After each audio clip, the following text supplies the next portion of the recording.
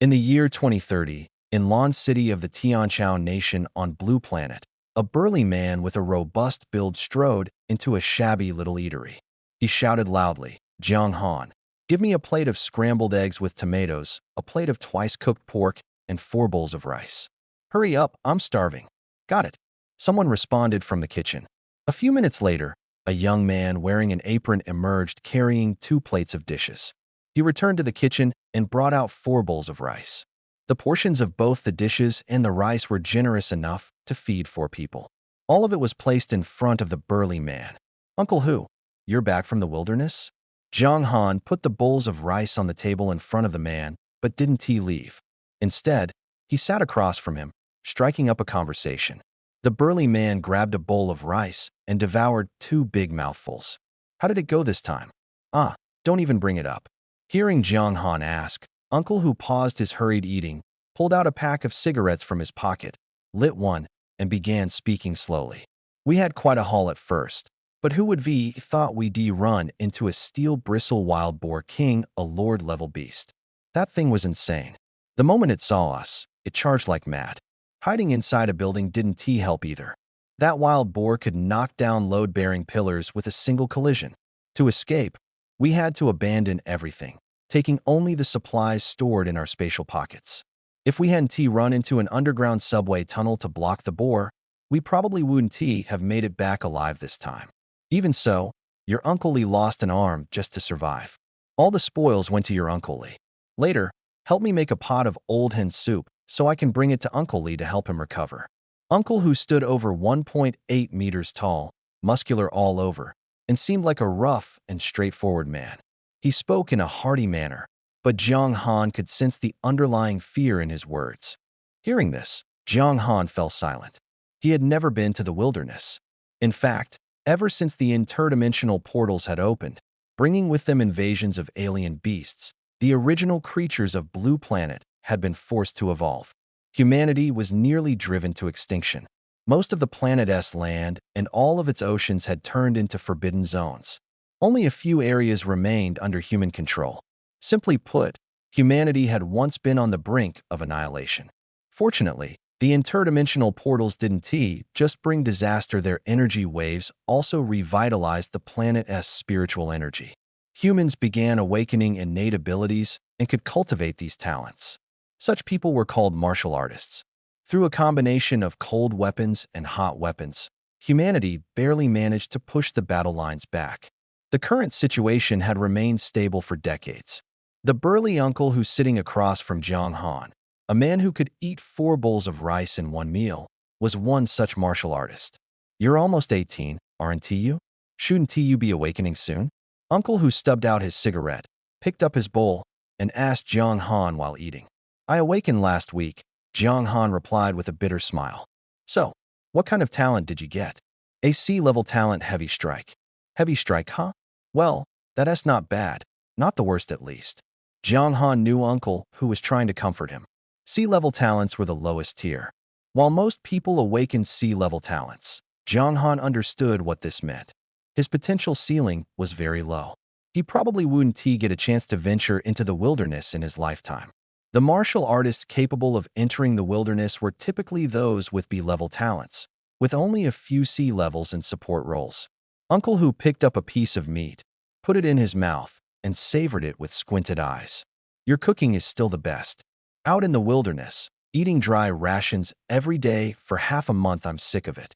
Next time, I'll prepare a few dishes for you to take with you when you leave," Jiang Han said, unable to suppress a smile. The wilderness was a place of endless slaughter, where even martial artists like Uncle Hu could die if they weren't careful. To hear Uncle Hu talk about picky eating might seem strange to others. Having food at all was already a blessing. But it was different for Jiang Han. Uncle Hu and the 4 members of his team had watched Jiang Han grow up. Though they weren't related by blood, they all treated Jiang Han as a nephew. "Uncle Hu, you eat first. I'll go make the old hen soup." With that, Jiang Han stood up, wiped his apron, placed a bottle of water on the table, and headed to the back kitchen. In the backyard, he grabbed an old hen from the chicken coop, held its wings to stop it from struggling, pinned it to the chopping board, raised a cleaver, and swung it down toward the chicken's neck. Slaughtering bleeding, and plucking feathers. Jiang Han had done these tasks countless times since middle school. But this time was different. His heavy strike talent activated, and his strength surged instantly. The chicken's neck was severed in one blow. At the same time, a synthetic electronic voice echoed in his mind. You have killed an ordinary old hen. Gained 1 experience point. Current experience points, 1,000. Sea-level talent heavy strike activated. Proficiency +1. Current proficiency, 100. The sudden voice made Jiang Han freeze mid-action. His hand loosened, allowing the hen, previously pinned to the chopping board, to thrash twice. Chicken blood splattered everywhere, some landing on Jiang Han's pants. But at that moment, Jiang Han had no mind to care about the hen. What was that voice? He looked around, but saw no one else. Where did that voice come from? As if in response to Jiang Han's question, the synthetic voice echoed in his mind again. Ding. Game system successfully bound. Novice package has been distributed. Novice package has been opened. Congratulations, host, you have received System Inventory 1, Training Experience Card 1, Talent Upgrade Card 1. The next moment, a faint blue translucent screen appeared before Jiang Han's eyes, displaying a series of text. Host, Jiang Han. Combat Power Rating, 325. Level 1. Strength, 25 Agility, 23 Constitution, 26 Spirit, 17. Experience required for next level, 1,000. Current talent, Sea-level talent Heavy Strike LV1. Current talent proficiency, Heavy Strike 100. Available items, Training Experience Card 1, Talent Upgrade Card 1. System Inventory Capacity remaining, 1,000. Jiang Han confirmed that he wasn't seeing things. The faint blue screen was indeed real. Yet when he reached out to touch it, he couldn't grasp anything. An awakened talent? No, it couldn't be. He had already awakened his talent. Then what was this? Jiang Han had played online games before. In fact, humanity, after years of effort, had mostly restored life to pre-disaster conditions. While life wasn't entirely secure yet, people no longer lived in constant fear. Bars, internet cafes, and karaoke lounges were all operating normally. But a game system? Could such a thing truly exist? Jiang Han couldn't deny the reality unfolding before his eyes. Stop overthinking. Since he was already here, it was better to accept it with peace of mind. The system, for now, could only bring him benefits. He picked up the now dead old hen, drained its blood, boiled water, and plucked its feathers. Once the chicken was stewing in the pot, Jiang Han finally freed his hands to carefully examine the system. System panel, he murmured in his mind. The light blue screen appeared before his eyes again. This was a new feature he had just discovered. As long as he silently thought about it or focused on it, he could summon or dismiss the system panel. The displayed data was the same as before. This time, Jiang Han directed all his attention to the system space. Do you want to store the current item in the system space? The system prompt sounded again. Jiang Han looked at the spoon in his hand and silently answered, yes. In the next moment, the spoon disappeared instantly, and his hand felt lighter. The attribute panel vanished, and he felt his consciousness enter a strange space. The space was vast, at least twice as spacious as the kitchen. The kitchen was over 50 square meters in area, with a height that made the total volume about 150 cubic meters. His preliminary estimate was that the system space was roughly 1,000 cubic meters. In other words, it was a cube measuring 10 meters. Not bad. Jiang Han's consciousness returned to reality, and with a slight motion, the spoon reappeared in his hand. This system space was quite handy. After testing it a few more times, he lost interest. For now, it seemed like it could only be used for tricks, with no practical value. He then shifted his focus to the other two cards in the newbie gift pack. Cultivation Experience Card 1, Talent Upgrade Card 1. Cultivation Experience Card. For 3 hours after use, experience gained and talent proficiency from killing monsters are doubled. Talent Upgrade Card. After use, talent is raised by 1 minor grade. Jiang Han took a deep breath and exhaled slowly. Talent could be upgraded? That was something he had never imagined. Typically, awakened talents never changed again. This was why talent was often used to judge whether someone had the potential to become a martial artist. But now, the system had given him a huge surprise.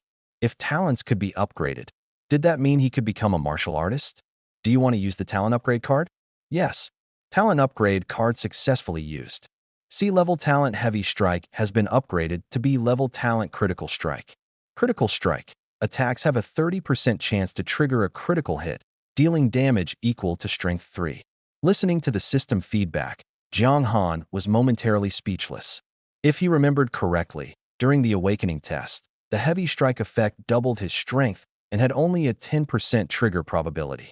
Now, the trigger probability had increased to 30% and the damage was tripled. This was a significant improvement. Jiang Han initially wanted to test it immediately, but after thinking it over, he held back. Testing required going to the gym, and each test cost 1,000 yuan, which he couldn't afford. With the talent upgrade card successfully used, Jiang Han's attribute panel immediately changed. Host, Jiang Han.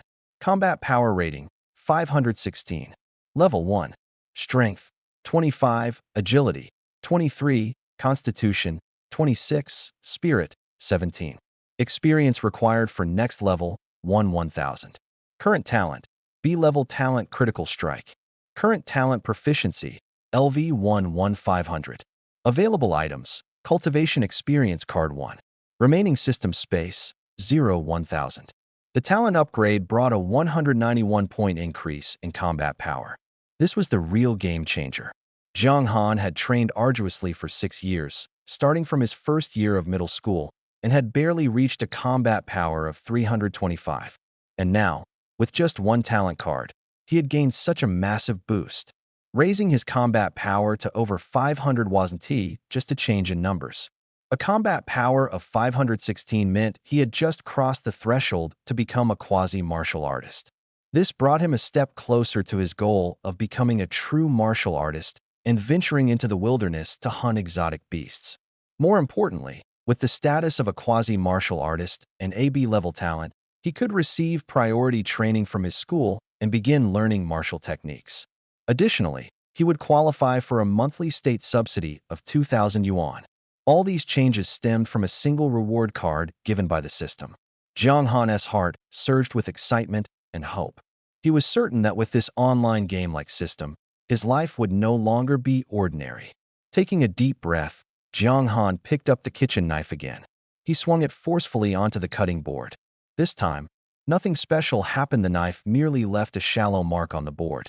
The talent didn't activate. "Let us try again," he muttered.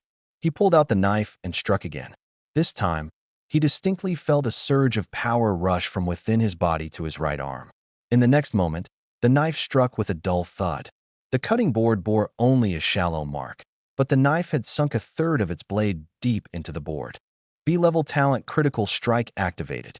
Proficiency +1. Current proficiency, 2500. Jiang Han stared at the knife embedded in the cutting board, his emotions a mix of awe and exhilaration.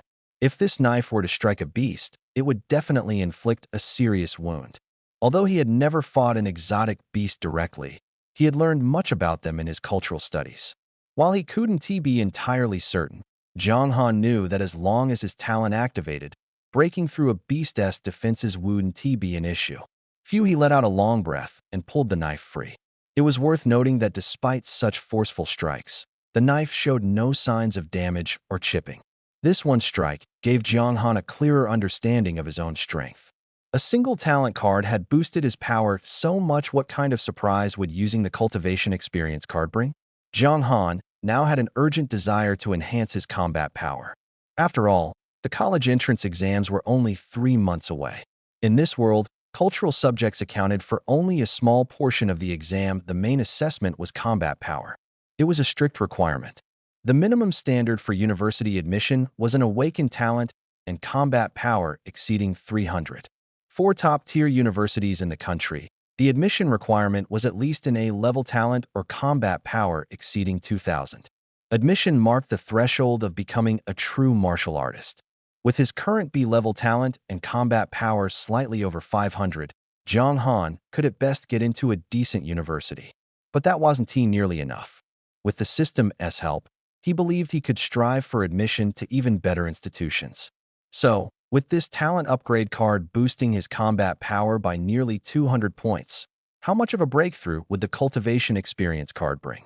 Training experience card. After use, for 3 hours, experience gained from killing monsters is doubled. Jiang Han read the system description and already had an answer in his heart. After a long while, Jiang Han poured the old hen soup from the clay pot into a lunchbox. Outside, Uncle Hu had finished his meal and was on the phone. It's not that I don't want to go, but Old Li is injured, we're short a scout. If we rush and recklessly now, the mission might fail, and it could even end in disaster. Sigh. All right, then we'll set off in 3 days. I'll reach out to some friends and see who's available to accompany us into the wilderness. Fine, it's settled then. Uncle Hu hung up the phone and let out a heavy sigh. What's wrong, Uncle Hu? Are you heading into the wilderness again? Jiang Han asked as he walked over, holding the lunchbox, and placed it on the table. Yeah, didn't I tell you last time? When we went into the wilderness, we encountered the steel-tusk boar king, and we lost everything. The last time, we took on a company mission to gather some materials.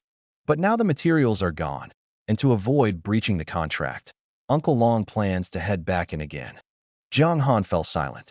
In truth, the wilderness wasn't entirely a threat to humanity. Ever since the plants and animals on Blue Star began mutating, their physical structures had changed drastically. Many of these new resources had become incredibly valuable. Some could be used to make medicine, others to synthesize new materials, and a few were simply decorative. It was precisely because of these new materials that Blue Star's technology finally broke through decades of stagnation. Although the accelerated pace of development was driven by immense danger, the exotic beasts and their byproducts were undoubtedly key contributors. Many companies were deeply invested in this business. Jiang Han was eager to follow Uncle Hu into the wilderness and see for himself. However, he was well aware that with a combat power of less than 1,000 and no martial artist certificate, he couldn't even get past the border defenses. Thus, improving his strength was the most important task at hand. All right, I'm heading off now. Uncle Hu picked up the lunchbox from the table and said as he walked out, when your dad gets back, tell him I'll drop by next time for a drink. Got it, Uncle Hu. Take care. Jiang Han saw Uncle Hu to the door, then turned around and pulled down the rolling shutter of the restaurant. Xiao Jiang, buying chicken again? The middle-aged man at the guardhouse greeted Jiang Han. Jiang Han smiled and responded. Since plants and animals began mutating, unmutated animals had become extremely rare. The livestock industry had taken a massive hit.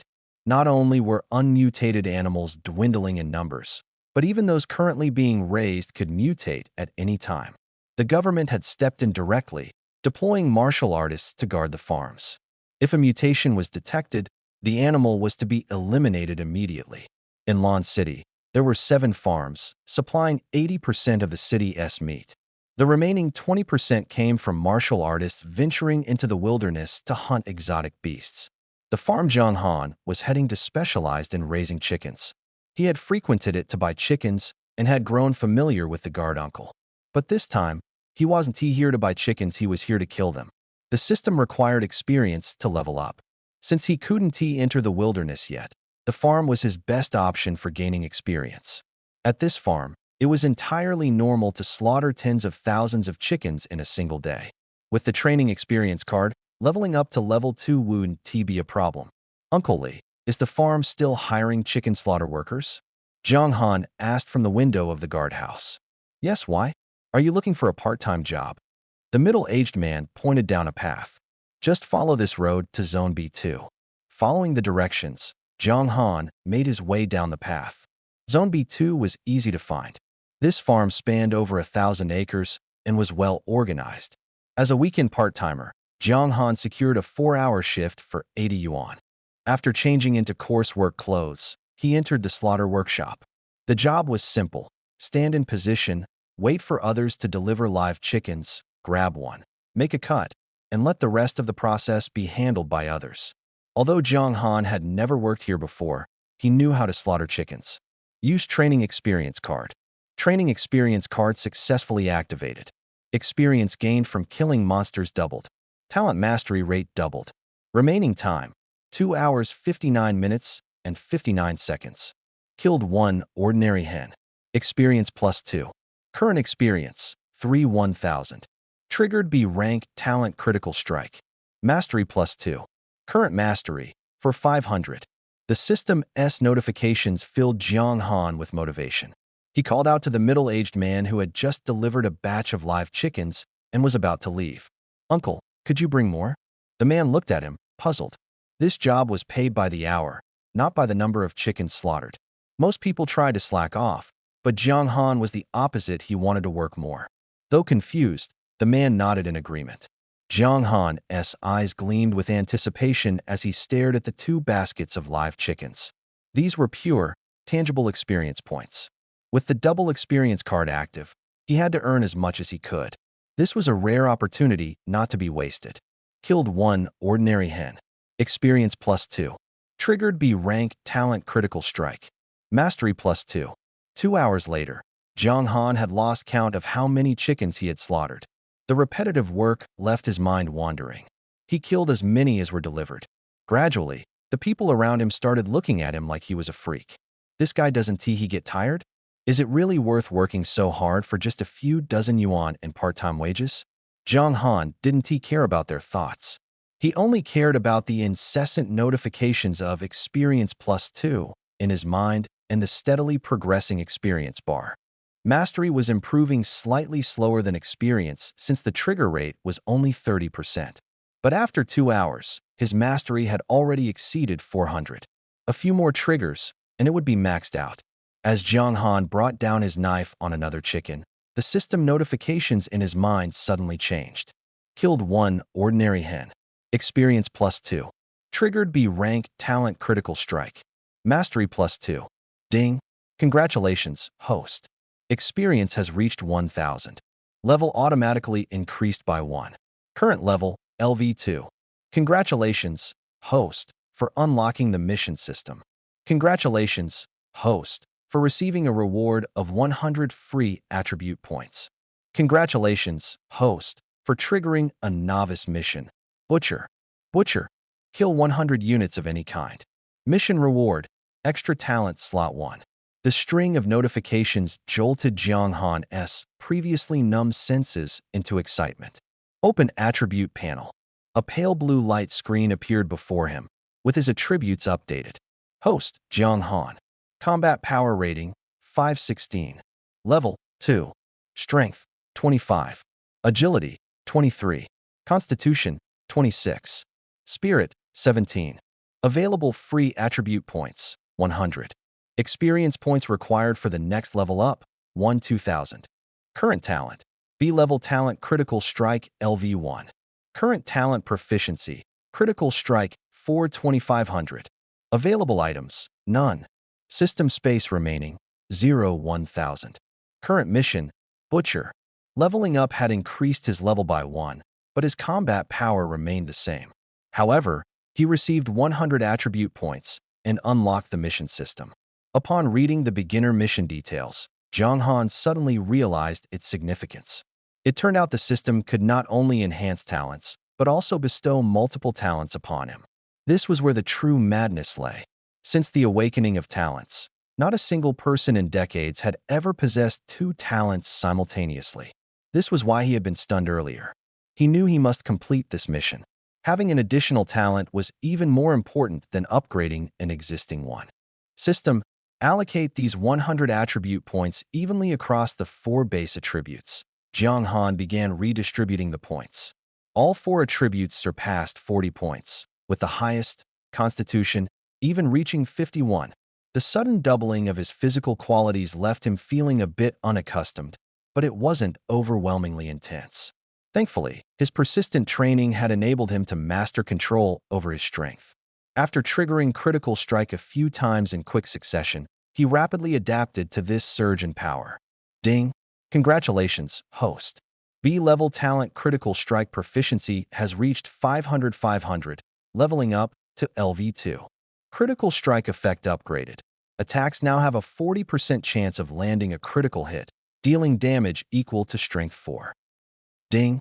Congratulations, host, on completing the beginner mission Butcher. Rewards have been issued. Congratulations, host, on triggering the second stage kill mission, Thousand Slayer. Thousand Slayer. Eliminate 1000 units. Reward, additional talent slot 1. Ding. Training experience card time has ended. This training session lasted 3 hours, granting an additional 749 experience points and 298 talent proficiency points. Hearing the system notification that the training card had expired, Jiang Han finally paused his actions. The benefits brought by the training experience card were so immense that he couldn't stop himself earlier. The system had been issuing notifications nonstop, but he hadn't had the time to check. Now, he could finally take a break and carefully examine the results of this session. In just 3 short hours, his attribute panel had undergone an earth-shattering transformation. Host, Jiang Han. Combat power rating, 1208. Level, 2. Strength, 50 agility, 48 constitution, 51 spirit, 42. Available free attribute points, 0. Experience points required for the next level up, 501, 2000. Current talent, B-level talent critical strike LV2. Current talent proficiency, critical strike 101, 1000. Remaining available talent slots, 1. Available items, none.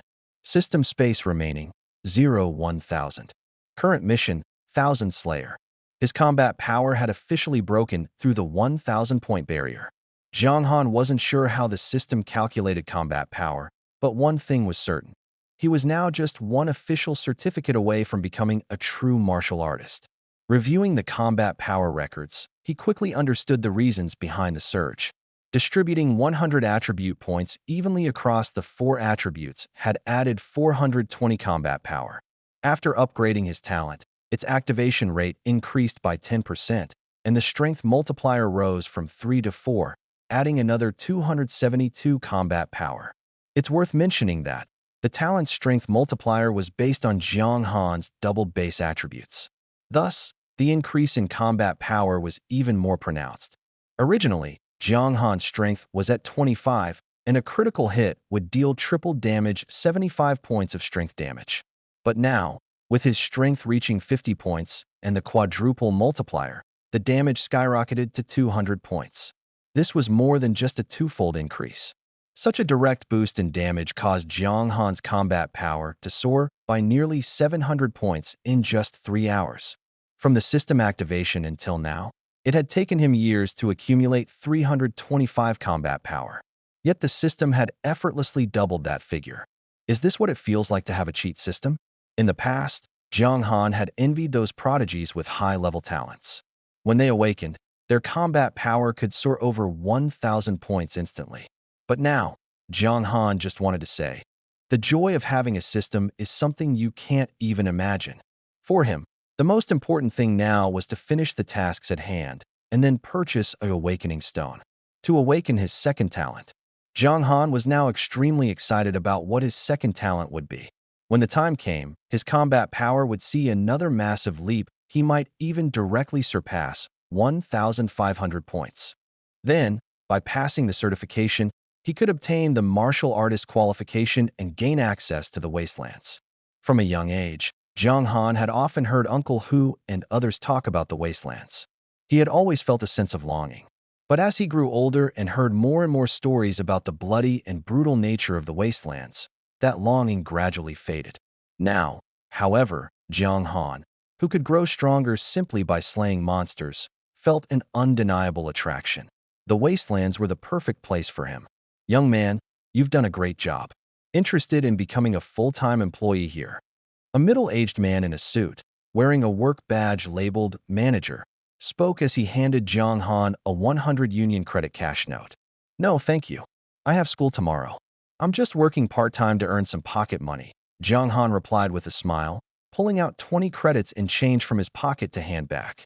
Don't be polite. Keep it. You've worked so hard, I've noticed. This is what you deserve, the manager said. With Jiang Han's efficiency, he was worth 2 workers, so the manager definitely counted himself lucky.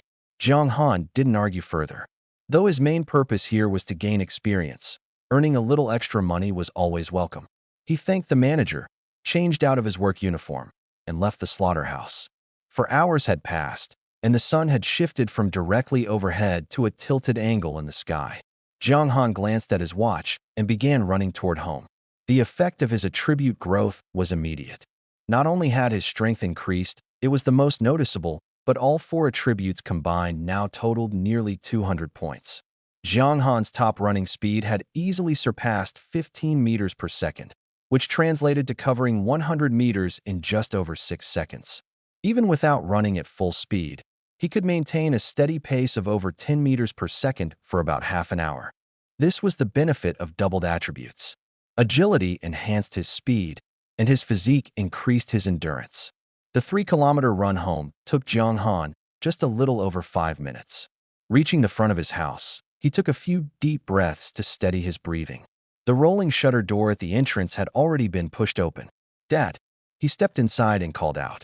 There was no response, so Jiang Han headed to the kitchen. A middle-aged man in a leather jacket stood with his back to him, holding a bottle of strong liquor in his hand. "Dad, why didn't you answer?" Jiang Han instinctively grabbed the apron hanging by the door and put it on, speaking as he did. "What do you want to eat today? I'll cook for you." Still, his father said nothing. He simply stared blankly at the cutting board. "Dad." Jiang Han walked closer and patted his father's arm. Only then did his father react, turning to glance at him before tilting his head back to take a big swig of liquor. "Make some snacks to go with the drink. Join me for a few." With that, his father took the bottle and walked out of the kitchen. Jiang Han watched his father's retreating figure, sensing something was off about him today. Though his father was often drunk, he had never invited Jiang Han to drink with him. Drinking was usually an occasion for him and Uncle Hu. This was the first time he had actively asked Jiang Han to join him. But Jiang Han didn't think too much about it. Snacks were simple enough to prepare. A few minutes later, he emerged carrying 2 dishes and placed them on the table. His father had already prepared the liquor 4 bottles of potent spirits, each a full liter. Jiang Han wasn't surprised. His father and uncle who could easily finish all 4 bottles, drinking straight from them without using glasses.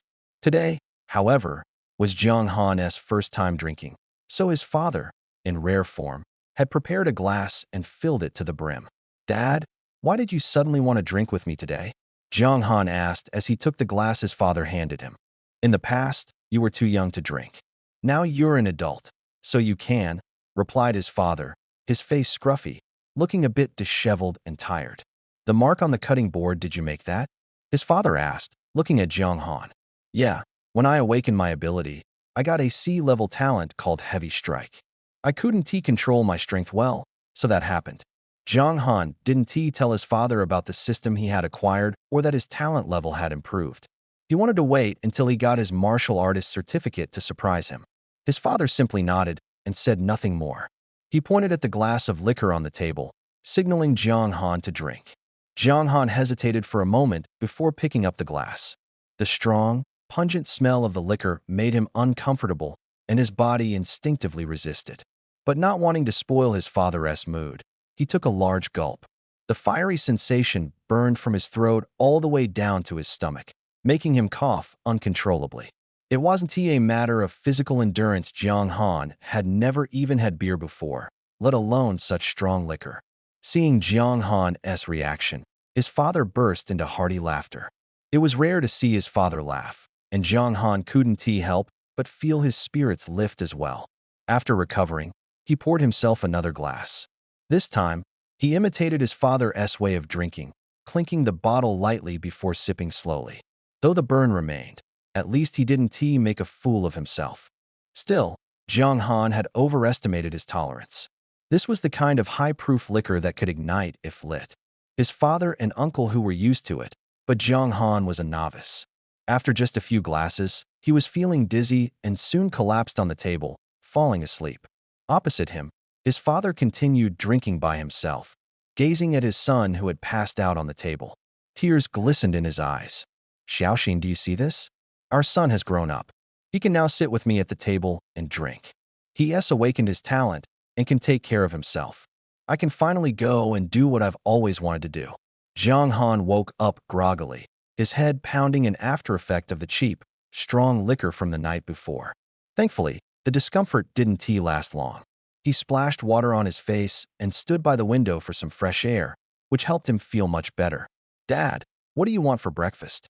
Jiang Han asked as he habitually pushed open his father's bedroom door, only to find the room empty. Where is he? He walked inside. The bed hadn't been touched, it was still neatly made from the day before. On the bedside table was a piece of paper with a message written on it. Xiaoan, I have some matters to take care of and will be away for a while. Take care of yourself and don't worry about me. His father had left? Jiang Han read the note without much emotion. His father left every 6 months, sometimes for a few days, sometimes for 2 weeks. It happened to be mid-year now, the usual time for his father to travel. For Jiang Han, it was actually more convenient when his father wasn't around. He could focus on handling his own matters first and give his father a surprise when he returned. Folding the note, he pocketed it and decided to skip making breakfast. Instead, he changed into his school uniform and headed out alone. Jiang Han attended Lan City 7th High School. Ever since the spatial invasions, the school had adjusted its curriculum. Foreign language classes were canceled and other academic subjects were scheduled for the afternoons. Mornings were dedicated to learning about exotic beasts. For seniors like Jiang Han, academic classes were mostly unnecessary. Their entire day was spent training, with the goal of maximizing their combat abilities before the college entrance exams. Jiang Han wasn't sure if this arrangement was the best, but it didn't affect him much. His academic performance was consistently in the top 3 of his grade. As for combat abilities, with his strength surpassing 1,000 and AB level talent, he was more than capable of getting into a top-tier university. In simple terms, even if he slacked off now, his university admission was secure. But Jiang Han's ambitions went far beyond that. With 1 month left before the exams, he still had room to improve. Old Jiang, why so early today? Jiang Han was strolling casually into the school gates with his backpack when someone patted him on the shoulder. Turning around, he saw it was Chong Hao. Chong Hao had grown up with him. His family owned a small potion company and lived comfortably. Despite the gap in their family backgrounds, the two had always been close friends, likely because Jiang Han had once helped him as a child. Back then, Chong Hao had his lollipop stolen and had cried miserably. My dad went out, so I didn't make breakfast, Jiang Han replied with a smile. Normally, he would arrive at just the right time to enter the classroom. No wonder. You didn't eat either. Come on, let us grab some meat buns at the cafeteria first. Chong Hao cared a lot about food, but wasn't the least bit overweight. In this age, those who trained rarely carried extra pounds. The two bought a few meat buns and ate as they headed toward the teaching building. By the way, Haozi, do you know where I can buy an awakening stone? Jiang Han asked casually, chewing on a bun. An awakening stone? What do you need that for? Haven't you already awakened? Chong Hao carried a plastic bag on his wrist, inside which were 4 steamed buns as large as bowls. Awakening stones were used to awaken talents. They were products of otherworldly spaces and generally became useless after a single use, unless someone like Jiang Han could awaken a second talent. Buy one to study it, maybe even keep it as a collectible. Jiang Han casually brushed off the topic, finding an excuse not to elaborate further. Chong Hao didn't press the matter. After thinking for a moment, he said, "These things aren't rare, they should be available at the exotic materials market. Let's go take a look there this afternoon." Jiang Han nodded without saying more. As for the exotic materials market that Chong Hao mentioned, Jiang Han knew it was a place specifically for trading materials from exotic beasts and various potions. However, he had never had the chance to visit it before. Chong Hao, on the other hand, frequented the place, as his family owned a potion shop there. By the way, old Jiang, have you heard? Jiang Jiu awakened an S-level talent and got specially recruited by Shuemu University. Jiang Jiu got specially recruited by Shuemu University? Jiang Han was momentarily stunned upon hearing this, but quickly understood. An S-level talent being recruited by a top-tier university was entirely normal. After all, talents like Jiang Jiu's were exceedingly rare among the 7 million residents and 200,000 graduating seniors in Lan City. Only 2 had such an S-level talent. A true 1 in 100,000 genius. Her talent had even drawn the attention of the school principal during the awakening ceremony, a clear testament to Jiang Jiu being a chosen one of fate. Seeing the confusion on Jiang Han's face, Chong Hao appeared as though he'd stumbled upon a big secret. No way. Even I know about this, and you don't? Jiang Jiu didn't tell you. He fired off 3 questions in quick succession, leaving Jiang Han slightly exasperated. Isn't it normal not to know? Besides, why would she tell me? Jiang Han shook his head, a skeptical expression on his face, but he didn't elaborate further. Jiang Han understood why Chang Hao was so surprised. Before the talent awakening, Jiang Han and Jiang Zhiyu had been quite close. While they weren't officially together, their relationship was teetering on the edge of becoming romantic. From the perspective of friends like Chang Hao, Jiang Han was handsome, Jiang Zhiyu was beautiful, and the two of them seemed like a perfect match, couple or not. But the problem lay in the awakening of their talents. Before the awakening, everything was uncertain. Afterward, the gap in their status became glaringly obvious. One had an S-level talent, the other a C-level. A difference of 2 entire grades. To put it bluntly, someone with a C-level talent like Jiang Han might struggle to achieve even 1,000 combat power despite a lifetime of effort. Meanwhile, Jiang Zhiyu's talent alone granted her a combat power of 2,000 from the start. The disparity was so vast that hard work alone couldn't bridge it. Because of this, Jiang Han had distanced himself from Jiang Zhiyu after realizing the gap. Old Jiang, have you ever considered using potions? Chang Hao fell silent for a moment before suddenly bringing up the topic. I've used potions before, the results weren't bad. My combat power shot up from over 300 to 1,070 in one go. With your good health, the effects would definitely be better. Even though it's still a C-level talent, having combat power above 1,000 is enough to get into a decent university. Jiang Han barely hesitated before shaking his head. Potions are good, but they're not for me. With advancements in technology, potionology had developed rapidly, creating potions using materials from exotic beasts. Apart from those that accelerated recovery and enhanced explosive power, there were also many that could quickly unleash one's potential, significantly boosting strength in a short time. The type of potion Chang Hao referred to fell into this category. After taking it, combat power could double or even more.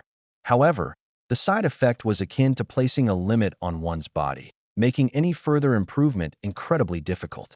Chang Hao used potions because he had his family's business as a safety net. All he needed was to reach the level of a martial artist, get into a good university, graduate, and inherit the family business. A stable life awaited him. Jiang Han, however, was in a different situation. He had no backing. Before obtaining the system, he had resolved to rely solely on himself and avoid potions. Now that he had the system, potions were entirely unnecessary. The system was the ultimate potion, with no side effects. Although Jiang Han had no intention of using potions, Chang Hao seemed to sense that he was holding something back based on his expression. Actually, you don't need to worry about the money for the potion. 10,000 yuan, I can borrow it from my dad and cover it for you. You can pay it back slowly. Though Jiang Han was touched, he truly didn't need it.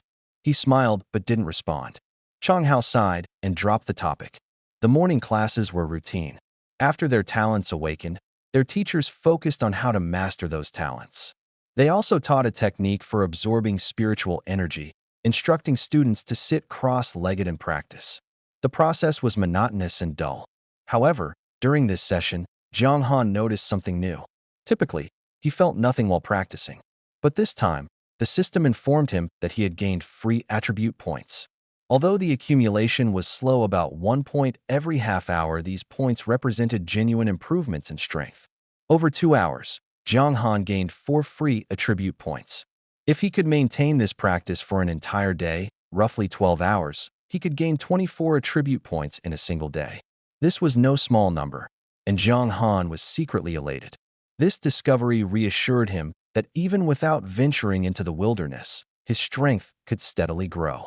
Moreover, the teacher in charge of the cultivation class mentioned that the current technique they were using was just a basic version with very low efficiency. In the future, with access to more advanced techniques, the rate of attribute point accumulation would surely increase.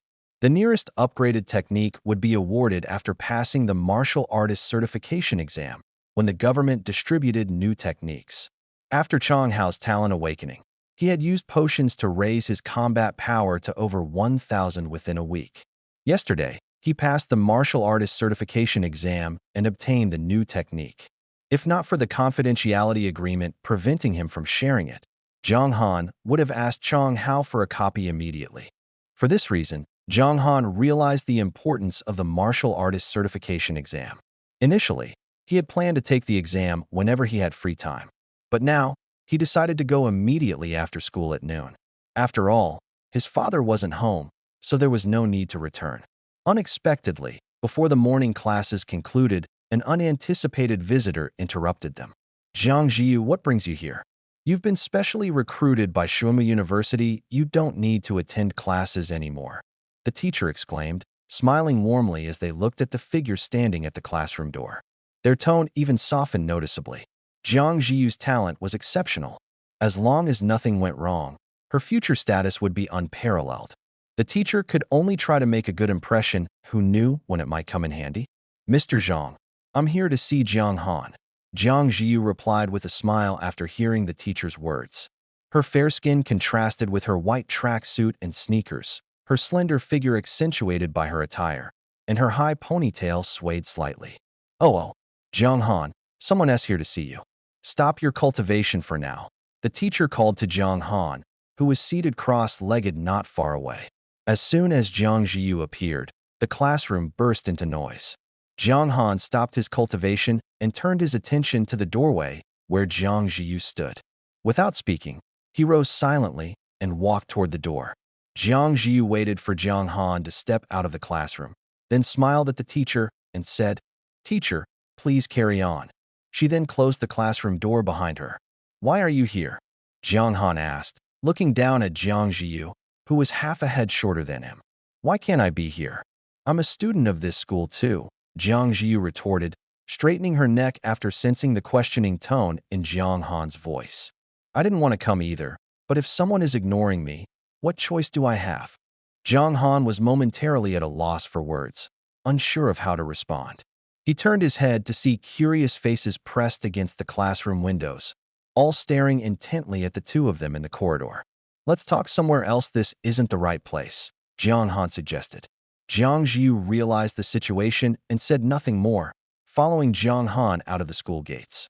Jiang Han technically wasn't supposed to leave campus at this hour, but since class was about to end and Zhang Jiyu was familiar with the security guard, they managed to leave after a quick greeting. The two soon found themselves seated in a cafe across from the school. "Do you need something from me?" Jiang Han asked, holding a glass of lemon water, his gaze evasive. Sitting across from him, Zhang Jiyu gently stirred her coffee with a spoon, her expression lively. Hearing Jiang Han's question, her excitement dimmed slightly. "What? I can't come to see you without a reason," she asked, a trace of disappointment in her voice. Jiang Han remained silent. Zhang Jiyu didn't press the matter further. Taking a deep breath, she said, "I know what you're thinking. But I don't care, Jiang Han. You once said we'd be lifelong friends. So why are you distancing yourself from me over something like this?" Jiang Han stayed silent. Back then, Chang Hao had been present too, but Zhang Jiyu was clearly referring to just the two of them now. "Actually, I came this time to say goodbye and to give you something," Zhang Jiyu said. "Shuemu University has a special training program for its specially admitted students. We'll be heading to the wilderness for 4 months. After the training is over, we'll return to school." As she spoke, she flipped her right hand slightly, and the ring on her middle finger emitted a flash of light. In the next moment, a wooden box appeared in her palm. "This is a reward Shuemu gave me for being specially admitted. I don't need it, so I'm giving it to you," she said. "How you use it is up to you. But I hope you remember, the Jiang Han I know doesn't give up easily. Also, take a good look at Shuemu University's admission rules." With that, Zhang Jiyu turned and left. The coffee she had been stirring remained untouched, and all Jiang Han had left in his hands was the wooden box she had given him. Jiang Han hesitated for a long time before finally reaching out to pick up the wooden box. The lid could slide open. Inside the box lay a book, its cover inscribed with large characters. "Ninefold Thunderblade. Ding detected an upper-tier Earth-grade martial skill. Would you like to learn it?" The system's prompt sounded, but Jiang Han did not respond immediately. Martial skills were different from talents, though they shared some similarities. If you've ever played an online game, you can think of talents as passive skills and martial skills as active abilities. Talents activate automatically, while martial skills require deliberate execution.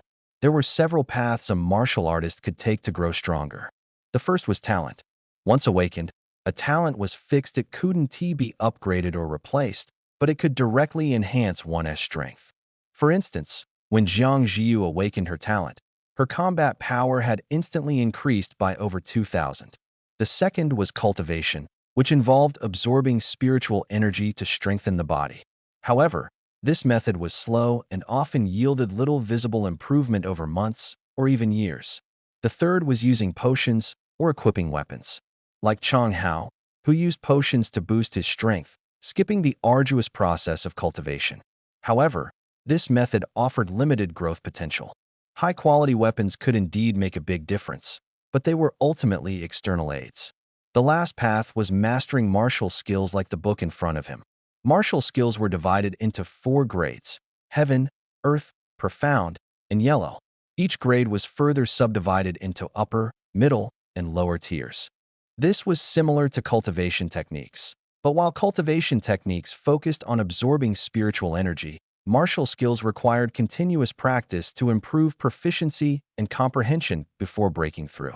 Jiang Han had encountered martial skills before in the school library. However, the library's collection only included lower-tier yellow-grade skills, with a few middle-tier yellow-grade skills scattered among them. Upper-tier yellow-grade skills were exceedingly rare and were locked away, inaccessible to students. Teachers often said, martial skills are something to consider only after becoming a proper martial artist. If your talent isn't strong, there's no need to learn them. If your talent is strong, the school will provide better martial skills. Jiang Han had no idea how much an upper-tier Earth-grade martial skill was worth. But judging by the fact that the library only housed yellow-grade skills, the value of this 9-fold Thunderblade was undoubtedly beyond imagination. And this immensely valuable martial skill was a gift from Jiang Jiu? What did she mean by this? Did she want him to learn it? Moreover, before leaving, she had specifically reminded him to carefully review Shuimu University's admission rules. Frowning, Jiang Han took out his phone, opened a browser, and searched Shuimu University's admission criteria. After a long while, he put his phone away and stared at the 9-fold Thunderblade in his hands, his emotions complicated. There was a clause in Shuimu University's admission rules that Jiang Han had previously overlooked. Anyone who masters an Earth-grade martial skill to a basic level can bypass talent requirements and receive special admission.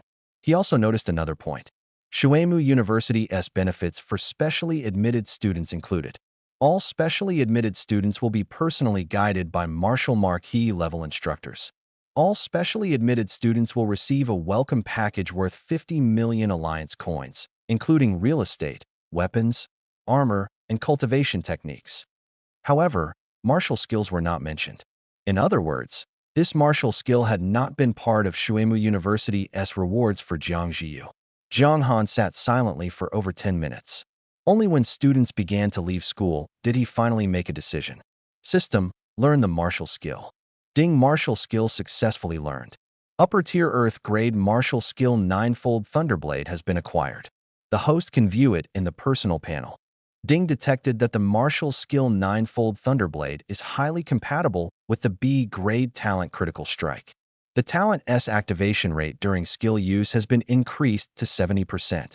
The host can raise proficiency in the skill to achieve a 100% activation rate. The continuous prompts deepened Jiang Han's sense of indebtedness. This martial skill was clearly something Jiang Jiu had deliberately chosen for him, perfectly matched to his talent. After the system confirmed the learning process was complete, the book in Jiang Han's hands disintegrated into a pile of fine powder. This was a method exclusive to martial marquee level experts, designed to prevent martial skills from being leaked.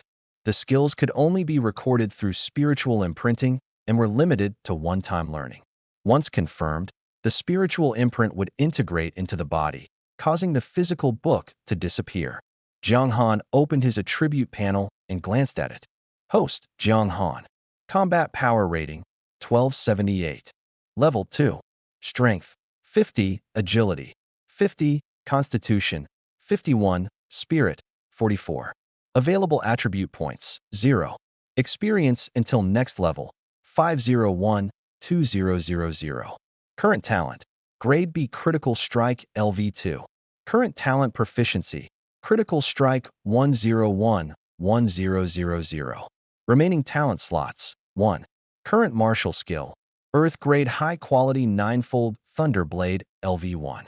Ninefold Thunderblade LV1. When wielding a blade-type weapon, strength and agility attributes are doubled. Current martial skill proficiency: 0-2000. Available items: none. System space remaining: 0-1000. Current quest: 1000 Enemy Slayer. Jiang Han's combat power had increased by dozens of points compared to before, mainly due to the 4 attribute points he had previously earned, which he allocated to agility and spirit. After learning the Ninefold Thunderblade, his combat power hadn't significantly increased, perhaps because he hadn't truly wielded a blade yet. But none of this mattered. Jiang Han, without waiting for Chang Hao, paid his bill and left the cafe, hailing a taxi straight to the Martial Artist Guild.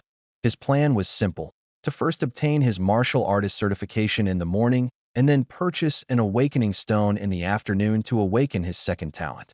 As the number of martial artists grew, the government established systems for testing, rating, and managing them. The Martial Artist Guild served as a hub for all these functions. Every city had its Martial Artist Guild building. Take Lan City as an example. Although it was only a prefecture-level city, the Martial Artist Guild building was a towering 40 stories high, making it one of the tallest structures in the city. At the main entrance stood 2 colossal preserved specimens of exotic beasts. Jiang Han recognized them immediately. The Flame-Eyed Lion and the Iron-Bone Winged Tiger both were Apex-level Lord-tier exotic beasts. Uncle Hu had mentioned before that they had chased the Steel Bristle Wild Boar King until it had no choice but to abandon its possessions and flee. Though the Steel Bristle Wild Boar King was also a Lord-tier beast, it was nothing compared to these two. Despite their immense strength, these 2 exotic beasts had still been slain by high-level martial artists. Their valuable materials were extracted, and their bodies were preserved as specimens to intimidate martial artists entering the guild. In the past, Jiang Han would have been frightened by these 2 beasts, each over 5 meters tall and nearly 10 meters long. But now, he had only one thought. Soon, he too would be able to slay creatures of this caliber. The only thing he wasn't sure of was how much experience such beasts would yield once defeated. Shaking off his thoughts, Jiang Han reminded himself that it was too early to think about such things. With his current strength, he couldn't even withstand a single swipe from these beasts. It was better to take things one step at a time. Striding into the Martial Artist Guild, he found the registration desk for the Martial Artist Assessment in the first-floor lobby. Fill out this application form first, then head to the 3rd floor and wait in line. The staff member handed him a form and gave him some brief instructions before returning to their other tasks. The line wasn't long. After filling out the form, Jiang Han went to the 3rd floor, where only a few people were ahead of him, including several middle-aged men in their 30s or 40s. This was not unusual. The minimum combat power threshold for martial artists was 1000. Had Jiang Han been stuck with a grade C talent, he estimated it would have taken him until his 30s or 40s to barely meet the requirement. The assessment was straightforward: tests for punching power, speed, reflexes, endurance, and finally, a combat test. The specific testing methods varied depending on the talent. For example, since Jiang Han's grade B talent was Critical Strike, the punching power test included multiple attempts to record the highest value achieved when the talent was triggered. It was a thoughtful consideration, acknowledging the impact of talents. It wasn't long before someone called Jiang Han's name. Taking his application form, the examiner glanced at it and directed him to stand in front of the punching power testing machine. Unlike ordinary machines found on the streets, this one was made entirely of silver alloy and reportedly had an upper limit of 10 tons. Jiang Han had no idea how much punching power he could achieve when his talent was triggered, but he was certain it wouldn't exceed 10 tons. You have 5 attempts. The highest value will be recorded. When you're ready, punch the red zone. The examiner instructed, pen in hand, ready to record the data. Standing before the machine, Jiang Han took a deep breath, adjusted his breathing, and threw his first punch. Boom! A muffled sound echoed as the display screen showed a number: 512 kilograms. This punch hadn't triggered his talent, but Jiang Han hadn't held back, and the result was as expected. Over 500 kilograms, roughly half a ton of force in a single punch. He wondered what the value would be with his talent triggered. 512 kilograms. Not bad. Keep going, the examiner said casually, glancing at the screen. Without responding, Jiang Han clenched his fist and threw another punch. Ding! Grade B talent critical strike triggered. This attack deals 4x damage. Critical strike proficiency +1. The system notification sounded as Jiang Han's fist landed on the machine. Boom! This time, the sound was louder, like a hammer striking a massive drum. Even the previously indifferent examiner couldn't help but take notice, standing up from his seat. Triggered your talent this time, didn't you? The examiner asked, staring at Jiang Han. Jiang Han shook his slightly numb fist and nodded. The numbers on the machine's display began to climb. 300, 400, 500, easily surpassing the previous 512 kilograms. The value continued to soar. 1,000, 1,500, 2,000. After breaking the 2,000 kilogram mark, the growth slowed, finally stopping at 2,108. Impressive. The examiner was visibly startled. With punching power this high, even for a grade B talent, this is exceptional. You're already meeting the standard for a martial master. Jiang Han wasn't sure of the exact punching power standard for a martial master, but he knew the threshold for martial artists was 500 kilograms. After recording the number on the form, the examiner handed it back to Jiang Han. That's enough. No need to continue. This number is more than sufficient. Move on to the next test. As long as you don't mess up the rest, you'll pass the martial artist assessment without a problem. Holding his test form, Jiang Han still found it hard to believe. A punch with 2 tons of force? Before coming here, he hadn't even dared to imagine it. More importantly, critical strike was only at LV2 and still had room for improvement. Additionally, the value didn't include the bonus from the 9-fold Thunderblade. If he wielded a blade and triggered both bonuses, how powerful would a single strike be? For a moment, Jiang Han felt that the martial artist assessment was almost too easy. And indeed, it was. The subsequent tests for agility, reflexes, and endurance posed no challenge for him. His core attributes had long surpassed the martial artist standards. One test followed another, and Jiang Han finally reached the stage he had been eagerly anticipating, the combat test. Pick a weapon. Once inside the room, a digitalized exotic beast will be generated automatically. The system will record data and provide test results. Note, the digitalized exotic beasts won't actually harm you, but if the system deems the attack fatal, you'll still be eliminated. Don't think you can be reckless just because you won't get hurt. If you go down with the enemy in a desperate strike, that's still a failure. The examiner at the entrance of the combat testing room seemed much more patient, seeing Jiang Han's excited expression. He offered him a few reminders. Go pick a weapon and let me know when you're ready. Unlike the previous tests, weapons could be used this time. Jiang Han didn't hesitate and walked straight toward the blade section.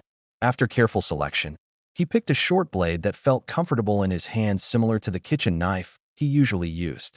Without much training, choosing an unfamiliar weapon wouldn't just fail to provide a boost, it could even become a hindrance. I'm ready. Jiang Han stepped into the testing room and informed the examiner at the door. The examiner said nothing as the lights turned on. The alloy door behind Jiang Han shut firmly as soon as he entered. Turning around, he saw a glowing tiger lunging straight for his head. Shit. Jiang Han rarely swore, but the suddenness of the situation caught him off guard. Luckily, his reflexes were quick. Instead of freezing, he immediately rolled to the ground, narrowly dodging the tiger's claw. Though his movement wasn't graceful, it was effective. The tiger, having missed its blow, prepared to pounce again. But Jiang Han was ready this time. Gripping the short blade tightly, he steadied his breath, his muscles tensing. First strike of the 9-fold Thunderblade Thunderclap. For some reason, Jiang Han felt as though his strength was being drawn from his body and channeled into the blade. A system notification echoed in his mind. Ding! 9-fold Thunderblade proficiency +1. Critical hit triggered. This attack deals damage equal to strength 8. Jiang Han exhaled deeply, staring at the tiger's decapitated body a few steps away, his heart still pounding in shock. The battle had ended in a single exchange. He had thought it would take longer, given that the tiger was 3 meters long and incredibly powerful. Who would have thought? Was it that he was too strong? Or was the tiger too weak? Combat test completed. Rating, A+. The room's voice system announced the results as the alloy door slowly opened. The examiner at the door was stunned, staring at Jiang Han in disbelief. A+. Even wilderness fighters can't achieve that. How did you manage it? Jiang Han was at a loss for words. He could only carry the blade out, coughing awkwardly as he said, I don't know either. I just happened to trigger my talent when I swung the blade, and, well, that's it. The examiner remained silent for a few seconds before writing A+ on the combat test record. All right, you've passed the warrior assessment. Return the weapon to its place, take your test sheet, and head to the 6th floor to register for your warrior certification. Jiang Han nodded and headed to the blade section to return the weapon. Before placing it back, he glanced at his attribute panel and was shocked. Host, Jiang Han. Combat power rating, 1778. Level, 2. Strength, 50 agility, 50 constitution, 51 spirit, 44. Available attribute points, 0. Experience points to next level, 501, 2000. Current talent, B-rank talent critical strike LV2.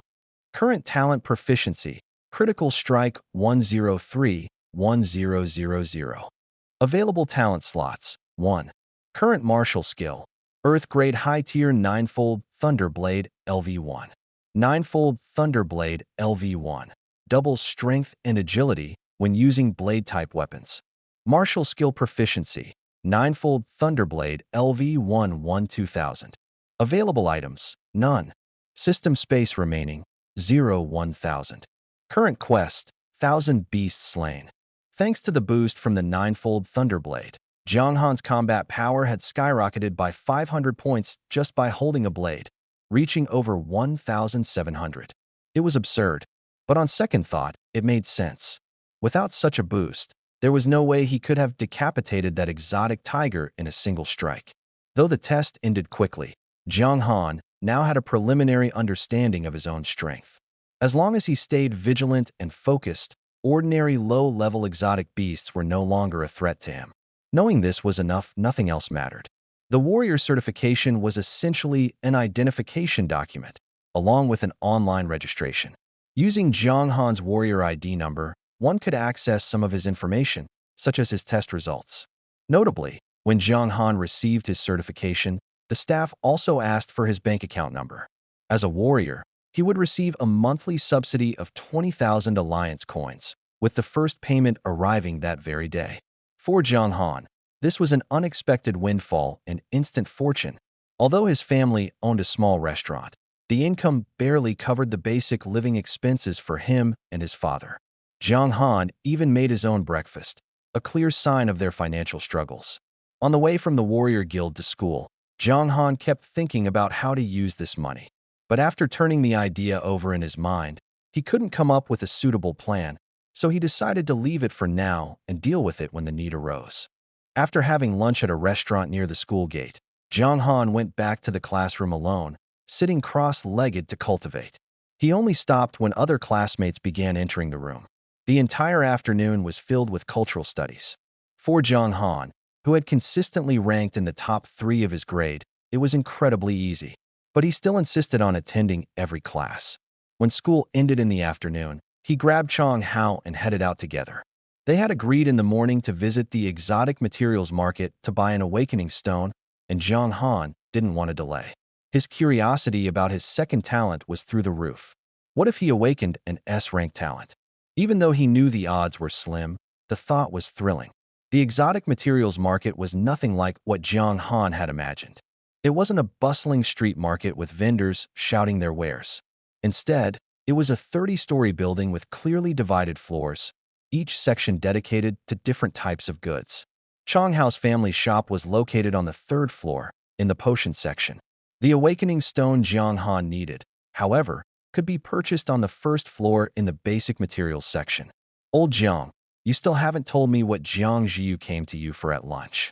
Chong Hao had been pestering Jiang Han the entire way, eager to satisfy his curiosity. Jiang Han didn't want to explain and casually made up an excuse to brush him off. Actually, you don't have to say it, I can guess. She must have come to tell you not to push yourself too hard, right? I really think you don't need to work so desperately. Take some potions to boost your combat power and aim for a good university. That's not a bad path either. Chang Hao was genuinely concerned for Jiang Han. But Jiang Han no longer needed potions, and he couldn't tell Chang Hao why. So he pretended not to hear and walked straight into a shop selling basic materials. Boss, do you sell awakening stones here? Jiang Han asked, noticing a short-haired female clerk sitting behind the counter. Upon hearing the words, the female clerk didn't even lift her head and replied coldly, "Third shelf on the left, third row from the bottom, 100 apiece." Her tone was indifferent, and her service attitude wasn't exactly great, but Jiang Han didn't mind. Following her directions, he found the awakening stones. About the size of an egg, they emitted a faint glow and were irregularly shaped. These details didn't matter much. He pulled 100 cash out of his pocket, the money he'd earned from work the day before. Placing it on the counter, he turned and left. Behind him, the clerk's voice echoed, "Come again next time." Jiang Han shook his head and didn't respond. He fiddled with the awakening stone in his hand as the system prompted him to perform a second talent awakening. He silently chose no. The main reason was that awakening a talent would cause quite a commotion, and Chang Hao was right beside him. Jiang Han knew he had already awakened once, and if he did it again in front of Chang Hao, the whole school would likely know by the next day. "Hey, Lao Jiang, since we're here, why don't we check out the 6th floor? The 6th floor? Jiang Han looked puzzled, having no idea what that floor was for. "The 6th floor sells warrior equipment," Chang Hao explained quickly, noticing the confusion in Jiang Han's eyes. "Armor and weapons, you can basically get all of it on the 6th floor. I only just passed the warrior certification yesterday, right? My dad transferred me 30,000 bucks, plus the 20,000 subsidy for warriors, so I can afford a decent set of armor and weapons." As he said this, Chang Hao's face lit up with excitement, but he quickly grew a little anxious and added, "If you don't feel like going, we can head back instead." Understanding that Chang Hao was worried about upsetting him, Jiang Han shrugged. "It's fine. Let us take a look. Who knows, I might end up needing something someday." Seeing Jiang Han was serious, Chang Hao finally led him into the elevator. Each floor of the exotic market has its own section. The first floor sells the most basic items, like awakening stones. The second floor is a bar.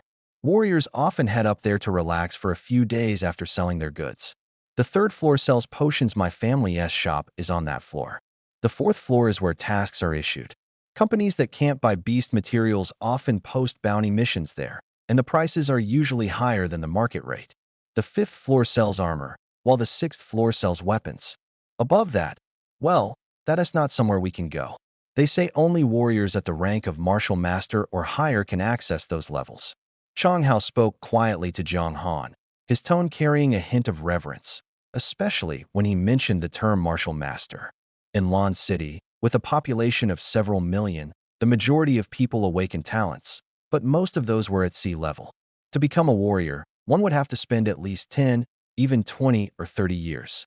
And the ratio of martial masters to warriors was about 1 to 10. Becoming a warrior was merely the first step, granting access to the wilderness. The real force responsible for hunting exotic beasts was the martial masters. Uncle Hu and the others were martial masters, and Uncle Long was even a great martial master. Yet for Jiang Han and Chang Hao, this was still a very distant goal. "Have you decided what weapon you want to buy?" Armor didn't vary too much. The protection level determined the price, and the designs were mostly simple and practical. Picking one that fit was enough. But weapons were a different story. After the decline of thermal weaponry, close combat cold weapons became popular, coming in a wide variety. Basic options included daggers, knives, spears, swords, staffs, hammers, halberds, and whips, with even more subcategories. Jiang Han's preferred knives alone could be divided into short knives, broadswords, and long knives. Simply put, armor was more expensive than weapons, but weapons offered greater diversity. A sword. It has to be a sword, don't you know? In wuxia novels, the protagonists always use swords. I've always dreamed of wielding a sword to slay exotic beasts. It'd be so cool. Slaying exotic beasts might still be out of reach, but I'm definitely going to make this dream come true. Chang Hao said enthusiastically. I even drew a design for it. He pulled a folded piece of paper from his pocket and carefully unfolded it. "Look, I call this sword Qinghong. Jiang Han glanced at it and couldn't he help but roll his eyes. The sword's design was ridiculously flamboyant, no different from the over-the-top, one-hit kill weapons in certain online games. Well, he was still young, looking cool was his top priority. Jiang Han, on the other hand, was different. He genuinely intended to venture into the wilderness, so choosing a weapon that felt right in his hand was paramount. A weapon that felt natural to use could significantly enhance combat effectiveness. The elevator stopped on the 6th floor first, the weapons section. The moment they stepped out of the elevator, an array of weapons came into view. After the lifting of blade restrictions, cold weapons could now be freely bought and sold, though no one dared to use them recklessly in public. Anyone causing trouble would be subdued by warriors dispatched by the state, and serious offenders might even face imprisonment or exile to the wilderness. Each shop specialized in a single weapon type, making it convenient for customers to browse. Holding his design, Chang Hao headed straight into a sword shop. He spent ages gesturing and negotiating with the staff, only to come out empty-handed. This shop is no good. For such a handsome weapon, they actually told me to go elsewhere. Chang Hao didn't realize that his demands were too high and instead felt the shopkeeper didn't recognize quality. Low-grade weapons were typically cast using molds and sold as is. High-grade weapons, however, required custom orders, with masters forging them strike by strike. Chang Hao wanted a custom weapon, but the cost was too steep, so the shopkeeper naturally refused. Jiang Han saw that Chang Hao hadn't found anything and didn't comment. Keep asking around. Who knows, you might find a shop that can do it. I'll go check out some other places. Chang Hao nodded. Take your time browsing, I'll keep looking. The two split up, and Jiang Han walked into a shop specializing in knives. Do you have short knives? The salesperson immediately approached. Yes, we do. The short knives are on that rack. Prices range from 5,000 to 20,000. Before the Cataclysm, most weapons were made of refined steel. But after the Cataclysm, to penetrate the defenses of exotic beasts, weapons had to be sharper and sturdier. New materials were introduced, leading to the creation of entirely new alloys. These alloys were far more durable than refined steel and even several times heavier. Jiang Han casually picked up a short knife and weighed it in his hand. The knife was only as long as his forearm, yet it weighed over 50 pounds. For an ordinary person, even lifting it would be a challenge, let alone wielding it for long. However, it was just right for Jiang Han. After all, his strength attribute was already at 50 points. How much is this knife? The salesperson checked the tag on the handle. 8,200 alliance credits. It's made from blue steel alloy, so the price is relatively high. But rest assured, the quality is excellent. If the blade chips within 3 months, you can return or exchange it. I also need to buy a few other things. Can you deliver? Of course, sir. Just leave us your address, and we can deliver within an hour. Hearing this, Jiang Han didn't hesitate further. He presented his warrior ID, swiped his card for payment, and gave the address of the restaurant. His residence was on the 2nd floor of the restaurant, making it convenient to receive deliveries. Carrying the knife around while shopping would attract too much attention, so home delivery was the better option. Chang Hao eventually compromised and chose a pre-made sword. Although its design wasn't as flashy as the one he envisioned, it still exuded a sense of coolness. He bought a sword case and slung it over his back. He thought the admiring glances from those around him were because they found him impressive. He then headed to the 5th floor to pick out armor. Jiang Han took the opportunity to buy a set of armor for 12,000 yuan. It resembled a bulletproof vest but included a pair of pants with flexible joints that allowed for ease of movement without hindrance. The entire month's warrior's subsidy was spent, and Jiang Han even added 300 yuan from his own savings. However, he was usually frugal, so he still had some money left. After leaving their mailing addresses, Jiang Han and Chang Hao walked out of the exotic materials market, satisfied. That night, they spent a total of 20,300 yuan, by far the most Jiang Han had ever spent in one go. But the reward was substantial. Wearing that armor provided an overwhelming sense of security. After parting ways with Chang Hao, Jiang Han jogged home, arriving at 8 p.m. He cooked and ate a plate of fried rice, and the items he had purchased earlier were already delivered. Jiang Han retrieved the awakening stone from his pocket. Ding! Would you like to proceed with the second talent awakening? This time, Jiang Han did not hesitate. Talent awakening in progress. The awakening stone emitted a dazzling light that spread from Jiang Han's hand to his entire body. Ding! Energy detected attempting to block the awakening. The energy has been absorbed and stored automatically. Talent awakening complete. Congratulations, host, on obtaining an A-level talent. Insight. An A-level talent. Hearing the voice in his mind, Jiang Han was truly stunned. His first awakening had only given him a C-level talent, but this time it had jumped straight to a level. Wait, something fell off. Jiang Han's thoughts involuntarily returned to the system's earlier notification. Energy had tried to block his awakening. He frowned. This was unusual. He wasn't sure how powerful one had to be to achieve such a feat, but it was definitely beyond the level of an ordinary warrior.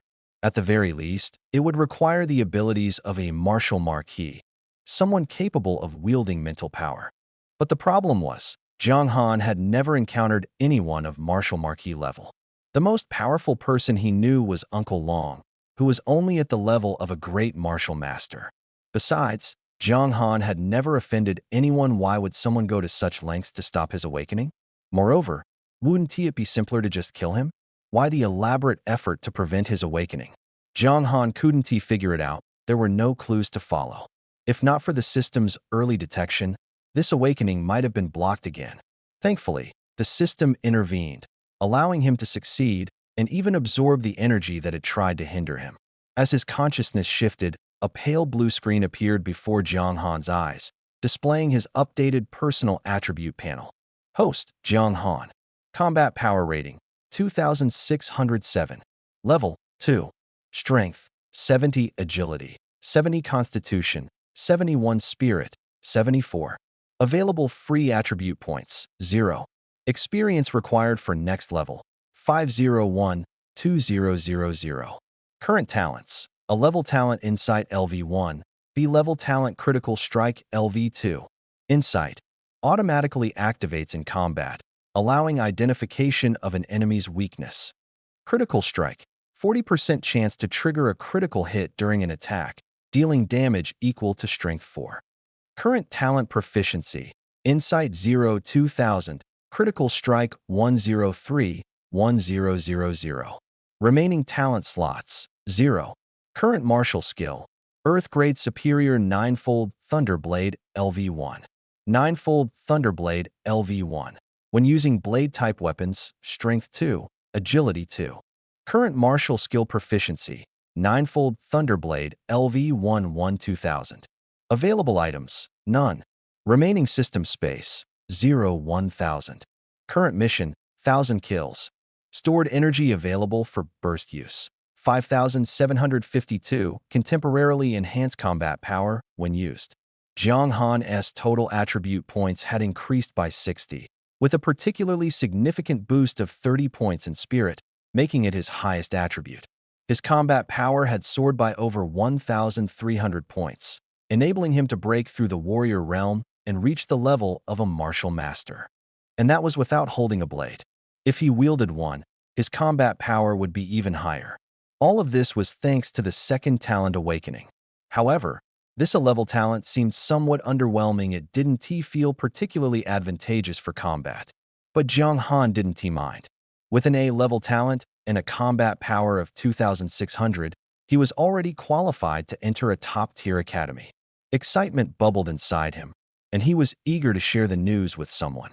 Yet, looking around, he realized he was alone. Suddenly, he felt a pang of longing for his father.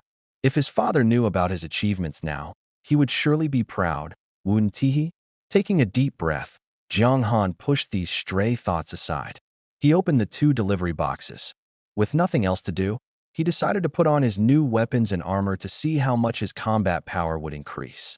Wearing the armor wasn't difficult. Jiang Han's slim build made the standard issue armor a perfect fit. Gripping the newly purchased short blade, his combat power increased by over 800 points. Jiang Han wasn't sure how the system calculated combat power, but there was no doubt that 3,500 combat power officially made him a martial master level warrior. Even if he ventured into the wilderness, he'd be able to protect himself. Now, the question was, Should he go to the wilderness? School had become somewhat unnecessary.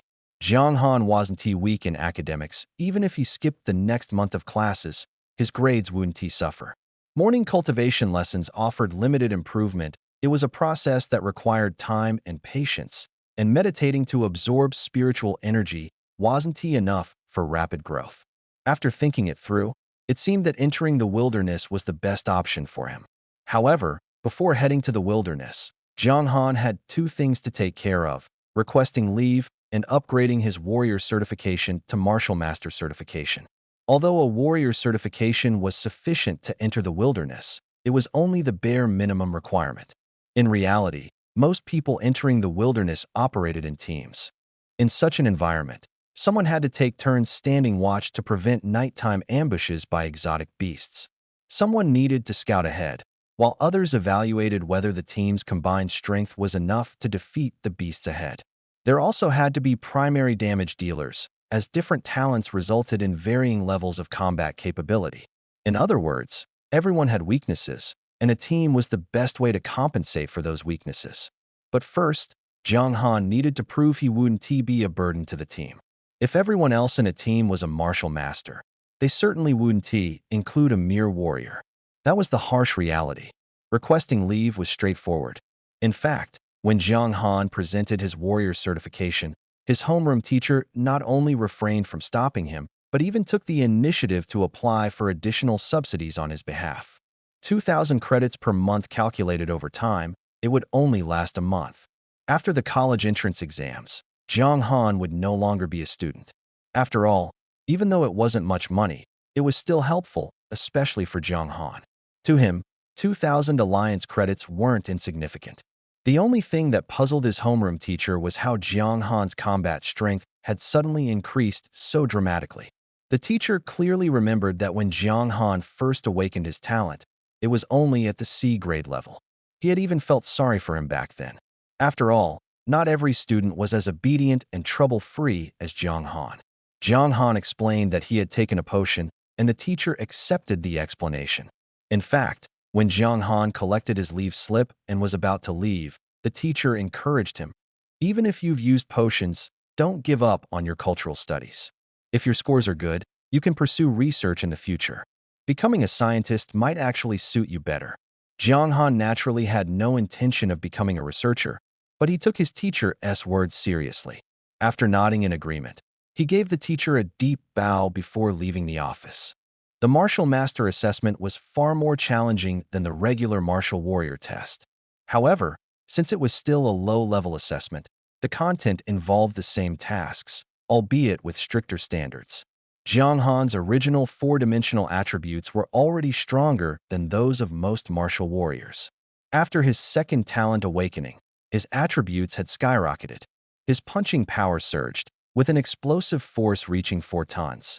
While his agility and physique lagged slightly behind, they were still comfortably above the passing line. The speed test showed that Jiang Han could now run 100 meters in under 5 seconds. The most critical part, however, was the final combat trial. Compared to the mutated tiger from his previous assessment, the beast manifested this time lacked that overwhelming sense of pressure, but instead exuded an eerie, chilling atmosphere.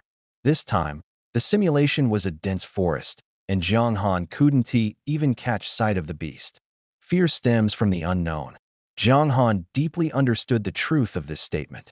A simulated forest, this suggests the beast needs to remain hidden. Beasts that rely on stealth to attack usually lack strong frontal combat capabilities. So, I just need to be cautious. The more cautious, the better.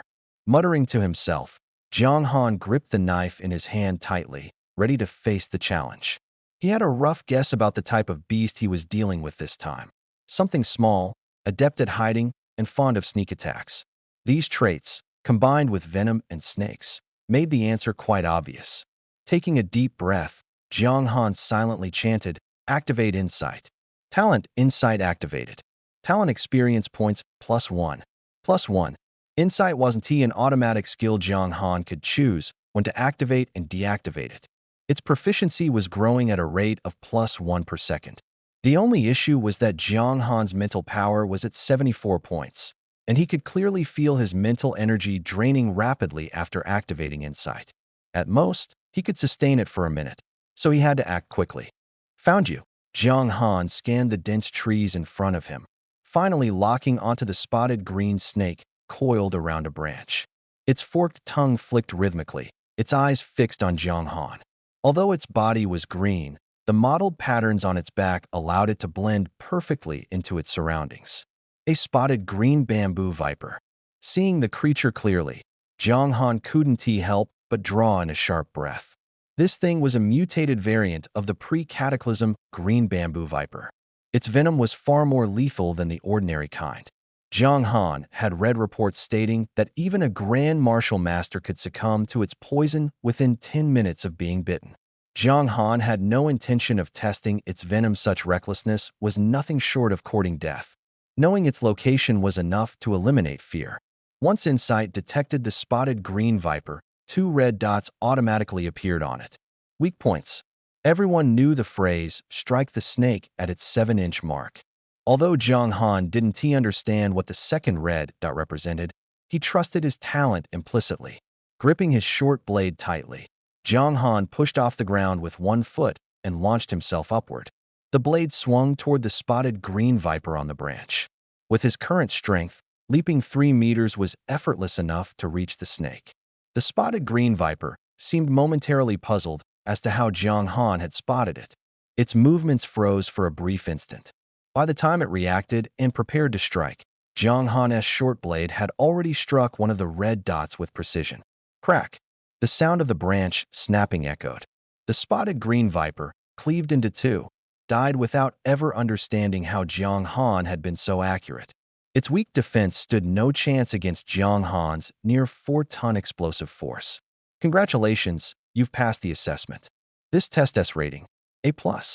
Another A+? Jiang Han rotated his wrist, sheathing his short blade, and watched as the virtual forest gradually disappeared. He then walked toward the alloy gate. Not bad, kid. 18 years old and already at the Martial Master level. Give yourself 2 more years, and who knows what you'll become.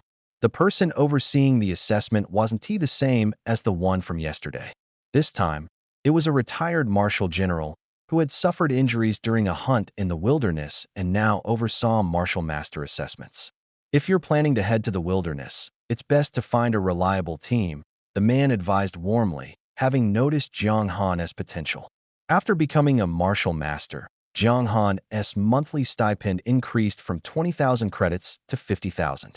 However, since he had collected his stipend just yesterday, he would have to wait until the beginning of the next month to receive it. That didn't matter, though what Jiang Han valued most was the Orange Star Martial Master certificate in his hand.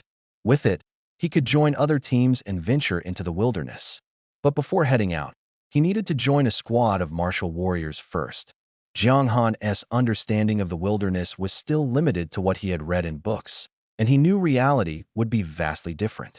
Back at his family's small restaurant, Jiang Han quickly tidied up. Turning off the water and electricity was a must. He didn't know how long he'd be gone this time, so he had to make thorough preparations. Just as he was about to pull down the shutter and head to the exotic materials market to find a squad, a man's voice came from behind him. Jiang Han, are you heading out? Turning around, Jiang Han saw 4 burly men, each carrying a case. Uncle Long, Uncle Hu, Uncle Zhao, Uncle Dao. Jiang Han called their names one by one. Hey, they all responded. Xiaohan, are you leaving? The leader, Uncle Long, sported a thick beard and wore alloy knuckles on his hands. His expression was one of confusion. Yeah, I've got some things to take care of, so I'll be gone for a while. Ordinary people might struggle to even speak in front of these 4 imposing men, whose very presence radiated menace. But Jiang Han was different. These uncles had taken special care of him since he was a child. Though they weren't related by blood, their bond was strong. The only regret was the absence of Uncle Li, who had been severely injured by a Lord-tier steel-spined wild boar king in the wilderness and was now recuperating from his wounds. No time to waste. If you're not in a hurry, how about cooking us a meal first? Uncle Hu spoke up from the side. I'm tired of eating compressed rations. Let's have some meat to whet our appetite. Without hesitation, Jiang Han pushed the roller shutter back up. Come in and have a seat. I'll whip up a few dishes. Uncle Long, Uncle Hu, and the other two didn't stand on ceremony. They walked in and sat down, chatting among themselves, while Jiang Han headed to the kitchen. Faintly, he could hear their conversation. This time, the usual route into the wilderness is a no-go. I heard that the steel-bristled wild boar king is about to give birth, so it's especially aggressive. Besides us, 3 other teams have already been attacked by it. If we can take a detour, we should. That was Uncle Long's voice.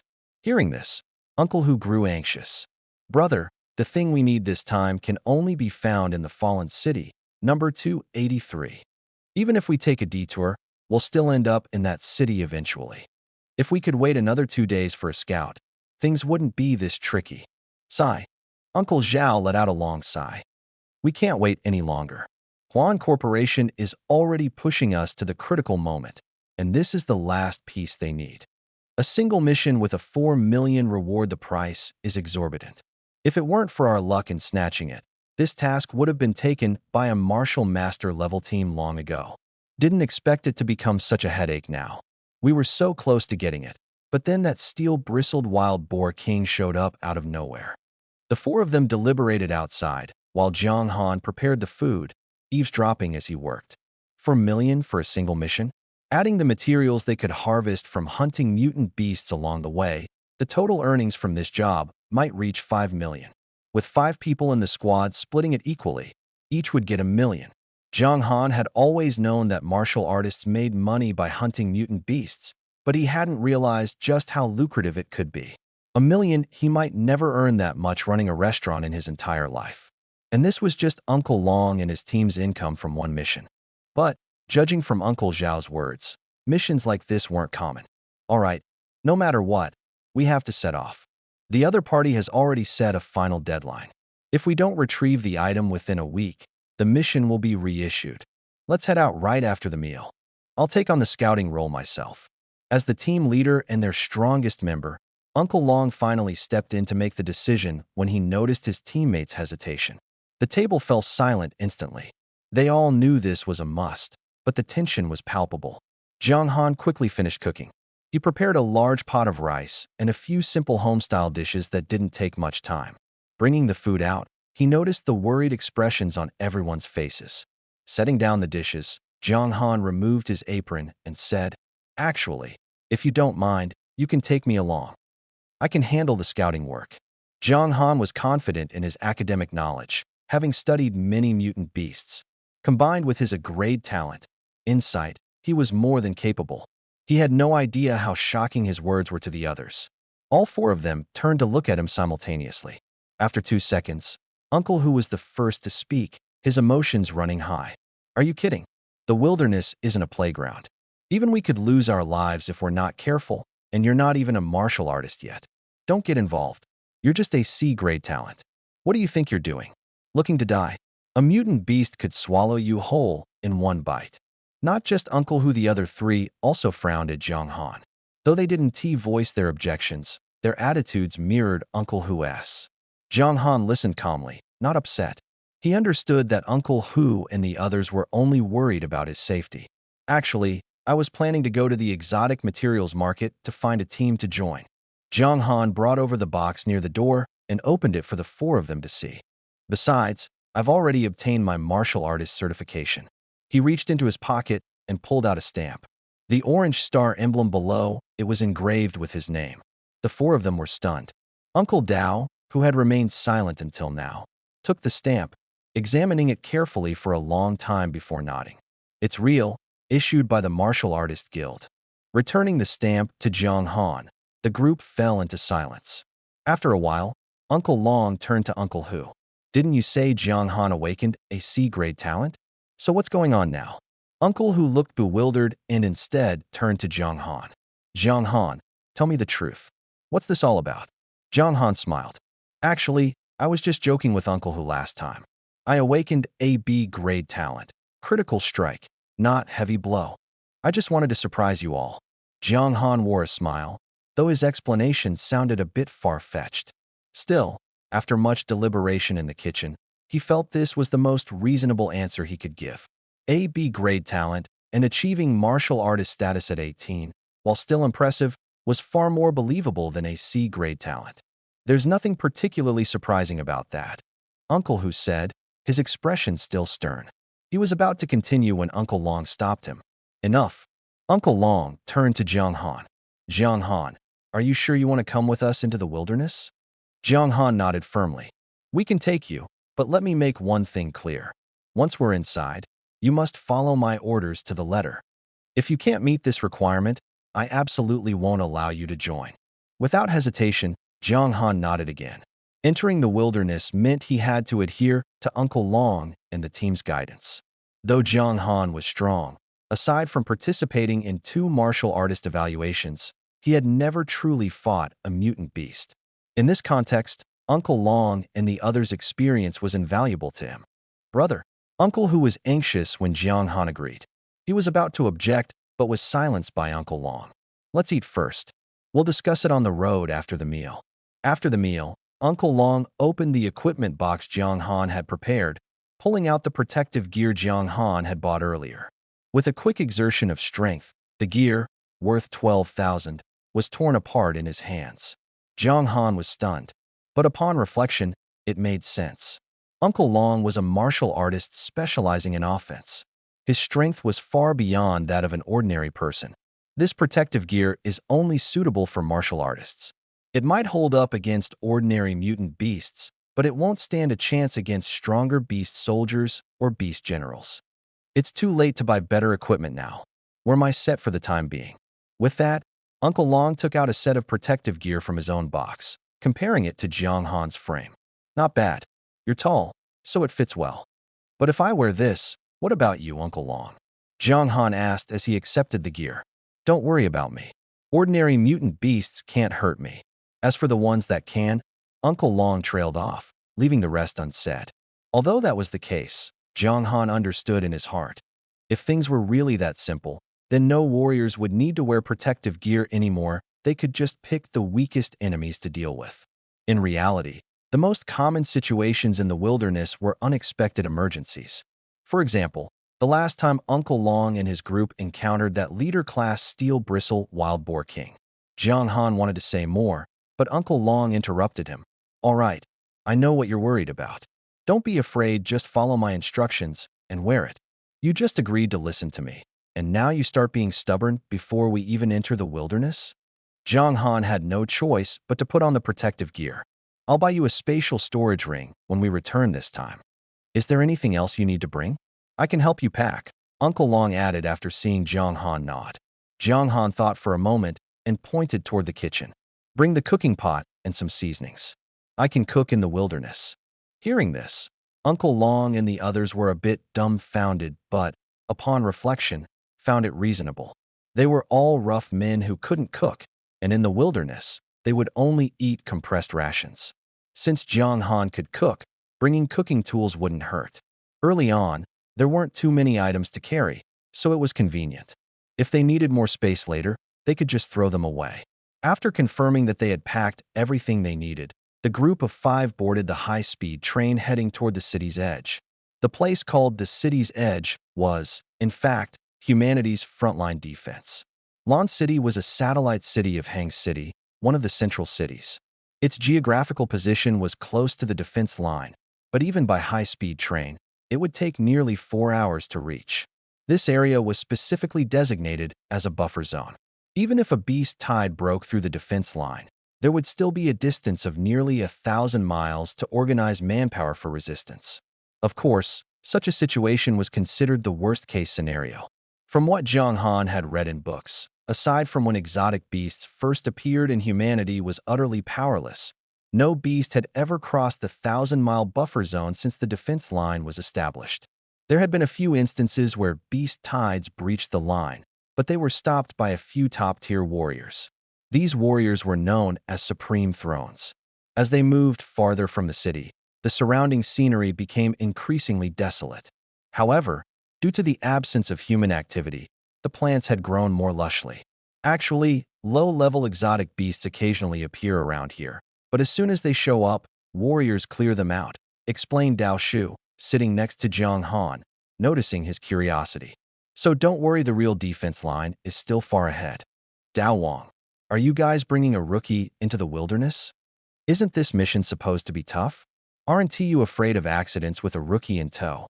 Before Dao Shu could finish speaking, someone seated in the row ahead suddenly turned around and started chatting with him. Jiang Han remained silent, but Dao Shu couldn't hold back. Even though he's a rookie, Jiang Han is a bona fide martial master, Dao Shu retorted. Liang, how old were you when you became a martial master? 30. Jiang Han couldn't help but feel that Dao Shu harbored some hostility toward Liang. Dao Shu's words were clearly provocative. Liang snorted coldly and replied in a grim tone. Becoming a martial master at a young age is impressive, but no matter how talented you are, accidents along the way are still a threat. Running around with you lot. This kid might not even live to see 30. By then, don't end up like your brother.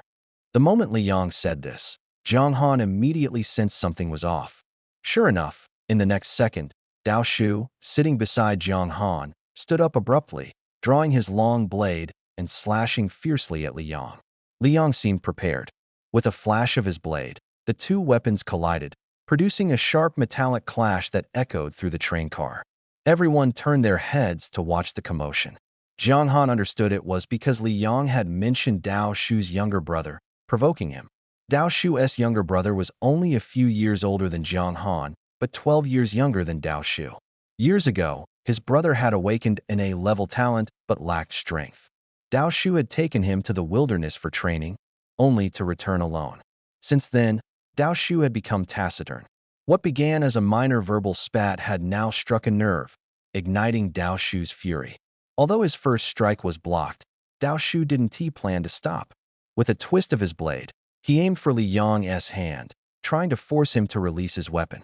Liang took a slight step back, evading easily. Dao Shu misjudged the force, and his blade struck the backrest of a chair. The metal backrest now bore a deep slash. Jiang Han frowned, his eyes narrowing as he noticed red dots on Liang's waist and right leg. Dao Shu left waist, right calf. Jiang Han whispered a reminder. Dao Shu withdrew his blade, glanced at Jiang Han, said nothing, and refocused on Liang. Before he could make another move, someone shouted for them to stop. Stop! Stop! Turning to look, it was Uncle Long approaching with two others, while 4 people from Liang's side also moved closer. What is going on here? Uncle Long asked, frowning as he approached Jiang Han and Dao Shu. He was too far away to have heard the earlier conversation. Fighting is prohibited on the train. Don't you know the rules? He reprimanded. Jiang Han hadn't heard of that rule before, but it made sense upon reflection. With their immense strength and the train's metal structure, a brawl could easily cause structural damage. Dao Shu remained silent, his eyes fixed on Liang. Liang, after being stopped, sheathed his blade and raised his hands. Everyone here can testify it was Wang Dao who struck first. I was merely defending myself. With those words, he shifted all the blame onto Dao Shu. But Dao Shu, being naturally reticent, couldn't even be bothered to defend himself.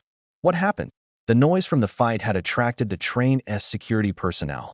3 men in uniforms approached, their expressions serious as they noticed the deep slash on the chair's backrest. Who did this? They scanned the group, their eyes locking onto Dao Shu, who was holding a long blade. Uncle Long quickly stepped forward. It's nothing, just a bit of an argument. Everyone got a little too heated. We'll compensate for the damages, Uncle Long assured, trying to defuse the situation. After all, their mission hadn't even started yet, and they couldn't afford trouble. The 3 officials, accustomed to such incidents, didn't press further. Hearing Uncle Long's promise, they prepared to issue a fine and leave. But Liang sneered. An argument? This is more than just that. Knowing full well that fighting is forbidden on the train, Wang Dao still dared to draw his blade. If I hadn't been stronger, it wouldn't just be the chair that got damaged. I'm reporting Wang Dao for violating the rules. He should be detained for at least 15 days. Liang stared at the 3 officials as he spoke, enunciating each word. This time, not only did Uncle Long's face darken, but even Hu Shu and the others cast unfriendly glances at Liang. Jiang Han stood there, deep in thought. Liang was clearly targeting Uncle Dao. He intentionally provoked him, forcing him to make a move, and then planned to report him. Jiang Han wasn't entirely sure about the specific rules, but he knew that if Li Yang succeeded, this mission would most likely fail. Wait a minute. As a bystander, may I say something? Jiang Han spoke, drawing everyone's attention. Go ahead, said the leader among the three men in uniform. I'm relatively new to the wilderness, and I don't know many of the rules, Jiang Han began. But based on what just happened, I think there are a few things that don't make sense, and I'd like to ask everyone about them. If your loved ones were to die while fighting monsters in the wilderness, and someone mocked them for it, saying they wouldn't live past 30, could you tolerate that? The expressions of those present immediately darkened. Uncle Long, Uncle Hu, and Uncle Zhao tightened their grips on their weapons. They hadn't fully understood the situation before, but now it was obvious. Both Uncle Hu and Uncle Zhao were waiting for Uncle Long to speak. If Uncle Long gave the word, they would risk being detained for 15 days and even the failure of their mission just to help Uncle Dao avenge this insult. It wasn't just them.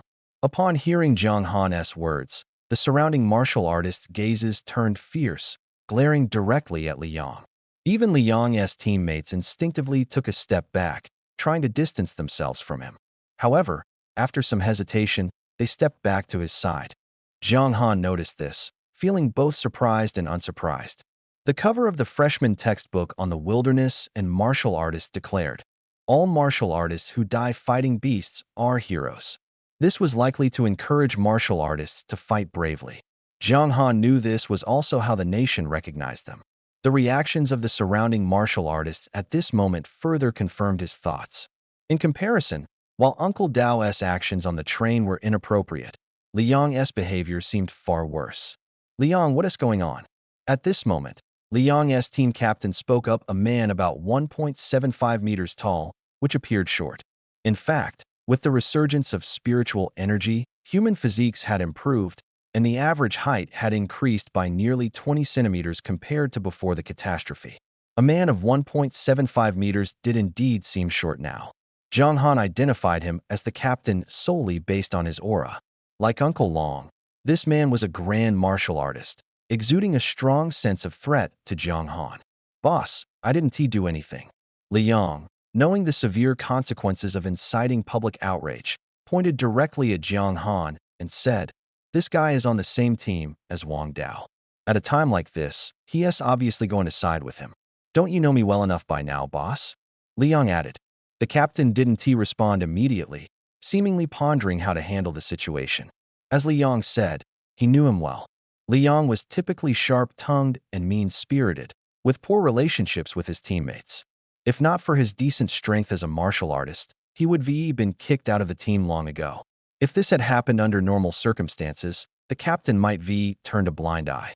But now that so many people were watching, failing to address the issue would ruin their team's reputation in the wilderness. Thus, the captain had to step in and resolve this situation and do so skillfully. After thinking for a while, the only solution he saw was to follow Li Yang's lead and shift the blame to Jiang Han. "All right, let us settle this," the captain said in a deep voice. No matter what, Wang Dao made the first move. With this statement, the matter was concluded. Any issues would now be directed at Wang Dao and would have nothing to do with them. Jiang Han remained silent, simply looking at Uncle Long. No matter what, Uncle Long was their team captain and a grand martial artist. Only his words carried weight. Uncle Long didn't immediately take a stand. Instead, he asked Uncle Dao, "Old Wang, what do you plan to do about this?" Uncle Dao had been staring at Li Yang the entire time. Hearing Uncle Long speak, he took a deep breath and said slowly, "Li Yang, when we reach the front line, you and I will face off on the life and death platform." The life and death platform. Uncle Dao's words shocked everyone present.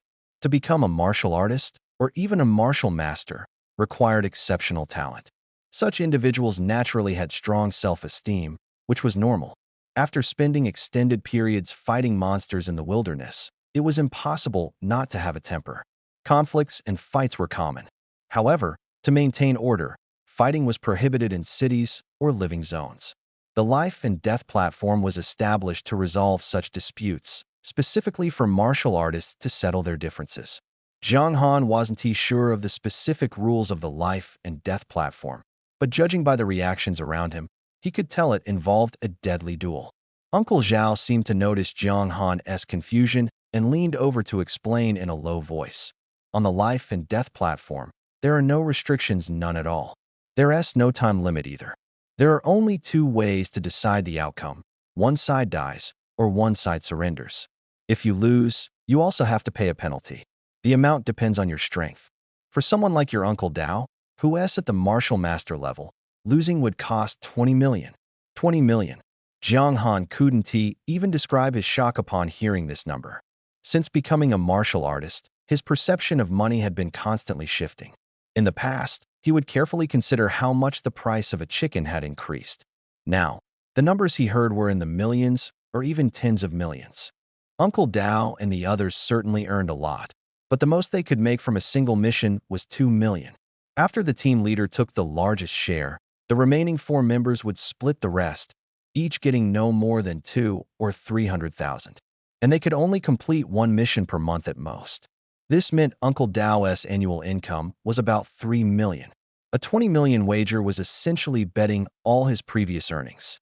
Faced with Uncle Dao's proposal, Li Yong was visibly flustered. Although confident in his own strength, he couldn't afford the consequences of failure. Should he agree or not?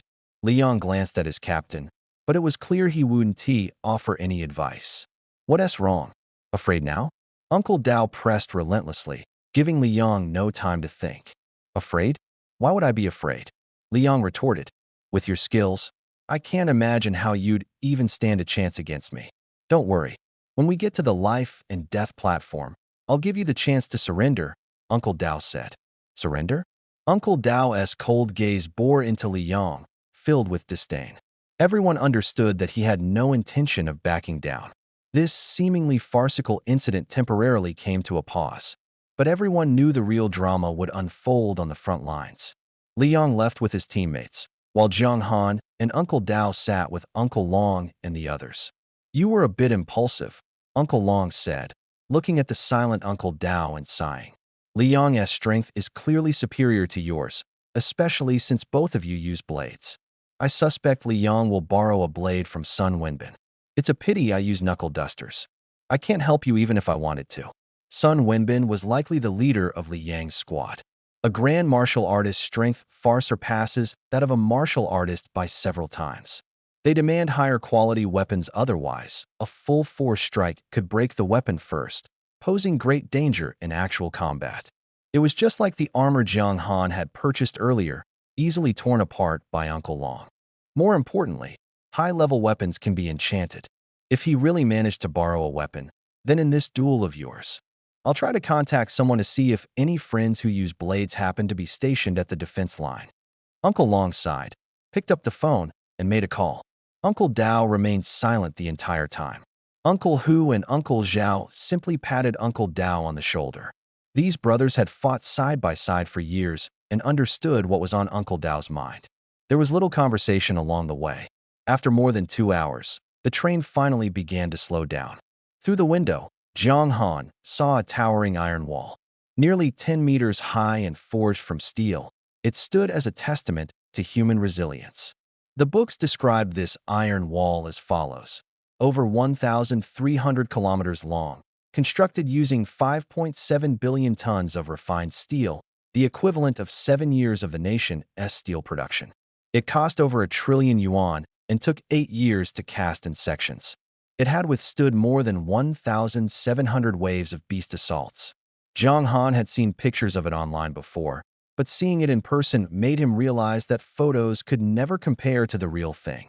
Over the decades, the wall had been scarred by the attacks of countless monsters, and bloodstains that could not be cleaned off remained. Behind the wall stood a row of tall buildings.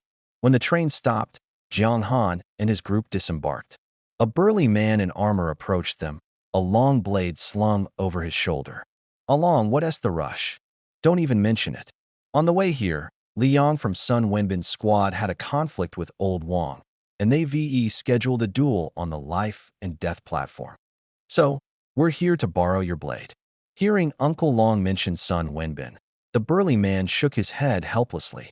How did you end up in a life and death duel with those guys? A bunch of selfish jerks. We'll settle accounts with them in the wilderness later.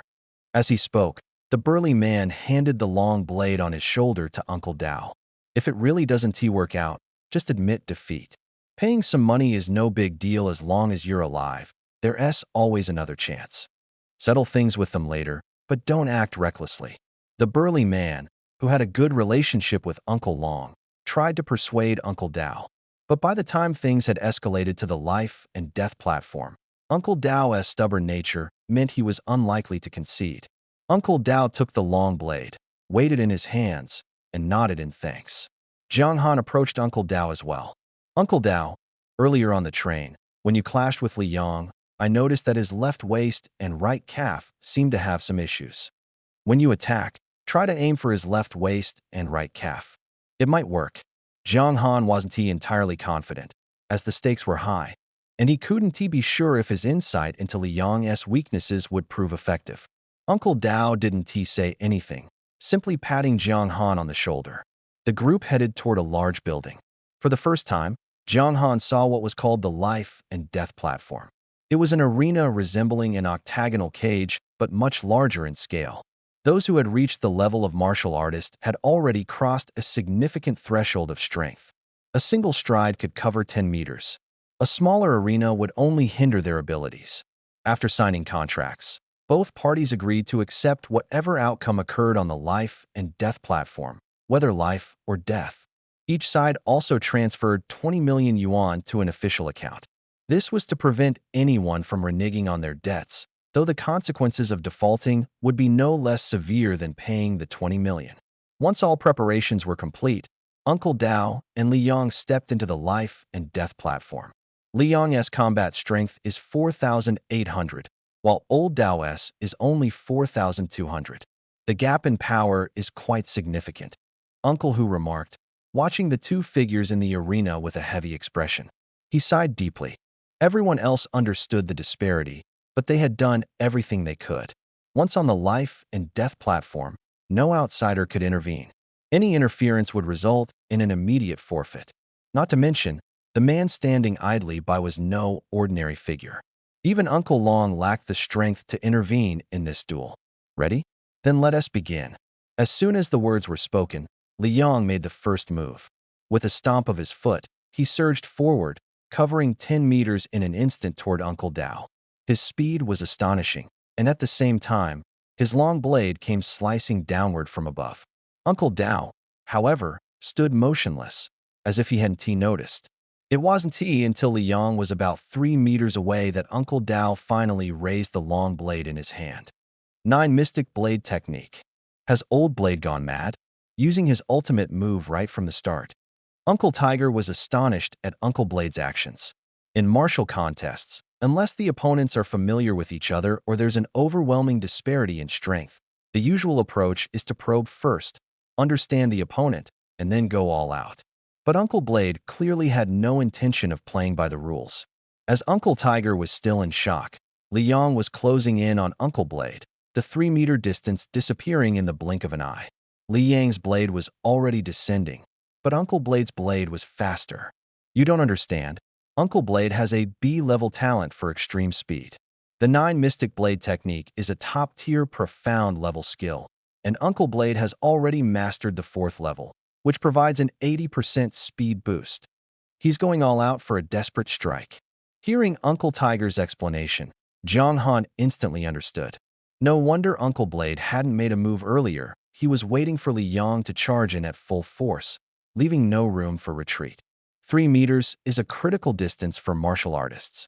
Less than 3 meters means close combat, while beyond 3 meters, a quick reacting opponent can still respond effectively.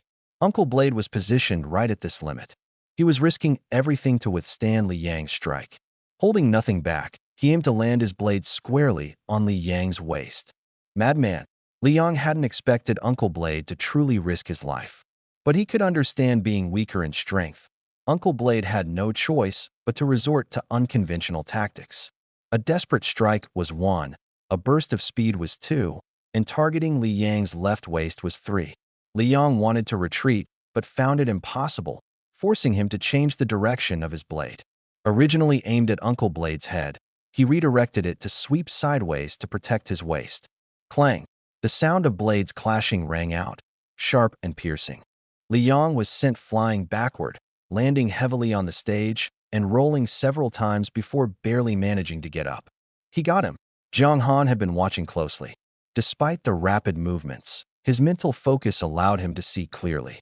As Uncle Blade had planned, he didn't aim for Li Yang's head or neck, but targeted his left waist. The strike was powerful, leaving Li Yang unable to defend against it. Fortunately, he had instinctively used his blade to shield his waist otherwise. This blow might have truly severed his waist. Even so, when Li Yang got up, he was clutching his waist. Low-level martial gear can only block direct damage. The impact still transfers to the body, akin to internal injuries. While he didn't appear severely injured, the force of the blade striking his waist was significant. It's working. Seeing Li Yang clutching his waist, Jiang Han confirmed that his insight was correct. Li Yang's left waist was indeed injured, and the recent impact had struck the exact spot. Not only was Jiang Han excited, but Uncle Dragon and Uncle Tiger beside him were also visibly thrilled. Well done. Old Blade's desperate strike has brought unexpected results. Li Yang seems to be seriously hurt. Li Yang's teammates, seeing the situation, immediately turned grim. In terms of combat strength, Li Yang was far superior to Uncle Blade. But unfortunately, he had been too complacent. In other words, Uncle Blade dared to risk his life, while Li Yang lacked that courage. At critical moments, courage determines victory. Li Yang's mindset was clearly inferior to Uncle Blade's, and coupled with his serious injury, the scales of victory had already tipped in Uncle Blade's favor.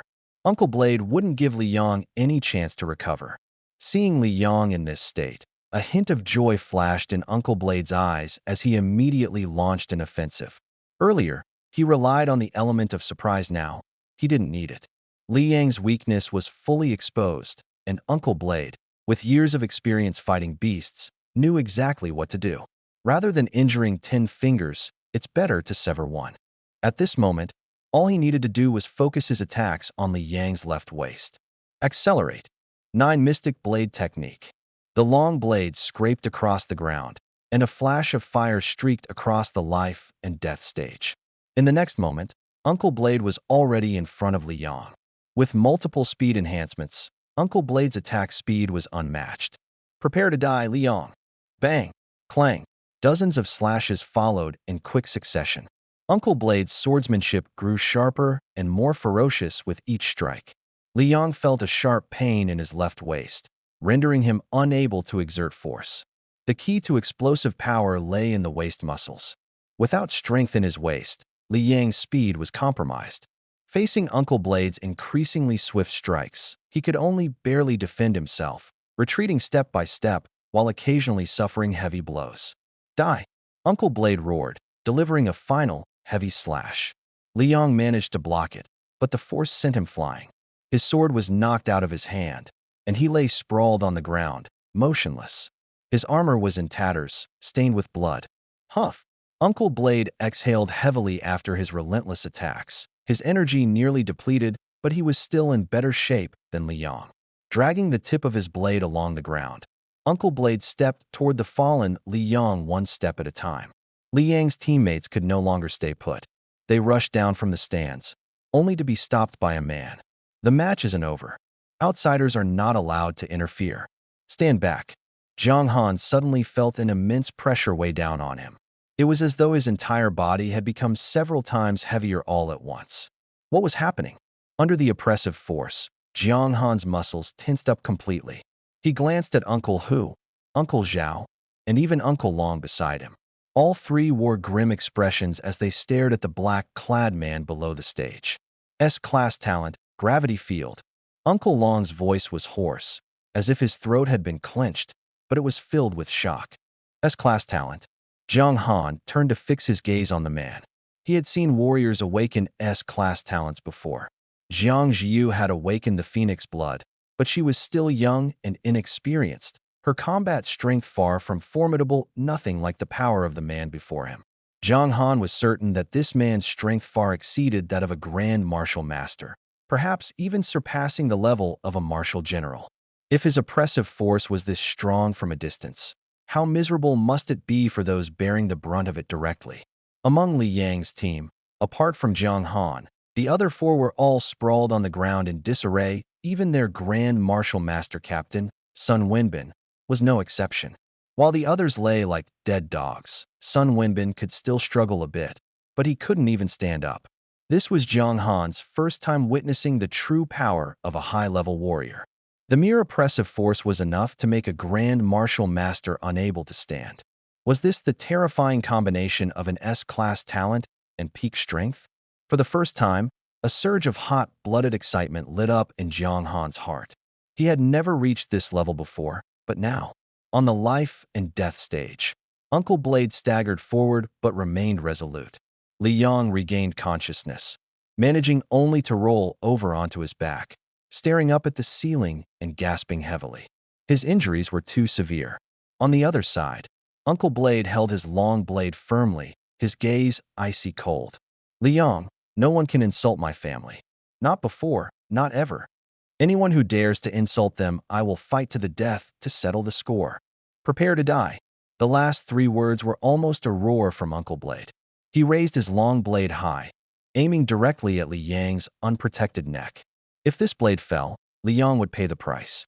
But at that moment, Sun Wenbin, who had been struggling below the stage, finally shouted, "Stop! We concede."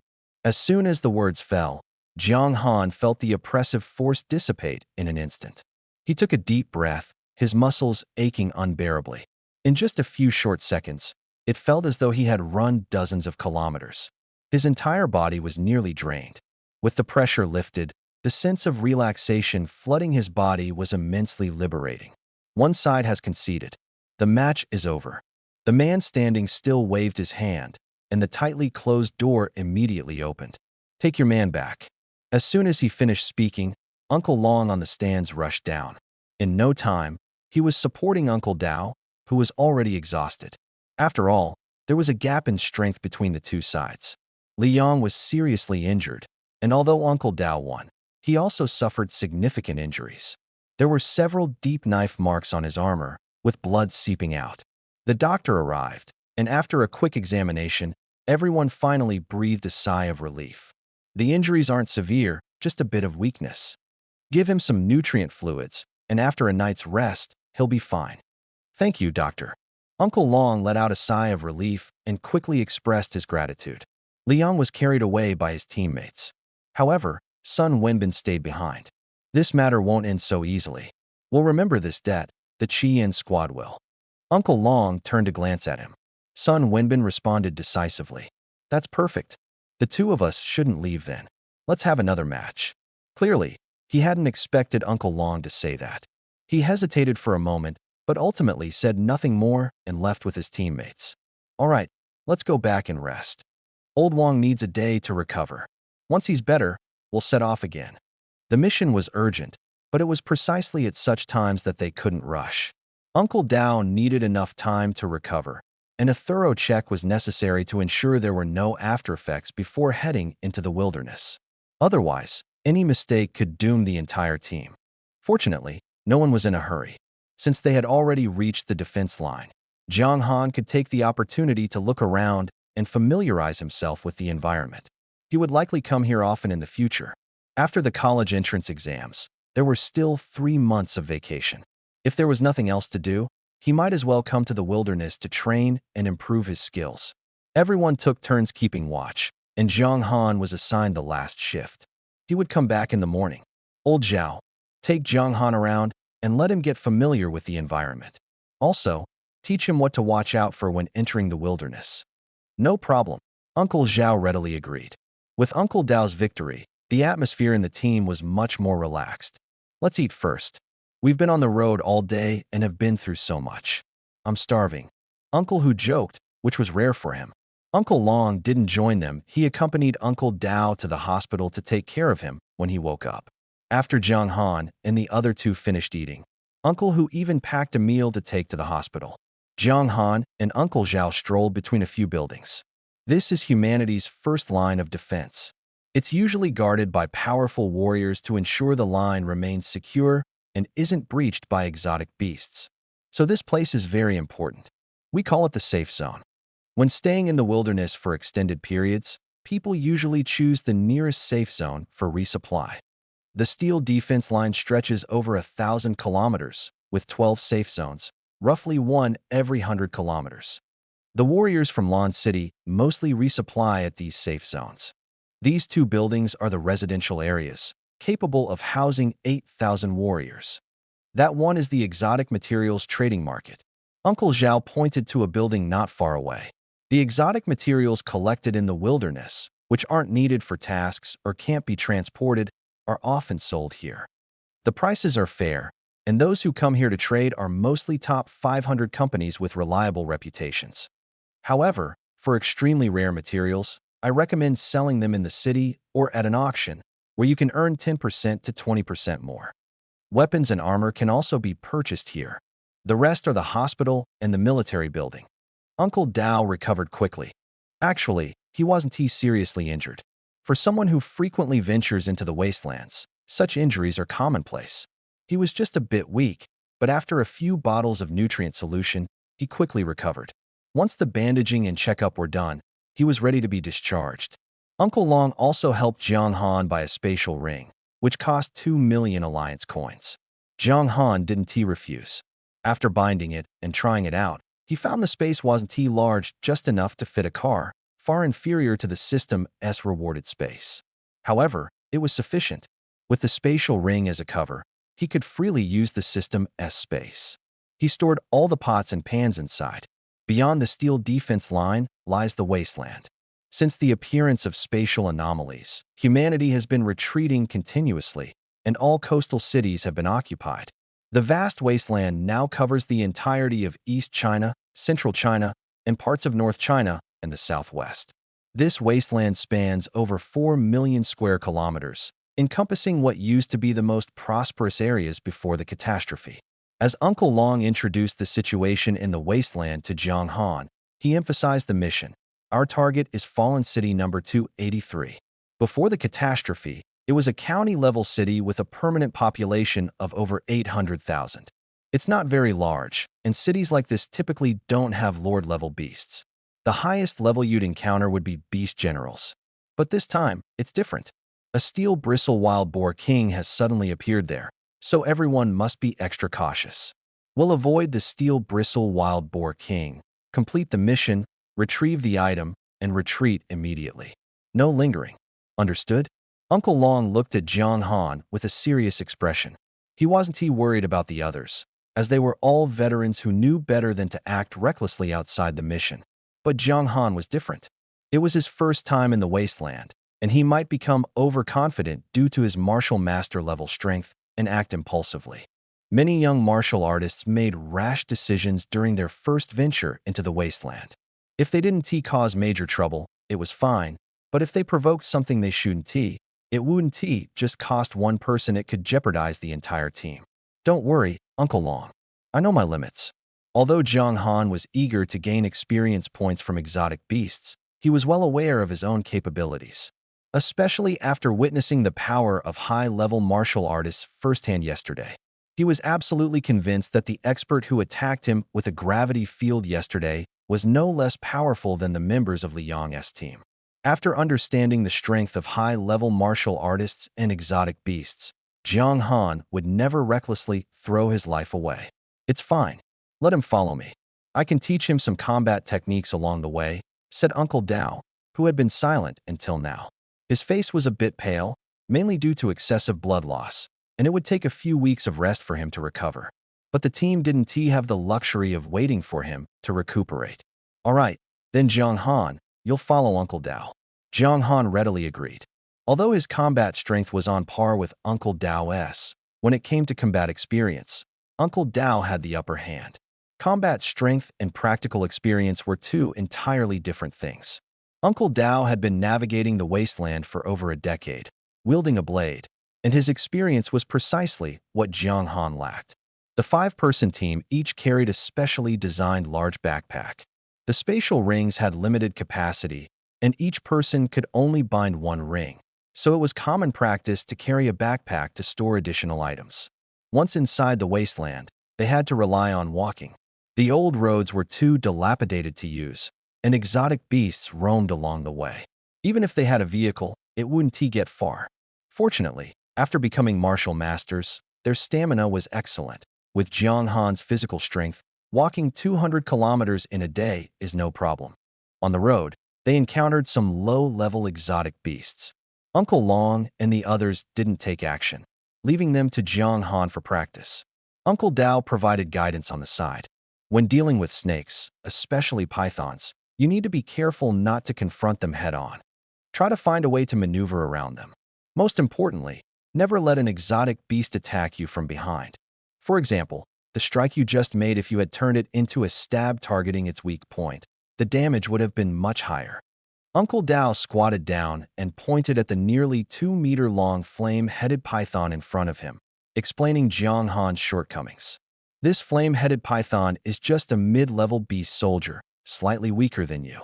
Fighting like this can take it down. But if it were a high-level beast soldier that had evolved scales, your blade wouldn't even scratch it. At that point, if it coils around you, what would you do? When fighting exotic beasts, you can't be impatient. I know you want to show off in front of us, but you're being too reckless. Do you understand? Listening to Uncle Dao's teachings, Jiang Han reflected on the earlier battle and nodded. Don't worry, Uncle Dao. I'll be more careful in the future. Jiang Han was indeed a bit hasty. He had thought that identifying the weak point would ensure victory, but upon reflection, Uncle Dao was right. If the python's defense had been slightly stronger, the outcome would have been entirely different. Fortunately, luck was on his side this time, and nothing serious happened. After killing the flame-headed python, Jiang Han reaped substantial rewards. Ding! Congratulations to the host for killing a mid-level beast soldier, flame-headed python. Experience points gained, 286.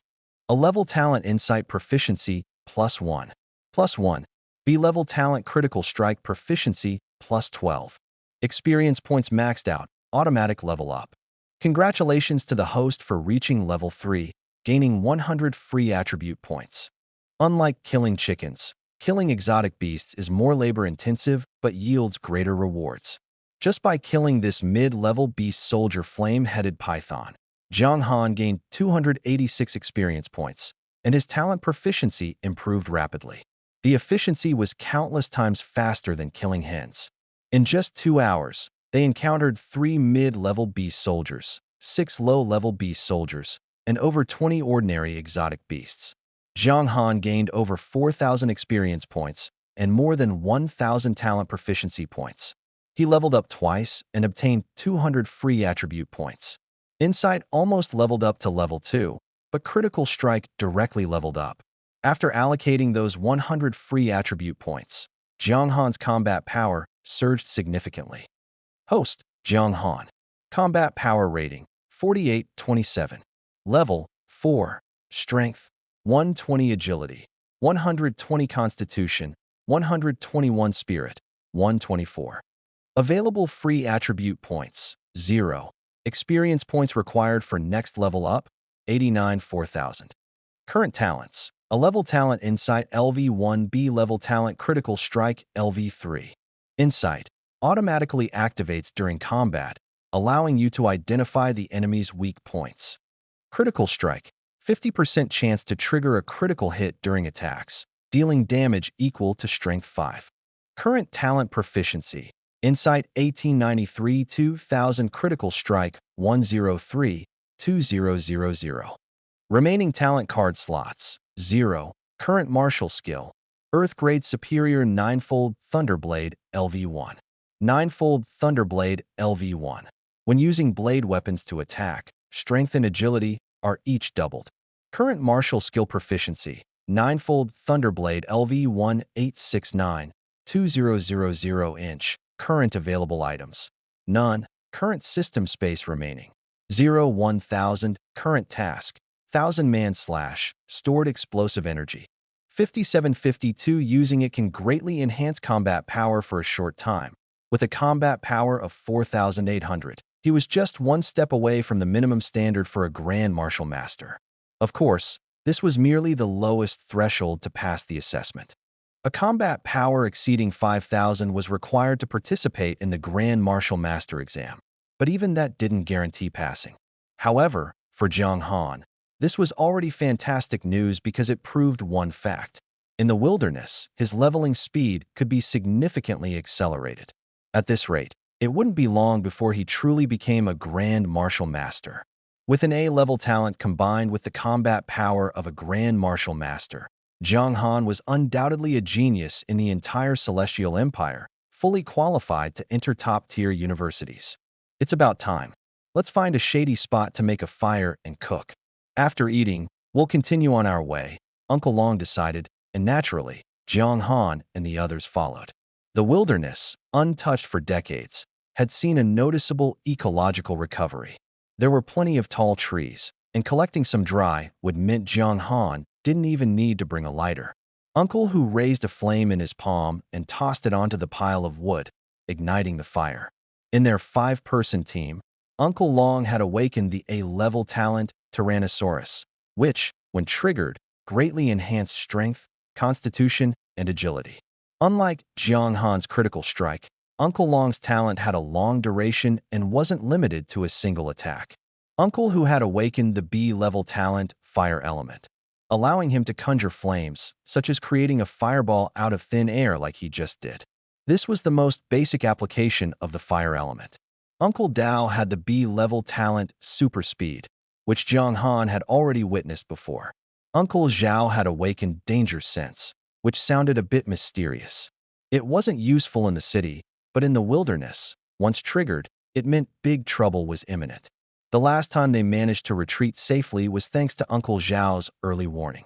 As for Uncle Li, who was recovering from injuries in the hospital, he had awakened the B-level talent Eagle Eye.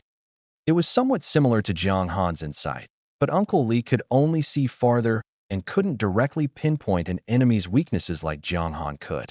This combination was the standard configuration for a wilderness team. Offense relied on Uncle Long as the main attacker. Defense had Uncle Hu to create fire barriers, and Uncle Zhao provided early warnings of danger. Having survived in the wilderness for over a decade, each of them had real skills. Jiang Han held the kitchen knife his father had left him and began skinning the flame-headed python. They hadn't brought any meat on this trip, only seasonings and staple foods. With so many exotic beasts in the wilderness, killing one at random was enough to feed the group. Moreover, most exotic beast meat was more tender than farm-raised poultry and fetched a higher price. However, because the wilderness was so dangerous, warriors rarely brought back entire exotic beasts. Only when high-star hotels issued missions would warriors venture into the wilderness to hunt premium exotic beasts and bring them back. It was worth mentioning that the long blade Jiang Han had bought at the exotic materials market struggled to cut through the flame-headed python, but the kitchen knife in his hand easily sliced through the tough python skin. With just one stroke, the skin opened up. This left Jiang Han stunned. Is this really the kitchen knife I've been using for over 10 years? However, this discovery was just a pleasant surprise for Jiang Han and not particularly useful. After all, Hua's set of movements flowed naturally, during which several critical attacks were triggered, helping Jiang Han gain over a dozen experience points. The meat of the flame-headed python was much tastier than Jiang Han had expected, tender and delicious. Not only him, but Uncle Long and the others also ate with their mouths glistening with oil. Uncle Hu couldn't help but exclaim, "Indeed, you need a cookout here in the wilderness. Otherwise, killing so many exotic beasts would be a complete waste. Normally, if you want to eat exotic beast meat, you'd have to go to a star-rated hotel, and the prices are ridiculously high. But now, it's great if you want to eat something, just pick a suitable exotic beast and kill it. Life is really comfortable like this. If only we had some wine, it would be perfect." Hearing Uncle Hu's words, Jiang Han quietly flipped his palm, and a bottle of premium white liquor appeared in his hand. "I bought a few bottles before we set off. You guys can share them," Jiang Han said, his voice muffled as he still had a piece of snake meat in his mouth. Uncle Hu's eyes lit up when he saw the liquor. "Good kid. I didn't dote on you for nothing." He took the bottle, opened the cap, and took a big swig before passing it to Uncle Long. Uncle Long didn't refuse either. The exotic beasts they encountered now were of low levels, so even Jiang Han could easily kill them. There was no need to stay overly tense, it was too exhausting. The bottle eventually made its way to Uncle Dao, who couldn't resist taking 2 sips before handing it back to Jiang Han. Looking at the nearly empty bottle, Jiang Han suddenly recalled the scene of drinking with his father last time. Shaking his head, he said, "You guys drink, I'll just have water." Uncle Hu and the others exchanged smiles and didn't insist further. After eating and drinking their fill, they continued on their journey. Due to occasional encounters with exotic beasts blocking their path, the group covered less ground than Jiang Han had anticipated. From their departure at 10 in the morning until sunset at 9 in the evening, the five of them had only traveled a little over 100 kilometers. At night, poisonous exotic beasts appear, so it's not suitable to continue traveling. Let's rest here. Old Zhao, go scatter some realgar powder around. Jiang Han will take the first night watch, call Uncle Hu at 11. Old Wang can skip tonight's watch and get a good rest. Uncle Long arranged the night watch schedule, with Jiang Han taking the first shift. This was actually the best arrangement. Jiang Han's long-standing habit of studying made it hard for him to sleep early.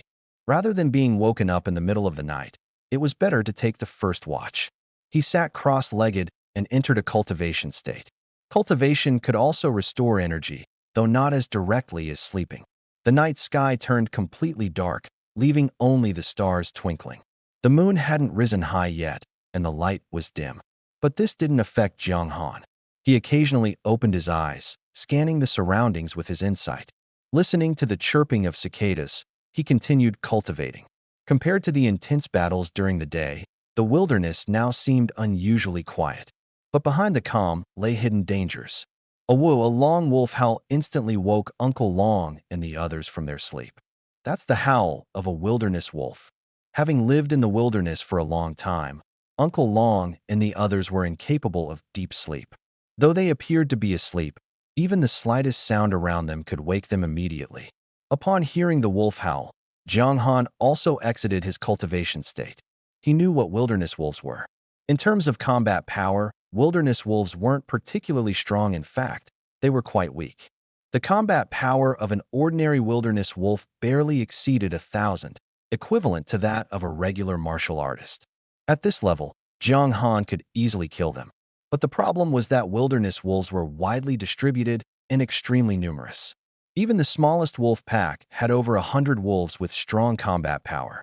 Some packs even exceeded 1,000 wolves. The prairie wolves are a typical example of compensating for strength with numbers.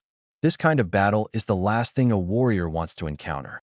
After all, humans get tired. Once entangled by prairie wolves, it's a fight to the death. Unless the warrior is exceptionally strong and possesses area of effect skills. The sound is coming from the southwest, about a kilometer away from us. Pack up and head northeast, quickly. Uncle Long reacted swiftly, immediately giving orders after determining the location of the prairie wolf pack. The only valuable thing on a prairie wolf is its pelt, but it's not worth much. There's no need to risk a direct confrontation with them. If something goes wrong because of it, the loss outweighs the gain. Their mission wasn't about fighting. Packing up was quick. A few sleeping bags were flipped into spatial rings with a wave of the hand. Uncle Long led the way, with Jiang Han and the others following closely behind, jogging at a decent pace. However, the howls of wolves behind them grew closer and closer. The rising and falling howls made everyone tense and uneasy. Jiang Han activated his insight ability, occasionally glancing back. The moon had risen high, providing good visibility. His insight ability greatly enhanced his vision, allowing him to see clearly even a kilometer away.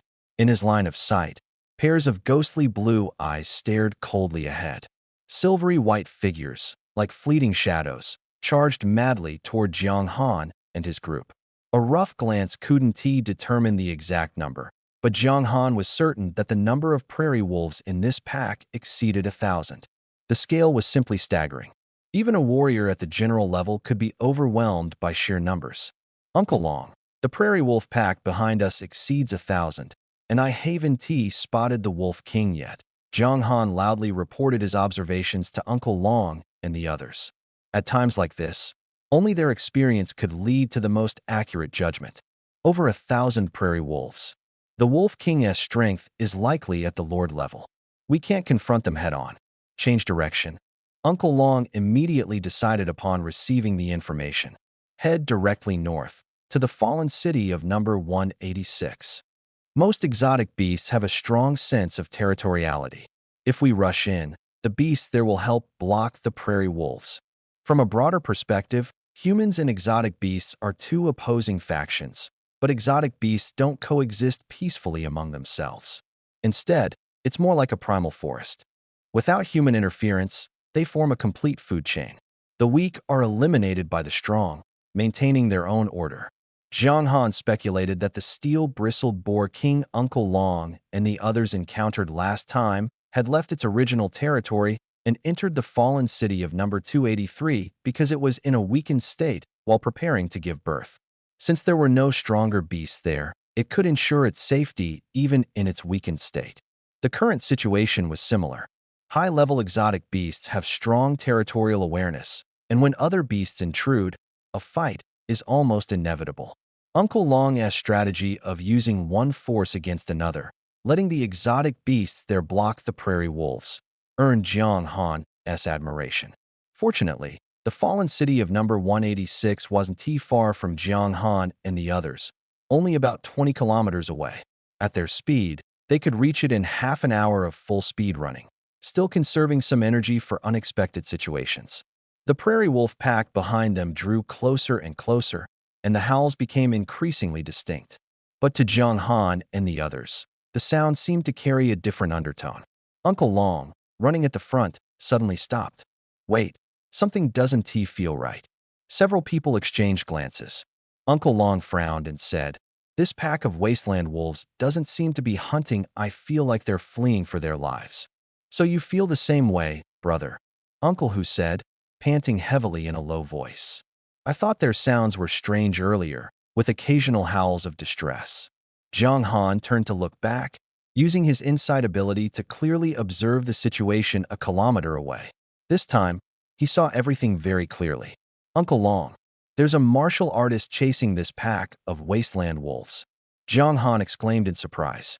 Faced with such a massive pack of wasteland wolves, even Uncle Long, a grand martial master, could only avoid them. Yet someone dared to provoke them actively? Even more unbelievable was that this person was being chased by the pack of wasteland wolves? Chasing wasteland wolves? How is that possible? Jiang Han and the others were stunned. "Xiao Han, are you sure you saw it clearly?" They had brought binoculars when entering the wasteland, but their effectiveness at night was poor, and it was hard to see clearly from a distance. Moreover, most exotic beasts could hide their body heat. Jiang Han squinted his eyes, carefully observed again, and then nodded. A man dressed entirely in black, it seems to be the martial artist who presided over the life and death duel on Blade Uncle's platform earlier. Although it was hard to believe, the facts before him forced Jiang Han to accept them. The man didn't even seem to be making a move. His arms were crossed as he floated in the air, moving forward. Any wasteland wolf that entered his 50-meter range was invariably crushed to the ground, unable to struggle. As he got closer, the wasteland wolves were directly crushed into pieces. Flying by sheer strength? Or was it some kind of innate ability? And he's actually flying. Flying. Uncle Long and the others fell silent upon hearing this, only speaking after a few seconds.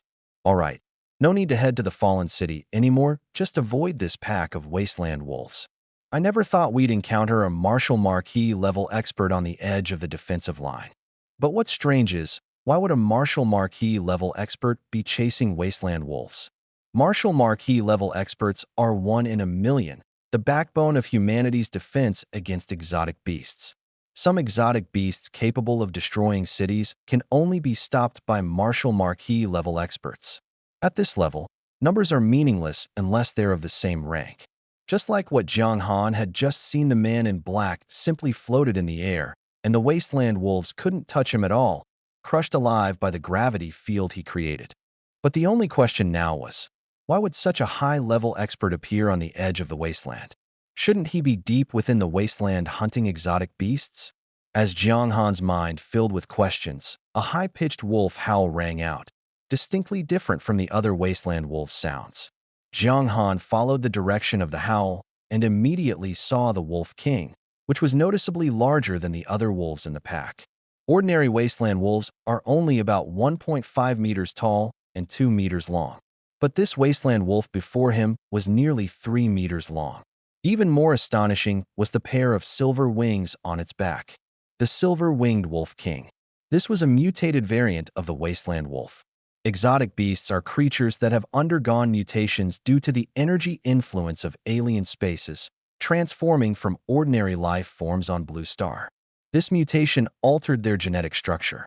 However, this was only the first mutation. A very small number of creatures undergo a second mutation. Without exception, those that survive the second mutation become shockingly powerful. Jiang Han had previously read an introduction about the Silver-Winged Wolf King in a miscellaneous book written by a martial artist. The Silver-Winged Wolf King is a secondary mutation of the Wasteland Wolf, with an adult body length of nearly 5 meters and a height close to 3 meters. After mutation, its combat power reaches the Lord level, and adult specimens can even reach the Beast King level. Martial artists encountering the Silver-Winged Wolf King must immediately report to the Martial Artist Alliance and eliminate it as soon as possible. Although the introduction was brief, every sentence emphasized the danger of the Silver-Winged Wolf King. An adult Silver-Winged Wolf King is at the Beast King level. Just these few words are enough to instill fear in all martial artists. If Jiang Han remembered correctly, during the last Beast King invasion of the defense line, the casualties were severe, with over 10,000 martial artists killed, including the sacrifice of a martial marquis level expert. Jiang Han finally understood why that martial marquis level expert appeared here. If the Silver-Winged Wolf King truly showed up, it wouldn't be surprising for another martial marquis level expert to arrive. Uncle Long, there's a Silver-Winged Wolf King among this pack of wasteland wolves. Jiang Han wasn't sure what to do and could only throw the problem to Uncle Long for him to decide. Silver-Winged Wolf King. Uncle Long was startled upon hearing this. How is that possible? This pack of wolves numbers over 1,000, and they've been chased by that martial marquis level expert for so long, which means their original numbers were even greater. Such a large-scale wolf pack can only be led by a Silver-Winged Wolf King. Once the Silver-Winged Wolf King mutates, its strength is at least at the Lord level. This level of mutated beast is completely beyond our ability to handle. No, if it really is the Silver-Winged Wolf King, we won't be able to escape. Turn back now and try to avoid the main force of the wolf pack. Let us regroup with that martial marquis level expert. After hearing Uncle Long's words, Jiang Han and the others, who had been charging forward, immediately slowed down. Stay close to me. I'll lead the way and find a weak point in the wolf pack to break through, avoiding the Silver-Winged Wolf King. Uncle Long understood the power of the Silver-Winged Wolf King. A Lord-level Silver-Winged Wolf King's combat strength was a tier higher than his own, and Jiang Han and the others were even less capable of dealing with it. They would likely be killed instantly upon encountering it. Don't be fooled by the fact that the Silver-Winged Wolf King was currently being pursued. That was because its pursuer was a martial marquis level expert.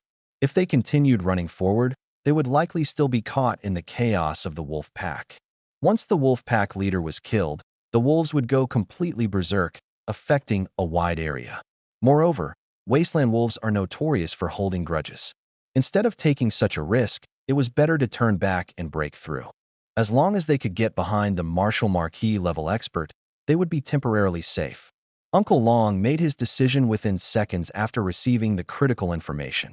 Although this decision wasn't particularly favorable for Uncle Hu and the others, facing over 1,000 wasteland wolves meant that even the slightest mistake could lead to being surrounded and attacked.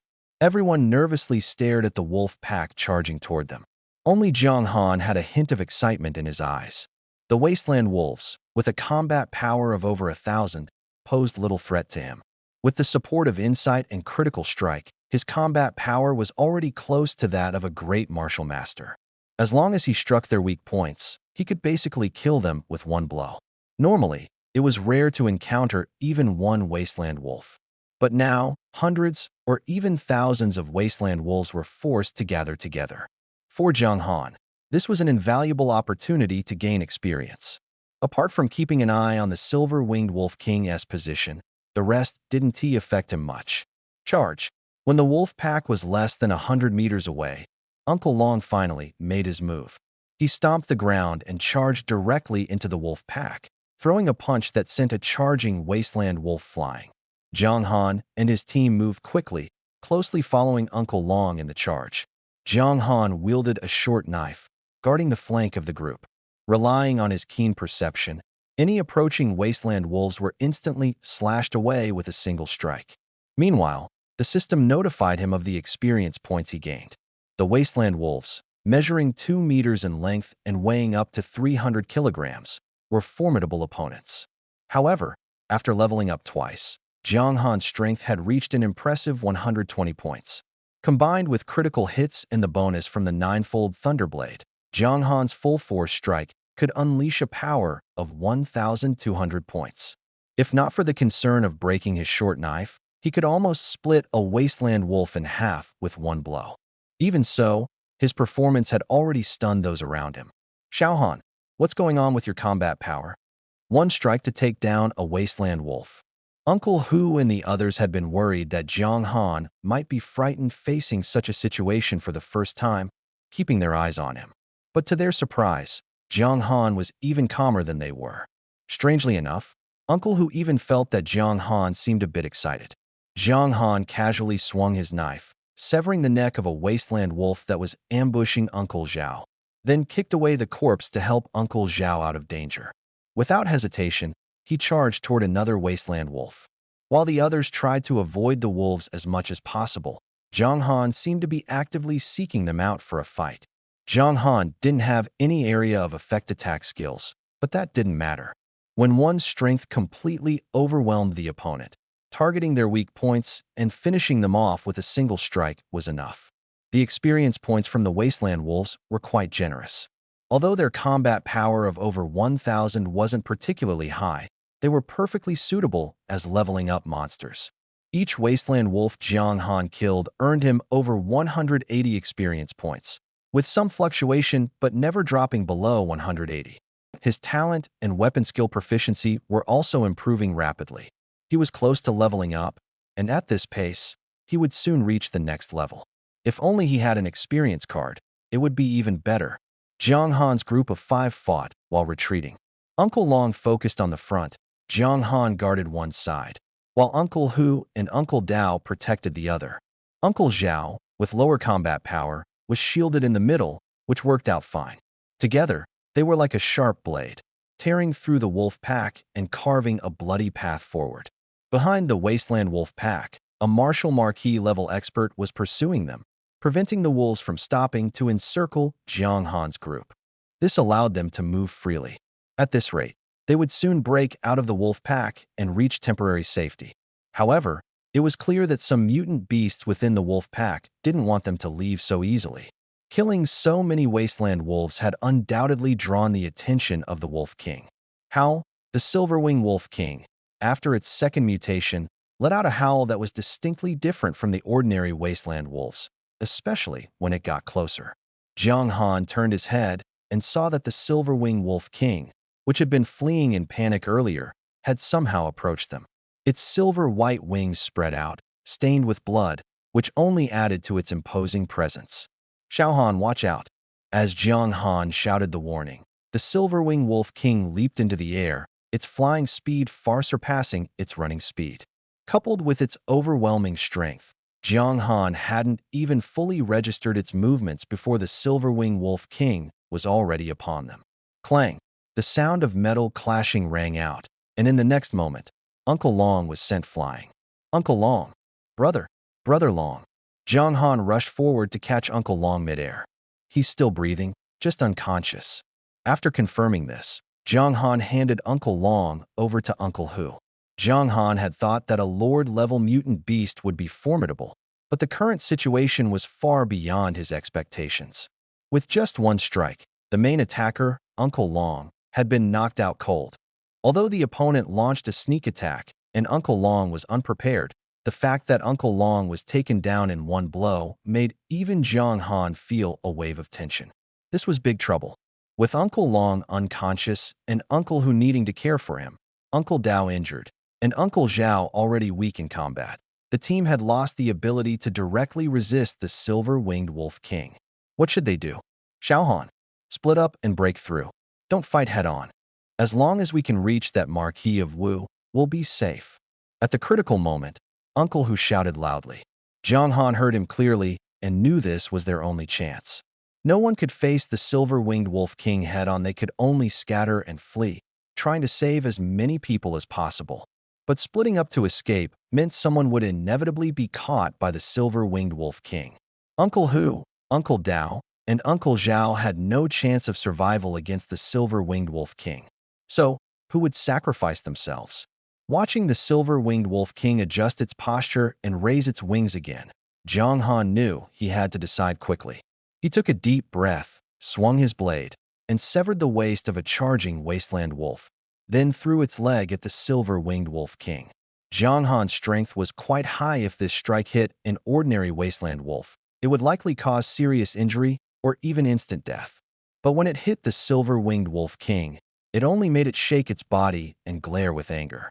Jiang Han gave it the middle finger, whether it understood or not, and turned to run.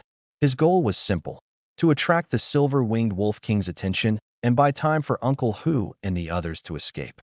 Although Jiang Han's combat power wasn't top tier, it was at least stronger than Uncle Hu and the others. With nearly 5,000 combat power, running should be manageable, right? A woo! Another wolf howl echoed, but this time, the sound was completely different from before. As soon as the silver-winged Wolf King howled, the other wasteland wolves followed suit, their cries filled with sorrow and even a resolute determination to die. In the next moment, Jiang Han saw those wasteland wolves that had initially tried to flee all charging toward him. What is going on? Jiang Han felt a chill down his spine, his hair standing on end. He had merely struck the silver-winged Wolf King once. How had things escalated to this? Though puzzled, Jiang Han didn't slow down. He knew he couldn't afford to get entangled and had to break through quickly. Even if he couldn't kill these wasteland wolves, experience points didn't matter. His short blade slashed through the path ahead, not aiming to kill, but to break through, speeding up even more. But no matter how fast he was, he couldn't outrun the winged silver-winged Wolf King behind him. Ordinary wasteland wolves posed a significant threat due to their numbers, but they didn't bring a qualitative change. The silver-winged Wolf King was different. Despite Jiang Han's desperate charge forward, most of his attention remained on the silver-winged Wolf King behind him. It transformed into a streak of silver light, lunging straight at him. Jiang Han had never been so focused. He turned and swung his blade, Ninefold Thunderblade, pivoting on his foot. At the moment of imminent collision with the silver-winged Wolf King, Jiang Han sidestepped its frontal attack. He slashed at the injured wing of the silver-winged Wolf King. His target was clear.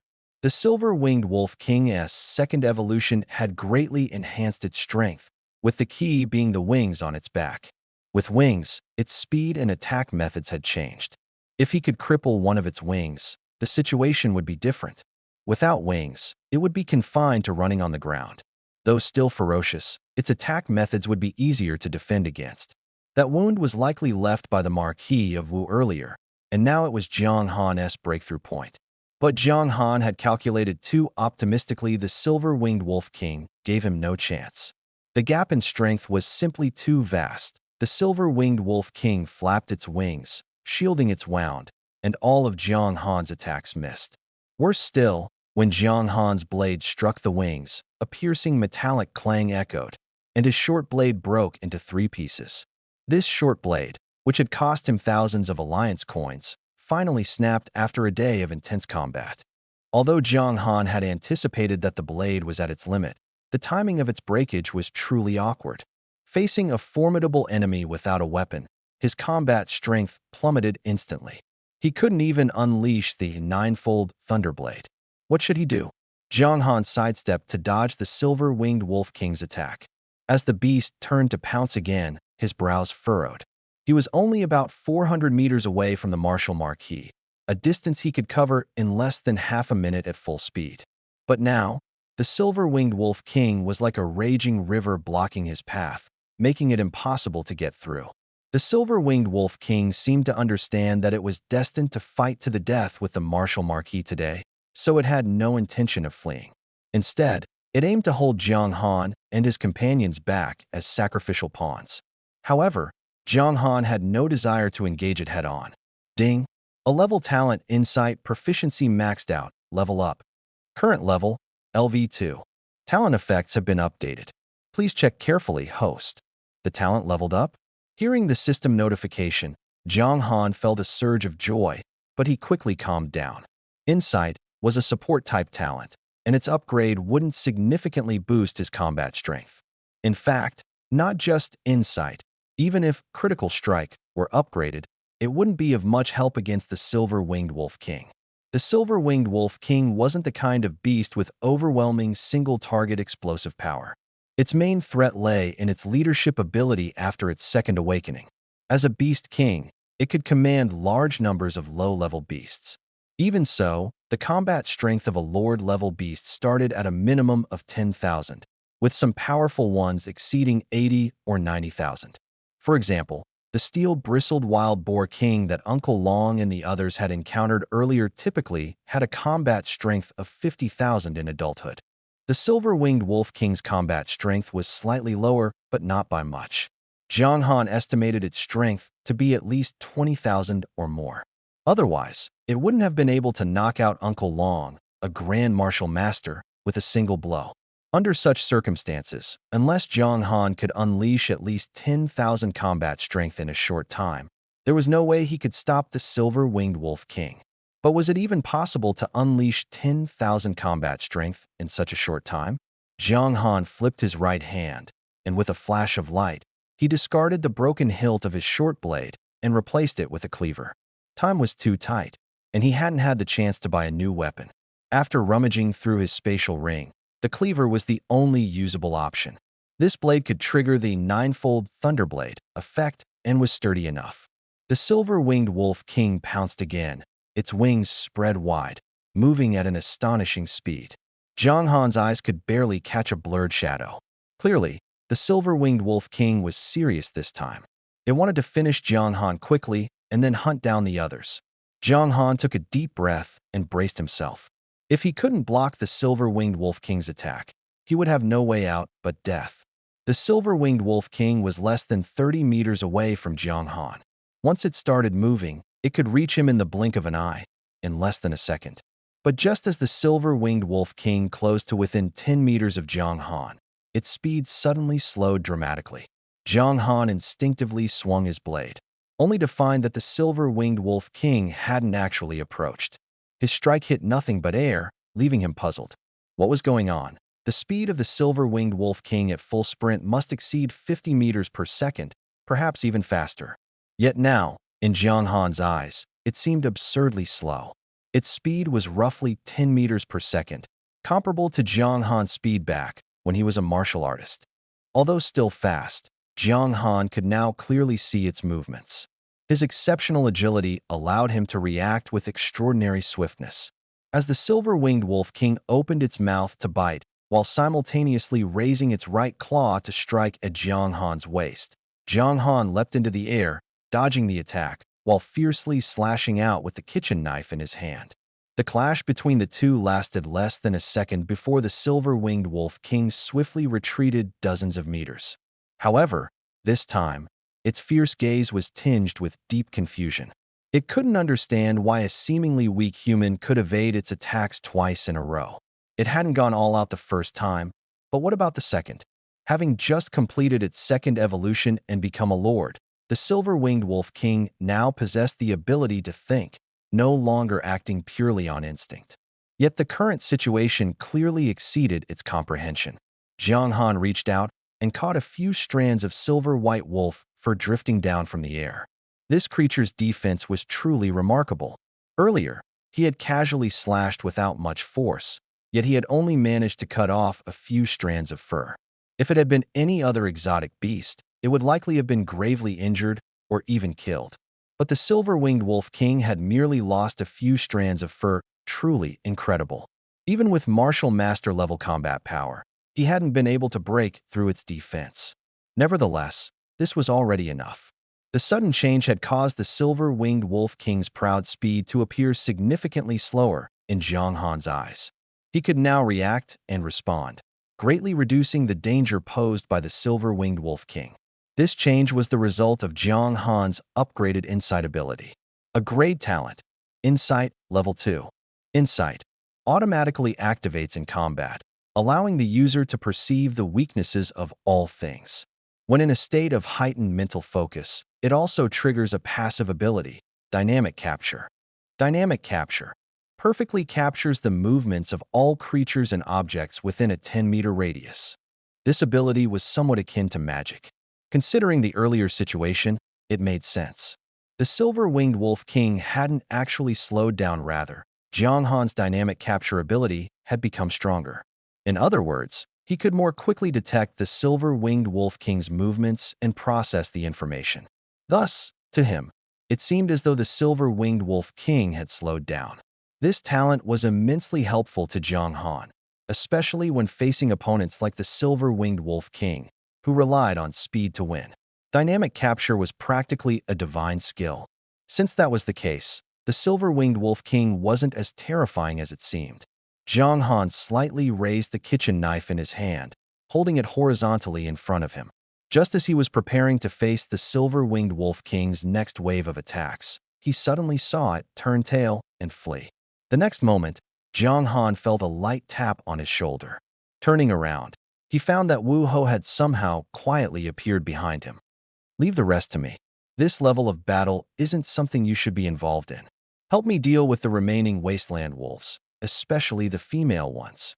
Jiang Han had held off the silver-winged wolf king for at least 10 seconds, enough time for Wu Ho to cross several hundred meters and arrive. Clearly, this was why the silver-winged wolf king had chosen to flee. As soon as Wu Ho finished speaking, without waiting for Jiang Han's response, he once again soared into the air. This time, his speed was more than double what it had been before, charging straight at the silver-winged wolf king, who had spread its wings in an attempt to escape. Although the silver-winged wolf king was fast, its speed was only considered extremely quick among its peers of the same level. Against higher-level opponents, it was no longer impressive. Moreover, one of its wings was injured, preventing it from unleashing its full speed. "Gravity field," Jiang Han heard Wu Ho shout, and immediately, the silver-winged wolf king, which had been flying like an arrow, crashed heavily to the ground, kicking up a cloud of dust. Jiang Han's eyelids twitched as he watched. So this was Wu Ho? The silver-winged wolf king, which Jiang Han could barely handle with his upgraded insight, was nothing more than child's play in front of Wu Ho. It couldn't even manage to escape. Jiang Han shook his head, realizing that this kind of battle was not something he should be involved in. He steadied his mind and focused on the pack of ferocious wasteland wolves surrounding him, gripping the kitchen knife in his hand tightly. Uncle Hu and the others had already escaped danger. Without the silver-winged wolf king blocking their way, the threat was greatly reduced, and they were now safe. Apart from a few scattered wasteland wolves still chasing them, most of the wolf pack had begun to encircle Jiang Han. This was actually quite convenient, saving Jiang Han the trouble of chasing them down one by one. Such an opportunity was rare, and Jiang Han certainly didn't want to miss it. Especially after glancing at his attribute panel, he felt even more confident. With insight upgraded, Jiang Han's combat power had steadily surpassed 5,000, reaching over 5,300. Facing wasteland wolves with combat power just over 1,000, he could handle them with ease. "These are experienced monsters, and they're elite level too," Jiang Han murmured softly.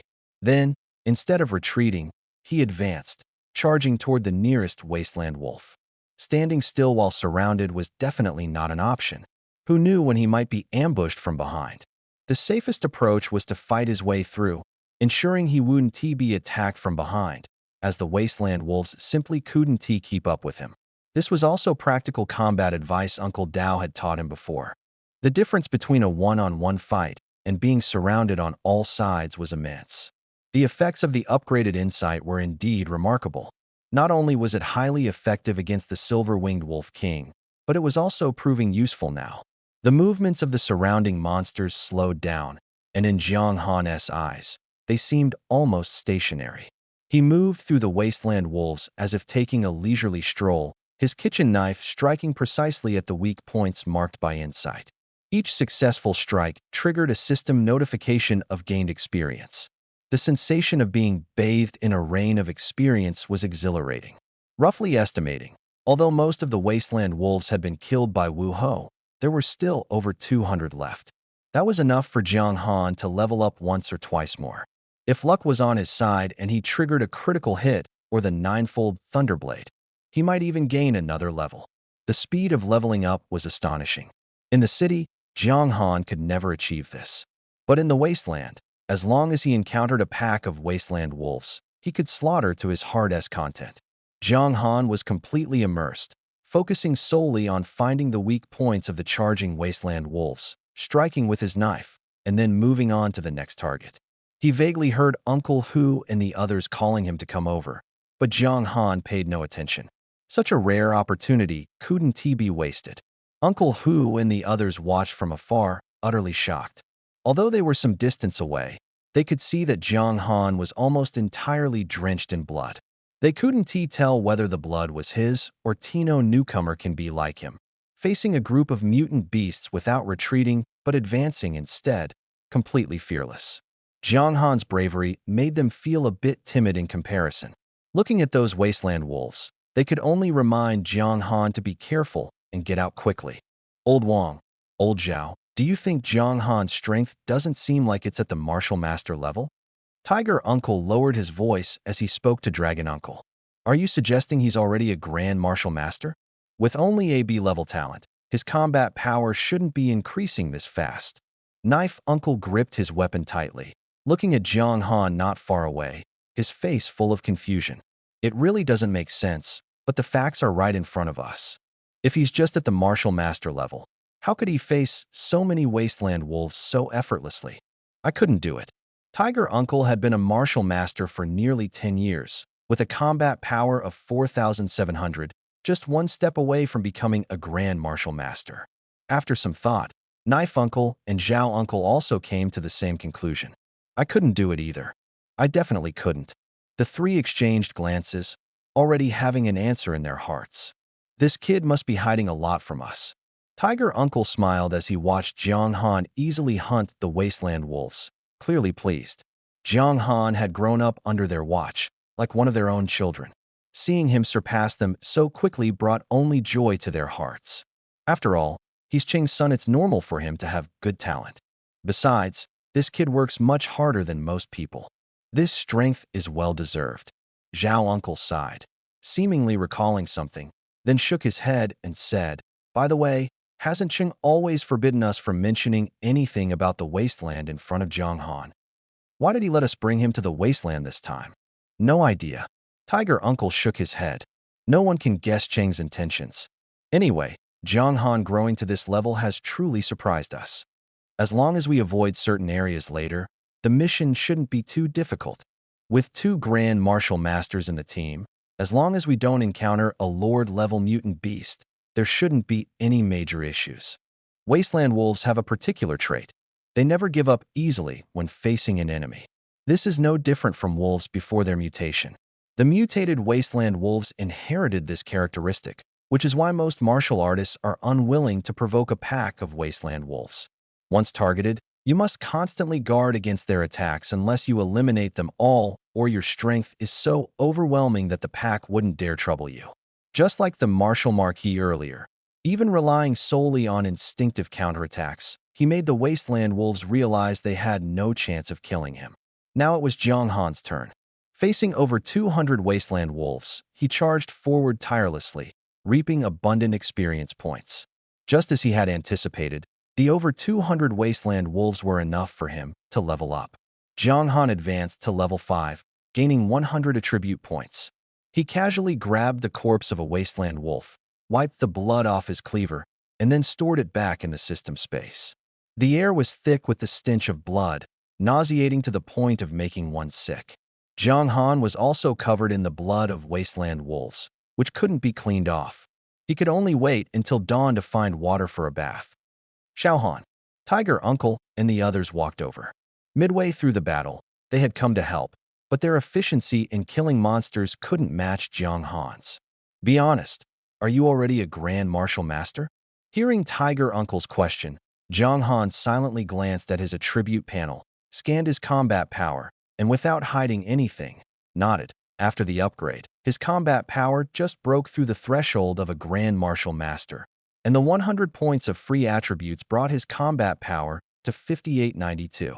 Although it was only at the lower level of a Grand Martial Master, it indeed reached this rank. I knew it.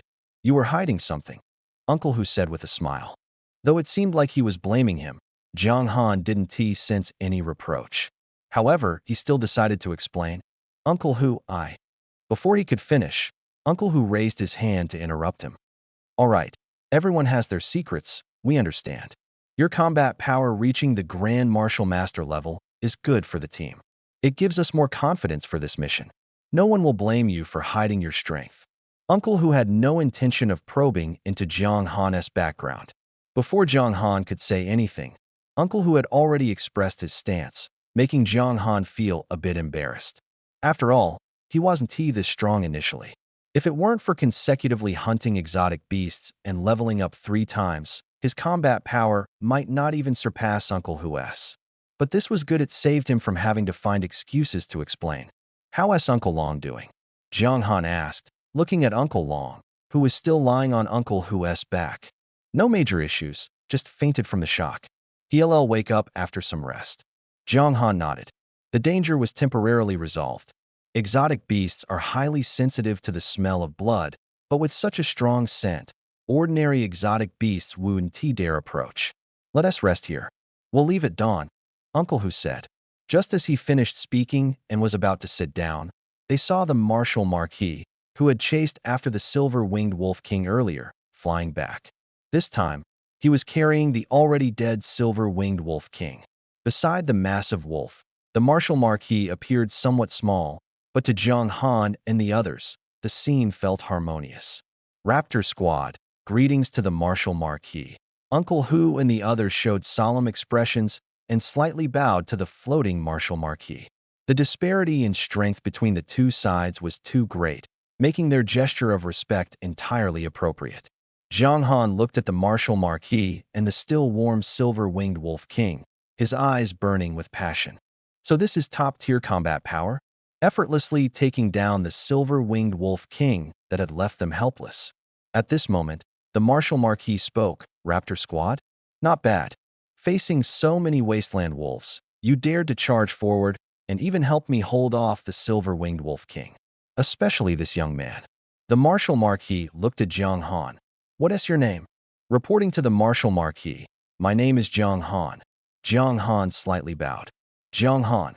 The Martial Marquis nodded, then released his grip on the silver-winged Wolf King's corpse. The Wolf King, weighing several hundred kilograms, fell heavily to the ground. You helped hold off the silver-winged Wolf King, which is a merit. You may take 1 material from the silver-winged Wolf King as a reward. Hearing the Martial Marquis's words, Jiang Han and the others exchanged glances, full of surprise. Those who could become Martial Marquises were usually proud and aloof, often unwilling to say even an extra word. Yet this one not only spoke to them, but was also willing to share the silver-winged Wolf King's corpse with them. The corpse of a Lord-level exotic beast typically sells for between 1 million and 5 million. The price fluctuates greatly depending on its strength and the rarity of its materials. The silver-winged Wolf King is a rare creature that appears only after the wasteland wolf undergoes a second mutation. Although its strength isn't top tier, its rarity makes it highly valuable, with a total price of around 3 million. The value of this silver-winged Wolf King alone far exceeds the total monthly income of an ordinary martial artist squad. Now, this Lord-level silver-winged Wolf King was placed directly in front of Jiang Han, allowing him to choose the part he wanted. If he chose the most valuable wings or wolf fangs, he could easily obtain nearly 1 million alliance coins. Jiang Han had to admit that his heart was indeed wavering. Just by making a choice, he could get nearly 1 million alliance coins. Such an opportunity not only tempted Jiang Han, but also Uncle Hu and the others. However, the Martial Marquis did not let them participate in the decision. Even though they already had answers in their hearts, they could only remain silent. The Martial Marquis, floating in mid-air, quietly watched Jiang Han without urging him. A few seconds later, Jiang Han finally looked up at the Martial Marquis. I have to say, Senior's proposal is indeed very tempting. But I am very clear that I didn't contribute much in this hunt, so I will pass. Killing the silver-winged Wolf King was entirely due to your strength, Senior. If I'm not mistaken, you wanted to take this opportunity to eliminate this group of wasteland wolves and prevent the silver-winged wolf king from leaving offspring, which is why you let it escape for so long, right? Jiang Han's words surprised Uncle Hu and the others. This was 1,000,000 alliance coins delivered right to his doorstep, and Jiang Han actually refused? The Martial Marquis, however, smiled slightly upon hearing Jiang Han's words. Interesting. Jiang Han, right? I'll remember you. So young and already possessing the strength of a grand martial master. With such meticulous thinking, your future achievements will definitely not be inferior to mine. This silver-winged wolf king is yours. Consider it my investment in you. Remember, my name is Li Chongyang, Martial Marquis Li Chongyang. Li Chongyang left. What remained were the corpses of the wasteland wolves scattered across the ground, and the corpse of the silver-winged wolf king, its neck pierced by a sword. Jiang Han and his companions exchanged puzzled looks, their faces full of confusion. What was going on? A silver-winged wolf king corpse worth at least 3,000,000 alliance coins was just left behind like this? Even for a martial marquis. How could he be so generous? Martial marquises were indeed better at making money than Jiang Han and his companions. Being able to easily kill lord-level exotic beasts indicated that every martial marquis was immensely wealthy. However, the stronger one's power, the higher the requirements for weapons and armor. The resources needed for cultivation were also more expensive, and the costs naturally increased. For example, a newly promoted martial artist might only need 20,000 alliance coins for a set of weapons and armor. At the martial master level, top-tier equipment could cost millions. There was no choice at that level of strength. The quality of equipment had to keep up, or it simply wouldn't be usable, just like Jiang Han's short blade. Jiang Han didn't know the price of martial marquis level equipment, but it was certainly not a small amount. Uncle Hu, what should we do now? Should we find an opportunity to return it? Jiang Han had never encountered such a situation before and didn't know if this was considered normal. Uncle Hu rubbed his chin and frowned. This is hard to say. If it were given to me, I would definitely accept it directly. But if it's given to you, I suggest you think carefully. Accepting it means you owe the other party a favor. Your growth rate is too fast, becoming a Grand Martial Master at 18, and your future achievements might not be inferior to that Martial Marquis. Moreover, he also said this is an investment. So, this matter is up to you to decide. Accepting it means accepting the investment and owing a favor. If you don't accept it, it's best to find an opportunity to return it as soon as possible. Uncle Hu made it very clear, and because of this, Jiang Han hesitated even more. He didn't like owing people favors. Although many martial artists felt that owing a favor to a martial marquis was something to be proud of. After thinking for a long time, Jiang Han finally made a decision. Uncle Hu, let us split this silver-winged wolf king. Jiang Han decided to accept the corpse of the silver-winged wolf king, mainly because he was really short on money right now. The armor he was wearing was given by Uncle Long. If not for that, Uncle Long wouldn't have been knocked unconscious by the silver-winged wolf king's attack earlier. Even the interdimensional ring was arranged by Uncle Long and the others. He still needed to buy a set of weapons and armor himself, which would definitely cost a lot. Even if this mission went smoothly, the money Jiang Han would earn wouldn't be enough to cover these expenses. So he had to accept the silver-winged wolf king. Split it with us? Uncle Hu and the others were momentarily stunned upon hearing this, then smiled and shook their heads. Uncle Dao patted Jiang Han's shoulder and said with a smile, "It's good that you have this thought, but don't do it again in the future. In the wilderness, everything depends on your own strength. Whether it's the 5 of us, it's the same. Everyone knows how much effort they put in and how much money they should get. Besides, this silver-winged wolf king was specifically given to you by that martial marquis to make you owe him a favor. We can't afford to owe a martial marquis a favor." Uncle Dao joked as he finished speaking, leaving all the benefits to Jiang Han. Uncle Hu and Uncle Zhao also supported this. After thinking it over, Jiang Han didn't say anything further. He gripped the leg of the silver-winged wolf king with his right hand, and in the next moment, a flash of light appeared, and the corpse of the silver-winged wolf king was stored in his interdimensional ring. With the corpse of this silver-winged wolf king, Jiang Han would be able to completely upgrade his equipment the next time he returned to the city. He hadn't expected such a harvest on his first trip to the wilderness, and he was thrilled. It was truly an unexpected stroke of luck. If the upcoming mission went smoothly, combined with the exotic beasts hunted along the way, Jiang Han could earn around 1 million. Is this the speed at which martial artists make money? He felt that he wouldn't be able to earn this much even if he ran a restaurant for a lifetime. More importantly, with his current earning ability, he could ensure that his father wouldn't have to drink that cheap liquor anymore. After a fierce battle, everyone was exhausted. They simply collapsed on the ground to rest. The strong smell of blood was so overwhelming that ordinary exotic beasts didn't dare to approach, allowing them to sleep peacefully through the night. The next morning, everyone was refreshed. Uncle Long, who had been unconscious, also recovered after a night of recuperation. After learning from Uncle Hu and the others about everything that had happened the previous night, as well as Jiang Han's potential strength possibly reaching the level of a Grand Martial Master, Uncle Long remained silent for a long time. Then he patted Jiang Han's shoulder and said, "Don't get arrogant. Act cautiously." This was Uncle Long's advice to him. Jiang Han found it strange. Ever since his strength had been revealed, Uncle Long and the others had been constantly reminding him to be careful. But upon reflection, he could understand. Surviving in the wilderness for so long relied entirely on caution. Moreover, a genius is considered a genius only if they haven't met their end. If something happens halfway, then they wouldn't be considered a true genius. Jiang Han wasn't one to seek the limelight, so he simply nodded in agreement when he heard their reminders. By the way, Xiaohan, when you return, go get the Grand Martial Master Qualification Certificate. That way, you can form your own martial artist team. Your income will also increase significantly. The five of them walked for over 10 miles and found a small lake. By the lakeside, quite a few exotic beasts were drinking water, but they were all weak, at most at the beast soldier level, posing no threat to them. Without even bothering to remove their armor, the group jumped into the water. The lake water soaked the dried blood on their bodies, dyeing a section of the surface red. The cool water relaxed them significantly, especially after enduring the torment of the bloody stench all night. Much better. Jiang Han couldn't help but exhale and sigh. Exhausted, huh?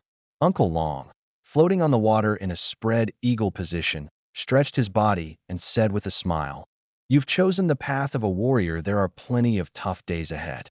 And soon, you'll be a team leader, with even more responsibilities." Uncle Long, do I really need to form my own warrior squad? Jiang Han asked, somewhat puzzled. Isn't the current setup just fine? You haven't been in the wilderness for long, so it's normal not to understand, Uncle Long said leisurely. You're growing too fast, and your potential is immense. In this situation, an ordinary warrior squad won't be able to keep up with you for long before you reach their strength ceiling. This is actually about maximizing benefits. A team usually consists of one main attacker and 4 supporters. Just like now, you, as a martial master, joined to fill the gap perfectly. I'm the main attacker, and you all support me. Together, we can easily handle ordinary beast general level exotic beasts. But adding another Grand Martial Master wouldn't significantly boost the team's strength. What we can defeat would still be beast general level exotic beasts. Jiang Han understood Uncle Long's words clearly and found them easy to grasp. After all, he had always excelled in academic subjects and could deduce these principles himself. Uncle Long's point was clear. In this team, Jiang Han could only play a supporting role. However, if he obtained the Grand Martial Master qualification and formed his own team, he could become the main attacker, and his income would increase significantly. Jiang Han was tempted. He was in dire need of money right now. Obtaining the Grand Martial Master qualification was definitely necessary, but forming a team, after some thought, he felt it wasn't really essential. His strength was improving far faster than that of ordinary warriors. At this rate of advancement, even warriors who had awakened S-level talents wouldn't be able to match him. Even if he formed a team, it wouldn't last long because his strength would outpace his teammates, and the team would eventually disband. It might be better to work solo, hunting exotic beasts. That way, he wouldn't need much assistance and could also ensure his secrets remained undisclosed. The most important thing is to ensure the safety of warriors and reduce unnecessary casualties. Entering the wilderness requires a Grand Martial Master to lead the team. There's such a rule? Jiang Han nodded and silently accepted it. If that were the case, then the Grand Martial Master qualification was indeed a goal he had to achieve. Of course, all of this would have to wait until they returned. For now, the most important thing was to continue their journey and retrieve the mission item as soon as possible. After soaking in the icy lake water for a few minutes, their fatigue dissipated, and the group began cleaning the bloodstains off their bodies. The scent of blood easily attracted exotic beasts, and any carelessness could lead to an ambush. In this weather, there was no need to dry their clothes. Walking a dozen kilometers would dry them out. After replenishing their water supply, the 5 of them set off again toward their target city. The journey ahead went smoothly, with no encounters with powerful exotic beasts like the silver-winged wolf king. After all, beings like the silver-winged wolf king were exceedingly rare. However, Jiang Han could clearly sense that as they ventured deeper into the wilderness, the exotic beasts they encountered were becoming increasingly stronger. From the previous ordinary exotic beasts and low to mid-level beast soldiers, they had now become at least high-level beast soldiers, occasionally encountering beast general-level exotic beasts. Fortunately, the team had 2 great martial masters. Jiang Han and Uncle Long teamed up to deal with beast general-level exotic beasts with ease, without any danger. When encountering higher-level beast generals, they avoided them early thanks to Jiang Han's warnings. The journey was smooth, and Uncle Hu and the others hardly had to take action. Everyone wore smiles on their faces. This mission was truly relaxing. Low-level exotic beasts didn't require their intervention. Jiang Han would take the initiative to practice his skills. When facing high-level exotic beasts, Uncle Long took the lead, with Jiang Han assisting, leaving the others with nothing to do. They only occasionally guided Jiang Han on some combat techniques, while the rest of the time was spent enjoying delicious food.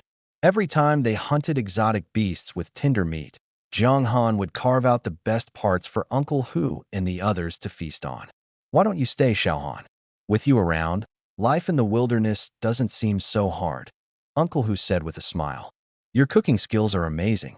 Is there any of that fiery chicken left from yesterday? How about roasting a chicken leg today?" Jiang Han's heart sank as he glanced at the system space, where a pile of exotic beast meat lay quietly.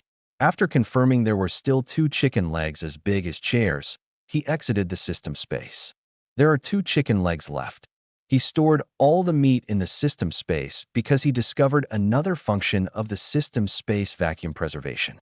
Unlike spatial rings, which connect to another space through special means and contain air, the system space could preserve food. This discovery wasn't particularly useful to Jiang Han, but was a pleasant surprise. Fresh ingredients could be stored for long-term preservation without worrying about running out of food. All right, we're only about 10 kilometers away from the target city. Let's rest here. After eating and drinking, we'll head in. Xiao Han, remember to roast more meat so everyone can take some. Once we're in the city, we can't start a fire. It might attract exotic beasts. We don't know how long it will take to retrieve the mission item, so let's prepare in advance, Uncle Long said, looking at the faint outline of the city in the distance, his brows slightly furrowed as he reminded everyone.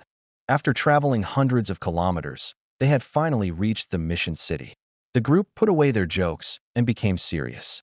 The success or failure of this mission depended entirely on the upcoming period.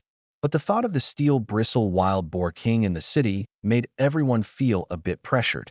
Only Jiang Han seemed unaffected. He took out 2 fiery chicken legs from the system space. Each leg weighed over 30 pounds, heavier than a pig leg from a pig farm. The fiery chicken was quite large, a low-level beast general capable of launching low-level fireball attacks, hence the name fiery chicken. Its meat was tender, and after washing, cutting into pieces, marinating, and roasting over a fire, it became a delicacy. Uncle Hu and Uncle Dao were in charge of turning the meat. The chicken legs were large and took a long time to roast, but since they were near the target city, no one was in a hurry. During this time, Jiang Han glanced at his own attribute panel to at least understand himself. Host, Jiang Han.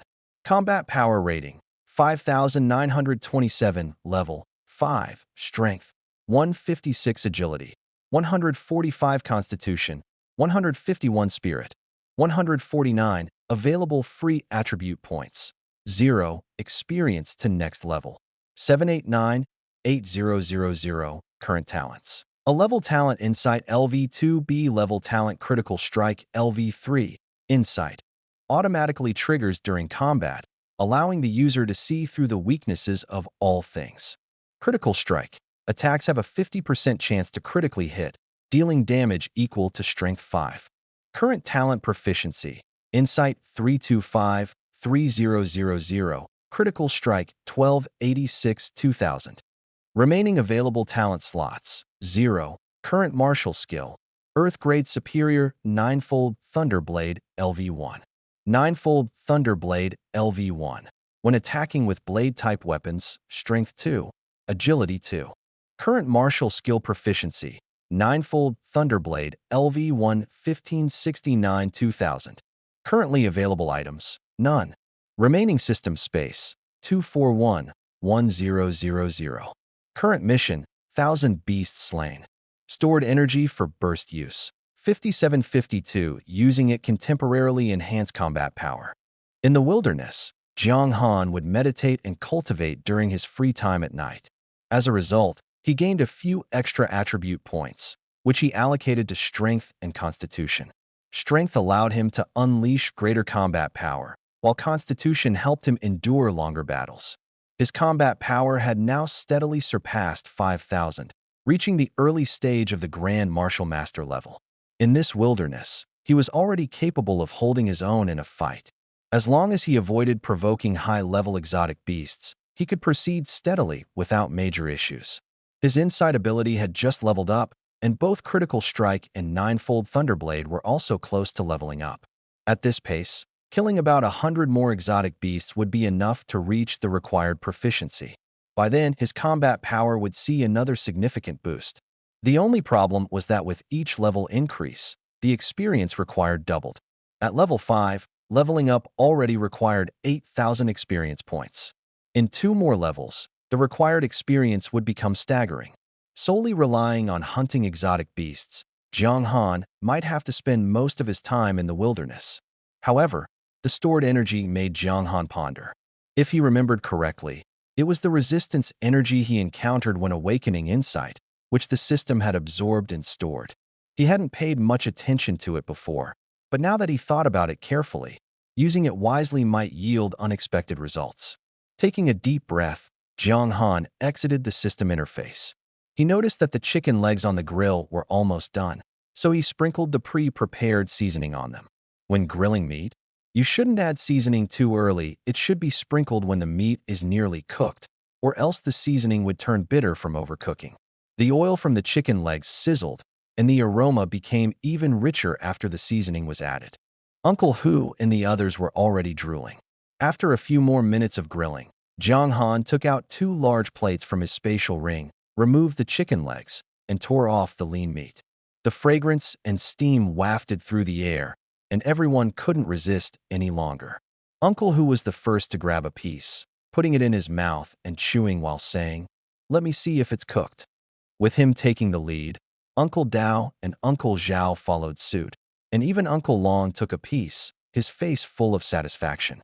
If it weren't for Jiang Han, they might still be gnawing on compressed rations instead of enjoying freshly grilled chicken legs.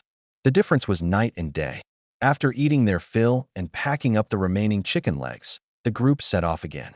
Fallen City number 283, originally named Chung City, was a small tourist city before the Cataclysm, with decent greenery. After the Cataclysm, the people evacuated, and without management, the buildings and roads were overrun by vegetation, turning into the scene before them. The mix of tall buildings and plants resembled something out of a movie, yet it was unexpectedly harmonious. First, secure the high ground. Shaoan, scout the surrounding area and avoid the steel tusk boar king once you locate it. In the Fallen City number 283, the strongest presence was only high-level beast generals, which posed a threat to the team, but not a fatal one. With Uncle Long holding the line, they could retreat if they encountered exotic beasts. However, ever since the steel tusk boar king appeared, the danger level had multiplied several times over. If the mission target weren't located here, Uncle Long and his team Wun Ti have entered it all. Now that they were here, they had to advance steadily and cautiously. Uncle Long held a map, spread it out, and pointed to a location. The mission target is at the medicinal herb base of the Research Institute. When the alternate dimension opened, plants were also affected and mutated. Some became aggressive, while others had their properties drastically altered. They are beneficial to both ordinary people and warriors. We call these plants spirit herbs. This mission's target is a 2-star upper-grade spirit herb, renamed as Severing Ingrass. It can heal severe injuries. It's a crucial ingredient for crafting the level 4 potion, Life-Returning Powder. A warrior team previously discovered it by chance, but it wasn't tea mature at the time, so they didn't tea harvest it. At least 20 Severing Ingrass plants must be collected before we retreat. After Uncle Long finished speaking, he took out a photo and placed it on the map. The photo showed a patch of grass about 20 centimeters tall, resembling chives. In fact, Uncle Long and his team had already seen the mission target and had even harvested some. If it weren't for the steel-tusked boar king blocking the way, they would have completed the mission long ago. Now, he was explaining this just to clarify the direction for Jiang Han. After confirming the mission location and target, Jiang Han nodded. In that case, let us head upstairs. Uncle Long put away the map and photo, leading the group toward a nearby building. It was a 7-story structure, not very tall, but sufficient for their needs. Jiang Han casually cleared out 2 ordinary exotic beasts inside the building, then stood on the rooftop, activating his insight ability. His eyes scanned all unobstructed areas. After 3 thorough sweeps, Jiang Han finally said with certainty, within a 1-kilometer radius, there are about 100 exotic beasts. Among them, 2 mid-level beast generals, 7 low-level beast generals, but no high-level beast generals or the steel-tusked boar king. Jiang Han reported his observations to the group. Uncle Long was silent for a few seconds before making a decision. We want to hunt those beast general-level exotic beasts. The scent of blood will agitate the exotic beasts. Our only target is the Severing Ingrass. Keep advancing. No one objected after hearing this. An ordinary exotic beast could sell for a few thousand, a beast soldier-level exotic beast for tens of thousands, and a beast general-level exotic beast for hundreds of thousands. However, compared to the $4 million mission reward, killing a few beast general-level exotic beasts wasn't worth it. Their top priority now was obtaining the Severing Ingrass. After descending the building, they advanced another 500 meters. Jiang Han went upstairs again to scout. This time, the number of exotic beasts has decreased, about 80 to 90. 5 low-level beast generals, no mid-level or high-level beast generals, and still no sign of the steel-tusked boar king. At this point, not only did Uncle Long sense something was off, but even Jiang Han found it strange. Logically, the closer they got to the city center, the more exotic beasts there should be, and their levels should be higher. Why were there fewer exotic beasts as they approached the center? Keep going, advance another kilometer. Uncle Long didn't say much, only quicken the pace. This time, I only saw 3 low-level beast generals and about 50 exotic beasts. Everyone understood in their hearts something was wrong with this city. There are only 2 possibilities for this situation. One is that a powerful warrior has already cleared the city of the mutant beasts. The other is that a high-level mutant beast has gathered all the mutant beasts together. If it's the first scenario, that's fine at most. They just need to clean up the remaining mutant beasts on the outskirts. But the second scenario would be troublesome. Jiang Han and his team were almost certain that they were facing the second scenario. Hopefully, the place where those mutant beasts are gathering isn't the medicinal herb base. Otherwise, this mission might end in failure. Tiger Uncle sighed, feeling uncertain. Don't overthink it. Keep moving forward. Xiao Han, stay alert and report any abnormalities immediately. Dragon Uncle's face darkened as he looked at Jiang Han. Jiang Han felt immense pressure. With high-level mutant beasts gathered together, even the slightest mistake could lead to total annihilation. If they accidentally stumbled into the mutant beast group, even though all of them were Grand Martial Masters, it would be difficult to escape.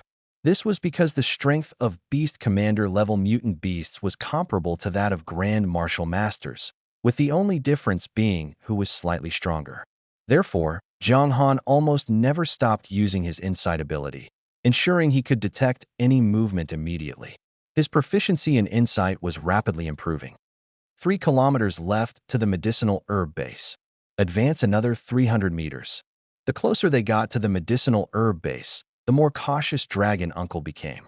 The advancing distance, which initially was 500 meters or a kilometer, had now been reduced to scouting after passing each building. The oppressive feeling brought by the sudden disappearance of high-level mutant beasts was overwhelming. At their speed, 3 kilometers should have taken only a few minutes to cover. But now, they had to stop and scout every 1 or 200 meters, taking nearly an hour to advance just 2 kilometers. Xiaohan, have you found any traces of that mutant beast group? As they got closer to their destination, the mutant beast group still showed no signs of activity. Everyone had a bad feeling, but no one dared to voice it, fearing that saying it might make it come true. Suddenly, Jiang Han's expression changed. "I've found the mutant beast group." His voice was heavy, and everyone turned to look at him. "Where?" Dragon Uncle noticed Jiang Han's unusual expression and asked. Jiang Han pointed with his right hand, and everyone followed the direction he indicated. Their faces immediately turned grim. "It's over. Of all places, it had to be there. That Steel Bristle Wild Boar King really knows how to pick a spot. How do we get in? If there really are so many high-level mutant beasts, the 5 of us won't be able to retrieve the mission item." Tiger Uncle and the others looked troubled. The worst-case scenario had finally occurred. "Don't panic." At the critical moment, Dragon Uncle remained calm. He looked at Jiang Han and asked, "Can you see how many mutant beasts there are?" Jiang Han didn't answer immediately, but focused his attention. As his insight ability leveled up, his field of vision expanded significantly. Squinting slightly and concentrating, Jiang Han could clearly see the densely packed mutant beasts in that area. Every mutant beast had its own territorial awareness. The difference was that the higher the level, the stronger this territorial awareness and the larger their activity range. If other mutant beasts intruded, conflicts would inevitably erupt.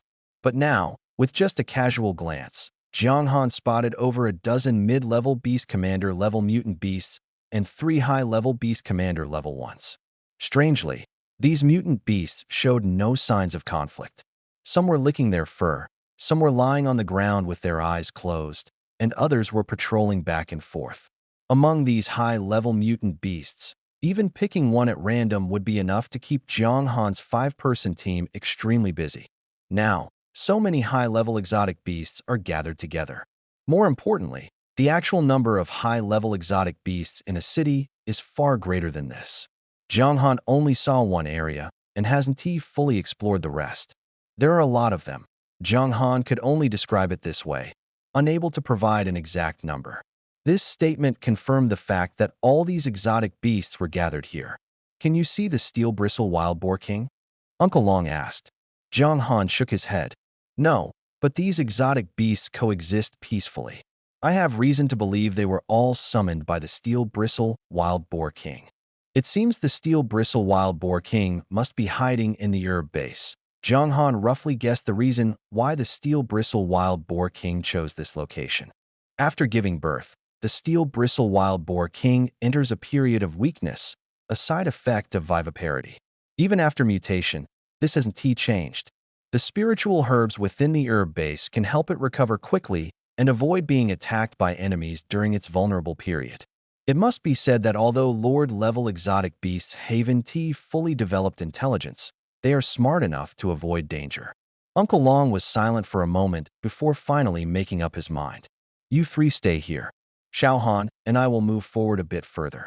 Xiaohan, you must find traces of the Steel Bristle Wild Boar King. Mid and high-level beast general exotic beasts have fully developed intelligence and act purely on instinct. The key is still the Steel Bristle Wild Boar King.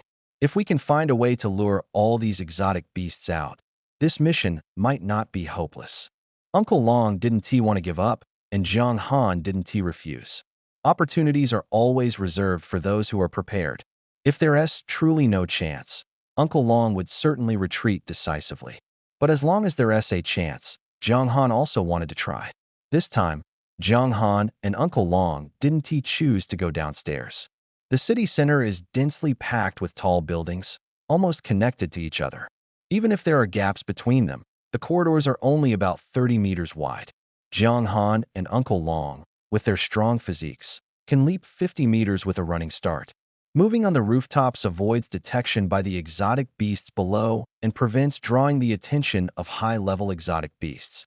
The two sprinted across the rooftops, advancing their observation point by over 600 meters. This time, Jiang Han finally saw more clearly. More than 10 high-level beast generals, 2, 4, 6. 13 high-level beast generals, 38 mid-level beast generals, and low-level beast generals. There are too many low-level beast generals, at least 300 beast soldier-level exotic beasts. With so many exotic beasts gathered, if they suddenly go berserk, it could trigger a small-scale beast tide. Jiang Han's team alone is far from enough to handle this. Still no sign of the Steel Bristle Wild Boar King. Keep observing. Decide the next step once we find the Steel Bristle Wild Boar King. The Steel Bristle Wild Boar King is considered a relatively strong combatant among lords. Normally, with the Steel Bristle Wild Boar King guarding, Jiang Han's team wouldn't stand a chance and wouldn't dare entertain any thoughts they'd have to turn back immediately. But upon learning that the Steel Bristle Wild Boar King came here to give birth, Jiang Han's team started to have ideas. After giving birth, the Steel Bristle Wild Boar King becomes weak, with only 1/10 of its usual combat power. Although still formidable, it wouldn't be able to instantly kill its opponent upon meeting. The previous encounter with the Silverwing Wolf King gave Jiang Han a rough sense of combat power exceeding 10,000. He felt it was still within a range he could handle.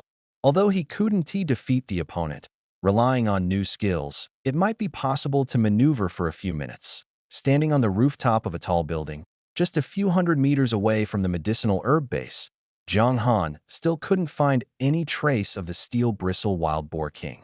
1 hour, 2 hours passed. The sun had already moved past the zenith and was slowly setting in the west. If it weren't for the sight of so many high-level exotic beasts gathered here, Jiang Han would almost doubt whether the Steel Bristle Wild Boar King was even in the vicinity. Uncle Long was unhurried, leaning against the rooftop wall with his eyes closed, resting. If Jiang Han discovered the Steel Bristle Wild Boar King's whereabouts and had the chance to act, the task of luring the Steel Bristle Wild Boar King and the group of high-level exotic beasts out of their nest would fall solely on him. He had to maintain his peak mental state. Facing dozens or even hundreds of exotic beasts whose combat power was not inferior to his own, the uncertainty of life and death was an understatement. Time passed again, and the sun hung obliquely in the west. A cool breeze blew across the rooftop, carrying a faint scent of blood in the air. The time was almost up. The exotic beasts' hunting hour had arrived. The exotic beasts guarding the research institute were sent out in batches to hunt, then returned with their prey. Jiang Han held a piece of pre-roasted meat in his hand, chewing it slowly, bite by bite. At times like this, all they could do was wait. Impatience was not an option. Uncle Long didn't rush Jiang Han and was also eating a piece of roasted meat at his own pace. Just then, a tragic roar suddenly echoed from the medicinal herb base. The sound was extremely loud, and Jiang Han could hear the pain within it. Steel Bristle Wild Boar King. Jiang Han's eye sharpened. The roasted meat he was holding was quickly stored into his system space as he activated insight. Uncle Long, who had been sitting, also stood up, looking at the panicked group of exotic beasts not far away, and asked, "Did you find the Steel Bristle Wild Boar King?" "Not yet, but it's definitely in the medicinal herb base." Judging by the sound, the Steel Bristle Wild Boar King seems to be giving birth. The medicinal herb base was constructed with glass and coated with a special material on the surface. Sunlight could enter, but it was almost non-reflective, resembling frosted glass. Originally, this design was meant to maintain a temperature suitable for the growth of medicinal herbs, but now it obstructed Jiang Han's investigation. The Steel Bristle Wild Boar King has a combat power exceeding 50,000 points, but during childbirth, it becomes extremely weak. Even with spiritual medicine to aid recovery, it's difficult to return to peak condition in a short time. This is our chance. Jiang Han, stay here and keep watch. I'll figure out a way to lure the exotic beast group from the research institute and attract the Steel Bristle Wild Boar King. When the time comes, you sneak in and retrieve the mission item. Once you succeed, immediately head southwest, and enter the subway station to escape. We'll meet outside the city, at the spot where we roasted meat this morning. Got it. Upon hearing the critical information, Uncle Long quickly made a decision. Jiang Han nodded, and Uncle Long turned and sprinted toward the rear. Some things he couldn't handle alone, he needed cooperation from Uncle Hu and Uncle Dao. Watching Uncle Long leave, Jiang Han refocused his attention on the medicinal herb base. The steel bristle wild boar king's anguished cries grew weaker, and the exotic beasts guarding the base's perimeter became increasingly frantic. Previously, they had been subdued by the steel bristle wild boar king, which kept them in line. Now, with the steel bristle wild boar king overwhelmed, the exotic beast group naturally descended into chaos. The more chaotic, the better. Only in disorder would a sneak attack be more likely to succeed. Giving birth is a natural law. No matter how strong a life form is, it will inevitably be affected by it. The steel-maned boar king, at its level, usually possesses terrifyingly high combat power, which rarely diminishes unless it's on the brink of death. However, giving birth leaves it completely weakened. As for how Uncle Long managed to lure the beasts, Jiang Han couldn't guess. All he could do now was wait. It seemed too dangerous for Jiang Han to charge in alone. But Uncle Long had instructed him to prepare for action once the steel-maned boar king left its nest. The real pressure was on Uncle Long and his team. Jiang Han waited for a full half-hour. The wails of the steel-maned boar king gradually weakened, indicating it was almost done giving birth. If it consumed a spiritual medicine after giving birth, its combat power would quickly recover, leaving them with no chance. Just then, a sudden loud crash echoed, and a tall building collapsed with a thunderous roar. The building, over 100 meters tall, fell directly across from Jiang Han, with the research institute in between. The collapse brought rolling clouds of dust and flying debris of steel and concrete, instantly driving the entire beast horde into a frenzy. Watching the scene unfold, Jiang Han finally understood how Uncle Long had lured the beasts out of their nest. With such a massive commotion, it would be impossible for the beasts not to come out. The collapse of this tens of thousands of tons building directly crushed several low-level beast generals that failed to dodge in time. Roar! An enraged bellow came from within the dust cloud. Jiang Han activated his insight ability, barely piercing through the thick smoke. He vaguely saw a wild boar over 5 meters tall. Its protruding tusks were 2 meters long. Just one glance from afar sent chills down Jiang Han's spine. Compared to the steel-maned boar king, the silver-winged wolf king seemed far too inexperienced. The silver-winged wolf king had only recently mutated and wasn't very strong in combat. Although its growth potential surpassed that of the steel-maned boar king, its current fighting ability was unimpressive. But the steel-maned boar king now, for some reason, exuded an aura that made Jiang Han feel utterly powerless to resist, even as it simply stood there. With a furious roar, the previously panicked beast horde instantly fell silent. Then, with another howl, the beasts surged like a tide toward Uncle Long and his team's direction. The beasts summoned by the steel-maned boar king to guard it were all formidable. The weakest among them were high-level beast soldiers, equivalent to martial masters. Beasts of this level were significantly larger than ordinary ones. Any one of them would be a giant over 3 meters tall. Now, they were surging like a tide in one direction. Jiang Han was so shocked that he was at a loss for words, only able to pray that Uncle Long and his team had already retreated safely. Facing such a massive beast tide, unless one had reached the level of a martial marquis, they would eventually exhaust their strength and fall. Not to mention, there were several beasts in the horde whose combat power surpassed even Uncle Long's. The plan was working. The beast horde had been successfully lured away. But the most critical steel-maned boar king remained motionless. It simply stood quietly in the dust cloud, its fist-sized eyes scanning left and right. Jiang Han roughly guessed its thoughts. Having just given birth, its body was weak, and its offspring were still in the herb base. Unless absolutely necessary, it wouldn't leave easily. Uncle Long, hit it harder. This isn't enough. Jiang Han muttered under his breath, his eyes fixed on the steel-maned boar king. Once it left, he could enter the herb base. As if in response to him, another loud crash suddenly echoed. Another 100-meter-tall building collapsed with a thunderous roar. The timing was incredibly precise, striking just as the beast horde entered the collapse's impact range. And this time, it wasn't just one building. Boom, boom, boom. Three consecutive this time. The spread of smoke and dust was even wider, drifting far enough to reach Jiang Han's location. Fortunately, Jiang Han had activated insight, keeping his vision clear. The steel bristle wild boar king, several hundred meters away, was still within his sight. Beyond that, visibility was unclear. As three buildings collapsed, crushing many mutant beasts, the steel bristle wild boar king finally couldn't hold back. It clearly realized that the opponent capable of causing such commotion was no weakling. The other party's presence here was obviously targeting it. Glancing back at the herb base, the weakened steel bristle wild boar king turned and charged toward the direction of the collapsed buildings. Faced with an obvious threat, only one thought occupied its mind: leave the cubs behind and avoid the battle's impact. It's running. Jiang Han watched the steel bristle wild boar king sprint away, his heart surging with excitement. After all, it was merely a beast that had just gained a bit of intelligence. The commotion caused by Uncle Long and the others, if it were humans, anyone would sense something amiss. If it had real strength, it would simply charge straight in, wouldn't it? But the steel bristle wild boar king failed to notice anything unusual. Amid the thick smoke, Jiang Han kept insight activated, extending his vision to a maximum of 1 kilometer. Confirming that the steel bristle wild boar king had left, he leapt down from the rooftop.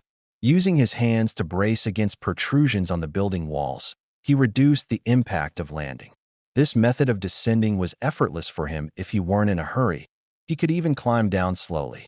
But now, it only took him 2 or 3 seconds to reach the ground, and he immediately sprinted toward the herb base. The group of mutant beasts guarding the entrance and the steel bristle wild boar king had been lured away by Uncle Long and the others. However, such feints could only buy time. Even with low intelligence, the mutant beasts would gradually become alert if they couldn't find the enemy. Jiang Han's sole task was to collect the mission item and leave swiftly before the mutant beasts returned to their nest. No delays allowed. The thick smoke had little effect on Jiang Han's insight. He easily crossed the collapsed perimeter wall knocked down by the mutant beasts and smoothly entered the herb base. Inside the base, tempered glass blocked the smoke and dust, leaving the interior clear. The base covered a considerable area, roughly 7 or 8 acres. However, most of the area was dried up.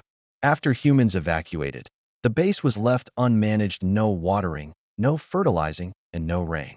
Only the resilient spiritual herbs continued to thrive, while ordinary medicinal plants had all withered. This actually worked in Jiang Han's favor, as he quickly located his target. In a grid resembling a chive field, patches of severing shade grass grew abundantly. Jiang Han flipped his right hand, gripping a vegetable knife. Severing shade grass primarily uses its leaves, so it only needed to be cut like harvesting chives, leaving the roots to regrow. But as Jiang Han approached, he discovered a nest of piglets quietly sleeping in the grass. Covered in mucus, their eyes were still closed, and the largest one was only the size of a palm. Steel bristle wild boar king's cubs? It's hard to understand how could the steel bristle wild boar king be so massive, yet its cubs so tiny? If Jiang Han wanted to, one slash could instantly kill these 6 newborn cubs. But he held back. Although they were the steel bristle wild boar king's cubs, which sounded intimidating, they were ultimately just infants. Killing them would be pointless, as they wouldn't yield any valuable materials. Instead, it would provoke the steel bristle wild boar king. Previously, Uncle Long and the others had unintentionally angered the steel bristle wild boar king, resulting in a relentless pursuit. If Jiang Han killed the cubs now, it would undoubtedly cross the line, leading to a fight to the death. Jiang Han crouched down, grabbed the leaves of the severing shade grass with one hand, and sliced through them with the vegetable knife, collecting the harvested grass into his system space. He repeated the process several times. The movements were swift. Within just over 10 seconds, the entire patch of severing grass was harvested. As Jiang Han was about to put away the kitchen knife and leave, his peripheral vision suddenly caught sight of a cluster of dried branches immediately drawing his attention.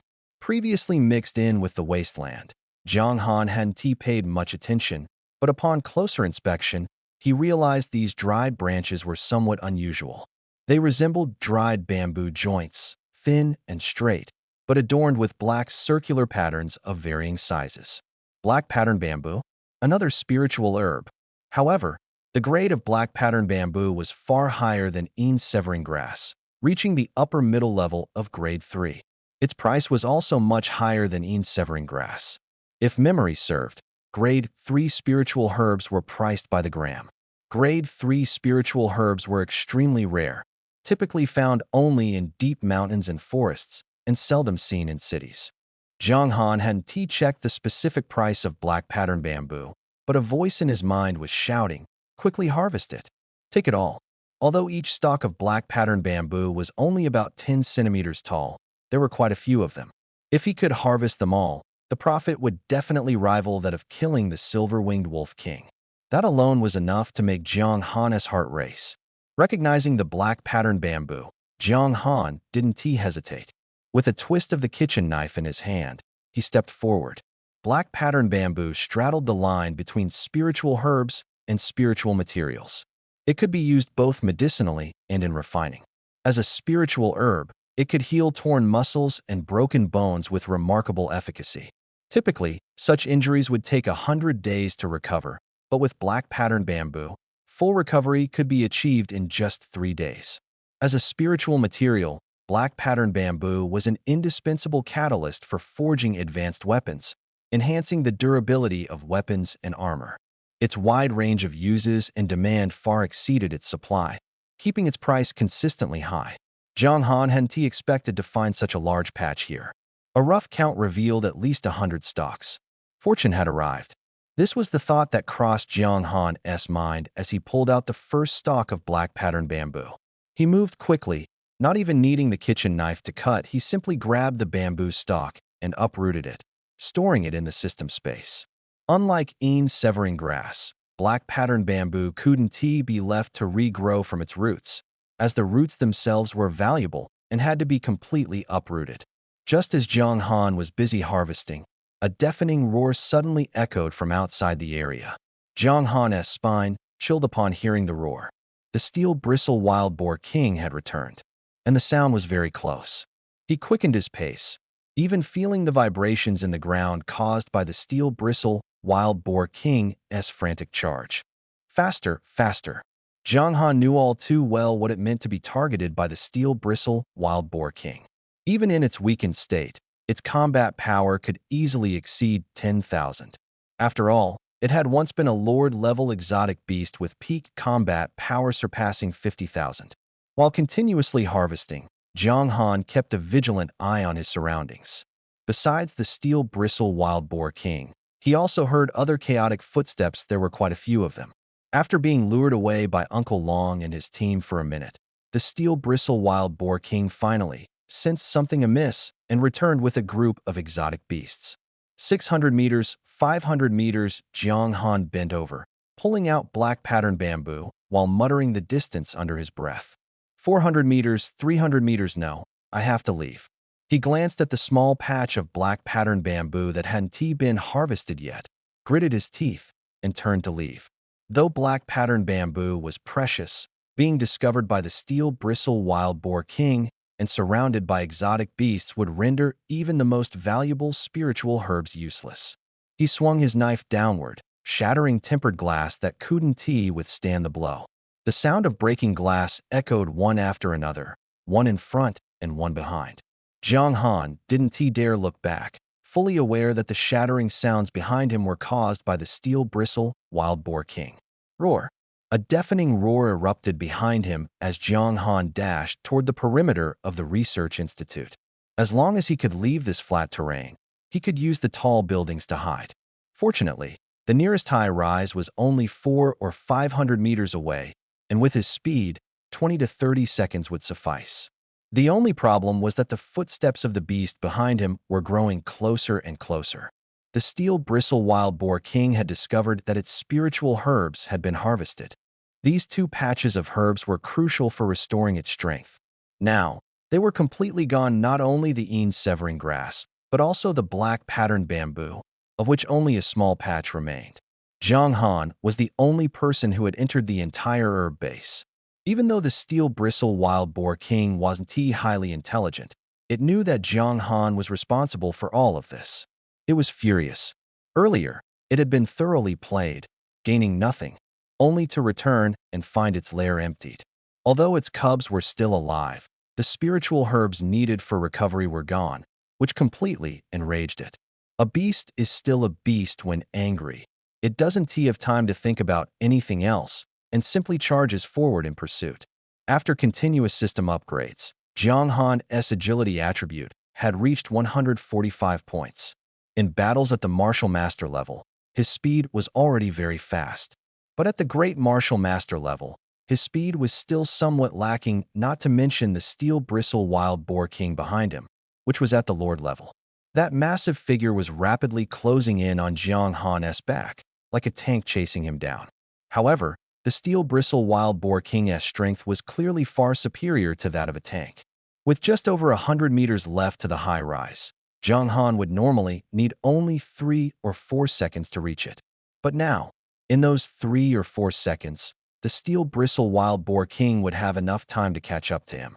Feeling the footsteps behind him growing closer, Jiang Han quickly calculated the distance in his mind.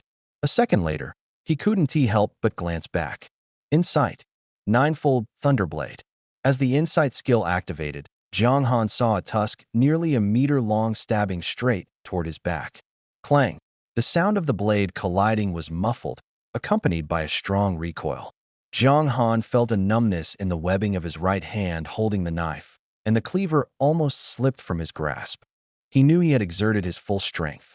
This attack had triggered a critical hit and the ninefold Thunderblade, with his strength attribute reaching a staggering 1560 points. It wouldn't be surprising if a low-level beast general were split in two by his strike. But this time, when the blade met the steel bristle wild boar king's tusk, it was as if Jiang Han had been struck instead, sent flying backward. The steel bristle wild boar king merely paused its charge for a moment.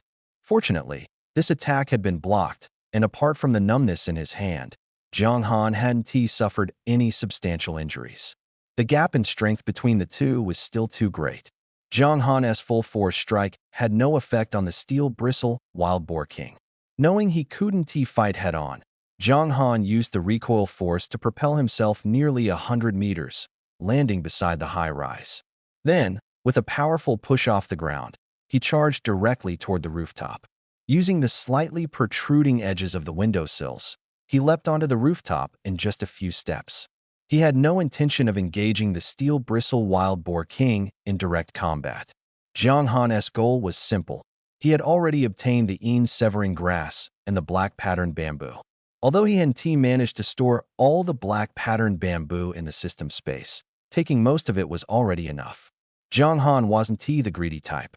He understood his situation. Survival was the priority. The Een-severing grass was the primary target, while the black patterned bamboo was just a bonus. Although the black patterned bamboo was more valuable than the Een-severing grass, he didn't feel the least bit regretful. At this moment, his mind was entirely focused on how to shake off the pursuing beast and the steel bristle wild boar king behind him. After Jiang Han disappeared onto the rooftop, the steel mane boar king clearly had no intention of giving up easily. Its massive body made it impossible to leap onto the rooftop like Jiang Han, but other mutant beasts could. It turned to glare at a few winged mutant beasts. Roar! With a furious roar, the winged beasts immediately understood its command. Flapping their wings, they soared straight toward the rooftop. The other non-flying mutant beasts continued their wild chase, led by the steel mane boar king. Jiang Han kept moving, occasionally leaping between two tall buildings. Behind him, several flying beast general-level mutants were in hot pursuit. Fortunately, they were all low-level beast generals and posed little threat, though they did make Jiang Han appear somewhat disheveled. What truly gave him a headache was the steel mane boar king on the road below, relentlessly chasing him. Jiang Han could vividly feel what Uncle Hu had mentioned earlier, that the steel mane boar king's strength was enough to collapse the load-bearing columns of a 100-meter-tall building. It felt as if he were experiencing an unprecedented earthquake. The building he had just leaped from collapsed with a thunderous crash, sending dust billowing into the sky. But Jiang Han couldn't stop. If he stopped, the steel main boar king's charge would bring down the building beneath his feet, and he would be faced with hundreds of mutant beasts. It was better to keep running for his life. Swinging the kitchen knife in his hand, he blocked an attack from one of the mutant beasts. Using his insight skill, the movements of these low-level beast generals appeared astonishingly slow to Jiang Han. Coupled with the weak points he had marked, he could easily take them down one by one if he stopped. But now, stopping was not an option. Running like this wasn't a solution either. After sprinting along the rooftops for nearly 3 minutes and covering 3 to 4 kilometers, the pack of mutant beasts was still in relentless pursuit. The tall buildings ahead were becoming fewer and farther apart. No matter how far Jiang Han could jump, it was impossible to leap across a 200-meter gap. No, he had to think of another way. Mutant beasts generally had physical endurance several times greater than humans of the same level. Jiang Han wasn't foolish enough to compete in stamina with the steel main boar king. Otherwise, the beasts behind him would exhaust him to death. Just then, the steel main boar king seemed to sense something. It abruptly stopped ramming into the load-bearing columns, turned its head, and looked in the direction of the medicinal herb base. Although the distance was great and the air was filled with dust, it couldn't see anything clearly. Roar! With another anguished roar, the steel main boar king suddenly abandoned its pursuit of Jiang Han and turned to sprint back, moving even faster than when it had been chasing him. The mutant beasts behind it also halted upon hearing its wail. What is going on? Jiang Han focused all his attention on the steel main boar king. Its unusual behavior immediately put him on alert. Not chasing anymore. Jiang Han was filled with questions, but he didn't hesitate. He jumped down from the building, quickly turned into another street, and swiftly concealed himself. Although he didn't know why the steel main boar king had suddenly retreated, Jiang Han knew this was his only chance to escape. Missing this opportunity would make it difficult to find another suitable moment. Without hesitation, even though he had already shaken off the mutant beasts behind him, Jiang Han didn't stop running. Uncle Long had previously informed him of the rendezvous point, so Jiang Han quickened his pace, planning to leave the city first. The mission item was already in hand, and he had killed quite a few mutant beasts along the way. Even more unexpectedly, he had brought back the silver-winged wolf king and the black-striped bamboo. Leaving now was already a huge success. In the wilderness, one couldn't afford to be too greedy. On the way, he encountered a few beast soldier-level mutant beasts. Jiang Han, intent on leaving quietly, killed them silently, ensuring they made no sound. A beast soldier-level exotic beast is worth at least tens of thousands of alliance coins. Making some money along the way, of course, couldn't be missed. When Jiang Han arrived at the rendezvous point, Uncle Long and the others were already there. Confirming that Jiang Han was uninjured, they finally breathed a sigh of relief. "How's it going, Xiao Han? Nothing happened, right?" Uncle Long asked. To be honest, before seeing Jiang Han, he had been tense and uneasy. Jiang Han was sent by him, and if anything happened, the responsibility would fall entirely on him. The wilderness is unpredictable, but Jiang Han is like family to him. Not only would Jiang's father be hard to face, but his own conscience wouldn't let him off the hook. Originally, this kind of task shouldn't have been assigned to the novice Jiang Han, but in the team, only he and Jiang Han had the strength of a Grand Martial Master level. No big issues. I've already collected the Duanyin grass, and there's an unexpected harvest as well, Jiang Han said, flipping his right hand. A pile of green grass and nearly 100 dried branches appeared on the ground.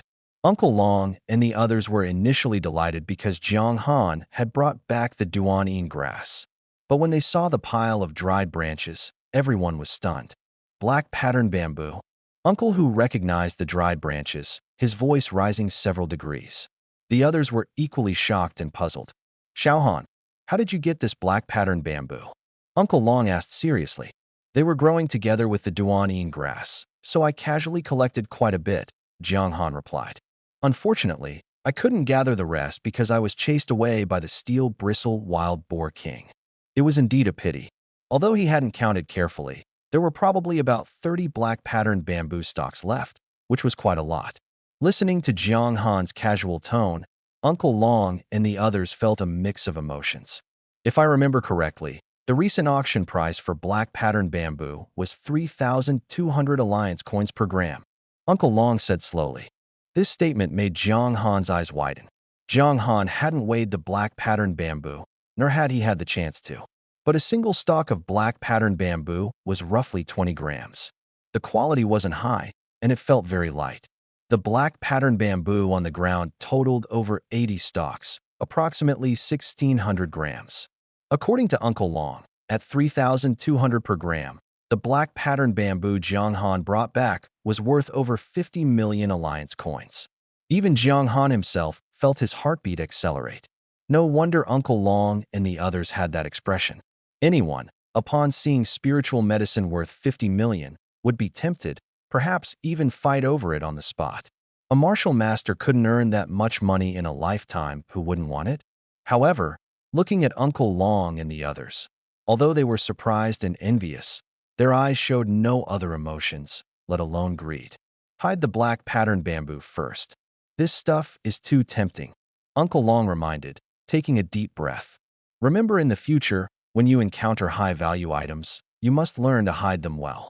Otherwise, if it were another team, they'd probably be fighting over it by now.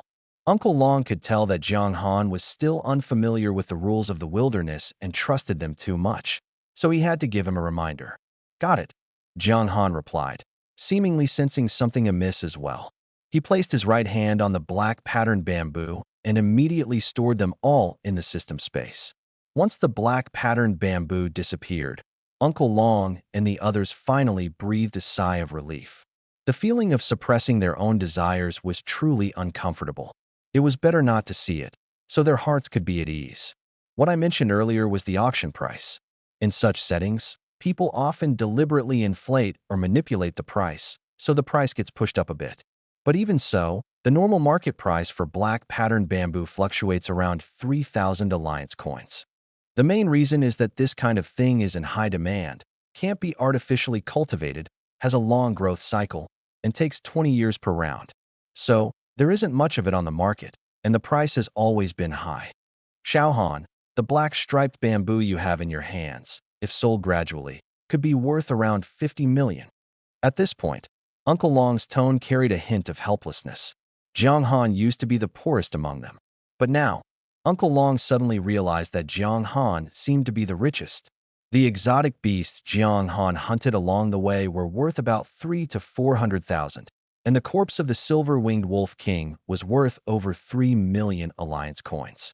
On top of that, Jiang Han contributed significantly to this mission, earning nearly 40% of the mission reward, which was about 1.5 million alliance coins. Just from this, Jiang Han's first trip to the wilderness yielded 5 million alliance coins. Adding the black striped bamboo, 55 million. Uncle Long had been struggling in the wilderness for 20 years and had only saved a little over 30 million. Yet Jiang Han, in just one trip, had earned 55 million, not to mention Uncle Hu and the others. Although no one spoke, there was a palpable air of jealousy among them. Jiang Han noticed that something was off with everyone's expressions and took the initiative to speak. Actually, this black striped bamboo should count as part of your share too. If it weren't for you helping me distract the steel-tusked wild boar king, I wouldn't have had the time to collect this bamboo. How about this? We can split the black striped bamboo. Before he could finish, Uncle Long raised his hand to interrupt him. This black striped bamboo is entirely your own harvest. We only distracted the steel-tusked wild boar king for the severing grass. It had nothing to do with the black striped bamboo. Your uncles may not be as good at making money as you, but we've earned quite a bit over the years. Keep the black striped bamboo for yourself. This was the second time Jiang Han had been refused. The first time was when he offered the corpse of the silver-winged wolf king. But this time, the stakes were much higher. Jiang Han truly hadn't expected Uncle Long and the others to refuse black, striped bamboo worth 50 million. If this batch of bamboo were divided, each person would get about 10 million. Not only did Uncle Long refuse, but Uncle Dao, hearing the implication in Jiang Han's words, also smiled and said, "Who do you think you're looking down on? It's just 50 million. Do you think we don't have that kind of money? Uncle Dao spoke lightly, but he did have the qualifications to say so. On the life and death platform earlier, Uncle Dao had taken 2 million from Liang, and with his own 2 million, that alone made 4 million. All right, enough of this pointless talk. Uncle Long reached out and picked up the severing grass from the ground. Since we've got the mission item, it's time to leave. I'll submit the mission when we get back. The rewards should be distributed within 3 days, and then we can discuss how to divide them based on everyone's contributions. To prevent everyone from continuing to focus on the batch of black striped bamboo, Uncle Long deliberately changed the subject. The group had originally come out to complete the mission, rushing into the wilderness. Although everything had gone smoothly, they were still somewhat tired. Now that they had the mission item, there was no reason to stay in the wilderness any longer. It was better to return early. Following the same path they had come, the 5 of them jogged forward. At this pace, as long as there were no accidents, they could reach the steel defense line by noon the next day and then take the train back to the city. But in the wilderness, accidents were the one thing that was never in short supply. For some inexplicable reason, on their return journey, exotic beasts kept appearing one after another, blocking their path. Moreover, these exotic beasts vary in level, ranging from advanced beast soldiers to intermediate beast generals. Encountering ordinary exotic beasts is manageable, as Jiang Han and Uncle Long have sparred with them before and are not afraid of intermediate beast generals. However, this group of exotic beasts came relentlessly, one after another. Just as they finished dealing with one, another would appear within minutes. As a result, their progress was severely slowed. There was another puzzling aspect. Every time they encountered an exotic beast, it would let out a long howl, seemingly summoning its companions. This unusual behavior made everyone feel uneasy. Don't linger, retreat quickly. Seeing 2 intermediate beast generals ahead, howling toward the sky, Uncle Long finally gave the order. This tense atmosphere left everyone feeling deeply unsettled. 2 intermediate beast generals were already the maximum combat strength the team could handle. Jiang Han and Uncle Long each took on 1 exotic beast, while the other 3 followed closely to assist in the attack. As long as nothing unexpected happened, they could slowly wear them down and finish the battle within half an hour. If it weren't for the strange occurrences earlier, Uncle Long would have already ordered the fight. But now, the heavy sense of unease prevented everyone from focusing on the battle. Although they had retreated from the urban area, they were still within the city limits. No one knew what had happened in the city to cause so many anomalies. Everyone just wanted to leave quickly and had no intention of entangling with these 2 exotic beasts. Hearing Uncle Long's command, Jiang Han exchanged a glance with him, and they both understood. Uncle who led the other 2 and continued retreating in the predetermined direction without stopping, while Jiang Han and Uncle Long stayed behind to hold off the 2 intermediate beast generals. They needed to stall the exotic beasts until Uncle Hu and the others had moved far enough away, then shake off the pursuers and catch up. In sight, 9-fold Thunderblade. The combat power of beast general level exotic beasts exceeds 5,000, with intermediate beast generals typically around 7,000. Uncle Long's strength was sufficient to handle them, and he could even directly kill them by unleashing his talent without assistance. However, Jiang Han was slightly weaker and had to give his all. Fortunately, with the aid of insight, maneuvering was somewhat easier. Uncle Hu and the others gradually disappeared from view, and Uncle Long shouted, "Xiao Han, find a way to disengage. It's time for us to leave too." Jiang Han responded, unleashing his full power to clash head-on with the intermediate beast general in front of him for 3 moves. Using the recoil force, he flew backward, successfully disengaging from the fight. Exotic beasts without intelligence rely solely on instinct and wouldn't realize that Jiang Han and Uncle Long were merely trying to escape. By the time it reacted, the 2 had already run 100 meters away, out of its reach, leaving it standing in place, roaring furiously. Roar! The deafening roar was followed by even louder howls and the rumbling of the ground. What is going on? Jiang Han instinctively turned to look back and saw a 5-meter-tall steel bristle wild boar king had somehow already caught up not far behind them. Now it was charging toward them with all 4 hooves. Uncle Long. Seeing the steel bristle wild boar king, Jiang Han's hair stood on end. This wasn't T like the city, where tall buildings could provide cover. Outside the city, apart from dense shrubs and wild grass, there were hardly any large trees. In such open terrain, they had nowhere to hide and no room to maneuver. In fact, Jiang Han didn't even need to shout. Uncle Long had already sensed the anomaly behind them. Turning his head, he also noticed the steel-bristle wild boar king chasing them. But his reaction wasn't much better than Jiang Han's. Having roamed the wilderness for so long and faced countless dangers, even Uncle Long couldn't help but feel his heart race at the sight of the steel-bristle wild boar king in full pursuit. This is no longer a matter of whether to fight or not. If the steel-bristle wild boar king catches up, both he and Jiang Han are doomed. Although the steel-bristle wild boar king is currently weakened, it is still a lord-level existence. The minimum standard for a lord-level creature is a combat power of over 10,000. Not to mention, there are two mid-level beast general-grade exotic beasts beside the steel-bristle wild boar king. No matter how you look at it, they have no chance. What is going on?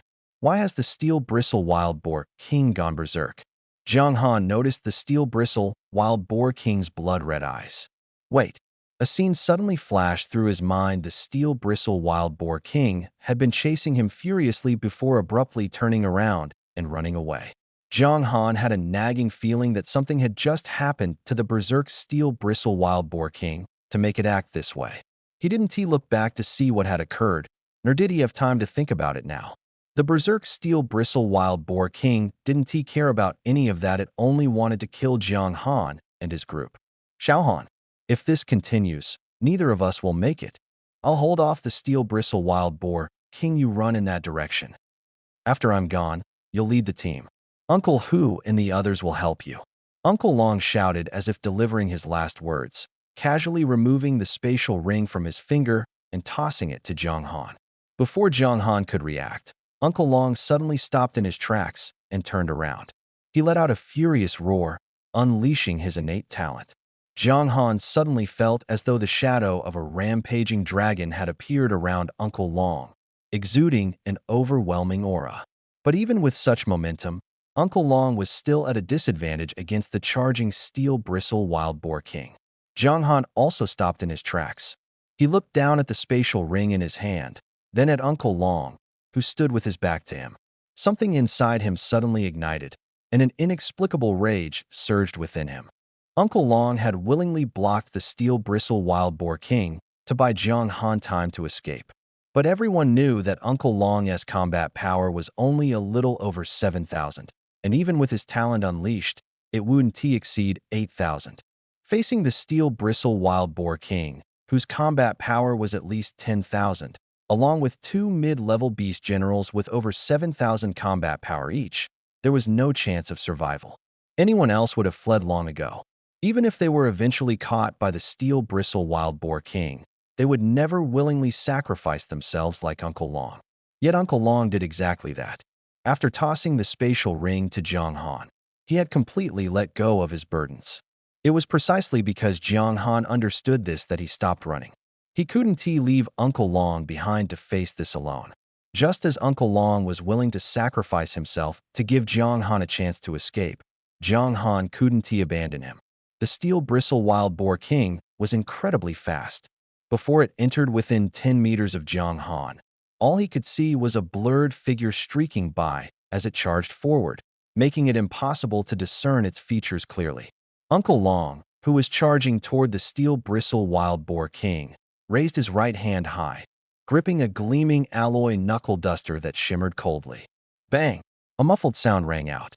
The steel-bristle wild boar king's strength completely overwhelmed Uncle Long. In this physical collision, Uncle Long only managed to slightly hinder the steel-bristle wild boar king's momentum, but he himself was sent flying by a brutal strike. With just one clash, Uncle Long was utterly at a disadvantage. Seeing this, Jiang Han leaped forward and caught Uncle Long midair. Didn't I tell you to leave? Why are you still here? Go now. Uncle Long looked at Jiang Han, his voice filled with urgency. Jiang Han didn't respond. His gaze locked onto the steel-bristle wild boar king ahead. Suddenly, his aura surged dramatically. Originally, Jiang Han's strength was slightly weaker than Uncle Long's. Although his aura was intense, it posed no threat to Uncle Long, but now, Uncle Long clearly felt that Jiang Han's strength was rapidly improving, from slightly weaker to equal to him, and then surpassing him. In just a few blinks, Jiang Han firmly overtook him. "What's going on?" Uncle Long exclaimed in shock. Jiang Han felt the surging power within his body and gradually gained confidence. Stored energy fully released. Combat power increased by 5752. Duration, 30 minutes. Current combat power, 11679. The system notification sounded, and Jiang Han let out a sigh of relief. He knew that with his previous strength alone, he couldn't possibly contend with the Steel Bristle Wild Boar King, so he had just released the stored energy. After the burst, Jiang Han's combat power broke through the 10,000 threshold. For both beasts and warriors, a combat power exceeding 10,000 is a significant milestone. For beasts, it signifies the Lord level of Fallen City might not even have a Lord level beast. For warriors, a combat power exceeding 10,000 means reaching the rank of general.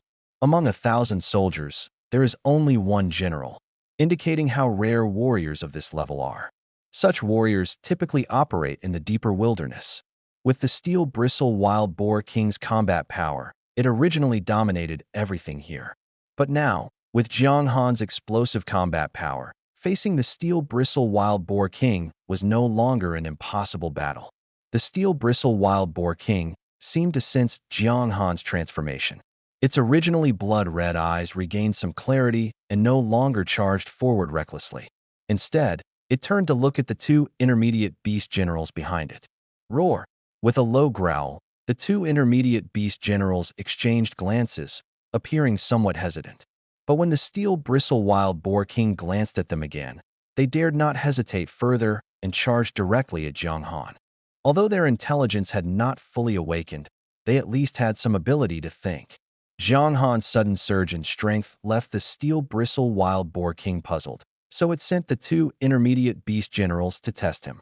Unfortunately, for Jiang Han, whose combat power had exceeded 10,000, these two intermediate beast generals posed no pressure at all. Uncle Long saw the two intermediate beast generals charging forward and immediately prepared for battle. "Xiao Han, let's each take one and deal with them quickly," Uncle Long said seriously. He knew that if they didn't eliminate these two intermediate beast generals, they wouldn't be able to engage in a prolonged battle with the Steel Bristle Wild Boar King. Before he finished speaking, a hand stopped him. "Uncle Long, step back a bit and avoid getting caught in the crossfire." Jiang Han gripped a kitchen knife in his right hand, still covered in the dust of the city, but his face was full of confidence. Uncle Long fell silent. Although he felt somewhat uncomfortable, he had to admit that Jiang Han's current strength was more than double his own. With combat power exceeding 10,000, unless he took forbidden drugs, he couldn't reach that level in a short time. He silently stepped back a few paces, giving Jiang Han space to fight. In the next moment, Jiang Han glanced back and then charged at the two intermediate beast generals. "Slow, too slow," Jiang Han muttered, swinging the kitchen knife continuously. After breaking through the 10,000 combat power threshold, Jiang Han's four basic attributes also surged temporarily. The improvement wasn't just in strength. His attributes, originally around 150 points, now exceeded 350 points. In Jiang Han's eyes, the two intermediate beasts that had previously seemed fast now appeared unbearably slow. Even without using his insight ability, Jiang Han could easily track all their movements. With pure combat power suppression, the brief clash was decisive. Jiang Han swung his knife twice, striking their weak points with precision and unleashing 3,500 points of critical damage. Without suspense, the two intermediate beast generals were instantly killed by Jiang Han. Congratulations to the host for killing the intermediate beast general, the Crimson Spirit Ape, gaining 596 experience points and 148 talent proficiency points. Congratulations to the host for killing the intermediate beast general, the heterochromatic Brocade Tiger, gaining 589 experience points and 147 talent proficiency points. Two consecutive notification sounds rang out, and Jiang Han felt an extremely satisfying sense of exhilaration. Hunting exotic beasts, Gaining experience and talent proficiency, it truly made one addicted to battle. The only issue was that the steel bristle wild boar king, upon seeing Jiang Han effortlessly kill its subordinates, showed a hint of wariness in its eyes. Yet, it stubbornly refused to retreat. This was exactly what Jiang Han wanted. After unleashing his power, Jiang Han's combat strength broke through the 10,000 mark. With the bonuses from critical hits and insight, he was confident that even against the steel bristle wild boar king, he wouldn't be without the ability to fight. Jiang Han couldn't quite explain why, but he felt as though a blazing fire was burning within him, stimulating his nerves and making him eager to unleash his full strength. Especially when he stared at the steel bristle wild boar king, this feeling grew even stronger. It was as if only the steel bristle wild boar king before him could match him. He could only attribute this to his combative mindset. However, at this moment, being combative was actually a good thing. It made him more focused and allowed him to maintain his state of insight. As for the steel bristle wild boar king, after sending its subordinates to test Jiang Han's combat strength earlier, it had already made its assessment.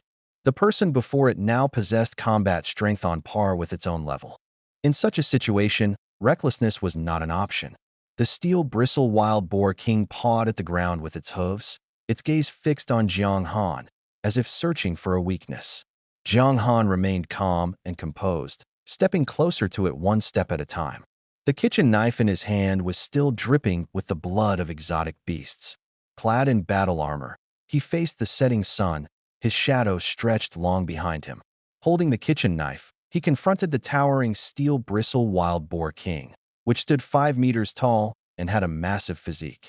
For some reason, Uncle Long, watching from afar, found the scene strangely harmonious. Suddenly, Jiang Han's earlier words came to mind, telling him to step back to avoid being caught in the crossfire. "I really am getting old." Uncle Long sighed, then shouted from a distance, "Xiao Han, the steel bristle wild boar king's back defense is too strong. Attack its abdomen. Its abdomen lacks solid protection and is a weak point after giving birth." Upon hearing Uncle Long's words, Jiang Han waved to indicate he understood. In fact, he didn't need Uncle Long's reminder. Jiang Han had already activated his scan and identified the weak points marked on the steel bristle wild boar king's body. Before his combat strength had increased, he had only seen one weak point on its abdomen. After his combat strength broke through 10,000, the steel bristle wild boar king appeared to Jiang Han as though its entire body was riddled with vulnerabilities. Jiang Han wasn't in a hurry. The half-hour combat strength boost was more than enough for him to finish this battle. As he stepped closer, the steel bristle wild boar king grew increasingly agitated. After giving birth, its combat strength had drastically declined, leaving it with only 1/10 of its peak power. It wasn't confident it could kill Jiang Han. This man before it at its peak, it could have easily crushed him, but now, normally, when faced with the overwhelmingly powerful Jiang Han, the steel bristle wild boar king would have retreated long ago. But now, it had to kill Jiang Han to avenge its fallen kin. Blinded by rage, the steel bristle wild boar king charged at Jiang Han. Seeing it rush forward, Jiang Han couldn't help but laugh. Although he couldn't precisely determine the steel bristle wild boar king's current combat strength, based on the vulnerabilities revealed by his insight and the reduced pressure he felt, he could sense that the steel bristle wild boar king's strength was only slightly greater than his own. He was certain he could win this battle. But Jiang Han's goal wasn't just to defeat it, it was to completely eliminate this creature. Since the final card has already been revealed, not taking it down would be a loss. The steel bristle wild boar king moved with astonishing speed, its two curved tusks glinting coldly under the setting sun, exuding a menacing aura. If it collided with Jiang Han, the armor on his body would be useless and would undoubtedly be pierced. Naturally, Jiang Han wouldn't foolishly wait to be hit. When the steel bristle wild boar king entered a 10-meter range, its speed suddenly decreased. At the same time, Jiang Han made his move. He sidestepped the attack, gripping the kitchen knife tightly with both hands, and stabbed fiercely at the steel bristle wild boar king's side abdomen. Thud! The strike was weaker than expected, landing on its belly like hitting a rubber ball, producing a muffled sound before bouncing back. Jiang Han immediately understood it wouldn't work. Although the kitchen knife was sturdy, it wasn't T-sharp enough. And while the steel bristle Wild Boar King's strength had diminished, its defense was still nearly maxed out. Even in battles of the same level, the steel bristle Wild Boar King's defense was considered top tier, almost impossible for anyone to break through, let alone Jiang Han. Despite his current combat power exceeding 10,000, he still couldn't penetrate the steel bristle Wild Boar King's defense, even when targeting its relatively weaker abdomen. No, he had to come up with a plan, at least one that could break through its defense. Jiang Han and the steel bristle Wild Boar King brushed past each other, avoiding any threats. His mind raced, and suddenly he noticed a golden weak spot on the steel bristle Wild Boar King's back. His brow twitched. Was this a joke? The marked insight location turned out to be the steel bristle Wild Boar King's excretion area. Ridiculous. But aside from seeing this on low-level beasts, it was the first time such a golden flaw appeared on the steel bristle Wild Boar King. Jiang Han had no doubt that attacking there would definitely break its defense. However, the steel bristle Wild Boar King's attack missed, and its movements suddenly slowed. Then, as if completely unaffected by inertia, it scraped out several 2-meter-long hoof marks on the ground before swiftly turning around and charging at Jiang Han again. This made Jiang Han blink in disbelief. The steel bristle Wild Boar King was massive, weighing surely over 20 tons, and its sprinting speed exceeded 100 meters in 3 seconds. Yet, despite such immense inertia, its deceleration, stopping, and turning movements showed no sign of hesitation. Jiang Han couldn't figure it out and could only attribute it to the steel bristle Wild Boar King's formidable physical prowess. He gripped the kitchen knife tightly, this time not waiting in place, but instead charging toward the steel bristle Wild Boar King.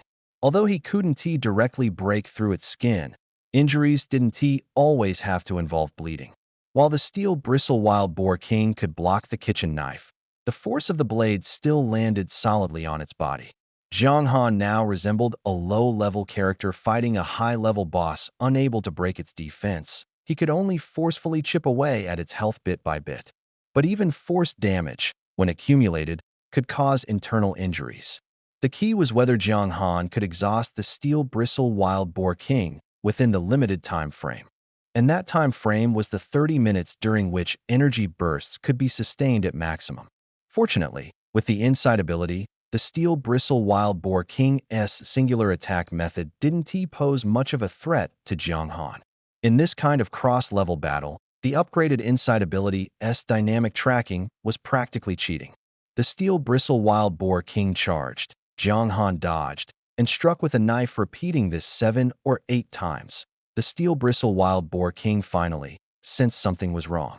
It felt like it was being toyed with by Jiang Han. Furious, the steel bristle Wild Boar King was truly enraged. Unable to easily take down the seemingly frail human in front of it, and even unable to touch him, since becoming a lord, it had never encountered such a situation. This was outright humiliation, something the proud steel bristle Boar King could no longer tolerate. But before the steel bristle Boar King could launch an attack, Jiang Han charged forward first, his speed nearly doubling compared to before. Just after that blade strike, the system had popped up with a notification. Congratulations, host. The proficiency of the talent Critical Strike is now full and has automatically upgraded. Critical Strike. Attacks have a 60% chance to trigger a critical hit, dealing damage equal to Strength 6. Current talent proficiency, 53,000. Congratulations, host. The proficiency of the martial skill Ninefold Thunderblade is now full and has automatically upgraded. Ninefold Thunderblade LV2. When using blade-type weapons to attack, Strength 4, Agility 4. Current martial skill proficiency, 16,000. A series of system notifications boosted Jiang Han's confidence. Most importantly, the upgrades to Critical Strike and Ninefold Thunderblade meant Jiang Han's explosive power was now stronger, and his combat strength had significantly increased. After unleashing his energy, Jiang Han's strength attribute reached 354 points, and with the enhancements from Critical Strike and Ninefold Thunderblade, his explosive power soared to an astonishing 8,500 points. A single slash was enough to split mountains and rivers. This was the foundation of Jiang Han's confidence in countering the steel bristle Boar King. Although it couldn't compare to the Boar King's peak strength, facing its current weakened state, as long as he hit its weak points, he could inflict considerable damage. Critical strike. Ninefold Thunderblade. Die! Jiang Han roared, leaping high into the air, the kitchen knife in his hand leaving a streak of afterimage as it aimed straight for the steel-bristled Boar King's head. The conversion of strength attributes into actual power was roughly 1 point equaling 10 kilograms of punching force. At full power, Jiang Han's strength attribute reached 8,500 points, equivalent to 85 tons of punching force. This kind of power, combined with the sturdy kitchen knife, even though the knife wasn't sharp, was still enough to break through the steel-bristled Boar King's defenses. After several exchanges, the steel-bristled Boar King roughly gauged Jiang Han's strength. Although Jiang Han's combat power wasn't much weaker than its own, his attacks couldn't penetrate its tough hide. The steel-bristled Boar King felt extremely frustrated. Jiang Han couldn't hurt it, but it also couldn't touch Jiang Han. For some reason, this guy felt incredibly slippery. Clearly, the steel-bristled Boar King's strength was immense. If it managed to hit Jiang Han even once, he would suffer severe injuries. Yet, the steel-bristled Boar King hadn't managed to land a single hit on Jiang Han. When Jiang Han actively charged forward, the steel-bristled Boar King wasn't angry, but rather delighted. Daring to face it head-on? In its eyes, Jiang Han was courting death. It scraped the ground fiercely with its front hooves and then charged at Jiang Han with full force. This time, it used all its strength, finally seizing an opportunity it wouldn't let slip easily, determined to knock Jiang Han down with its head. But it hadn't anticipated Jiang Han suddenly becoming stronger. Roar! The steel-bristled Boar King bellowed. Under the setting sun, Uncle Long witnessed Jiang Han gripping the kitchen knife, leaping high into the air, and colliding head-on with the charging steel-bristled Boar King. In the next moment, two immense forces clashed, stirring up a wave of air and kicking up dust. Even Uncle Long couldn't help but blink. When he had decided to bring Jiang Han to the wilderness, Jiang Han's strength had only been at the martial master level. A few days passed, and Jiang Han's strength improved rapidly, advancing from martial master to great martial master, and now to the level of martial general. This strike completely reshaped Uncle Long's perception of Jiang Han. The current Jiang Han was likely no weakling even among martial generals. Although the steel-bristled wild Boar King was weakened after giving birth, it was still a lord-level beast with a combat power of 50,000. Even if its strength had diminished significantly, it was not something to be underestimated. Especially with that earlier strike, the sheer force was enough to stir up airwaves, which spoke volumes. In such a battle, Uncle Long, as a great martial master, was simply unqualified to participate. Standing at the center of the battlefield, the power Jiang Han unleashed placed immense pressure on his body.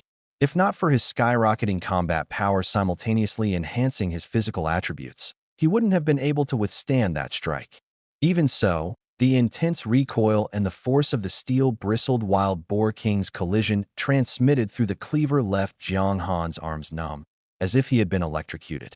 Jiang Han was flung backward by the force, using the momentum to create distance and avoid further damage. His gaze remained fixed on the steel-bristled wild Boar King. What Jiang Han hadn't expected was that after the collision, the steel-bristled wild Boar King did not continue its pursuit. Its movements became unsteady. This moment, the steel-bristled wild Boar King seemed to have been so frightened that it completely lost its courage. Facing Jiang Han, who was charging at it with a knife, its only choice was to flee. Jiang Han was no longer at a disadvantage as he had been earlier.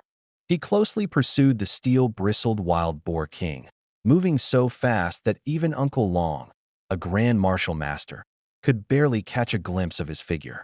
Is this really Cheng's son? As expected, none of his father's sons are ordinary. Jiang Han continuously shattered Uncle Long's expectations.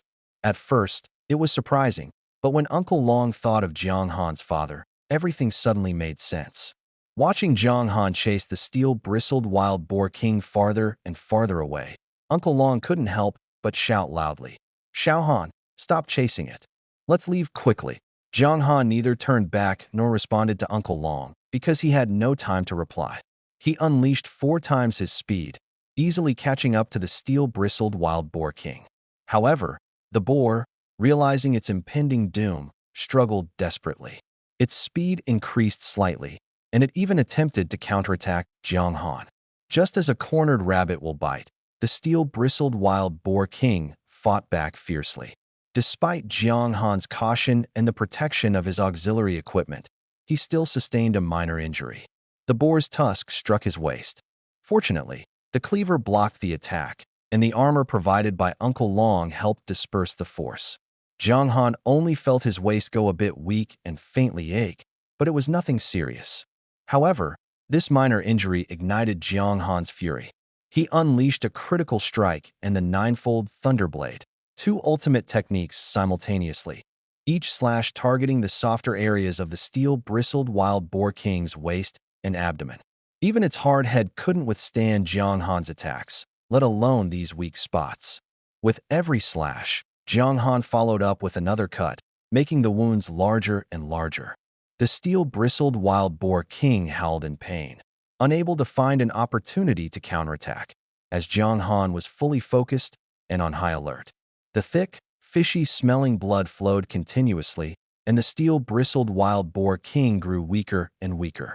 Having just given birth, its stamina was nearly depleted, and now it was losing too much blood. Even with its strong body, it couldn't hold on any longer. In the distance, the sounds of a herd of exotic beasts grew closer. Using his insight skill, Jiang Han clearly saw the dust kicked up by their approach, only 3 to 4 kilometers away. At the speed of these beasts, they would arrive in 1 or 2 minutes. But the steel-bristled wild boar king seemed unlikely to last that long. Critical strike. Ninefold Thunderblade. Jiang Han exerted all his strength, his waist powering his movements as he brought the cleaver down heavily, striking precisely at the steel-bristled wild boar king's neck. He had previously left a shallow wound there. This time, with the help of insight, Jiang Han's blade struck directly into the old wound, cutting deep and heavy. Roar, the steel-bristled wild boar king let out a heart-wrenching wail, losing control of its body. It whimpered, rolling like a helpless ball of flesh for dozens of meters before finally coming to a stop. This time, it no longer struggled. Ding. Congratulations to the host for killing the Lord-level exotic beast, the steel-bristled wild boar king, and gaining 58,965 experience points. Ding. Congratulations to the host for gaining +1 proficiency in the insight talent. Congratulations to the host for gaining +896 proficiency in the critical strike talent. Congratulations to the host for gaining +682 proficiency in the ninefold Thunderblade martial skill. Experience points full, automatic level up. Experience points full. Experience points. The system notifications sounded repeatedly, confirming that the steel bristle boar king had been taken down by Jiang Han with a single strike. Under the setting sun, only Jiang Han remained standing, panting heavily, while the steel bristle boar king lay lifeless beside him. The aftereffects of fighting an opponent above his level were evident. Jiang Han felt completely drained, and the pain in his waist had worsened. However, the steel bristle boar king was finally dead. The rewards from killing it left Jiang Han astonished. The nearly 60,000 experience points alone made the battle immensely profitable. He had leveled up several times in a row.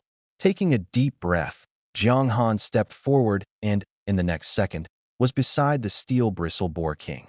With a touch of his hand, the massive corpse vanished instantly, leaving only blood staining the ground. The approaching beast horde was getting closer. Jiang Han, now half exhausted, was in no condition to continue fighting and had to retreat. Escaping the pursuing beasts and checking his spoils later was the only option. Although he hadn't examined them closely, Jiang Han knew the rewards for defeating the steel bristleboar king at a higher level would be unprecedentedly massive. "Uncle Long, let's go." Uncle Long was still waiting for him nearby. Seeing Jiang Han unharmed, he breathed a sigh of relief. Without the steel bristleboar king to hold them back, Jiang Han and Uncle Long easily outpaced the beast horde. More importantly, without the boar king's suppression, the beasts, already disorganized, had no chance of working together to pursue them. Before long, the sound of the beast's stampede faded, and even the dust they kicked up disappeared. About 10 minutes later, Jiang Han and Uncle Long finally caught up with Uncle Hu and the others, who had left earlier. In fact, they had been waiting just outside the Steel Bristle Boar King's tracking range, under a tall tree. Once they confirmed that both Uncle Long and Jiang Han were safe, everyone breathed a collective sigh of relief. "Tell us, brother, how did you escape from the Steel Bristle Boar King?" Uncle Hu asked as they walked, clearly eager to know. "How we escaped?" asked Xiao Han. Uncle Long replied, glancing at Jiang Han and shrugging. But Jiang Han was too busy inspecting the spoils from killing the Steel Bristle Boar King to hear their conversation. Host, Jiang Han. Combat Power Rating, 7639. Level, 8. Strength, 156. Agility, 145. Constitution, 151. Spirit, 149. Available free attribute points, 300. Experience needed for next level, 8,783. 64,000. Current talents, A Grade Insight LV2, B Grade Critical Strike LV4. Insight automatically activates in combat, allowing the user to identify enemy weaknesses. Critical Strike, 60% chance to deal 6x strength damage on attack. Talent Proficiency, Insight 625, 3000, Critical Strike 1386, 4000. Remaining talent slots, 0. Current Martial Skill, Earth Grade Superior Ninefold Thunderblade LV2. Ninefold Thunderblade LV2 multiplies strength and agility by 4 during blade attacks. Martial Skill Proficiency, Ninefold Thunderblade LV2 1036, 4000. Available items, none. System space remaining, 641-1000. Current mission, 1000 kills. Stored energy, 0. Jiang Han evenly distributed the 300 free attribute points across the 4 attributes, increasing each by 75 points. His combat power increased by 1,800 points, reaching 9,400. Even without the energy burst boost, Jiang Han's combat power was already close to the level of a martial general. Based on this experience, in the outskirts of the wilderness, as long as he doesn't provoke a beast tide, Jiang Han is practically invincible. Ordinary high-level beasts can't even scratch him in a one-on-one fight. The dynamic capture ability brought by the Insight upgrade made Jiang Han feel that his actual combat power was even higher. The upgraded Critical Strike and Ninefold Thunderblade were also incredibly powerful. The only issue was that the experience required for upgrades, including talent and martial skills, had increased significantly compared to before. The rewards from hunting the Steel-Tusked Boar King directly raised the upgrade threshold to a level Jiang Han couldn't reach in the short term. Even so, Jiang Han was already very satisfied. In just 2 or 3 days of this wilderness journey, his strength had improved rapidly. Especially after slaying the Steel-Tusked Boar King, the thrill of consecutive upgrades made him look forward to hunting even stronger beasts next time. Of course, this was just wishful thinking. The high rewards were entirely due to the Steel-Tusked Boar King's strength being far superior to Jiang Han's. The Steel-Tusked Boar King had a combat power of 50,000, while Jiang Han's was only 5,000 to 6,000 without a burst. Normally, he wouldn't have been able to kill the Steel-Tusked Boar King. This time, the Steel-Tusked Boar King had just given birth, leaving it physically weakened and its combat power greatly reduced to just over 10,000. Jiang Han's energy burst, combined with the upgraded Critical Strike and Ninefold Thunderblade, barely allowed him to suppress and slay it. All these conditions were indispensable. If any one of them had been missing, the result would have been Jiang Han being entangled by the Steel-Tusked Boar King, eventually surrounded by the nearby beasts, and unable to escape even if he fought to the death. So, although it seemed like Jiang Han had directly confronted and defeated the Steel-Tusked Boar King, it was actually all thanks to luck. If he tried again, he might not succeed. Moreover, he had already used up all his stored burst energy. Recognizing his own strength, Jiang Han smiled helplessly and abandoned those unrealistic thoughts. Xiao Han. Just as Jiang Han was lost in thought, someone patted his shoulder. He snapped back to reality and looked at the person who had tapped him. Uncle, who was looking at him curiously, and said, What were you thinking about, kid? You didn't even hear me talking. Nothing, just summarizing the experience of fighting the steel-tusked boar king. Jiang Han replied casually, then asked, Uncle Hu, what did you just say? I said, how did you guys escape from the steel-tusked boar king? Escape? Jiang Han was momentarily stunned, then understood. With a wave of his right hand, a flash of light appeared, and the massive corpse of the beast materialized before everyone. Uncle Hu and the others instantly stepped back, assuming a combat stance. Steel-tusked boar king. Seeing the beast's corpse on the ground, Uncle Dao was so shocked he couldn't speak. How is this possible? Uncle Hu and the other two felt chills run down their spines, their hearts filled with unease. At this moment, Jiang Han spoke calmly. Isn't it safer to take down the steel-tusked boar king? The three of them looked at him with expressions of shock and doubt. Are you serious? Uncle Zhao, who had been silent, stared at Jiang Han for a long time before voicing everyone's thoughts. Actually, the whole process was quite thrilling, but when I saw the steel-tusked boar king knock Uncle Long aside, I suddenly felt a surge of powerful energy erupting from within it. And then, things turned out like this. Jiang Han couldn't explain the existence of the system, but this energy was real, and Uncle Long could testify to it. Now you understand why we were able to escape, right? Uncle Long said helplessly. He had originally been the strongest in the team, but ended up being overshadowed by Jiang Han, a junior, which made him feel particularly stifled. Uncle Hu and the other two exchanged glances, seemingly confirming their suspicions. Uncle Hu blurted out, no wonder Brother Chung told us to bring you along to the wilderness. Turns out it was all arranged in advance. Jiang Han caught the underlying meaning in Uncle Hu's words.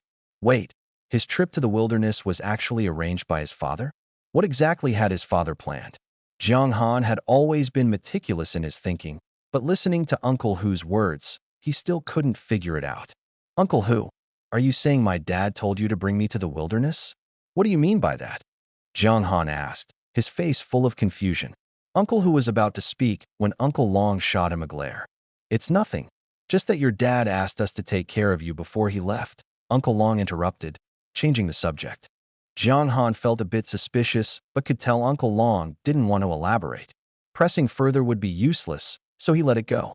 However, it was clear that Uncle Long knew something. Jiang Han didn't bring it up again, but he kept it in mind, determined to ask his father for clarity the next time he saw him.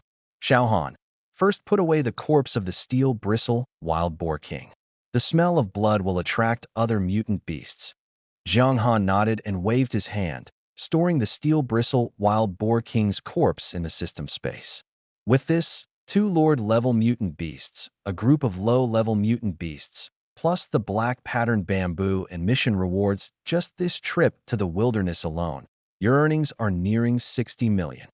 The steel bristle wild boar king's price alone is 8 million. Truly enviable. But when we get back, you owe us 2 pots of old hen soup, or I won't feel balanced, Uncle Hu said heartily, calculating Jiang Han's gains and clicking his tongue in envy. No problem. When we get back, I'll pick the 2 fattest hens to make soup for you, Jiang Han replied cheerfully. This trip had been incredibly rewarding, and the steel bristle wild boar king was just an unexpected bonus. The 8 million price tag was truly impressive. But more than the earnings, I'm curious about why the steel bristle wild boar king suddenly went berserk and just happened to chase us, Jiang Han said, stroking his chin in puzzlement. When I saw it before, it was strong, but not this crazy. Jiang Han had been pondering the reason behind the steel bristle wild boar king's sudden rampage. Although he had already killed it, it was entirely thanks to the system boosting his strength, combined with the fact that the steel bristle wild boar king was weakened at the time. If there had been even a slight disparity in strength, either Jiang Han would have been wiped out, or the steel bristle wild boar king would have been stronger, leading to disastrous consequences. Naturally, Jiang Han had to figure out why the steel bristle wild boar king had suddenly gone mad. Are you suggesting there's another reason behind this? Uncle Long raised an eyebrow, sensing something unusual in Jiang Han's words. Do you have any guesses? Jiang Han nodded, his voice low. To the steel bristle wild boar king, the most important things are its newborn offspring and the spiritual medicine that helps it recover. It doesn't care about anything else. After all, the commotion you caused earlier didn't even make it chase after you. It wasn't interested. And most of the spiritual medicine in the herb base was picked by me. The only thing that could make it go berserk again is one thing: something happened to its offspring. So I suspect that, besides me, someone else infiltrated the medicinal herb base and killed its offspring. That's what drove the steel-tusk boar king mad. This is the only reasonable explanation. Only this could explain why the steel-tusk boar king suddenly turned back while chasing us, and later led a group of beasts to search for people everywhere. Otherwise, having just given birth, it would have had no reason to leave its offspring. So you're saying someone is stirring up trouble behind the scenes, waiting to take advantage? Uncle Long frowned. The wilderness is the territory of beasts, and it's not unusual for warriors to occasionally encounter them. Running into familiar teams, they might even exchange greetings. However, along the way, even after entering the fallen city, they hadn't encountered any other warriors. This leaves only two possibilities. Either the other party was already hiding in the fallen city and was alerted by the commotion they caused, or someone had been secretly following them all along. The first scenario could be chalked up to coincidence, nothing special. But the second scenario, someone tailing them all the way, deliberately provoking the steel-tusk boar king, clearly had the intent of using the boar king to wipe out their team. If Jiang Han hadn't suddenly erupted, they wouldn't have even considered this possibility, merely attributing their misfortune to bad luck. Just based on this, the person tailing them had already succeeded. Even now, Jiang Han and his team still had no idea who was behind it. If not for Jiang Han's outburst, their entire team would have been wiped out by the steel-tusk boar king. Truly insidious. This thought surfaced in everyone's minds. Then, anger flared instantly. Generally speaking, warrior teams entering the wilderness, even if not closely connected, wouldn't do something that harms others without benefiting themselves, let alone leaving traces behind, which would only invite trouble. Yet, that person had done exactly that. This indicated that the person had a grudge against Jiang Han's team. For some reason, a particular team came to everyone's mind.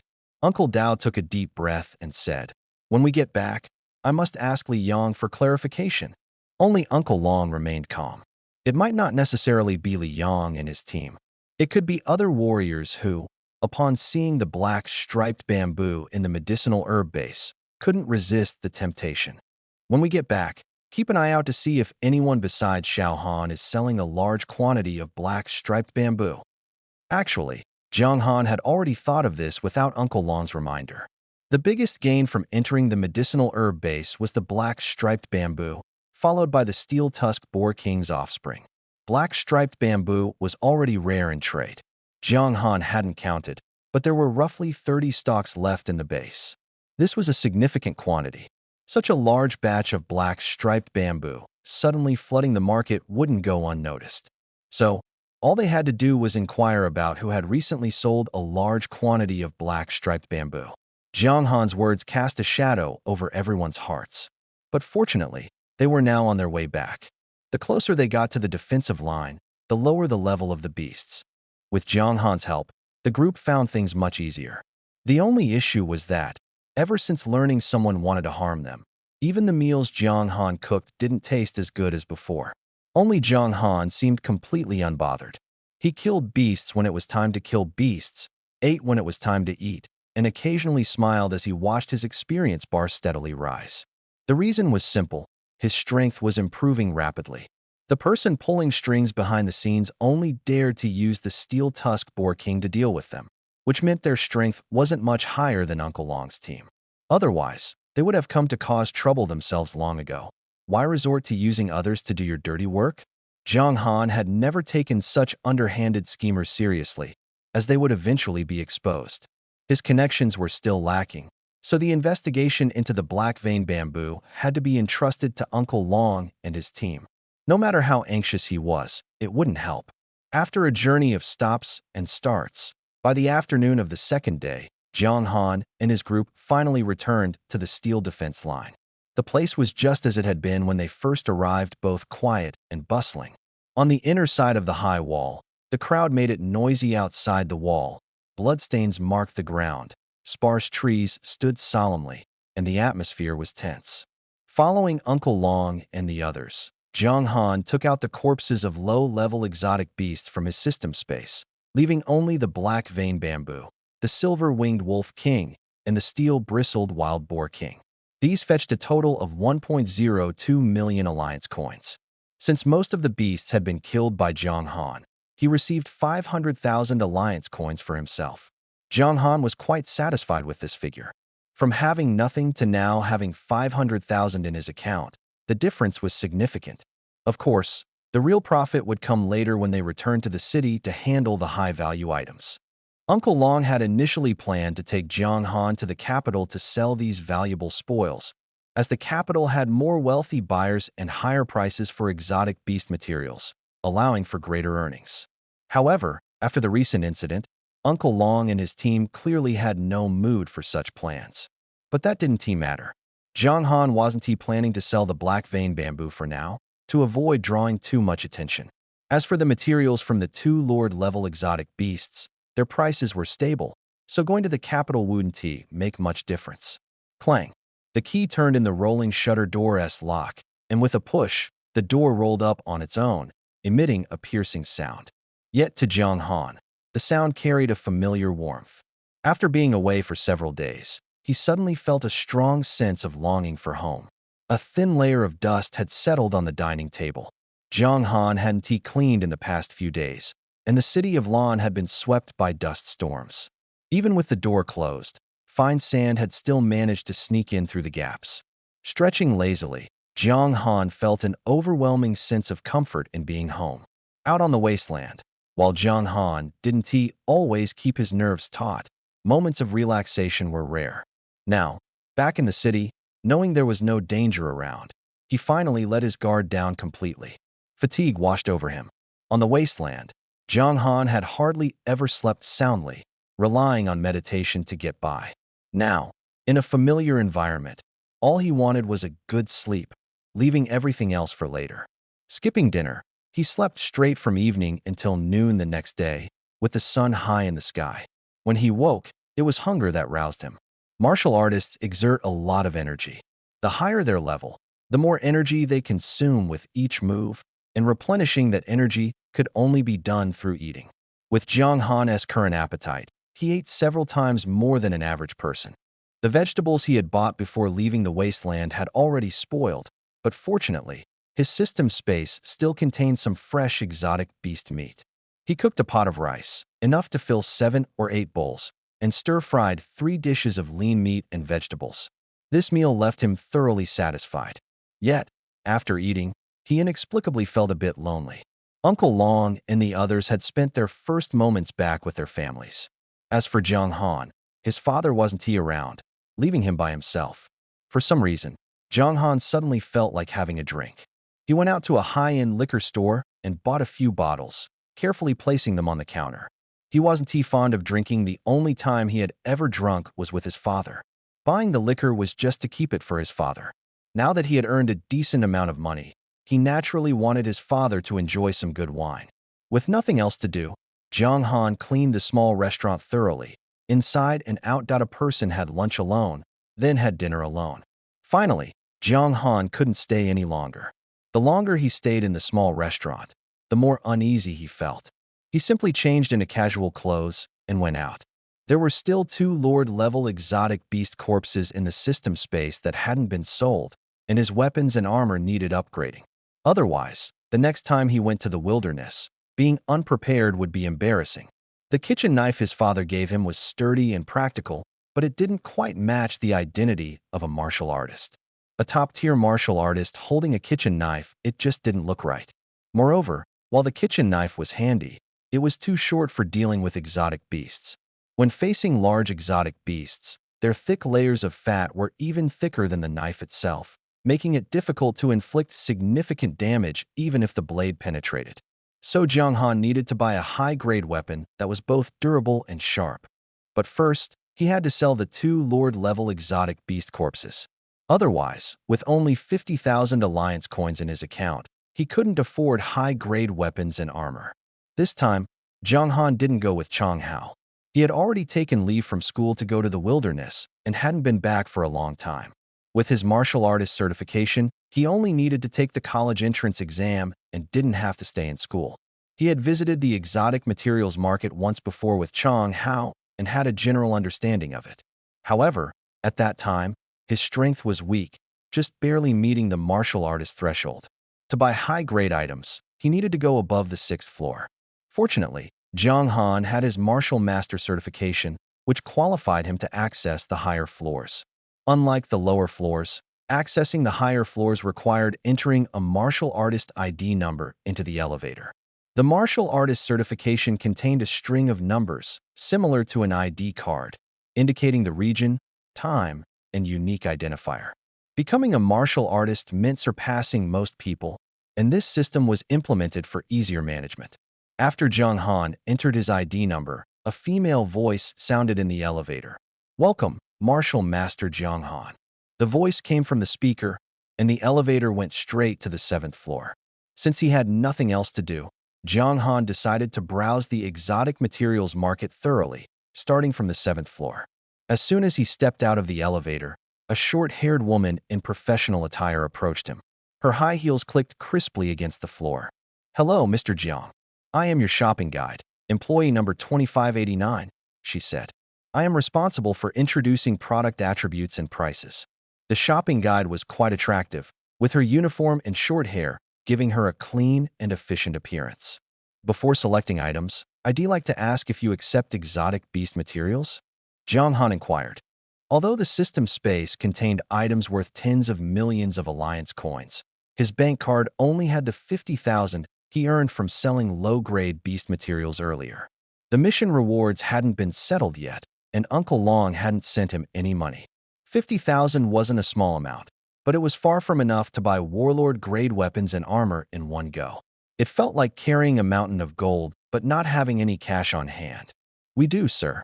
Please follow me," the shopping guide said, turning around and walking ahead, leaving Jiang Han with a view of her back. Jiang Han followed her. The only thing that felt a bit odd was that on the 1st to 6th floors, there were quite a few martial artists. While it wasn't crowded, the atmosphere was lively. But on the 7th floor, Jiang Han was the only person there. If he hadn't seen the bustling scene on the 1st floor when he entered, he might have thought he had come to the wrong place. "Is it always this empty on the 7th floor?" Jiang Han couldn't help but ask. The shopping guide turned her head and smiled. "Not at all, Mr. Jiang. Starting from the 7th floor, there are no physical items anymore. What you see now is all projected using virtual reality technology. Once you select the items you want to buy, the manufacturers will begin production. We guarantee delivery to your hands within 3 days." Virtual reality? Jiang Han looked around and was surprised to find that without activating special abilities, there was no visible difference to the naked eye. Not only the surrounding shops, but even the sales assistants were merely data forms. Jiang Han couldn't help but marvel at the advancements in technology. High-level weapons and armor were all custom-made on site. Since every warrior has different equipment needs, finished products simply wouldn't sell. If they were made and couldn't be sold, manufacturers would suffer losses. A single high-level weapon could cost millions of alliance coins, and no one was willing to take that risk. Fortunately, customization was highly efficient, with delivery completed within 3 days.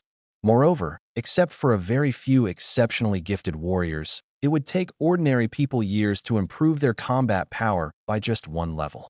After the sales assistant finished speaking, Jiang Han nodded without saying more. Following her, he arrived at the door of an office. She knocked, and a man's voice came from inside. "Come in." She pushed the door open, and Jiang Han followed her in. The office was spacious, with only a middle-aged man seated inside. When he saw the two enter, he didn't get up but looked at the sales assistant. "All right, you can leave now." The sales assistant nodded, turned around, and left. Jiang Han watched as her body dissolved into a stream of data after she walked out. "Please have a seat, Mr. Jiang. I am Huan, the manager of the 7th floor of the Lan City Exotic Materials Market. I understand your purpose here. May I ask what level of exotic beast materials you intend to sell?" Huan poured Jiang Han a glass of water and asked. "I have the corpses of 2 Lord-level exotic beasts on hand. How would you appraise them?" Jiang Han picked up the glass and took a sip. "Lord-level exotic beast corpses? 2 of them." A flash of surprise appeared in Huan's eyes. Logically speaking, Jiang Han was at the martial master level, so how could he possibly possess the corpses of lord-level exotic beasts? But for someone in his position, his thoughts ran deep. He wasn't concerned about Jiang Han's strength, he only cared whether the two exotic beasts were genuine. If they're in an exotic space ring, Mr. Jiang, you can extract them directly, Huan said, pointing to a nearby area. Although the office was large, its furnishings were simple, with only a desk and sofa and a deliberately empty space left for placing exotic beast corpses. Without saying much, Jiang Han retrieved the corpses of the steel bristle wild boar king and the silver-winged wolf king from his system space. The previously spacious office instantly felt crowded. The massive corpses of the two exotic beasts left Hua and astonished. Are these truly lord-level exotic beasts? Whether it was exotic beasts or warriors, the higher the level, the stronger the vitality. Although the silver-winged wolf king and steel-bristle wild boar king had been dead for over a day, they still seemed brimming with life. Huan's sharp eyes quickly identified them with a glance. Silver-winged wolf king, steel-bristle wild boar king. His tone carried surprise, and his gaze was filled with doubt as he looked at Jiang Han. Mr. Jiang, these two exotic beasts. It was clear he was questioning their origins. One was extremely rare, and the other had combat power exceeding 50,000. With Jiang Han's martial master level strength, it was impossible for him to possess them. My team members are busy with other matters, so they sent me to sell them. The other one was a gift from Senior Li Chongyang, Jiang Han explained, having already prepared this reasoning. Although the exotic materials market had guaranteed order, the other party might try to lower the price, seeing his youth. Mentioning Li Chongyang was necessary. Li Chongyang. Huan froze for a moment upon hearing the name, then regained his composure without saying much. He walked over to the exotic beast corpses and touched the silver-winged wolf king's fur. The entire body has no external injuries except for the wounds on the wings. All internal organs have been crushed by gravity indeed. This is Li Chongyang's handiwork. When Huan looked back at Jiang Han, there was a hint of newfound respect in his eyes. Since these two exotic beasts were entrusted to you by Li Chongyang, you must be aware of their value. The combat strength varies, the uses of exotic beast materials differ, and naturally, so do the prices. This silver-winged wolf king has just completed its second mutation, its strength at the early lord level, with its pelt intact. The price is 3.3 million alliance coins, with 180 points. As for the steel-bristled wild boar king, its combat strength exceeds 50,000, nearing the advanced lord level, with a wider range of applications. The price is 8.2 million alliance coins, with 150 points. After inspecting the corpses of the two exotic beasts, Huan gave Jiang Han the quote. This price was roughly in line with what Uncle Hu and the others had estimated before Jiang Han came. The silver-winged wolf king was about 3 million, and the steel-bristled wild boar king around 8 million. In other words, selling the corpses of these two exotic beasts, along with the materials from the lower-level exotic beasts sold earlier, would leave Jiang Han with a total of 12 million alliance coins. Even without selling the black striped bamboo, this income was equivalent to several years' earnings for an ordinary martial artist. It was enough for him to buy a set of general-level weapons and armor. But what was the use of these points? All right, let's settle at this price. Jiang Han agreed readily, as the price was within expectations. Very well, Mr. Jiang. Here is the purchase contract. Please sign and fill in your bank account number. Once the transaction is complete, the funds will be directly transferred to your account. Seeing Jiang Han nod, Huan took 2 copies of the contract from his desk and handed them over. Jiang Han had never signed a contract before and hadn't he expected this step. When Uncle Long and the others sold lower-level exotic beast materials, they didn't encounter such procedures. Noticing Jiang Han's puzzled expression, Huan, aware that he was a newcomer, patiently explained, Mr. Jiang, because the 2 exotic beasts you're selling are highly valuable and classified as advanced materials, each one needs to be registered and filed. The contract serves as proof of the source of the beast materials. Jiang Han nodded in understanding. The noble silver-winged wolf king and steel-bristled wild boar king were now reduced to mere commodities. After signing and providing his bank account number, Jiang Han voiced the question in his mind. By the way, Manager Hua, what is the use of the points you mentioned earlier? High-level weapons are all enchanted, making them difficult to craft but extremely powerful. Therefore, there is a star rating system. To purchase high-level weapons, you need to meet the corresponding star level. General-level weapons and armor require at least a 1-star rating. Some general-level weapons and armor also require a rating above 1 star. Points can be earned by hunting high-level exotic beasts or through donations. The 2 Lord-level exotic beasts you hunted qualify for point rewards. As for donations, 100,000 Alliance coins can be exchanged for 1 point. A 1-star rating requires 1,000 points. Manager Hua explained everything clearly, without brushing off Jiang Han's lack of knowledge.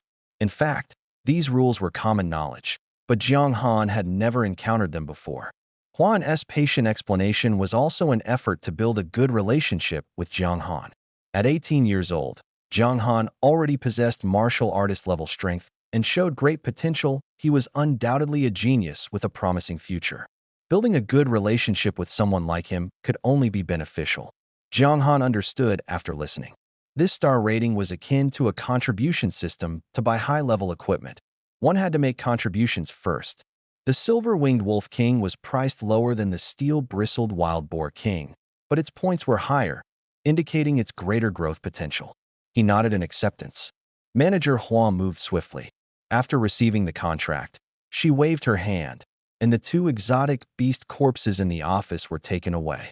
Then, she operated the computer for a moment, and Jiang Han's wristband buzzed. Your ICBC bank account ending in 0311 has received a transfer of 11.5 million Alliance coins. Current balance, 12 million. The funds had arrived. Seeing the long string of numbers in his account, Jiang Han couldn't help but feel excited. He even had the urge to sell all the black, striped bamboo. This feeling was entirely normal. Before the money was in his account, Alliance coins felt useless since they couldn't be spent. Most other warriors accumulated wealth step by step. Over the past few days, Jiang Han had gone from being a poor kid to holding tens of millions, and his mindset hadn't fully adjusted yet. I need to buy weapons and armor. I won't disturb you further, Manager Hua. With money in hand, Jiang Han was ready to leave, but Huan stopped him. Wait a moment, Mr. Jiang. This is my business card. If you have any good items to sell in the future, feel free to contact me anytime. The prices I offer are backed by official support, so you can rest assured. Even items others can't handle, I can take care of. Jiang Han didn't refuse the business card Hua and handed over. He roughly understood Huan's intentions. There is always competition between people, especially for someone like Huan, who operates at a high level in the exotic materials market. The pressure of competition is even greater. It wasn't hard to guess that Huan was doing this to meet performance targets. Although Jiang Han had heard that good items could fetch higher prices on the black market, he was unfamiliar with it and preferred selling to entities that ensured fair transactions with the state. This is a membership card. Only those who spend over 10 million Alliance coins are eligible to receive it. On the 6th floor and above, you can enjoy a 5% discount. Although Mr. Jiang hasn't reached that spending threshold yet, it's only a matter of time. Jiang Han took the business card and swiped his finger across it, discovering a black and gold metallic card tucked underneath. Huan smiled as he explained. The discount wasn't huge, but it was definitely a pleasant surprise. A 5% discount meant that Jiang Han could save 500,000 Alliance coins on a 10 million purchase. Jiang Han gladly accepted this benefit. He put both the business card and membership card into his pocket and nodded slightly toward Huan. Huan's smile deepened. One more thing. Huan pulled out a golden card from his spatial ring and handed it to Jiang Han. There's a fairly significant auction tomorrow night, featuring many rare and unusual items. If you're interested, you're welcome to attend. You might even stumble upon some unexpected treasures. Is this the kind of benefit that comes with rising status and influence? Jiang Han had never encountered such opportunities before, but as his strength grew, various chances began to present themselves. He decided not to be picky whether useful or not. He would accept them first and decide later. Wish you a pleasant shopping experience, Mr. Jiang. 2589. Huan called toward the office door. Immediately, there was a knock. Come in. Jiang Han looked toward the door, and the female guide, who had previously disappeared into a stream of data, walked in wearing high heels. Show Mr. Jiang around, Huan instructed. Understood. This way, Mr. Jiang, the female guide said with a slight nod, gesturing gracefully with her right hand for Jiang Han to follow. Jiang Han turned back to nod at Hua and before leaving with the guide. The service attitude of the digitized guide was impeccable, as expected from a programmed entity. Whether it was her appearance, figure, or voice, everything was top-notch. Apart from giving Jiang Han a slight sense of unreality, there were no flaws. Mr. Jiang, the data shows that you are skilled with blades. Do you have any specific requirements? Jiang Han nodded and said, Do you have Tang-style swords? Yes, Mr. Jiang, please take a look. Sales assistant number 2589 waved her right hand, and the scene before them changed. A row of Tang swords appeared on a shelf. Jiang Han originally had little interest in long blades, perhaps because he was used to using kitchen knives. However, his recent experience in the wilderness made him realize that the longer the weapon, the greater the advantage. This was undeniably true. He had developed a particular liking for Tang swords. Tang swords are actually a general category, but their designs are largely similar. The blade is slender and lightweight compared to larger swords, with a shape closer to that of a straight sword. It can slash, chop, and even thrust. Take out that Tang sword, Jiang Han requested again. The scene on the shelf shifted once more. That one, Jiang Han pointed with his right hand. Sales assistant number 2589 walked over, took a Tang sword from the shelf, and handed it to him. Mr. Jiang, this Tang sword is forged from blue-silver alloy, with a hardness 36 times that of refined steel. It can withstand over 300 tons of force without damaging the blade. The blade is 1.2 meters long, with a 20-centimeter handle and a 1-meter blade, weighing 72 kilograms. The entire sword is blue-tempered, and the handle is wrapped in soft wrought tan to prevent slipping. The price is 7.4 million alliance credits. Its name is Taihun. Taihun. Although the long sword projected by virtual technology wasn't a physical object, it moved in sync with Jiang Han's actions. Testing its feel, Jiang Han was very satisfied. The sword swung smoothly. Its length was just right, not too long or too short. Most importantly, the blade was exceptionally durable. The fact that it could withstand over 300 tons of force without chipping reassured Jiang Han. With his current strength, he could unleash nearly 100 tons of force in a full power swing. A regular blade would break upon contact with the hide of a mutant beast under such force. This was exactly what had happened with the short sword he had purchased earlier. It was completely useless. The only issue was the price, which exceeded Jiang Han's expectations. He had 12 million in savings and had originally planned to spend around 4 million on a weapon, leaving the rest for armor. Armor typically costs significantly more than weapons. For equipment of the same grade, armor is generally twice as expensive as weapons, mainly because it requires more materials and warriors prioritize protection. After all, this gear is meant for life and death situations. The Taihun sword was priced at 7.4 million alliance credits, and even with a 5% discount, it still exceeded 7 million. This left only 5 million for armor. What should he do? Jiang Han looked down at the Taihun in his hand, its blue sheen glowing faintly, and remained resolute in his decision. I'll take this sword, Jiang Han said to sales assistant number 2589. Understood, Mr. Jiang. I've already placed the order with the forge. Creating a weapon requires first making a mold, then smelting the materials and forging repeatedly. It will take about 2 days, and someone will deliver it to you then. Hearing Jiang Han's decision to purchase the sword, sales assistant number 2589's face showed a hint of delight, seemingly a pre-programmed reaction. Let's look at armor next, Jiang Han said with a nod. Since he was already here, he might as well buy the armor too. Of course, Mr. Jiang. Sales assistant number 2589 waved her hand lightly, and the scene before them changed. The Tang swords on the shelves disappeared, as did the one in Jiang Han's hand. In their place appeared sets of armor. Mr. Jiang, armor is divided into multiple components. You can purchase them individually or as a complete set. Common ones include helmets, breastplates, skirts, leg guards, knee pads, and shields. As the salesperson introduced them, Jiang Han carefully examined these armors. These armors were different from the plastic toys seen in tokusatsu shows. Real-life protective gear was made of solid materials, and when worn as a complete set, it covered everything except the eyes, resembling ancient, heavily armored warriors. Although they looked somewhat bulky and unattractive, their protective capabilities were strong. This full body, no blind spot protection gave a particularly secure feeling. If a specific part gets damaged during a battle with exotic beasts, you can buy it separately. However, the price will be slightly higher.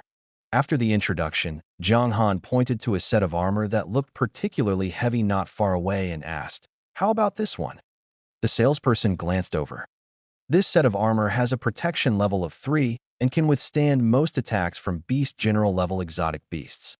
The price is 2.8 million. Jiang Han didn't quite understand how the protection levels were classified, but upon hearing that it could only block attacks from Beast General level exotic beasts, he gave up. Beast General level exotic beasts posed no threat to Jiang Han at the moment, unless he was surrounded by high-level beast generals. But if he were surrounded by high-level beast generals, this armor wouldn't be of much use either, as it wouldn't block many attacks. Do you have more advanced armor? Jiang Han shook his head, feeling that these armors weren't good enough. Salesperson number 2589 didn't say anything, but waved his hand to summon another batch. These armors have a protection level of 4 and can resist attacks from Lord-level exotic beasts. The price is 5 to 10 times that of the previous batch. Being able to block attacks from Lord-level exotic beasts was sufficient, but the price, 5 to 10 times 2.8 million, meant the cheapest set would cost around 15 million. Hearing this price, Jiang Han realized he was completely unfamiliar with high-level weapons and protective gear. He had originally thought 12 million was already a lot. Unexpectedly, the price increased so much with just one level of protection upgrade. If he didn't sell the black pattern bamboo, his remaining 5 million wouldn't be enough to buy a single set of armor. Assemble a set himself?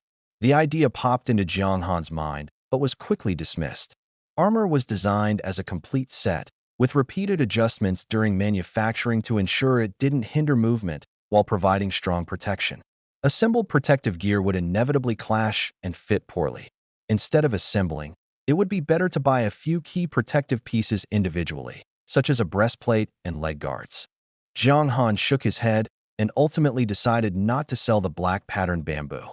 Among the individually sold protective gear, there was nothing suitable, so he had to give up. After spending 7.03 million on Taihan and some protective gear, Jiang Han left the exotic materials market with the remaining 4.97 million. He headed straight to the Martial Artist Guild. Before entering the wilderness next time, he needed to obtain the Grand Martial Artist certification. Only then could he enter the wilderness alone.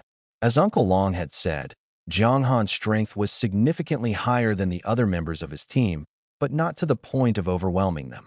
Staying in the team wouldn't contribute much to his overall strength improvement. To maximize benefits, it would be best for Jiang Han to form his own team. However, Jiang Han disagreed somewhat with Uncle Long's suggestion. Forming a team was meant to compensate for weaknesses. A 5-person team had clear divisions of labor, some focused on offense, others on harassment, and some on scouting exotic beasts. But Jiang Han's strength was improving too quickly, and ordinary martial artists couldn't keep up with his pace. This would render the team ineffective. He didn't need others' help for scouting, he had the insight skill. Therefore, entering the wilderness alone was the most suitable choice for him. Night fell, but the Martial Artists Guild was unusually lively. Many people chose to come in the evening for testing and assessments. Jiang Han glanced around but didn't see anyone familiar, so he walked to the assessment area on his own and picked up an application form. This was his 3rd visit to the Martial Artists Guild. The previous 2 visits were just a few days ago. To be honest, it had been less than a week since Jiang Han had bound the system, and his combat power had skyrocketed from over 300 to nearly 10,000. This rate of improvement had far surpassed what could be described as rapid. The only ones who could compare to him were those top-tier students whose strength surged after their talent awakened. However, the problem was that their combat power only soared during the awakening period afterward. Further improvement required relentless training and talent research. Although their speed of improvement was terrifying compared to ordinary students with low-level talents, they were still far slower than Jiang Han. But now, At this stage, it had become extremely difficult for Jiang Han to continue rapidly improving his strength. The experience points gained from the steel-tusked Wild Boar King had allowed the system to level up 3 times in a row, but the experience required for system upgrades doubled each time. Now, to level up, Jiang Han needed to accumulate 64,000 experience points, a number that was simply headache-inducing. Aside from leveling up to enhance his strength, the only other options were improving his talent and mastering martial techniques, neither of which could be achieved in a short time. It was truly challenging. Feeling a bit muddled, Jiang Han found an empty table to sit at and began filling out the form. However, when he reached the section for assessment level, he hesitated. This section required him to fill in the martial artist level he wished to advance to. The first time, he had filled in martial artist.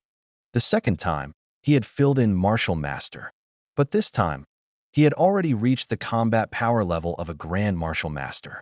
According to the system standards, he was still slightly short of the martial general level. However, with his 2 major talents, insight and critical strike, his combat power was far more formidable than it appeared on the surface. With a full force strike, combined with the 9-fold Thunderblade targeting a weak spot, even a Lord-level exotic beast couldn't withstand a single blow from him. The steel-tusked Wild Boar King was a living example. Here lay the dilemma. Should he aim for the Grand Martial Master level in this assessment, or go straight for Martial General? Jiang Han was genuinely torn. He understood the saying, "The bird that sticks out gets shot." His upgrade speed was too fast, making it hard not to attract attention. Once targeted, many secrets wouldn't hold up under scrutiny. But the benefits of being a martial general were simply too tempting. The nation's subsidies for martial artists were never hidden. In fact, they were heavily promoted. When he first became a martial artist, he received a monthly subsidy of 20,000 alliance coins. This amount was higher than the monthly income of an average couple and comparable to that of a well-off family. After becoming a martial master, the subsidy increased to 50,000. According to the Guild's official website, upon becoming a martial general, the monthly subsidy would soar to a staggering 1 million. In other words, even without completing any tasks, 3 months of subsidies would be equivalent to the reward for hunting a silver-winged wolf king. Not to mention the other benefits. As a martial general, his contribution level would automatically rise to 1 star, granting him access to limited edition items and a city center villa. He could move his family into a high-end residential area specifically built for martial generals by the nation. His status and social connections would be entirely different.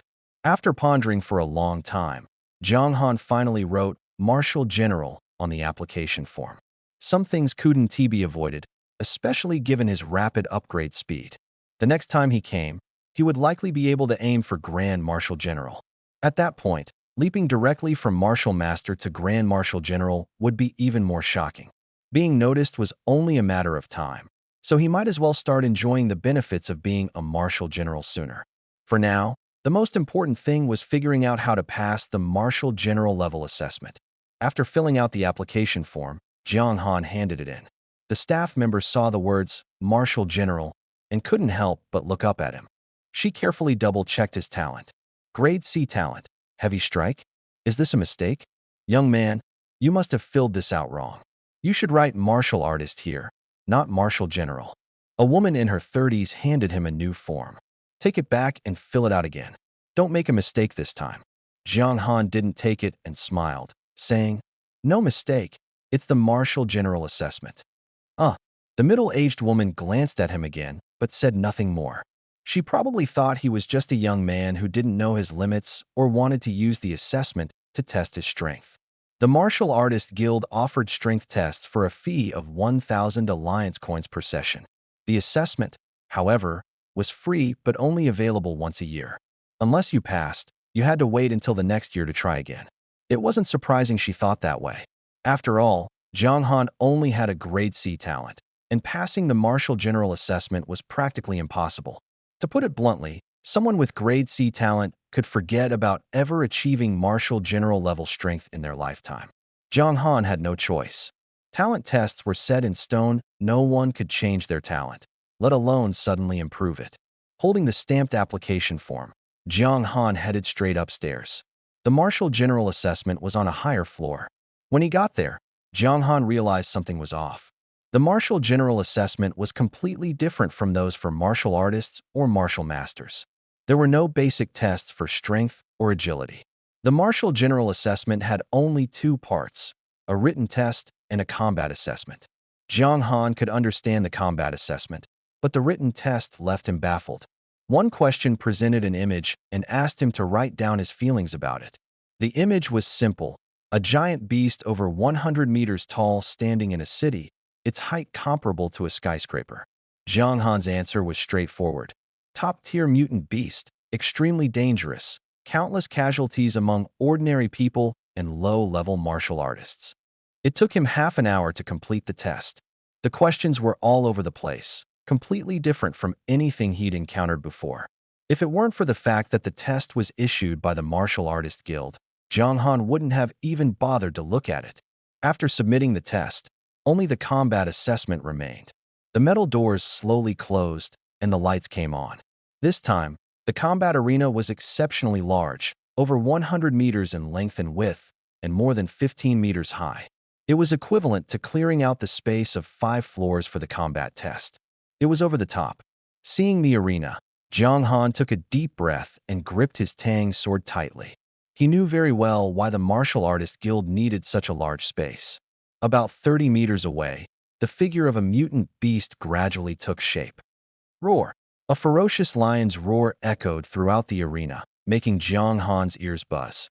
A Lord-level mutant beast, the Blazing Flame Lion. Lions are the kings of the grasslands, apex predators in the food chain even before mutation. Apart from a few large animals like rhinos and elephants, all other creatures were their prey. After mutating, the Blazing Flame Lion became even more powerful. The lion before him was a male, its entire body covered in fiery red mane, sharp fangs hanging from its lower jaw, and its gaze cold and merciless. Jiang Han had no doubt that if this Blazing Flame Lion bit him, its long, sharp fangs would easily pierce his skin. Facing its icy gaze, Jiang Han instinctively tightened his grip on the Tang sword. Although he knew his strength was roughly on par with the Blazing Flame Lion and the outcome of life and death was uncertain, the pressure still made his heart tense. Roar! Another roar echoed, reverberating through the narrow testing room. Jiang Han's mind went blank. Watching the Blazing Flame Lion charge toward him, he didn't even think to draw his blade to defend. Was this the power of the lion's roar? The testing room wasn't large, just over 100 meters, and the Blazing Flame Lion reached him in mere seconds, moving at an incredible speed. Jiang Han frowned, forcing himself to snap out of it. Insight. After upgrading the Insight skill, it not only captured movements, but also activated more flexibly. With a single thought, the Blazing Flame Lion's speed, which had left a red afterimage, suddenly slowed down. The afterimage vanished. In Jiang Han's eyes, the lion's massive claw was swinging toward his face. The force was astonishing. Jiang Han estimated the power of this strike to be at least 10 tons. The air was torn apart, accompanied by a sound like an explosion. In the next moment, Jiang Han suddenly disappeared from his original position. Ninefold Thunderblade. This was Jiang Han's first time relying solely on his own strength to face a lord-level beast. The silver-winged Wolf King had been killed with the help of a martial lord, and the steel-tusked Wild Boar King had been defeated by exploiting its postpartum weakness and his own burst of power. This time, there were no helpers. Although the Blazing Flame Lion was a virtual projection and wouldn't truly harm him, being struck by its claw would still result in the system determining he was injured, leading to immediate failure in the assessment. The fourfold agility boost from the ninefold Thunderblade allowed Jiang Han to easily dodge the lion's claw. He immediately swung his blade. Insight revealed 2 weak points on the Blazing Flame Lion, its neck and its belly. Jiang Han wanted to attack the neck. A successful strike there would disrupt the lion's central nervous system, giving him the upper hand. But attacking the neck posed a major problem. The Blazing Flame Lion stood over 4 meters tall, requiring Jiang Han to jump to reach it. Without any flight skills, he couldn't adjust his posture mid-air. In a battle of this level, even a momentary flaw in mid-air would be seized by the opponent, leading to a fatal counterattack. Jiang Han was certain the blazing flame lion wouldn't miss such a golden opportunity, so he dared not take any risks. Attacking its soft belly was the best choice. Although this strike didn't trigger a critical hit, with the ninefold Thunderblades enhancement, the force exceeded 10 tons. However, when the blade met the lion's belly skin, it only produced a sound like slicing through leather. It failed to pierce the skin. Huh. Jiang Han was sure his attack was precise, hitting the marked weak point perfectly. But why was there no effect? He knew the steel-tusked Wild Boar King's defense was formidable, but he hadn't expected the Blazing Flame Lion's defense to be just as impenetrable. Could it be that every Lord-level beast was this difficult to fight? As the two passed each other, Jiang Han furrowed his brows, staring at the Blazing Flame Lion not far away, his mind racing for a solution. But the lion clearly had no intention of giving him a moment to breathe. After its failed attack, it immediately turned and charged again. This time, it was even faster, leaping at Jiang Han from over 10 meters away, its massive body hurtling down. Jiang Han looked up to see the lion's claws reaching for him, its jaws wide open. Judging by the width of its mouth, Jiang Han felt he might not even be enough for a single bite. Their sizes were utterly incomparable. Just the fangs inside its mouth were longer than Jiang Han's lower body. But Jiang Han wasn't one to sit and wait for death.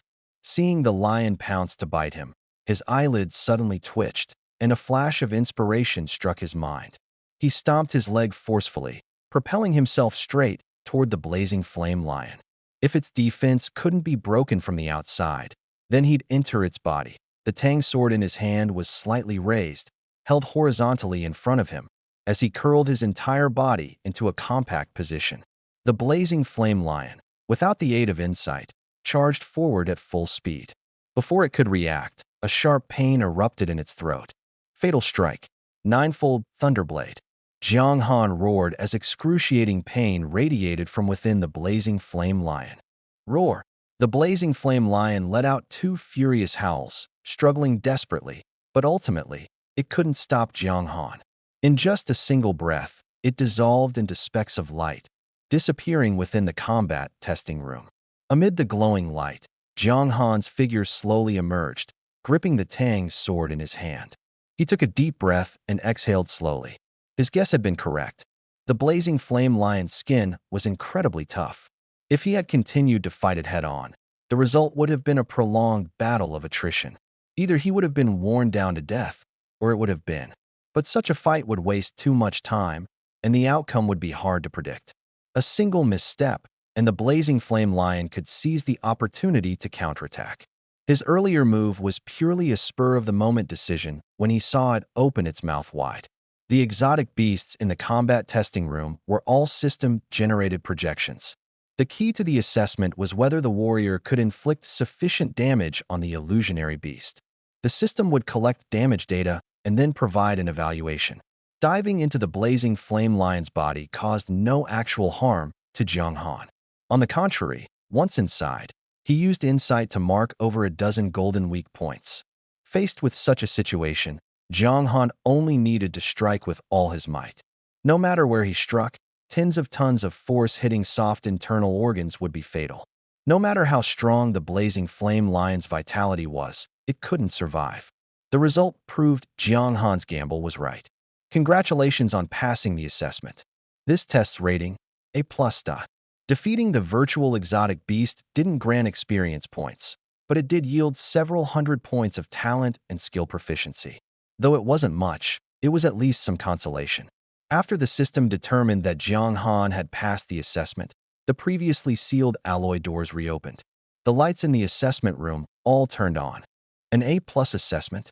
The examiner standing at the door was filled with astonishment upon hearing the system's result. Looking at the panting Jiang Han not far away, he was momentarily at a loss for words. An 18-year-old martial general, whose talent could rival those with awakened S-level abilities. The most critical point was that Jiang Han's awakened talent was only a C-level heavy strike. This was the most shocking part. In the general perception of society, C-level talents had almost no future. While slightly better than those without awakened talents, they offered little advantage. With good luck or a wealthy family, one might get into a decent university, but that would be the extent of it. Combat power would barely exceed 1,000, and no team would take them on expeditions into the wilderness. When the examiner first saw Jiang Han's application form, he thought he had made a mistake. He double-checked it twice before allowing him into the combat testing room. Initially, he assumed Jiang Han was just there to broaden his horizons, but unexpectedly, Jiang Han's demeanor was full of confidence. 18 years old, C-level talent, martial general level expert. These terms seemed incompatible, yet at this moment, they came together perfectly. And now, he had just received an A+ rating. The examiner's face was filled with astonishment and complexity. He glanced down at Jiang Han's application form, then wrote A+ in the assessment result column. As Jiang Han walked out of the testing room, the examiner gave him a slight bow. Congratulations, Marshal General Jiang Han. I hope you will fight for humanity's future in the days to come. Seeing the examiner's respect, Jiang Han nodded in response. The Marshal General badge isn't ready yet, but it will be delivered to your residence tomorrow morning. Your records will be updated tonight. Becoming a Marshal General meant that Jiang Han now possessed the strength to be a main force in humanity's fight against the beasts. The Marshal General rank signified that he was capable of hunting Lord-level beasts. Lord-level beasts held a special status, not only because of their strength, but also because they possessed basic intelligence and could command other beasts. Through prolonged battles with the beasts, it was discovered that every beast tied was led by a Lord-level beast. Therefore, the Marshal General and Lord levels marked a significant threshold of power. Crossing this threshold meant entering the ranks of advanced combatants. The examiner's respect for Jiang Han stemmed entirely from the significant elevation in his status after becoming a Marshal General. Jiang Han was somewhat aware of this, but seeing the examiner's deference still made him feel a bit uncomfortable. After returning the weapons and armor, Jiang Han completed a simple registration and then left the Martial Artists Guild. After a long night, it was already 10 p.m. What Jiang Han didn't know was that after he left, the examiner responsible for him took the application form and headed straight to the top floor, knocking on the door of the office labeled Director. "Come in," an elderly voice called out. The examiner pushed the door open and saw an elderly woman with silver hair sitting at the desk. Her face was marked with age spots and wrinkles, and her long silver hair was tied back. Despite her age, she exuded a sense of competence. The elderly woman looked up at the examiner, noticing his complex expression, and frowned. "Xiaozhang, what's the matter?" "Director Su, someone just passed the Marshal General level assessment," Examiner Zhang said, his face filled with excitement. "Marshal General level? So what?" The elderly woman was unimpressed, tightening the cap on her pen. "Although it's rare for someone to pass the Marshal General level, it's not that big of a deal. Why are you so worked up?" "No, no, no." Examiner Zhang became even more excited, stepping forward with the form in hand. "Take a look at this application form, and you'll understand why I'm so excited." He placed the form on the desk and stepped back 2 paces. The elderly woman moved her fingers, and the form flew into her hand. If Jiang Han had seen this, he would have been astonished, but Examiner Zhang seemed to have expected it and waited silently. The elderly woman didn't doubt him since Examiner Zhang was so insistent. There must be a reason. She began to read aloud. "Jiang Han, 18 years old, Marshal General level." She adjusted her glasses, her voice tinged with surprise. An 18-year-old Marshal General? Even the elderly woman found it hard to believe. A promising talent. An 18-year-old Marshal General has limitless potential. "Xiaozhang, you've done well." To her surprise, Examiner Zhang shook his head repeatedly. "It's not just that. Look again," he said, pointing to the application form. The elderly woman stopped speaking and focused on the form. "Currently attending Lan City's 7th high school, the same school as Xiao Yuera. Talent, C-level heavy strike." The elderly woman suddenly fell silent, her brows furrowing deeply. She said nothing, only gesturing to Examiner Zhang to leave. Understanding her intent, he bowed slightly and left the room. The elderly woman sat back in her chair, her frown deepening. An 18-year-old Marshal General, but with only C-level talent? That doesn't make sense. Jiang Han. Jiang Han. At this moment, Jiang Han had already run back home. completely unaware that his application form was sitting on the desk of the director of the Martial Artists Guild in Lawn City. Back at home, he quickly freshened up and sat cross-legged on his bed, focusing on his cultivation. The rare tranquility of the city allowed him to concentrate on improving himself. Sunlight streamed through the small window, warming Jiang Han's body. Ah! He exhaled deeply and slowly opened his eyes. A night of cultivation left him feeling refreshed and invigorated. Compared to sleeping, cultivation clearly brought more recovery to his body. After 10 full hours of cultivation, Jiang Han had gained 12 attribute points, which was quite a decent harvest. However, cultivation seemed to induce fatigue at first. Jiang Han could increase 1 attribute point every half hour, but it gradually slowed down, requiring 3 to 4 hours for just 1 point. Despite this, Jiang Han was still satisfied. Gaining 12 attribute points in one night was roughly half the reward he would get from leveling up. At this rate, Jiang Han's combat power would steadily improve. It seems staying in the city to cultivate isn't too bad after all. Jiang Han stretched lazily, his bones cracking audibly. Sitting all night had left his legs slightly numb, but this minor inconvenience was nothing to him. He stomped his feet on the ground, and the blood circulation quickly alleviated the discomfort. After a night of cultivation, he felt hungry. After washing up, Jiang Han cooked himself a pot of porridge. Not wanting to bother with serving multiple bowls, he simply brought the pot out and added 2 salted duck eggs, making the meal look quite hearty, with plenty to eat. As his combat power increased, Jiang Han's appetite had noticeably grown. He could clearly feel that after his physique points surpassed 200, his digestive ability had improved. The difference was that the energy from digestion was stored rather than converted into fat. This was probably another benefit of becoming a martial artist. Young man. Just as Jiang Han was engrossed in his porridge, a voice came from the entrance of the restaurant. He looked up to see an elderly woman dressed in simple coarse cloth, her silver hair tied at the back, her face adorned with a kind smile, looking at him. "Sorry, Grandma, the restaurant isn't open yet," Jiang Han replied, putting down his chopsticks. The restaurant usually opened at noon, and it was only a little past 8 in the morning. "Hee, I'm hungry. Could you spare me some porridge?" The elderly woman seemed to ignore his response and spoke on her own. Jiang Han glanced at his pot, then stood up and said, "All right, Grandma, please come in and sit down. I'll get a bowl for you." He didn't refuse after all. There was plenty of porridge in the pot, and 1 bowl for an elderly woman wouldn't be a problem. He went to the kitchen to fetch a clean bowl and chopsticks, then served a bowl of porridge for the elderly woman.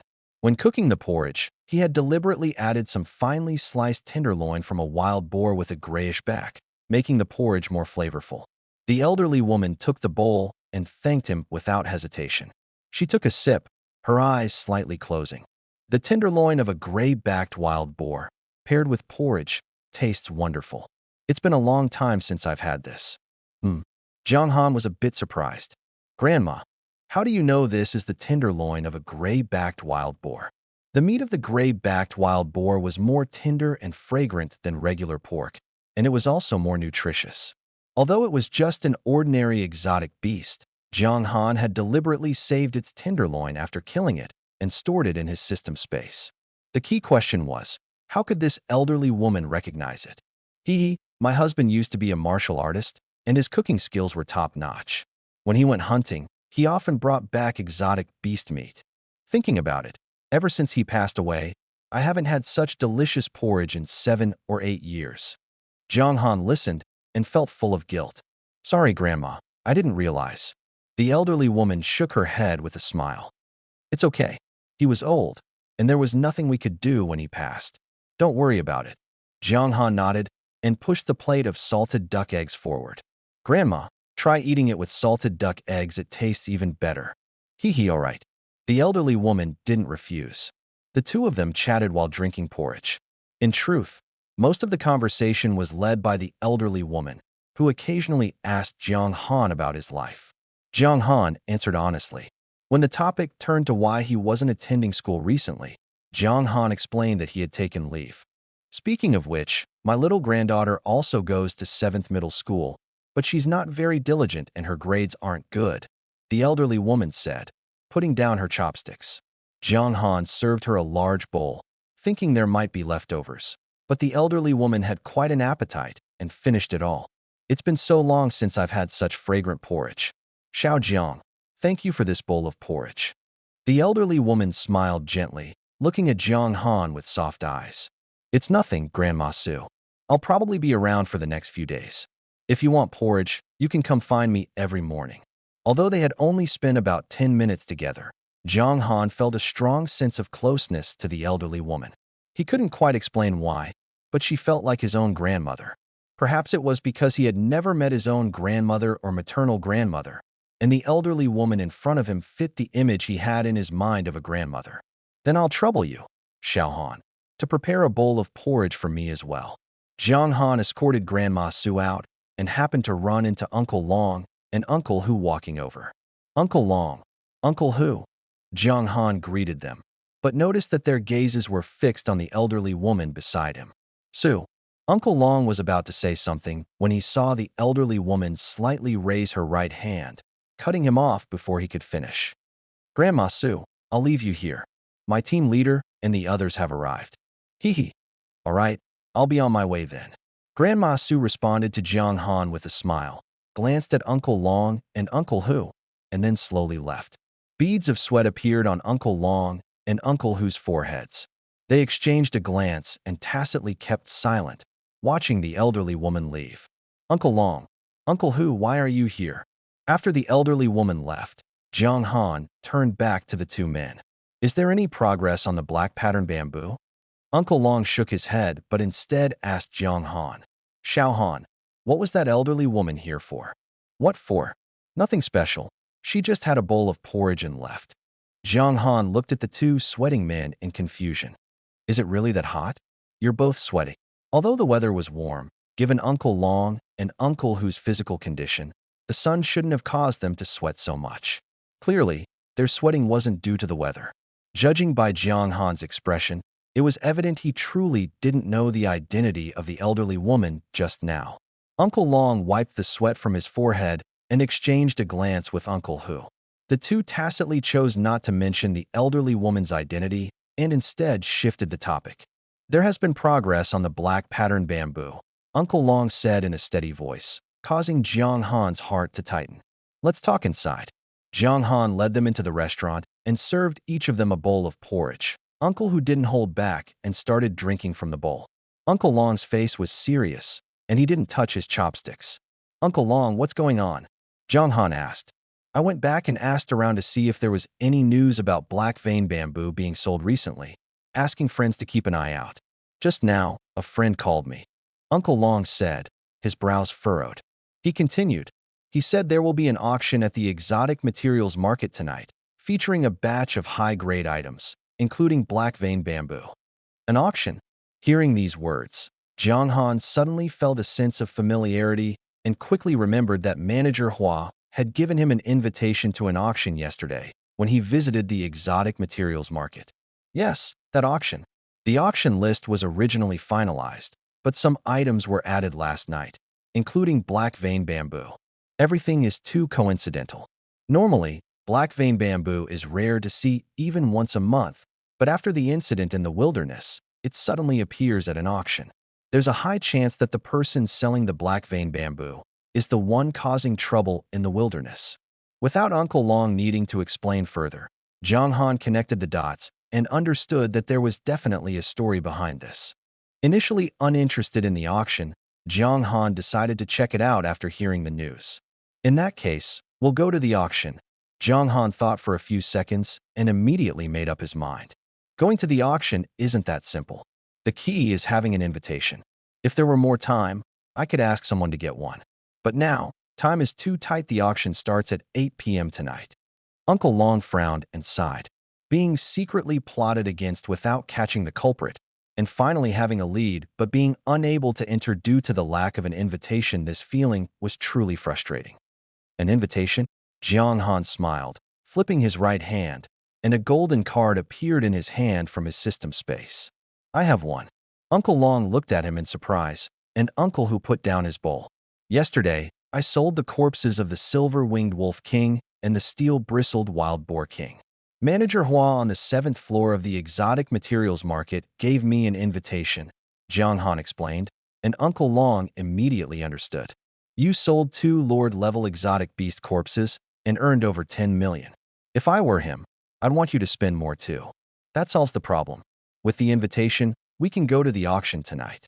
Uncle Long, who had little hope initially, felt relieved by this unexpected turn of events. We'll have lunch here, and after eating, we'll head out, Uncle Long decided. Jiang Han naturally agreed. Catching the mastermind sooner would also help Jiang Han deal with the black vein bamboo in his possession. We came in a hurry this morning and didn't have breakfast. Xiao Han, your porridge is really delicious, Uncle Long said. Earlier, he was too preoccupied to enjoy the porridge, but now that his mood had improved, his appetite returned. If you like it, have more. There's plenty, Jiang Han said, scooping another bowl for Uncle Hu. He had cooked a full pot of porridge, originally prepared for himself. But then Grandma Su, Uncle Long, and Uncle Hu all came, and everyone shared some. It didn't matter, though the main difference was whether Jiang Han would eat until he was full or just 70% full. Excuse me, is Mr. Jiang Han here? As the three of them chatted while drinking porridge, a man's voice suddenly came from the doorway. The three turned to look and saw 2 middle-aged men wearing the work uniforms of the exotic materials market. I am, Jiang Han replied. Seeing their uniforms, he immediately understood that the Tang Dao Taihan he had ordered yesterday was ready. What originally required 2 or 3 days was unexpectedly completed in just one night, which pleasantly surprised Jiang Han. He stood up and walked over to greet them. Mr. Jiang, hello. This is the item you purchased yesterday. You need to present identification, confirm the item's condition, and then sign for it. Jiang Han was already familiar with the process. He handed over his ID for verification. After confirming his identity, the 2 staff members opened the rectangular metal box they had brought. After all, this weapon was worth several million, so the protective measures were meticulous. When the box was opened, a sheathed-long blade lay quietly inside. The scabbard was engraved with golden dragon patterns, exuding an antique charm while appearing grand and imposing. Jiang Han instantly took a liking to it. Uncle Long and Uncle Hu, hearing the commotion, also came over. Upon seeing the blade, Uncle Long couldn't help but exclaim, "What a fine blade!" Even though the blade hadn't been unsheathed, the craftsmanship alone revealed its extraordinary value. Jiang Han reached out and picked up Taihan. The blade was somewhat heavy, but it was just right for his current strength. A blade too light would lack the proper feel. Clang! The sound of metal friction rang out as Jiang Han drew Taihan. Just as he had seen when he purchased it yesterday, the blade's surface emitted a blue sheen and was already sharpened. He flicked the blade with his finger, producing a deep hum. Although the blade was slender, it gave off a sense of weight and sharpness. Spending several million was heart-wrenching, but holding this blade in his hands, Jiang Han was extremely satisfied. With Taihan, he wouldn't have to worry about weapon issues for a long time. Taihan was sufficient to handle battles at the Lord level, sparing Jiang Han from having to fight beasts with a broken kitchen knife. More importantly, a high-grade weapon like Taihan significantly boosted Jiang Han's combat power. He had previously been some distance away from breaking the 10,000 combat power mark, but now he had directly gained 1,900 points. After surpassing 10,000, he even had an extra 1,000 points to spare. This blade must have cost a fortune, right? Uncle Hu touched Taihan's blade, feeling its cold and solid texture, and flicked it with his finger. The blade emitted a deep hum, as if the entire blade was vibrating. Not too bad. After selling the corpses of 2 Lord-level beasts, Manager Hua from the exotic materials market gave me a membership card. With the discount, it came to just over 7 million. Jiang Han was quite satisfied with the price. He carefully inspected the blade and found no flaws, which proved the master-level craftsmanship of the smith who forged this Tang blade. The blade was seamlessly forged, without a single imperfection, showcasing its incredible hardness. Over 7 million. Uncle Hu's eyes were filled with envy upon hearing the figure Jiang Han mentioned. Only you would be willing to spend that much, Uncle Hu said, curling his lips and withdrawing his hand. That can't be right. Uncle Hu, your income isn't low either, 2 to 3 million a month. You could afford it in 3 months, couldn't you? Jiang Han said in surprise. It's not as simple as you think. Uncle Hu didn't respond, but Uncle Long spoke up to explain. The expenses for martial artists are far higher than you imagine. The mortality rate in the wilderness is extremely high. Before setting out, everyone has to buy insurance, with the amount varying based on their strength. And the insurance is purchased per trip. For someone like your Uncle Hu, at the martial artist level, a single insurance policy costs 30,000. Weapons and armor are replaced roughly every 2 months. Then there are supplies, medical treatments, and various other expenses. Although the income from hunting beasts is tax-free, these high expenses leave little room for savings. Unless you're so powerful in the wasteland that you can dominate everything, without needing insurance, supplies, or frequent weapon replacements. Uncle Long said, looking at Jiang Han with a hint of envy in his eyes. You were lucky this time, gaining so much in one go, but don't ever think the wasteland is that simple. The dangers there are far greater than you can imagine, enough to push humanity to the brink of extinction. Jiang Han didn't know much about the wasteland, so Uncle Long naturally felt the need to correct his understanding. A misjudgment could cost him his life. Jiang Han didn't say much, nodding as he sheathed the Tai-Hun blade again. By the way, Xiao Han, have you advanced in your martial artist rank? Uncle Long asked. Advancing comes with many benefits. It's all good for you, no downside. Since we're idle, we might as well chat. I went for the advancement last night. The assessment was tough, but fortunately, I passed. The Grand Martial Master assessment is indeed difficult. I almost failed back then, Uncle Long said seriously, nodding. But it's great that you passed. Becoming a Grand Martial Master at 18.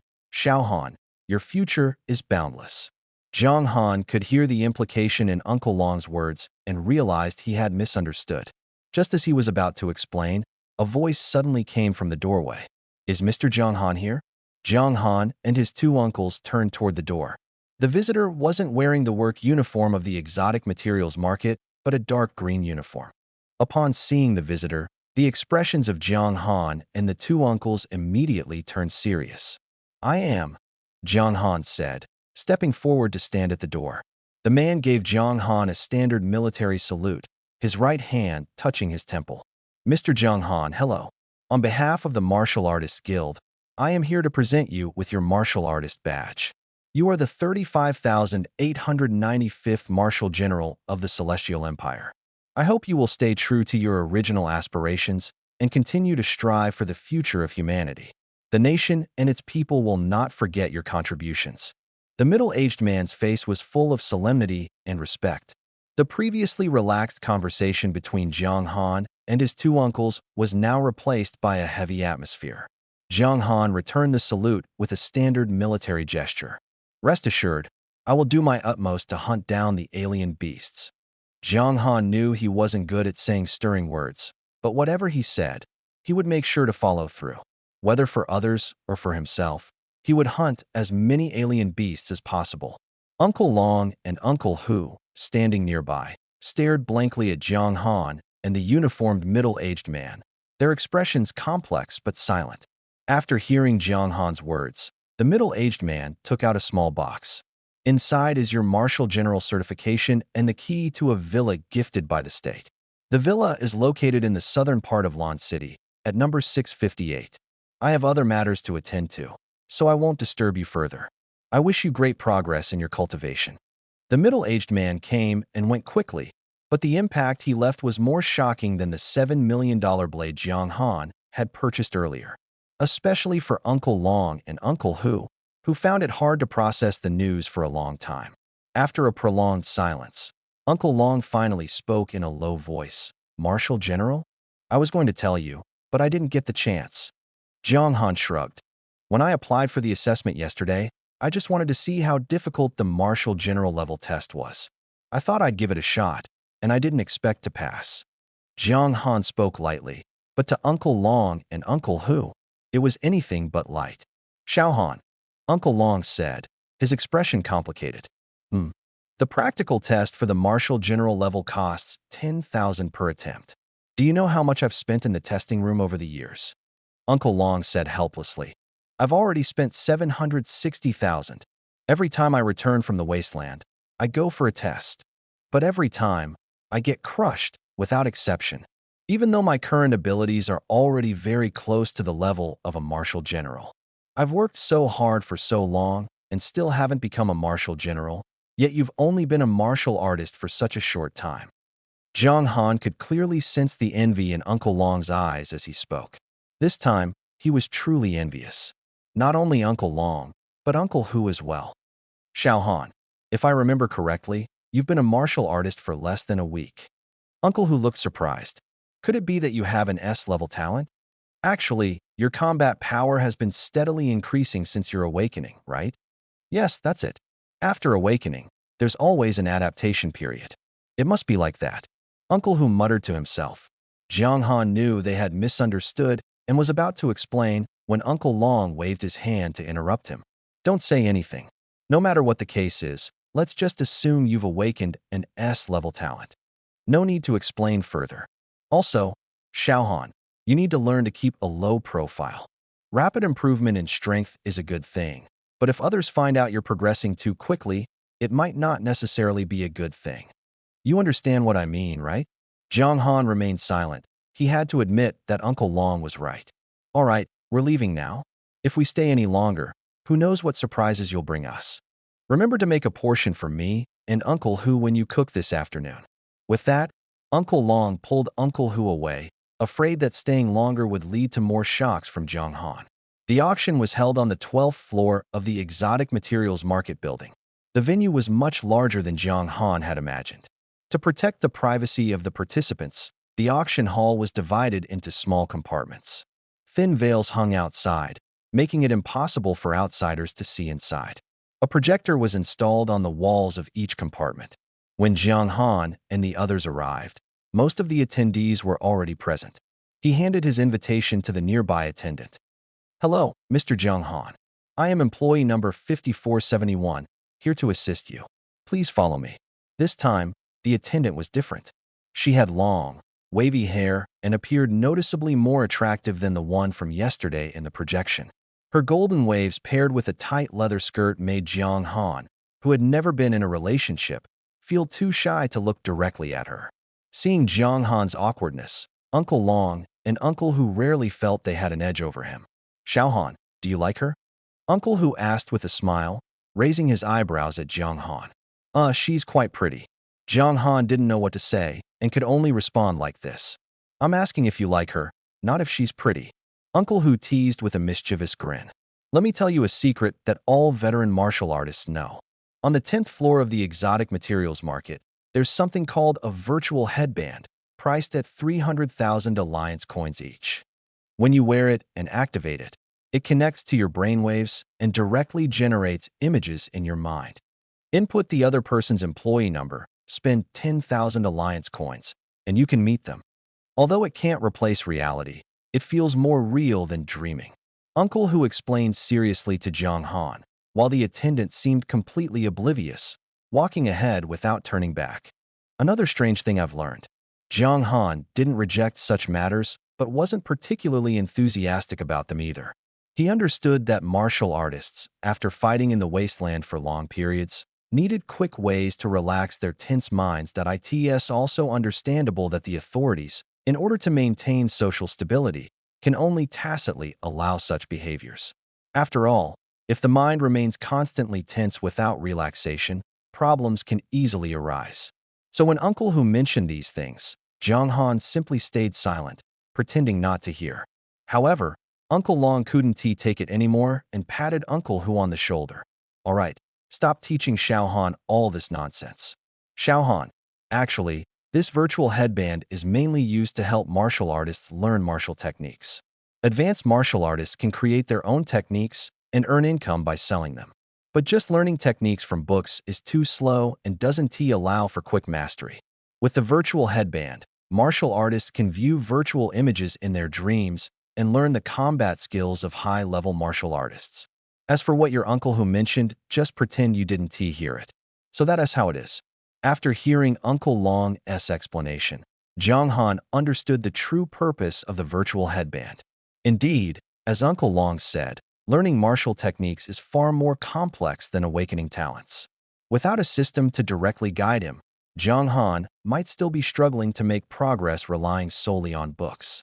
Even with the system, the difference in difficulty is evident from the experience points required for upgrading martial techniques and talents. However, he wasn't sure if the virtual headband could help him speed up his training. As for what Uncle Hu mentioned, it was just an unintended source of income from the virtual headband's development. This unexpected income likely far exceeded the designer's original expectations. They didn't dwell on the topic further, as the three followed the waiter into a private room. Mr. Jiang, the auction items will be displayed on this table via a projector inside the private room. Other private rooms won't be able to see your situation. If you want to bid, just let me know. However, after placing a bid, your account balance will be checked, and the bid will only be valid if the balance is sufficient. Thank you for understanding. Jiang Han understood this was necessary to ensure the auction proceeded smoothly. He wasn't planning to buy anything, so it didn't affect him much. The auction was set to start at 8 o'clock, and it was already 7:40, with the venue nearly full. However, something felt off. Something's not right. The specifications for this auction seem unusually high. Uncle Long peered outside through the thin veil of the private room. Ordinary auctions wouldn't be set up this well, nor would there be so many people attending. Especially certain private rooms, I suspect there are martial marquee level experts inside. Actually, Uncle Long didn't need to say Jiang Han had already sensed the anomaly. He just didn't know what previous auctions were like, so he kept quiet. Jiang Han's sensitivity to auras was sharper than Uncle Long's. At least 5 martial marquises, he whispered. Without activating insight, he couldn't see into other private rooms, but from the occasional laughter and the palpable pressure, he could tell their strength was extraordinary. The specifications are indeed quite high, Jiang Han agreed. What are you two talking about? Uncle Long fiddled with the banana in his hand, seemingly unconcerned. Nothing, we're just here to join the fun and gather information about black vein bamboo. The rest doesn't concern us, Uncle Long said, though it sounded more like he was comforting himself. In comparison, Jiang Han didn't feel as much pressure. After all, he was now a martial general, considered a high-level martial artist. The three of them sat in the private room, chatting among themselves, with a dazed-looking waiter standing nearby. After waiting for over 10 minutes, a woman in a cheongsam finally stepped onto the central auction stage. She appeared to be around 30 years old, exuding an air of elegance and nobility that naturally made people associate her age with 30. Strangely, as Jiang Han looked at her face, he felt a sense of familiarity, as if he had seen her somewhere before. Distinguished clients of the exotic materials market, greetings to you all. My name is Tang Yun, and I am the new head of the exotic materials market in Lon City. I came here today specifically to introduce myself, and I hope for your kind support in the future. Tang Yun's voice was calm, carrying a hint of detachment, though not the kind of aloof coldness that feels condescending. Her noble demeanor made others instinctively feel a great distance between them, as if she came from an entirely different world. She was undoubtedly someone from a prominent family. The first thought that popped into Jiang Han's mind was that such an aura would be impossible without a powerful family background. As soon as Tang Yun finished speaking, a low murmur of discussion arose in the private room. Jiang Han's enhanced hearing allowed him to barely make out the conversations in the surrounding rooms. She's so beautiful and so young to already be the head of the exotic materials market in Lon City. Did she get the position through connections? Keep your voice down. Are you looking to die? Don't you know who the real boss behind the exotic materials market is? The boss behind it? Isn't it owned by the state? The state holds 51% of the shares, but the remaining 49% are in someone else's hands. The room instantly fell silent. The exotic materials market was massive, something all martial artists were aware of. From the earlier conversation, it became clear that this was actually a public-private partnership. Jiang Han had assumed that such a large enterprise, especially one involving martial artists, would be entirely state-controlled. This revelation shattered his assumptions. Moreover, it seemed that the extraordinary woman on stage had a deep connection with the market's mysterious private owner. With this in mind, Jiang Han's gaze returned to Tang Yun. This is the first auction I've hosted since taking over the exotic materials market in Lon City, she said. I have specially brought a few rare items transported from the capital. Additionally, I have reorganized all the auction items. I guarantee that the items in this auction are all top-tier treasures. Tang Yun's voice remained calm as her gaze swept over the drawn curtains. I believe everyone has been eagerly anticipating this. In that case, let's leave the professional matters to the professionals. I hereby announce the official start of the auction. With that, Tang Yun stepped off the stage, and a woman in uniform took her place. Only after Tang Yun left did the atmosphere in the private room become lively again. Uncle Long, do you know Tang Yun's background? I've heard that the exotic materials market isn't solely owned by the state. The first auction item was a bottle of pills that could help martial generals break through their bottlenecks. Jiang Han wasn't interested. He relied on experience points to break through and had no need for pills. His attention returned to Tang Yun. The main reason was that Tang Yun gave him a strangely familiar feeling, though he couldn't recall where he might have seen her before. Uncle Long wasn't interested in the pills either. The price was too high, already soaring past 13 million as soon as the bidding began, making it not worth it. When Jiang Han brought up the topic, Uncle Long's expression turned serious. I don't know much about Tang Yun, but I heard she was in the capital before. However, I do know a bit about the background of the exotic materials market. Over a decade ago, a high-level martial artist mentioned something, though it's hard to verify its truth. But Xiao Han, do you know what the highest stage of martial artist cultivation is? Jiang Han nodded. The levels of martial artists, from lowest to highest, are martial artist, martial master, grand martial master, martial general, grand martial general, martial marquis, war god, human envoy, and supreme throne. The supreme throne is the pinnacle of human combat power. There were once 7 of them in the Celestial Empire. Later, one of them fought against 3 beast emperor-level exotic beasts during the Beast Tide and sacrificed himself. Another later retired. I don't know the details. These are all from the textbooks. But the introduction to these 7 peerless thrones is too brief, not even mentioning their names. Only 2 of them remain in the military's upper ranks, occasionally appearing to inspire everyone. Jiang Han has some impression of them, but he has no memory of the other 5. Uncle Long listened and nodded, saying, the higher the level of a martial artist, the better the social benefits they enjoy. For low-level martial artists like us, we can only receive the lowest level of cash welfare. Once you reach the level of a martial general, the country will arrange housing for you and other benefits. If your strength increases further, the country might even fund the establishment of a company for you and assign professionals to help manage it. This is how the exotic material market operates. The country takes more than half of the shares to participate in the management, and the other boss of the exotic material market has the surname Tang. Hearing this, Jiang Han's eyes widened. Uncle Long, are you saying that the boss behind the exotic material market, apart from the country, is another person, and he turns out to be one of the peerless thrones? Moreover, Tang Yun and that peerless throne both have the surname Tang? Uncle Long didn't say anything, just nodded slightly. Jiang Han suddenly felt his worldview being reshaped. I'm not sure if the information is true, but based on what I know, there's about a 70% chance it's accurate. After all, many high-level martial artists own companies, and the shares are split 50-50 between the country and the martial artist. Uncle Long's revelation left Jiang Han deeply shocked. The key point was that Jiang Han felt particularly familiar with Tang Yun, and Tang Yun was connected to that peerless throne. This matter left his mind in chaos. He wanted to sort out his thoughts, but couldn't find any clues. After all, the information was too scarce, and with what he currently knew, it was impossible to make sense of it. Perhaps only when his own strength improved and he gained access to more information would he be able to piece things together. Jiang Han frowned, feeling helpless, and could only comfort himself, thinking he might be overthinking it. After all, he had never met Tang Yun, let alone felt familiar with her. 27 million, third bid, sold. Bang! Thank you to the guest in box 23 for purchasing this bottle of bone refining pill for 27 million. Next up is the second auction item, the armor left behind by the fallen war god Su Xin. The armor left behind by the fallen war god? Jiang Han instinctively looked up at the stage. On the small platform inside the box, a virtual image gradually appeared.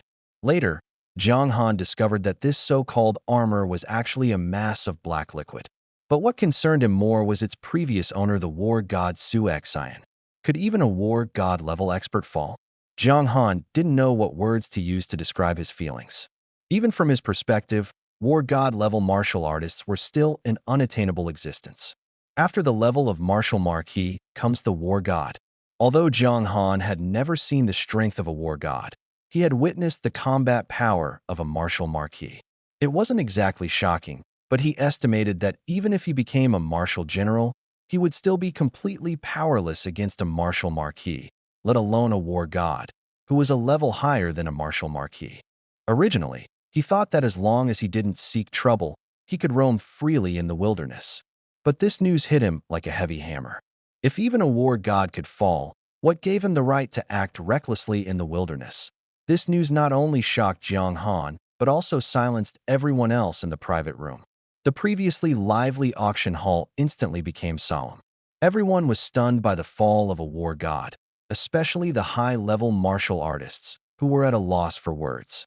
One of them sighed deeply and said, "I met Senior Su Xian 4 years ago and even received his guidance. I never thought that 4 years later, I would see him again under such circumstances.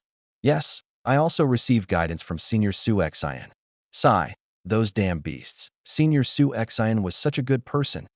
War god level martial artists are extremely rare, and most of them head to the capital once they reach this stage, as the capital is more developed in terms of economy and infrastructure.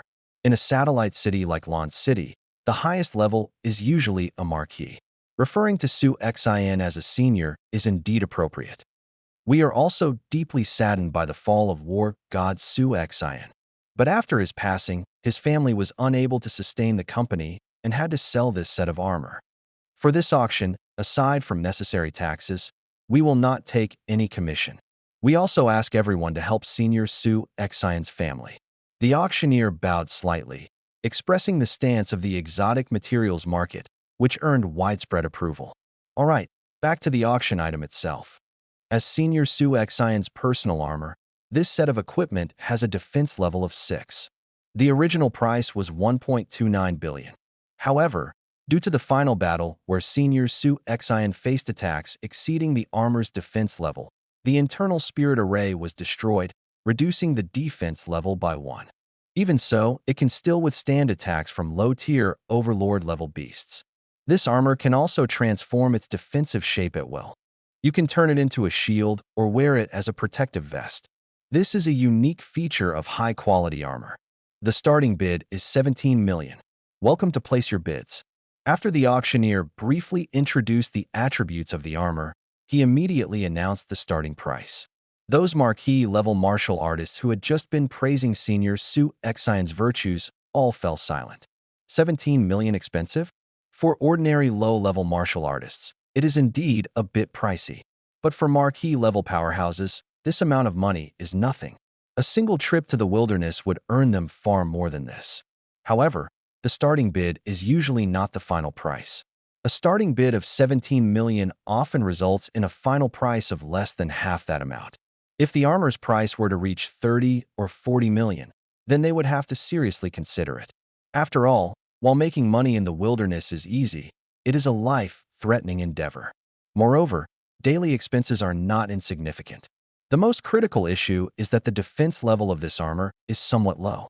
After the downgrade, it can only withstand attacks from low-tier overlord-level beasts, which has become its biggest weakness. Those who have reached the level of marquis can usually fight to the death with overlord-level beasts. Compared to beasts, humanity's greatest disadvantage is poor defense, as they cannot withstand heavy blows and must rely on armor for protection.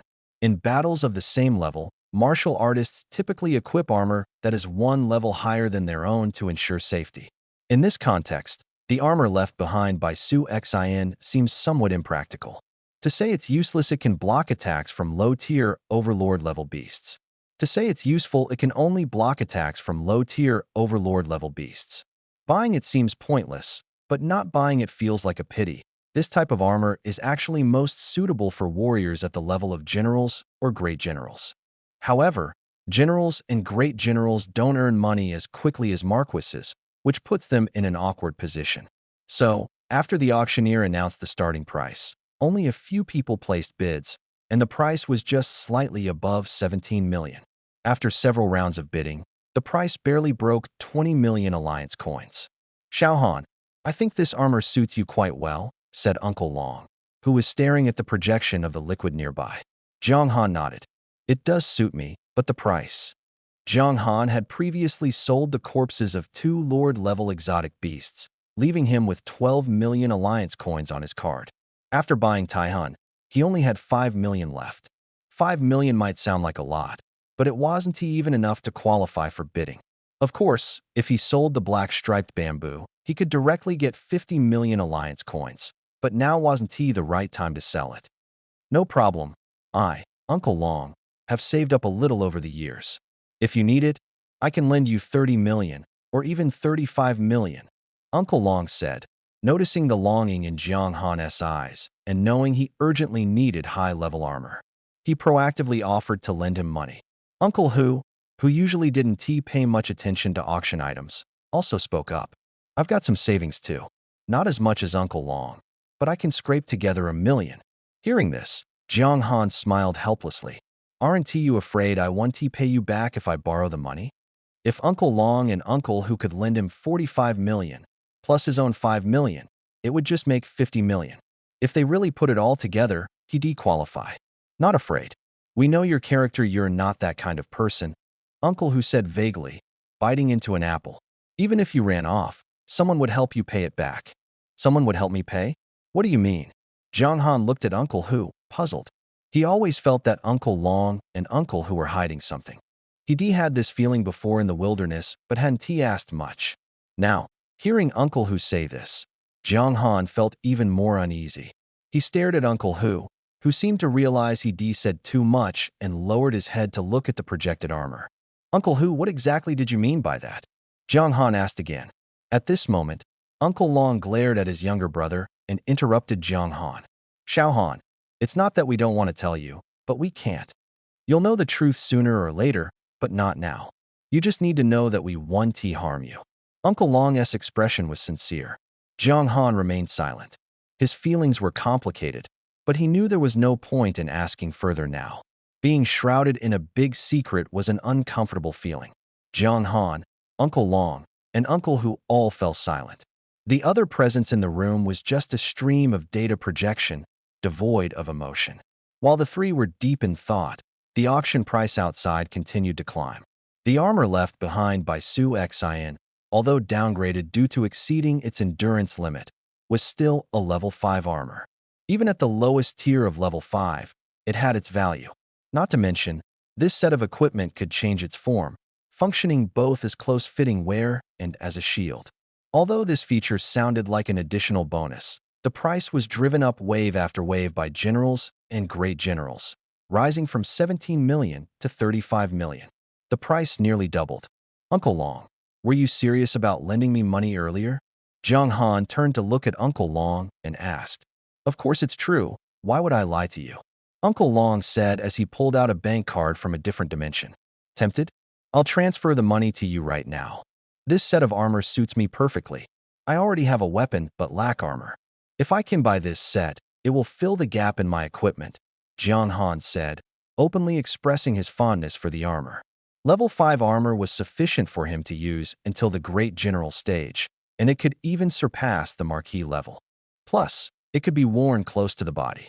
Later, he could buy another set of armor and use this one as an inner lining. I'll transfer the money to you now, Uncle Long said decisively, knowing that quick action was crucial at moments like this. When the price reached 35 million, the number of bidders noticeably decreased. It seemed that after 2 more rounds, the deal would be finalized. As Uncle Long transferred the money, he nudged his younger brother. Uncle Tiger quickly caught on and joined in transferring money to Jiang Han. After hearing 2 notification sounds, Jiang Han checked his phone. The transfers from Uncle Long and Uncle Tiger had brought his bank balance to exactly 50 million, with just an extra 10,000. But that was enough. Although the armor left behind by the war god was expensive, its value was undeniable and wouldn't exceed 50 million. Otherwise, it would be better to buy another set of level 5 armor directly. 36 million, someone bid again. The auctioneer raised his hand slightly in the direction of the voice. Box 34 has bid 36 million.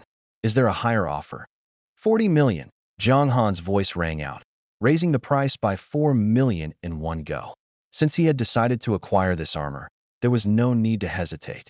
Raising the price significantly this time was purely because the final price would definitely exceed 40 million. It also saved time and put pressure on other bidders. 40 million. The auctioneer's expression was filled with excitement upon hearing Jiang Han's bid. 40 million for the first time. Is there a higher offer? But this time, the previous bidders clearly hesitated. The price of 40 million made them reconsider. If the price were below 40 million, buying a set of level 5 armor could still be considered a good deal, as ordinary level 5 armor costs over 40 million. But exceeding 40 million made further bidding unnecessary. After all, they already had high-level armor, and buying another set would only serve as a backup. Spending 40 million on backup armor, was it worth it? Everyone hesitated. The auctioneer, experienced in his craft, noticed the hesitation and spoke up. 40 million for the second time. Although the level of this armor is lower, it is still high-grade armor, and its unique attributes make it extremely rare. It's common for warriors to update their armor regularly, often every 6 months. Buying it as a backup isn't a bad idea. Is there a higher bid? The auctioneer's words had an effect. Someone bid again, but only added 200,000, as the minimum increment was 200,000. 40.2 million. In contrast, Jiang Han appeared more generous, raising the price directly to 40.2 million. This time, no one followed. 40.2 million was roughly the true value of this armor. Going higher wasn't necessary. Level 5 armor was rare, but it could still be purchased with money, the only difference being the lack of transformation functionality. More importantly, Jiang Han's attitude was clear. He was determined to win. If others continued bidding, he would follow. But if the price became too high and Jiang Han stopped bidding, the other bidders would end up losing out. That in one held grudges, so no one would deliberately raise the price to make things difficult. On the contrary, Jiang Han got a good deal, purchasing it for 40.02 million, whereas he had originally estimated it would cost around 45 million.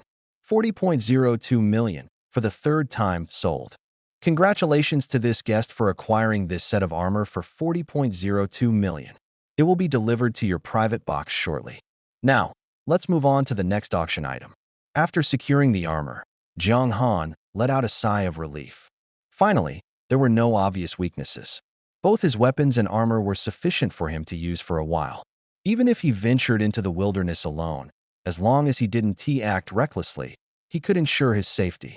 Still immersed in the joy of saving 3 million on his desired armor, the auctioneer on stage spoke again. Next up is one of the highlight items of this auction. This is a rare treasure obtained by a warrior by chance. Please take a look at this round's auction item, Black Striped Bamboo. The black striped bamboo had finally appeared. This treasure, which had drawn the attention of Jiang Han and his companions, was arranged as the grand finale of today's auction.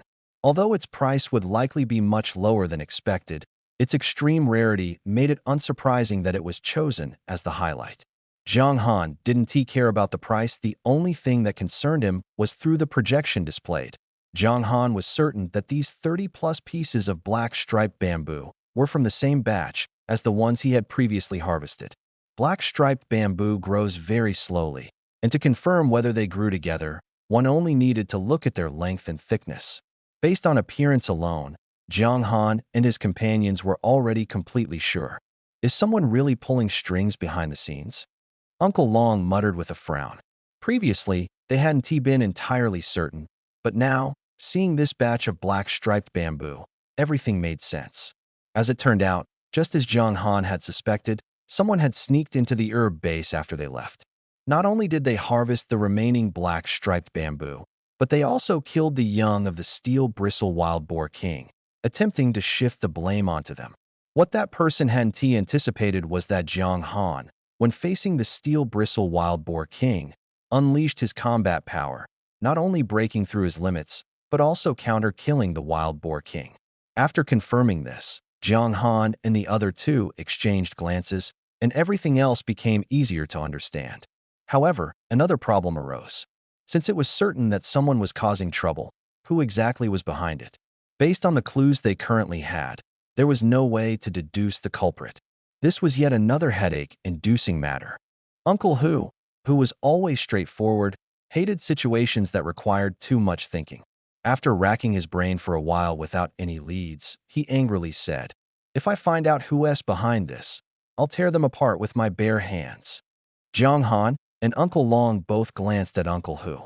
Then Uncle Long said slowly, "For someone to approach without any of us noticing and successfully shift the blame under the steel bristle wild boar king's nose, their strength must be on par with mine. Are you sure you still want to tear them apart with your bare hands?"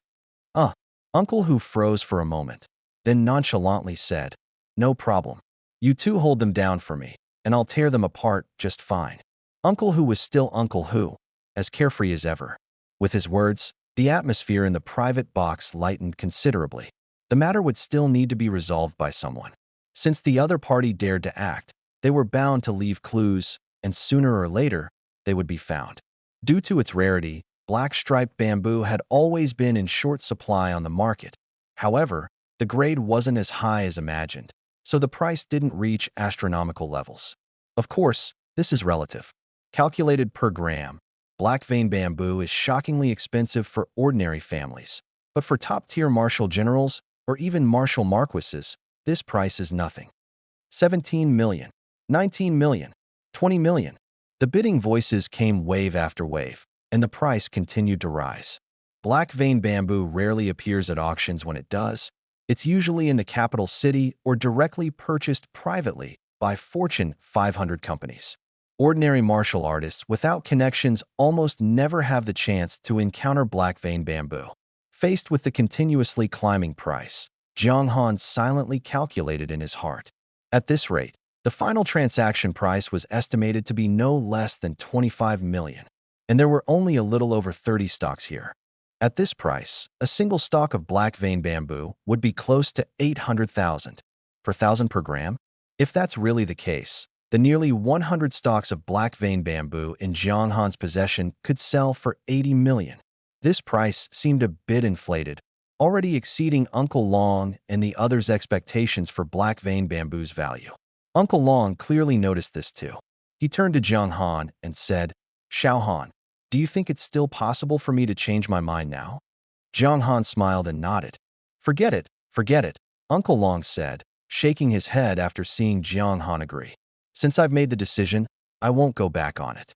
If word gets out, where would my reputation go?" Although he said this, Jiang Han could still see a slight twitch at the corner of Uncle Long's eye as he spoke. If it were someone else, they might have already been tempted. As the price of black vein bamboo continued to rise, the atmosphere at the auction was completely ignited. Black vein bamboo is different from armor. Armor can be purchased on the market at any time, but black vein bamboo is not commonly available. Occasionally, when it enters the market, the opportunity is gone before people realize it. As a holy medicine for healing, even if it's not immediately needed, keeping it on hand might save a life someday. Never underestimate how much martial artists value their lives. After all, who among martial marquises relies on just a single life-saving method? As the price climbed higher, martial generals and great martial generals gradually withdrew from the bidding. The battlefield was left to the martial marquises. 24,800,000. "I'll take this batch of black vein bamboo," a burly man shouted loudly. "I hope everyone will give me, Kaishan Hu, some face. I've entrusted someone to refine a batch of elixirs, and I'm just missing this black vein bamboo as the medicinal guide." Kaishan Hu. Each private box in the auction hall was draped with thick curtains to prevent others from peeking and to ensure sufficient privacy. Almost no one would voluntarily reveal their identity. Yet this man made an exception, directly announcing his name. The purpose was obvious. He wanted to use his reputation to suppress other bidders and intimidate his opponents. Jiang Han hadn't been a martial artist for long and didn't know much about this Kaishan Hu. But Uncle Long recognized him. Seeing Jiang Han turn his head, Uncle Long quietly explained Kaishan Hu's background to him. Kaishan Hu is a martial marquis who awakened the S-level talent Earthquake. Before awakening his talent, his strength was already close to the peak of martial artists. After awakening, he made a name for himself in the wilderness. His fighting style is aggressive, his personality is bold and forthright, very much like the ancient knights. 13 years ago, he became a martial marquis and has since been a main force in humanity's fight against exotic beasts. Do you know why he's called Kaishan Hu? Uncle Long asked. Because of his talent? Jiang Han was unsure. Yes, his name contains the character Hu Tiger. But what truly made him famous was a small-scale beast tide. Nearly 10,000 exotic beasts charged toward the steel defense line. Faced with such a massive number of beasts, everyone retreated. But Kaishan Hu unleashed his innate talent, triggering an earthquake. A 1,000-meter-long, 100-meter-deep chasm split across the vast plain, and he alone closed the chasm again. With that move, he wiped out nearly half of the exotic beasts. Uncle Long tried to keep his voice low, but Jiang Han couldn't help but twitch his eyelid. Jiang Han had seen Wu Hou in action before. Back on the wasteland, Wu Hou Li Chongyang had demonstrated his ultimate skill right in front of him. At that time, Jiang Han was too weak to understand it. He only felt that the silver-winged wolf king was utterly incapable of resisting Li Chongyang's attacks. But looking back now, it seemed Li Chongyang hadn't used his full strength. Otherwise, with the silver-winged wolf king's newly advanced lord-level power, it wouldn't have been able to withstand even one strike from Li Chongyang. However, Jiang Han had a question. If Li Chongyang was so powerful that he could easily crush the wasteland wolf pack and the silver-winged wolf king, why did he only chase the wolf pack instead of directly eliminating them? It was puzzling. But Jiang Han couldn't find Li Chongyang to ask for clarification, so he could only keep the question to himself. He pulled his thoughts back and looked again at the black, striped bamboo on the stage. Suddenly, another voice echoed through the auction hall. Kaishan Hu, what gives you the confidence to think your status is so remarkable? The voice sounded like an old man, but it carried immense authority. Judging by his tone, this was also a Wu Hou. As soon as the old man's voice fell, a woman's voice followed. I have a student who needs the black striped bamboo. Why don't you all let me have it? Another Wu Hou. Jiang Han's heart tightened. So far, 3 Wu Hou were competing for this black striped bamboo. While the bamboo was undoubtedly precious, it shouldn't warrant such fierce competition among 3 Wu Hou. Especially for Wu Hou, the black striped bamboo wasn't worth such a commotion. But the scene before him was undeniable, and Jiang Han had no choice but to believe it. When the woman spoke, the first 2 seemed to recognize her and fell silent for a few seconds. Then someone else spoke. Lingyan, at an auction, the highest bidder wins. No one will give away anything for free. Even you, a teacher from Shuemu, can't change this rule. Enough talk, place your bids. The speaker was Kaishan Hu, and another Wu Hou echoed his sentiment. Jiang Han's mind stirred. A teacher from Shuemu, named Lingyan? Jiang Han knew nothing about Shuemu and had no connection to it. But upon hearing that the other party was a teacher from Shuemu, Jiang Han inexplicably felt a sense of goodwill. Perhaps it was because he liked meeting knowledgeable people. But that was all. Jiang Han noted the name silently and said nothing. He had no right to intervene in the disputes between Wu Hou, nor did anyone else. It seemed the entire auction hall had only these 3 Wu Hou as its true protagonists. 26 million. This price has already exceeded the original valuation of the black striped bamboo. Bidding any higher would be unreasonable. Your need for the black striped bamboo isn't as great as mine. Why drive the price up so high? Because his opponents were equally strong, Kaishan Hu set aside his previous arrogance and adopted a gentler tone to persuade them. 26,500,000. I already said, the black striped bamboo is crucial for my student. I must win it. It was Lingyan speaking. Spending over 26 million alliance coins for a student? Jiang Han was shocked. Was there really such a good teacher in the world? Lingyan, it's just your student. There's no need to be so insistent. Another voice sounded, and the price was raised again. In fact, the price had already far exceeded the actual value of the black vein bamboo. With each increase, they lost a little more. The key question was whether their demand for the black vein bamboo could offset this loss. In other words, was spending so much money on this batch of black vein bamboo worth it? 28 million. Kaishan Hu became less anxious as the price reached this level. Everything that needed to be said had been said now. It was simply a matter of competing financial strength. 28,200,000. 28. Lingen wanted to bid again, but was interrupted. Due to the distance and the partition of the private box, Jiang Han couldn't hear the specifics, only that the person stopping Ling En was also a woman. A few seconds later, Ling En's voice sounded again. Forget it. I'll let you have this batch of black vein bamboo. Upon hearing this, Kai Shenhu and another Wuho visibly breathed a sigh of relief. After all, Ling En was a Shui Mu teacher, and the pressure she exerted was unmatched. Being a Shui Mu teacher indicated strong connections behind her. It was unwise to go against someone like that, as there was no benefit. Ling En's voluntary withdrawal significantly reduced their stress. Kai Shenhu, I have a proposal. Continuing to compete won't benefit either of us, it'll just let others profit. I don't actually need much black vein bamboo, 10 stalks will suffice. How about I take 10, and you take the remaining 20? After some thought, this seemed like the best solution.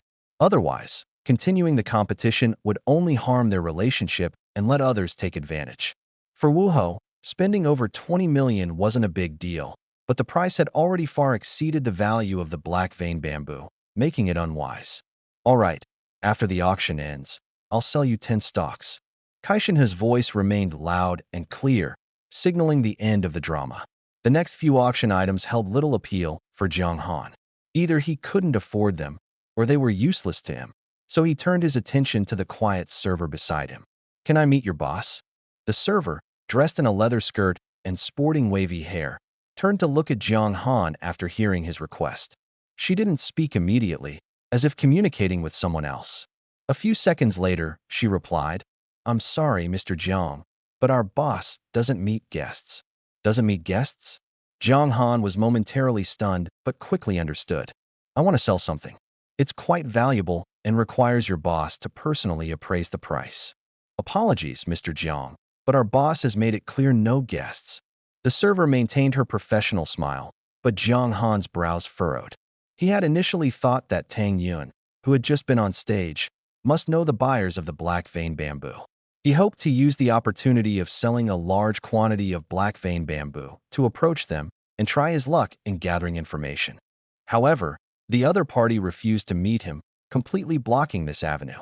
Uncle Long, sitting nearby, noticed Jiang Han's thoughts and shook his head, saying, Auction houses won't disclose seller information unless the seller is willing. This approach won't work. Perhaps I can ask a friend to help investigate. At this point, although it was clear someone was orchestrating things behind the scenes, the clues were tightly sealed. Jiang Han could only rely on Uncle Long to inquire about the information. Shaking his head, Jiang Han set aside those inexplicable speculations. The auction continued, and Jiang Han, along with the two elders, had no intention of leaving. Although they couldn't afford the items worth tens of millions or even billions that served as the grand finale, there was no harm in watching. Anyway, there's nothing to do back home, so why not broaden my horizons? Jiang Han was in a phase where he was eager to learn all kinds of knowledge. And these things were definitely not something you could learn from books. The auction lasted until past 11 at night, with a total of 72 items sold. Each item had a starting price of no less than 20 million, with an average price close to 35 million. Jiang Han roughly calculated that just this one auction tonight brought in a cash flow of 2.5 billion for the exotic materials market. However, most of this 2.5 billion would have to be paid to the sellers who provided the items. Even so, the remaining 5% alone would exceed 120 million. Is there anything more profitable than this? In just one night, one auction, they made over 100 million. Jiang Han considered himself to be fast at making money, but even after risking his life in the wilderness for several days, he couldn't earn as much as this one auction. The gap was staggering. Precisely because of this, Jiang Han was even more eager to improve his strength and eventually start his own company. Uncle Long, Uncle Hu, Jiang Han said in a low voice to the two men as they exited the tall building of the exotic materials market. I've prepared my weapons and armor, and my warrior certification has been upgraded. I'll probably head back to the wilderness tomorrow. If there's any news about the person behind the scenes, send it directly to me. I'll see it when I return to the Iron Frontline for supplies. Ever since obtaining the system, Jiang Han felt that strange things around him were becoming more frequent. In the past, When his strength wasn't sufficient, he didn't notice it. But now that his strength had improved, this feeling was becoming increasingly apparent. His father often disappeared mysteriously, sometimes for days, sometimes even half a month. When the awakening stone was obstructed, he felt a force interfering.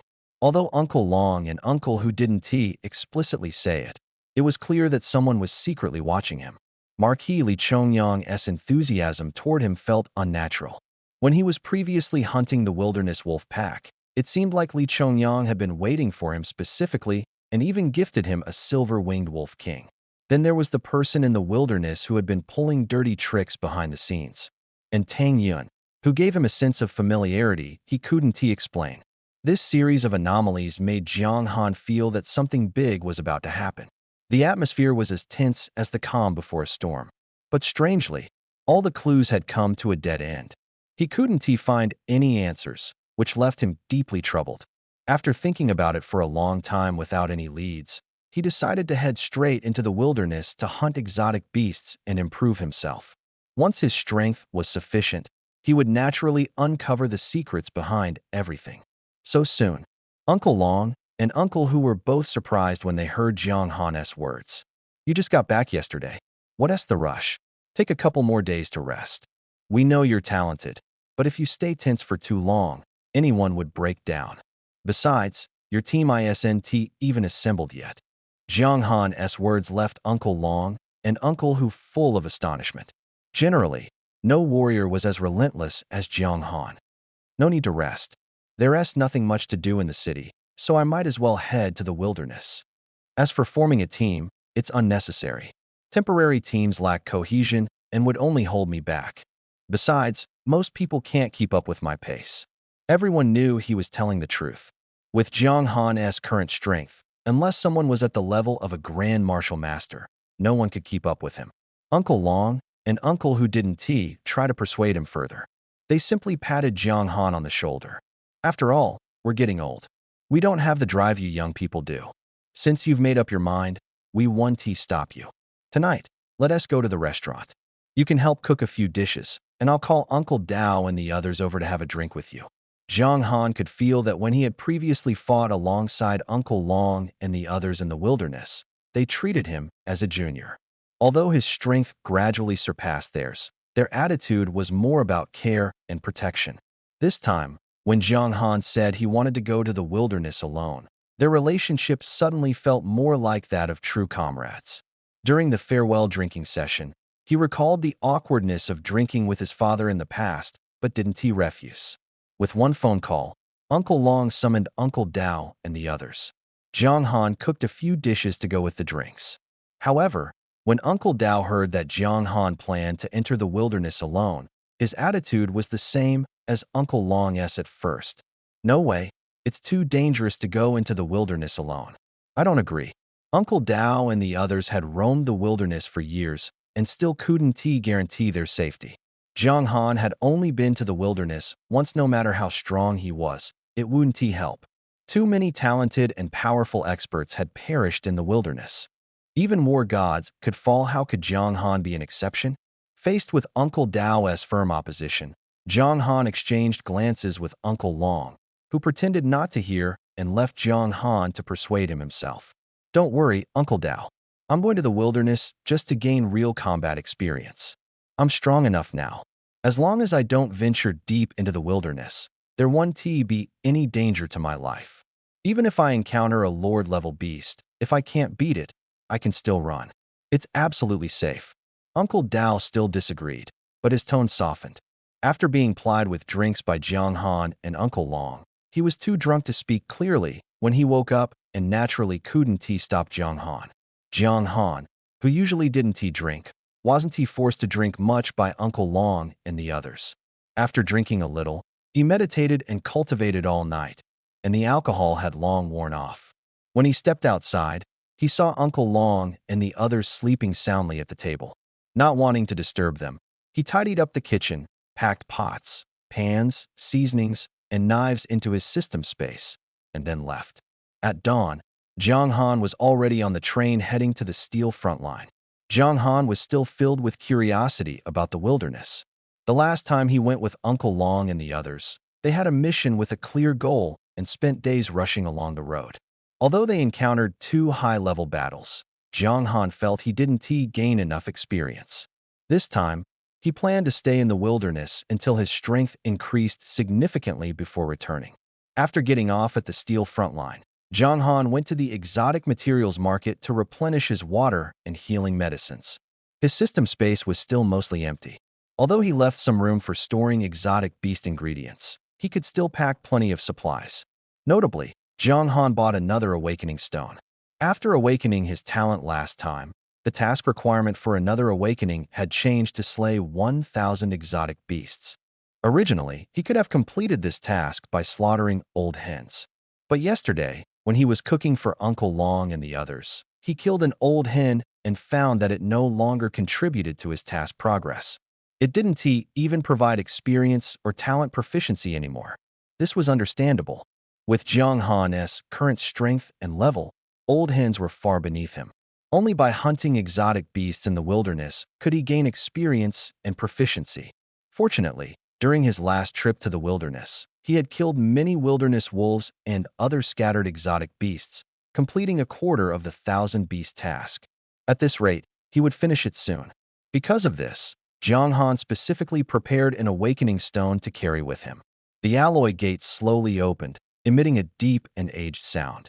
Dressed in black armor with only his head exposed, Jiang Han stepped out from the other side of the gate, carrying the fully tempered, blue-hued Taihan in his hand. Although there are many exotic beasts in the wasteland, their numbers and strength vary greatly. On the plains, most exotic beasts are low-level and live in groups. In the cities, exotic beasts are mostly solitary, but their numbers are high, and their strength is generally greater than those on the plains. Therefore, my target is the city. Jiang Han muttered to himself, flipping his right hand to reveal a map. This was a map he had just purchased, though the only regret was that it covered only the area within 500 miles around the steel defense line. This part was the outskirts of the wasteland. Venturing further and would mean truly entering the wasteland.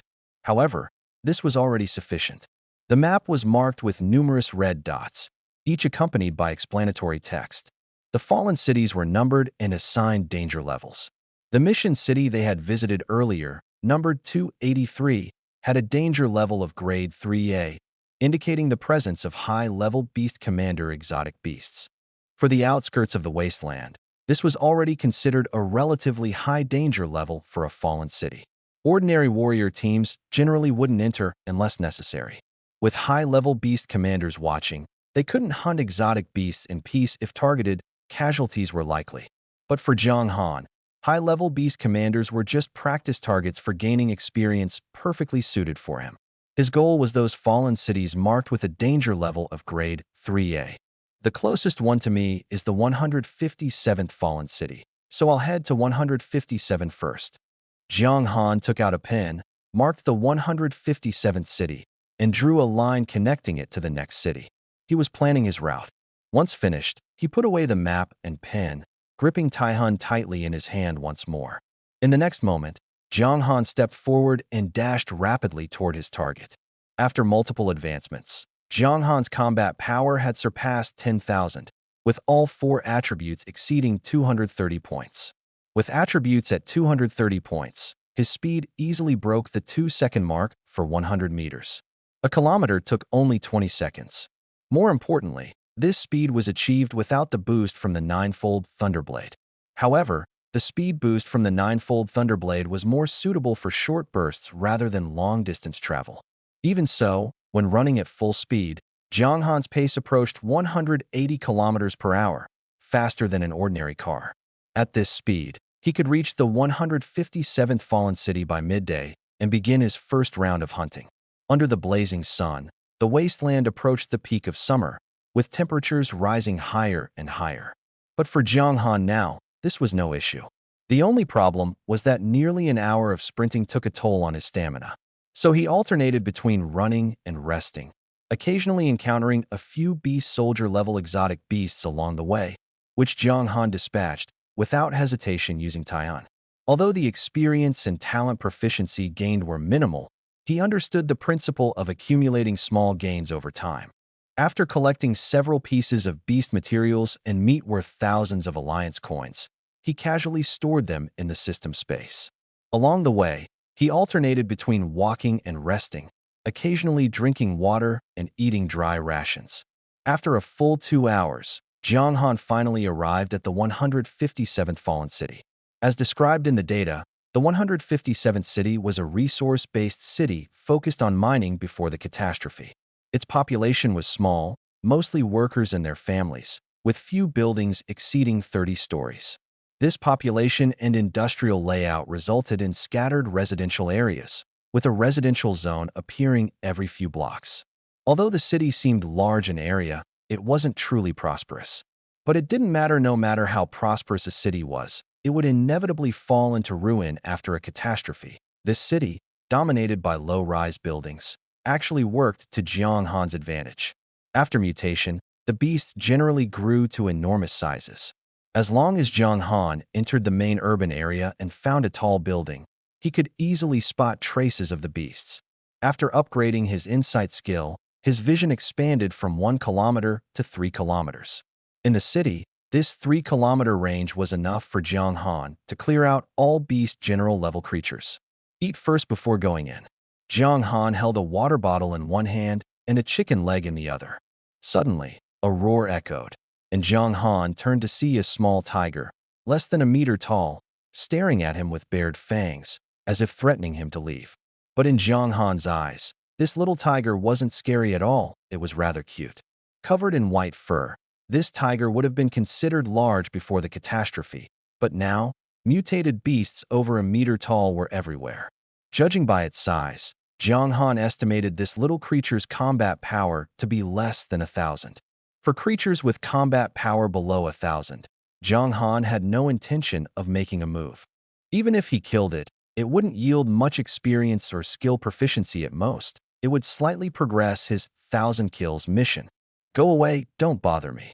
Jiang Han waved his hand to signal it to leave, but the little tiger not only stayed but lunged at him instead. Scram! Jiang Han frowned and shouted angrily. Though his voice wasn't loud, it carried immense momentum, kicking up a cloud of dust around him that swept toward the little tiger. Ever since his combat power reached the martial general level, Jiang Han could emit a powerful aura. This aura wasn't harmful but was mainly used to intimidate opponents and show off his prowess. Sure enough, the little tiger froze mid-pounce, seemingly frightened, with a hint of fear in its eyes. After glancing at Jiang Han, it turned and ran away. Giving up so quickly, Jiang Han chuckled and ignored it. His targets were beast general level creatures. The rest were chosen selectively either for their delicious meat or valuable body materials. Although the system space was large, its capacity was limited. So he only hunted valuable targets, a strategy he had decided on before entering the wilderness. Under the scorching sun, Jiang Han walked slowly along the somewhat dilapidated national highway. This highway led directly to the city, and the city's outline became increasingly clear in the distance. Jiang Han was now only 3 or 4 kilometers away from the fallen city, number 157. After eating and drinking his fill, he stored the half-empty water bottle in the system space and summoned Tian. With a step forward, Jiang Han transformed into a black shadow, rushing toward the fallen city, number 157. Mutated beasts hunted each other, the strong preying on the weak. This was the law of survival. After years of chaotic battles, the beasts had essentially established their own territories. Beast general level creatures lacked leadership abilities but had territorial awareness. Normally, they didn't interfere with each other, each guarding their own domain. Ordinary martial artist teams didn't dare to hunt beasts recklessly, as high-level beast generals were not something average martial artists could handle. Without martial general level experts, it was impossible to safely kill high-level beast generals. But unexpectedly, the fallen city number 157 had an unconventional visitor. Beast roars echoed one after another, filled with anger and fear. Screech!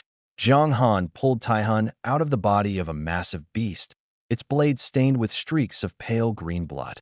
He seemed indifferent, kicking over the beast that weighed more than 5 tons.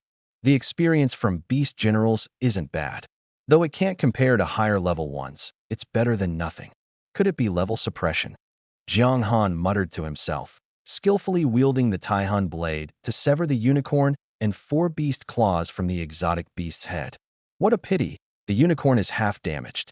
Although it can be repaired, its appearance is significantly affected, and the price will drop by several thousand alliance coins. The most valuable parts of this mid-level beast general were its unicorn and claws. The unicorn could be smelted into weapons, and the claws could be used in medicine, fetching a high price. By slaying it, Jiang Han could earn around 100,000. But that wasn't the main point. The main point was that the sharpness of the Taihan blade far exceeded his expectations. The only offensive weapon of this mid-level beast general was its unicorn, which was extremely hard. However, Jiang Han executed a critical strike, unleashing the ninefold Thunder Blade, and the Taihan blade effortlessly sliced through the unicorn as if cutting tofu. Losing its only weapon, the beast general could only rage helplessly, ultimately having its neck severed by Jiang Han in one swift strike. Killing this mid-level beast general earned me another 800 experience points. Not bad. Jiang Han wiped the Taihan blade on the beast's fur twice, sheathed it, and summoned the attribute panel. Host, Jiang Han. Combat power rating, 12,753. Level, 8. Strength, 234. Agility, 221. Constitution, 230. Spirit, 229. Available free attribute points, 0. Experience required for next level, 15,689. 64,000. Current talents, a rank talent Insight LV2, B rank talent Critical Strike LV4. Insight automatically triggers in combat, allowing the discovery of enemy weaknesses. Critical Strike, 60% chance to trigger a critical hit during attacks, dealing strength 6 damage. Current talent Proficiency, Insight 1,225. 3,000. Critical Strike 1,568. 4,000. Remaining available talent slots, 0. Current Martial Skill, Earth Grade Superior Ninefold Thunderblade LV2. Ninefold Thunderblade LV2. When using blade weapons, Strength 4, Agility 4. Current Martial Skill Proficiency, Ninefold Thunderblade LV2 1,836. 4,000. Available items, none. Remaining system space, 185. 1,000. Current mission, 1,000 beasts slain. Stored burst energy, 0. Jiang Han stared at the attribute panel, calculating in his mind. His combat power had already surpassed 12,700, firmly reaching the level of a martial general. All 4 basic attributes had exceeded 200 points, with strength and constitution being the most prominent. Strength ensured explosive power, while constitution guaranteed endurance. He had allocated most of the attribute points gained from training to these 2 attributes. Although the experience required for leveling up, as well as talent and martial skill proficiency, were not yet halfway there, it didn't matter. At his current rate of hunting exotic beasts, leveling up would be quick. The experience and proficiency gained from a beast general level exotic beast varied due to level differences. However, even the weakest beast general level exotic beast could provide around 500 experience points and over 100 proficiency points. At this rate, after slaying another 100 beast general level exotic beasts, he would level up and his talents and martial skills would improve as well. By then, his combat power would soar to a whole new level. Keep going, keep going. Jiang Han's eyes were filled with battle intent as he leaped onto a tall building, locking his gaze on another beast general level exotic beast in the distance. 2, 10, 30. Jiang Han slowly drew out Taihan and collected all the exotic beast corpses in front of him into the system space. 3-soul deer. Its antlers can be used as medicine. Its hide can be made into high-end products. Its meat is delicious. Every part is useful. Collect it all. He looked up at the sky. It was gradually darkening, and the visible distance was shrinking. This time of day was the most uncomfortable. It would be better to wait for the moon to rise, as visibility would then improve. After nearly 10 hours of hunting, even with a physique surpassing 200, Jiang Han still felt fatigued. I can't continue today. I need to save some energy for unexpected situations. Exhausting one's strength on the wasteland was extremely dangerous. The day's harvest was fairly abundant. 30 exotic beasts at the beast general level, plus over a dozen high-level beast soldier-grade exotic beasts. Beast general-grade exotic beasts were priced at 150,000 each, making 30 worth for 0.5 million. The high-level beast soldier-grade exotic beasts were carefully selected, priced around 50,000 each, valued at 600,000 to 700,000. Zhang Han's efforts for the day brought him nearly 5 million alliance coins in income. This efficiency already surpassed most martial general-level warriors and even some great martial generals. The reason was simple. Zhang Han worked alone and didn't need to share profits. Moreover, his strength was formidable and his movements were agile and free. With a combat power of over 12,000, he could easily crush these exotic beasts with average combat power of 7,000 to 8,000. The only issue was that a city typically had only about 50 beast general-grade exotic beasts. Even in larger cities, the number wouldn't exceed 70. In even bigger cities, Lord-level exotic beasts would reside. The scale of Fallen City number 157 was not large, it was close to the Iron Defense Line, so the number of beast general-grade exotic beasts was limited. This was evident from Zhang Han's difficulty in finding high-level exotic beasts later on. Once the moon rises, exotic beasts will emerge on a large scale. I'll see if I can encounter a few more beast generals then. If the numbers are too few, I'll have to switch to another city. But before that, I'll return to the Iron Defense Line and sell the exotic beast materials in the system space. He glanced at the system space. The 1,000 grid space was already half full. If he didn't clear it out, he'd have to discard some beast materials to continue hunting. Tomorrow, I'll go back to rest and replenish my energy. Zhang Han found a 20-story building, leaped to the rooftop with ease, and started a fire to roast meat. Being at a high place prevented attracting exotic beasts and made it easier to observe the surroundings. Zhang Han entered an office and found a solid wood desk. With a few strikes, the desk was reduced to fragments.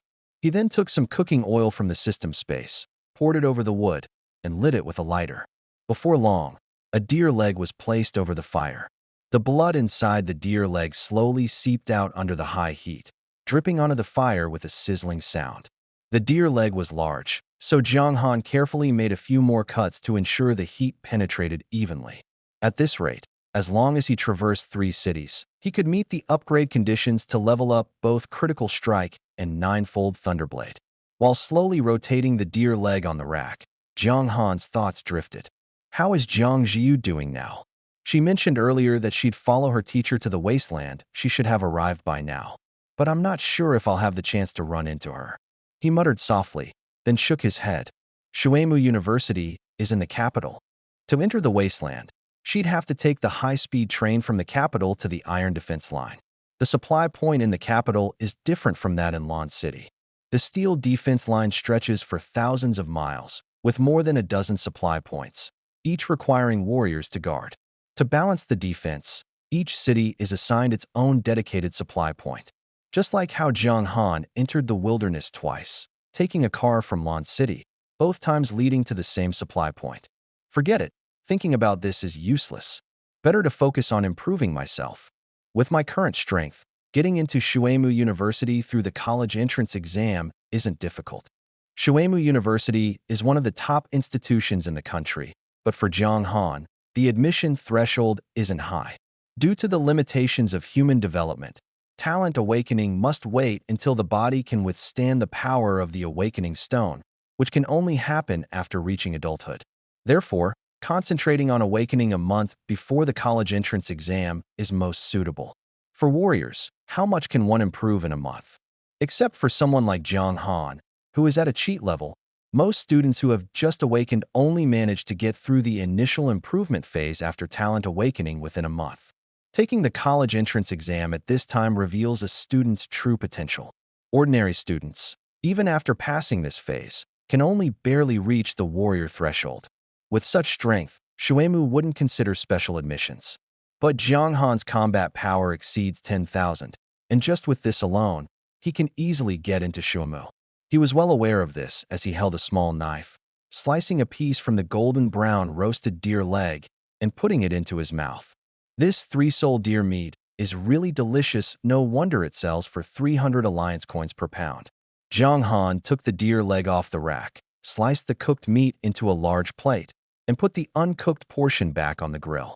The deer leg was too large, and the meat was hard to cook through, so it couldn't be roasted continuously. To avoid burning the outer layer, it had to be grilled in 2 rounds. He took out some seasoning, sprinkled it on the deer meat, and dinner was ready. Just then, a sound came from the hallway, echoing in the empty corridor. Jiang Han keenly listened. "Boss, isn't City 157 supposed to have quite a few beast general-level exotic beasts? How come we haven't seen many along the way? We've only killed 2. You ask me, who should I ask? I don't get it either. We finally sold the black vein bamboo, bought high-level equipment, and planned to kill beast general-level exotic beasts to recover, but we ended up in an empty city." Black vein bamboo. Jiang Han hadn't intended to interfere. Encountering other warrior teams in the wilderness was normal, and he planned to let them find a place to rest once they reached the rooftop. But upon hearing the words black vein bamboo, he couldn't help but become alert. He stored the cooked meat into his system space and was no longer in a hurry to eat. Holding his breath, he carefully listened to the voices coming from the hallway. How's Li Yang's side? Did they find a group of beast general-level exotic beasts? No. If they had, we would have received a signal by now. There's still no signal, so they probably haven't had any luck either. The voices were a bit far from the rooftop, and the echo in the hallway made them unclear. Jiang Han moved to the stairwell to hear more clearly. It doesn't make sense. A city this large, with a danger level of grade 3 Class A, should have plenty of beast general-level exotic beasts. Why does it feel like they've disappeared? Jiang Han recognized the voice. It was Sun Wenbin. Previously, Li Yang, who had a death match with Uncle Dao, was one of Sun Wenbin's subordinates. Could the black vein bamboo be related to Sun Wenbin? This thought lingered in Jiang Han's mind. He hadn't considered it before, but now it was almost certain. Sun Wenbin had the capability to pull this off. He was at the level of a grand martial master, cunning and calculating, so it wouldn't be difficult. Moreover, his motive was clear. He wanted to frame Jiang Han and his group. Jiang Han frowned deeply. He hadn't expected that the mastermind, whom he couldn't find in the city, would appear here. For a moment, he almost couldn't resist taking action. But after thinking it over, Jiang Han still decided not to act immediately. Listening to their conversation, it seemed the team wasn't complete, with others scattered in different locations. Acting now would risk alerting them prematurely. "Boss, do you think a skilled expert might have already cleared out all the beast general-level exotic beasts ahead of us?" Impossible. Real experts wouldn't waste their time killing those low-level exotic beasts. Exactly. Killing just one Lord-level exotic beast can yield millions in profit. There's no need to bother with beast general-level ones. So what do we do now? Wait for news first. If Li Yang and the others can't find any exotic beast groups either, we'll switch to another fallen city and try again. "Boss, we've been traveling all day. Let's replenish our energy first. More canned dry food. Isn't there anything else to eat? It's so annoying. Edible options are limited in the wilderness, boss. Don't take it too hard." Their conversation in the hallway continued, but Jiang Han had already decided not to return to the supply point for now. He needed to follow Sun Wenbin and the other person to find an opportunity to figure out their plans and also investigate whether Sun Wenbin was truly behind the scenes causing trouble. If Sun Wenbin was indeed the culprit, Jiang Han would have ample reason to act. Having been a martial artist for just over a week, Jiang Han had already undergone considerable trials and no longer felt much psychological burden about killing. However, hunting exotic beasts and taking down a martial artist squad were two very different things. Fortunately, Jiang Han wasn't someone who easily softened. When facing those who sought to harm him, he firmly believed in an eye for an eye, never showing mercy. He took out a piece of roasted meat from the system space, eating while listening to the conversation downstairs. "Boss, can I take a look at that new treasure you bought?" "Take a look? What if you break it?" "Don't worry, once we find the exotic beast group, you'll definitely get a chance to use it." That doesn't sound very reassuring. "Boss, if we lure an exotic beast group and your treasure turns out to be useless, won't we be?" "Stop talking nonsense. If I dared to go after an exotic beast group, I must be confident.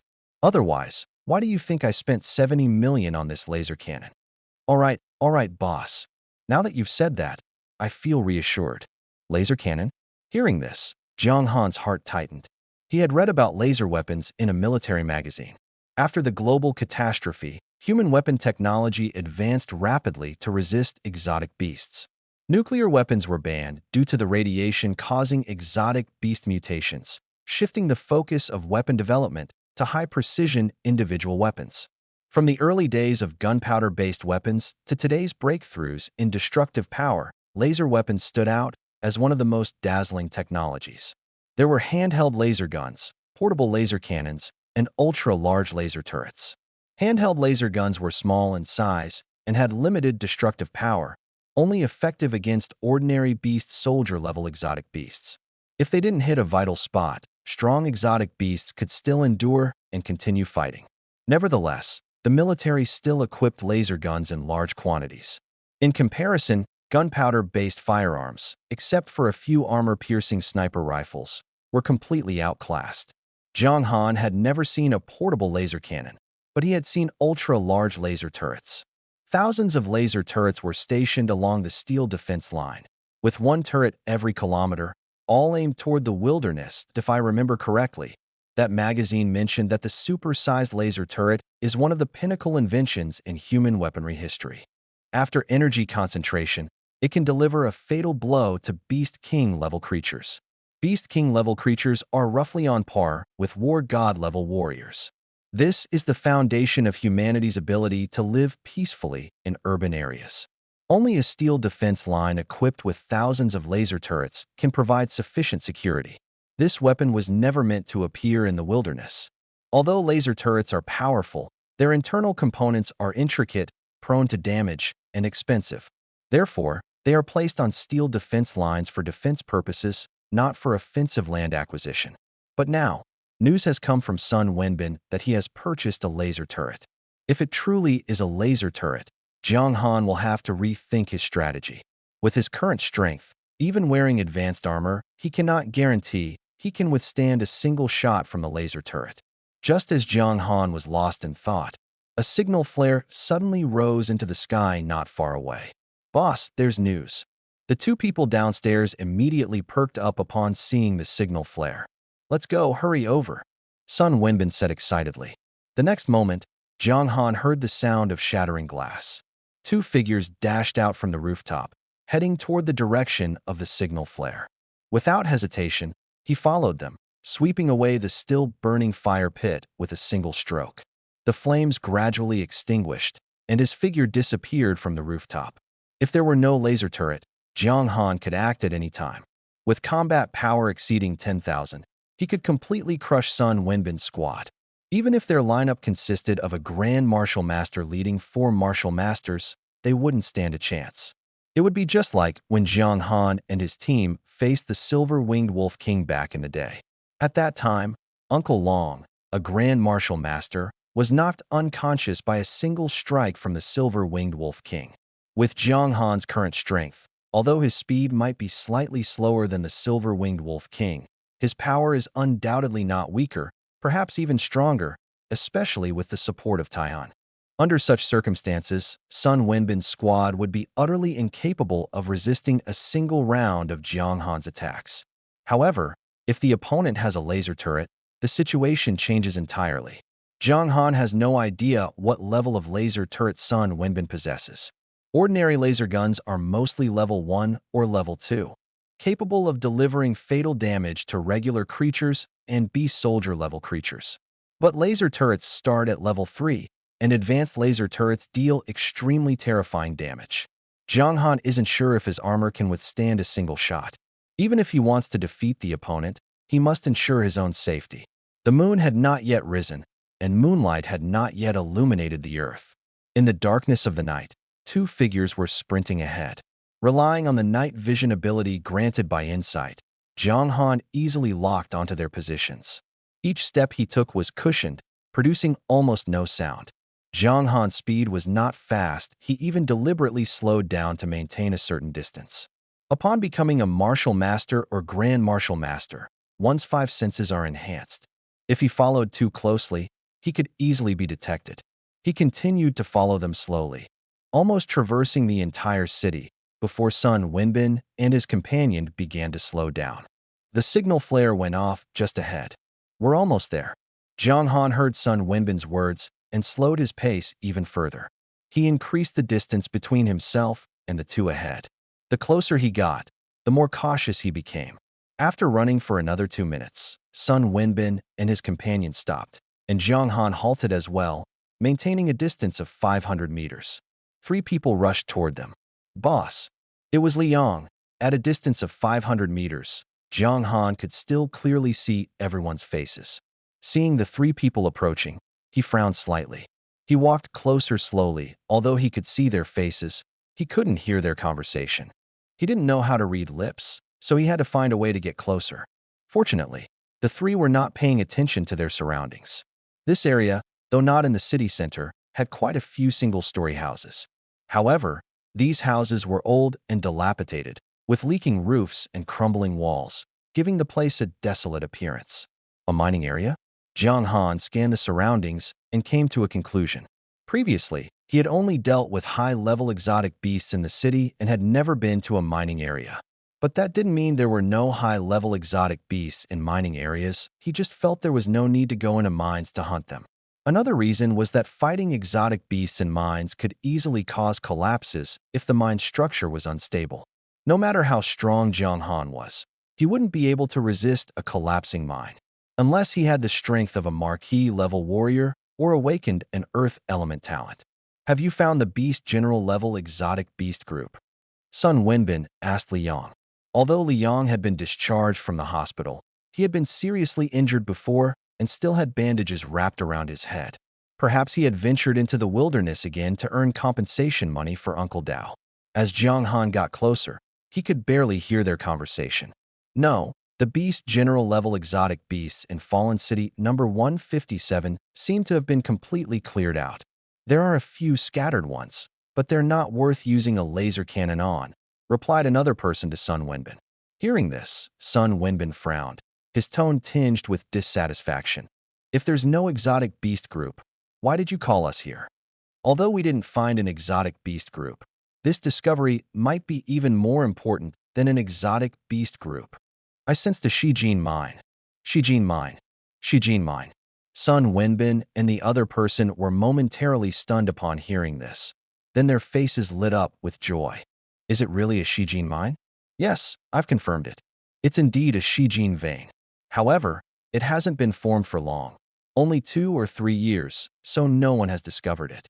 But that's not difficult for me, since my awakened talent is perception." Jiang Han naturally heard the words Shijin mine as well. Shijin mine. He knew about Shijin mines because they were very famous. Shijin appeared after the cataclysm, influenced by energy from alien spaces, altering the original periodic elements and mutating from gold. Unlike ordinary gold, Shijin gathers like flowing water and can move under the influence of underground magnetic fields. Moreover, its quality is extremely high, typically found at depths of 400 to 700 meters underground. Most importantly, Shijin has a wide range of applications. Almost all high-end alloy manufacturing relies on Shijin. The Taiyan sword in Jiang Han's hand, although its surface was made of blue-silver alloy, was actually crafted from a mixture of blue-silver, titanium, nickel, and a small amount of precious Shijin. If he remembered correctly, the price of Shijin was twice that of gold, about 600 alliance coins per gram. Furthermore, the reserves of Shijin veins were usually measured in tons, with the smallest ones containing at least 2 tons. And now, Sun Wenbin and his group had stumbled upon such a treasure? Jiang Han couldn't help but frown. Last time, Sun Wenbin had followed them and taken advantage by stealing the remaining black striped bamboo, and now he had discovered a Shijin vein? How could one person be so lucky? While Jiang Han was pondering his next move, Sun Wenbin and his group were already immersed in the excitement of discovering the Shijin vein. "Can you detect the reserves?" someone asked. The man who discovered the vein shook his head. "The range is limited, so I can't pinpoint it precisely. I can only sense that the reserves are substantial. But what's more important now is that there's a high-level exotic beast deep in the mine. Its combat strength is at least at the Lord level. I guess it's a metal-type exotic beast. It also sensed the She Gold vein, so it has been staying in the mine for a long time, evolving by absorbing the She Gold vein. Exotic beasts have different attributes, and their combat strength can be enhanced by devouring the energies of heaven and earth or treasures. They are usually categorized into 5 attributes: metal, wood, water, fire, and earth, though there are also special attributes. For example, the silver-winged wolf king that Li Chongyang killed was wind type, while the steel-mane wild boar king was earth type. Low-level exotic beasts are not much affected by their attributes because they haven't yet evolved special abilities. At most, they have slight advantages in certain areas, such as the silver-winged wolf king's speed or the steel-mane wild boar king's physical strength.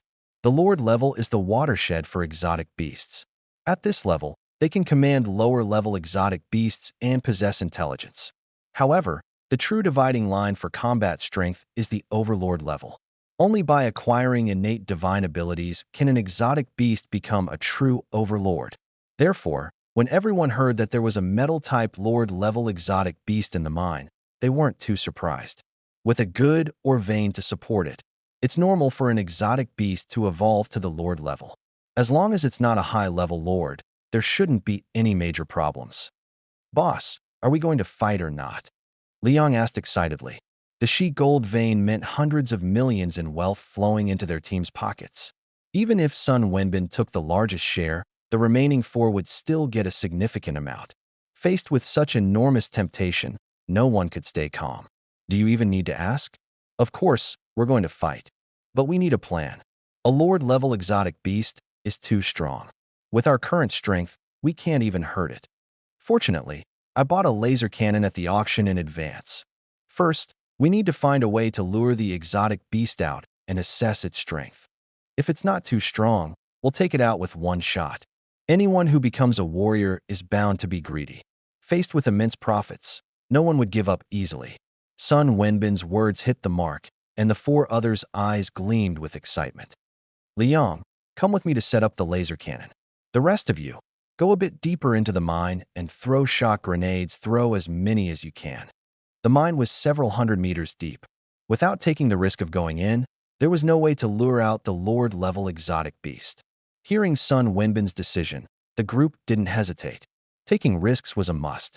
As he spoke, Sun Wenbin took out several shock grenades from his spatial ring and distributed them, with Liang also receiving one. The 5 then split up to take action.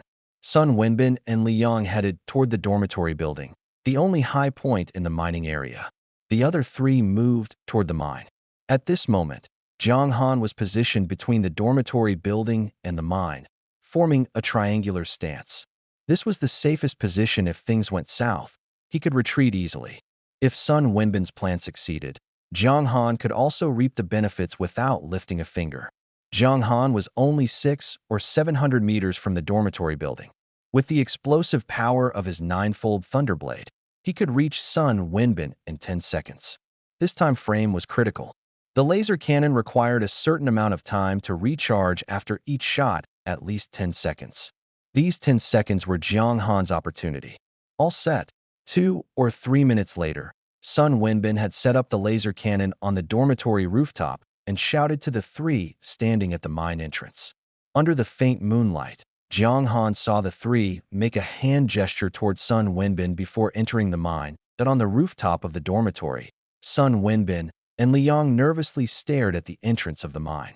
Beside them was a laser cannon with a barrel nearly 2 meters long. The silver-white barrel stood out conspicuously under the faint moonlight.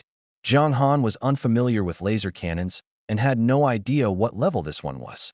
However, the fact that Sun Wenbin dared to directly attack a Lord-level beast indicated that the laser cannon's power was sufficient to inflict fatal damage on such a creature.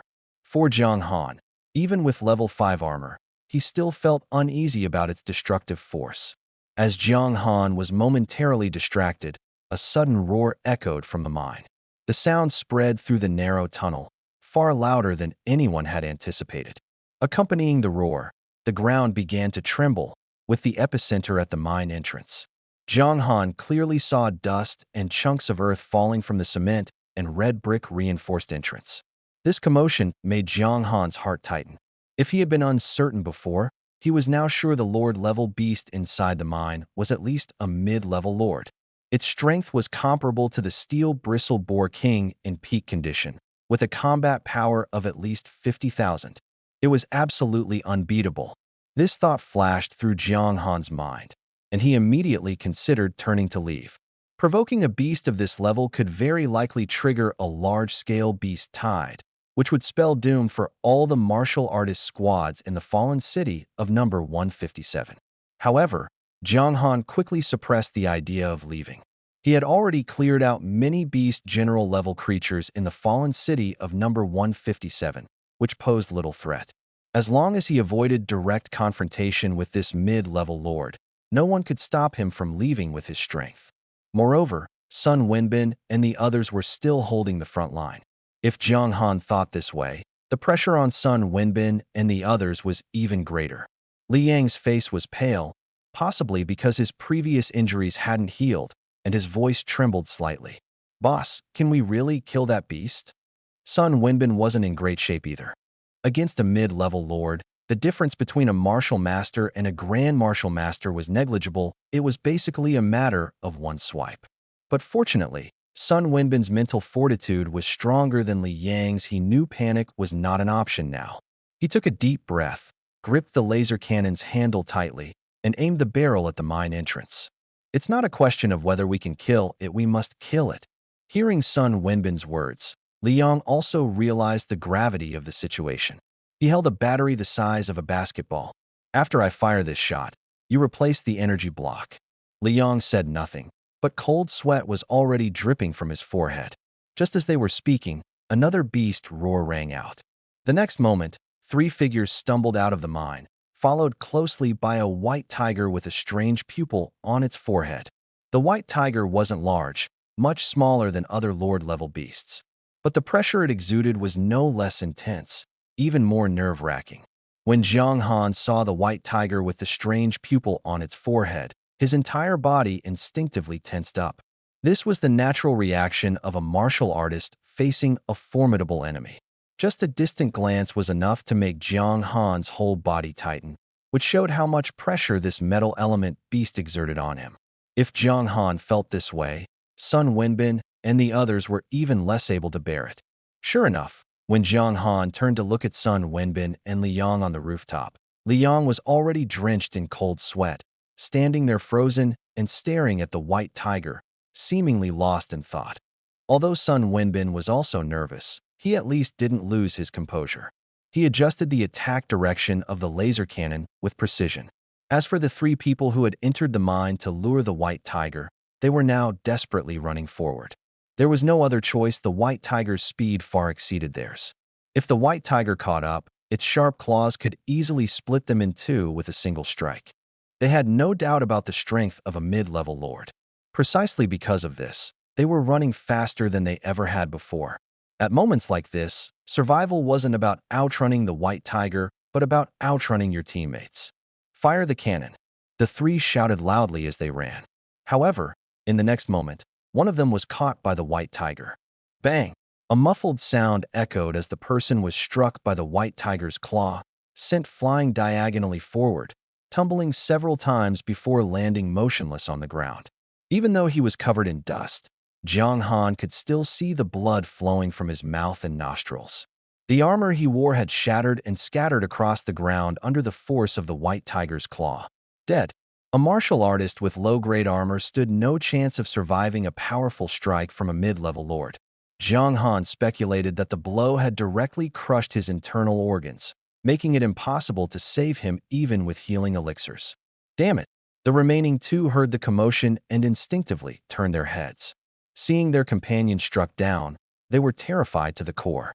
A surge of electricity ran down their spines, and their already explosive speed increased even further. "Fire the cannon, Sun Wenbin." "Hurry up and fire," shouted the martial artist who had awakened his sensory abilities. But Sun Wenbin had no intention of firing. The cannon barrel was already aimed at the white tiger, yet he hadn't pulled the trigger. "Boss, fire." Li Yang, standing nearby, looked at Sun Wenbin hesitating and spoke with a trembling voice, clearly shaken by the scene of the white tiger killing someone with a single claw. That person was stronger than Li Yang, and Li Yang could imagine that if he were struck by the same blow, he wouldn't survive either.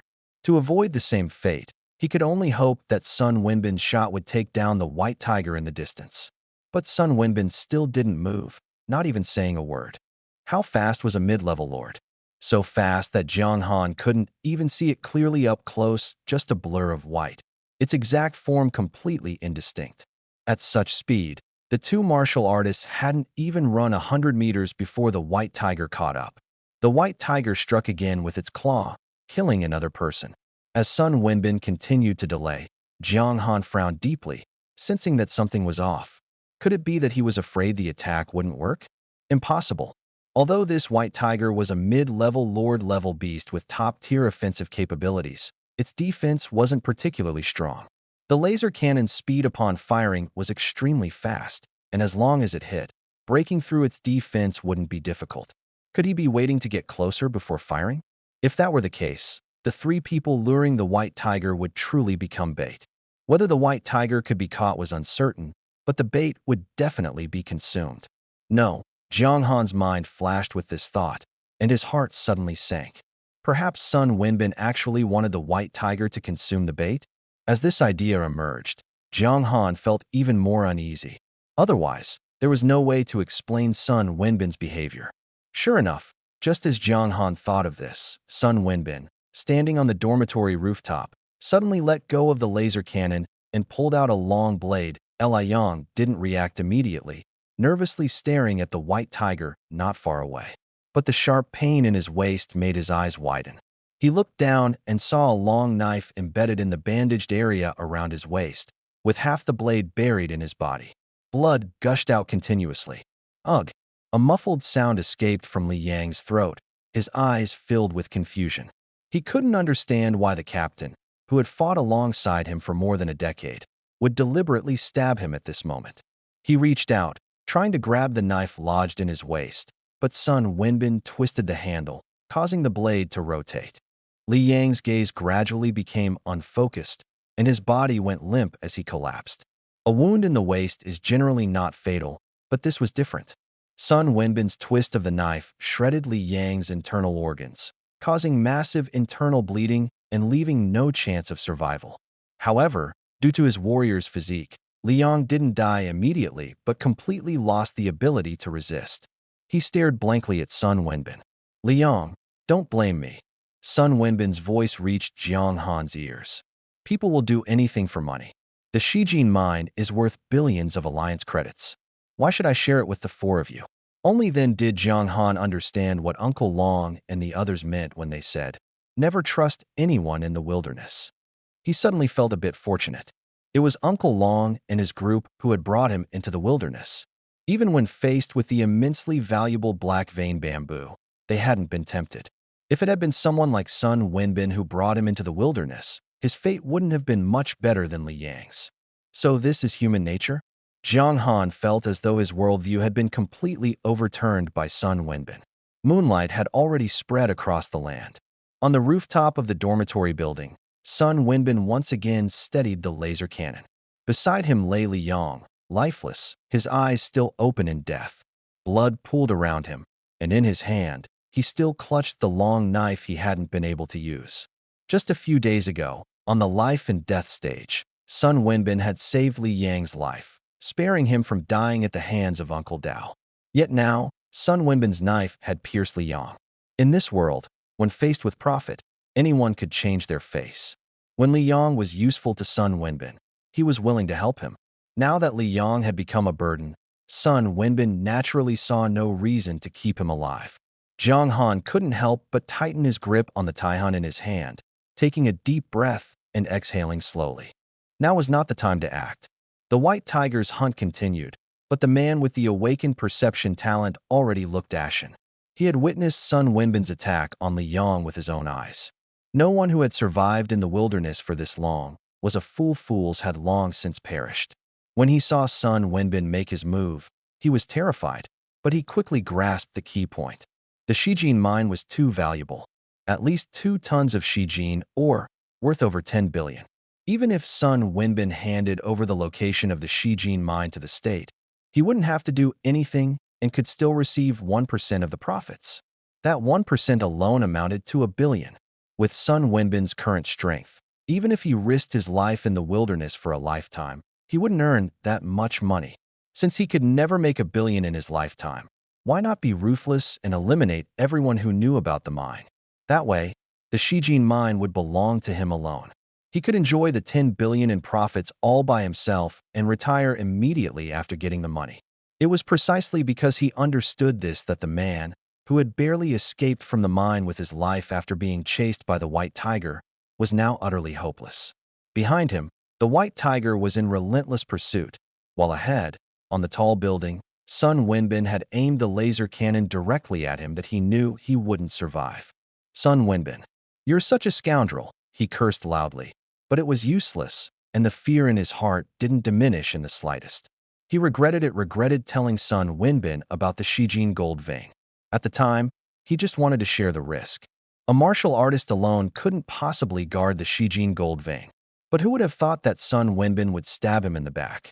And the one protecting him was the injured and weakened Li Yang. Thinking back to the scenes just moments ago, he finally understood. The moment Sun Wenbin heard the words Shijin gold vein, he had already made up his mind, but he hid his greed so deeply that no one noticed. On the rooftop of the dormitory, Sun Wenbin heard the angry roar but made no move. He was still waiting for the White Tiger to catch up to his teammate, waiting for the White Tiger to raise its paw to attack.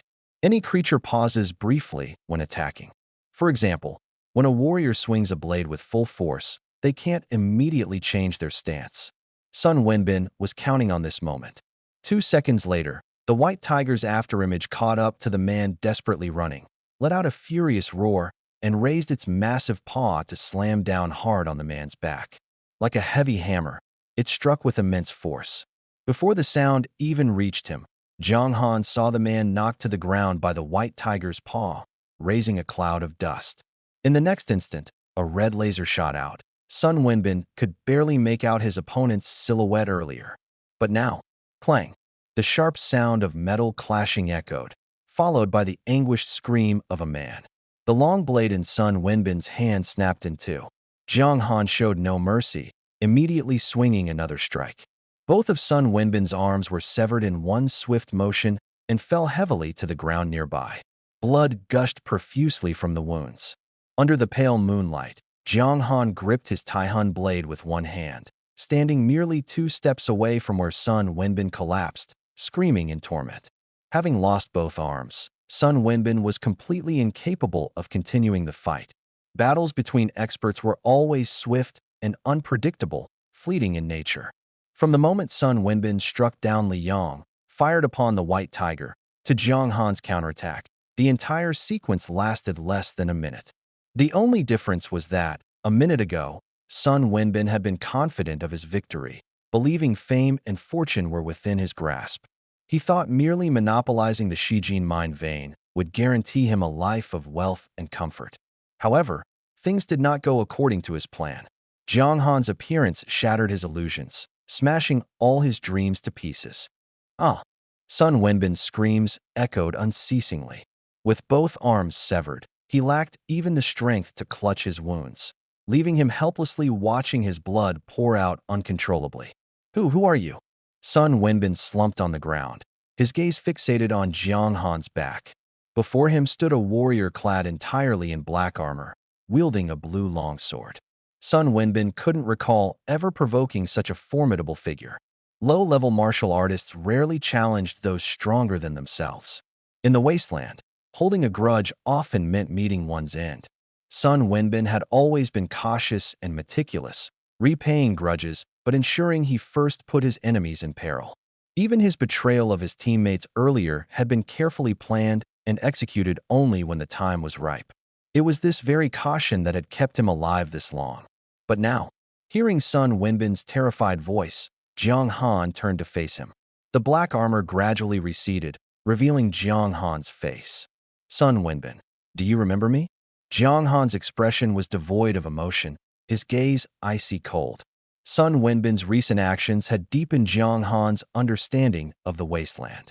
Compared to the ferocious exotic beasts, human nature was far more terrifying.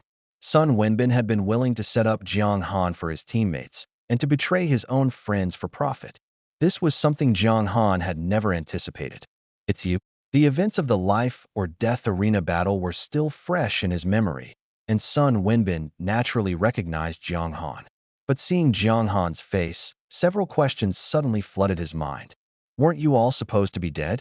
How could you possibly have survived the Steel Tusk Boar King? Wait, weren't you just a martial master? How have you become a martial general? Jiang Han could hear the shock in Sun Wenbin's voice. So it really was your doing. Jiang Han took a deep breath.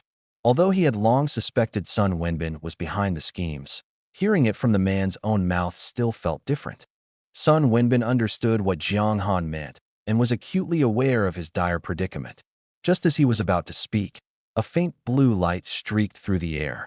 The next moment, Sun Wenbin collapsed, his body going limp, a faint line of blood appearing on his neck and gradually spreading. Now that it's confirmed, there's no problem, Jiang Han murmured softly, perhaps speaking to Sun Wenbin or himself. This was the first time Jiang Han had laid a hand on another human. Previously, when hunting exotic beasts, his decisions were guided by the principle of eliminating threats to human safety without hesitation. But as for Sun Wenbin, Jiang Han forced himself not to look at Sun Wenbin's tragic state. Instead, he shifted his focus to the nearby laser turret. Upon closer inspection, Jiang Han was struck by the intricacy of this weapon, a pinnacle of human technological achievement. A fluorescent screen displayed the turret's barrel's aiming direction, with a targeting marker at its center, constantly shifting as though searching for a target. Could this thing be auto-targeting? The thought crossed Jiang Han's mind.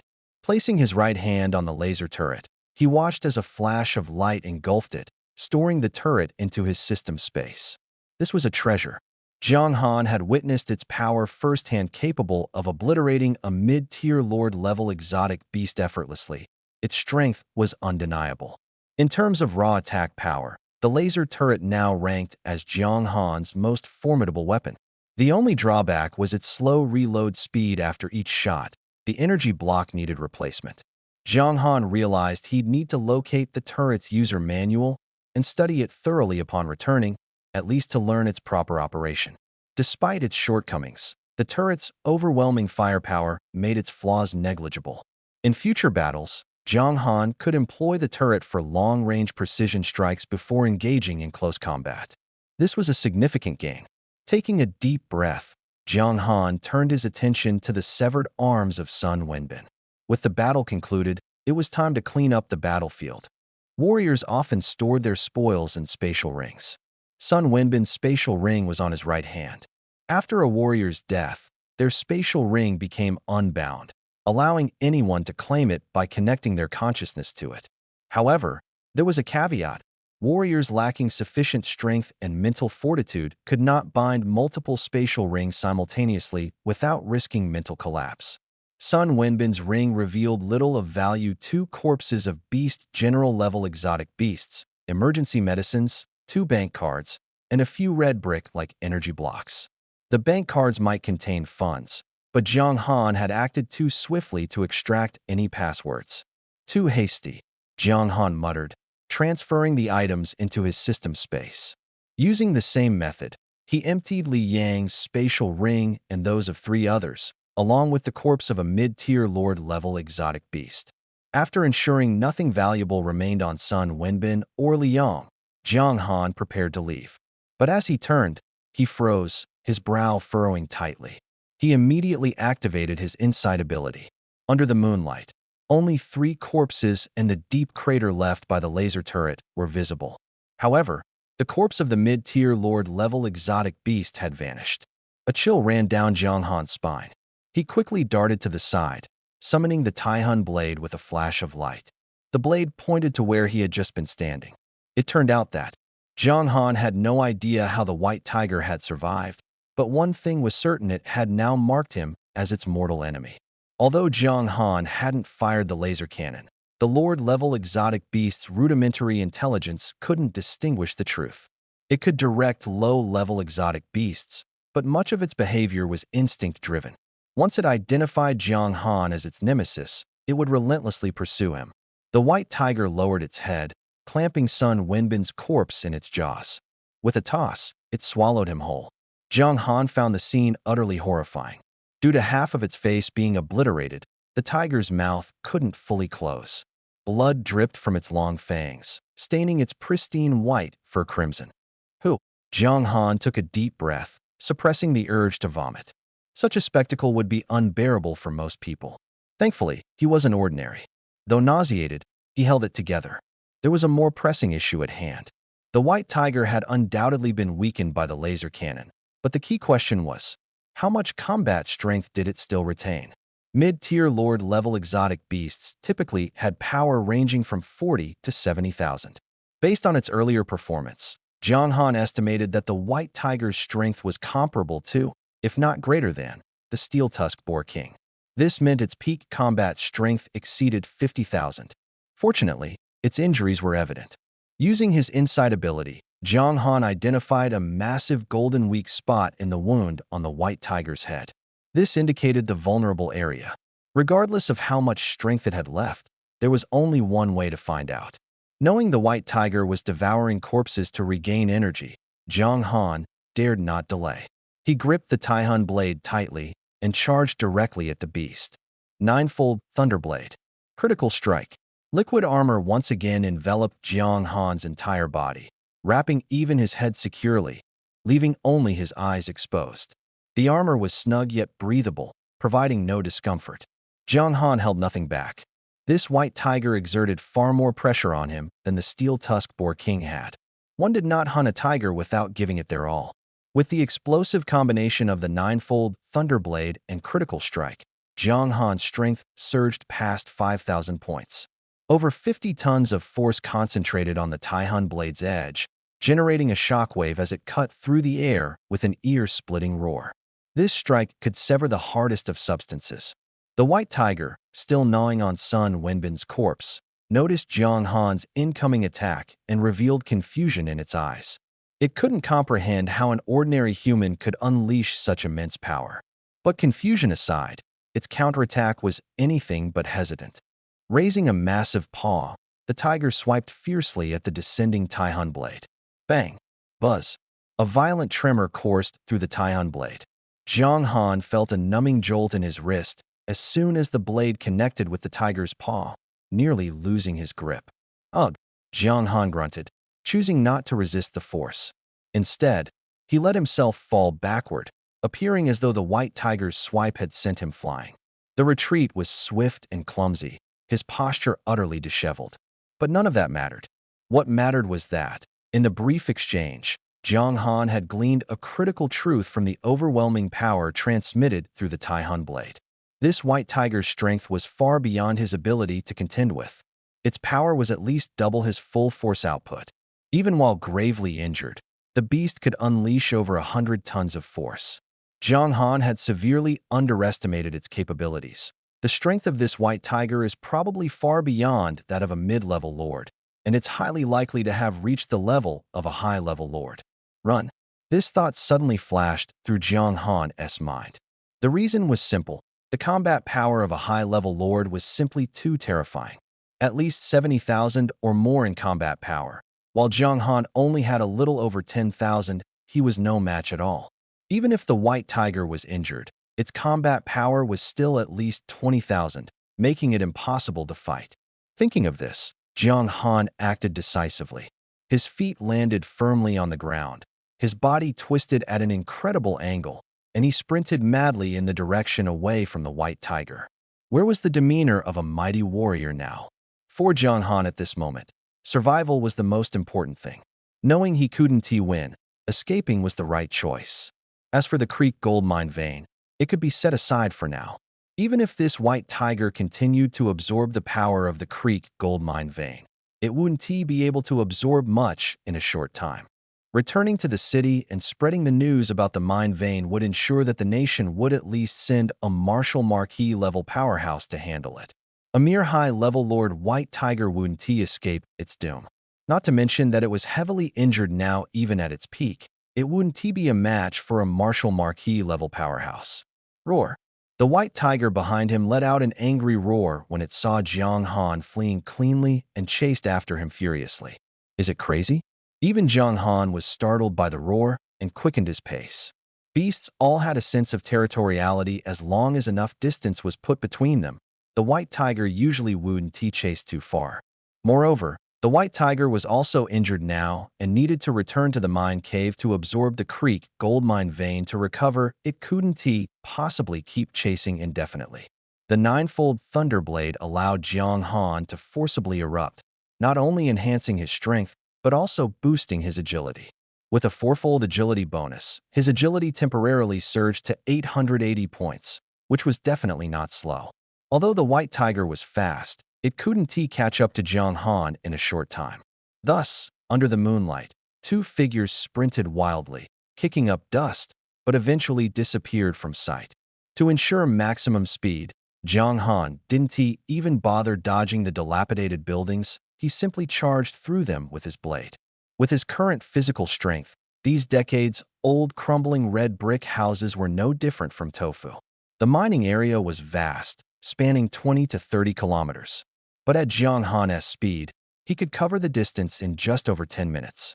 The white tiger, realizing it couldn't catch up to Jiang Han and urgently needing to heal, turned back to the mine cave after chasing for just over 10 kilometers.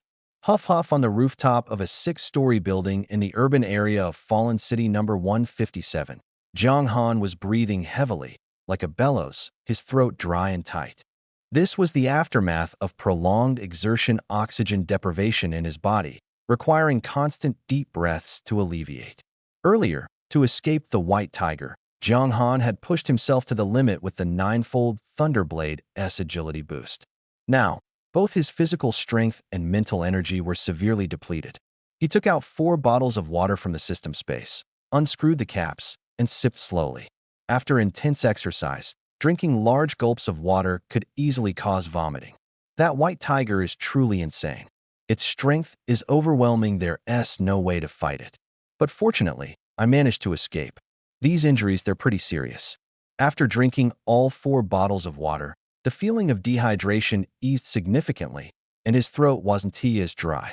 He panted heavily, lowered his head slightly, and the liquid armor on his body slowly dissipated, transforming into a bracelet that returned to his wrist.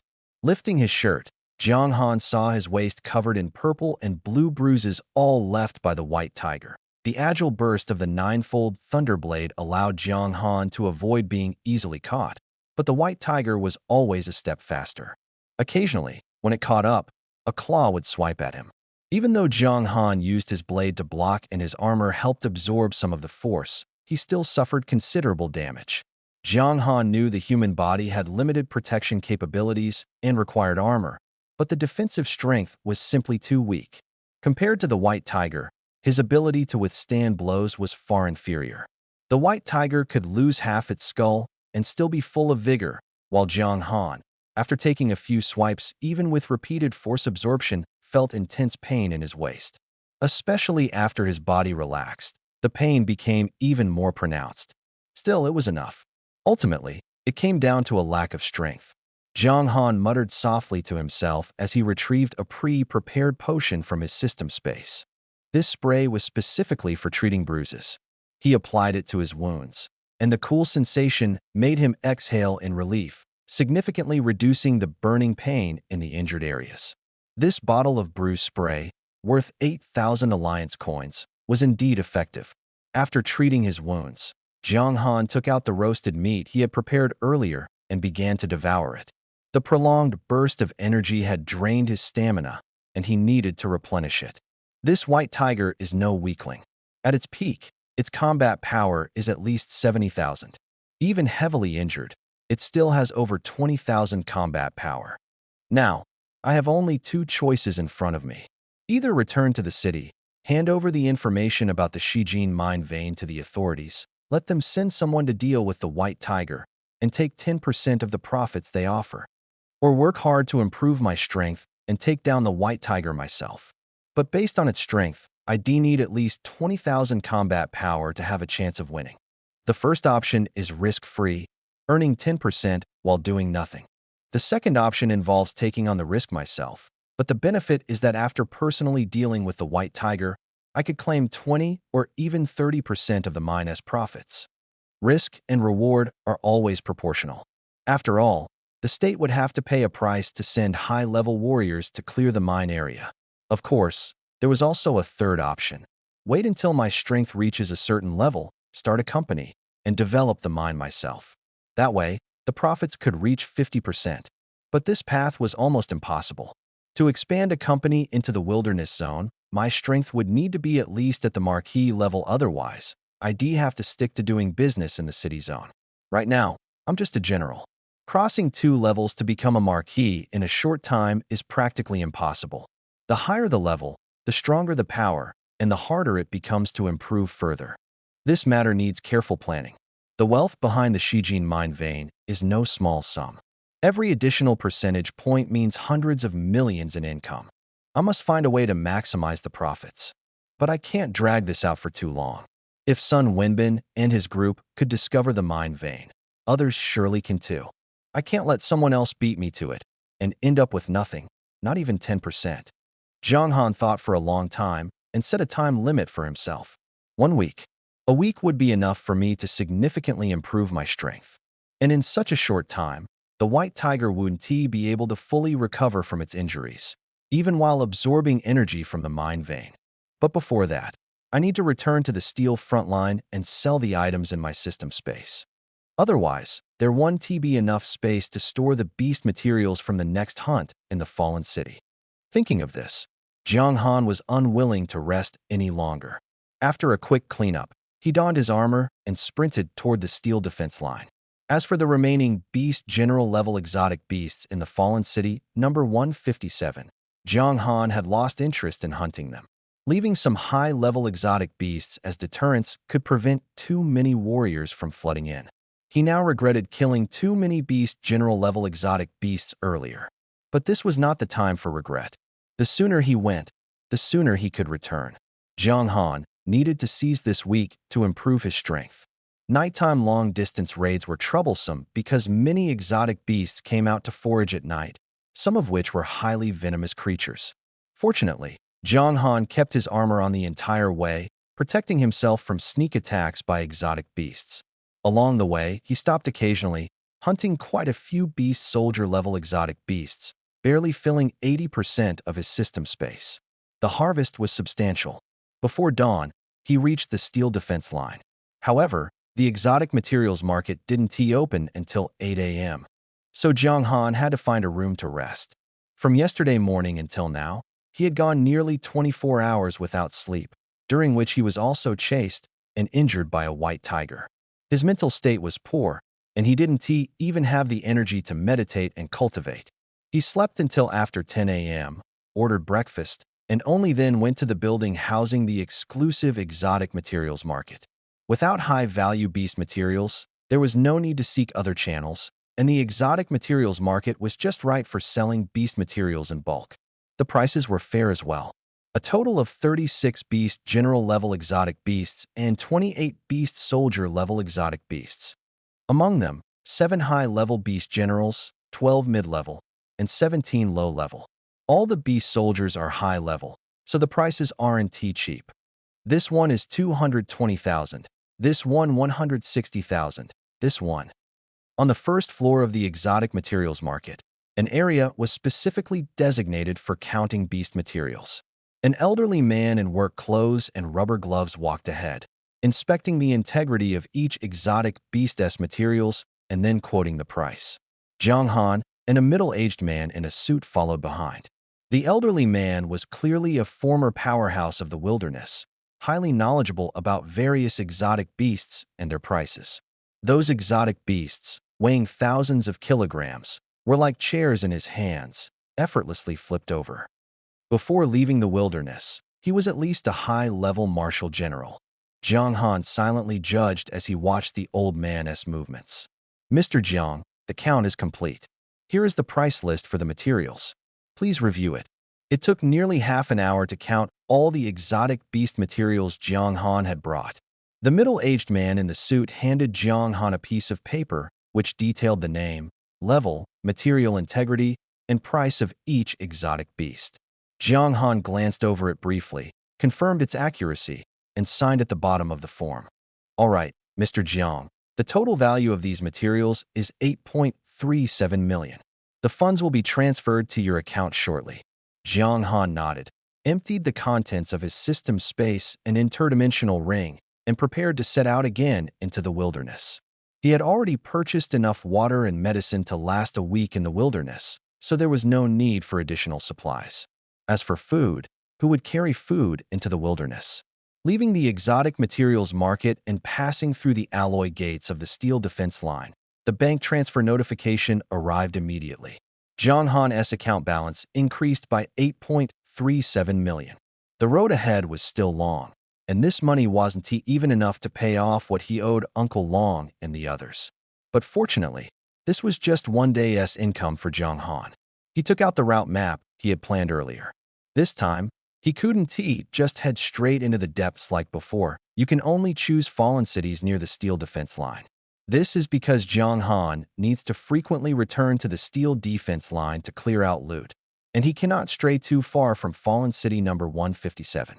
Jiang Han set himself a 1-week time frame, but that doesn't mean he has to wait the full week. According to his calculations, once his level reaches 10 and both his talent and martial skills increase by 1 level, his strength will likely surpass 20,000. However, these upgrades are not easy to achieve based on his current efficiency. It will probably take about a week. This is why he set the 1-week goal for himself. Let us continue on to the next city.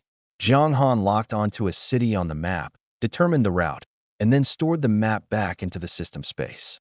His current strength is not weak, but the difficulty of leveling up from here is significant. He still needs 32,000 experience points to level up.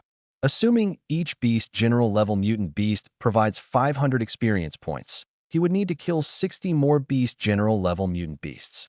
Although the proficiency required to upgrade his talents and martial skills is relatively low, the proficiency gained is also limited. With a rough estimate in mind, Jiang Han was filled with motivation. In fact, his leveling speed far exceeds that of warriors at the same level. Ordinary warriors rely on diligent training, and many never reach the beast general level in their lifetime. But for Jiang Han, it's simply a matter of how many mutant beasts he can kill. Over the next 4 consecutive days, Jiang Han spent his time hunting mutant beasts and traveling back and forth to the steel defense line. The number of beast general level mutant beasts in a single city is limited, so he occasionally hunted some high-level beast soldiers. However, relying on just one city wouldn't allow him to level up quickly.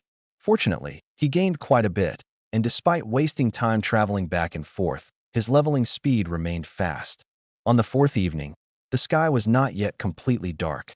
At this time, beast general level mutant beasts in the city would usually start venturing out to hunt for food. But today, the city was unusually quiet. Occasionally, low-level mutant beasts would fight, at most knocking over streetlights or smashing glass. The last one, Jiang Han's Taihun, flew out from his hand like an arrow released from a bowstring, easily piercing through the chest of the airborne Kangback Eagle. The Kangback Eagle, with a wingspan of 5 to 6 meters, thought it had spotted a dead beast general level mutant beast and descended to feed, only to be deceived by a human. The sharp Taihun pierced the weakly defended body of the bird like mutant beast. The Kangback Eagle let out a sharp screech, flapping its wings desperately in an attempt to escape. But with its heart ceasing to beat, it could clearly feel life rapidly slipping away. A few seconds later, the once proud Kangback Eagle plummeted straight to the ground. Boom! A muffled sound echoed as dust rose, attracting a group of low-level mutant beasts to feast on the carcass. At the same time, the system notification sounded. Ding! Congratulations to the host for killing the mid-level beast general Kangback Eagle, earning 765 experience points. Ding! Congratulations to the host for gaining +1 proficiency in the talent insight. Congratulations to the host for gaining +196 proficiency in the talent critical strike. Congratulations to the host for gaining +182 proficiency in the martial skill 9-fold Thunderblade. Experience points are full, Automatic level up initiated. Critical strike talent proficiency is full. Automatic level up initiated. Fu Jianghan let out a long breath and immediately opened the attribute panel. Host, Jianghan. Combat power rating, 20,586. Level, 9 strength, 237 agility, 225 constitution, 233 spirit, 231 available free attribute points, 100 experience required for next level, 324, 128,000 current talents. A level Insight LV3B level critical strike max. Insight automatically triggers in combat, allowing the user to see through the weaknesses of all things. Critical strike.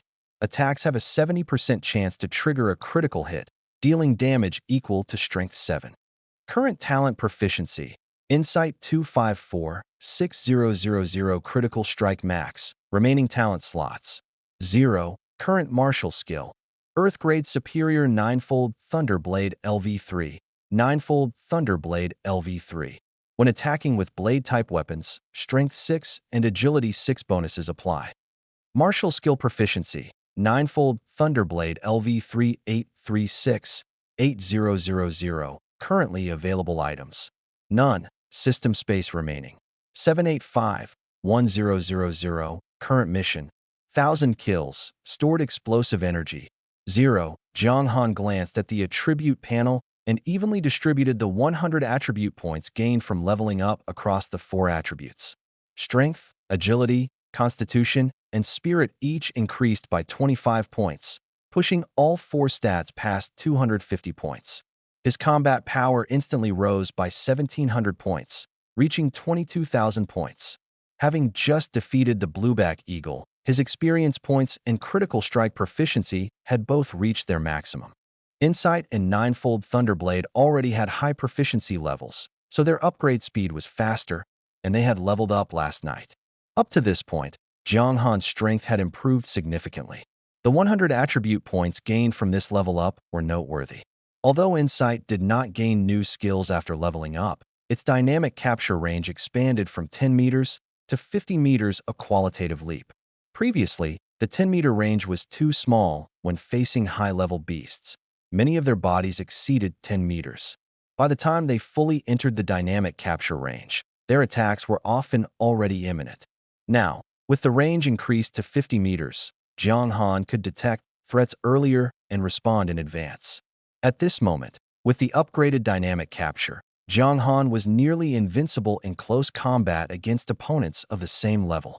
After leveling up, critical strikes' trigger probability and damage bonuses had also increased. Combined with the explosive power of Ninefold Thunderblade, Jianghan now had dual bonuses, allowing a single strike to easily exceed 100 tons of force. However, a problem arose. After critical strike reached level 5, a notification indicated it had reached its maximum level. With the suffix changing to max, Jianghan was unsure whether level 5 was the highest level for B-level talents or if this applied to all talents. This question couldn't be verified for now. The inability to further upgrade critical strike made Jianghan sigh. If only he had a talent upgrade card. But this was merely wishful thinking. If he truly had a talent upgrade card, he would only use it to enhance Insight. Insight was an A-level talent, and leveling it up further would transform it into an S-level talent. The bonuses provided by S-level talents were significantly stronger than those of A-level talents. Shaking his head, Jianghan dismissed these unrealistic thoughts. After 4 consecutive days and nights of hunting beasts, the time for harvest had finally arrived. Jianghan was currently in Fallen City number 235, located 400 kilometers away from Fallen City number 157. He must first go to the nearest supply point at the defense line and then take a vehicle back. He jumped down from the tall building and walked slowly toward the shattered grayback eagle.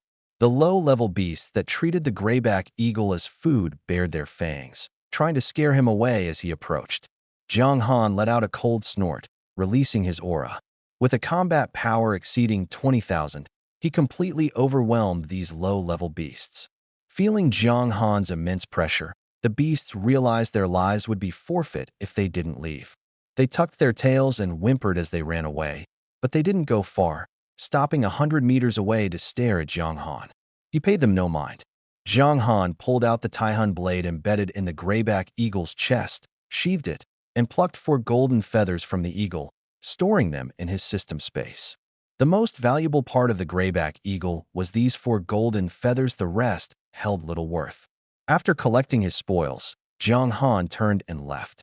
Behind him, the low-level beasts that had been waiting for a long time swarmed back to the eagle, some even fighting on the spot. Jiang Han ignored them. This city was only a little over 100 kilometers from the nearest steel defense line supply point. Though the round trip was troublesome, there was no other choice. He returned to the supply point, processed the materials he had on hand, and earned 8.7 million alliance coins before setting off for the next supply point. On the way, he took the opportunity to tally his earnings over the past few days. On the first day, Jiang Han made 8.37 million on the second day, 8.56 million on the third day, 8.21 million, and today, the fourth day, his highest income yet, reaching 8.7 million.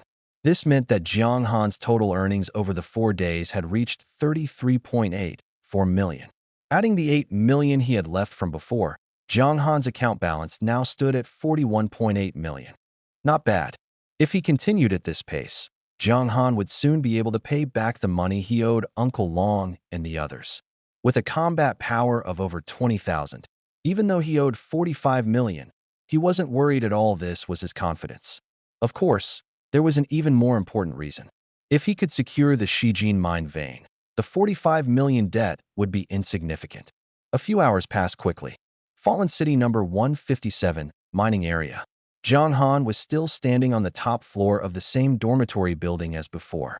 Holding the Taihun blade in one hand, he surveyed the surroundings. For days had passed, and the mining area remained eerily quiet, as if nothing had happened.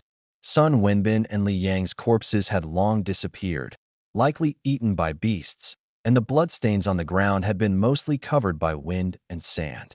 From what Jiang Han could see, it seemed that no one had discovered the Shijin mine vein. At least, there were no signs of anyone having been here in the past few days. The mining area had several mine shafts. For a mine large enough to support a city, there was certainly more than one shaft. Even if someone dared to venture into the shafts to lure out beasts for hunting, the chances of finding this particular mine shaft were very slim. After confirming that no one had discovered it, Jiang Han let out a breath of relief and flipped his hand to reveal a bundle of cylindrical objects. These were items he had purchased before entering the wilderness. Though not very powerful, they were more than sufficient to collapse a mine shaft. Jiang Han planned to replicate Sun Wenbin and the others' previous method, find a way to lure the white tiger out and deal with it outside. However, this time, Jiang Han was better prepared.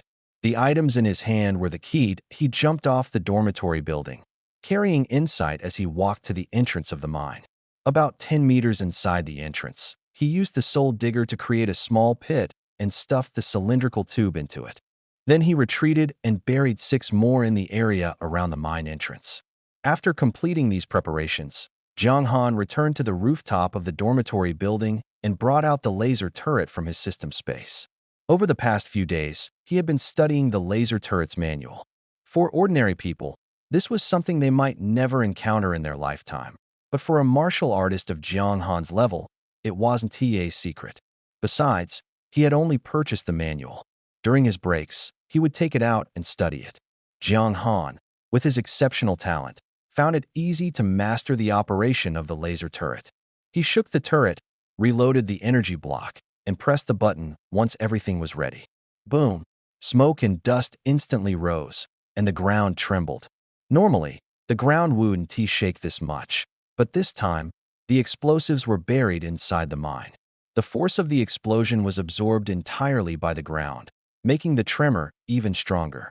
The mine, reinforced with cement and red bricks, had been in disrepair for decades and was on the verge of collapse. This explosion directly caused the mine to cave in. From Jiang Han's vantage point, he could clearly see the mine collapsing over a stretch of 50 to 60 meters. Smoke and dust filled the air, but a light breeze soon carried it away into the distance. Roar! 2 or 3 seconds after the first explosion, Jiang Han heard an enraged roar. It came from the collapsed mine entrance. It's here. Jiang Han's heart tightened. Success or failure hinged on this moment. The white tiger was immensely powerful. Even injured, its combat strength was no less than 20,000, and it could recover by absorbing the vein of Creek gold. Jiang Han had no idea how much the white tiger had recovered, but fortunately, he had prepared a grand gift in advance. What was buried in the mine was just an appetizer to lure the white tiger out. The 6 spots buried around the area were the side dishes. As for the main course, Jiang Han gripped the handles of the laser turret tightly, aiming at the smoke rising from the mine entrance.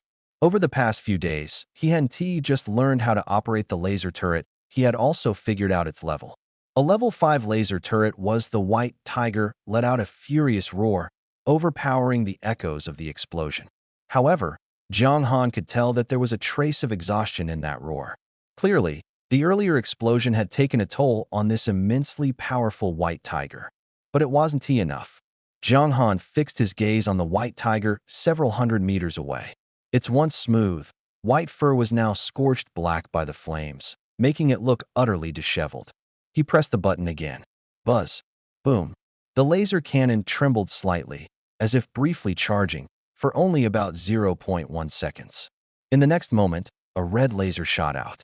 Last time, the distance had been too great for Jiang Han to feel its intensity.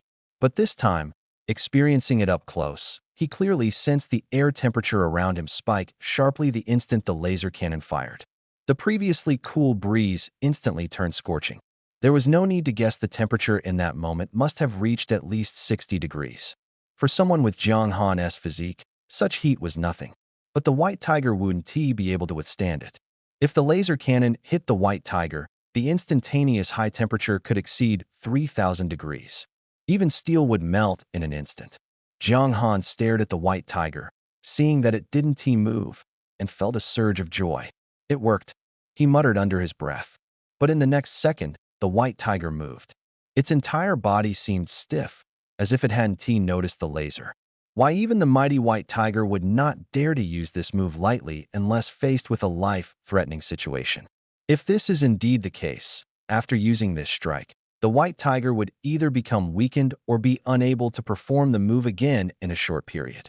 As a result, the white tiger's innate skill poses a significantly reduced threat to Jiang Han, almost no danger at all. Nevertheless, Jiang Han still felt a tightness in his chest.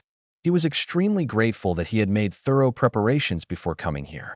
If it weren't for the 2 consecutive rounds of explosions that lured out the white tiger and caused it some injuries, followed by the laser cannon forcing it to use its innate divine ability, Jiang Han might have died here this time. Facing the white tiger's innate divine ability, even with Jiang Han's strength surpassing 20,000, he couldn't withstand it head-on. But now, Jiang Han was well aware that he wouldn't have the chance to fire a second laser cannon. The 10 seconds were enough for the white tiger to charge at him. So, as soon as the laser cannon fired, Jiang Han, both surprised and decisive, waved his right hand to store the mounted laser cannon into his system space. Then, he leaped from the dormitory rooftop directly toward the distant white tiger. The Taihan in his hand gleamed as Jiang Han hurled it forcefully. The pale blue Taihan traced a blue afterimage in the air, heading straight for the vertical pupil on the white tiger's forehead. With sufficient power, even if the Taihan left his hand, it could inflict serious damage. Jiang Han followed closely behind, drawing an arc in the air, accelerating even further. Kill. From the rooftop to the white tiger, it was only a few hundred meters. At Jiang Han's current speed, a full sprint would take just a few seconds. The Taihan reached first, and Jiang Han's right fist clenched tightly, followed with a full-force strike. But the white tiger, which had been standing still, suddenly moved. Its golden vertical pupil on its forehead, which had just neutralized the laser cannon's attack with golden light, froze momentarily. Just as the Taihan was about to strike, the white tiger suddenly opened its eyes and raised a paw to swipe. The rapidly shooting Taihan was swatted away with a single paw, causing no substantial damage. Jiang Han's fist followed immediately, smashing forward with a sound of air being torn apart. Bang! The tiger's paw collided with Jiang Han's fist, producing a muffled sound. Jiang Han was sent flying backward, landing steadily beside the Taihun embedded in the ground. He reached out and pulled the Taihun out. This seemingly powerful strike was, in fact, just a probing move by Jiang Han to test his opponent. The direct confrontation earlier allowed Jiang Han to gauge the White Tiger's capabilities. The golden pupil on its forehead caused a significant burden on the White Tiger, leading to a few seconds of pause when it first appeared, giving Jiang Han an opening. Otherwise, with the White Tiger's temperament, it wouldn't have waited for Jiang Han to make the first move. Although Jiang Han was still no match for the White Tiger, that punch made him feel that the White Tiger's strength wasn't much greater than his own. Its strength is indeed slightly higher, but there's still a chance, Jiang Han muttered to himself, his eyes burning with fighting spirit. He wasn't afraid of battle, especially such intense confrontations. Ultimately, it was because he had enough confidence. Critical Strike and Ninefold Thunderblade gave Jiang Han immense explosive power. If he hit a vital point, he could inflict fatal damage on the White Tiger. Insight and dynamic tracking ensured that every strike he made targeted the White Tiger's weak spots, gradually narrowing the gap between them. That was enough. Jiang Han had been relentlessly improving his strength to reach a level where he could contend with the White Tiger. Now, the White Tiger hadn't recovered from its injuries, and Jiang Han's strength had also improved. The gap between them could still be narrowed. It all depended on Jiang Han's strategy. The White Tiger fiercely shook its head, its murderous eyes fixed on Jiang Han. It opened its mouth and roared furiously, sending a tangible sound wave rushing toward him. If one's strength was slightly weaker or their courage faltered, this roar alone could scare them out of their wits. Just from its sheer presence, Jiang Han had never seen anything like it in other exotic beasts. Even the steel bristle wild boar king hadn't exerted this much pressure on him. Jiang Han gripped Taihun tightly and took a deep breath. He muttered under his breath, as if speaking to the White Tiger or perhaps encouraging himself. Roaring so loudly, are you trying to show off your voice? I'll skin you and make a tiger skin hat. As soon as he finished speaking, Jiang Han launched another attack. When fighting an exotic beast of the White Tiger's caliber, it was best to seize the initiative. Otherwise, if the opponent gained control, Jiang Han would be forced into defense, making it difficult to launch effective attacks. Striking first was the key. Ninefold Thunderblade. Critical strike. A surge of heat rose from Jiang Han's lower abdomen, spreading throughout his body. His waist tightened, and all his strength concentrated in his right arm. This move appeared to be a slash, but was, in fact, a direct thrust. After mastering Critical Strike at its peak, Jiang Han's control over his power became even more precise. As he swung his blade with full force, the sonic boom grew even louder. Jiang Han's blood boiled, and he couldn't help but roar, die, roar. As if responding to Jiang Han's strike, the White Tiger let out a furious roar. Far surpassing Jiang Han in strength, it opened its massive jaws, its deafening roar shaking the air. Its scorched white fur stood on end, as if enraged. Boom! Two immense forces collided, and the shockwave spread from the point where Taihun and the tiger's claw met, kicking up dust all around. This time, Jiang Han stood his ground, enduring the recoil head-on. He gripped his battle blade tightly, the pale blue Taihun slashing through the dust more than 10 times in quick succession. The relentless attacks came in waves, like the tide, forcing the White Tiger to endure the recoil from each collision just as Jiang Han did. Roar! Jiang Han had no intention of creating distance. With each slash, before gathering strength for the next, he would take a step forward. Step by step, he pressed closer, aiming for close-quarters combat to maximize his dynamic tracking abilities. The White Tiger's massive size made it extremely difficult to maneuver flexibly in such a confined space. Jiang Han had pinpointed this as the tiger's greatest weakness. Any creature with an overly large body would face mobility limitations. Exotic beasts, in particular, often weighed several tons. Their explosive power created immense inertia while they might occasionally ignore it once or twice. It was impossible to consistently disregard inertia in a short period. It would place too much strain on their bodies. At that point, the White Tiger would exhaust itself. Meanwhile, Jiang Han, having mastered Critical Strike at its peak, could fully control his strength. He could clearly feel the exertion of every muscle in his body. This allowed him to choose between explosive power or pulling back to dodge at any moment during his attacks. As a result, his close-quarters combat with the White Tiger became exceptionally thrilling. The White Tiger tried to use wide, sweeping moves to overpower him, but Jiang Han deliberately avoided direct clashes. Whenever the tiger unleashed its power, he would pull back to dodge, then close in again to exploit openings and land two strikes. Occasionally, a full-force attack would cause the White Tiger to roar in pain. If the White Tiger had a health bar, it would likely lose hundreds of points with each strike and occasionally suffer critical hits that would shave off tens of thousands. This was the art of scraping hard. This intense battle would undoubtedly be extremely perilous for others. However, Jiang Han had dynamic capture, making everything slow down. Although dangerous, it was within a controllable range. More importantly, Jiang Han felt that this immense pressure was highly beneficial for honing his agility, dodging the White Tiger's attacks within the limits and then counterattacking. He had done this before when fighting lower-level beasts, but they couldn't provide enough pressure to truly train the feeling of life and death combat. For some reason, Jiang Han fell into a strange state. Despite being on the edge of life and death, he felt a sense of enjoyment, relishing the thrill of a tense body and extreme control. While Jiang Han enjoyed it, the White Tiger was utterly frustrated.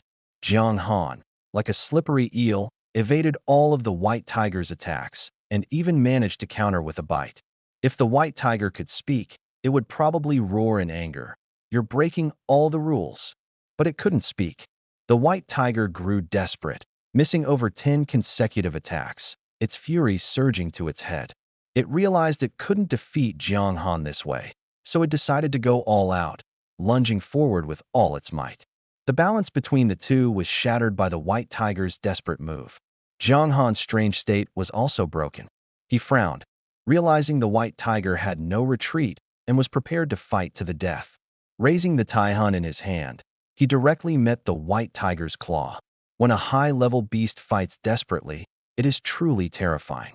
Even a rabbit bites when cornered. If the White Tiger fought recklessly, Jiang Han might be able to wear it down, but he wouldn't escape unscathed.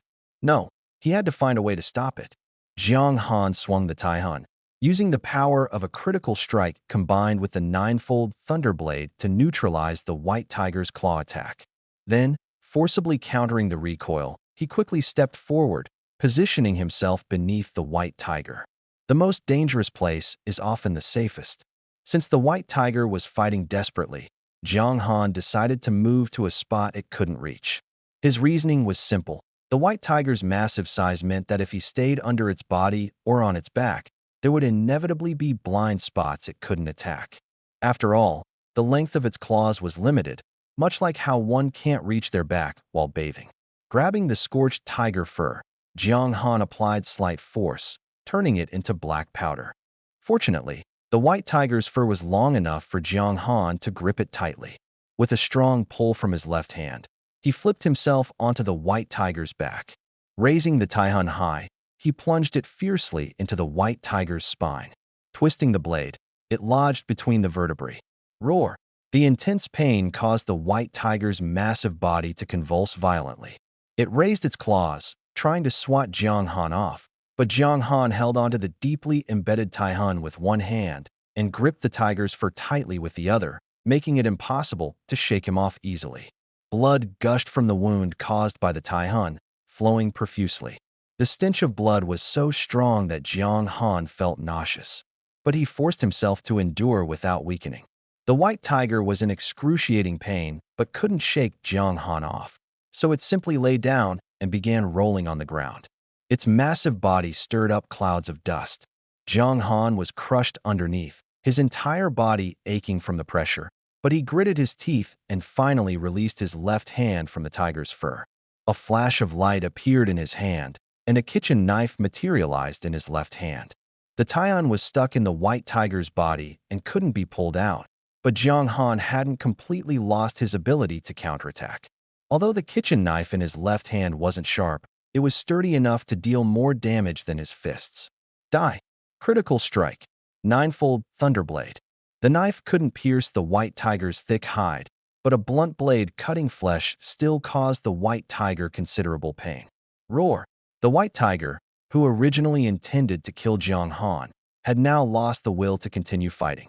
All its attacks were ineffective, and its strongest strike had been neutralized by the laser cannon. Unable to catch Jiang Han, it could only be worn down to death by him. In a battle of equals, the tide could reverse the moment one party became flustered. Coupled with excessive blood loss, the white tiger felt as weak as a deflated balloon. If it didn't heal itself quickly, it would undoubtedly die here today. With a roar, the white tiger carried Jiang Han on its back and charged straight toward the collapsed mine entrance. It intended to absorb the energy of the golden vein within the mine to heal itself. The underground mine would also give it a combat advantage. Jiang Han saw through the white tiger's intentions, but had no way to stop it. Gritting his teeth, he increased his strength, hoping to end the white tiger sooner. The mine entrance had been blasted shut, but the white tiger broke through the rubble as it emerged, scattering stones everywhere. The debris was no obstacle to it. It barreled forward, crashing deep into the mine. Before disaster struck, mines were typically narrow, just wide enough to accommodate conveyor belts and tracks for workers. But this mine had clearly been widened. The deeper it went, the more spacious it became. There was no sunlight in the mine, and the darkness was absolute. Fortunately, Jiang Han had activated his insight ability, allowing him to sense his surroundings clearly even without light. Roar! The white tiger's furious roar echoed through the mine, followed by a faint, small roar in response. It wasn't an echo but a childlike reply. Deep within the mine, where there was no sunlight or artificial light, the darkness grew even thicker. As the white tiger carried Jiang Han deeper, faint golden glimmers began to appear on the walls of the mine. These glowing specks gave the mine an air of mystery. The golden vein. Jiang Han's gaze swept over the flickering golden light around him, and he understood immediately. Judging by the distribution of the glow, this deposit was incredibly rich. If the glow spread over 100 meters, the reserves could easily exceed 2 tons. If he could kill the white tiger, this massive fortune would be his. There was just one problem. As Jiang Han observed the glowing specks, he noticed they were spreading outward, flowing into the white tiger's body as it ran. Perhaps it was an illusion, but he felt that the white tiger's vitality was rapidly recovering after absorbing the glow. Its strength to shake him off was also increasing. Something was wrong. Jiang Han knew this situation wasn't normal and that one must never let their guard down on the wasteland. Sensing the white tiger's power returning quickly, he made up his mind. He pulled out the Taihun blade embedded in the white tiger's neck, leaving behind a crimson streak. Without the blade's support, Jiang Han felt unsteady. He decisively flipped off the white tiger's back. Roar! The white tiger's roar reverberated through the mine. Realizing Jiang Han had dismounted, the beast stopped its mad dash and turned, swinging a massive paw down at him. In the darkness, Jiang Han saw a giant tiger claw, its sharp nails gleaming coldly. He stepped back twice, just narrowly avoiding the strike. Boom! A heavy thud echoed as the claw struck, sending shards of rock flying from the mine wall. That single strike from the white tiger carried at least 50 tons of force. At this point, neither side had any room to retreat. Their trump cards had been exhausted in the first round of combat. What remained was sheer desperation, a contest of who could endure longer and whose vitality was stronger. Jiang Han had no intention of standing there and trading blows with the white tiger, but that didn't mean he was without options. The white tiger, having sustained multiple injuries, was covered in golden weak points. These weak points were Jiang Han's openings. He didn't know how the beast was rapidly regenerating, but one thing was clear: his attacks had to outpace the white tiger's recovery. Otherwise, once the beast regained enough strength to overpower him, Jiang Han would be trapped in the mine with no escape. Realizing the dire situation, Jiang Han charged forward decisively, disregarding the flying debris, and rushed straight at the white tiger. The white tiger, seeing this, showed no sign of retreat and prepared to clash head-on. It was confident in its combat prowess. Its elongated fangs, if they could land a bite, would be lethal even through a level 5 armor. But Jiang Han didn't care. His eyes were fixed solely on the scar on the white tiger's head. To him, that golden weak point was the only target. In fact, Jiang Han had analyzed this beforehand. The white tiger had survived even after the laser cannon had blown off half of its head because its body had undergone a mutation. After evolving, a mutated beast's body structure could change its brain, might even shift positions. The laser cannon fired earlier by Sun Wenbin had seemingly destroyed half the white tiger's skull, but if its brain had slightly relocated due to the mutation, the wound would not be as fatal. Now, Zhang Han's south plan was to drive the Taihun blade into that scar, letting the blade's tip pierce and shatter the white tiger's brain. Amid the swirling dust, Zhang Han's figure dashed forward. He brought his cleaver down heavily with his right hand. Instinctively, the white tiger raised a paw to swipe it away, but in the next moment, it saw a faint blue afterimage slicing straight for its head. The sound of the Taihun blade cutting through the air wasn't too loud, but it was like a harbinger of death. A fatal strike. Ninefold Thunderblade. Die. Sensing something was wrong, the white tiger swung its paw back in an attempt to block Zhang Han's blade. At the same time, its massive body retreated step by step, trying to avoid the attack. But how could Zhang Han let the white tiger escape so easily? As for the claw coming at him, Zhang Han acted as if he hadn't seen it, making no effort to dodge. The white tiger's claw carried immense force, at least 50 tons. A light blow would have been enough to seriously injure Zhang Han. But he chose to endure it because the opportunity for this attack was too perfect. Taking the hit was worth it, as long as the Taihun blade could strike its mark. The speed boost from the ninefold Thunderblade allowed Zhang Han to match the white tiger's movements. In the narrow confines of the mine, the white tiger's massive body found it difficult to maneuver. In the blink of an eye, Zhang Han's Taihun blade plunged into the white tiger's scar. The scab offered no resistance to the blade's sharp edge. Blood splattered as a faint squelching noise was drowned out by the white tiger's roar. Boom! A dull collision sounded as Zhang Han felt a sharp pain in his left waist. He was sent flying into the mine wall, shattering the hard rock. A metallic taste rose in his throat. The white tiger's claw had disrupted his blood flow, and blood nearly surged up to his mouth, though he forcibly swallowed it down. His black armor had absorbed most of the impact, but the remaining force still left him with significant injuries. In his current state, if he took another hit, he might collapse entirely today. Indeed, the white tiger's strength was even greater than expected. That single claw carried 70 to 80 tons of force. Struggling to his feet amidst the rubble, Zhang Han leaned against the mine wall with one hand while clutching his left side with the other. His gaze remained steady as he fixed on the raging white tiger in the distance. The blade was still embedded in the wound on the white tiger's head. The beast's massive body slammed repeatedly against the mine walls, the faint tremors reaching Zhang Han's palm. But these collisions were of no use to the white tiger. The soul blade had already pierced into the brain. Even if Zhang Han didn't have time to strike again and was sent flying by the white tiger, it didn't matter. Death was only a matter of time. Just over 10 seconds later, the once ferocious white tiger collapsed weakly to the ground, its breathing growing faint. Ding! Congratulations to the host for killing the high-level Lord-class beast, the golden-eyed white tiger, and gaining 124,572 experience points. Ding! Congratulations to the host for gaining +1 proficiency in the insight talent. Congratulations to the host for gaining +1,682 proficiency in the ninefold Thunderblade martial skill. Experience points are full, automatic level up initiated. Congratulations to the host for reaching level 10, ending the novice phase. Congratulations to the host for unlocking the pet module and task module. The new modules will be available after the system upgrade, which will take 600 seconds.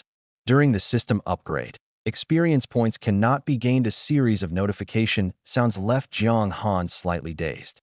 He walked over slowly, pulled the soul blade out, held it in his hand, and stored the white tiger's corpse in the system space. The pain in his waist was excruciating.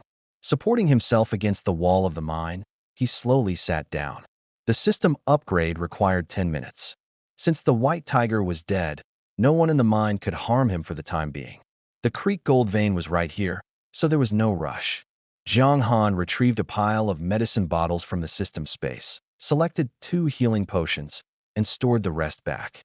One was for external application to treat bruises, and the other was for internal use to temporarily numb the pain of his fractured ribs, activate cell vitality, and allow him to maintain peak condition temporarily. His armor slowly retracted to his wrist, transforming into a bracelet. Jiang Han lifted his clothing at the waist, poured out a thick ointment, and carefully applied it to his waist. When he was first injured, his nerves were numb, and he didn't feel much pain. But now that he relaxed, the pain surged up immediately. Jiang Han could clearly feel the fractured ribs stabbing into his muscles, and they shifted as he applied the ointment. He couldn't help but take a sharp breath, then exhaled slowly. This was the most severe injury he had sustained since entering the wilderness. In this condition, I can't engage in high-intensity combat. I need to return to the city or the Iron Front line for treatment first. At the very least, I need to set the ribs properly. He took another sip of the internal medicine, and the pain subsided slightly. Closing his eyes, Jiang Han leaned against the wall of the mine, feeling the medicine take effect as it repaired his body, waiting for the system upgrade. In the dim mine, the fluorescent glow of the creek gold vein couldn't mask the thick scent of blood. After a long time, the system's voice echoed in his mind again. Ding, system upgrade complete. Pet module and task module unlocked. System panel refreshed. Congratulations to the host for unlocking the pet module, rewarded with an initial pet slot. With a thought, Jiang Han summoned the system panel and evenly distributed the 100 attribute points gained from the level up across the 4 primary attributes. Host, Jiang Han. Combat power rating, 23,485, level 10, strength, 287 agility, 275 constitution, 283 spirit, 281 experience required for next level, 142, 256,000 current talents. A grade insight LV3B grade critical strike max, current talent proficiency. Insight 356, 6000 critical strike max, current martial skill. Earth grade superior ninefold Thunderblade LV3, current martial skill proficiency. Ninefold Thunderblade LV332, 10,8000, system space remaining. 527, 1000, current mission, 1000 kills. 532, 1000 inch, available pet slots. 1. The system upgrade seemed to offer many features, but in reality, it only made the task bar more detailed and added a pet slot. Jiang Han was quite intrigued by the newly added pet slot. Based on his experience with online games, bound pets were often among the strongest allies. I wonder if they'll add a mount module in the future, he muttered, leaning against the wall to stand up. The medicine had helped him recover significantly. The pain in his waist was bearable, and he could move freely. The wrist-mounted armor quickly expanded, enveloping his entire body. Gripping Taihan tightly, he slowly walked deeper into the mine. Although the white tiger had been killed, Jiang Han wasn't sure if there were other exotic beasts in the mine. He wanted to explore further, ideally estimating the reserves of the Shijin or vein. With the white tiger dead, there shouldn't be any high-level exotic beasts left in the mine. If there were, they were likely prey of the white tiger and already dead. The faint glow in the mine illuminated the path ahead, and Jiang Han walked at a slow pace. As he ventured deeper, he faintly heard weak breathing and low growls. There's still an exotic beast. Upon hearing the sounds, Jiang Han instinctively tightened his grip on Taihan. However, upon closer listening, the growls didn't resemble those of a high-level exotic beast. High-level exotic beasts had growls that were intimidating and filled with power. The growls he heard carried a hint of timidity. Jiang Han activated insight, lightened his steps, and approached cautiously. The mine wasn't very deep, with the deepest point being about 1,500 meters. The white tiger had previously carried him in a wild sprint for several seconds, bringing him close to the deepest area. The deeper he went, the more spacious the mine became. After walking for over a minute, Jiang Han reached a corner. In the darkness, a pair of ghostly blue eyes came into view. Instinctively, he took a step back, holding Taihan horizontally, ready to strike. The next moment, upon seeing the owner of those ghostly blue eyes, Jiang Han couldn't help but laugh. In front of him was a miniature version of the white tiger, staring at him intently and baring its small fangs, as if warning him not to come closer. Jiang Han had seen this little creature before. When he entered the fallen city number 157, he had encountered it on the outskirts. It had been scared off by his aura at the time. Back then, he hadn't thought much of it, but now, seeing it again, Jiang Han realized that despite its weakness, the little creature still retained the spirit of the white tiger. He relaxed his stance. This creature was at most an ordinary exotic beast level. Even in his injured state, it posed no threat to him. He waved his hand, signaling it to leave.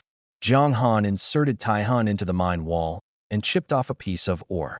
After a few strikes, he cut the ore into fist-sized fragments. Gripping one in his right hand, he applied slight pressure.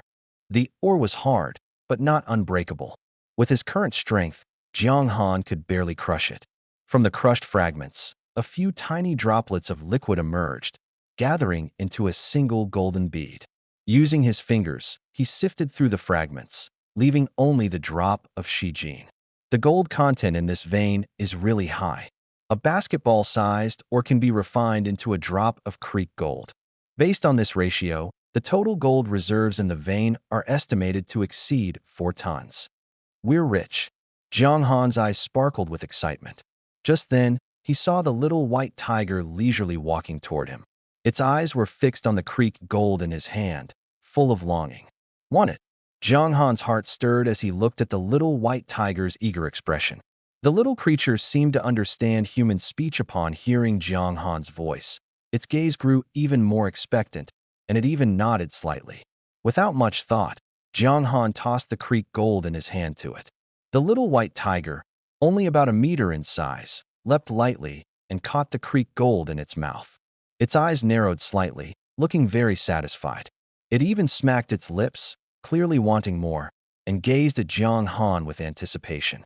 This little creature lacked social experience, having been well protected by the previous white tiger and hadn't suffered any harm. It didn't realize Jiang Han was its enemy. Perhaps, in its view, anyone who gave it tasty treats was a friend. Jiang Han beckoned to the little white tiger, and it cautiously but eagerly approached him. Jiang Han reached out and stroked its head. Its fur was soft, with an excellent texture. Perhaps because of its young age and lack of experience hunting other beasts, the little white tiger carried no scent of blood, instead exuding a faint milky fragrance. Jiang Han had previously owned a white cat named Xiaobai, but it had gone missing, and he hadn't kept another pet since. He stroked the little white tiger's head and scratched the fur under its chin. The little white tiger squinted in comfort and simply laid down on the ground. The docile little creature before him made it hard for Jiang Han to associate it with the ferocious white tiger from earlier. Were they really the same species? Jiang Han couldn't help but chuckle, though his mind was racing. If he could really? Jiang Han muttered to himself. The white tiger he had fought earlier was quite powerful with its golden vertical pupils. It was undoubtedly a strong contender among its peers. The only reason he had managed to kill it was because it had taken a direct hit from a laser cannon and was then tightly entangled by his dynamic tracking and dual talents. Jiang Han's dual talents, combined with his mastery of the ninefold Thunderblade, made his combat strength far beyond simple numerical measurement. The fact that he had hunted it down didn't mean the white tiger was weak. On the contrary, Jiang Han was very intrigued by the white tiger with vertical pupils on its forehead. Moreover, after reaching level 10, his system had upgraded to include a pet module. If he could bind this little white tiger as a pet. Just then, the system's voice sounded. Ding. Only creatures with mental strength lower than the host's can be bound as pets. Once bound, the host and pet will establish a mental connection. The pet will become the host's most loyal battle companion. Please choose carefully. Creatures with lower mental strength than him? Jiang Han heard the system say this, muttered to himself, and then looked at the little white tiger lying at his feet, eagerly waiting to be petted. It seemed its mental strength wasn't high. Could it be bound? Why not give it a try? He still didn't know how to establish a master-pet relationship with the little white tiger, but the system understood his thoughts and immediately popped up a window. Would you like to establish a master-pet relationship with the golden-eyed white tiger? Yes. Jiang Han clicked confirm without hesitation. The next moment, he felt a sudden tug in his mind, causing a sharp pain in his head. He involuntarily closed his eyes, but the sensation quickly disappeared. The little white tiger lying quietly at his feet seemed to feel a sharp pain and let out a pained roar. Immediately after, the system notification sounded, detecting the mental strength of the golden-eyed white tiger. The mental strength of the golden-eyed white tiger is 258, lower than the host's, meeting the binding conditions. Master-pet relationship binding in progress. Binding successful. Congratulations to the host for obtaining the pet golden-eyed white tiger. Please name your pet. As the system notification ended, Jiang Han slowly opened his eyes. He could now clearly feel that a certain connection had been established between him and the little white tiger. If he wished, he could even influence the little white tiger's behavior to some extent. This was a bond deeper than blood. Not only did Jiang Han feel this, but the little white tiger lying at his feet also looked at him with even more joy in its eyes. Roar, roar. It let out a low growl, conveying dependence and happiness. Jiang Han gently stroked it, but his attention remained on the system prompt. Name your pet. Let's call it Xiaobai. A white tiger is not much different from a white cat. With a thought, the name of the golden-eyed white tiger in the pet section of the attribute panel changed to Xiaobai. Xiaobai, he tentatively called out, and the little white tiger raised its head to look at him, affectionately rubbing its head against his leg. This trip to the mine not only yielded a large amount of creek gold for Jiang Han, but also brought him a pet with immense potential. Judging by the combat power the white tiger had just displayed, Jiang Han could already imagine Xiaobai sweeping across the battlefield once it grew up. As for the white tiger that had previously inflicted serious injuries on Jiang Han, it was clear that it hadn't yet reached its limit. Though it was currently only at the Lord level, as a gifted and supernatural beast, its peak combat power would undoubtedly far exceed the Lord level. However, after taking in Xiaobai, Jiang Han faced a new problem. Exotic beasts require feeding. Previously, Xiaobai had lived in the Creek Gold Mine, relying on absorbing Creek Gold to survive. But once Jiang Han returned to the city, the mine would definitely be sold. In that case, Xiaobai naturally couldn't stay in the mine anymore. How to feed Xiaobai became a problem Jiang Han had to solve. To elevate Xiaobai's combat power to the same level as Jiang Han's, the investment would undoubtedly be significant, costing billions. Fortunately, by selling the Creek Gold Mine's information and earning a share, Jiang Han wasn't short on money. Since he had decided to nurture Xiaobai properly, he wouldn't hesitate to spend. Using scientific methods to combine metals would help Xiaobai grow faster and build a solid foundation. Let's go head outside first. Jiang Han stroked Xiaobai's tiger head again, but Xiaobai lay down once more, shook its head slightly, and let out a low growl toward him. You want me to ride you? Sensing the emotion in Xiaobai's growl, Jiang Han didn't hesitate any longer and climbed onto its back. In this way, he could also be considered someone who had ridden a white tiger. The Little White was a male tiger. Despite its small size, Little White's light weight paired well with Jiang Han's own light frame, allowing the two to charge out from the depths of the mine. Jiang Han glanced back at the mine reluctantly, gently stroked Little White's head, and comforted him. Don't worry. I'll let you eat better metals in the future, much better than now. Roar! Little White responded with a growl and dashed off in the direction Jiang Han pointed. Ding! Your pet has killed the exotic beast red-furred monkey, gaining 158 experience points. You have received 79 shared experience points. Ding! Your pet has killed the exotic beast red-furred monkey. A series of system notifications rang out, leaving Jiang Han somewhat dazed. This was a function he had discovered by accident. It turned out that Little White could level up by hunting exotic beasts, and Jiang Han would receive half of the experience points as well. Jiang Han focused on the pet module in the attribute panel and noticed the data had changed. Pet.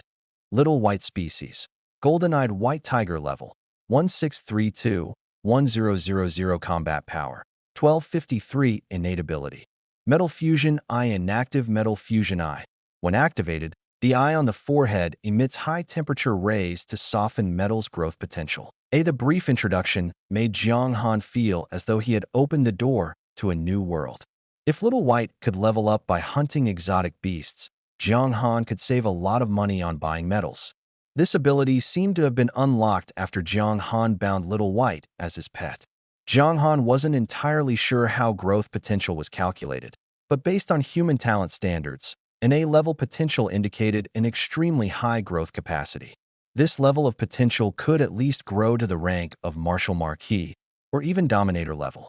Exotic beasts with such combat power were rare, and there were certainly not many in the entire Celestial Empire. Reaching the Martial Marquis level meant qualifying to become a teacher at top universities, such as the prestigious Shuemu University. Jiang Jiu had been recruited early into Shuemu University precisely because she had awakened an S-level talent.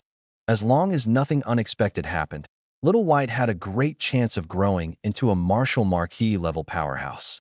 If it could eventually become a Dominator-level exotic beast, it would be one of Jiang Han's greatest assets. But all of this was a matter for the future.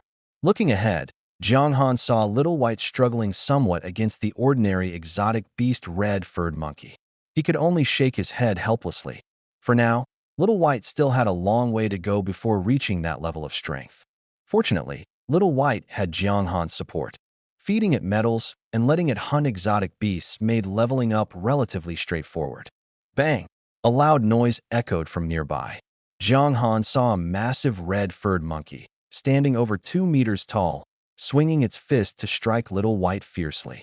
Little White cried out in pain as it was sent flying, but quickly got back on its feet and whimpered as it ran toward Jiang Han. Its white fur was stained with the blood of the red-furred monkey, and its eyes were filled with grievance. Luckily, Little White's thick skin and tough body meant the exotic beast, which appeared to be the red-furred monkey king, hadn't caused any substantial harm, just some pain.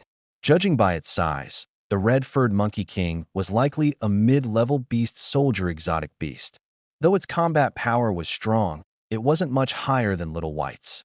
Getting hit and then running back to me? Go settle the score yourself. Letting a mere monkey beat you, aren't you going to fight back? You're a tiger, the king of the forest. Jiang Han looked at Little White, who was trying to rub against his pant leg for help, and had no intention of comforting it.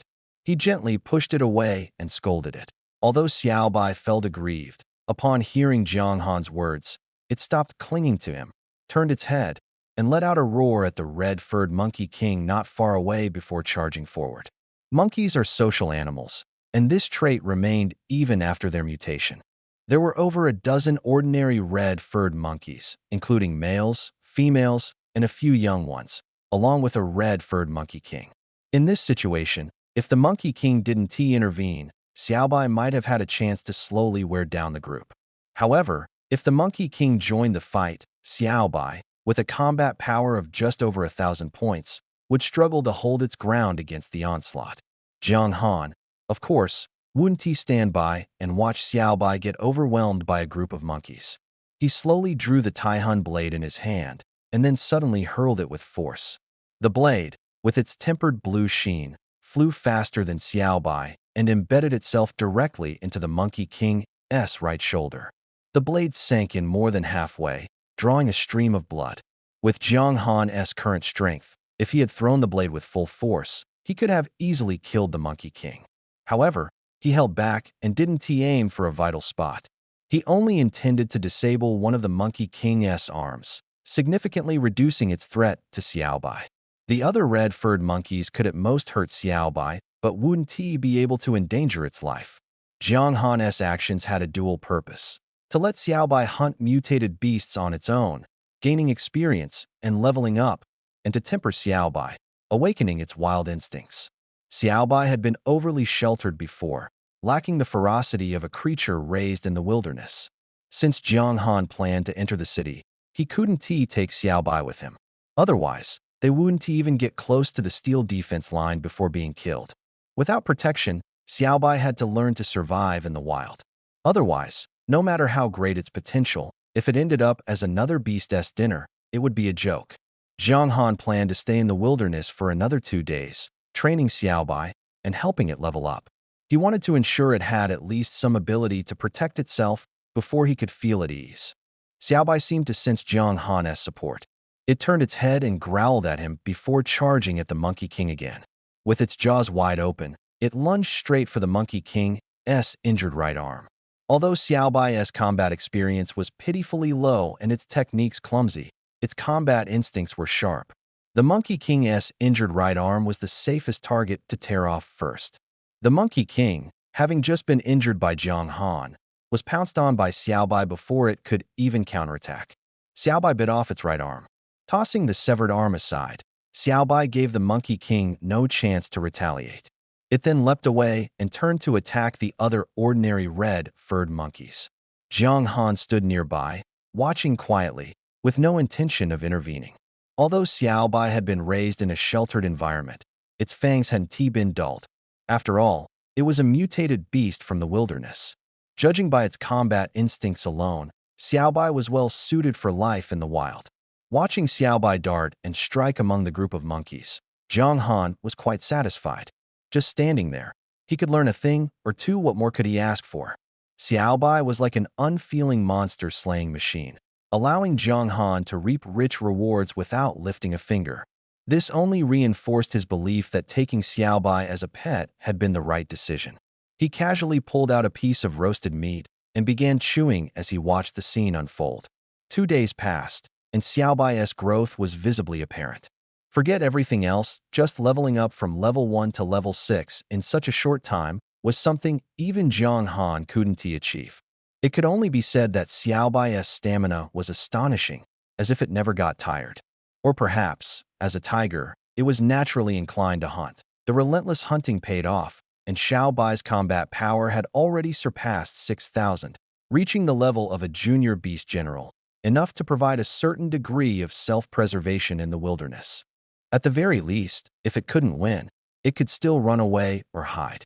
Xiaobai's rapid leveling also brought Jiang Han over 20,000, nearly 30,000 experience points. This was no small amount, and the key was that it was completely free. As Xiaobai grew stronger, it would only bring Jiang Han more experience in the future. This made Jiang Han tempted to fully nurture Xiaobai, but he ultimately restrained himself. Xiaobai, capable of hunting exotic beasts and treating metal as snacks, would eat some if available, but wouldn't mind if there wasn't any. Jiang Han patted Xiaobai's tiger head, noticing that after 2 days of power growth, its size had increased significantly, now clearly over 1.3 meters tall. He casually took out a 10-pound piece of roasted meat from the system space and fed it to Xiaobai. Unlike other exotic beasts that only ate raw meat, this little guy particularly loved roasted meat. Roar! Xiaobai let out a pleasing sound. I'm going to leave for a while. During this time, stay nearby and don't wander off. If you're hungry, go hunt a few weaker ones, but don't provoke those stronger than you. Revenge for the white tiger will come sooner or later. Wait until you're stronger to deal with them. Jiang Han wasn't sure if Xiaobai Kun's this point was understood. Everything seemed clear. As soon as he arrived at the station, he got off the train, hailed a taxi, and headed straight for the exotic materials market building. The person who received him was still Manager Huan, the one who had previously given him the membership card and auction entry ticket. However, when Huan saw the white tiger corpse Jiang Han took out from the system space, even someone as experienced as him couldn't help but feel tense. Mr. Jiang, was this golden-eyed white tiger also hunted by your team? Huan, who had been leisurely sitting on the sofa drinking tea, immediately stood up upon seeing the massive corpse. After carefully inspecting and confirming that it was indeed a golden-eyed white tiger, Huan's eyes were filled with astonishment. He had seen many high-level exotic beast corpses. As someone who had risen to the position of manager, Huan had considerable experience. He had seen not only golden-eyed white tigers, but also dominator-level exotic beasts, and even Beast King-level ones. But the issue lay here. Those who brought such high-level exotic beast corpses were all top-tier warriors, martial lords, or war god-level experts. When they brought high-level exotic beast corpses, Huan found it perfectly reasonable. But the corpse of this golden-eyed white tiger was brought by Jiang Han. If he remembered correctly, Jiang Han was merely a martial master. A team led by a martial master could at most hunt exotic beasts at the advanced beast general level. It was impossible to take down anything higher. Yet the reality was quite the opposite. Faced with Huan's astonishment, Jiang Han smiled and shook his head, saying, "Manager Hua, your information is a bit outdated. I'm already a martial general now." A martial general? Huan froze, staring at Jiang Han for a long moment before coming back to his senses. a wry smile appearing on his face. My apologies, Mr. Jiang, I made an assumption. To be able to fight in the wilderness at such a young age, none of you are simple characters. Huan didn't ask Jiang Han how he had managed to advance to the marshal general level in such a short time, as it wasn't his place to inquire. To reach this level so quickly, Jiang Han's talent was no less than that of those who awakened S-level talents, perhaps even stronger. Such talents were often recruited in advance by high-level warriors. Considering Jiang Han's previous mention of Marshal Lord Li Chongyang, Huan felt he had found the most reasonable explanation. This golden-eyed white tiger corpse is very well preserved, with the fatal wound being the one that pierced its brain. Regarding the price, I can offer you the highest level quote. Let's calculate it at 18 million alliance coins. After examining the massive white tiger corpse, Huan quoted the price. This figure surprised Jiang Han a bit. The two Lord-level exotic beasts he had sold earlier had only totaled just over 10 million. Jiang Han wasn't very familiar with the market prices for high-level exotic beasts. Huan didn't notice the surprise in Jiang Han's eyes and continued speaking confidently. Golden-eyed white tigers survive by absorbing metal or veins, and they can also use this to enhance their strength. Finding a golden-eyed white tiger is equivalent to finding a metal or vein. It seems your team has made quite a harvest this time, Mr. Jiang. Huan praised Jiang Han with a smile. As a senior figure in the exotic materials market, his knowledge was indeed extensive. Just from the golden-eyed white tiger's corpse, he could infer quite a bit. Golden-eyed white tigers are indeed drawn to metal or veins, but the value of the veins varies. Ordinary iron or copper mines can also attract golden-eyed white tigers. Moreover, even if a vein is discovered, it must be verified whether it has been registered by the state. Simply put, it is necessary to confirm whether the information provided by the warrior is useful. Most of the common iron and copper mines have long been registered by the state. Their metal value is not high, and even with large reserves, deducting mining costs leaves limited profit. Mining in the wilderness requires significant investment to ensure the safety of the mining area. It's all right. Jiang Han neither denied nor elaborated. Huan's eyes lit up upon hearing this. Mr. Jiang, can you make decisions regarding this vein? He stared intently at Jiang Han. Jiang Han thought for a moment and nodded. After all, he was planning to sell the information to the exotic materials market, and Huan was an old acquaintance. Why? Is Manager Hua also interested in this information? Jiang Han picked up his teacup, took a light sip, and spoke in a leisurely tone. Selling to Huan was possible, but the price would need negotiation. Jiang Han didn't believe a businessman would easily forego profit. Hearing this, Huan smiled bitterly and shook his head. To be honest, Mr. Jiang, I am interested, but I don't have the authority to intervene in this matter. Decisions regarding the vein are beyond the scope of a small manager like me. However, if you can make the call, I can help connect you with the person in charge of the exotic materials market in Lan City, who will personally negotiate with you. The person in charge of the exotic materials market in Lan City? Jiang Han's teacup trembled slightly in his hand. He paused briefly, then placed the cup back on the table. A noble and elegant woman involuntarily came to mind. Someone he had never met, but felt inexplicably familiar with Tang Yun. All right, then I'll trouble Manager Hua to help me get in touch, Jiang Han said, unsure of his current emotions. He both wanted to see Tang Yun and didn't he, feeling conflicted inside. Certainly, Mr. Jiang. Please wait a moment. Huan finished speaking and walked toward the door. Jiang Han sat quietly on the sofa, feeling inexplicably restless. This was a rare feeling for him. He was usually calm and composed, rarely anxious. But the thought of meeting Tang Yun unsettled him. He picked up his teacup, occasionally taking a sip, trying to calm himself. Huan returned after about 10 minutes. Apologies, Mr. Jiang. Our person in charge had an unexpected matter and cannot meet with you. They've entrusted me to handle everything, and I can negotiate with you directly. Huan's face showed both apology and some confusion. Previously, he didn't have the authority to intervene and could only relay messages. But after he mentioned Jiang Han's intentions to Tang Yun, she handed the matter over to him. Though he didn't understand why, he knew he had to handle the task properly. Huan was well aware that if this deal went through, his commission would be substantial. Not meeting Tang Yun, Jiang Han felt a sense of relief. Perhaps this was better. The water in his teacup was nearly gone, so Huan refilled it before sitting across from him. Mr. Jiang, since the matter has been entrusted to me, let me first ask about the basic details of this vein. What type of vein is it? What is the approximate reserve? And how dangerous is the mining process? Only by understanding these basic details can we proceed with negotiations. What do you think? Jiang Han didn't object and began to speak. It's a creek gold vein, with reserves I estimate to be at least 4 tons. As for mining dangers, he pointed to the nearby corpse of a white tiger. The Lord-level beast of the creek gold vein is already dead. The strongest beasts in the mining area now are at the beast general level. Given enough time, I can clear out the nearby beasts. Jiang Han's data wasn't exaggerated. This was just a preliminary estimate. The exotic materials market would later send people for on-site surveys, and the actual situation would be easy to verify. There was no need to lie, as lies would be easily exposed. Huan's eyes widened upon hearing this. A creek gold vein, and with reserves of 4 tons? His voice carried a hint of surprise. Nothing else. Shijin was simply too valuable. Calculated at 600 per gram, 4 tons of Shijin would be worth 2.4 billion.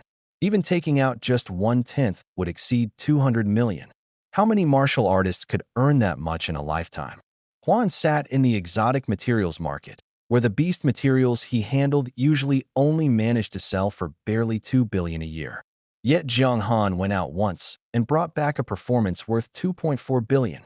After the initial shock, Huan's face was full of excitement. If what Mr. Jiang says is true, then the value of this Shijin vein is indeed astonishing.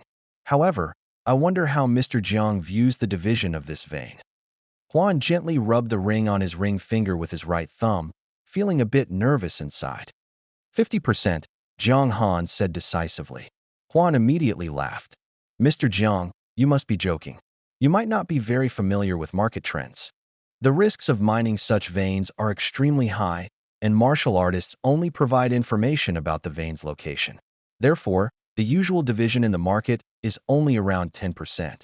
Jiang Han was well aware of this rule, but given the high value of the Shijin vein, he had no reason to give up easily. Asking for the sky and settling for the ground, he didn't expect Huan to agree. If Huan really did agree, then he might as well be the son of the exotic materials market's owner. Clearly, Jiang Han was not. Jiang Han shook his head and continued the conversation. Manager Huan, your words are a bit exaggerated. 10% is just the lowest price. If it were really only 10%, why would I come to your exotic materials market? Moreover, the biggest problem has already been solved by me and my team. In the end, your contribution is merely arranging work for the miners. No matter how high the wages are, they won't be outrageously high. Negotiations are like this: both sides need to downplay the other's value and elevate their own.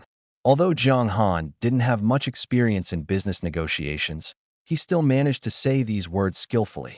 As for the safety issues during mining, I can take responsibility and ensure the safety of the mining process. Jiang Han added another condition. The mining efficiency of Shijin veins is extremely high. As long as the ore is transported from underground, crushed, and the Shijin extracted, no complex technology is required. If Jiang Han had the patience, he could dig in the mine alone for a dozen days. The key issue is that if the Shijin vein bypasses the exotic materials market, the Shijin in Jiang Han's hands would be considered illegally obtained.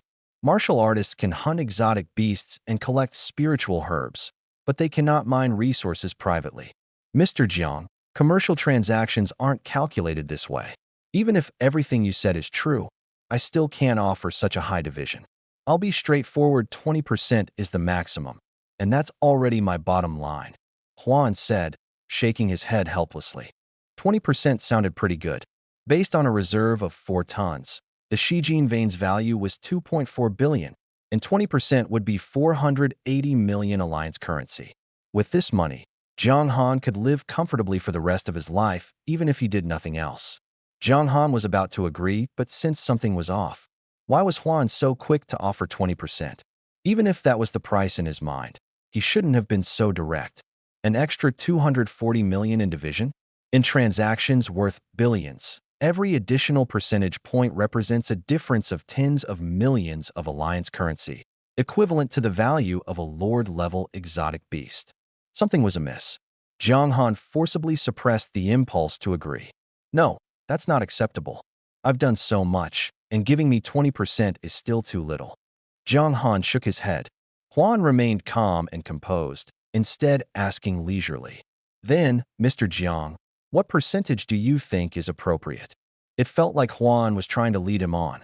Jiang Han found it odd, but didn't hesitate, raising 3 fingers. 30%. Mr. Jiang. Huan frowned as he looked at Jiang Han. That price is too high. You might not know this, but after mining is completed, our exotic materials market still has to pay 40% in taxes. At this rate, we'll be operating at a loss. Jiang Han quickly calculated in his head and smiled as he replied. Even with a 40% tax, the exotic materials market can still make a profit of 1 billion. Deducting the mining costs, the figure definitely won't be less than 900 million. Manager Hua, you should be able to calculate this clearly, right? Huan hesitated, wanting to negotiate a lower price, but Jiang Han was firm and refused to budge, insisting on 30%.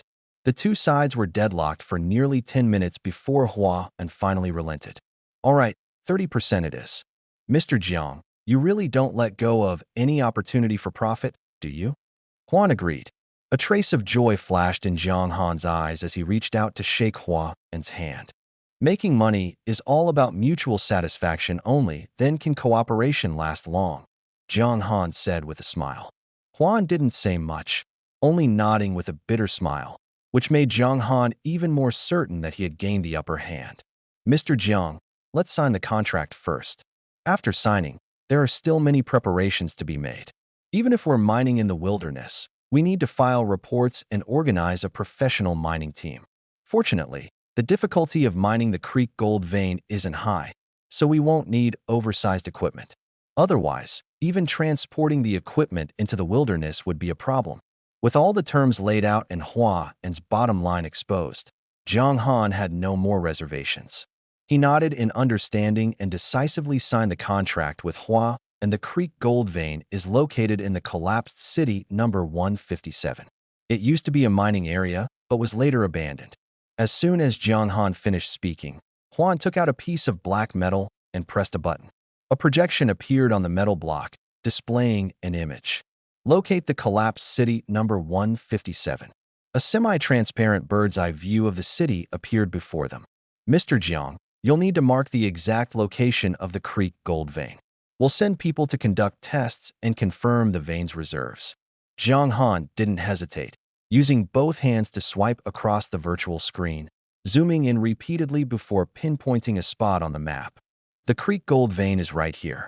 You can access the bottom of the vein directly through this mine shaft. He marked it clearly, even indicating the mine shaft. All right, Mr. Jiang. We'll have the test results within 3 days, and we'll contact you. Understood. With the matter resolved, Jiang Han got up to leave. Having signed the contract, he wasn't worried about the exotic materials market harming his interests. After all, if their reputation were bad, they wouldn't be able to conduct such large-scale business. What Jiang Han didn't know was that after he left, Huan took the freshly signed contract and went straight to the top floor. He knocked on the door with a plaque that read, General Manager. A woman's voice came from inside. Come in. Huan pushed the door open and bowed slightly to the woman sitting at the desk. President Tang, the matter you instructed has been handled. I signed the contract with Mr. Jiang and, as per your instructions, gave him 30% of the profits. Good. The woman's voice sounded somewhat languid. He didn't notice anything unusual, did he? No. Mr. Jiang is young and inexperienced. I just pretended to be difficult, and he insisted on sticking to the 30% without wavering. Huan spoke respectfully, though he couldn't understand why Tang Yun made a decision that seemed to harm the company's interests while benefiting Jiang Han. All right, I understand. You can leave now, Tang Yun said, waving her hand. Huan placed the contract on the desk and left. Tang Yun stared blankly at a photo on her desk. In the photo were 2 girls who looked very much alike. The only difference was that one was wearing a women's suit, while the other was dressed in a warrior's protective armor. Jiang Han had no idea what happened after he left. Over the past few days, he had barely gone out. The doctor had advised him to recover fully before heading back to the wilderness. Huan also sent word that the exploration of the Creek gold mine would take 3 days. Jiang Han wasn't in a hurry to return to the wilderness. Instead, he uncharacteristically relaxed. He cooked, read books, trained for 2 hours every evening at the Warriors Guild, and meditated when he returned home. Life passed peacefully like this. 3 days later, Huan sent news that the exploration results of the Creek gold mine were out. As Jiang Han had predicted, the highest combat power in the Fallen City number 157 was only an intermediate beast general, and the Creek gold mine's reserves exceeded 4 tons, estimated at about 4.8 tons. In other words, the total value of the mine was approximately 2.88 billion. It was undoubtedly a rich mine. The only regret was that the mine originally had reserves of about 6 tons, but the golden-eyed white tiger had devoured a significant portion. If it had been discovered 2 years later, the mine might have been completely consumed. According to the agreement, Jiang Han could take 30%, which amounted to 864 million. This was a figure Jiang Han had never seen before. Even after paying a hefty 45% tax, Jiang Han would still have 475 million left. This was an enormous sum. After the catastrophe, the purchasing power of Alliance currency had nearly doubled, and the average monthly income of ordinary families was less than 5,000. With over 400 million, even if Jiang Han did nothing, he could live a wealthy life. Of course, this didn't include purchasing high-level weapons and equipment. Otherwise, he would quickly realize that even a large sum of money could be spent in no time. Fortunately, his current equipment was sufficient for a long time. After the exploration was completed, the mining of the Creek gold mine began simultaneously. Huan sent daily progress reports on the mining.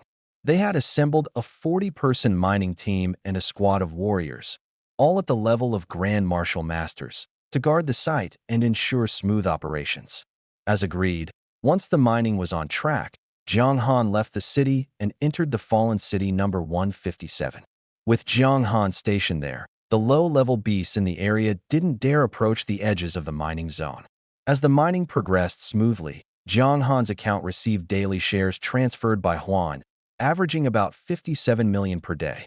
This was when Jiang Han truly understood the meaning of earning gold by the day. Of course, Jiang Han didn't idle while the mining was ongoing. Thanks to his robust physique, his fractured ribs had completely healed. Facing these beasts, whose highest level was only that of intermediate beast generals, Jiang Han handled them with ease. He didn't bother being selective. If he could fight, he fought. There were 13 days left until the college entrance exam, which coincided with the second day after the mining work was scheduled to end. Although, with his current strength, he was already among the top students in this year's exam. Excelling in both academics and combat ability, Jiang Han pursued perfection. More importantly, completing the 1,000 kills mission would grant him an additional talent card slot. This was an irresistible temptation for Jiang Han. Because he had experienced it firsthand, he knew how significantly an additional talent could enhance combat power. However, this also meant that the beasts in the Fallen City number 157 were in for a miserable time. The roars of the beasts echoed continuously as Jiang Han, like an unstoppable bulldozer, cleared out all the beast general-level creatures in the city, even severely injuring the advanced beast soldiers. For a moment, the Fallen City number 157 became unusually quiet, which brought a sigh of relief to the mining workers. Although they were earning high salaries in the wilderness, they were also risking their lives. If they encountered a beast attack, there might be compensation, but no one could compensate for a lost life. Now, Jiang Han's overwhelming performance gave them peace of mind. Every time Jiang Han returned from hunting beasts, he would drag back 2 beast carcasses to improve the workers' meals, which made everyone work harder. The project was completed a few days ahead of schedule, 2 days earlier, to be exact. By this time, Jiang Han's account had accumulated a total of over 920 million. This included the balance in his previous bank card, the 18 million earned from selling the golden-eyed white tiger, and the money made from hunting beasts and mining over the past 10 days. For the first time, Jiang Han truly felt that having money in hand made him stand taller.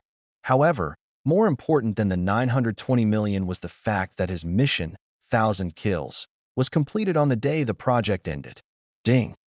Congratulations to the host for completing the Mission 1000 Kills. The mission reward has been issued. Congratulations to the host for triggering the third stage of the kill mission, 10,000 kills. 10,000 kills. Kill any 10,000 units. Mission reward, extra talent slot 1. The system's notification sounded in his mind. Jiang Han scanned his surroundings to confirm there were no disturbances, then quickly rushed to the rooftop of a tall building. With a flip of his palm, a glowing awakening stone appeared in his hand. He took a deep breath, slowly exhaled, and tried to calm his excitement. Ding! Would you like to proceed with the third talent awakening? Yes. Talent awakening in progress. The awakening stone emitted an even stronger glow, and the fluorescence slowly spread across Jiang Han's body along his arm. As always, the system's notification sounded in his mind. Ding! Energy obstruction detected during awakening. The energy has been automatically absorbed and stored. Talent awakening complete. Congratulations to the host for obtaining an S-level talent. Thunder. S-level talent. Hearing the system's notification, Jiang Han couldn't help but tremble. It wasn't out of excitement, but because a sudden surge of intense electricity erupted from his lower abdomen. The sharp pain and electric current caused him to convulse uncontrollably. His originally seated posture turned into rolling on the ground, his throat letting out hoarse screams. Pain. It hurt so much. This pain was completely different from the injuries he had suffered before. Past injuries were still within a tolerable range, but this time, every cell felt as if it were being pricked by needles, and even his breathing involuntarily halted. Jiang Han felt as though he was about to lose consciousness, yet he hadn't completely blacked out. He was fully aware that he could still think, but his body was out of control, and his vision was filled with tiny pale blue light dots. These light dots were small, like dust, but clearly visible. Jiang Han tried hard to approach them, and in the next moment, the light dots converged toward him, merging into his body. Immediately after, a loud explosion echoed in his mind, and Jiang Han suddenly sprang up from the ground. The night was deep, and a gentle breeze brushed past. Jiang Han sat on the rooftop, panting heavily, his mind in chaos. He felt countless emotions surging within him, filled with goodwill. This goodwill originated from the sparse, floating pale blue light particles in the air. With a thought, those particles instantly converged in his palm, forming a visible ball of lightning. Palm thunder. The thought suddenly flashed through his mind. In the next moment, the lightning lost control and was flung out by him forcefully. Boom! The lightning ball struck the rooftop wall and exploded instantly. Cement fragments scattered everywhere, but Jiang Han's body was encased in armor, rendering the debris harmless. As the dust settled, a pitch-black hole appeared on the rooftop. This rooftop, made of over 30 centimeters of cement and reinforced steel, had been blasted open by Jiang Han in one strike. Even Jiang Han himself was shocked. With his current strength, wielding the Taihun blade, slicing through the rooftop would be effortless. But the damage caused by the lightning was entirely different from what a blade could achieve. More importantly, this strike was unleashed just as he awakened his lightning talent. His control over lightning was still very rudimentary, yet simply gathering the lightning molecules in the air had unleashed such immense power. If given enough time to fully master the lightning, it would undoubtedly become Jiang Han's strongest attack method. Without a doubt, after sorting out his thoughts, Jiang Han was left with nothing but excitement. So this is what an S-level talent feels like. Previously, he had only witnessed Li Chongyang's strength, where Li Chongyang effortlessly crushed wasteland wolves under a gravity field as if smashing tofu. But it was clear that Li Chongyang hadn't exerted his full strength back then. Or rather, those wasteland wolves combined with the silver-winged wolf king were no match for even one hand of Li Chongyang's power, not worth his full effort. But after personally experiencing the might of an S-level talent, Jiang Han vaguely understood that feeling. With this power, ordinary beasts wouldn't stand a chance against a single lightning strike. But I've just awakened, and my control over lightning is still too weak. I need to find a way to improve my control over lightning. If lightning isn't properly controlled, it won't enhance combat power and might even harm me instead. Jiang Han raised his hand and looked at it. If he hadn't flung that lightning out in time, it might have exploded in his palm. Although his armor would protect him from substantial harm, being struck by lightning would certainly feel unpleasant. The fastest way is to refine it through actual combat that would quickly improve my control over lightning. But the college entrance exams are coming up soon. I can wait until after the exams to train. Jiang Han muttered to himself, then summoned the system panel to check how much his combat power had increased after awakening the S-level ability. Host, Jiang Han. Combat power rating, 33,465. Level, 10. Strength, 295 agility, 281 constitution, 286 spirit, 354. Experience required for next level, 56,321, 256,000. Current talents. S-level lightning LV1, A-level insight LV3, B-level critical strike max. Lightning enhances affinity with lightning elements, allowing the condensation of lightning as an attack method. Current talent proficiency. Thunder 1 10,000 10%, Insight 556, 6000, Critical Strike Max, Current Martial Skill. Earth Grade Superior Ninefold Thunderblade LV3, Current Martial Skill Proficiency. Ninefold Thunderblade LV353, 10,8000, System Space Remaining. 527, 1000, Current Mission. Slay 10,000 7 10,000, Pet. Xiaobai Stored Explosive Energy, 52,364. Jiang Han's combat power directly soared by 10,000, breaking through the 30,000 threshold. This was terrifying. Was this the power of an S-grade talent? He felt his scalp tingle. No wonder anyone with an S-grade talent could be specially recruited by top-tier universities like Xuemu. This powerful combat boost was just the effect of the S-grade talent leveling up for the first time. If he could max out the S-grade talent, how insane would the combat boost become? However, he felt a bit puzzled. Even with an S-grade talent, the combat power increase shouldn't be this exaggerated. If he remembered correctly, when Jiang Jiu first awakened her talent, her combat power only reached the peak of a martial artist. This boost must be related to one's own strength. When talents are first awakened, the awakened individual cannot fully adapt to the sudden surge in power and naturally cannot unleash their full potential. Jiang Han's own strength was already decent, and the Thunder talent was just the icing on the cake. Additionally, after awakening Thunder, his mental strength had significantly increased. Judging by the numbers, his mental strength far exceeded the other three attributes. Jiang Han could only speculate that this was related to the need for mental strength to control the Thunder element. The stronger the mental strength, the more Thunder elements one could control. However, the 10% following Thunder proficiency left Jiang Han scratching his head. What did this 10% represent? Progress? Or something else? Several possibilities popped into his mind, but he knew too little to confirm anything. The system clearly had no intention of explaining. Looks like I still need to find a teacher. Some cultivation issues can only be answered by experienced teachers, Jiang Han murmured to himself, but he quickly shook his head, thinking it was too early to worry about this. The matter of finding a teacher wasn't urgent. Once the college entrance exams were over, he could enter Xuemu Academy. The teachers there were top-notch experts, all at the martial marquee level. Teaching him wouldn't be a problem. For now, he just needed to focus on improving his combat power. The energy absorbed during this talent awakening far exceeded his expectations. A full 52,000 combat power boost once activated.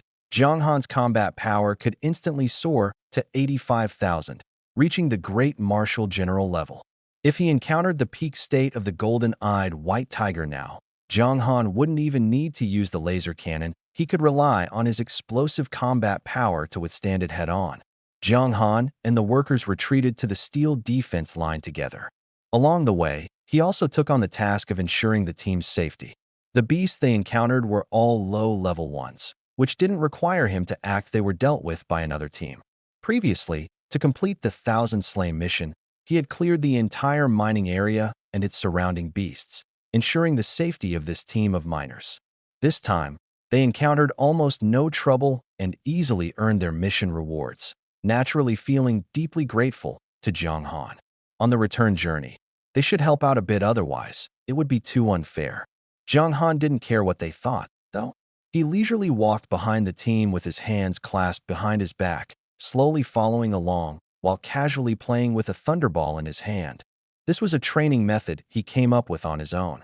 He condensed a thunderball in his hand, controlling it with his mental power to enhance his mastery of the thunder element. The results were evident.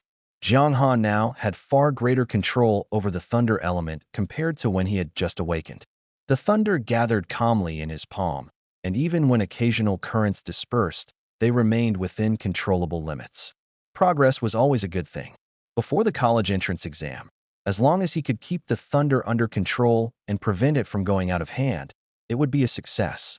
Leading a team of miners, their pace was slow. These miners had not yet reached the level of martial artists, so their speed couldn't improve much. At this rate, it would take 7 to 8 hours to reach the iron defense line, and they still had to carry a pile of mining tools. Fortunately, Jiang Han was in no rush. The project had been completed ahead of schedule, so there was plenty of time. He casually tossed the thunderball, killing a high-level beast soldier that attempted to ambush them, while mentally estimating the damage of the thunderball. This thunderball hadn't even been unleashed at full power. If it were, its power would at least double. However, in that case, he would have to throw it within an extremely short time, or else the thunderball might go out of control and harm him. The high-level beast soldier was instantly killed with one strike, indicating that Jiang Han's fully unleashed thunderball could easily kill a low-level beast general and severely injure a mid-level beast general. That was sufficient. The thunder element was still at level 1, and Jiang Han's control was not yet proficient, so being able to deal this level of damage left him quite satisfied. By the time the engineering team returned to the iron defense line overnight, dawn had already broken. Jiang Han didn't rush back. First, he sold the materials he had stripped from the exotic beast corpses in his system space. Then, he found a place to take a bath. This was the longest he had stayed in the wilderness, over 10 days, and his whole body reeked of sweat. Although he had washed once in a small reservoir midway, cold water was far less comfortable than hot water. After bathing and having a meal, he took the city train back to Lan City. He repaid the 45 million loan he had borrowed for Uncle Long and the others, leaving over 883 million in his account. Of this, 8 million came from selling exotic beast materials later on. After paying the mining income tax, he still had 495 million left. That was more than enough for him to spend. With 2 days left until the college entrance exam, Jiang Han didn't plan to return to the wilderness. It wouldn't be too late to go after the exam. Xiaobai was still hunting exotic beasts in the wilderness, with its combat power already exceeding 10,000 and reaching level 8. Its leveling speed was almost on par with Jiang Han's.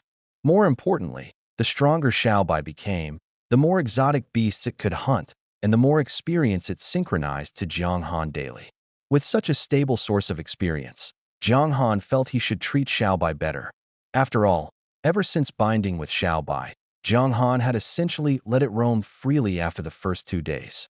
He hadn't taken much care of it, yet Xiaobai had consistently helped him farm monsters and gain experience. How about buying it a few million worth of metal equipment next time before heading to the wilderness? With money in his pocket, Jiang Han's thoughts began to expand. But all of this could wait until after the college entrance exam. There was no rush now. 2 days passed quickly.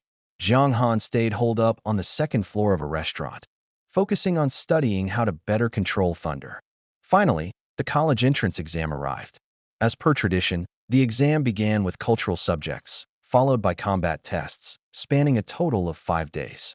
Jiang Han's cultural exam was held at his own school. Before the cataclysm, the college entrance exam was a major opportunity to change one's life, and it remained so after the cataclysm. The university one got into determined the number of job opportunities available after graduation. However, universities after the cataclysm were different from before. There were universities dedicated to cultivating scientific researchers, universities for training technical workers, and universities entirely composed of martial artists. Compared to before the catastrophe, university teaching directions are now more singular and specialized. Unlike the past, when a university offered a wide range of majors, universities today focus on specific fields. For example, Shuemu University, where Jiang Jiu studies, has become the nation's top martial arts school after the catastrophe, with all its teachers being martial arts masters. On the other hand, the state-backed military academy is also highly prestigious but does not admit external students, selecting only highly talented soldiers from within the military.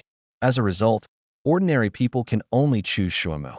In terms of research, Shuimu's former faculty has been transferred to Jing University, which has become the nation's sole research university. Shuimu and Jing University now represent two distinct paths, one for martial arts and the other for academics. Zhang Han's homeroom teacher once said that while his martial arts skills were average, his academic performance consistently ranked in the top 3, making admission to Jing University a certainty. But now, when choosing between Shuimu and Jing University, Zhang Han leans more toward Shuimu not just because Jiang Jiu is still there, but also due to the system's influence. Old Jiang, didn't Uncle Jiang come to accompany you for the exam? Dressed in casual clothes, a shirt, sneakers, and slacks, Zhang Han walked through the school gates when someone patted him on the shoulder. Turning his head, he saw it was Chang Hao. In the distance, Chang Hao's parents waved, and Zhang Han smiled and waved back. No, my dad's on a long business trip and hasn't returned yet. Speaking of his father, it had been nearly a month since he last came home. He had never been away this long before. Zhang Han had tried calling him, but the phone always indicated it was out of service. Oh, Chang Hao had met Zhang Han's father a few times and knew him to be a stern, quiet man who enjoyed drinking. At this moment, he felt Zhang Han's father was too indifferent toward his son. Zhang Han often had to rush home after school to cook and help run the family restaurant. Now, during the critical college entrance exams, his father hadn't even shown up. But this wasn't something Chang Hao could interfere with, so he let the topic drop. Excitedly, Chang Hao said, "Old Jiang, I've already talked to my dad. After the exams, you should apply for Jing University's pharmacology program. After graduation, come work at my family's company. My dad will give you a 30% share. We brothers can run the pharmaceutical company together." Chang Hao was thrilled, but Zhang Han just smiled and shook his head. He knew Chang Hao meant well, but it wasn't necessary. Jing University graduates were rare and highly talented, and no company would offer a 30% share right off the bat. Considering that Chang Hao's family business had total assets of only 10 million alliance coins, it was obvious Chang Hao must have pleaded with his father for this. Chang Hao continued, "Don't shake your head. If you perform as usual, getting into Jing University won't be a problem. Not enough shares? I'll ask my dad for more. When I inherit the company, I'll give you half if you want." Seeing how excited Chang Hao was, Zhang Han could only smile wryly and shake his head. "Actually, I want to apply to a martial arts school." "A martial arts school?" Chang Hao froze, then panicked. "Why didn't you say so earlier? Taking potions can boost your strength, and then you could get into a good martial arts school. With your current combat ability, what martial arts school could you even get into? And the effects of potions wouldn't be that significant at this point." Seeing Chang Hao so anxious, Zhang Han patted his shoulder and smiled. "Don't worry. This is up to fate. There's no need to overthink it. Let us just focus on finishing the academic exams first. You should be more concerned about yourself. Martial arts schools have high academic requirements too. It's questionable whether you'll even meet the cutoff." Chang Hao's face darkened at this, and he sighed helplessly. "I've been cramming like crazy this past month. I really don't get it. In martial arts, there's a genius like Jiang Jiu, and in academics, you're a top student. Why am I even friends with you two freaks?" Zhang Han just smiled without responding. In truth, Jiang Jiu was also quite good at academics, but her martial arts talent was even more exceptional. The exam venue was in Building 3, while Chang Hao's was in Building 2, so the two parted ways early. For Zhang Han, the academic exams were a breeze. The foundation is solid. As long as one reviews and learns anew, it will suffice. Over the past 2 days, after returning from the wilderness, Zhang Han flipped through his books while needing a thunderball in his hand. He merely skimmed through them, refreshing the knowledge he had previously forgotten. 2 consecutive days of exams posed no pressure for Zhang Han. Even after over a month of barely studying, he could still easily surpass the cultural course score threshold of top-tier universities. This was the confidence of someone who had consistently ranked in the top 3 of his grade. After a day's break, he awaited the combat power assessment. What Jiang Han didn't he know was that, at this moment, the highest level of the Martial Artists Guild was hosting a gathering of a group of martial marquee-level powerhouses. Old Su, this time the students' combat power assessment is arranged in the wilderness. It's a significant adjustment in the nation's approach to training martial artists. The document is already on your desk, and the seal has been stamped.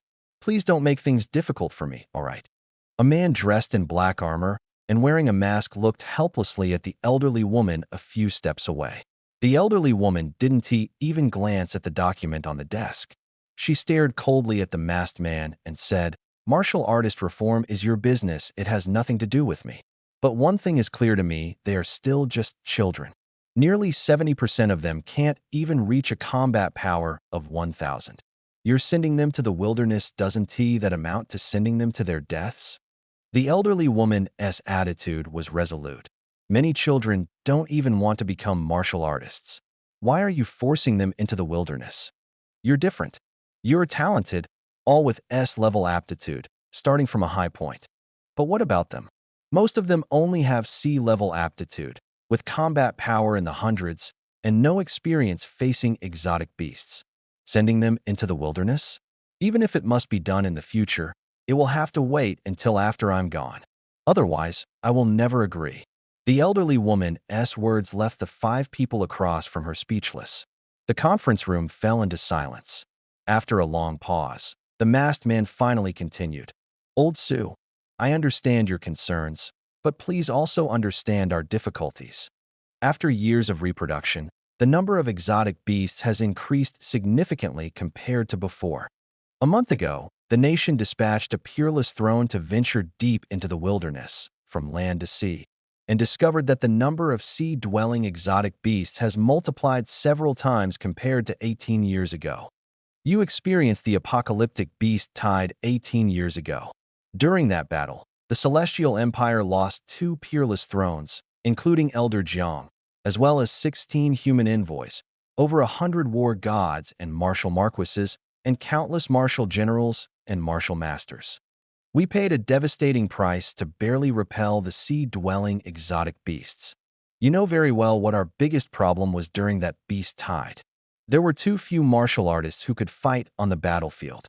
Not just high-level martial artists, but the number of low-level martial artists was also far from sufficient. If the forces on both sides had been evenly matched, the other side wouldn't have been so brazen, directly invading deep into the mainland from the ocean. At this point, the masked man paused for a few seconds, adjusted his emotions, and continued. Now, by sending them into the wilderness, as long as they don't go too deep, they'll only face low-level exotic beasts. Moreover, starting a month ago, my team and I have been clearing exotic beasts near the steel defense line. We've already eliminated the exotic beast groups capable of causing large-scale casualties.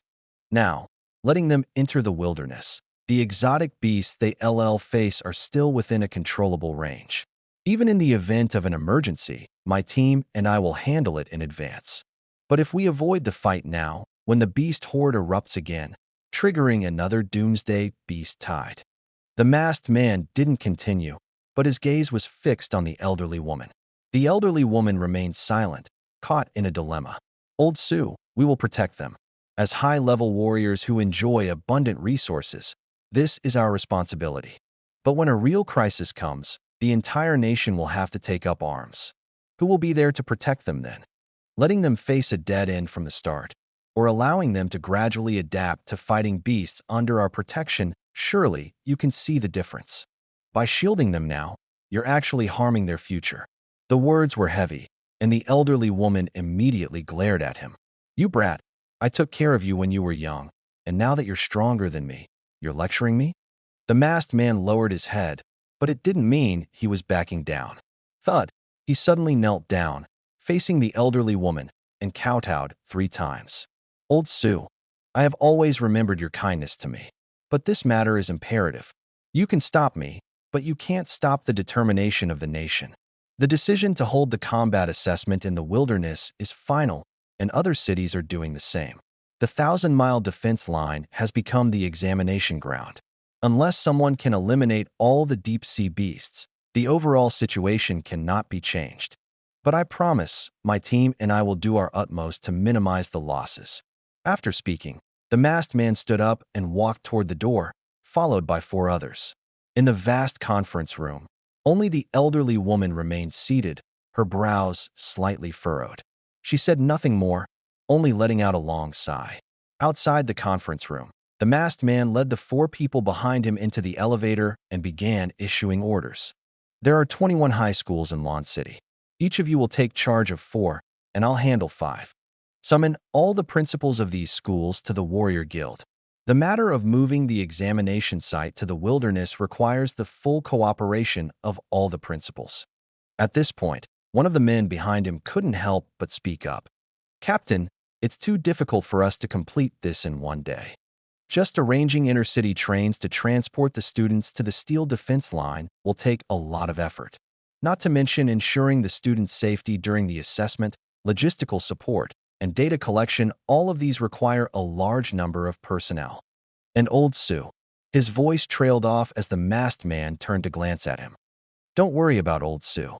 She has lived through turbulent times and knows how severe the conflict between beasts and humans is. If she truly cares about the students, she should understand that what we're doing is helping them. The exotic materials market has also agreed to fully support this examination. Just focus on doing your part. Also, Li Chongyang, you mentioned before that you saw Cheng Ji's son in the wilderness? Yes, one of the men responded. If Jiang Han were here, he would have recognized him immediately. That was a month ago, when we had just started clearing the steel defense line. I was quite surprised to see that kid in the wilderness. He's very strong, able to hold his own against a Lord-level Silverwing Wolf King, with the skills of a Grand Martial Master. You'll be in charge of that school. You have a good relationship with him. The masked man continued. He has the strength of a grand martial artist and has survived in the wilderness. Safety won't be an issue. Treat him as usual, no special care needed. Understood, boss. Li Chongyang nodded and said no more. Ding! The elevator chimed, and the doors slowly opened. A group of people walked out. Jiang Han was unaware of the country's reform in combat power assessment, nor did he know that the wilderness and the underwater beasts had started to run rampant. The next day, when he arrived at school, he felt something was off. Old Jiang, what do you think the school is up to? They're not using the punching power testing machine for the combat power assessment, but instead, they're gathering us for a meeting? Chang Hao stood next to Jiang Han, muttering softly as he looked at a group of people walking onto the high platform in the distance. Jiang Han ignored him. In fact, he had noticed a familiar figure among that group. Li Chongyang, what's he doing here? According to the previous college entrance exam rules, the combat power test was usually conducted by the Martial Artists Association. For efficiency, many testing devices would be set up on the field and students would line up to take the test in batches. But this time, something was off. Such an assessment could easily be arranged by ordinary teachers. There was no need for a grand martial artist like Li Chongyang to be present. Moreover, there were no testing devices in sight today. Instead, neatly arranged low-level armor and weapons were placed under the high platform. Jiang Han looked at all this, filled with doubt. He had a strong feeling that something significant was about to happen today. Other students also sensed that something was unusual, and the chatter among them grew louder. The teachers kept reminding everyone to stay quiet, but they couldn't suppress all the noise. However, this situation didn't last long. Within a few minutes, someone from the group sitting on the high platform began to speak. The speaker was the principal of Jiang Han's school, someone he vaguely recognized. Good morning, students. Today is the 4th day of the college entrance exams. Originally, we were supposed to begin the combat power assessment now, but due to certain reasons, the assessment method has been changed. Next, I'll let Marshal Marquis Li Chongyang explain the details to you. The principal handed the microphone to Li Chongyang, but he didn't take it. Instead, he stood up, walked around the long table, and stood in front of everyone. Hello, students. I am Li Chongyang. Li Chongyang's voice was loud and powerful, carrying authority and presence. Even without a microphone, it resonated throughout the entire venue. The previously noisy students immediately fell silent. Of course, Jiang Han wasn't intimidated. While others were awestruck, Jiang Han only grew more puzzled. What could be so important that it required such a grand display? Even delaying the college entrance exams? The next moment, Li Chongyang's words revealed the reason. According to the country's reform of the college entrance exams combat power assessment, starting from this year, the combat power test will be replaced with a practical combat assessment. All examinees will enter the wilderness and demonstrate their combat abilities through real battles with exotic beasts. This announcement immediately caused an uproar. Previously, the students' chatter was merely out of curiosity about why the exam hadn't started and why they were being gathered for a meeting. It was just casual conversation. But this time, upon hearing from Li Chongyang that they were about to be sent into the wilderness to face exotic beasts up close, no one could remain calm. The field erupted into chaos. Why do we have to go to the wilderness? It's so dangerous there. Isn't it safer to take the exam at school? Why the reform? I'm not going to the wilderness. The wilderness is full of exotic beasts. Are we being sent to our deaths? Why does the reform have to happen during our year? And why are we being informed at the last minute? I refuse. Voices of doubt, anger, and panic rose one after another. Although the specific content was unclear, anyone could sense the fear and despair permeating the playground. Of course, there were also students who enjoyed challenges and expressed different opinions. For instance, Chang Hao, who successfully reached the warrior level after taking the potion, felt more confident than those around him due to his formidable combat power. However, his confidence stemmed entirely from his ignorance of the wilderness. What the heck? Going to the wilderness? Chang Hao exclaimed in excitement after hearing Li Chongyang's words and shouted to Jiang Han, Old Jiang, we're going to the wilderness. I've wanted to go for a long time, but my dad always said it was too dangerous and wouldn't he let me. Well, now it's great. The exam is directly moved to the wilderness. Even if he doesn't want me to go, he can't stop me now. Jiang Han turned his head to look at the excited Chang Hao, but felt no excitement himself instead. He felt a bit helpless. Chang Hao was thinking too simplistically. Having seen the wilderness, Jiang Han didn't share his enthusiasm. Jiang Han's mind was filled with questions. Why was the country suddenly implementing reforms? There was no buffer period, not even an official notice, and they directly sent a Martial Marquis-level expert like Li Chongyang to the school. This urgency and forcefulness made Jiang Han feel that something major was about to happen. Moreover, this reform involved practical combat training for warriors, making Jiang Han suspect that the country was preparing for nationwide combat.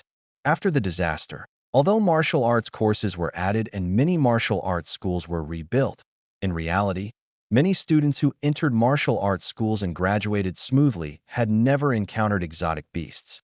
After graduation, some became bodyguards, martial arts instructors, joined the police force, or even transitioned to clerical jobs despite having warrior-level strength. This was the societal norm formed after stability was restored. Except for people like Uncle Long, who relied on their martial prowess for a living, no one was willing to risk their lives. This kind of social structure was more stable. But now, Jiang Han couldn't see through the truth behind this combat assessment reform, but he felt the country had foreseen a major crisis. A disaster capable of destroying everything was imminent, and this reform was part of the preparation. This speculation weighed heavily on Jiang Han's heart, and an indescribable sense of crisis enveloped him. The students' discussions continued, growing increasingly intense. But the next moment, an immense pressure suddenly descended. Jiang Han felt the heavy weight pressing on him and looked around. Almost everyone was forced to lower their heads under the pressure. Even Chang Hao, who had been excited about going to the wilderness moments ago, now had his head down, cold sweat dripping from his forehead. Jiang Han, however, stood straight. Li Chongyang wasn't targeting anyone specifically, he simply released a gravity field to silence everyone. When everyone was struggling against the pressure and stopped speaking, Li Chongyang finally continued. The reform of the combat assessment is imperative, not just in Lan City, but across the entire Tianqiao. To enter a martial arts school, you must first have the courage to face exotic beasts and dare to fight them. Without this courage, you are unworthy of entering a martial arts school and becoming a warrior. Having strength without the courage to fight, what's the point of entering a martial arts school? Li Chongyang was somewhat angry, pausing before continuing. However, The country also understands that your strength is still weak and your minds are not yet prepared. So for this assessment, you can choose to opt out. Only Li Chongyang's voice echoed across the playground. The choice is yours. Whether to go or not is up to you. But I must remind you, if you choose not to go, you won't have the chance to enter the martial arts school. You can go home and discuss it with your parents. If you decide to go, return to school in 2 hours to gather and set off for the wilderness together. After Li Chongyang finished speaking, he immediately lifted the pressure of the gravity field. Instantly, everyone felt much lighter, and the weaker students collapsed to the ground, gasping for air. Jiang Han stared intently at Li Chongyang on the high platform. After seeing him briefly converse with the principal and others before flying away, Jiang Han finally withdrew his gaze. Beside him, Chang Hao wiped the sweat from his forehead. Although he looked a bit weak, he didn't collapse like the others. However, his exhausted appearance wasn't much better. So this is the strength of a marquis-level warrior? Truly impressive. I must become someone like him. Chang Hao exclaimed, panting heavily. Jiang Han refrained from telling him that Li Chongyang hadn't even used 1/10 of his power earlier. If he had exerted even a fraction of his true strength, everyone present would have been crushed, just like the wolf pack in the wilderness that day, without any chance to resist. If you want to become someone like Li Chongyang, you first need to get into the martial arts school, Jiang Han said, looking at Chang Hao. But to get into the martial arts school now, you have to go to the wilderness first. Will your dad really let you go? He was well aware of Chang Hao's father's attitude. He didn't demand much from Chang Hao, only hoping he would grow up safe and healthy. As for the future, inheriting the family business would suffice. If Chang Hao's father knew that entering the martial arts school required going to the wilderness first, he would definitely not agree to let Chang Hao go. He will. I'll go home and talk to him right now. He always listens to me. As long as I insist, he'll definitely agree. Chang Hao said confidently, though Jiang Han felt this was unlikely. This time, Chang Hao's father was very likely to refuse. Not just Chang Hao, Jiang Han glanced around at the students on the field. In 2 hours, probably only 1/3 of them would return alive. Jiang Han's father wasn't even in Lan City. Even if Jiang Han wanted to go home, there was no need. Besides, with the combat assessment being held in the wilderness, it made no difference to Jiang Han. For other students, the wilderness was just a term from textbooks. But Jiang Han had already spent nearly a month there and was completely adapted to it. Moreover, as long as he didn't venture deep into the wilderness, the current level of exotic beasts posed no threat to him. While other students went home, Jiang Han went to a nearby breakfast shop to grab a meal. With the tight morning schedule, he didn't have time to cook for himself. After finishing his meal and returning to school, he found the field had suddenly become much quieter. The students who had gathered earlier had dispersed, leaving only a few dozen people on the field that originally held thousands.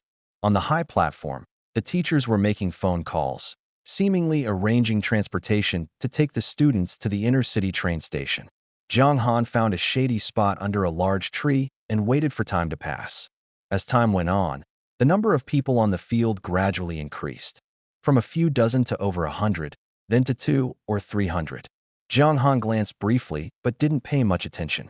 After all, only a minority of students dared to go to the wilderness, which was normal. Compared to others, Jiang Han was more concerned about whether Chang Hao would show up.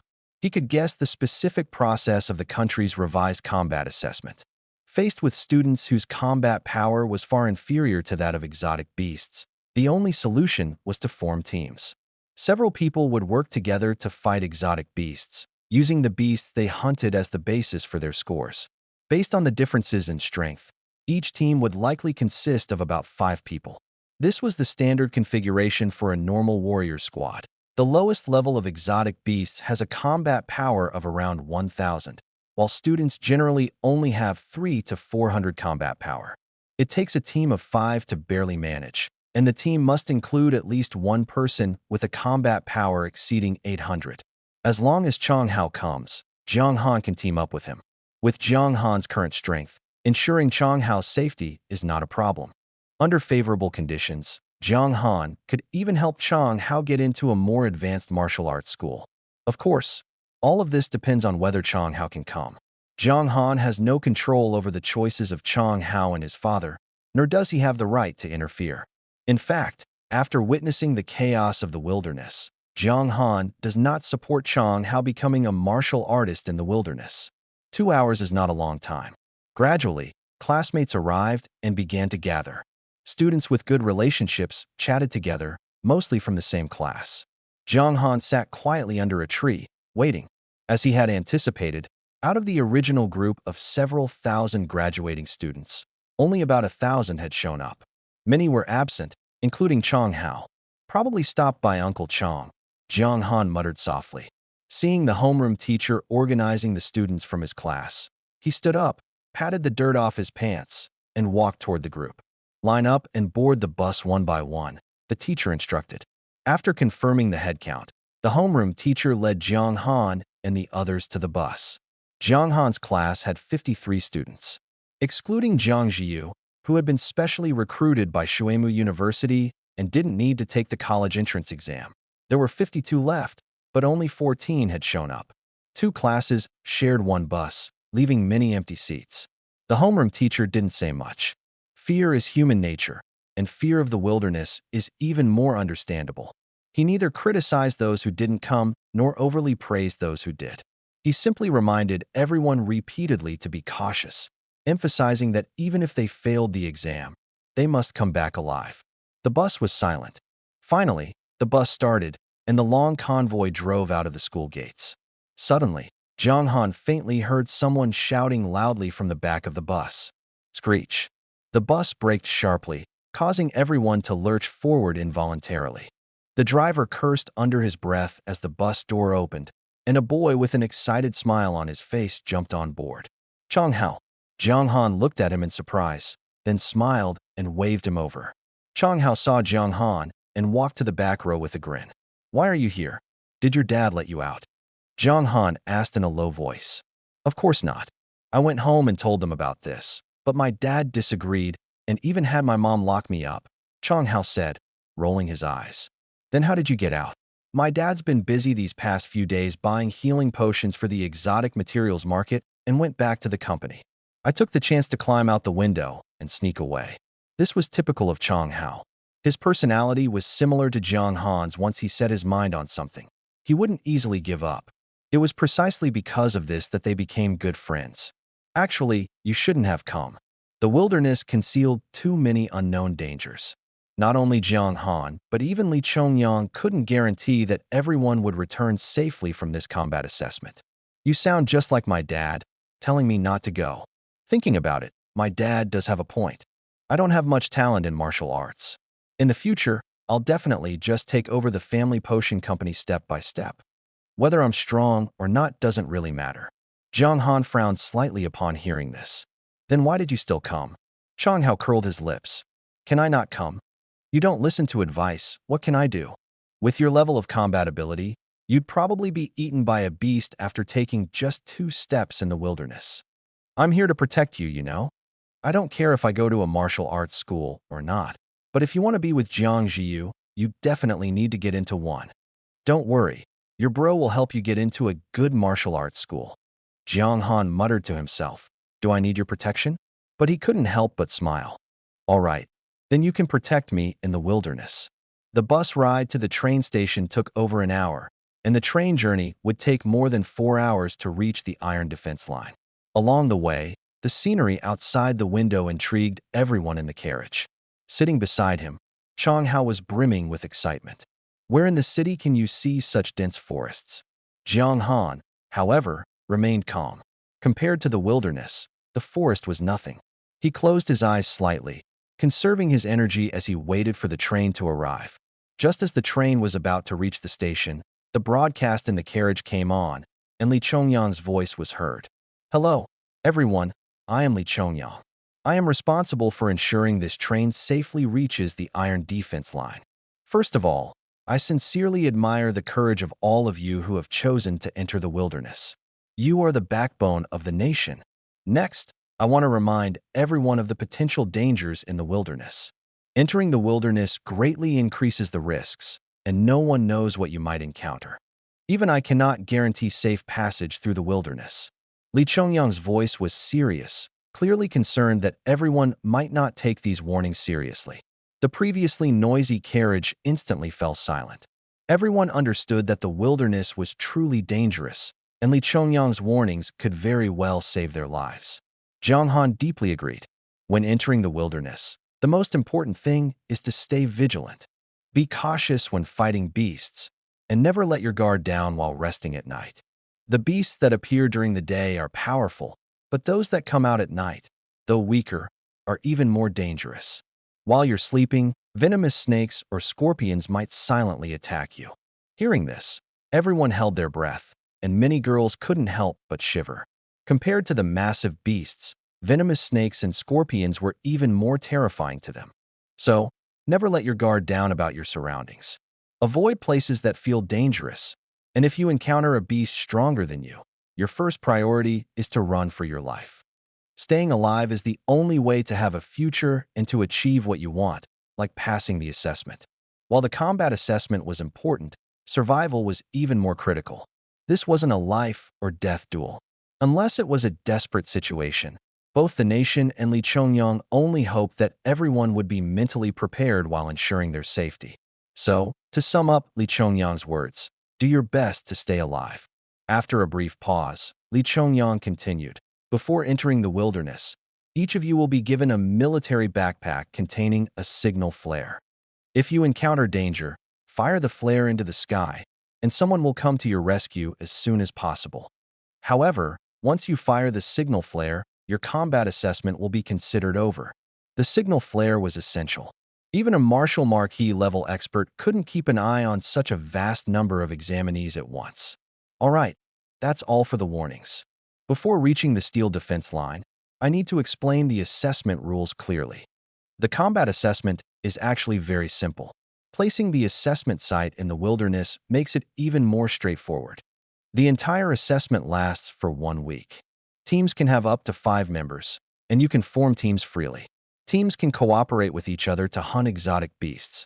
After an exotic beast is killed, mark the corpse, and someone will collect it. Once collected, it will automatically be converted into points. The final results are calculated based on the team as a unit. As long as your team's points meet the standard, the entire team can enter Shuemu University. This was the real bombshell. The entire team entering a top university together. This news excited everyone. Even Jiang Han's eyes lit up. If this were true, it seemed he could help Chang Hao get into Shuemu University as well. However, this would also lead to the emergence of many connections teams. Students with backgrounds and money could form strong teams by spending money, forcibly bringing their own people into top universities. But Jiang Han shook his head. Such matters were still far from him and not something he should worry about. After all, students with connections were few, and such teams generally wouldn't take on someone who would drag them down unless their strength was sufficient. With Jiang Han's current strength, taking along one Chang Hao was easy, and even taking 4 wouldn't be a problem. Ordinary students with strength would naturally only team up with those of similar ability. Exotic beasts of different levels have varying strengths, and the point rewards differ as well. Details about the specific points will be sent to you later. Li Chongyang's voice rang out again. After saying these 2 sentences, the speaker ran out of power. Once it was confirmed that Li Chongyang wouldn't continue speaking, the carriage instantly became lively. Yesterday, I tested my combat power at the Martial Artists Hall. Combat power 870. Awakened B-level talent burst. Anyone want to team up with me? The speaker was Li Rue, who had a buzz cut. He spoke with his head held high, a hint of confidence in his eyes. But his voice was quickly drowned out by another. My combat power is 960, B-level talent stone skin, good for both defense and offense. I need a few teammates with combat power around 1000. Wang Ran, can we team up? I promise to protect you. My combat power has already reached 1100. Someone took the opportunity to express their affection for a girl they liked, drawing envious glances from the surrounding girls. After all, a combat power of 1100 was definitely not weak even after taking potions. Chang Hao barely reached that level. Seeing his classmates recruiting teammates one after another, Chang Hao couldn't hold back any longer. Old Jiang, team up with me. We still need 3 more people. You stay here, I'll go find reliable teammates. Jiang Han wanted to speak, but was interrupted by Chang Hao. Don't worry, I won't leave you behind. Between brothers, there's an unspoken understanding. Chang Hao lightly tapped his chest with his right fist, and although his words sounded a bit dramatic, they somehow felt natural coming from him. All right. Jiang Han didn't know what to say. Whether he brought along just Chang Hao or 4 others, it made no difference to him. He took the manual handed out by the teacher and began flipping through it. The next moment, Chang Hao shouted, "The school heartthrob from Class 7 and the class heartthrob from Class 13 are recruiting. We still need 3 more people. If you're interested, come sign up with me." Jiang Han was speechless. Only Chang Hao would openly call himself a class heartthrob in front of everyone. But he was already used to Chang Hao's self-aggrandizing style. He shook his head with a wry smile, ignored him, and continued studying the manual. The key points were the points corresponding to each level of exotic beast and the admission point thresholds for various universities. Compared to Li Chongyang's general introduction, the rules in the manual are more detailed. At a glance, most of the content consists of specific explanations. For example, candidates are prohibited from killing each other if discovered. The penalty ranges from a 10-year ban to death as punishment. Another example, the corpse of a beast only recognizes one mark, and if marked multiple times, the first mark takes precedence. This prevents people from claiming points by marking beasts hunted by others. After flipping through a few pages, Jiang Han found the content he was most interested in. A beast with a combat power of 300 awards 1 point, a combat power of 400 awards 2 points, and so on. These rules apply to ordinary beasts, which are not very strong, with a maximum of 8 points. However, moving up the scale, a beginner-level beast soldier is worth 10 points, an intermediate-level beast soldier 15 points, and an advanced-level beast soldier 20 points. Beginner, intermediate, and advanced beast generals are worth 100, 200, and 300 points respectively. Beyond that, there is only one sentence regarding Lord-level beasts. Any team that hunts a Lord-level beast will directly qualify for entry into Shuimu. Upon closer thought, this makes sense. Those geniuses who have awakened S-level talents have already been pre-admitted to Shuimu, leaving the highest remaining talents at a level. Even with rapid improvement over a month, it's impossible to surpass the Martial Master level. Reaching Martial Master level combat power is already considered top tier. Forget Martial Masters, even 5 Grand Martial Masters working together couldn't kill a Lord-level beast. Therefore, the country hasn't even considered how many points should be awarded for killing a Lord-level beast. Those capable of killing Lord-level beasts don't need to prove their combat power who would stay with a group of rookies. Jiang Han licked his lips and continued flipping through the pages. The admission point standards for major martial arts universities were also listed. The minimum requirement for ordinary universities is 10 points, meaning candidates must kill at least 10 beasts with the lowest combat power to qualify. This single threshold blocks countless people. Not everyone has the courage to risk their lives against beasts, even if their strength far exceeds the beasts. For second-tier martial arts schools, the threshold is 100 points, requiring the hunting of 10 beginner-level beast soldiers. Beast soldiers typically have a combat power of around 1,000 points, a standard corresponding to students like Chang Hao, whose combat power has just surpassed 1,000. A 5-person team working together to hunt 10 beginner-level beast soldiers isn't difficult, but going beyond that becomes challenging. First-tier martial arts schools have a threshold of 500 points, equivalent to the points from 1 advanced beast general plus 1 intermediate beast general. But it's obvious that teams capable of hunting beasts at this level are almost non-existent. Without a Grand Martial Master leading the charge, Martial Master level teams cannot kill advanced beast generals. As a result, most teams rely on quantity, frantically hunting advanced beast soldiers. Over 7 days, relying solely on advanced beast soldiers' points is sufficient. For key martial arts schools and the top-tier Shuimu, the point requirements are 1,200 and 2,500, respectively. In other words, to enter Shuimu, a team would need to hunt 8 advanced beast generals plus 1 beginner beast general. Alternatively, if relying on advanced beast soldiers to accumulate points, they would need a total of 125. Divided among 5 people, each would need to kill 25. Within 7 days, killing 25 advanced beast soldiers is the bare minimum to meet Shuimu's threshold. And you'd have to hope your teammates don't hold you back.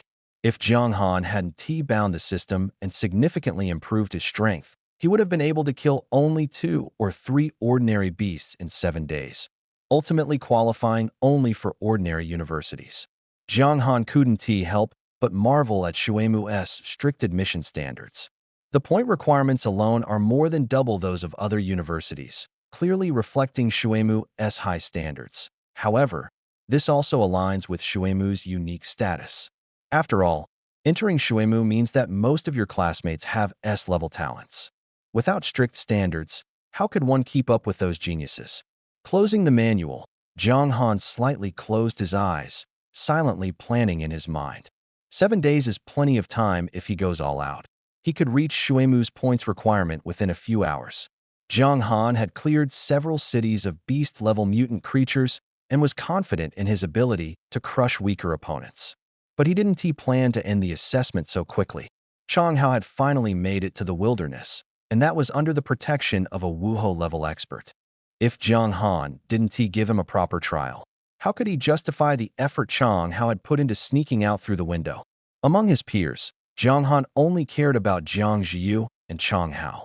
Jiang Ziyu needed no explanation, but Chang Hao was different. This guy was impulsive, like a newborn calf unafraid of tigers.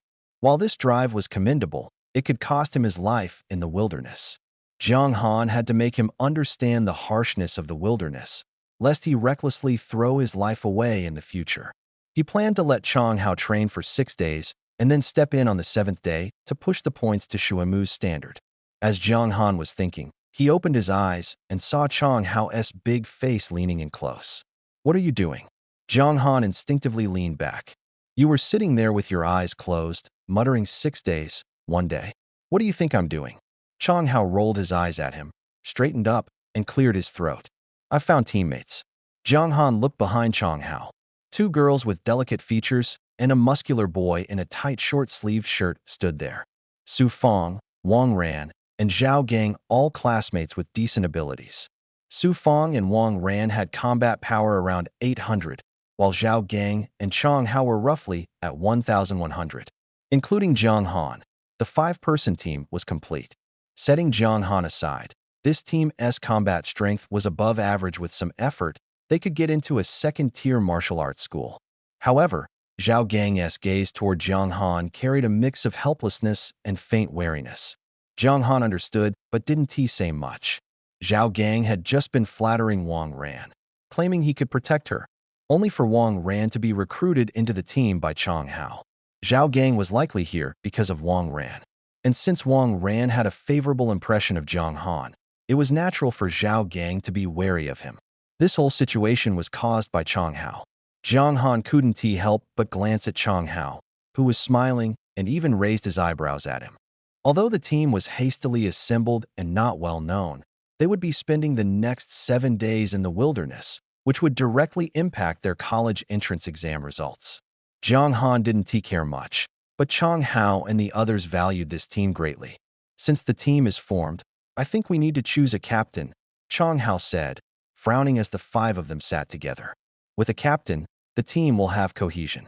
Many things will need to be handled by the captain. I recommend Jiang Han as captain." Jiang Han had thought Chang Hao would fight for the role, but unexpectedly, he directly pushed the responsibility onto him. Before Jiang Han could respond, Zhao Gang, sitting next to Wang Ran, objected. "I don't agree." Everyone turned to look at him. Zhao Gang sized up Jiang Han and continued. "If I'm not mistaken, Jiang Han's awakened talent is only C-level heavy strike, right?" Jiang Han was one of the core figures in the class, but his talent being only C-level was undoubtedly a shock, and everyone remembered it. Jiang Han vaguely guessed what Zhao Gang wanted to say. Sure enough, no one responded, and Zhao Gang stared at Jiang Han and said, "C-level talent. Jiang Han, your combat power is only around 400 now, right?" Jiang Han smiled, but didn't reply. To others, this silence was almost an admission. You didn't choose the strongest in combat power, but instead picked someone with only 400 combat power as the captain? "Although this is my first time going to the wilderness, my second uncle often goes there. He said that the captains of wilderness warrior teams are always the strongest in combat power, willing to risk their lives to protect the team members at critical moments. But if Jiang Han is the captain, Zhao Gang glanced at Jiang Han again and continued, in a life or death situation, are we supposed to rely on Jiang Han to protect us? Or are we protecting him? Zhao Gang's argument seemed reasonable, but no one agreed. Chang Hao had a faint smile at the corner of his mouth. As soon as Zhao Gang finished speaking, Chang Hao took over. Jiang Han's combat power is indeed low, but he is quick-witted, Chang Hao said, pointing at Zhao Gang. When your uncle told you all this, did he mention that the most important quality for a captain is intelligence? To analyze situations, to know when to fight and when to retreat. These are the things Jiang Han excels at. Or, Zhao Gang, do you think you're smarter than him? Or perhaps, how many exotic beasts do you recognize? Do you know how strong they are? Whether they can be fought? I bet you can't even name them. Chang Hao's string of remarks left Zhao Gang speechless. Zhao Gang wanted to argue back, but Chang Hao interrupted him. Besides, the team is formed voluntarily. If you think it's unsuitable, you can leave now. I support Jiang Han as captain. You can ask for Su Fang and Wang Ran's opinions. Chang Hao spread his hands, and two voices chimed in from the side. I agree. Seeing the unfavorable situation, Zhao Gang said no more, knowing that if he persisted, he'd have to leave the team. Although he was strong and could find a better team, he couldn't bear to leave Wang Ran. During this time, Jiang Han hadn't said a word.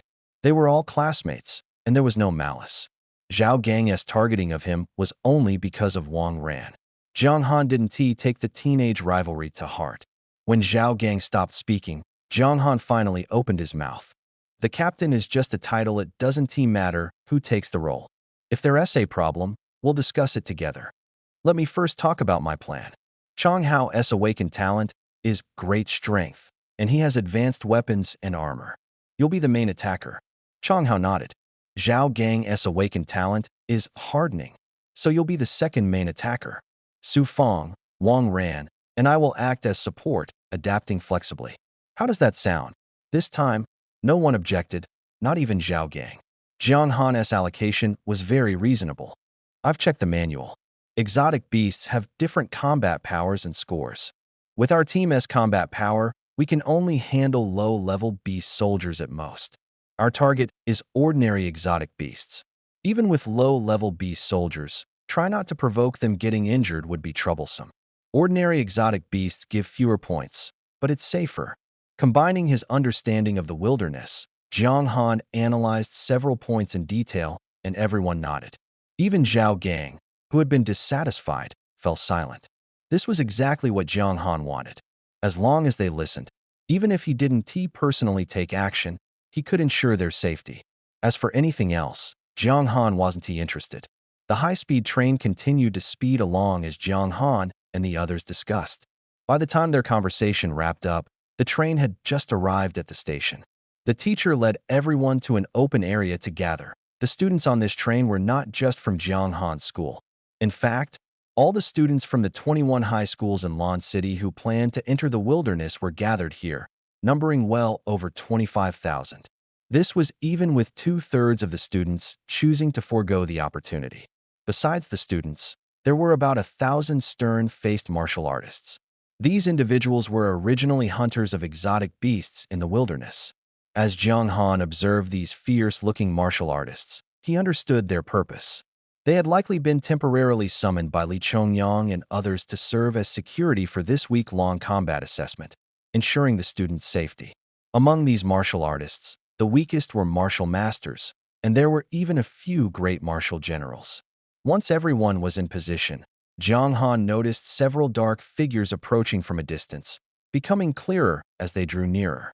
Flying through the air, this was a skill exclusive to martial marquises. The previously noisy crowd gradually quieted down. As they got closer, Jiang Han could see that the 5 individuals wore black masks that concealed their faces. They hovered about 30 meters above the ground. Then, a voice echoed in everyone's ears. "Hello, everyone. I am Yang Huan, the captain of the Phantom Mask Squad," the voice said. "I am also the chief coordinator of Lan City's combat assessment. Although the assessment method has changed, I am pleased to see so many of you participating. I hope you all perform at your best and successfully enter your ideal martial arts schools. Even more so, I hope you all return safely. The rules and content of the assessment have already been explained to you by my team members, and the details have been sent to your manuals. Yang Huan's words were few but concise, reminding everyone of the key points. This time, high-level martial artists had been specially assigned tasks. With so many students, the 5 members of the Phantom Mask Squad, even though all were martial marquises, could not manage everything alone. Therefore, these martial artists were also enlisted to assist. Once the assessment officially began, these martial artists would enter the wilderness with the students, dispersing to track signal markers, evaluate the combat strength of exotic beasts, and assign points. However, that would all happen after the assessment started. For now, the prepared supplies were being distributed. Each person received a standard set of low-grade armor and weapons. The types of weapons varied. Some preferred swords, others used blades. Zhang Han also received a set to be used as a backup in case the armor was damaged during combat, allowing for emergency use. In addition to the armor and weapons, each person received a military backpack containing basic living supplies, a marking gun, which had no lethality but could mark the weak points of exotic beasts, a signal gun, to be used for rescue in life-threatening situations, 2 bottles of basic healing potions, which, though low-grade, were sufficient for students with limited combat strength, a water pouch that held 2 liters of water, some dry rations, and a map. The military backpack contained only these items. Compared to Zhang Han's first trip into the wilderness, the preparations this time seemed much simpler, but this was the best equipment they could provide. A single set of standard armor and weapons was worth at least 20,000. For 25,000 students, the total cost amounted to a staggering 500 million. Yang Huan mentioned that after the assessment, the students could keep this equipment. Additionally, any profits from hunting exotic beasts during the period would belong to the students. This was a reward for those brave enough to venture into the wilderness and challenge the exotic beasts. Clearly, the intention was to use monetary incentives to motivate everyone and maintain enthusiasm for the hunt. After the equipment was distributed, Zhang Han, as the team leader, led his squad to register. After entering the information of Chang Hao and the others into the system, Zhang Han received a somewhat old-looking smartphone. Don't underestimate this device, it's a satellite phone. Even in the wilderness, it ensures communication in emergencies. However, it also has another function. All the team points data will be synchronized and updated on this phone, the martial master in charge of distributing supplies explained. Zhang Han understood. This phone was primarily for safety. If a signal flare went unnoticed, the phone could be used to call for help. The real-time points update was merely to motivate everyone. Their team was numbered 1831, sorted by registration time.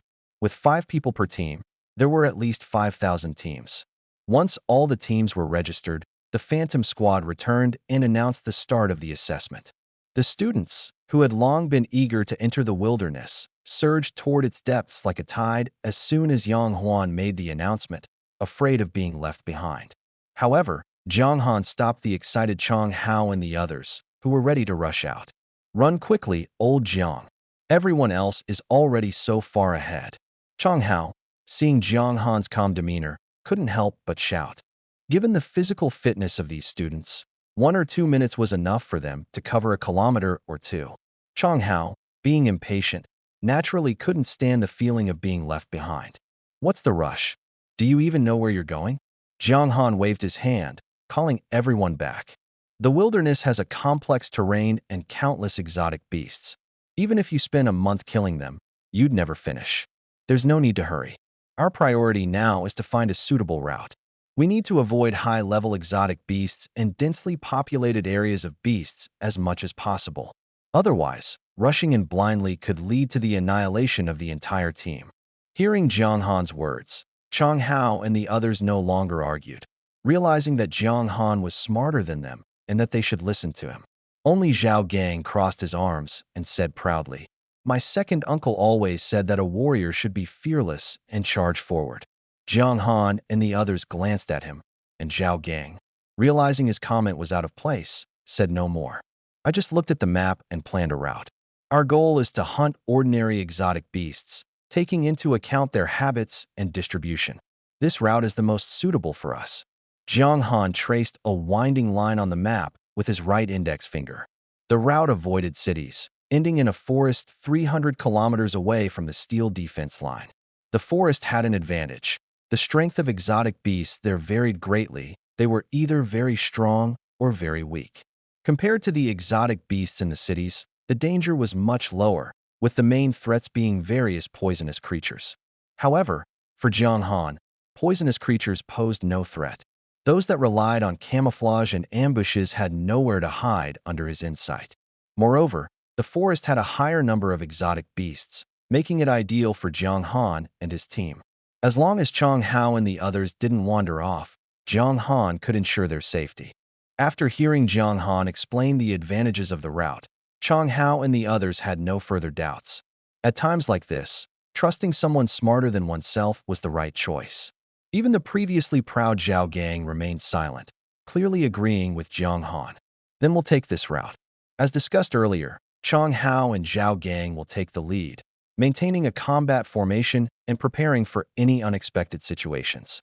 Jiang Han walked at the rear, using his insight to monitor the surroundings within a 2 to 3 kilometer radius. When encountering danger, the team was instructed to avoid beasts that posed a threat to Chang Hao and the others in advance. The squad moved at a slow pace, and at this rate, it would take a day and a night to reach the forest. However, there were gains along the way. Faced with ordinary beasts of low combat power, Jiang Han let Chang Hao and Zhao Gang engage in combat. The temporarily assembled squad lacked coordination, so practicing with low-level beasts to develop teamwork was the best choice. But apart from Jiang Han, the other four were encountering beasts for the first time and were flustered. Despite having two main attackers with combat power exceeding 1,000, they almost got defeated by a beast with only around 800 combat power. Chang Hao, step back 2 paces. You and Zhao Gang take turns attacking. Zhao Gang, do you want to die? Why are you taking the beast's attacks head-on? Can't you dodge? Wang Ran, why are you standing there like an idiot? Quickly apply a reinforcement status to Zhao Gang. Su Feng, look for an opportunity to attack. Haven't you noticed your blade is almost hitting your teammates? Jiang Han, like the strongest commander, stood at the back of the team, watching everyone in chaos, feeling a headache. He had expected the squad's coordination to be poor and the beast combat to be messy, but he hadn't anticipated it being this bad. Chang Hao had just been knocked flying by a 2-horned rhino, and no one stepped up to attract the beast's attention. Everyone was fighting purely on instinct, but each person's combat instincts were abysmal. Seeing the team being crushed by a 2-horned rhino that didn't even qualify as an ordinary beast soldier, Jiang Han couldn't help but start giving commands. At this rate, by the time they killed the 2-horned rhino, the entire team would likely need to retreat to recover from injuries. Chang Hao, don't attack simultaneously with Zhao Gang. Take turns attracting the beast's attention. The 2-horned rhino has strong charging power. Zhao Gang, go block it and don't let it run away. The rhino's skin is tough. Aim for its wounds when attacking, it'll deal more damage. Under Jiang Han's command, the battle between the 4 and the 2-horned rhino finally gained some semblance of order. However, they failed to leverage the agility of humans, which meant someone was bound to get injured from the rhino's charges. Fortunately, the injuries weren't severe. Chang Hao thrust his long sword into the thick neck of the 2-horned rhino, and after letting out 2 cries, the beast collapsed. Everyone slumped to the ground, feeling utterly drained. The 2 girls were so exhausted they didn't care about their image, gulping water from their bottles. Zhao Gang had been hit in the waist by the rhino, leaving 2 holes in his armor. The armor was still wearable, but his waist bore 2 bruises, clearly painful. Thanks to Zhao Gang's B-level hardening ability, which made him resistant to blows, he avoided more serious injuries. If it had been someone else, they would have been bleeding by now.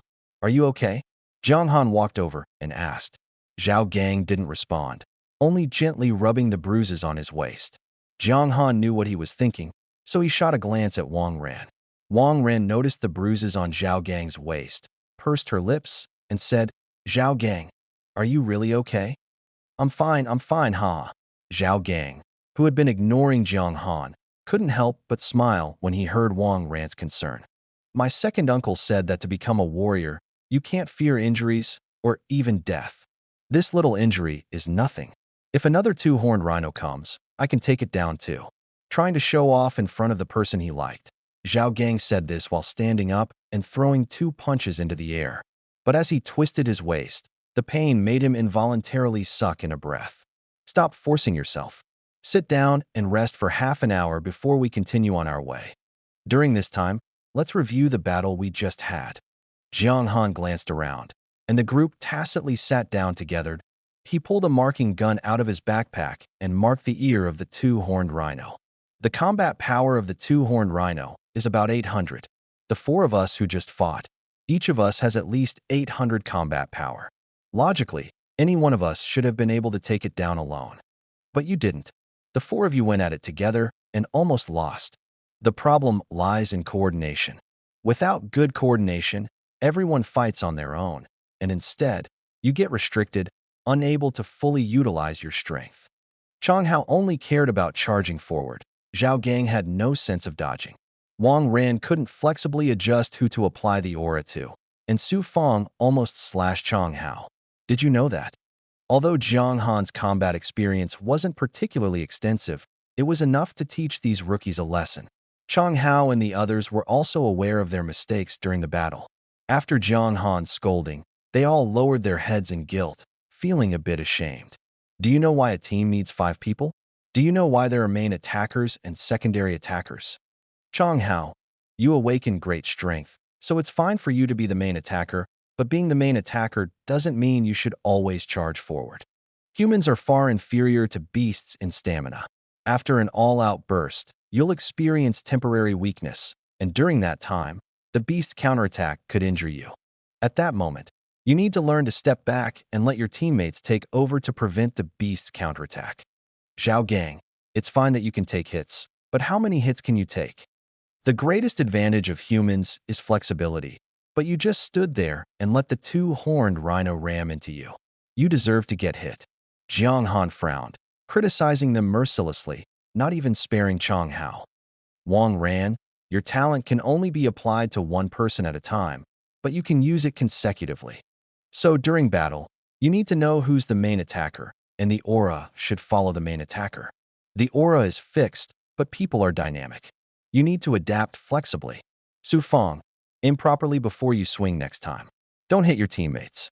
Su Feng blushed after hearing this, unsure if it was from the intensity of the battle or the scolding. In the end, it all came down to a lack of experience.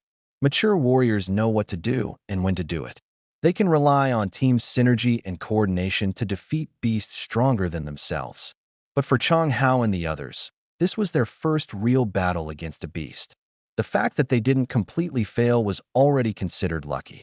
Jiang Han didn't say much more. True combat instincts can only be honed through their own practice in real battles. However, this chaotic coordination did remind Jiang Han of something. Chang Hao and the others were complete rookie teammates. Moving forward, he would have to let each of them fight solo a few times. They needed to first stabilize their mindset, otherwise, they'd lose their composure whenever they encountered a beast, making it impossible to go far. Being a team leader is really not easy, Jiang Han sighed inwardly.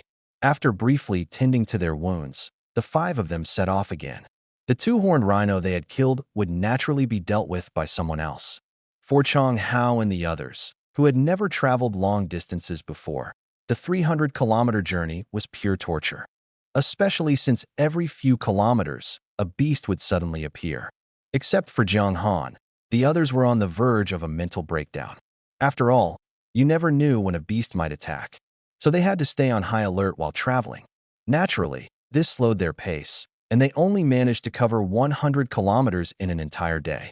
At this rate, it would take at least a day and a half to reach the forest, half a day longer than Jiang Han had estimated. However, this kind of high-intensity combat was ultimately beneficial for Chang Hao and the others. Over a distance of more than 100 kilometers, aside from the initial chaos caused by the double-horned rhino that almost overturned their vehicle, the 4-person team gradually improved their coordination. With Jiang Han providing explanations, analyses, and post-battle summaries, their combat effectiveness visibly increased. Although they hadn't yet achieved a seamless level of tacit understanding, at least there were no more incidents of teammates accidentally injuring each other. More importantly, Chang Hao and the others began to use their brains during battles with the beasts.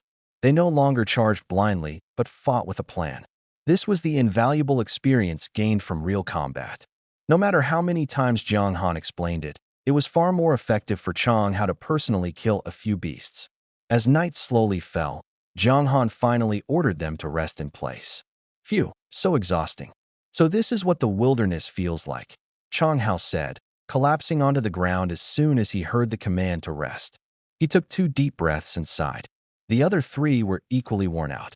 In fact, Chang Hao was in the best condition among them.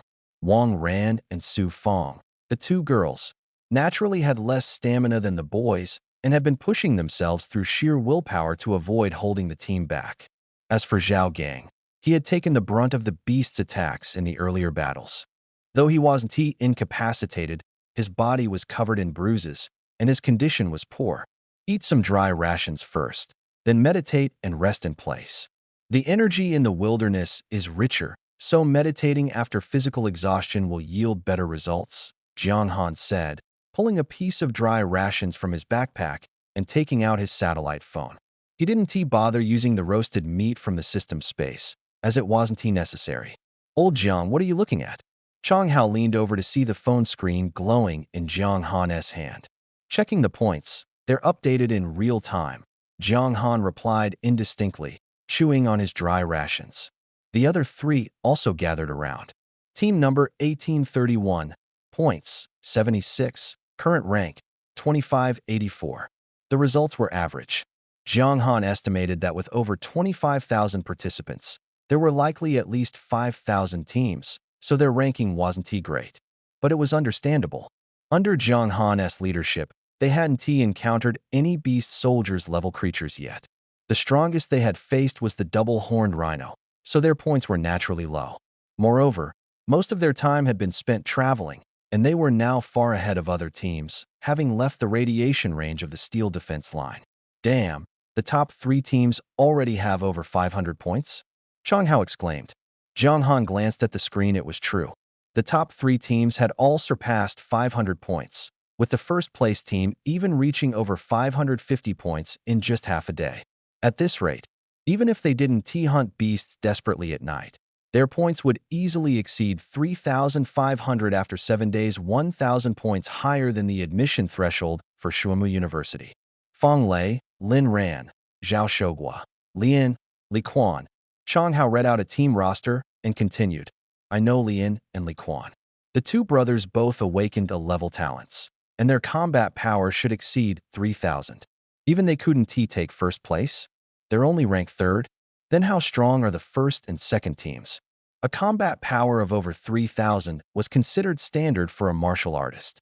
But given that they had only awakened their talents a month ago, this was already the highest level among the current batch of students, especially since the S-level talents had been preemptively recruited by Shuemu University. Jiang Han continued eating his dry rations while scrolling further down. The 4th-place team had less than 500 points. The 4th place has 482 points. The 10th place has 417 points. And the competition is extremely fierce. A single Junior Beast General's points could overturn the rankings. Flipping through a few pages, there are 23 teams with over 400 points and more than 100 teams with over 300 points. At this pace, it's estimated that around 200 people will make it into Shuemu University in the end. Indeed, no one should be underestimated. With more participants, there are naturally more geniuses. Of course, their score of over 2,500 is achieved without Jiang Han taking action. If he were to act, casually sweeping through a fallen city filled with beast generals would instantly propel his score to first place. But doing so would defeat the purpose of training Chang Hao.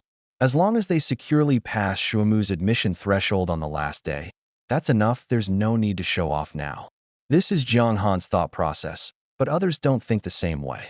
The first-place team wants to widen the gap, while the second and third-place teams are fighting hard for the top spot. Those in the top 10 aim for the top 3, and those outside the top 10 strive to break into it. The leaderboard is public to everyone, igniting the competitive spirit of the young participants. Teams in the wilderness have all started secretly competing against each other. Jiang Han instructed everyone to meditate and cultivate, then rest peacefully afterward, while he himself kept watch through the night. Occasionally, a beast would approach, only to be scared off by Jiang Han's aura. Lying beside him, Chang Hao would occasionally smack his lips in his sleep, muttering about wanting Jiang Han to get into a good martial arts school. This guy can't even sleep peacefully. The night passed uneventfully, and the weather was coldest just before dawn. Jiang Han drew the long blade from its sheath, wiped off the dew, and glanced at the leaderboard again. The team that was in first place had been overtaken by the second-place team from the previous night. The current first-place team now has 682 points, leading the second-place team by 30 points and having 2 more high-level beasts. As time goes on, this gap will likely widen. Of course, there's also the possibility that the first-place team might rest at night and get overtaken again. Chang Hao and the other 3 had expended too much energy yesterday and were still asleep even after the sun had risen. Jiang Han wasn't in a hurry. He took the opportunity to hunt a mutated deer and cut off its 2 hind legs. He then gathered dry wood and used a lightning ball to start a fire. Jiang Han discovered that using a lightning ball to start a fire was much faster and more convenient than using a lighter. The dry food in their backpacks was limited, and with high-intensity combat and travel, a few pieces of dry food were far from enough to last 7 days. They had to supplement their food supply. This was also part of the assessment. Jiang Han felt that the country was training students to adapt to life in the wilderness. Perhaps in the future, the entire population would need to be capable of fighting. Jiang Han roasted the deer legs just a dozen steps away from Chang Hao and the others. They were very considerate, waking up slowly only when the meat was almost cooked and the aroma was wafting through the air. "Old Jiang, it smells amazing," Chang Hao said as he crawled out of his sleeping bag, not even bothering to pack it up before coming over. Taking a deep breath, he exclaimed, "Teaming up with you is so worth it. This grilling skill is priceless, even for 10,000 credits." Jiang Han's grilling skills were indeed excellent, but more importantly, the beast meat was exceptionally delicious. Especially these 2 deer legs. If served in a 5-star hotel, the price of 1 leg could easily exceed 10,000 alliance credits. "Stop flattering me. The meat is almost ready. Go wake them up to wash up. I've prepared toothbrushes and toothpaste for you all." Life in the wilderness was simple, and unless a large team was deployed, they generally wouldn't carry too many daily necessities. But Jiang Han wasn't worried. The system space was large enough to bring along some essentials. Chang Hao cheerfully went to wake up Zhao Gang and the others. 10 minutes later, the deer legs were fully roasted, and Chang Hao and the others had finished washing up. They stared eagerly at the deer legs in Jiang Han's hands. Jiang Han was generous. He cut the deer leg into fist-sized pieces and said with a smile, "Hurry up and eat, then we'll get back on the road." Everyone was already starving and immediately began devouring the food. Wang Ran, "This piece of lean meat is for you," Zhao Gang said, handing the largest piece to Wang Ran. Wang Ran didn't hold back after yesterday's full day of battle and covering 100 kilometers. He was famished. Everyone knew the appetite of martial artists. There was no need to pretend to have a small appetite and make oneself suffer. Wang Ran took the hot piece of meat, bit into it, and his eyes lit up. "This is delicious, though it's scalding hot," he said, chewing while knowing it burned his mouth, but unwilling to spit it out. Hearing Wang Ran's comment, Chang Hao and the others didn't hesitate either, each grabbing a piece of meat and gnawing on it despite the heat. Jiang Han, aware of the heat, drew his long knife to cut smaller pieces and ate slowly. "While we're eating, let me tell you about today's plan," Jiang Han said. Chang Hao and the others looked over while still chewing. "Today's main task is to cover more ground and hunt exotic beasts along the way. We need to improve efficiency. Yesterday, everyone's combat experience improved significantly. Today, we'll focus on solo combat unless we encounter exotic beasts with combat power close to 1,000, in which case we'll team up." Jiang Han's guidance had proven effective, and all 4 of them had experienced it firsthand. Even the proud Zhao Gang no longer questioned Jiang Han's leadership as team captain. After all, Jiang Han had helped them a lot and could even roast such delicious deer legs. As Zhao Gang's second uncle used to say, "If you can't beat them, Run if you can't resist, go along with it. Zhao Gang felt that having Jiang Han as the captain was more reliable. Save the rest of the meat as rations, Jiang Han said. Everyone nodded repeatedly. This meat was far tastier than plain steamed buns. Old Jiang, where did you get this deer leg? Chang Hao asked while gnawing on his piece. We passed by a small team this morning. They had just killed a mutated deer, so I casually took a leg, Jiang Han explained, having already prepared his answer. Chang Hao and the others didn't doubt him. Encountering other teams during their journey was normal. With 5,000 teams, many were also heading deeper into the wilderness. Now that we're full, let us move out. After eating and drinking their fill, Jiang Han instructed Chang how to extinguish the fire, cover it with some dirt to ensure it was completely out, and then the 5 of them set off again. The solo training Jiang Han had arranged was highly beneficial for everyone. Compared to before, when they had strength but couldn't fully utilize it, this one-on-one training pushed each person to their limits. With Jiang Han's guidance, after 2 days, the 4 of them no longer looked as inexperienced as they had when they first faced the 2-horned rhino in the wilderness. Their teamwork also became more coordinated. As long as Jiang Han gave an order, the 4 of them could respond quickly, saving him a lot of effort. At this rate, the team could potentially defeat low-level beast soldiers without sustaining injuries. They spent an entire day traveling and used the cover of night to push on for another 2 hours, finally reaching their target forest. That night, they rested in the sparse woods on the forest's outskirts. The next morning, Jiang Han roasted a few pieces of exotic beast meat, as usual. Chang Hao and the others, being clever, knew how good Jiang Han's roasted meat tasted, and sometimes even brought extra exotic beast meat on purpose.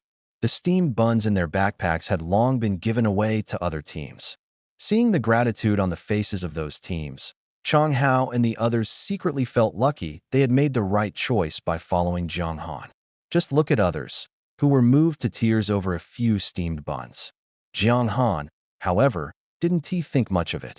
Having learned cooking from his father since childhood, he had never gone hungry. The 5 of them hunted exotic beasts in the forest, taking turns keeping watch at night. Everyone knew Jiang Han's low combat ability, so during battles, Chang Hao and the other 4 handled all the fighting, working together seamlessly. This life continued for 3 days. Including the 2 days and nights spent on the road, it had been a full 5 days since entering the forest. Calculating the time, Jiang Han figured it was time to leave the team and hunt exotic beasts on his own. Chang Hao and the others had been doing their best to hunt exotic beasts, but their strength had its limits. Even with excellent coordination, they could only handle beginner-level beast soldiers at most. The efficiency was simply too low. In 5 days, the 5-person team had just surpassed 400 points. Even if they pushed themselves, they could barely reach 500 points, which was just enough to meet the admission threshold for a first-tier martial arts school. Chang Hao was doing everything he could to fulfill his promise to Jiang Han, striving to get him into a good school. According to Chang Hao's estimate, Jiang Han's current combat power of just over 400 was already good enough to enter an ordinary martial arts school. They had already exceeded their mission target. But for Jiang Han, this wasn't enough. Since Chang Hao had fulfilled his promise, Jiang Han should also help Chang Hao achieve his plan and get him into Shuimu Martial Arts School. The team ranked first in points had far exceeded Shuimu's admission threshold. In 5 days, their points had already surpassed 3,000, showing outstanding performance. The top 3 teams were closely matched, all scoring over 3,000 points, with only the score of one beginner-level beast general separating them. It was hard to make a definitive judgment before the final moment.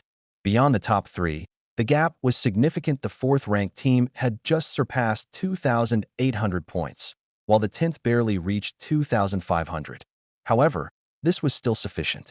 The top 10 teams were guaranteed admission to Shuimu, as their points were enough. With 2 days remaining, at the current rate of point accumulation, Jiang Han estimated that about 30 teams would reach the 2,500 point threshold. This meant that this year, apart from the S-level geniuses admitted through special recruitment, approximately 150 people from Lan City would enter Shuimu. This number wasn't small, considering there were 17 cities like Lan City across the country. Among these cities, Lan City's overall martial artist strength was only slightly below average. With 150 people admitted, the results were no worse than previous years. Just as Jiang Han was checking the leaderboard, he suddenly heard the sound of a signal gun firing into the sky. The sound wasn't loud, indicating it was some distance away. Jiang Han frowned, put his phone back in his pocket, and climbed to the top of a tall tree. In front of him appeared a dazzling cluster of colorful light. The signal flare, made of magnesium strips and other reactive metals, hung in the air. The estimated distance was about 5 kilometers. This location was very sensitive, not close, but definitely not far. If a beast general level exotic beast were to charge at full speed, it could arrive in 2 to 3 minutes. However, due to the dense forest, it was beyond the line of sight, and Jiang Han couldn't see what was happening. He could only see the treetops shaking violently where the signal flare had risen. This wasn't the kind of disturbance an ordinary exotic beast could cause. Jiang Han's heart tightened, and the term beast tide suddenly came to mind. The appearance of a beast tide meant there was a Lord-level exotic beast in this forest. Jiang Han didn't want to believe a beast tide would erupt here, but the facts were clear. The widespread shaking of the treetops could only be caused by a beast tide, and the direction of the beast tide was heading straight toward them. Run! Jiang Han didn't know how severe this beast tide would be, but in the wilderness, no martial artist would willingly confront a beast tide head-on, not even a god of war level expert. He jumped down from the high treetop and could already feel the ground trembling slightly. Meanwhile, Chang Hao and the others were still sound asleep in their sleeping bags. Chang Hao, get up! Jiang Han's voice was as loud as thunder, startling the four of them awake from their dreams. "Oh, old Jiang, is it time to eat?" Chang Hao rubbed his eyes groggily and asked, "What kind of meal are we talking about? A beast tide has erupted. Evacuate immediately. If we don't leave now, we'll become dinner for the exotic beasts." Beast tide? Chang Hao and the others clearly didn't understand, looking at Jiang Han with puzzled expressions. Several hundred beast general-level exotic beasts, along with tens of thousands of beast soldier-level exotic beasts, are charging toward you, Jiang Han explained bluntly, making Chang Hao and the others immediately realize the gravity of the situation. Even a single low-level beast soldier would require them to fight with all their might. What about tens of thousands of beast soldiers? The four of them panicked instantly, scrambling out of their sleeping bags and preparing to pack their belongings. Jiang Han grew anxious and slapped Chang Hao's hand. "Who cares about sleeping bags at a time like this? Run! Run in that direction." Jiang Han pointed with his right hand, and the five of them started running without hesitation. The experiences of the past 5 days had convinced the four, including Zhao Gang, that Jiang Han's words were trustworthy. Jiang Han could run fast enough to avoid the beast tide, but Chang Hao and the others had limited strength, barely 1,000 combat power, and even if they ran for their lives, they couldn't outrun the tide. Jiang Han had no choice but to stay close behind them, protecting their rear. "Old Jiang, hurry up and catch up." Chang Hao glanced back in his spare moment and saw Jiang Han still flipping through his phone. He grew anxious. Just as he was about to turn back to pull Jiang Han along, Jiang Han scolded him. "Keep running and don't worry about me." With that, Jiang Han dialed the only remaining number on his phone and pressed it to his ear. Facing the beast tide, even with a combat power of 30,000, Jiang Han couldn't guarantee his own survival. Exotic beasts in a beast tide were fearless, charging forward relentlessly. Seeking reinforcements was crucial. Only a martial marquee-level powerhouse like Li Chongyang had the ability to inflict large-scale damage on these exotic beasts. "Pick up the phone already," Jiang Han muttered impatiently. The phone rang twice before it was finally answered. "Combat Power Assessment Emergency Response Center." A female voice came from the other end. Jiang Han didn't bother listening to her introduction and directly explained the situation. "A beast tide has erupted in the forest 300 kilometers from the steel defense line. Coordinates 586,254. Preliminary estimates suggest at least a level 2 tide. Beast tides are classified from highest to lowest as Doomsday level, Nation-destroying level, City-annihilating level, Level 1, Level 2, and Level 3. Level 3 tides have the smallest impact, usually triggered by a mid-level exotic beast lord, for example, the group of exotic beasts led by the steel-bristled boar king earlier. If they lose control, It forms a level 3 beast tide. But the range of tree canopies shaking Jiang Han had just seen was far too extensive to be described as level 3. It was at least level 2. A beast tide triggered by high-level lords or even overlord-level exotic beasts. As soon as he finished speaking, a deep, middle-aged male voice came from the other end of the line. This is Yang Huan. Are you certain it's a level 2 beast tide? Level 2 beast tides don't seem particularly severe. A few Martial Marquis level powerhouses working together could potentially suppress them. But the biggest difference between level 2 and level 3 beast tides is their scale. Level 3 beast tides affect areas of at most a few dozen kilometers. Level 2 beast tides. If Jiang Han remembered correctly, the largest level 2 beast tide in history stretched for thousands of kilometers, impacting the entire steel defense line. Normally, a level 2 beast tide wouldn't be a big deal. The warriors on the wasteland are experienced and would immediately retreat upon encountering such a situation, falling back to the steel defense line to leverage its high walls and heavy artillery for counterattacks. But this time was different. It was the combat power assessment for the college entrance exams, and nearly all high school seniors with martial arts talent from 17 cities across the Heavenly Empire were in the wasteland. They lacked experience and had never encountered a level 2 beast tide before. If they didn't retreat in time, they could easily be surrounded by exotic beasts. Even if Wu Ho rushed over, it would be difficult to rescue them from the beast horde. I'm certain, Jiang Han answered decisively upon hearing Yang Huan pick up the phone. I can see the forest 5 kilometers away from me, where large swathes of trees are shaking. The beast tide is rapidly spreading toward the steel defense line. The beast tide was still in its early stages, but as the ground tremors grew closer, Jiang Han could clearly feel the vibrations coming from all directions. Take your team and leave that area immediately. Return to the steel defense line. My team will arrive within 5 minutes. You must survive, Yang Huan said before abruptly hanging up the phone. The next moment, Jiang Han's phone vibrated violently, and a map appeared on the screen. A red dot flashed continuously, accompanied by bold red text in the center. Warning, Level 2 Beast Tide Outbreak. Everyone must immediately retreat to the steel defense line. This message was clearly synchronized to all team leaders. To ensure everyone paid attention, the font was particularly striking. No one knew how many casualties this beast tide would bring. Jiang Han's heart tightened, like the calm before a storm, and he sighed inwardly. He had done his best.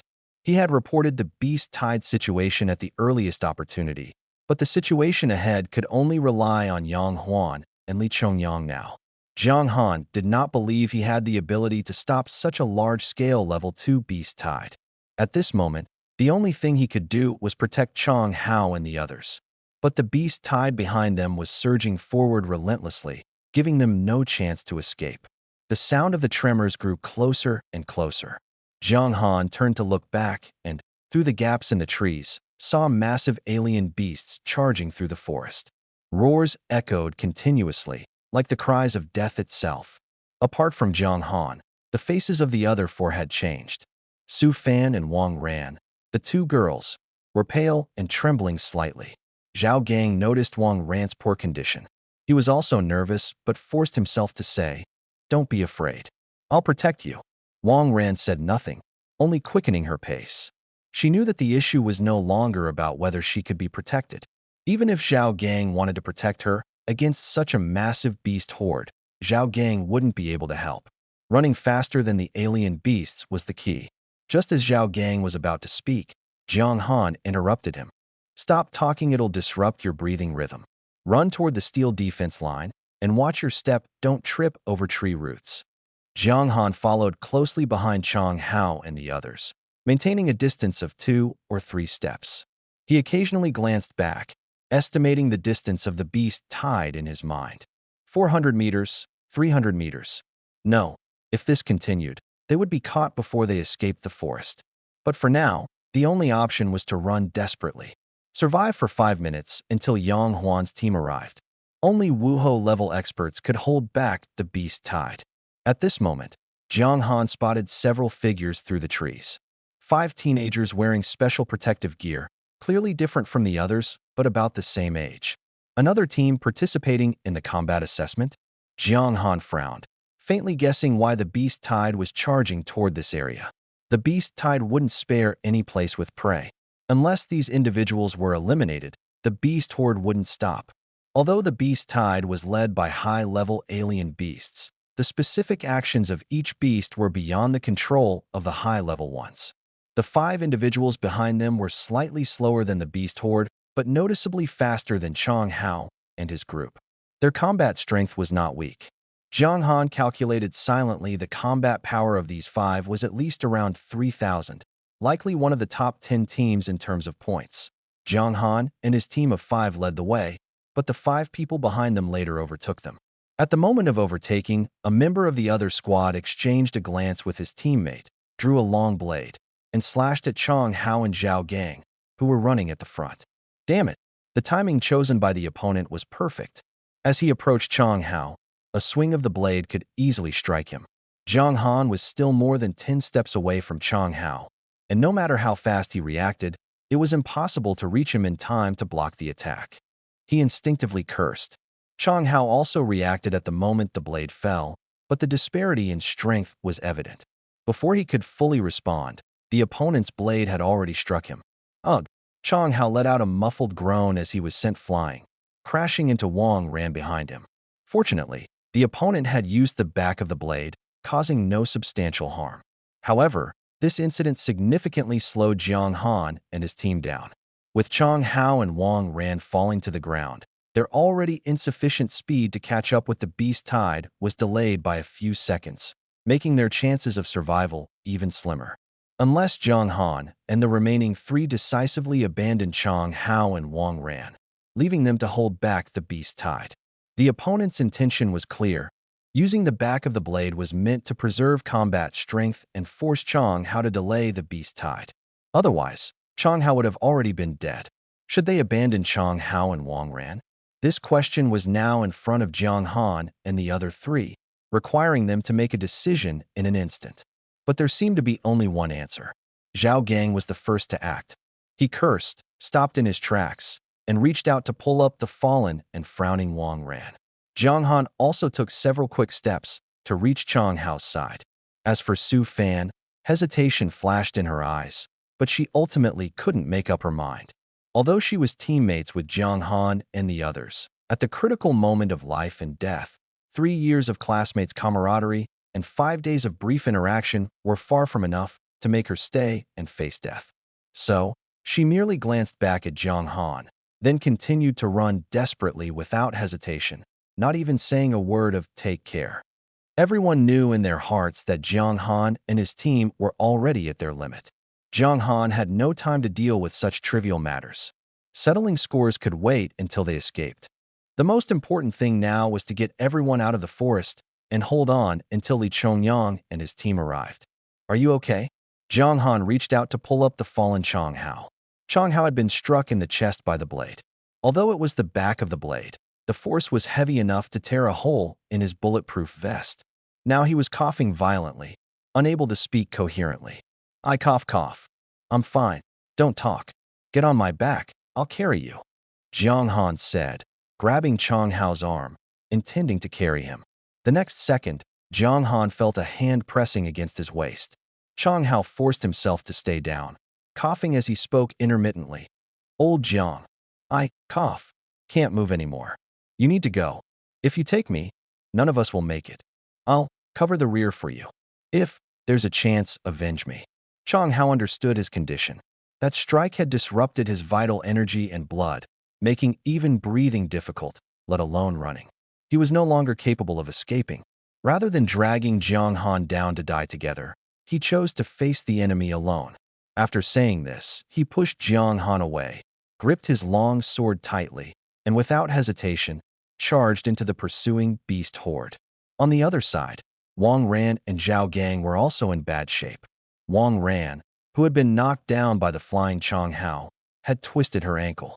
She was in so much pain that her eyes were filled with tears, overwhelmed by fear and agony, leaving her with nothing but sobs. Zhao Gang had no experience taking care of girls. In his panic, he tried to help Wang Ran up, but accidentally touched her injured ankle, causing her to cry even harder. He had no choice but to let go. Zhao Gang, you should leave. I can't walk anymore, Wang Ran said tearfully. Zhao Gang looked at her and made a decision. With a simple, honest smile on his face, he said, Wang Ran, I like you. I've wanted to tell you for a long time, but never had the courage. Now, I finally said it. My second uncle always told me that as a martial artist, when you meet someone you like, you must protect her, even if it means risking your life. I don't have the strength to take you out of here, but if these beasts want to hurt you, they'll have to get through me first. After speaking, Zhao Gang picked up the short knife Wang Ran had dropped, gripped it firmly with both hands, and resolutely turned around. Like Chang Hao, he charged toward the beast horde. Zhao Gang. Wang Ran looked at his back through tear-filled eyes, unable to move. Two fools, Zhang Han muttered under his breath as he watched their fearless determination. He guessed that Chang Hao wasn't scared at all right now. Instead, he was probably excited because he was finally about to fulfill his dream of becoming a hero. As for Zhao Gang, Zhang Han hadn't thought much of him before. He was just a boy who always talked about his second uncle. But now, Zhao Gang was willing to sacrifice himself for someone he liked, which made Zhang Han see him in a new light. Still, this kind of self-sacrifice for love seemed a bit foolish no matter how you looked at it. The beast horde was only about 100 meters away. At their speed, if unimpeded, they would reach them in 2 or 3 seconds and overwhelm them. The ground trembled more and more violently. Zhang Han shook his head. In a flash, a pitch-black bracelet appeared on his wrist, and a blue tang sword materialized in his hand. In the next moment, the bracelet spread across his body like liquid, forming a black armor. His left hand gathered a crackling ball of lightning, which quickly expanded before Zhang Han hurled it forward. A faint blue streak shot toward the beast horde in front of Chang Hao and Wang Ran, exploding upon impact with the beasts and producing a deafening thunderclap. Electricity scattered like a spider web, enveloping more than a dozen beasts. The powerful current spread uncontrollably, causing the struck beasts to stiffen and lose control of their muscles, only to be trampled by the beasts behind them. The sudden turn of events left Chang Hao and Zhao Gang stunned. They instinctively turned around and saw a figure wrapped in black liquid armor charging toward them, a tang sword in hand sparking with electricity. Leave this place. This is not a battle you can take part in. Zhang Han's voice rang out, sending a shiver down Chang Hao's spine and giving him goosebumps. Old Jiang. The person who had just instantly killed over a dozen beasts, was that really Old Jiang? No, Old Jiang's combat power was only a few hundred, right? No one could explain the confusion in Chang Hao's heart, because Zhang Han had already reached the front of the beast horde. Things weren't supposed to turn out this way. Zhang Han's original plan was to lead Chang Hao and the others away from the beast tide. But now that the situation had deteriorated so badly, there was no point in retreating anymore. Lightning spread from his hand, and the blue glow of the Taihan sword grew even brighter. He swung the sword, unleashing a powerful surge of lightning from its tip that struck a beast and spread to the 4 beasts behind it. With one strike, he incapacitated 5 beast general-level creatures. Behind him came Chang Hao's shocked shout. Holy crap! But Zhang Han had no time to look back. As soon as he swung that strike, another wave of beasts charged toward him. His left hand suddenly gathered a lightning ball, and he slammed his palm onto the ground. The sound of crackling electricity filled the air. Logically, the current should have been absorbed by the ground, but under Zhang Han's forced control, not only did the current not dissipate, it rapidly spread forward instead. Boom! The soft soil was blasted into the air, and all the beasts within 30 meters in front of Zhang Han were thrown back. The power of the S-rank Thunder ability was displayed for the first time. Chang Hao and the others were completely stunned. So, the Zhang Han they thought was weak in combat and needed protection was actually this powerful? No wonder he could precisely point out their weaknesses. No wonder he was so knowledgeable about the situation in the wilderness. They had thought Zhang Han was just good at academics and knew a lot. But now it was clear it was all thanks to his rich experience. Zhao Gang and Wang Ran exchanged a silent glance, then looked at Chang Hao. They had previously believed Chang Hao's words, thinking Zhang Han's combat power was only 400. But now everyone was confused, and so was Chang Hao. Wasn't he Old Jiang someone who had just awakened a C-rank talent, Heavy Strike? with a combat power of only 300 or so? They had seen it with their own eyes just a month ago. How had he become like this now? How could he summon thunder? Moreover, a martial artist with a combat power of just over 1,000 could at most barely kill an ordinary beast. Yet old Jiang had just one-shot a beast general level creature? How strong was this guy now? What had he gone through in this past month? Was this really old Jiang? Chang Hao's head was full of questions, but no one could answer them. He tentatively called out, "Old Jiang." The next second, Jiang Han's voice came through. "Why are you still here? Get lost already. If you die here, I'll have to clean up your corpses." "Got it, we're leaving right now." Chang Hao laughed. Just from that shout, he was sure that this god of war-like figure was indeed Jiang Han. The two of them used to joke that if they pushed Jiang Han too far, he'd tell them to get lost. Being scolded and still so happy, Zhao Gang and Wang Ran saw Chang Hao's cheerful smile and couldn't help but mutter to themselves. But no one was slow to act. What had seemed like a certain death situation, surrounded by beasts, now had Jiang Han's overwhelming presence buying them time to escape. Wang Ran's eyes grew moist, and Zhao Gang, noticing this, directly picked her up. Chang Hao ran alongside them. Though their speed was limited, they managed to escape. Jiang Han for Jiang Han now, primary and intermediate beast generals pose no threat at all. Under the overwhelming combat power, there is only one outcome from the clash between the two sides. The alien beast horde is completely suppressed. Jiang Han is like a sharp sword carrying thunder, piercing into the water and instantly stirring up boiling waves.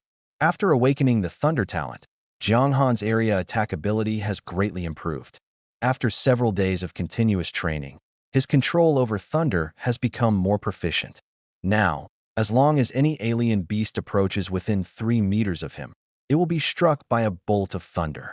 Congratulations to the host for killing the primary beast general, the 3-colored ape, gaining 458 experience points, 89 proficiency in thunder talent, and 99 proficiency in 9-fold Thunderblade. Congratulations to the host for killing the primary beast general, the Blue Wolf, gaining 429 experience points, 82 proficiency in thunder talent, and 93 proficiency in 9-fold Thunderblade. Congratulations to the host for killing the intermediate beast general, the Flame Tiger, gaining 682 experience points, 124 proficiency in thunder talent, and 165 proficiency in 9-fold Thunderblade. Congratulations to the host. The system notification sounds rang out continuously, and for the first time, Jiang Han truly felt the thrill of grinding monsters. Previously, when he killed beast general level alien beasts, it was always one by one. He had never seen such a scene with so many monsters appearing at once. But this time, wave after wave of beast general alien beasts charged at him like experienced grinding mobs. Even though they knew Jiang Han's strength far exceeded their own, they still charged desperately. Jiang Han, on the other hand, was completely immersed in the pure pleasure of slaughter. Ding! Congratulations to the host for triggering a hidden mission. One man holds the pass. Mission description: hold off the beast tide attack alone for 5 minutes. Reward: 1 talent upgrade card. A hidden mission triggered? Jiang Han's spirits lifted upon hearing the mission prompt. Since obtaining the system a month ago, he had only ever received monster-killing missions. The system had never issued any other type of mission. Unexpectedly, this time, a hidden mission was triggered, and the reward was extremely generous. Once he obtained the talent upgrade card, Jiang Han could upgrade his insight talent and simultaneously possess 2 S-level talents. Having already experienced the power of an S-level talent, he naturally didn't want to miss this opportunity. The problem was that holding out for 5 minutes amidst the beast tide was extremely difficult. Jiang Han changed his attack strategy. Previously, he had been outputting at full force, solely to grind monsters. Now, he had to conserve his stamina. His physical constitution was less than 300 points, making it impossible to sustain prolonged combat. He had to preserve his strength and leave himself a way to escape the encirclement. He deliberately suppressed the power of thunder, not aiming for kills, but merely seeking to temporarily weaken the combat power of the alien beasts. The deafening sounds of battle came from behind. The originally frenzied beast horde, as if crashing into a boulder, was firmly blocked. Jiang Han forcibly tore open a gap in the seemingly endless beast tide. Below the gap were Chang Hao and his two companions, who had just escaped the forest. Huff, huff. The desperate running had exhausted the trio, leaving them gasping heavily. Listening to the sounds of battle in the distance, they all felt tense. Jiang Han was right at this level of combat. They couldn't intervene at all. But one question had been bothering them. Why is Jiang Han so strong? Even beast general-level alien beasts are killed by him in one strike. Zhao Gang asked Chang Hao. Chang Hao shook his head. I don't know, I haven't seen him for almost a month. But that's not important. What's important is that the time old Jiang is fighting so hard to buy can't be wasted. Let's hurry up and leave here. We'll talk when old Jiang comes back. Although Chang Hao had just considered sacrificing himself to be a hero, he now calmed down and realized he couldn't act recklessly. Zhao Gang held Wang ran tightly despite being out of breath. He refused to let go of her. The three ran another 2 or 3 kilometers and only slowed their pace after confirming there were no mutant beasts chasing them. They drank some water. In the distance, a figure rapidly flew through the air. As it approached, Chang Hao recognized it as Li Chongyang, who had previously announced the school's combat assessment reform, and his heart lifted. The arrival of a Wuhou-level expert would surely put an end to this beast tide, and more importantly, old Jiang could be saved. Li Chongyang Wuhou, there's a beast tide erupting in the forest.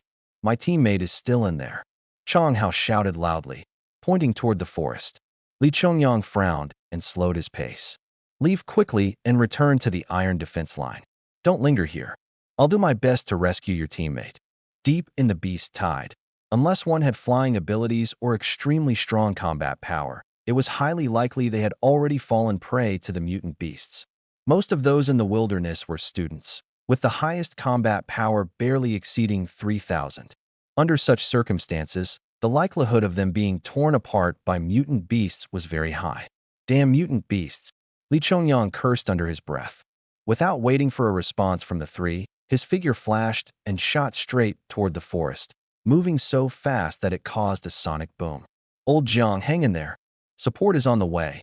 Chang Hao watched Li Chongyang's departing figure, drained the water bottle in his hand in one gulp, and continued on his way. At this moment, Jiang Han was weaving and dodging through the mutant beast horde. After prolonged combat, especially after continuously releasing so many thunder skills while maintaining an insight state, Jiang Han clearly felt mentally fatigued. It was a feeling akin to several sleepless nights, with his spirit severely overdrawn. Since Jiang Han awakened his thunder ability and his mental strength surpassed 300, this kind of fatigue had rarely occurred. But now, a wave of drowsiness was washing over him. Knowing he couldn't continue fighting at full strength, Jiang Han only aimed to buy time. As long as he could hold out for 5 more minutes and claim the reward, he could retreat. The system panel showed that there was only 1 minute left to complete the mission. Almost their success was imminent. Jiang Han swung his blade, coincidentally blocking the sharp claws of a mid-level beast general. With a critical hit and the power of the 9-fold Thunderblade, he easily severed the massive beast claw. Blood spurted out, and the enormous claw rolled several times on the ground. A bolt of thunder struck the wound, violently destroying the life force of the mid-level mutant beast. Congratulations to the host for killing the mid-level mutant beast, Wild Bear. Experience gained, 675. Thunder ability proficiency, 124. 9-fold Thunderblade proficiency, 165. Time remaining to complete the mission, 1 man holds the pass, 59. 58. The system notification sounded simultaneously. Immediately after, Jiang Han heard a roar louder and more ferocious than the surrounding beast generals. The sound waves shook the nearby trees. A Lord-level mutant beast. Jiang Han's heart tightened. He had anticipated that his actions would attract the attention of a Lord-level mutant beast, but he hadn't expected it to appear so quickly. Moreover, judging by the roar, this Lord-level mutant beast was undoubtedly very powerful. Jiang Han currently hadn't unleashed his stored energy, and his combat power barely exceeded 30,000. Facing a Lord-level mutant beast already put him at a disadvantage, not to mention the group of beast generals around him, all eyeing him menacingly. If he showed any weakness, he would be swarmed and attacked. It's only about 500 meters away from me. I can't fight it head-on. I need to find a way to buy time. Jiang Han moved swiftly, flying toward a large tree nearby. In forest battles, trees could restrict the movements of massive beasts and serve as natural barriers, making it easier for him to evade and maneuver. He plunged the Taihan's sword in his hand directly into the tree trunk, securely hanging himself about 20 meters high. The beasts below roared but were helpless.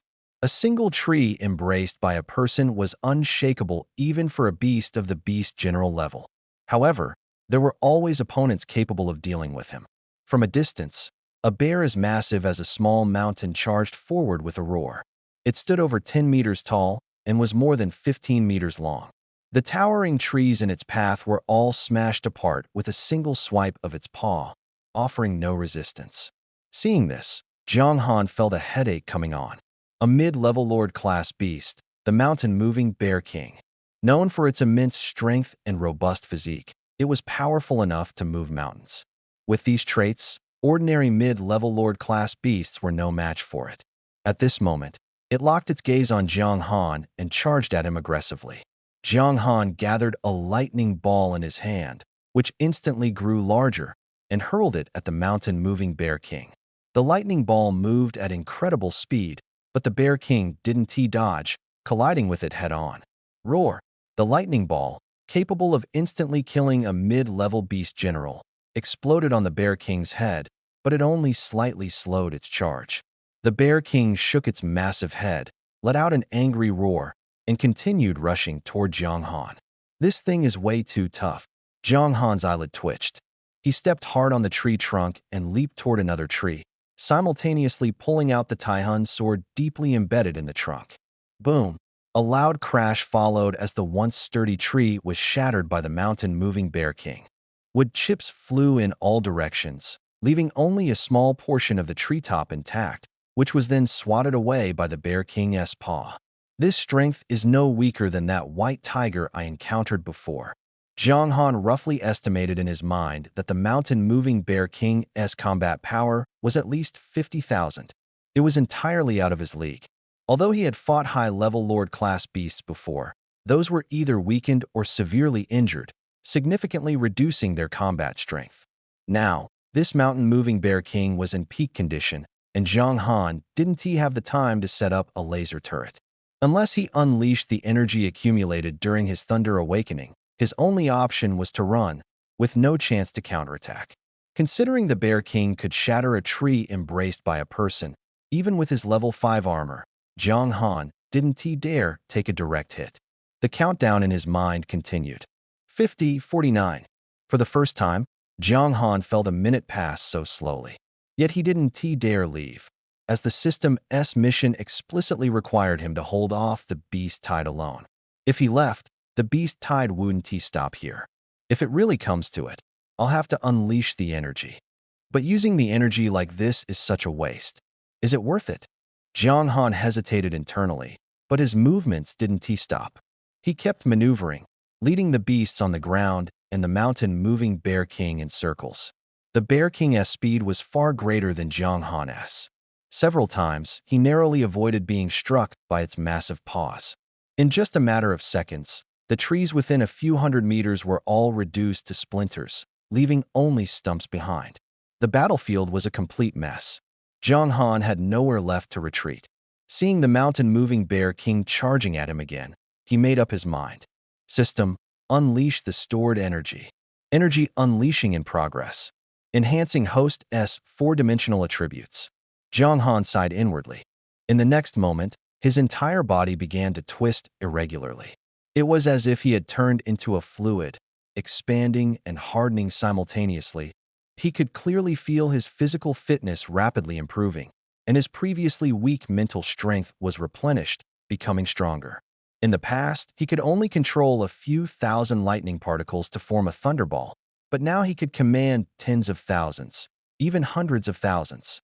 Having experienced an energy burst before, Jiang Han was no stranger to this feeling. The effect of an energy burst was an increase in combat power. The amount of energy stored determined the extent of the combat power boost. However, The burst energy could not enhance talent or proficiency in martial techniques, so it could only improve the four-dimensional attributes. This was why, despite his combat power now exceeding 30,000, his four-dimensional attributes were still lower than when his combat power was over 10,000 during the first burst. Jiang Han didn't have time to check the specific data, but he didn't need to guess his four-dimensional attributes had at least surpassed 2,000. He waved his hand, and a thunderball far larger than before appeared in his grasp. Previously, the largest thunderball was only the size of a basketball, but now this thunderball resembled a sun in his palm. The dazzling light made the beasts that stared at it tear up. Instinctively, they lowered their heads, afraid to look directly at it. The mountain-moving Bear King, seeing the massive thunderball in Jiang Han's hand, paused in its charge, its eyes filled with dread. It could sense the aura of death emanating from the thunderball. If this thunderball struck it, the usually reckless mountain-moving Bear King felt fear for the first time. This kind of aura, it had only encountered in overlord-level beasts far stronger than itself. What terrified it even more was that Jiang Han's aura was still growing, and the thunderball above his head was continuously expanding. Roar! The mountain-moving Bear King let out a furious roar and rationally chose to flee. Having evolved intelligence, it was quite clever for a mid-level Lord-class beast. Knowing it was no match, it decisively turned and ran away, otherwise it would die here. As the mountain-moving Bear King roared, the previously timid group of beasts around Jiang Han instantly regained their frenzy and charged at him. The mountain-moving Bear King's intention was clear: to have this group of beast general-level creatures attack Jiang Han and buy itself time to escape.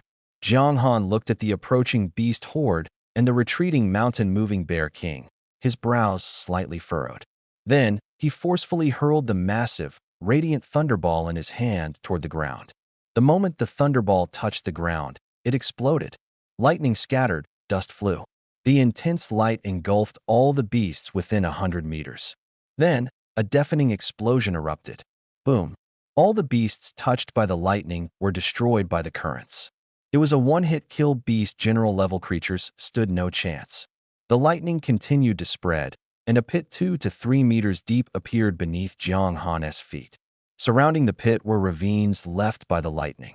Centered on him, an irregular lightning pattern with a radius of at least 200 meters formed. The once densely packed beast horde surrounding him was now all stiff and lifeless. The air was dry and scorching, carrying a faint aroma of cooked meat. Occasionally, faint currents of electricity could still be seen flickering in the air, a sign of the sound of notifications for gaining experience from killing exotic beasts kept ringing in his mind, but Jiang Han paid no attention to it. Staring at the perilous path created by the mountain-moving Bear King in the distance, Jiang Han stepped forward and immediately gave chase. Trying to run now? I've already revealed all my trump cards. If I don't take you down, it would be a huge loss. Li Chongyang soared above the forest, occasionally killing one or two flying exotic beasts, but his figure never paused as he sped rapidly toward the depths of the forest. A few minutes ago, he had received an urgent message from the captain. A beast tide had erupted on the wasteland, and it was a second-level beast tide. For a top-tier expert like Li Chongyang, this level of beast tide posed no threat, but for the students in the wasteland, a second-level beast tide was enough to wipe them out completely. Not only Li Chongyang, but all the warriors in the wasteland had received this urgent notification. Mission issued. Combat assessment is over. Immediately rescue all students still in the wasteland and bring them back to the steel defense line. All warriors at the level of Grand Martial Master and above must fully block the beast tide and delay their advance. Under normal circumstances, encountering a second-level beast tide wouldn't cause such a reaction, as the beast tide couldn't breach the steel defense line. But this time was different. There were 25,000 students from Guanglan City alone in the wasteland, and if students from other cities were included, the number approached 500,000. Many of these students had ventured deep into the wasteland. If the beast tide arrived, the casualties would be catastrophic. This was an absolutely unacceptable loss. If there were a one-year gap in student resources, the impact would be enormous, and the losses incalculable. Not to mention, many of these students had immense potential and could become the backbone of resistance against exotic beasts in the future. Ensuring the safe evacuation of all students was a death order issued by Yang Huan. Li Chongyang could feel the urgency in the captain's message and understood the gravity of the situation. Upon receiving the message, he immediately rushed to the scene. Not only did he need to stop the beast tide, but he also had to rescue the squad that had sent the message. Where are they? He frowned as he flew through the air. Although he didn't have reconnaissance skills, with his powerful physique, no movement escaped his ears. Yet at this moment, he couldn't hear any sounds of battle. With a wave of his hand, he struck down a diving golden feather eagle, turning it into a pile of flesh, and sighed inwardly. The squad that had detected the beast tide must have been very close to the beast horde, but since there were no sounds of battle, it was highly likely they had already been surrounded. These damned exotic beasts. Li Chongyang was furious. Despite rushing here with all his might, he couldn't save anyone, leaving him feeling helpless. He let out a long sigh and prepared to turn and leave. There were other squads in need of rescue, and he couldn't afford to linger here too long. But in the next moment, he suddenly sensed something and abruptly turned his gaze toward the distance. A beam of white light suddenly lit up, and several thick bolts of lightning shot from the ground straight into the sky. Flying high enough, Li Chongyang could see everything clearly. About 10 kilometers away, a massive lightning sphere had appeared, engulfing everything around it. Someone's fighting. His spirits lifted, and he sped toward the scene. Such a battle could only be triggered by a Grand Marshal General facing off against a mid-level Lord-class exotic beast. No matter what, Li Chongyang had to get there. Even killing one Lord-class exotic beast could throw the beast horde into disarray and halt the advance of the beast tide. As he flew closer, a booming explosion echoed. The eyes always see before the ears hear. But Li Chongyang seemed not to notice the sound, his gaze fixed intently on the battlefield. After more than 20 seconds, he had already flown above the clearing and saw a group of exotic beasts on the ground, all frozen stiff, showing no signs of life. The battle was over, but the air still carried an unpleasant stench.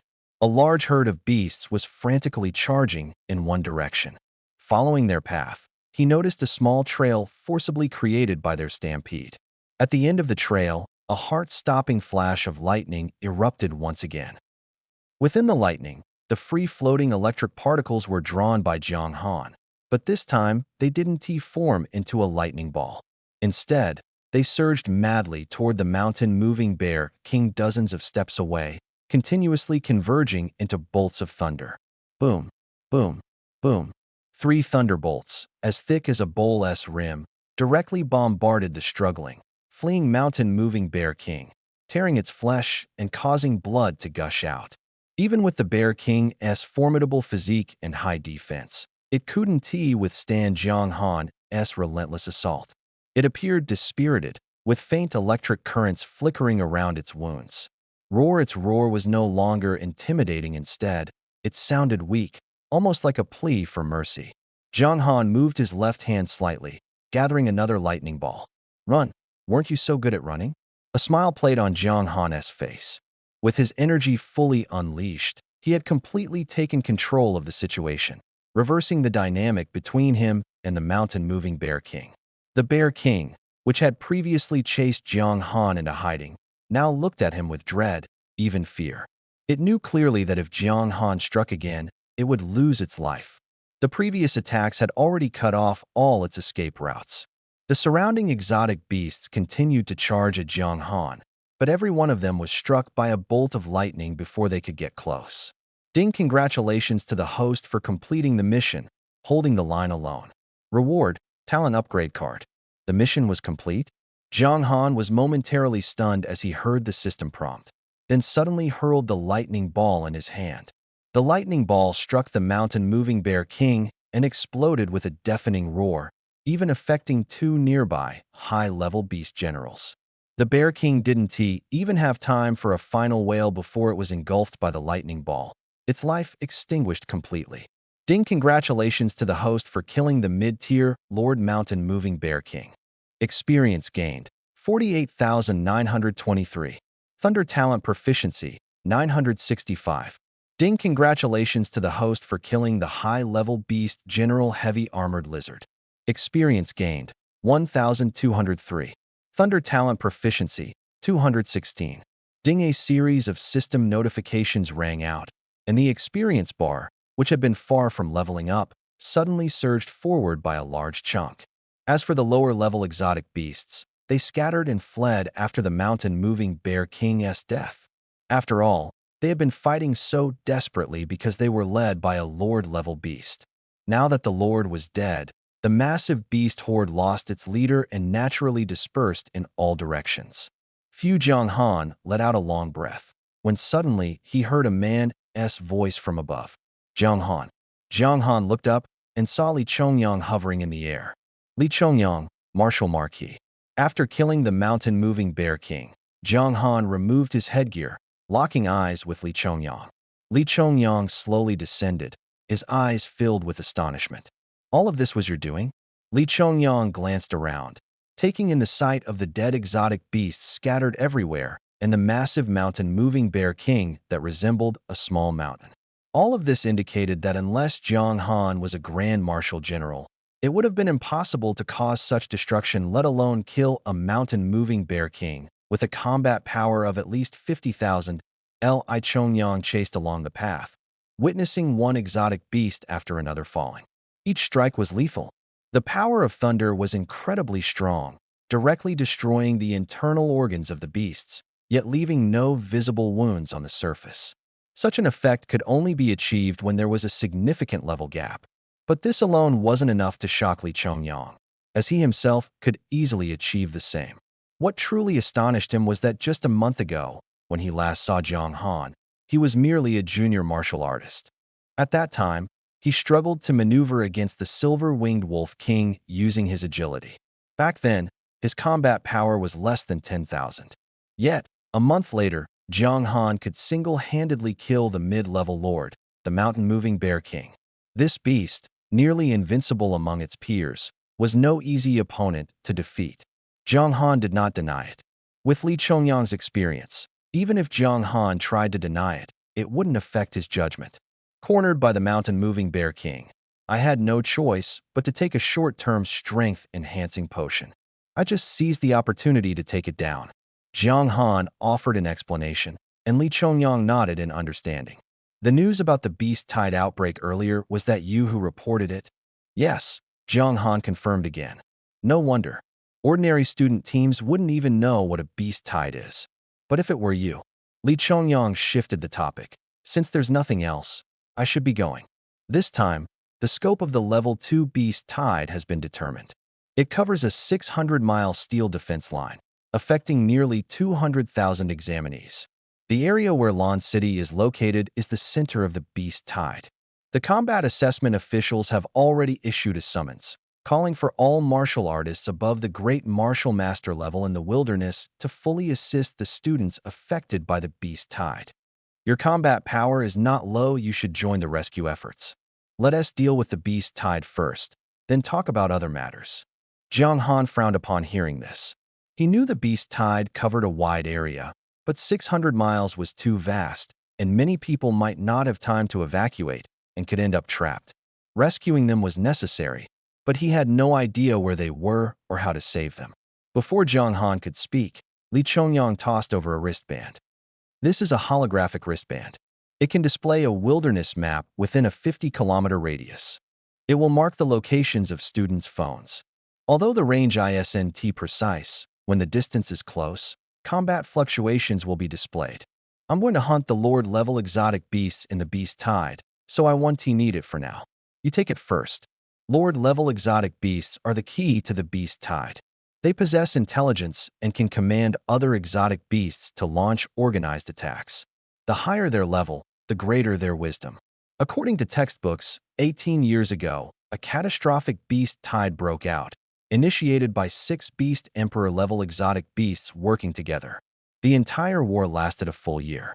In this apocalyptic level beast tide, it wasn't the ordinary exotic beasts charging desperately that were truly terrifying, but the intelligence and cunning displayed by the Beast Emperor-level exotic beasts. Encircling reinforcements, feints, direct assaults on critical points. They executed various tactics with masterful precision, making everyone realize that calling them animals was no longer appropriate. The steel defense line, stretching 1,000 miles, was at least half destroyed during the year-long fierce battles. If not for the top martial artists of the Celestial Empire fighting to the death and holding the line, the beast tide would have long broken through humanity's defenses, leaving rivers of blood in its wake. The key to ending this beast tide was the Celestial Empire's sacrifice of 2 peerless sovereigns, while severely injuring 6 beast emperors on the exotic beast side. 1 was slain, and 3 were sealed. The balance of power tilted, causing the beast tide to finally retreat. Li Chongyang and his team's current plan was to follow this approach. As long as all Lord-level beasts were eliminated, the beast tide would lose its command and disperse on its own.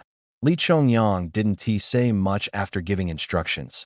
He soared into the air again and flew off into the distance, leaving Jiang Han standing in place. Jiang Han looked around and slowly walked toward the nearby corpse of the mountain-moving Bear King. The surrounding beasts had already scattered, but the battlefield cleanup still needed to continue. The mountain-moving Bear King was too large to fit into the system space. However, this didn't stop Jiang Han from marking it. The beasts Jiang Han had just hunted were worth at least tens of millions. But time was limited, and he couldn't mark them all individually. So he focused on the most valuable ones. After marking the wound on the mountain-moving Bear King, Jiang Han opened his holographic wristband to check the signals of nearby squads. Within a 50-kilometer radius, there were 18 squads in total, 14 of which were far away and had already exited the Beast Tide's range, temporarily safe. The remaining 4 squads were all quite far from Jiang Han. The nearest squad was 17 kilometers away. Judging by the location, this squad seemed to have already been affected by the Beast Tide. I'll go check it out first, there might still be survivors. After determining the direction, Jiang Han stepped forward, transforming into a black shadow and speeding ahead. With his combat power unleashed, Jiang Han's speed was much faster than usual, and the surrounding scenery quickly receded. Covering the 17-kilometer distance at full speed would take him just 1 or 2 minutes. At this moment, 17 kilometers away, the commotion from Jiang Han's battle with the mountain-moving Bear King hadn't reached there. The beast herd was still stampeding in one direction. Several figures were hiding in the treetops, nervously watching the beasts below, trembling all over. "Ji Shui, will we make it out alive?" A trembling female voice asked. "Hold tight. Don't make a sound. Once these beasts pass, we'll be safe." Lin Jishue softly comforted her anxious teammates. "The martial lords have already noticed the beast tide. Someone will definitely come to rescue us. Don't worry, I'll make sure you all get out alive." But the girl named Xiaoying hadn't finished speaking when a beast suddenly rammed into the tree trunk, causing the treetop to shake violently. Caught off guard, Xiaoying lost her grip and fell from the tree. The feeling of weightlessness, combined with the dense herd of beasts below, made Xiaoying cry out in fear. "Ah, Xiaoying." Fortunately, Lin Jishue reacted quickly. Seeing Xiaoying about to fall, she immediately reached out and grabbed her wrist, pulling her back before she fell into the beast herd. However, Xiaoying's scream had already attracted the attention of the beasts. The originally stampeding herd stopped and looked up at the tree. Half hanging from the tree, Lin Jishue held onto a branch with one hand and Xiaoying with the other. Realizing they had been discovered, she couldn't afford to hide anymore. "Hold tight." Lin Jishue exerted force and flung Xiaoying back onto the branch, allowing her to grab hold, then climbed up herself. From the moment the beast rammed the tree trunk to now, only 1 or 2 seconds had passed, and Xiaoying had narrowly escaped death. If she had fallen, there would have been no escape from the beast tide. Fortunately, Lin Jishue had pulled her back. However, their situation hadn't improved much. The beasts below had already noticed them. A steel-bristled wild boar took 2 steps back, while another suddenly rammed into the tree trunk. Bang! The trunk emitted a muffled sound, and the treetop shook violently. With just one collision from the beast, a third of the tree trunk snapped. At this rate, it would collapse soon. Lin Jishue frowned deeply as she looked at the herd of beasts below, despair filling her heart. There was no escape. Being targeted by such a large group of beasts could only lead to one outcome: being hunted to death. Lin Jishua glanced at her teammates hiding in the other trees and signaled them not to act rashly. Then, she turned to Xiaoying and pointed to a large tree not far away. When I shout jump, you must jump to that tree with all your strength. Do you understand? Xiaoying looked down at the herd of beasts below, her throat moving slightly, and nodded. The steel-bristled boar took a few steps back again, preparing to charge once more. Jump! Lin Jishue timed it perfectly. As soon as she shouted, Xiaoying pushed off with her legs and leaped toward the tree Lin Jishue had pointed to. Lin Jishue gave her a strong push on the back. Xiaoying barely managed to leap 7 or 8 meters, landing in the tree's canopy, her figure hidden by the dense leaves. But Lin Jishue wasn't so lucky. Her footing was already unstable, and the tree trunk was shattered by the steel-bristled boar's charge. A 30-meter-tall tree, broken in 2 hits by the attack of a mid-level beast general, truly unexpected. Lin Jishue fell immediately. However, unlike her earlier panic with Xiaoying, her eyes now held a fearless determination. Even if she were to die, she would take one of them down with her. The spatial ring on her middle finger flashed, and a pair of daggers appeared in her palm. Blink! Lin Jishue's falling figure suddenly vanished. At the same time, a dagger sliced through the air, aiming straight for the steel-bristled boar's eye. But she underestimated the boar's reflexes. Seeing the dagger, the boar immediately shut its eyes. The blade grazed past, leaving only a shallow cut, causing no substantial harm. Worse still, the surrounding beasts were enraged and charged at her in a frenzy. Roar! The herd of beasts rushed at her like mad, and Lin Jishue's expression changed. Her figure disappeared in an instant, narrowly avoiding the attack. In the next moment, she reappeared a few meters away, stepping on the back of a beast and darting forward at lightning speed. Her goal was clear: take down one beast first and escape as quickly as possible. Although she failed to kill the steel-bristled boar, she had successfully enraged the herd. The scent of blood attracted even more beasts to chase her. She intended to lure them away, ensuring the safety of her teammates hiding in the canopy. But Lin Jishue still underestimated the danger of the counterattack. Countless beasts surged toward her like a tidal wave. She blinked repeatedly, her face growing paler with each use, until she was finally caught. To avoid an attack from a sword-toothed tiger, she blinked once more. But this time, her body no longer felt the usual ethereal sensation. Instead, a sharp pain shot through her head, and her vision went black. Had her mental strength finally reached its limit?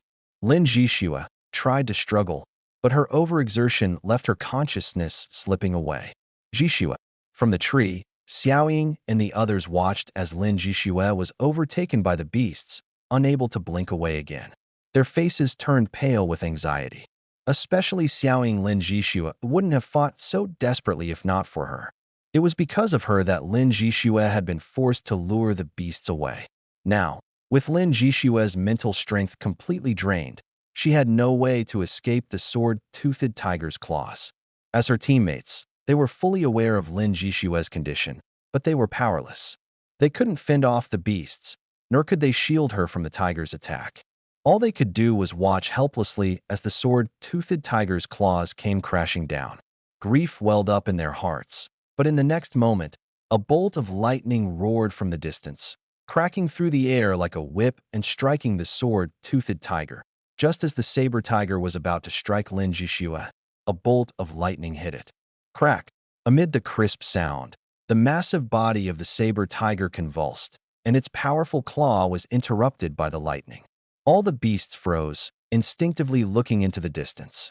A black figure cloaked in lightning appeared, charging toward them with an overwhelming aura. Along the way, every beast blocking the path was struck by lightning, instantly losing all vitality. Someone's here. Xiaoying and her teammates saw the black figure wrapped in lightning, their eyes lighting up. In the face of despair, the most terrifying thing is not death, but the absence of hope. Lin Jishue was surrounded by beasts, and with their strength, jumping down to help would only mean throwing their lives away. The team originally consisted of Lin Jishue and 4 others, whose combined combat power barely exceeded 1,000. They lacked the ability to save Lin Jishue, let alone the qualifications to attempt it. Especially Xiaoying.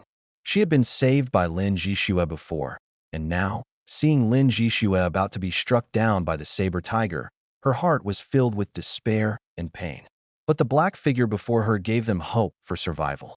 Just the sight of the lightning-cloaked aura left Xiaoying and her teammates in awe. To them, such power could only belong to a true warrior. The martial marquis is here. Sister Jixue is saved.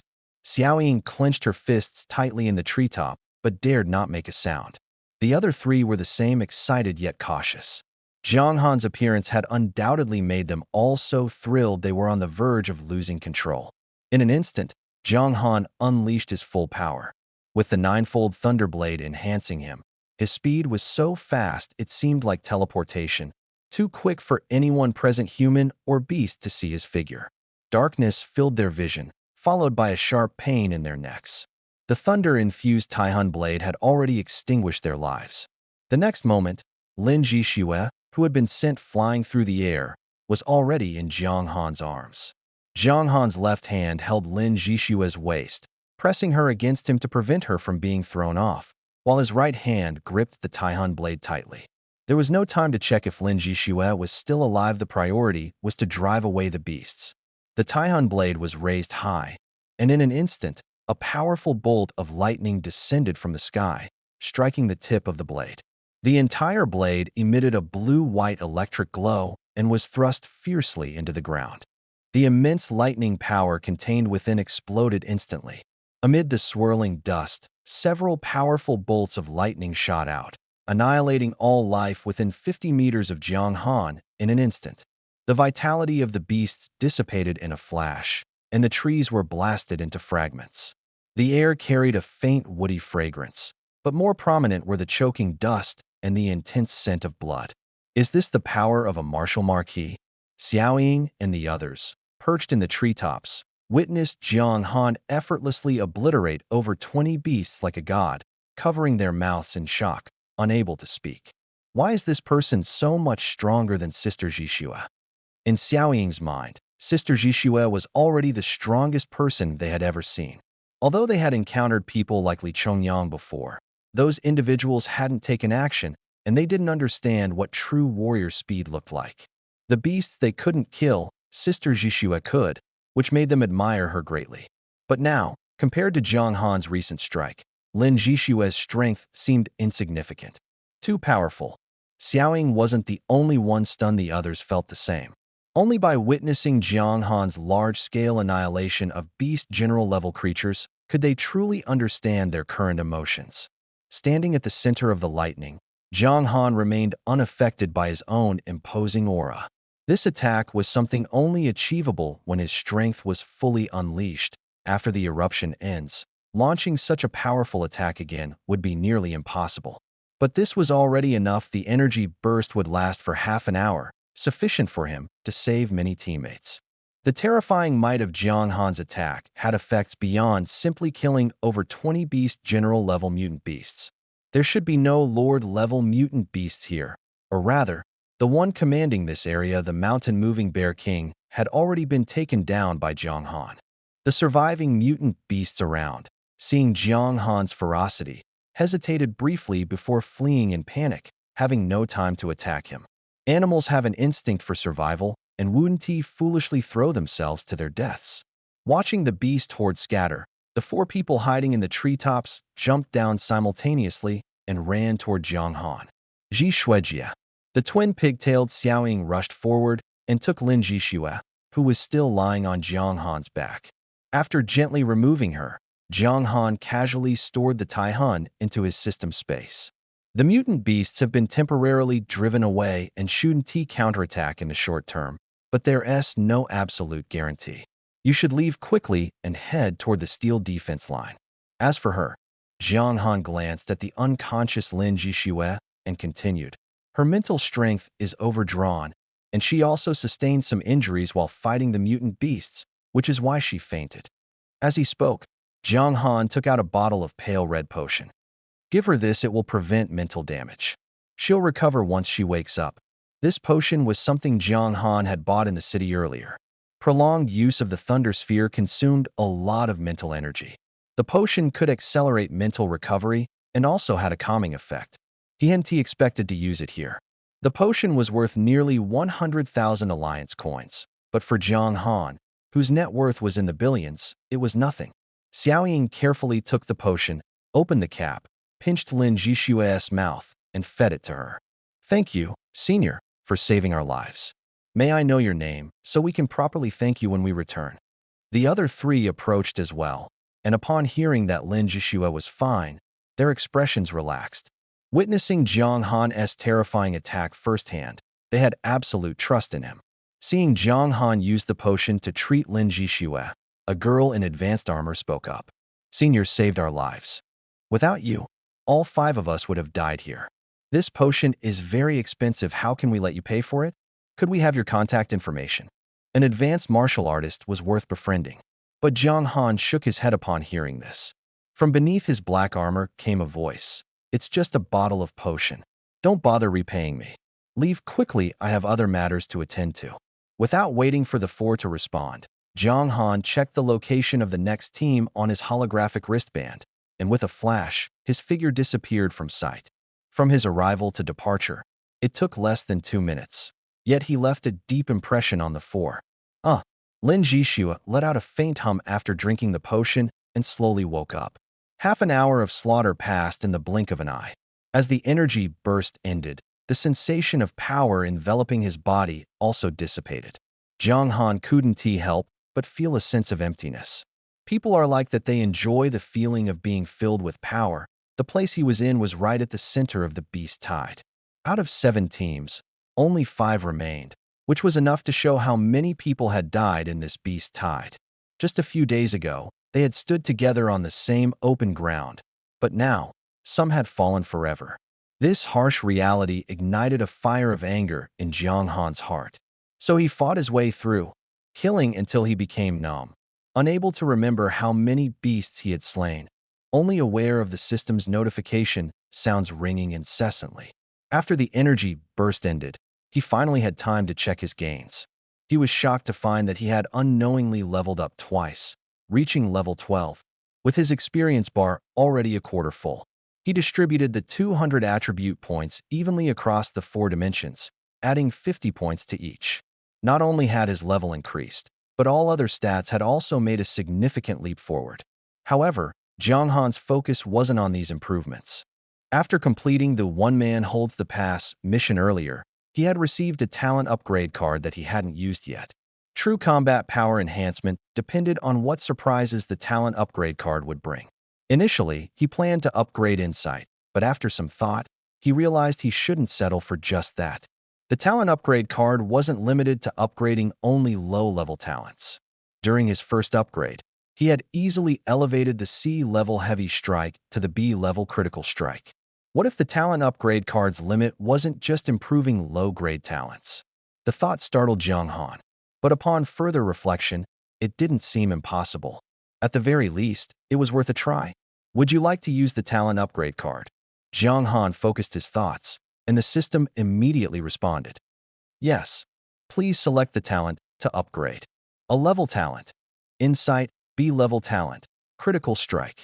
Not possible. Jiang Han listened to the system's feedback and couldn't help but feel disappointed. On the interface, Insight and Critical Strike were highlighted, but Thunder was grayed out. S-level talents were the highest level the talent upgrade card could achieve. Still, this was good enough. Jiang Han wasn't a greedy person, and it was normal for the system to have limits. This time, he didn't hesitate and directly chose Insight. Upgrading Critical Strike could enhance bursts of power, but it couldn't compare to the direct effects of upgrading Insight to S-level. With an S-level talent, he was eager to see the performance of Insight after its upgrade. Upgrade Insight. He silently recited in his mind. The next moment, he felt as if something in his brain was being crushed and reorganized, radiating new vitality. Talent upgrade card successfully used. A level talent Insight has been upgraded to S-level talent Deduction. Deduction greatly enhances brain cognitive abilities, enabling extreme calculations and the evolution of all things. Listening to the system's notification, Jiang Han froze. Deduction? What kind of talent was this? He was puzzled, as the system's description was too vague. Moreover, he had never heard of such a talent before. It hadn't appeared in the nation's talent records either. It sounded like some mysterious profession from before the cataclysm. Enhancing brain cognitive abilities, what use was that? Becoming smarter? No, if it were just about becoming smarter, deduction wouldn't qualify as S level. It wouldn't even surpass a level. There had to be other functions he hadn't discovered yet. Jiang Han was filled with questions, but there was no one to answer them. Suddenly, a beast's roar interrupted his thoughts. Turning his head, he saw a high-level beast general staring at him alone, its eyes filled with killing intent. Wolf-headed badger. Its back was covered with dense, sharp spikes, resembling a porcupine. Its limbs were short, standing just over a meter tall, with its tail dragging behind it. It looked like it posed little threat, but in reality, it was far more difficult to deal with than ordinary beasts. The spikes on its back are extremely hard, and ordinary swords can't cut through them. Its attack methods are particularly cunning. These spikes are venomous, with more than a dozen hidden ones that can shoot out like arrows. Many Grand Martial Masters have been ambushed by the spikes on its back while fighting the wolf-headed badger. The key is that no one can predict when it will fire the spikes or which one it will shoot. Not only Grand Martial Masters, but even martial generals choose to avoid the wolf-headed badger when they encounter it. Jiang Han, however, wasn't afraid at most. He would gather a lightning ball and smash it in its face. As long as he didn't engage it in close combat, he wouldn't have to worry about being injured by the spikes. But at this moment, Jiang Han's mind was preoccupied with other matters, and he had no interest in fighting the beast. He turned to leave, only to suddenly see the wolf-headed badger charging at him. Courting death, Jiang Han frowned, and a ball of lightning instantly formed in his right hand. The wolf-headed badger moved incredibly fast, closing the distance to just over 10 steps in the blink of an eye. Just as Jiang Han was about to deliver a killing blow, dozens of images flashed through his mind. Instinctively, he shifted half a step to the side. In the next moment, a spike shot out from the wolf-headed badger's body, narrowly missing his ear as it flew past. Jiang Han quickly jumped back several steps, creating distance between them, his mind unusually clear.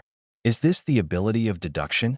In an instant, dozens of its attack methods flashed through my mind, and then I chose the correct one. This ability is somewhat like dynamic capture. But dynamic capture slows down the opponent's movements, allowing one to counter them step by step.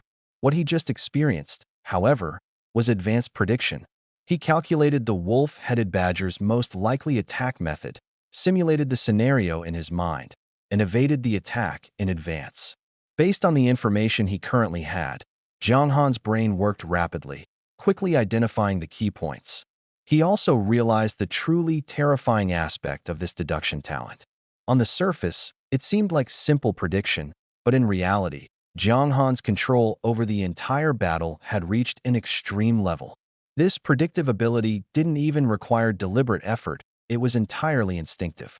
Precisely because of this, Jiang Han had just retreated, sparing the wolf-headed badger's life. He wanted to test his limits, or rather, the limits of his deduction ability. The wolf-headed badger, having failed in its attack, showed a hint of confusion in its eyes, seemingly unable to understand how Jiang Han had dodged its strike. But despite its confusion, the attacks didn't stop. The wolf-headed badger used all 4 claws to charge at Jiang Han. This time, it didn't rush to shoot its venomous spikes, but instead curled into a ball and rammed forward. A ball of flesh covered in spikes, if it collided, even slightly inferior armor wouldn't be able to withstand it. Jiang Han, clad in pitch-black armor, coldly stared at the charging wolf-headed badger, his figure remaining motionless. As it entered within 10 meters, familiar images once again flashed through Jiang Han's mind. In the next moment, 7 spikes shot out from the wolf-headed badger's back. These spikes moved at incredible speed, covering the 10-meter distance in an instant. Such a sudden attack would be impossible for ordinary martial artists to react to. Even if they could react, it would be nearly impossible to dodge 7 spikes attacking simultaneously. But for Jiang Han, this attack was nothing more than a gust of wind, causing him no harm at all. Boom! A lightning ball struck the charging wolf-headed badger's body, exploding upon impact. Jiang Han followed up with a swift slash, cutting off the wolf-headed badger's escape route. Huh. Jiang Han achieved the result he wanted. The wolf-headed badger was left with no way out. Killing it would also yield several hundred experience points and proficiency, which he absolutely wouldn't waste. Although the simulation was still in its early stages, the surprises it brought were no less than those from Thunder. Now, he could perfectly predict the attacks of the beasts. As his level increased, who knew how much stronger he could become? Casually, he chopped off the sharp tip of the wolf-headed badger's spike and stored it in the system space. Only then did Jiang Han have time to review his gains from the past half hour. A tribute panel, he murmured in his mind, and a pale blue light screen appeared before him. Host, Jiang Han. Combat power rating, 45,639. Level, 12. Strength, 350. Agility, 334. Constitution, 340. Spirit, 410. Experience needed for the next level up, 243,921, 1,024,000. Current talents: S-Grade Thunder LV2, S-Grade Simulation LV1, B-Grade Critical Strike Max. Talent Proficiency: Thunder 15,321, 20,000, 20% Progress, Simulation 121, 10,000, Critical Strike Max. Current Martial Skill: Earth-Grade Superior 9-fold Thunderblade Max. 9-fold Thunderblade Max. When using blade-type weapons, strength and agility are each multiplied by 10. Remaining system space, 957-1000. Current mission: Slay 10,000, 2,231, 10,000. Pet, Xiaobai. Stored burst energy, 0. In half an hour, Jiang Han had gone on a killing spree amidst the beast tide. Even while traveling, he killed as he moved. He had traversed over 100 kilometers, slaying at least 2,000 beasts, many of which were mid to high-level beast generals. Naturally, the rewards were immense. Thunder had leveled up to level 2, and Jiang Han could clearly feel his enhanced control over the thunder elements in the air, making their use more effortless. The 9-fold Thunderblade had also skyrocketed from level 3 to level 5, boosting strength and agility tenfold during bursts. With Jiang Han's current attributes, a full force strike combined with critical strike could unleash over 250 tons of power. Such immense force was something ordinary low-level lords couldn't withstand. His combat power had soared. However, like critical strike, the 9-fold Thunderblade had already reached its peak and could no longer be upgraded. But this was already more than enough. The successive upgrades had directly boosted Jiang Han's combat power from 33,000 to 45,000. The changes this brought were far from simple. Now, with the support of simulation, Jiang Han could even hold his own against the mountain-moving Bear King he had previously struggled with, without needing to unleash burst energy. As expected, the wilderness was Jiang Han's best battlefield. What others saw as a beast-tide disaster was, for him, a golden opportunity. Unfortunately, he hadn't brought any cultivation experience cards this time. If he had, the results would have been even more astonishing. Oh. Jiang Han took out a bottle of water from the system space and drank it. Half an hour had passed since the beast tide erupted, and the situation was now mostly clear. Those who could return to the iron defense line had already avoided the beast tide. Those caught in it had either been rescued or had perished under the claws of the beasts. Jiang Han no longer needed to search for the squad. After replenishing his strength and hydration, he prepared to head back to find Chang Hao and the others. The remaining matters were beyond his capabilities. Just as Jiang Han was chewing on some roasted meat while heading in the direction where Chang Hao and the other two had previously been, the holographic bracelet on his wrist automatically projected an image. It was a map with a large red dot flashing on it, approximately 70 kilometers away from Jiang Han. Below the red dot was a line of text: Beast Tide Core Location Discovered. A large number of Lord-level exotic beasts gathered, along with several Overlord-level exotic beasts. Phantom Squad members assemble. Emergency call. All Martial Marquis and Great Generals proceed to the target location at the fastest speed. The red dot flashed 3 times, causing Jiang Han to furrow his brows. 70 kilometers wasn't far. If he traveled at full speed, he could reach it in half an hour. But the question was, should he go? With his upgraded combat strength, Jiang Han was fully qualified to go. Although he hadn't participated in the Great General Assessment, he was likely close to that level, though the process would be challenging. He could go, or he could choose not to. Should I go or not? Jiang Han hesitated. He looked at the map's prompt twice more, his concerns growing.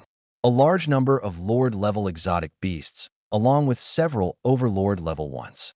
Jiang Han had never encountered an Overlord-level exotic beast, but based on his understanding and combat experience with high-level Lord-level exotic beasts, those capable of becoming Overlord-level were definitely not to be trifled with. With Jiang Han's current strength, he could easily crush Beast General-level exotic beasts. But if he were to face Martial Marquis and Overlord-level exotic beasts, he likely wouldn't even have a chance to resist. Instinctively, he wanted to stay far away, but he forced himself to hold back. Overlord-level exotic beasts should be dealt with by Li Chongyang and his team and wouldn't affect him. However, the disparity in strength at the Great General level was significant.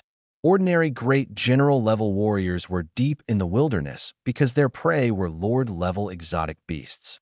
Unless there was a massive beast tide outbreak, Lord-level exotic beasts were rarely seen within several hundred kilometers of the steel defense line. Among the warriors Jiang Han had previously encountered who were responsible for protecting examinees, Great General level ones were few and far between. To trigger a beast tide spanning 600 kilometers, Overlord-level exotic beasts were indispensable, and there were certainly many Lord-level ones as well. An imbalance in Lord-level combat power could very likely affect the battle against Overlord-level beasts. Forget it, I'll go take a look. If I can help, I will. If not, I'll leave. Jiang Han thought for a moment and decided to head over. With great power comes great responsibility. He wasn't a saint, but he couldn't completely stand by and do nothing at a time like this. With a step forward, he charged straight toward the red dot on the map. Since he had made up his mind, there was no need to hesitate. At this moment, 70 kilometers away from Jiang Han, in a mountain valley. The forest was dense, and a large river flowed through the valley. The sky above the river was covered with dark clouds, and intense battle fluctuations spread continuously, causing the water's surface to churn. Li Chongyang and another person stood back to back. Surrounding them were 6 massive exotic beasts. There was a fierce tiger with wings on its back, standing over 10 meters tall, and a green flood dragon with 4 claws. The aura of these exotic beasts was so overwhelming that other Lord-level exotic beasts in the valley didn't even dare to lift their heads. Lord-level exotic beasts that had developed intelligence understood that the battle in the sky was not something they could participate in. Li Chongyang unleashed a powerful gravitational field, visible ripples spreading out to cover a 100-meter radius, even slowing the flow of the river beneath his feet. The person behind him stepped on the water, stirring up a tornado, their aura even stronger than Li Chongyang's. Li Miao, has the message been sent? Li Chongyang didn't turn around. His breath slightly hurried as he spoke. The two of them were holding their ground against 6 Overlord-level exotic beasts of considerable strength. They had managed to endure until now only because they didn't want to fight to the death, but rather to stall until their teammates arrived. Once all the members of the Phantom Squad were present, these 6 Overlord-level exotic beasts would no longer pose a threat. The message has been sent, but I estimate it will take at least half an hour for the captain to rush over from the Iron Front line. The other team members are closer. It won't take them more than half an hour. Li Chongyang listened without speaking, starting to calculate in his mind. Their current location was over 400 kilometers away from the Iron Front line supply point. No matter how fast the captain was, it was impossible for him to arrive in a short time. Without the captain, even if the others arrived, they could only slightly ease the battle situation but wouldn't be able to turn the tide immediately. In other words, we have to hold out for at least half an hour. During this half hour, we are the bait. We must keep these Overlord-level beasts focused on us and absolutely cannot let them devour us. Li Chongyang exhaled deeply, but a smile appeared on his face. Not an easy task. Li Miao, standing back to back with him, also smiled. Just half an hour. Once the captain arrives, these beasts are dead. Although both were smiling, their hearts felt as if weighed down by a heavy stone. 2 people against 6 beasts, how could they possibly hold out for half an hour? There was only one path: fight desperately. They couldn't run. If they fled, these overlord-level beasts would hide, and it would be difficult to find them again. At this level, the beasts already knew how to avoid danger and wait for the right opportunity to strike. Humans die. The tiger with golden patterns all over its body and wings on its back suddenly opened its mouth and let out a beastly roar that barely resembled human speech. Upon hearing this, Li Chongyang waved his hand, sending out a gravity wave. The tiger's body swayed, its wings flapping violently, and its eyes burned with fury. A mere beast dares to speak? If you want my life, come and take it. The gravity field itself didn't cause substantial damage to Overlord-level beasts. Li Chongyang's intention was to provoke the tiger into attacking. Sure enough, the winged tiger couldn't resist the provocation. Its wings flapped, stirring up a fierce wind as it charged directly at Li Chongyang. Its massive body resembled a small building, and the pressure it brought was far beyond that of ordinary beasts. In the next moment, a water arrow shot out from the river, aiming straight for the tiger's eyes and abdomen. The water arrow moved at an incredible speed, far surpassing the speed of sound. Though made of water, it carried a chilling gleam. Seeing that it was unavoidable, the tiger had no choice but to shield itself with its wings, taking the water arrow head-on. The water arrow shattered into mist upon impact with the wings, but Li Chongyang and Li Miao's assault didn't stop there. Immediately afterward, a gravity wave pressed down from above, causing the tiger to lose its footing. Li Chongyang, exerting his full strength, used the gravity field to forcefully push the tiger into the river. The water's surface erupted into massive waves, but soon the flow was drawn into a whirlpool. In the blink of an eye, the whirlpool expanded to a diameter of over 50 meters. Li Chongyang and Li Miao coordinated seamlessly, taking just under 2 seconds to provoke the tiger and pin it to the riverbed. Normally, this would have been enough to determine the outcome, but there wasn't just one overlord-level beast here. There were 6 in total. As soon as Li Chongyang and Li Miao made their move, the other 5 overlord-level beasts launched their attacks simultaneously. In an instant, the weather changed dramatically, and several powerful strikes hurtled toward Li Chongyang and Li Miao. The shockwaves shook the surrounding mountains and forests violently, causing the trees to sway wildly. The closer one got to the battlefield, the more intense the commotion became. Zhang Han could feel it. Though no sound reached him, the ground trembled, and the sky was shrouded in dark clouds, all signaling the fierce battle taking place there. The closer he got, the stronger the sensation grew. In the end, Zhang Han saw with his own eyes the azure flood dragon tumbling in the air, the cloud-winged golden-striped tiger with one wing severed, and several other exotic beasts whose names he couldn't even call out. Frowning deeply, he thought to himself, "Can I really be of any help?" On the battlefield, figures moved nimbly, weaving around the dominant-level beasts in constant maneuvers. Since I'm here, I might as well get a closer look. At worst, if things go south, I can just retreat without much loss. With this thought in mind, Zhang Han moved closer. As he approached, he truly felt the madness of a battle at the martial marquee level. Rocks flew from the mountain peaks on both sides, and the once tree-covered mountainsides now looked like they had just experienced a landslide, exposing bare stone walls. On the river's surface, the water churned incessantly. Waterspouts collided one after another, eventually turning into torrential rain. The azure flood dragon, living in water, had an exceptional ability to control water currents. Among the human martial marquises, there was also one adept at water manipulation. This neutralized the flood dragon's geographical advantage, preventing it from easily using the water to annihilate its enemies. The martial marquee level battle mainly took place in the air, while other exotic beasts and humans fought fiercely on the ground and mountain peaks.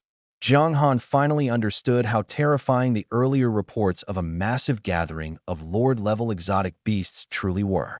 Normally rare to see, there were now over 100 of them at a rough count. Meanwhile, there were only about 20 top-tier human generals. The disparity in combat power was glaring. Although most of these Lord-level exotic beasts were low-level, with few high-level lords among them, the humans on this side were all great generals with power exceeding 50,000. Yet the gap remained vast. Without reaching the martial marquee level, there was still a lack of area attack capabilities, making it difficult even for great generals to cope. If one lord couldn't defeat a great general, then two or even three would attack together. On average, a great general had to face at least 5 lord-level exotic beasts, not to mention the many beast general-level exotic beasts charging fearlessly. The disparity in martial marquis-level combat power was significant, and the gap in general-level combat power was even more pronounced. Was it really necessary to intervene? Looking at the situation before him, Jiang Han couldn't help but feel a sinking sensation. He saw no hope for humanity to eliminate these high-level exotic beasts. With the current combat power, even holding off the exotic beast's counterattack seemed uncertain. Wait, where's Yang Huan? Jiang Han suddenly became alert and looked toward the sky. There were only 4 martial marquis figures on the battlefield, yet the Phantom Squad had 5 members. Their captain, Yang Huan, was nowhere to be seen. This was why humans were at a disadvantage in high-level combat. Was he held back by other exotic beasts? Or was he still too far away to arrive in time? Jiang Han thought for a moment and leaned toward the latter. A second-tier beast Tide, while widespread, had its top combat power capped at the dominant level. If a Beast King-level exotic beast were involved, it wouldn't be a second-tier beast Tide anymore. Yang Huan was on his way. As long as he arrived, the situation would immediately turn around. At that point, the battle would no longer be one-sided. Carefully observing the aerial combat, Jiang Han noticed that Li Chongyang and the others seemed to be fighting fiercely, but were actually focused on provoking the exotic beasts rather than desperately trying to kill them. They were stalling for time. These two thoughts collided, and Jiang Han's resolve solidified. Looking around, he found an open high ground. With a wave of his right hand, a laser cannon that had already been set up appeared there. This was the laser cannon he had obtained from Sun Wenbin. A level 5 laser cannon could deal fatal damage to all creatures below the dominant level, including high-level lords. Previously, amidst the beast tide, there was no opportunity to set up a turret, but now things are different. First, find a chance to take down a high-level lord and see how it goes. Jiang Han didn't focus on the overlord-level beasts in the sky. Li Chongyang and his team of 4 were barely managing to hold their ground against 6 overlord-level beasts, already at their limit. Their seemingly fierce attacks were actually just a strategy to draw the overlord's attention, preventing them from targeting the great martial generals on the ground. If Jiang Han rashly fired the cannon, the outcome was uncertain. If he missed, all the beast's hatred would be directed at him. At that point, not only would he be unable to join the battle, but even escaping would be difficult. After loading the energy block and preparing a spare, Jiang Han aimed through the laser cannon's scope, locking onto a high-level lord 1 kilometer away. This high-level lord was currently engaged in combat with a great martial general, accompanied by 4 low-level lords nearby. A familiar feeling surged in his heart, and over a dozen images flashed through Jiang Han's mind. He decisively pulled the trigger. The laser cannon's muzzle gathered red light, and a laser beam shot out instantly. The red laser pierced through nearly a kilometer, striking the high-level lord's neck with precision. Not only that, after penetrating the target, the laser's power weakened but didn't dissipate. The remaining energy continued to pierce through the abdomen of a low-level lord. A double kill with 1 shot. From a kilometer away, Jiang Han's single laser cannon shot instantly killed 2 lord-level beasts, including 1 high-level lord. This was the optimal plan he had calculated. As the experience points notification sounded in his mind, Jiang Han didn't bother to check it. He quickly removed the depleted energy block and loaded a new one. With his long-range advantage, he intended to make the most of it. Since there was still enough time for Jiang Han to launch a second attack, why not try another shot? Following Jiang Han's sudden strike, everyone in the center of the battlefield noticed his presence. The great martial general saved by Jiang Han immediately felt the pressure ease, and the constant tension of being vulnerable to beast attacks noticeably diminished, allowing him to relax slightly. He glanced back at the distant shadow and then raised his blade to charge at the remaining lord-level beasts. Meanwhile, Li Chongyang and his team, who were fiercely battling the overlord-level beasts in the air, also noticed the red laser. Especially after seeing Jiang Han instantly kill 2 lord-level beasts with 1 shot, their spirits soared. They instinctively assumed reinforcements had arrived, but upon second thought, it seemed unlikely. Laser turret components were prone to damage, making it improbable to carry such equipment deep into the wilderness. When Li Chongyang saw Jiang Han holding a laser turret, he couldn't help but shout anxiously, "What is this kid doing here?" Jiang Han was fully encased in black armor, his face obscured. Li Chongyang's teammates, seeing his agitation, curiously asked, "Who is that?" "Jiang Han, Cheng Ji's son," Li Chongyang explained in a deep voice, then muttered angrily, "What a reckless move." Upon hearing the explanation, the other three martial marquises' expressions changed, casting worried glances toward Jiang Han. But Jiang Han paid no attention to any of this. After his first shot, the beast horde had been provoked, and four low-level lord-level beasts charged at him furiously, determined to tear him apart. Jiang Han, however, didn't hesitate.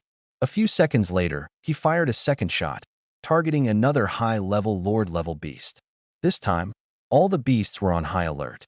The high-level lord, seeing the laser heading its way, immediately ceased its attack and desperately twisted its massive body to avoid a fatal hit. It sustained minor injuries but remained combat-ready. The charging beast horde was getting closer, and Jiang Han had no chance to fire a third shot. But that was enough. He quickly retracted the laser turret into the system space, a thunderball forming in his hand. His body moved like lightning as he charged toward the four low-level lords. The Taihan in his hand gleamed, and thunder instantly enveloped the blade. Jiang Han would never rush into battle without confidence in his chances. But as long as he could buy time, his combat power of 45,000 was already a significant help. Even if he couldn't intervene in the aerial battle, he could at least ease the pressure on his companions on the ground. Jiang Han seized the opportunity to trouble those low-level lords. As he ran, the thunderball in his hand rapidly grew larger, with lightning particles in the surrounding air continuously converging. Fortunately, the sky was overcast with thick clouds, and the lightning energy was even richer than he had anticipated. The low-hanging clouds and rolling thunder made this Jiang Han's domain. When he was only 300 meters away from the four lords, Jiang Han finally hurled the thunderball, now over half a meter in diameter. The moment it left his hand, it streaked like a flash of light, continuously releasing fine lightning, looking as if it could explode at any moment. This was the limit of Jiang Han's control. With his enhanced strength, as long as the thunderball hit its target directly, it could instantly kill a low-level lord. The opponents weren't foolish. Seeing Jiang Han throw the thunderball, they immediately scattered. But what they didn't expect was that the thunderball could change direction. The thunderball tightly pursued one of the low-level lords, sticking to it no matter how it turned, as if glued to it. Roar! With no way to escape, the low-level lord decided to charge head-on, attempting to take the hit with its strong body. But reality taught it a harsh lesson. The moment the thunderball touched its target, it expanded instantly. Lightning transformed into a massive net, wrapping around and entangling the beast, unleashing its power wildly. The beast was immediately paralyzed by the electricity. Its consciousness became a chaotic mess, and its fate was sealed. Jiang Han glanced at the low-level lord ensnared by the thunderball and then shifted his focus. With a swing of the Taihan in his hand, enhanced by the ninefold thunderblade and a critical strike, combined with the power of lightning, Jiang Han's attacks completely overwhelmed the low-level lords. This was an absolute advantage in strength, nothing more. With one slash, the massive bear paw that had been aiming to swat Jiang Han was severed. Lightning surged into the beast, and the black bear felt its entire body burning, as if a fire was raging inside it. In reality, the high temperature of the lightning was destroying its vitality, scorching its blood, and accelerating its death. This was the biggest change after Jiang Han's lightning advanced to level 2. The energy burst was stronger, and it could automatically destroy everything without Jiang Han needing to control it deliberately. Ding! Congratulations to the host for killing the low-level lord, the long-maned black bear, and earning 11,301 experience points and 618 lightning proficiency points. Ding! Congratulations to the host for killing the low-level lord in just a brief moment. Jiang Han had already taken down 2 low-level lords.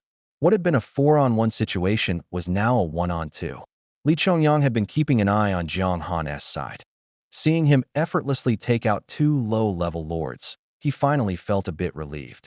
Jiang Han's ability to instantly defeat low-level lords indicated that his strength had at least reached the peak of the martial general level, and he might even be on the verge of stepping into the great martial general realm. With such strength, Jiang Han could at least protect himself. The Overlord-level beast was being held off by the four of them, and among the remaining Lord-level beasts, only the high-level lords posed a lethal threat to Jiang Han. Not only Li Chongyang but the other three martial lords, upon learning that Jiang Han was Chenggu's son, also paid him a bit more attention. After all, having personally witnessed Jiang Han instantly annihilate two low-level lords in battle, the three were all shocked. Is this kid really that strong? Are we sure he just took the college entrance exam this year? Or has he been training at a martial arts school for years? Their astonishment was understandable, as the strength Jiang Han displayed was truly beyond ordinary. The students specially recruited by Shuemu University all had S-level talent, while the strongest among the remaining students were only a level. Even with exceptional talent and mastery of skills, their combat power couldn't exceed the level of a martial artist. Within a month, reaching a combat power of 3,000 to 4,000 was already the limit. Yet Jiang Han's performance was 10 times that number. Even those S-level talent students specially recruited by Shuemu University couldn't compare to him. Is this kid really 18 years old? Back in our day, our combat power hadn't even broken 10,000 at this point. The martial marquis wearing a tiger mask looked at Jiang Han, at a loss for words. While his teammates marveled, Li Chongyang smirked and said, "You'll get used to it. The first time I saw him was a month ago, and back then, he could already hold his own against the Lord-level Silverwing Wolf King." The other three martial marquises were left speechless upon hearing this. A month ago, he had just awakened his talent and could already fight against Lord-level beasts? Was Jiang Han simply too strong, or were they just too weak? Jiang Han was unaware of the thoughts running through the minds of the four martial marquises in the sky. At this moment, his focus was solely on the remaining two low-level lords. Just after defeating two beasts, the other two launched their attacks simultaneously.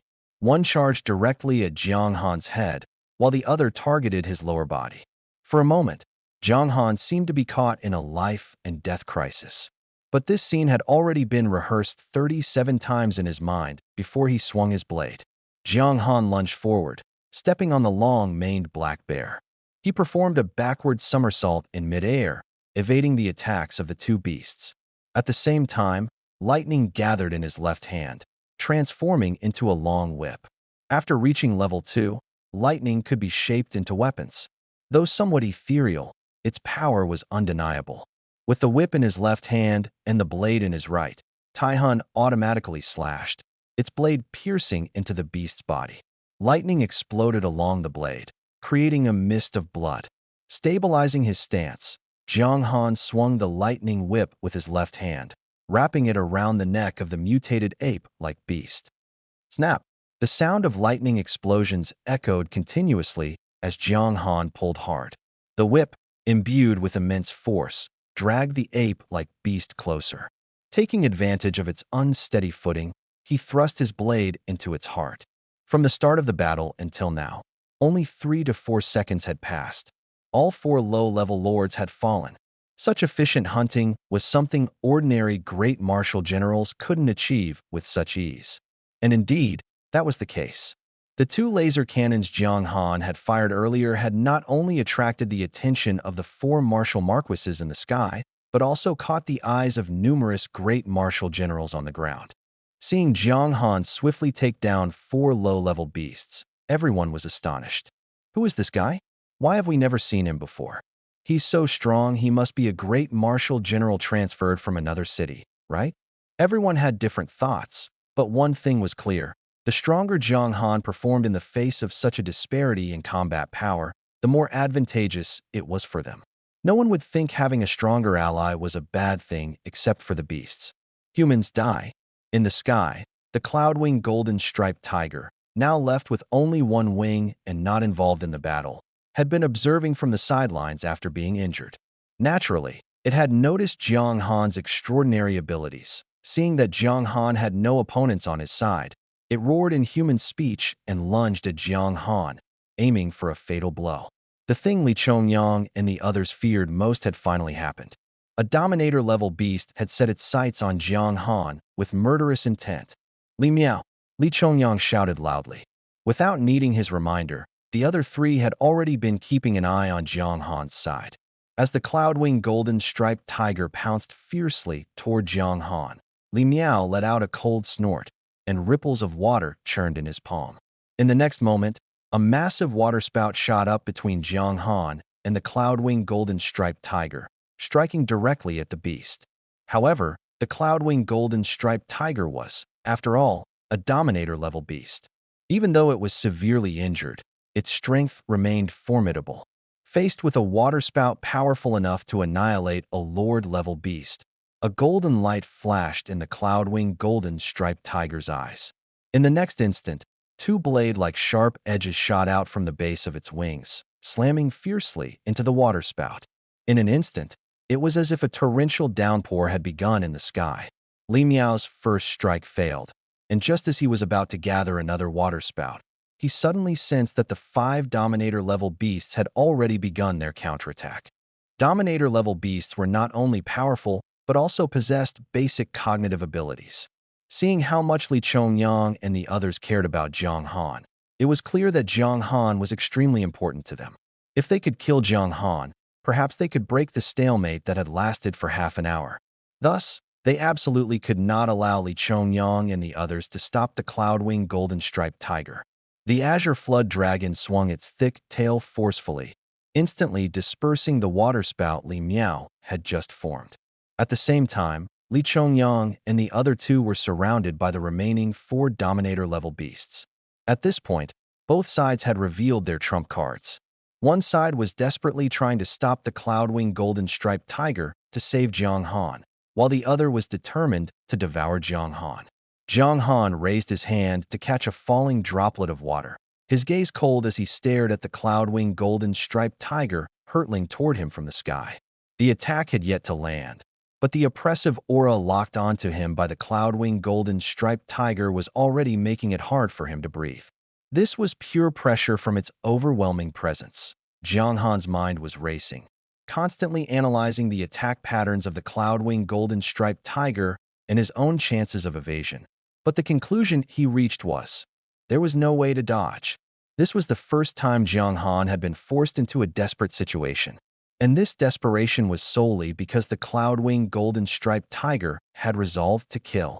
The water droplet had just reached his hand and hadn't even splashed before it turned into a wisp of vapor. A streak of lightning flashed in Jiang Han's palm and quickly spread. His hand, chest, and head several tiny bolts of lightning converged, and visible lightning wrapped around his armor. Since there was no way to dodge, he would fight with all his might, to be reborn from death. With a shift in his thoughts, the images in Jiang Han's mind changed from how to evade to how to inflict the greatest damage on the cloud-winged golden-striped tiger. You want to kill me? Then let's see if the blade in my hand can sever your tiger head. Taihan. Jiang Han gripped Taihan tightly, and the lightning instantly intensified. Instead of retreating, he advanced, suddenly soaring into the sky and slashing a fatal blow at the cloud-winged golden-striped tiger. Foolish human. The cloud-winged golden-striped tiger looked at the charging Jiang Han with disdain in its eyes. It didn't dodge its tiger claw slightly raised and then struck fiercely at Jiang Han. The clash lasted only a moment, but the full-force slash from Jiang Han resulted in excruciating pain throughout his body. He turned into a black shadow, plummeting rapidly from the sky and crashing hard into the ground. Cough, cough. Coughing up blood with a faintly sweet taste, Jiang Han clearly felt the turmoil in his body, so much so that he no longer had the strength to hold his blade. This was the most severe injury he had ever suffered, bar none. If not for the high-grade armor protecting him, he would have already died. As for the Taihan in his hand, it had shattered under the immense impact. Jiang Han had paid a heavy price, leaving only a faint, almost invisible scar on the cloud-winged golden-striped tiger's forehead. Was he really going to die here? He lay limp on the ground, powerless to resist, staring at the cloud-winged golden-striped tiger in the sky. yet without fear in his heart. Hope it's a quick death, he thought. But then he saw the cloud-winged golden-striped tiger suddenly widen its eyes in terror, as if it had seen something horrifying, and turned to flee. What was going on? Jiang Han was stunned, and then he saw a man in armor and a mask standing beside him. Their eyes met, and Jiang Han felt overwhelming anger in the man's gaze. Yang Huan. At that moment, Jiang Han recognized the newcomer. Yang Huan had finally arrived. The tide of the battlefield shifted instantly. The once menacing cloud-winged golden-striped tiger turned tail and fled like a beaten dog at the sight of Yang Huan. Not only that, but the other dominant level beasts that had been entangled with Li Chongyang and the others also turned and fled in terror, as if they had seen the king of hell himself. Li Chongyang and the others, seeing Yang Huan appear beside Jiang Han, were overjoyed. Watching these dominant level beasts attempt to escape, they immediately sprang into action. They had been fighting desperately against these creatures, all to hold out until Yang Huan arrived to annihilate the enemy in one fell swoop. Now they wanted to run? No way.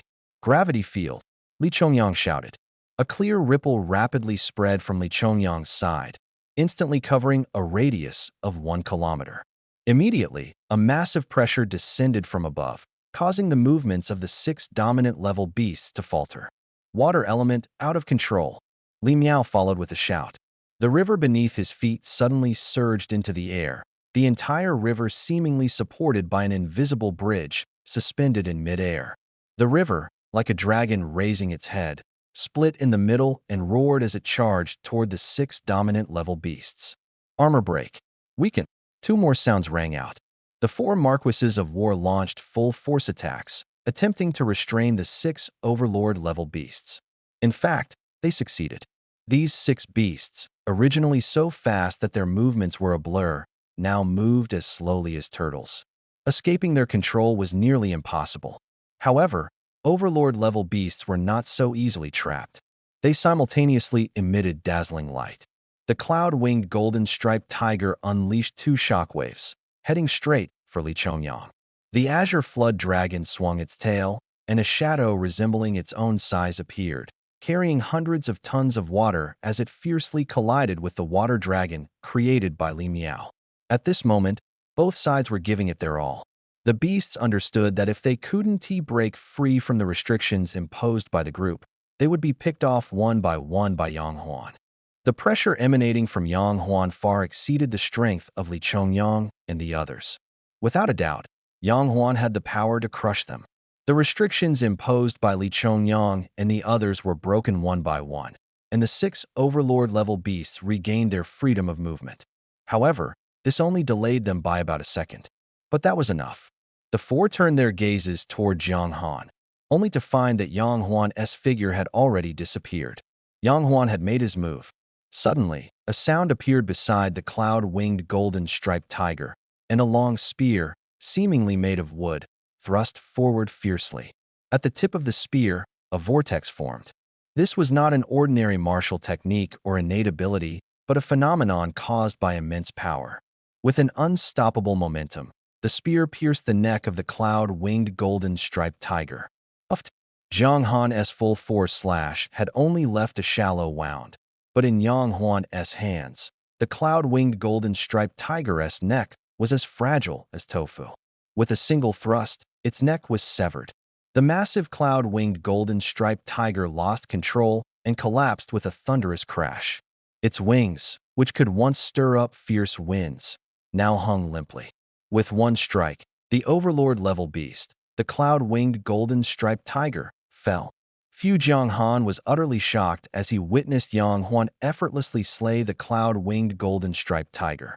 This was the true strength of Yang Huan.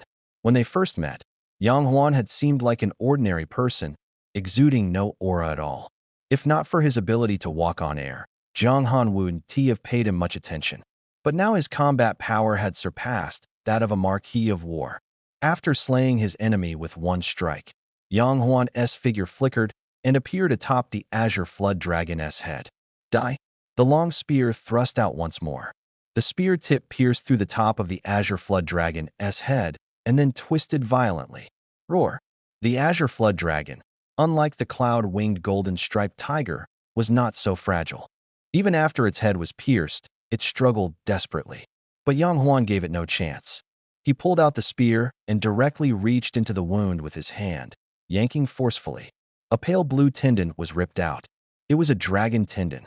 The azure flood dragon struggled even more violently, its massive body, over 80 meters long, writhing like a crazed worm. But it couldn't shake off Yang Huan. As more and more of the dragon tendon was pulled out, the azure flood dragon's struggles gradually weakened. Eventually, it lost all signs of life and crashed heavily to the ground, shattering countless rocks.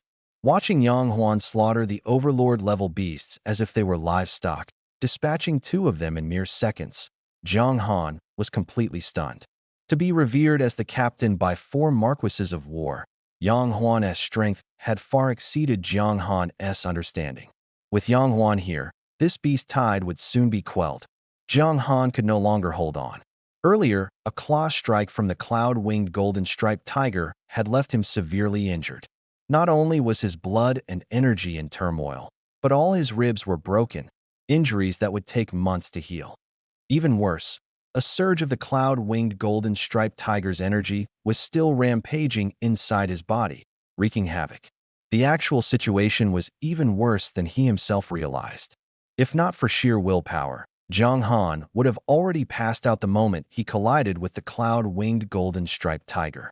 After Yang Huan effortlessly slew 2 overlords, Jiang Han finally relaxed. A strong sense of dizziness overwhelmed him, making his head spin.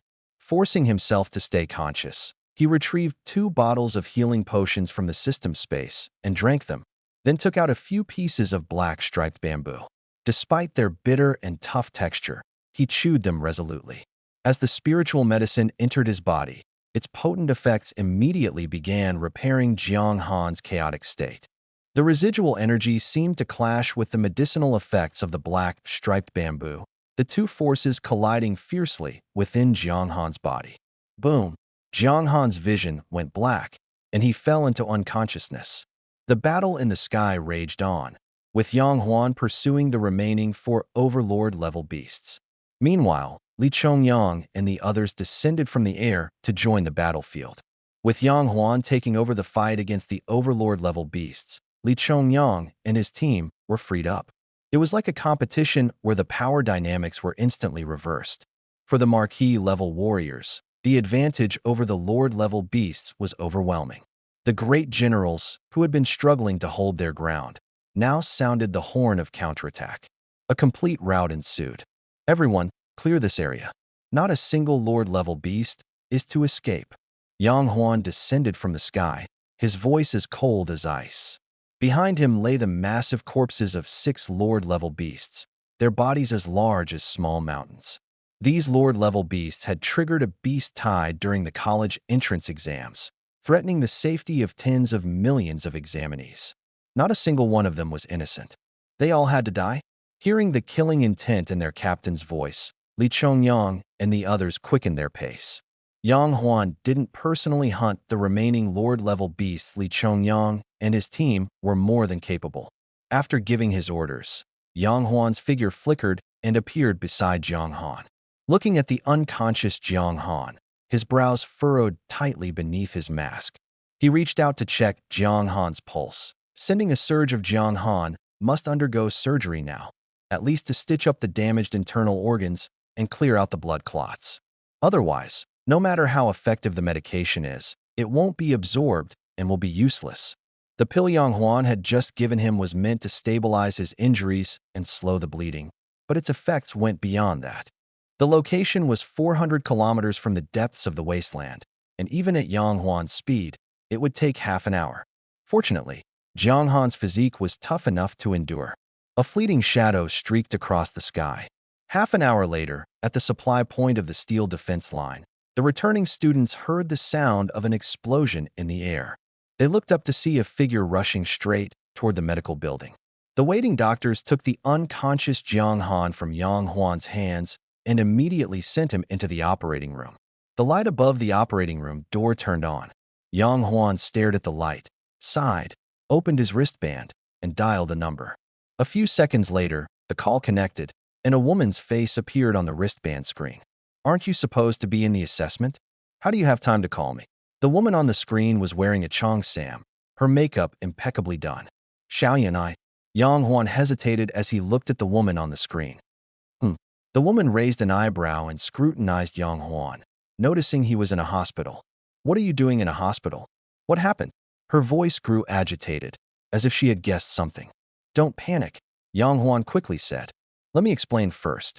An hour and a half ago, a level 2 beast tide erupted in the wasteland, affecting a 600-mile radius. We happened to be at the center of the beast tide. 6 Overlord-level beasts joined the battle, with over 100 Lord-level beasts. Before Yang Huan could finish, the woman interrupted him. I don't want to hear the details. I just want to know, was the injured person Jiang Han? Yang Huan took a deep breath and nodded. Xiaoyan, I'm telling you, if anything happens to my nephew, you and I are done. I'm coming over right now. With that, the call was abruptly disconnected. Yang Huan stared at the gradually dimming screen, feeling a sense of helplessness. Battles in the wasteland were inherently dangerous, let alone Jiang Han being caught up in a high-level fight. That kid, why did he run around recklessly when his strength wasn't enough? Yang Huan looked at the operating room door and let out a long sigh.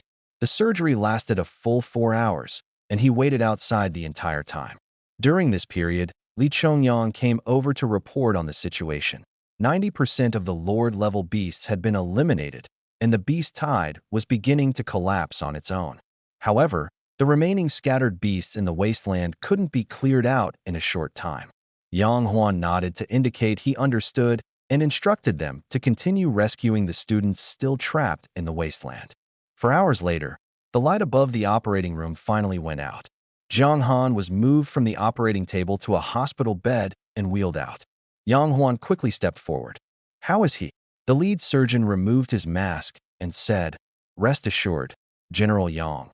The surgery was very successful. Jiang Han's internal organs have been stitched up, and the blood clots have been cleared. Fortunately, his vitality is strong. If his physique were weaker, the surgery wouldn't have been possible. His fractured ribs have also been reset. However, he lost a lot of blood and hasn't regained consciousness yet. Once he wakes up, a few days of recovery should suffice. Hearing this, Yang Huan finally breathed a sigh of relief, his expression returning to calm. Thank you for your hard work. It's nothing. Being able to treat warriors injured while fighting beasts in the wasteland is our honor. I'll take the patient to the ward now. Yang Huan nodded and followed, pushing the hospital bed to the ward. 10 minutes later, he heard the hurried sound of high heels outside the ward, and his whole body immediately tensed up. He stood up and walked toward the door. The ward door was pushed open, and a woman in a qipao, her face full of anger and anxiety, walked in. Yang Huan. Seeing Yang Huan wearing a mask, the woman was so furious she almost exploded. Just as she was about to speak, she saw Jiang Han lying unconscious on the hospital bed. She forcibly suppressed her anger and tightly grabbed Yang Huan's arm. Come out with me. Yang Huan had no choice but to follow the woman out of the ward, closing the door behind him. Outside the ward, Yang Huan carefully accompanied her. Xiao Han's condition is stable now. He's not in any life-threatening danger, so you don't need to worry. Yang Huan tried to speak in the most reassuring way possible, but the woman was still agitated after hearing him. Not worry. How can I not worry? Yang Huan, Xiao Han is not only my nephew, but also your nephew. Before coming to the wasteland, you promised me you'd take good care of him. Is this how you take care of him? The woman looked at Yang Huan emotionally. If anything happens to Xiao Han. Seeing her agitation, Yang Huan felt even more helpless. The wasteland is inherently dangerous. It's normal for warriors to get injured. Xiao Han was seriously injured because he was attacked by a Dominator-level beast. That beast has already been skinned and dismembered by me. Calm down. The doctor said that as long as Xiao Han wakes up and rests for a few days, he'll be fine. Usually indifferent, Yang Huan was now cautiously comforting the woman in front of him. However, she completely ignored his explanation. I'm not in the mood to listen to this right now. We'll settle this after Xiao Han wakes up. She glared at Yang Huan, pushed him aside, and tried to enter the ward. Xiaoyan, Tengyun. Yang Huan, seeing that she wouldn't listen, panicked and grabbed her arm. If you keep spoiling Xiao Han like this, you'll only ruin him. As a warrior, these injuries are something he must go through. Not just Xiao Hanmi, Chenggu, and even your sister all went through the same thing. A warrior who hasn't faced hardship won't achieve much in the future. If you want to keep Xiao Han in a greenhouse, then 18 years ago, he should have gone to the capital with you to learn business. Chenggu allowing Xiao Han to enter the wasteland means he agrees with Xiao Han taking the path of a warrior. If you don't trust me, do you not trust your brother-in-law either? Yang Huan's voice rose, his tone urgent. Fortunately, Tang Yun listened this time and didn't argue further, though her eyes reddened.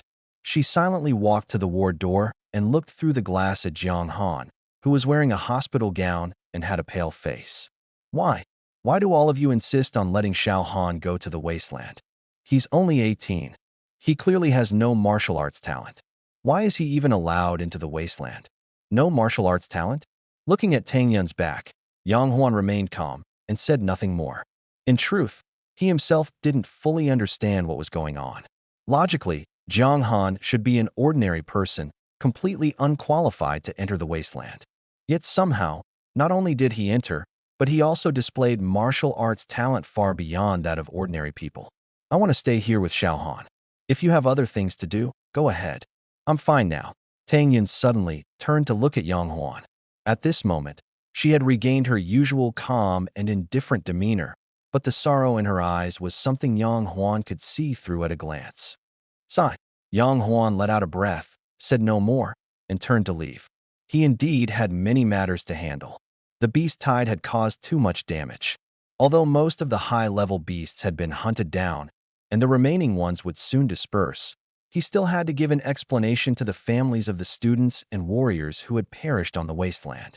After Yang Huan left, Tang Yun watched his figure disappear before pushing the door open and entering the hospital room.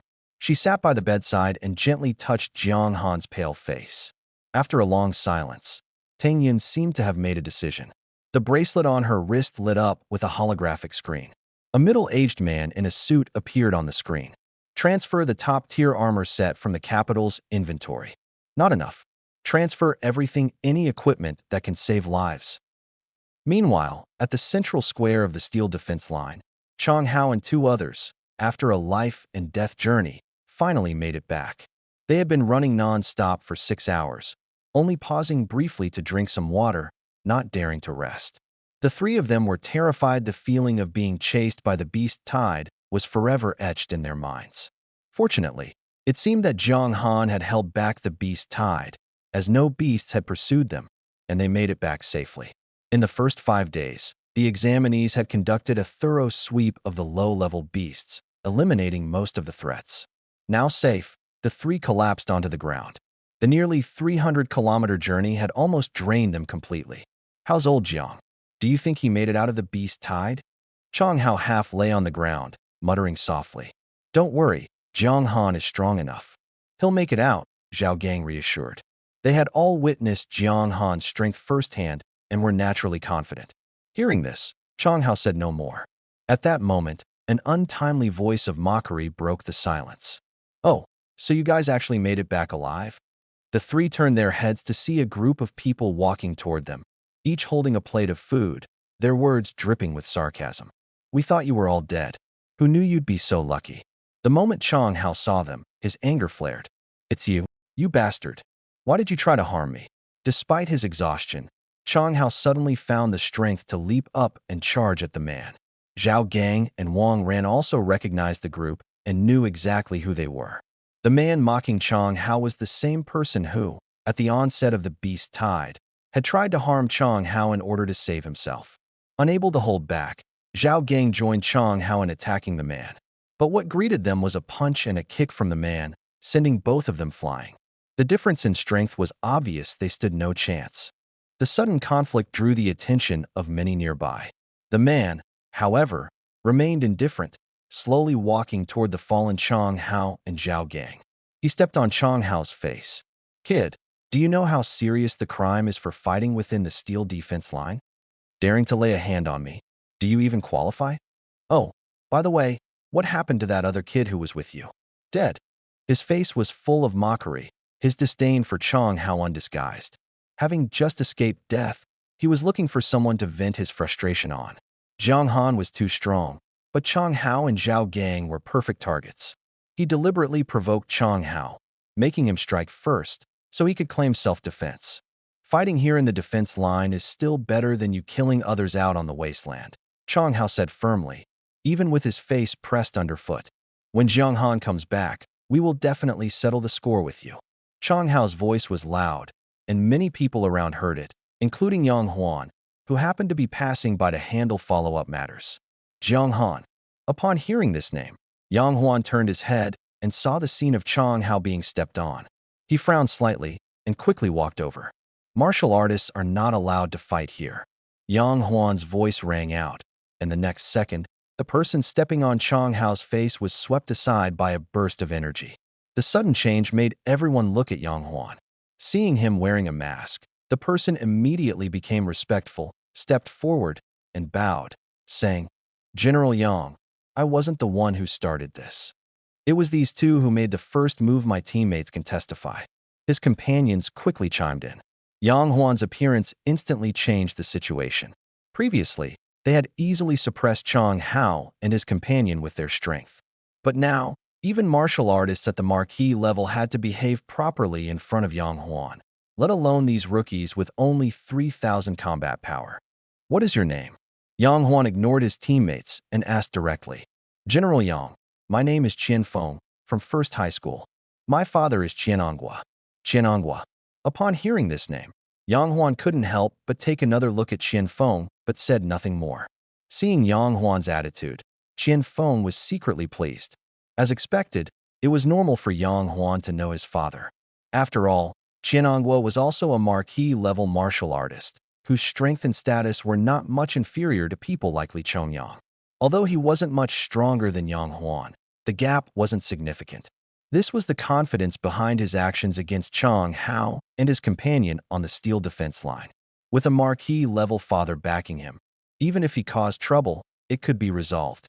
Yang Huan merely glanced at Qian Feng before turning to ask Chang Hao and his companion, "Do you know Jiang Han?" The two of them got up from the ground and patted the dust off their clothes. As Chang Hao dusted himself off, his gaze remained fixed on Qian Feng. Only when he heard the question did he withdraw his gaze. "Have you met old Jiang? Where is he now?" Chang Hao's way of addressing Jiang Han surprised Yang Huan slightly, though he didn't show it. "Jiang Han from 7th High School, the one with only his father at home?" Yang Huan confirmed, and Chang Hao nodded. Yang Huan then waved to a nearby patrol team. "Take these two groups back and don't let them leave for the next few days." "Yes." The patrol team didn't ask further questions. Yang Huan held the highest authority here, and following his orders was the safest choice. This matter shouldn't have required his personal involvement, but since it involved Jiang Han, he had to detain everyone first and wait until Jiang Han woke up to address it. Watching the teams leave, Yang Huan shook his head, feeling it was absurd, then turned and walked toward the office building. At this moment, on the top floor of the office building, Li Chongyang and others had solemn expressions as they stared at the organized data. The atmosphere in the conference room was extremely heavy. The office door was pushed open, and Yang Huan walked in. "Captain, the data has been compiled." Li Chongyang and the others quickly stood up and handed over the documents. Yang Huan, however, did not take them and simply said, "Just tell me directly what's the casualty situation?" Li Chongyang took a deep breath, as if trying to calm himself. For this assessment, Lan City sent a total of 25,318 people into the wilderness, but so far, only 20,743 have returned. Although students are still being sent back continuously, it's estimated that at least 3,000 people died in this beast tide. Martial artists were accustomed to life and death in the wilderness, but hearing this number, everyone froze. 3,000 people, an entire 3,000. Yang Huan remained silent, but everyone could sense he was suppressing his anger. After a long while, he exhaled deeply. "For those who died in this beast tide, aside from the national compensation, I will personally contribute an additional 1 billion, to be evenly distributed among the victims' families as compensation." 1 billion divided among 3,000 families meant each family would receive about 330,000. Warriors who lost their lives in the wilderness were compensated based on their combat strength, with different levels of compensation. However, only a few had obtained warrior certification, and the average compensation of 30,000 to 40,000 was already the limit. I can contribute 100 million. I can also contribute 100 million. After Yang Huan spoke, Li Chongyang and the others also expressed their support. 100 million was no small amount for them. They did this purely out of guilt. They believed that the failure to detect and prevent the beast tide in advance, resulting in heavy casualties, was their responsibility. With the addition of national compensation, each family could receive around 500,000. This was the last thing they could do. Li Chongyang and the others looked slightly relieved. Also, the beast tide caused the combat assessment to end prematurely, affecting the scores of many teams. Some teams could have reached the Shuemu level, but now, bring back the corpses of the exotic beasts from the wilderness, mark them clearly, and calculate the points as usual. Reduce the overall scoring standard by 50%. Due to the beast tide, the assessment ended 2 days earlier than planned. Only 5 of the 7 days had passed. However, considering that many students only dared to start hunting exotic beasts 2 or 3 days after entering the wilderness, lowering the threshold by 50% was still reasonable. I'll discuss this matter with the major universities. They will agree. Li Chongyang and the others nodded. With some hesitation on their faces, they said, "Captain, there's one more thing, about Jiang Han." Yang Huan looked over. Jiang Han's team didn't score many points, but they killed quite a few ordinary exotic beasts. With the lowered university admission standards, he should be able to get into a decent martial arts school. But Jiang Han has already killed several lord-level exotic beasts. I saw it with my own eyes. He took down 5 low-level lords, 1 mid-level lord, and even 1 high-level lord. How should we calculate the points for this? Jiang Han's strength among this group of students was practically at a cheat level, far beyond what a normal person could achieve. While students with above-average combat strength were still struggling to hunt low-level beast soldiers, Jiang Han had already skipped 2 levels and easily dealt with low-level lords. However, when Li Chongyang and the others had set the scoring rules, they hadn't even considered including lord-level exotic beasts, because no one was expected to be able to kill creatures of that level. If we include these points, Jiang Han's teammates' scores will barely exceed 1,000. Yang Huan couldn't help but recall the appearance of Chang Hao and the other 2 earlier. Calculate it as it should be. Since Xiao Han teamed up with them, his points naturally count toward the team's total. When I came over earlier, I saw Xiao Han's teammates seem to be in a conflict with someone. I had the patrol team bring them back. Li Chongyang, go check it out later and find out what happened. All right, Li Chongyang agreed decisively. The rest were minor matters, such as which company to sell the exotic beast materials to and how much resource loss there was. Although trivial, these matters had to be handled. By the time Yang Huan finished dealing with everything and returned to Jiang Han's hospital room, it was already late at night. Tang Yun was sitting by the bedside, holding Jiang Han's pale hand. No one knew what she was thinking. "How is Xiao Han?" Yang Huan approached the bed and asked softly. Tang Yun was in a daze, and didn't he respond. "Tang Yun?" Yang Huan called out again, and only then did Tang Yun snap out of it. She glanced at Yang Huan, then looked toward Jiang Han, tears welling up once more. He called out for his mom a few times in his dream. "This child misses his mother," Tang Yun said, her emotions becoming uncontrollable. Yang Huan listened, his expression complicated, but he said nothing. He had never seen his parents since childhood, growing up in an orphanage, and after awakening his abilities, he embarked on the path of hunting exotic beasts. No matter how strong a person is, everyone has their vulnerabilities and a safe harbor for their soul. For Yang Huan, that vulnerability was Tang Yun. He placed a hand on her shoulder, silently offering comfort. After a long while, Tang Yun finally calmed down. Her wristband vibrated, and a light screen appeared, revealing the face of a middle-aged man. "President Tang, the items you requested have arrived." "I'll be right out," Tang Yun said, ending the call and standing up to leave. Yang Huan, however, grabbed her wrist and shook his head. He knew Tang Yun well and also recognized who the man was. Since arriving in Lan City, Tang Yun had appointed a manager to handle affairs in the capital. Now, with that person bringing items to the steel defense line, Yang Huan could guess what it was. Doing this one T benefits Xiaohan. If his life is always smooth sailing, no matter how strong his combat power is, he one T be able to endure hardship. Excessive pampering will only harm him. Tang Yun didn't T respond, merely casting a cold glance at Yang Huan before shaking off his hand. The sound of high heels striking the floor echoed as she walked out of the hospital room. Yang Huan sighed and could only follow. At the top floor of the exotic materials market branch in the steel defense line, the middle-aged man quickly stepped forward upon seeing Tang Yun. Noticing Yang Huan, he also hurriedly bowed. General Yang, President Tang, did you bring the items? Tang Yun walked straight into the room, the man following closely behind. They're here. As per your request, I've prepared a set of armor and some potions. The middle-aged man waved his hand, and the spatial ring flashed, revealing a pile of items on the ground. A set of armor propped up by an alloy frame, along with a heap of bottles and jars. Radiant Shadow Dragon Scale Armor. Even Yang Huan couldn't help but gasp at the sight of the armor. Tang Yun, are you out of your mind? You're even bringing out armor of this level? Tang Yun ignored Yang Huan's questioning, frowning as she looked at the items on the ground. Is this all? Didn't you say you'd bring everything? Hearing the dissatisfaction in Tang Yun's tone, the middle-aged man's face turned grim.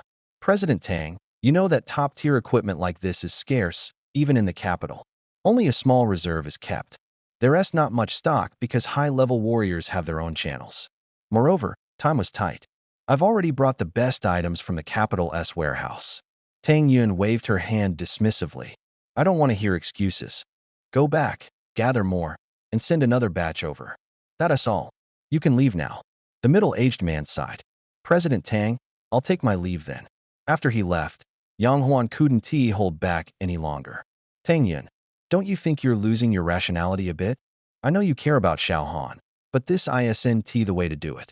The Radiant Shadow Dragon Scale Armor alone is worth over 100 billion. Have you thought about how much attention Xiaohan will attract wearing this armor? How many people will target him? And then there are these potions. Don't you understand that overusing potions can do more harm than good? By doing this, you're not helping Xiaohan, you're harming him instead. The Radiant Shadow Dragon Scale Armor was forged 18 years ago. It was crafted from the dragon scales of a fallen Beast Emperor-level creature, the three-headed Flood Dragon. The weight alone is 700 kilograms. Theoretically, this armor can withstand attacks from a Beast Emperor-level entity. It is the pinnacle treasure of the entire exotic materials market. For 18 years, ever since its creation, it has been locked away in the vault of the exotic materials market headquarters. But now, Tang Yun had actually taken it out, intending to give it to Jiang Han. How could Yang Huan not be anxious? You have no right to act recklessly. Jiang Han's training is not for you to decide. As the largest shareholder of the exotic materials market, I won't allow you to do this. Tang Yun said nothing, simply staring quietly at Yang Huan. The two locked eyes for over 10 seconds before Yang Huan finally relented.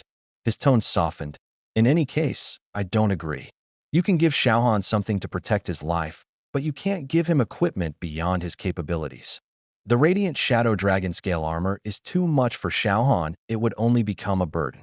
Besides, the protective gear he already has is sufficient. And those potions, Xiaohan's body can't absorb them. They would only accumulate as toxins. Tang Yun naturally understood these principles, but her heart was in turmoil. Seeing Jiang Han gravely injured and unconscious, lying on the hospital bed with a pale face, Tang Yun's heart ached unbearably. It was only natural for her to want to give him the best of everything, especially since these things rightfully belonged to Jiang Han. Trust me this once. When Xiaohan wakes up and is discharged, I'll bring him into the squad and take care of him every step of the way, ensuring he doesn't get hurt again. Yang Huan's tone was as gentle as possible. Tang Yun simply stared at him. After a long while, she finally averted her gaze, covering her face without speaking. Seeing that she no longer insisted, Yang Huan secretly breathed a sigh of relief and walked over to gently embrace Tang Yun. Jiang Han, however, was completely unaware of what was happening outside. At this moment, he was immersed in an indescribable sensation. In his hazy state, a figure appeared before him, blurry and indistinct, but he could sense that the person was smiling. Under this enveloping feeling, Jiang Han's previously weak mental strength rapidly recovered. Gradually, he could see the person's face clearly. Long hair, a white dress, a smile on her face, and eyes that gazed at him tenderly without speaking. For some reason, this face gave Jiang Han a deep sense of familiarity. It felt like a mother's presence. Yes, exactly like a mother's presence. At this thought, Jiang Han felt a tingling numbness throughout his body. Are you my mother? Jiang Han's voice trembled, seeking confirmation from the figure. But the figure remained silent, only smiling at him. The more this happened, the more Jiang Han felt it might be true. Yet he had never seen his mother's face, not even in a photograph. His only understanding came from what his father had told him. Your mother was a very gentle person. She loved you and loved everyone on this land. Her name was Tang Xin. Suddenly, Jiang Han's mind buzzed, and his consciousness returned. He woke up. Sunlight streamed into the hospital room through the sheer curtains, soft and warm. A pot of green plants by the white wall added a touch of vitality to the room. This is the steel defense line.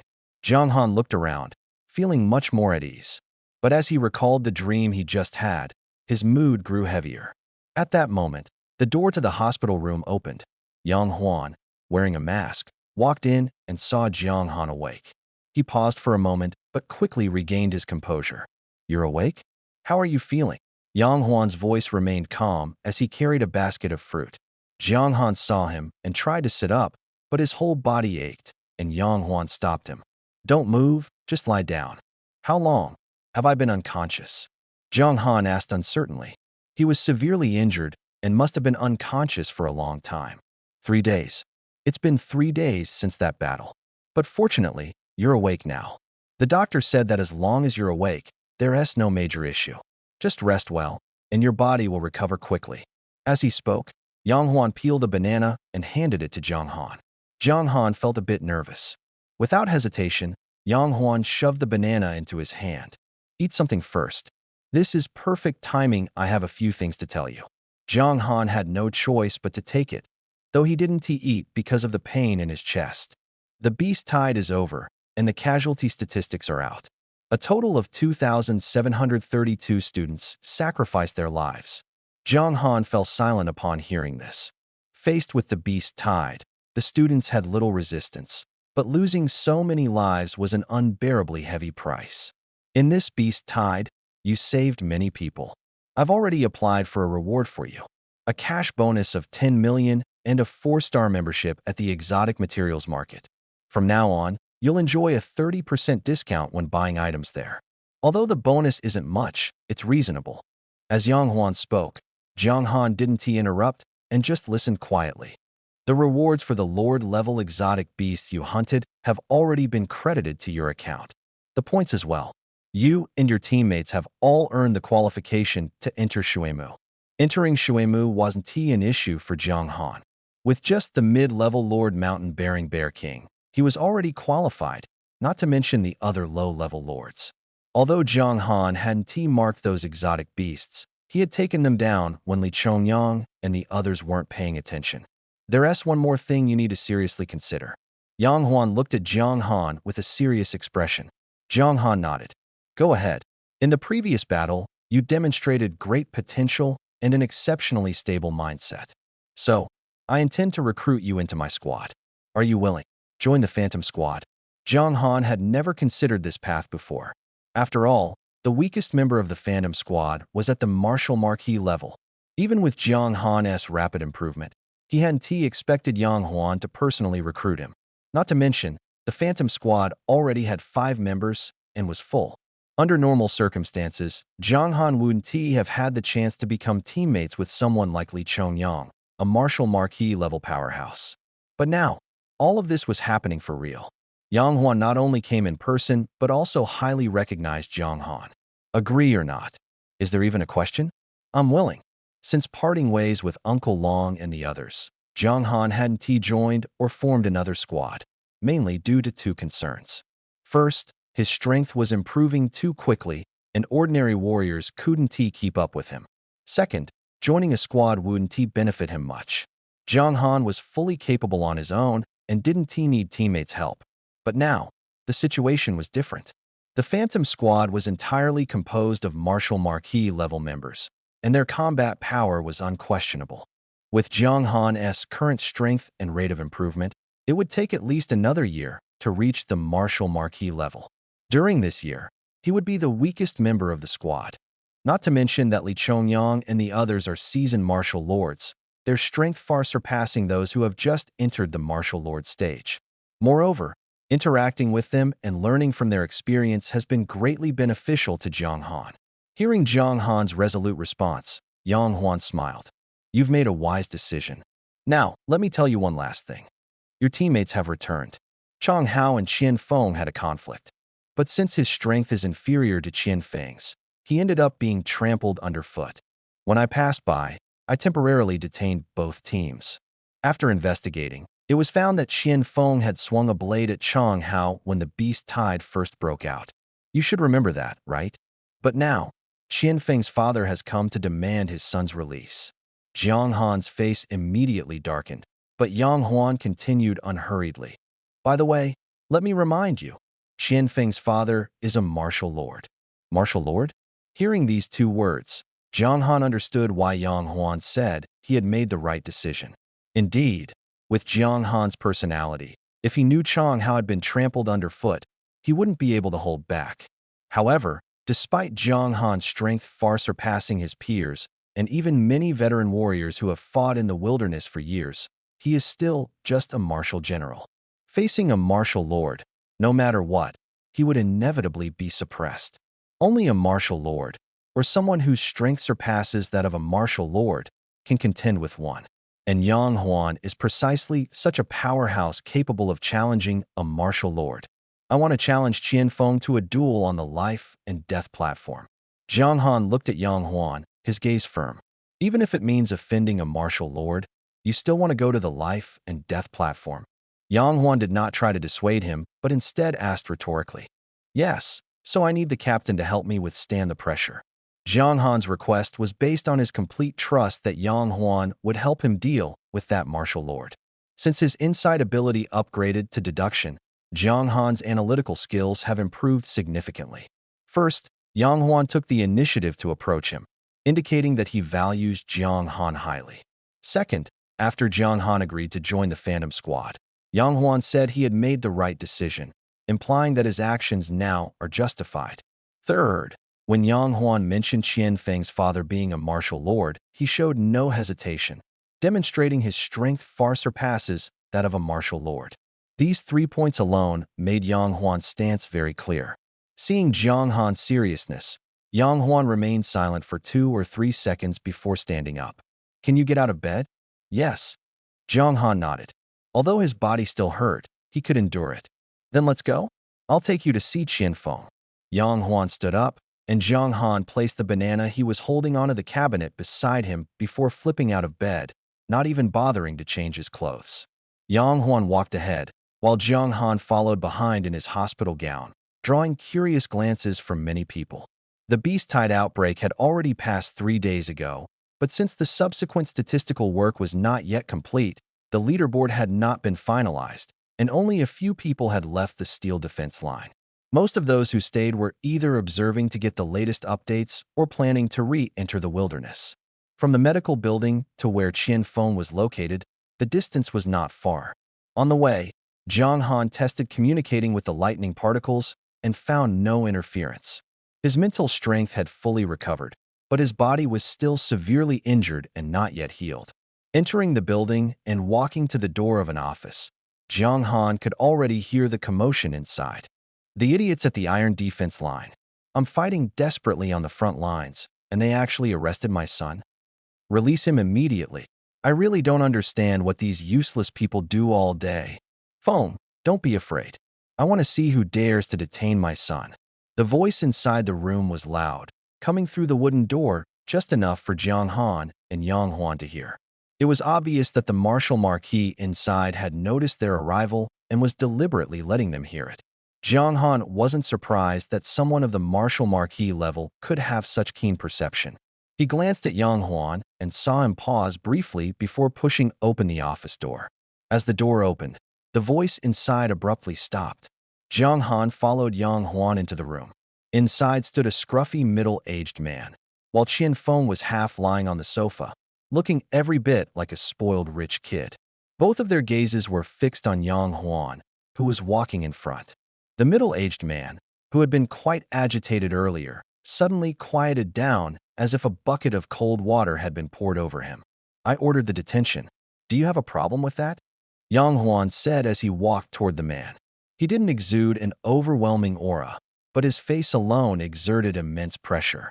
Faced with Yang Huan's relentless approach, the middle-aged man finally couldn't hold back and spoke. General Yang, even if you're detaining someone, there has to be a reason, right? My son is a martial artist. According to the rules, no one can detain him without a legitimate reason. The man glared angrily, his voice loud but lacking confidence. A reason? Yang Huan said coldly. Since you want one, I'll give you one. Your son, Qian Feng, when the beast tide first broke out, not only failed to cooperate with other martial artists to escape, but also attacked them, trying to trade their lives for his own. For that alone, Qiananghua, you should be grateful you're still able to see your son. Yang Huan snorted coldly, showing no regard for the other man's dignity. Although Qiananghua was a martial marquis, he seemed like an ordinary person in front of Yang Huan. Hearing this, his face turned ashen, and he dared not refute. In the wilderness, life and death are determined by fate, but there is an iron rule. Martial artists are forbidden from killing each other. Violators face severe punishment. If Yang Huan had killed Qian Feng on the spot for attacking Chang Hao and the others, no one would have said anything.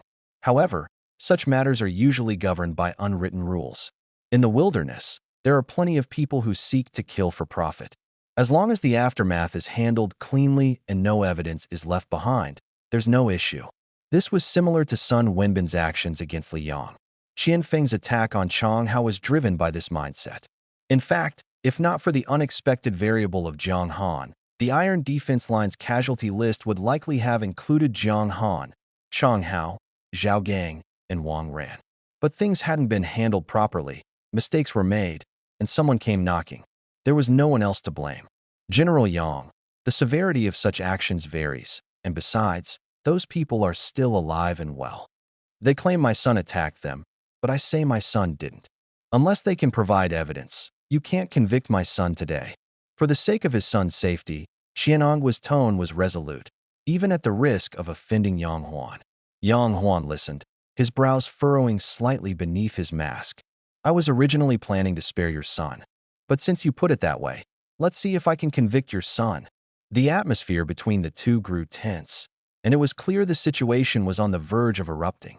They are all advanced martial artists who doesn't he have a temper? Normally, they wouldn't he lose control easily, but this time was different. Yang Huan wanted Qian Feng's life, and Qiananghua certainly wouldn't he agree. However, Jiang Han felt something unusual in his heart. He didn't he have a deep relationship with Yang Huan, even though he was a member of the Phantom Squad. With Yang Huan's status and personality, he wouldn't he normally lose composure like this. His tough stance seemed more like an attempt to ease Jiang Han's pressure rather than a genuine desire to take Qian Feng's life. Otherwise, Yang Huan could have acted 3 days ago. With his strength, secretly dealing with a martial artist with over 3,000 combat power would be effortless. Thinking of this, Jiang Han finally spoke up. General Yang, this matter is related to me. Why don't you let me handle it? Jiang Han, dressed in a patient-esque gown, his face pale, took 2 steps forward, his body swaying slightly. He looked extremely weak, as if an ordinary person could easily defeat him. As soon as he spoke, he immediately attracted everyone's attention. Where did this kid come from? Do you even have the right to speak? Qiananghua snorted coldly upon hearing Jiang Han's words, and a faint aura surged toward Jiang Han, only to be silently blocked by Yang Huan beside him. Jiang Han naturally sensed Qiananghua's hostility toward him and frowned slightly. This father and daughter truly inherited bad habits from one generation to the next. Qian Feng injured my teammate. If you don't think I have the right, I want to intervene, but the outcome Yang Huan's earlier attitude was meant to apply pressure, and Jiang Han naturally had to make use of it. Sure enough, upon hearing this, Qiananghua turned to look at his son. Qian Feng, who had already stood up, nodded when he saw his father looking at him. Kid, tell me, how do you plan to resolve this matter? Given Jiang Han's current state, if Yang Huan weren't standing there, Qianongwa wouldn't even bother to glance at him and could easily eliminate him with a wave of his hand. This matter should have been resolved on the wasteland. It can still be resolved now. Qianfeng, do you dare to face me on the life and death platform?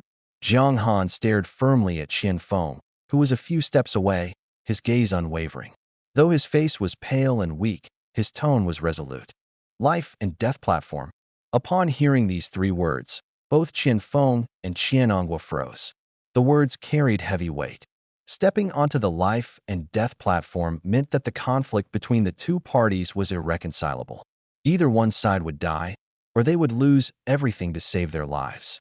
Qianongwa calculated in his mind, but it was clear that Qianfeng hadn't considered these implications. Looking at Jiang Han's frail appearance, he couldn't help but laugh. You want to face me on the life and death platform? Haha, you? He still remembered Jiang Han lagging behind the team during the Beast Tide outbreak 3 days ago. That speed couldn't even keep up with Chong Hao and the others, whose combat power was over 1,000. How could he fight? I accept. Life and death platform. As if afraid Jiang Han would back out, Qianfeng agreed decisively. Under the witness of Yang Huan and Qianongwa, the two parties reached an agreement to face each other on the life and death platform. Qianongwa felt something was off, but couldn't pinpoint the reason.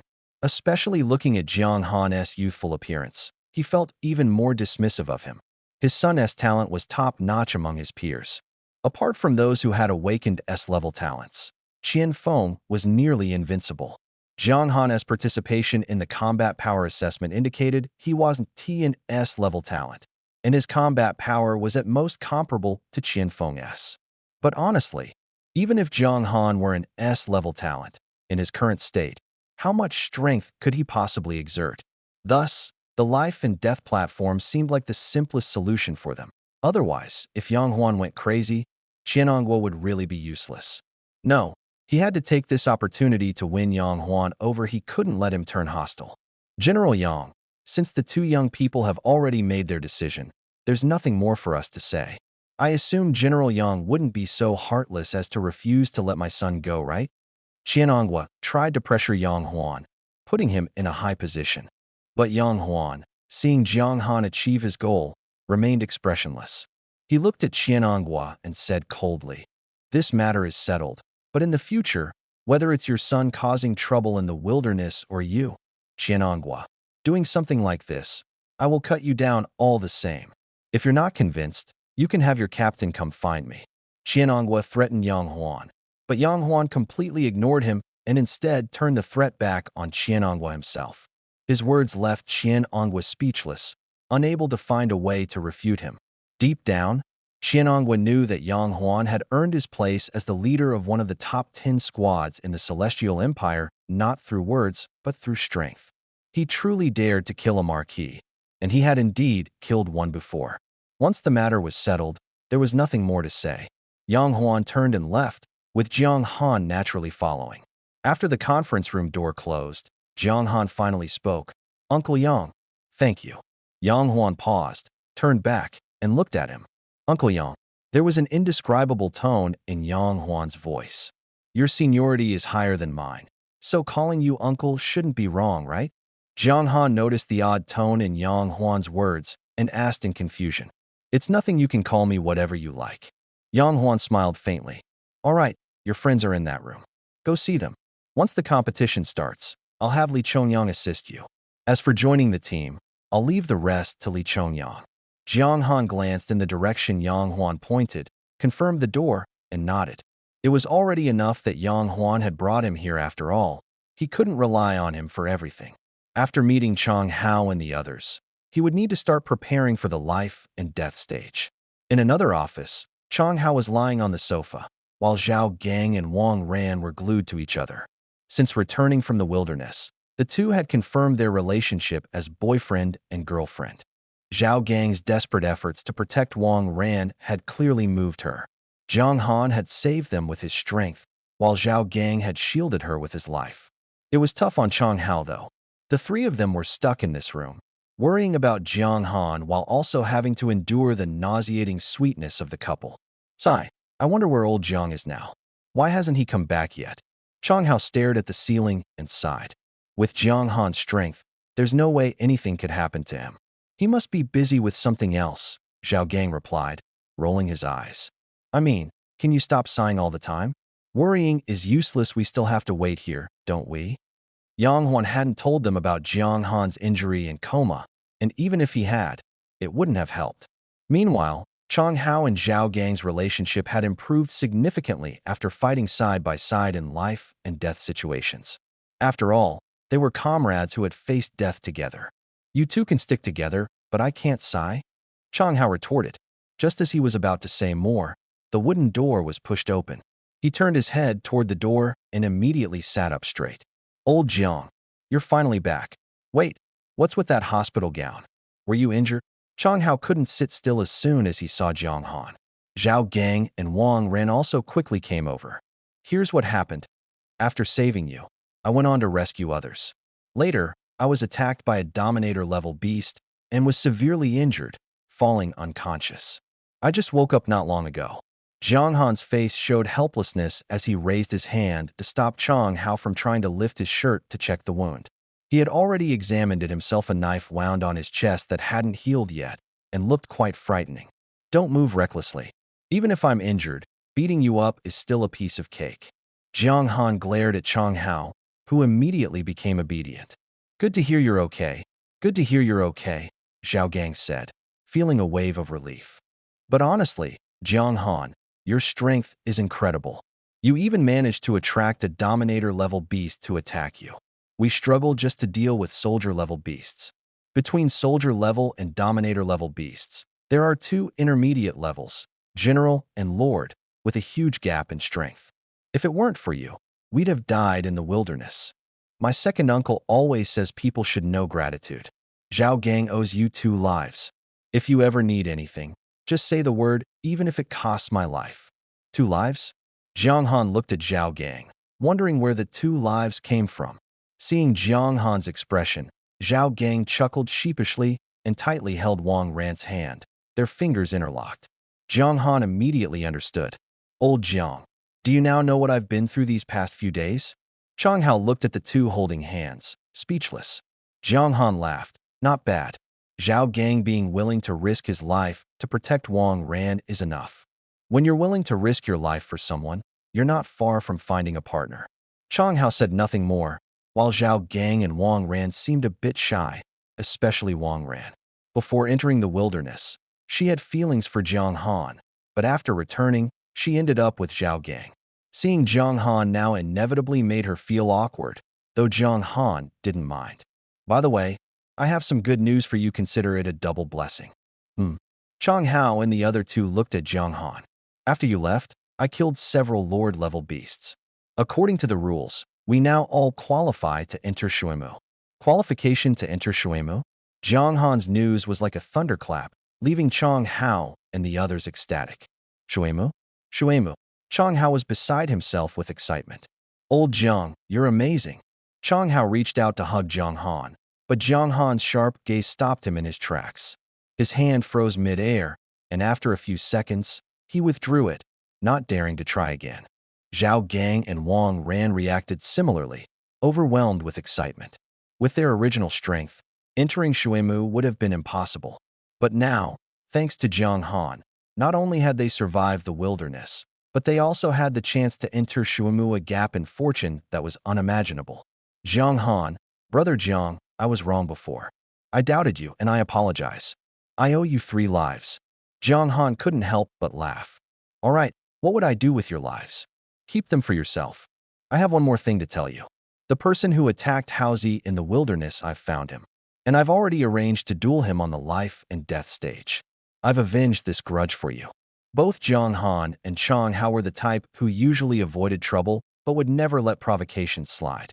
Chang Hao's strength was limited, and against Qian Feng, who had a combat power of 3,000, he could only take a beating. In that case, Jiang Han had to step in. When mentioning Qian Feng, Chang Hao's emotions suddenly calmed down. Looking at Jiang Han's pale face, he hesitated. Actually, it's fine. Aren't we all okay now? That matter is already in the past, there's no need to argue with them. Lao Jiang, you don't need to go to the life and death stage for me, especially in your current condition. Chang Hao had confidence in Jiang Han, but seeing his current state, he didn't look like someone who could step onto the life and death stage. Faced with the choice between venting anger and protecting his brother's life, Chang Hao chose to protect his brother. Hearing Chang Hao's words, Jiang Han just smiled. Don't worry. So what if I'm seriously injured? Killing that guy who's worse than a beast is no big deal. As he spoke, Jiang Han raised his hand, and a ball of lightning condensed in his palm, jumping as if alive. Not being able to wield his blade at full strength didn't mean Jiang Han lacked other methods. Controlling lightning had nothing to do with his physical condition as long as his mental strength recovered. He could handle it with ease. This was his confidence. As for Qian Feng's combat power of over 3,000, it was nothing in Jiang Han's eyes. The three of them chatted for about 10 minutes before the door was pushed open, and Li Chongyang walked in. You guys handle the afternoon yourselves, I'm heading back to the ward first. Jiang Han's presence was just to reassure everyone. And with Li Chongyang here, it was naturally inappropriate for Jiang Han to stay. The two walked out of the room side by side. The time is set 5 hours from now. I'll set up the formation for you then, ensuring Qian Goen won't interfere with you. Also, during the review of the Shuamu quota, I removed that Su Fong from your squad. She didn't choose to stay, so she doesn't deserve this quota. Jiang Han listened quietly and softly said thank you. Thank me for what? From now on, we're teammates. Kid, I've watched you grow up. Your combat power is improving so fast.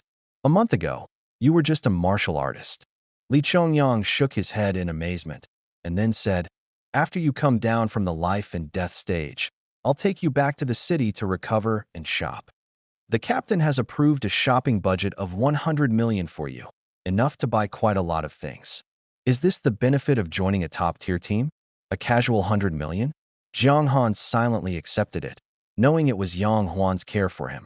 The specific reason was unclear for now, and he didn't bother to think about it. The most important thing now was to wait for the battle on the life and death stage to begin.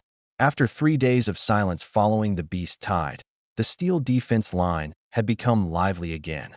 Someone had spread the news of the life and death stage challenge, attracting considerable attention. When Jiang Han arrived, he found the stands already packed with people. He had taken off his hospital gown and changed into a white shirt and casual pants. However, his pale face revealed his still weak physical condition. In contrast, Qian Feng appeared with Wu Ho accompanying him, exuding an imposing aura. Qian Feng was highly talented and very popular at school. Together with his teammates, he had charged into the top 10 of the leaderboard, becoming a leader figure. Lan City had 21 high schools, and being in the top 10 meant leaving 11 schools behind. This was a collective sense of honor. Meanwhile, Jiang Han's 7th high school had a highest ranking of only 17th, placing it in the lower middle tier. Students from 7th high often couldn't hold their heads high when encountering students from other schools. But now, Jiang Han from 7th high was challenging Qian Feng on the life and death stage. This matter quickly spread among the students of both schools, turning into a face-off between the two schools. No1 dared to step onto the life and death stage, and all the pressure fell on Jiang Han and Qian Feng. Just their entrance made everyone understand the situation. Qian Feng was dressed in high-grade armor, wielding a long blade shimmering with glowing patterns. Everyone knew this equipment was worth a fortune. Those who were privy to the inside story, especially Qian Feng's teammates, looked at him with envy in their eyes. After all, not everyone had a father like Wu Ho to back them up. With such a strong representative like Qian Feng, Jiang Han's performance naturally seemed far inferior. Not only was he not wearing any protective gear, but his weapon was just a standard-issue long blade worth a few thousand alliance coins. If that were all, it might still be manageable. But unfortunately, Jiang Han's steps were unsteady as he walked, clearly showing signs of severe injury that hadn't fully healed. His strength, already average, was now significantly diminished. How much combat power did he have left? No one knew. If Jiang Han dared to step onto the life and death stage, he was finished. Both parties signed the life and death contract. On the stage, it's all up to individual skill, and no one else can interfere. The last time the life and death stage was seen was a month ago, during the duel between Uncle Dao and Li Yang. Unexpectedly, a month later, Jiang Han himself stepped onto the stage. Glancing at the octagonal cage-like arena, Jiang Han signed the contract. Then, he transferred 100 million into the official account. Martial Masters required a deposit of 20 million, Great Martial Masters 50 million, and Martial Generals 100 million. The higher the rank, the lower the deposit ratio, clearly designed to give high-ranking warriors a way out. After all, their numbers were few, and wasting their strength was undesirable. Kid, I'll show you what a real gap looks like later. Qian Feng paid his 20 million deposit, a sinister smile on his face. Although the money came from his father, his strength was entirely his own. He didn't know how strong Jiang Han truly was, but Jiang Han's name wasn't in the top 10 rankings, which said it all. Outside the stage, Jiang Han couldn't be killed, but on the life and death stage, it was a different story. Jiang Han ignored Qian Feng. In his eyes, Qian Feng was just a minor character. The real person to watch out for was Qianongua. Jiang Han's gaze fell on Qianongua. Li Chongyang, who was hosting the match, organized the documents and said, "Go ahead and compete, no one will interfere. When you come out, I'll take you back to Lan City." Jiang Han nodded. This was the advantage of having strong allies, wasn't it? Whether it was Yang Huan or Li Chongyang, they were now particularly friendly to him. Seeing Jiang Han ignore him, Qian Feng stepped onto the life and death stage first. As soon as he entered, the blade aura trembled, and his momentum instantly became sharp, enveloping his entire body in an illusory aura. A grade talent, Blade Intent. Those familiar with Qian Feng exclaimed. This year's school hadn't produced any students with S-grade talent, so Qian Feng's A-grade talent was considered top tier. He had always attracted a lot of attention. Qian Feng will definitely win. Third high school will definitely win. Someone shouted loudly, and the crowd responded enthusiastically. The entire venue was cheering for Qian Feng. Students from other schools, however, sat back to watch the spectacle, indifferent to the outcome. They didn't cheer for Qian Feng, but instead felt the deepest sympathy for Jiang Han. The match hadn't even started, yet the result seemed predetermined. "Kid, get on the stage." Qian Feng's momentum was at its peak, amplified by the cheers around him. He pointed his blade at Jiang Han. Jiang Han glanced at Qian Feng, then turned to look at Chang Hao and the other two in the stands not far away. Seeing their nervous expressions, he nodded. "Jiang Han, go for it." Chang Hao couldn't hold. The gap in strength can't be bridged by friendship. You stood up for your friend, so I'll take you down first, then deal with your friend slowly. Die. Qian Feng sneered viciously, raising his high-grade long blade and charging fiercely at Jiang Han. His speed was astonishing, almost reaching the level of a grand martial master. When Jiang Han had seen him before, Qian Feng's combat power had barely surpassed 3,000. This sudden burst was related to his innate talent. His Blade Intent talent made his blade techniques even stronger. Jiang Han watched Qian Feng charging at him and stood firmly, showing no intention of dodging. Below the stage, Qianongua nodded in satisfaction as he saw his son erupt with power. Although his talent was somewhat lacking, the Blade Intent could significantly enhance a martial artist's strength, giving Qian Feng hope of reaching the martial marquee level in the future. "Li Chongyang, I don't know why you and Yang Huan are protecting this kid, but after today, you won't see him again," Qianongua said coldly, arms crossed, sneering. "Maybe. I just hope your son can withstand a few strikes as well as you claim," Li Chongyang replied indifferently, unwilling to argue with Qianongua. On the stage, Qian Feng swung his blade and charged forward. Jiang Han finally made his move. Jiang Han raised his standard long blade, the tip precisely meeting the edge of Qian Feng's incoming blade. Buzz, Qian Feng's full-force strike was top-notch in both speed and power. But in Jiang Han's eyes, the move was riddled with flaws. Without much effort, he spotted the weak point at a glance. Jiang Han angled the tip of his blade to deflect Qian Feng's blade edge, and despite the momentum of the strike, he directly aimed at Qian Feng's hand gripping the blade. Everything happened as fast as lightning. Before Qian Feng could react, Jiang Han's long blade was already less than a dozen centimeters away from his hand.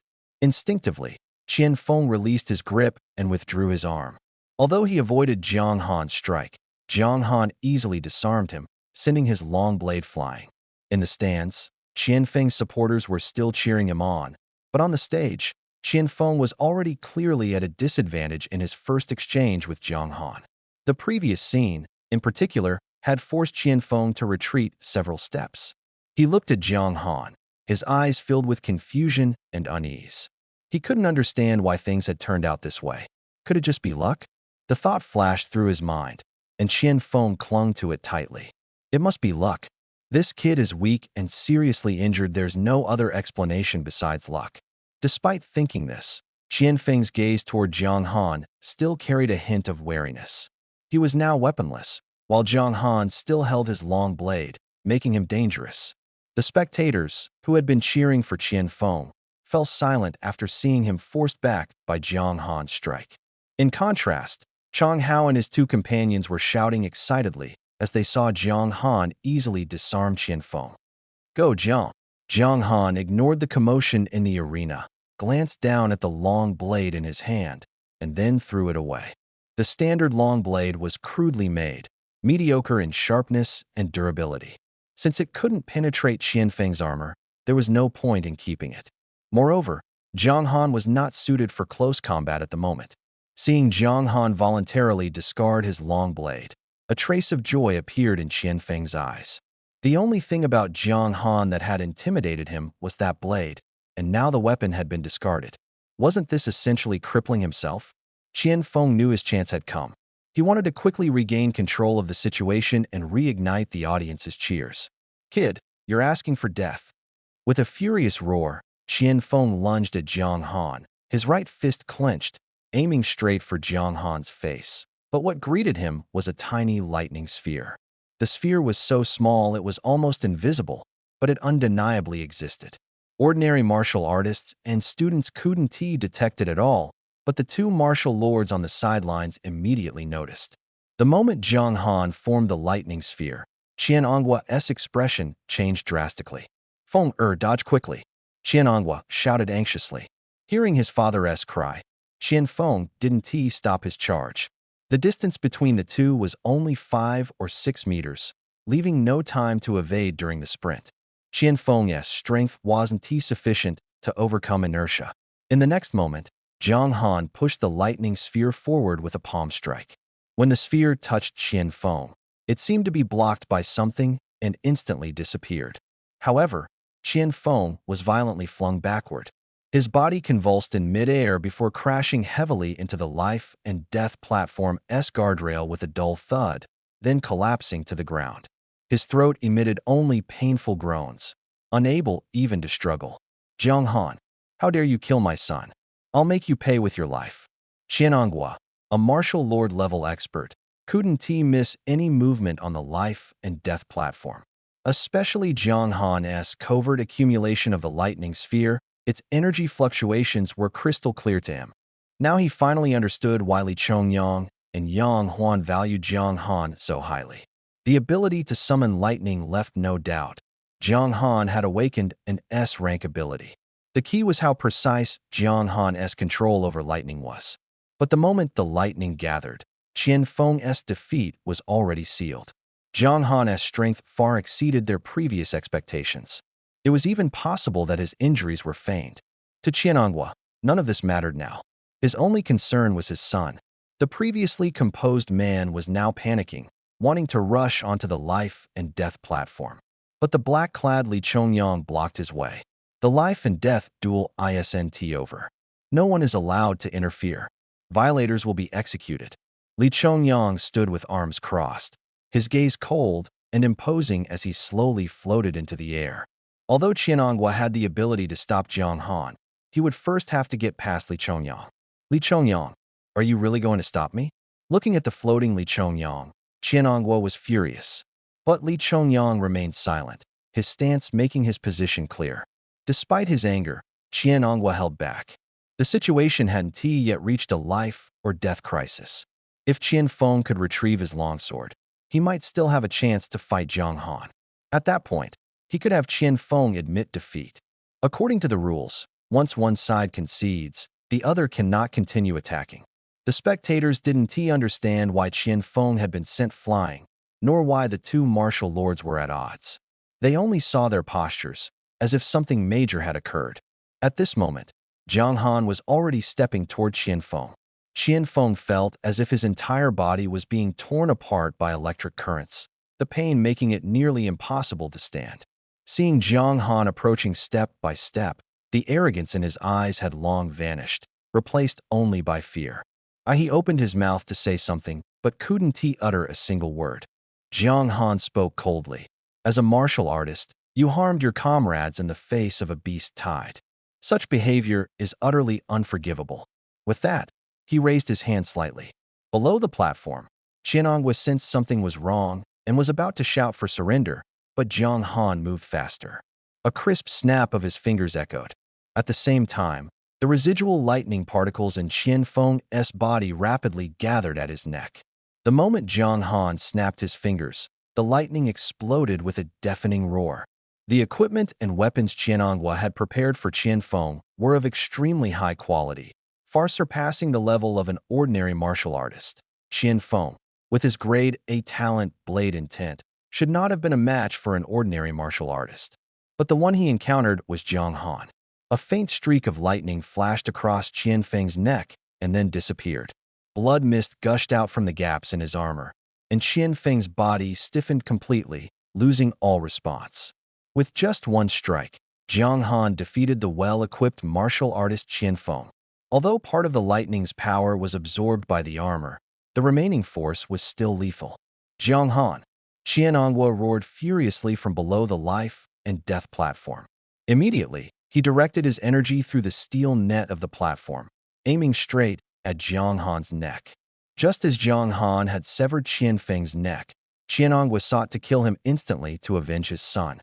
Faced with this force, Jiang Han didn't even attempt to dodge. On one hand, his physical condition was poor, making it impossible to evade. On the other hand, Li Chongyang would undoubtedly block all attacks for him. Sure enough, as soon as Qianongwa made his move, Li Chongyang let out a cold snort. A powerful pressure instantly bore down on Qianongwa. With a wave of his right hand, Li Chongyang shattered Qianongwa's energy directly. The gravitational field not only suppressed physical objects, but also energy. Qianongwa, do you really want to die here alongside your son? Li Chongyang said coldly. He had already stated the rules, but Qianongwa ignored them. Without giving the other party a chance to explain, Li Chongyang charged forward directly. The sudden conflict left the spectators in the stands stunned. They watched as the two martial lords clashed fiercely. Energy waves surged, fists collided, and the scene was breathtaking. The students near the life and death platform were shaken to the point of losing their balance. Li Chongyang, that brat killed my son. Today, I must make him pay. Qianongwa roared. Anyone who dares to stop me, I'll kill them too. Li Chongyang remained calm, though his voice carried a hint of anger. On the life and death platform, strength speaks for itself. There's no avenging anyone here. Qianongwa, if you want to break the rules, first see if you have the strength to do so. Even among martial lords, there are levels. You've just entered the martial lord realm. What makes you think you can fight me? Stand down. Before he finished speaking, Li Chongyang threw a punch, striking Qianongwa squarely in the chest. Bang! Qianongwa was sent flying backward. In the blink of an eye, the two martial lords had exchanged over a dozen moves. Jiang Han watched intently, his brows furrowed. Li Chongyang appeared relaxed, but that was only because his strength far surpassed Qianongwa's. As he had said, even among martial lords, there were differences in power. But if Qianongwa were facing Jiang Han knew in his heart that even at his strongest, he wouldn't last more than 3 moves. Was this the gap between a martial lord and a martial general? Taking a deep breath, Jiang Han no longer looked at Qian Feng's lifeless body on the ground. He turned and walked off the life and death platform. After steadying himself, Qianongwa extended his right hand. The long blade that Jiang Han had knocked away earlier was lifted by his energy and flew back into his hand. So what if I've just entered the martial lord realm? Qianongwa gritted his teeth. I'm still a martial lord. So what if your strength surpasses mine? If I fight with my life on the line, can you withstand it? As he spoke, the blade began to hum and vibrate. as if gathering power for the strongest strike. Li Chongyang, of course, wouldn't give him the chance. Before the blade could fully charge, Li Chongyang's figure flashed as he charged toward Qiananghua. Qiananghua also swung his blade to meet him. Just as the two were about to collide, a masked man suddenly appeared. With one hand, he caught Li Chongyang's fist, and with the other, he stopped Qiananghua's slashing blade. The overwhelming aura of the two clashed, as if hitting a massive boulder, instantly calming down. Someone had actually blocked the strongest attacks of both martial lords, Li Chongyang and Qiananghua, at the same time. Li Chongyang slowly withdrew his fist and respectfully said to the newcomer, "Captain." Qiananghua, on the other hand, desperately tried to pull out his long blade, but was stopped by Yang Huan's cold gaze. "Using your full strength in front of so many students, what if someone gets hurt? Stand down." Yang Huan snorted coldly and directly knocked the long blade out of Qiananghua's hand. This conflict should never have happened. It was only because Qiananghua couldn't swallow his anger that he acted so impulsively. Now that Yang Huan had appeared, if the situation escalated further, Qiananghua might end up like his son, lying on the ground. Realizing he couldn't show off in front of Yang Huan, Qiananghua immediately fell silent. He gripped his long blade, stood there for a moment, and finally stored the blade back into his spatial ring before turning to walk toward the life and death platform. As he passed by, he glanced at Zhang Han but did not make another move. Instead, he threatened in a menacing tone. "Kid, Yang Huan and Li Chongyang can protect you for now, but they can't protect you forever. One day, I'll make sure you die alongside my son." Zhang Han said nothing, but in his heart, he was calculating how long it would take to surpass Qiananghua, and now, there was a team that not only killed multiple Lord-level exotic beasts, but also mid-level and high-level lords. This was on a completely different level. Some suspected cheating, but the idea was quickly dismissed. Even if someone wanted to cheat, they wouldn't inflate their score to such an extent. Just barely making it into the top 10 or reaching the Shuemu threshold would suffice.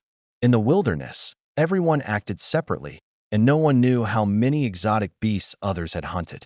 Since it wasn't cheating, it meant this team's strength was truly formidable. All eyes turned toward Zhang Han in the distance. Being able to hunt Lord-level exotic beasts and easily defeat the not weak Qian Feng, even while heavily injured, just how terrifying was Zhang Han's strength? The students didn't know exactly how strong Zhang Han was, but now, their goals had changed. Previously, they were competing for the first-place position. Now, they just wanted to surpass Zhang Han. Needless to say, Zhang Han would remain far above them, untouchable, for a long time to come. Zhang Han, under everyone's gaze, looked at the leaderboard without much reaction. Just killing one Lord-level exotic beast was enough to qualify for Shuemu. Having killed so many Lord-level exotic beasts, his entry into Shuemu was already a certainty. He just hadn't expected that Lord-level exotic beasts would count toward the score. Based on this ratio, the points for Lord-level exotic beasts could be easily calculated. 1,000 points for a low-level Lord, 2,000 for a mid-level, and 3,000 for a high-level. In reality, the points for Lord-level exotic beasts should be much higher than this, considering the difficulty of hunting them compared to beast general level or other lower-level exotic beasts. But even so, their score was still far ahead of the other teams. The reason was simple. Zhang Han's strength was overwhelming and unstoppable. Zhang Han himself didn't think much of it, but Chang Hao and the other two were overjoyed. Seeing their team's name at the top of the leaderboard, with such a high score and being able to show off in front of everyone, the three were so excited they almost jumped for joy. Who wouldn't want to enjoy such a moment of attention? The three of them rushed down from the stands, beaming, and ran toward Zhang Han. But before they could reach him, Li Chongyang, who was standing beside Zhang Han, waved his hand, and the three of them were suddenly suspended in midair. This gravity field not only applied gravity, but could also counteract it. Watching the three flail helplessly in the air, Zhang Han said helplessly, "All right, let us talk about it later." Chang Hao nodded repeatedly, and only then did Li Chongyang let them down. Meanwhile, in the crowd, a girl stared blankly at the leaderboard, her face full of regret and remorse, tears almost falling. She was Su Feng, the one who had abandoned Chang Hao and the others to escape alone when the beast tide broke out. She should have been part of that team, but the leaderboard clearly displayed 4 names, and hers wasn't among them. Su Fang really wanted to cry. She should have been celebrating with Jiang Han and the others. But all of this was because she had left them at that critical moment. It was a regret so deep it left her speechless. In truth, Su Fang hadn't done anything wrong. When faced with a beast tide, choosing to save oneself was a natural instinct. She wasn't wrong. But human emotions aren't dictated by right or wrong. In Jiang Han and the others' eyes, Su Fang had abandoned them at a critical moment, so she naturally didn't deserve to share in their glory. That's why, when Li Chongyang said he had kicked Su Fang out of the team, Jiang Han didn't object. He didn't blame Su Fang, but he also had no intention of sharing their achievements with her. Su Fang's breakdown was unknown to Jiang Han and the other 3. At this moment, after everyone had finished looking at the rankings, Yang Huan spoke up. According to the new regulations, after the college admissions process ends, all students entering Shuimu will have to undergo 2.5 months of special training in the wilderness. The admission results will be out within 3 days. You can go home and wait for the news for now. Someone will contact you when the time comes. The special training is mandatory. As a top martial arts school, Shuimu trains powerful fighters who excel in combat. Jiang Han understood Shuimu well and knew that students would be fighting against exotic beasts from the moment they enrolled until graduation. Jiang Jiyu, as a specially recruited student of Shuimu, had already been in the wilderness for over a month. Jiang Han didn't pay much attention to this news. After all, once his injuries healed, he would have to enter the wilderness anyway. However, one question lingered. Who would be part of this batch of special training students? Jiang Han held back from asking, but after arriving at the meeting room, Yang Huan took the initiative to explain. Li Chongyang, in the next few days, you'll take Jiang Han back to the city for resupply and recovery, and help him upgrade his equipment. Once admissions are over, the 2 of you will be responsible for leading the newly recruited Shuimu students to the steel defense line. The special training for Shuimu students in Lan City will be entrusted to our team. Especially Jiang Han, don't get into any fights these days. Focus on recovering from your injuries. In a few days, your task will be challenging. You're a student like them, so it'll be easier to communicate. Hearing this, Jiang Han felt reassured and nodded in agreement. Leading students in special training wouldn't be difficult for him. It seemed like he would be taking dozens or even hundreds of people to the wilderness while ensuring their safety. However, since the students' abilities were limited, they wouldn't venture too far. If danger arose, Li Chongyang and the others would be at the forefront. Jiang Han felt that this was mainly an opportunity to gain experience and build teamwork. In fact, he still didn't know the names of his other teammates. Fortunately, Li Chongyang helped with introductions. Jiang Han, this is Li Miao, a senior martial marquis with an S-grade water element talent. This is Wang Jinhu, a mid-level martial marquis with an S-grade metal element talent. And this is Su Ran, a mid-level martial marquis with an S-grade amplification talent. All of them possessed S-grade talents with immense potential. As Li Chongyang introduced them, Jiang Han stood beside him, proactively extending his hand for a handshake with each person, displaying a humble attitude. These were all senior figures and strong martial marquises, so building good relationships with them was crucial.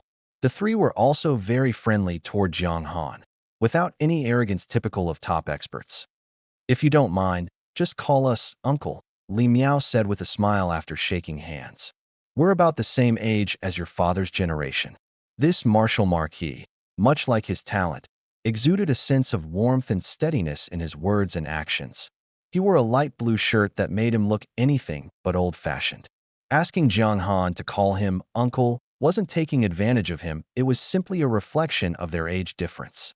Moreover, Yang Huan had recruited Jiang Han into the team, so while they were teammates, it was essentially seniors guiding juniors. Jiang Han humbly called him uncle. After a brief introduction, they didn't delay Jiang Han's rest, as they had other matters to attend to. Once everyone had left, Li Chongyang said, "The next intercity train won't arrive until 6 p.m. Go back to the ward and rest for now. I'll come find you when it's time." Jiang Han naturally had no objections. In the afternoon, When they returned to the city, Chang Hao and the other two accompanied them. Their excitement hadn't subsided.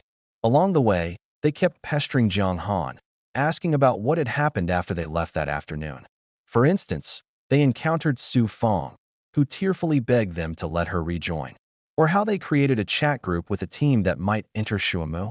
And as Jiang Han's close friend, Chang Hao naturally became the group leader. Yes, that's exactly the kind of thing Chang Hao would do.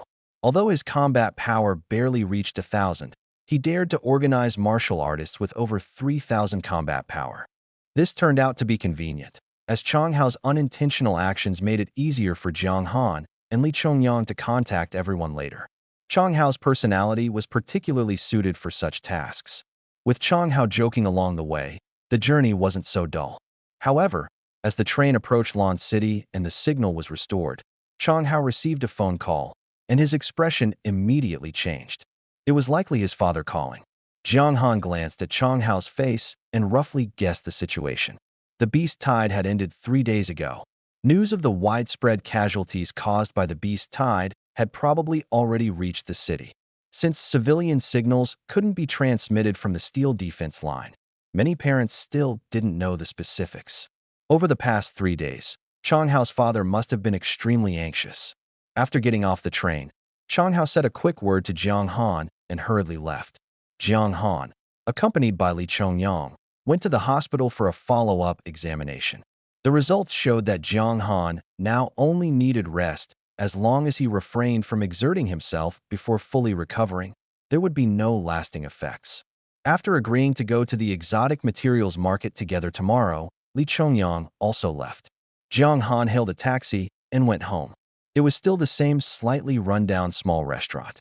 It had been like this when Jiang Han left, and it was still the same upon his return. His father hadn't come back.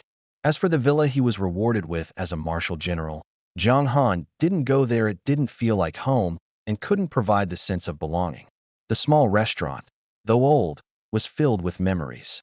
After a night of meditation and recuperation, Jiang Han got up, cleaned the dusty restaurant, and cooked a pot of plain porridge.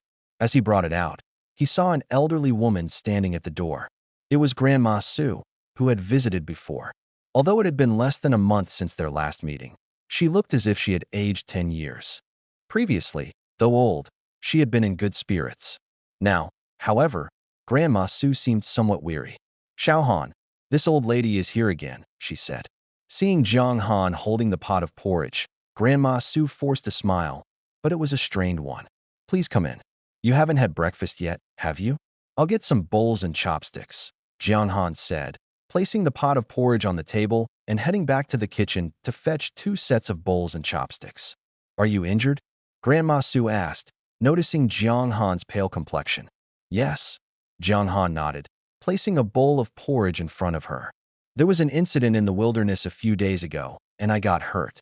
But it's nothing serious. The doctor said I'll be fine after a few days of rest. Today's porridge is made with 3 striped plum deer meat. Try it and see if it suits your taste." Grandma Su had always liked the meat porridge Jiang Han made, but this time, she stirred the soup with her spoon a few times and eventually put it down. "Xiao-Han, can you tell me about what happened in the wilderness during this time?" Jiang Han glanced at her and nodded. Grandma Su now seemed like an elder whose younger family members had died in the wilderness, seeking Jiang Han for some psychological comfort. Originally, everyone was undergoing combat power assessments, earning points by hunting exotic beasts. Then suddenly, a beast tide broke out, a beast tide stretching 600 kilometers. No one was prepared. My squad and I were right at the front line of the beast tide. As soon as it erupted, I immediately sent the message back. Uncle Yang and the others reacted quickly, notifying everyone and dispatching rescue teams. Uncle Yang? Upon hearing this name, Grandma Su glanced at Jiang Han, but didn't interrupt him. After ensuring my teammates were out of danger, I joined the rescue team as well. But the beast tide covered such a vast area that it was impossible to save everyone in time. At this point, Jiang Han sighed. There were a few squads that were completely wiped out by the time I arrived. Jiang Han briefly recounted the events of the past few days on the wasteland. In truth, he had been severely injured and lost consciousness during a fight with a Dominator-level beast. He couldn't clearly remember what had happened. What he knew was based on what occurred 3 days later. These injuries of mine were caused by that Dominator-level Cloudwing Golden Striped Tiger, Jiang Han said, shaking his head before continuing. But I heard that those Dominator-level beasts, along with a large number of Lord-level beasts, were eventually eliminated by Uncle Yang and the others. That's why the beast tide receded so quickly. Elder Su had been listening quietly. When he heard that Jiang Han had taken a direct hit from the Cloudwing Golden Striped Tiger, his expression changed. No lasting injuries, right? What did the doctor say? It's nothing serious. I just need some time to rest, and I'll recover. Seeing Elder Su's concern, Jiang Han felt at ease and even smiled. He knew his own condition well. In fact, the head-on clash with the Cloudwing Golden Striped Tiger, though it left him injured, also gave Jiang Han a clear understanding of his own strength. He was slightly stronger than most warriors who had just entered the Great Martial General level, but he wasn't at the top. Otherwise, that strike from the Cloudwing Golden Striped Tiger would have killed him outright. The two of them chatted casually while sipping porridge. Elder Su stopped after one bowl, his gaze filled with warmth as he looked at Jiang Han. Before leaving, Jiang Han said, "Grandma Su, I'll be around these next few days. If you want some porridge, just come find me anytime." Elder Su didn't say anything, only nodded slightly before walking away slowly. Li Chongyang arrived after dinner. He inquired about Jiang Han's condition and then took him to the exotic materials market. While they were resting in Lan City, he also helped Jiang Han purchase a set of weapons and armor. Yang Huan had allocated Jiang Han a procurement budget of 100 million, which was now in Li Chongyang's hands. The Taihun sword, which had accompanied Jiang Han for nearly a month, had shattered during the battle with the Cloudwing Golden Striped Tiger. If he couldn't find a suitable weapon this time, Jiang Han would have to make do with the ordinary kitchen knife in his system space. The same went for his armor. As Jiang Han's strength grew, the beasts he faced were of increasingly higher levels. Soon, his current armor wouldn't suffice. If he could find something suitable, he preferred to buy an outer layer of armor and use his current set as an inner lining for double protection. They arrived on the 12th floor of the exotic materials market. This floor specializes in high-grade weapons. My weapon was purchased here. The quality is guaranteed, and it's good enough to last until the Martial Marquis level. But the prices are a bit steep. Let me know if you see a set you like. I'm a 4-star member here, so I can get a 30% discount. As they walked, Li Chongyang introduced the place. Jiang Han had initially thought Li Chongyang was rather aloof, but after spending more time with him, he realized that he was actually quite talkative. However, Jiang Han was more concerned about the fact that Li Chongyang, as a Wuhou, was also a 4-star member of the exotic materials market, just like him. Was the membership level really valuable, or was it completely worthless? By the way, Uncle Chongyang, is there any way to enhance metal-based talent?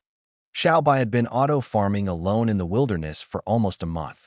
Jiang Han hadn't had the chance to reach out to him before. Now that he had some free time, he wanted to buy something to help Xiaobai accelerate his growth. Previously, he had considered buying metals, but now that Wuhou Li Chongyang was here, it was natural to consult him, as Li Chongyang had a deeper understanding of martial arts. Enhance metal-based talent? Li Chongyang turned to glance at Jiang Han and shook his head, saying, "I don't really understand this, and you shouldn't be asking me. Your Uncle Wang awakened an S-level metal element talent. He's the most suitable person to ask." After saying this, he sent a video to Wang Jinhu, who was far away at the steel defense line. Ordinary people couldn't contact the steel defense line or the wilderness, but Wuhou could. As it turned out, asking Wang Jinhu was the right choice. As a Wuhou with metal-based talent, he sent Jiang Han a list via Li Chongyang's communicator. These lists are the ones I've used at various stages, from martial artist level to now. They're relatively scientific plans. To cultivate metal-based talent, one needs to use certain metals as aids, extracting elements and integrating them into the body to enhance the talent. Jiang Han looked at the list and felt a bit overwhelmed. Just for the martial artist level, he would need to absorb metals worth over 5 million alliance coins. At the great martial artist level, the cost skyrocketed to 30 million. The requirements only increased from there. Uncle Chongyang, Uncle Wang must live quite frugally, right? Jiang Han asked as he looked at the list. Li Chongyang smiled and nodded. Yes, he's very thrifty, all his money goes into buying metals. But the greater the investment, the more significant the returns. Although Jinhu is only a mid-level Wuho, his combat power is almost on par with high-level Wuho. Especially when he summons his golden body, even I find it difficult to break through his defenses in a short time. Knowing that Jiang Han wasn't very familiar with the team members, Li Chongyang took the opportunity during their chat to introduce the others to him. Every person with an S-level talent had unique abilities. In the wilderness, unless you spend a long time together, no one would fully know each other's trump cards.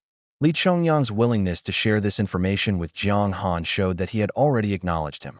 As the two chatted, a woman in a cheongsam approached them. Wuho Li Chongyang, Wujian Jiang Han, good evening. Li Chongyang glanced at her and nodded. Take us to see the long blade. The woman bowed slightly and led the two inside.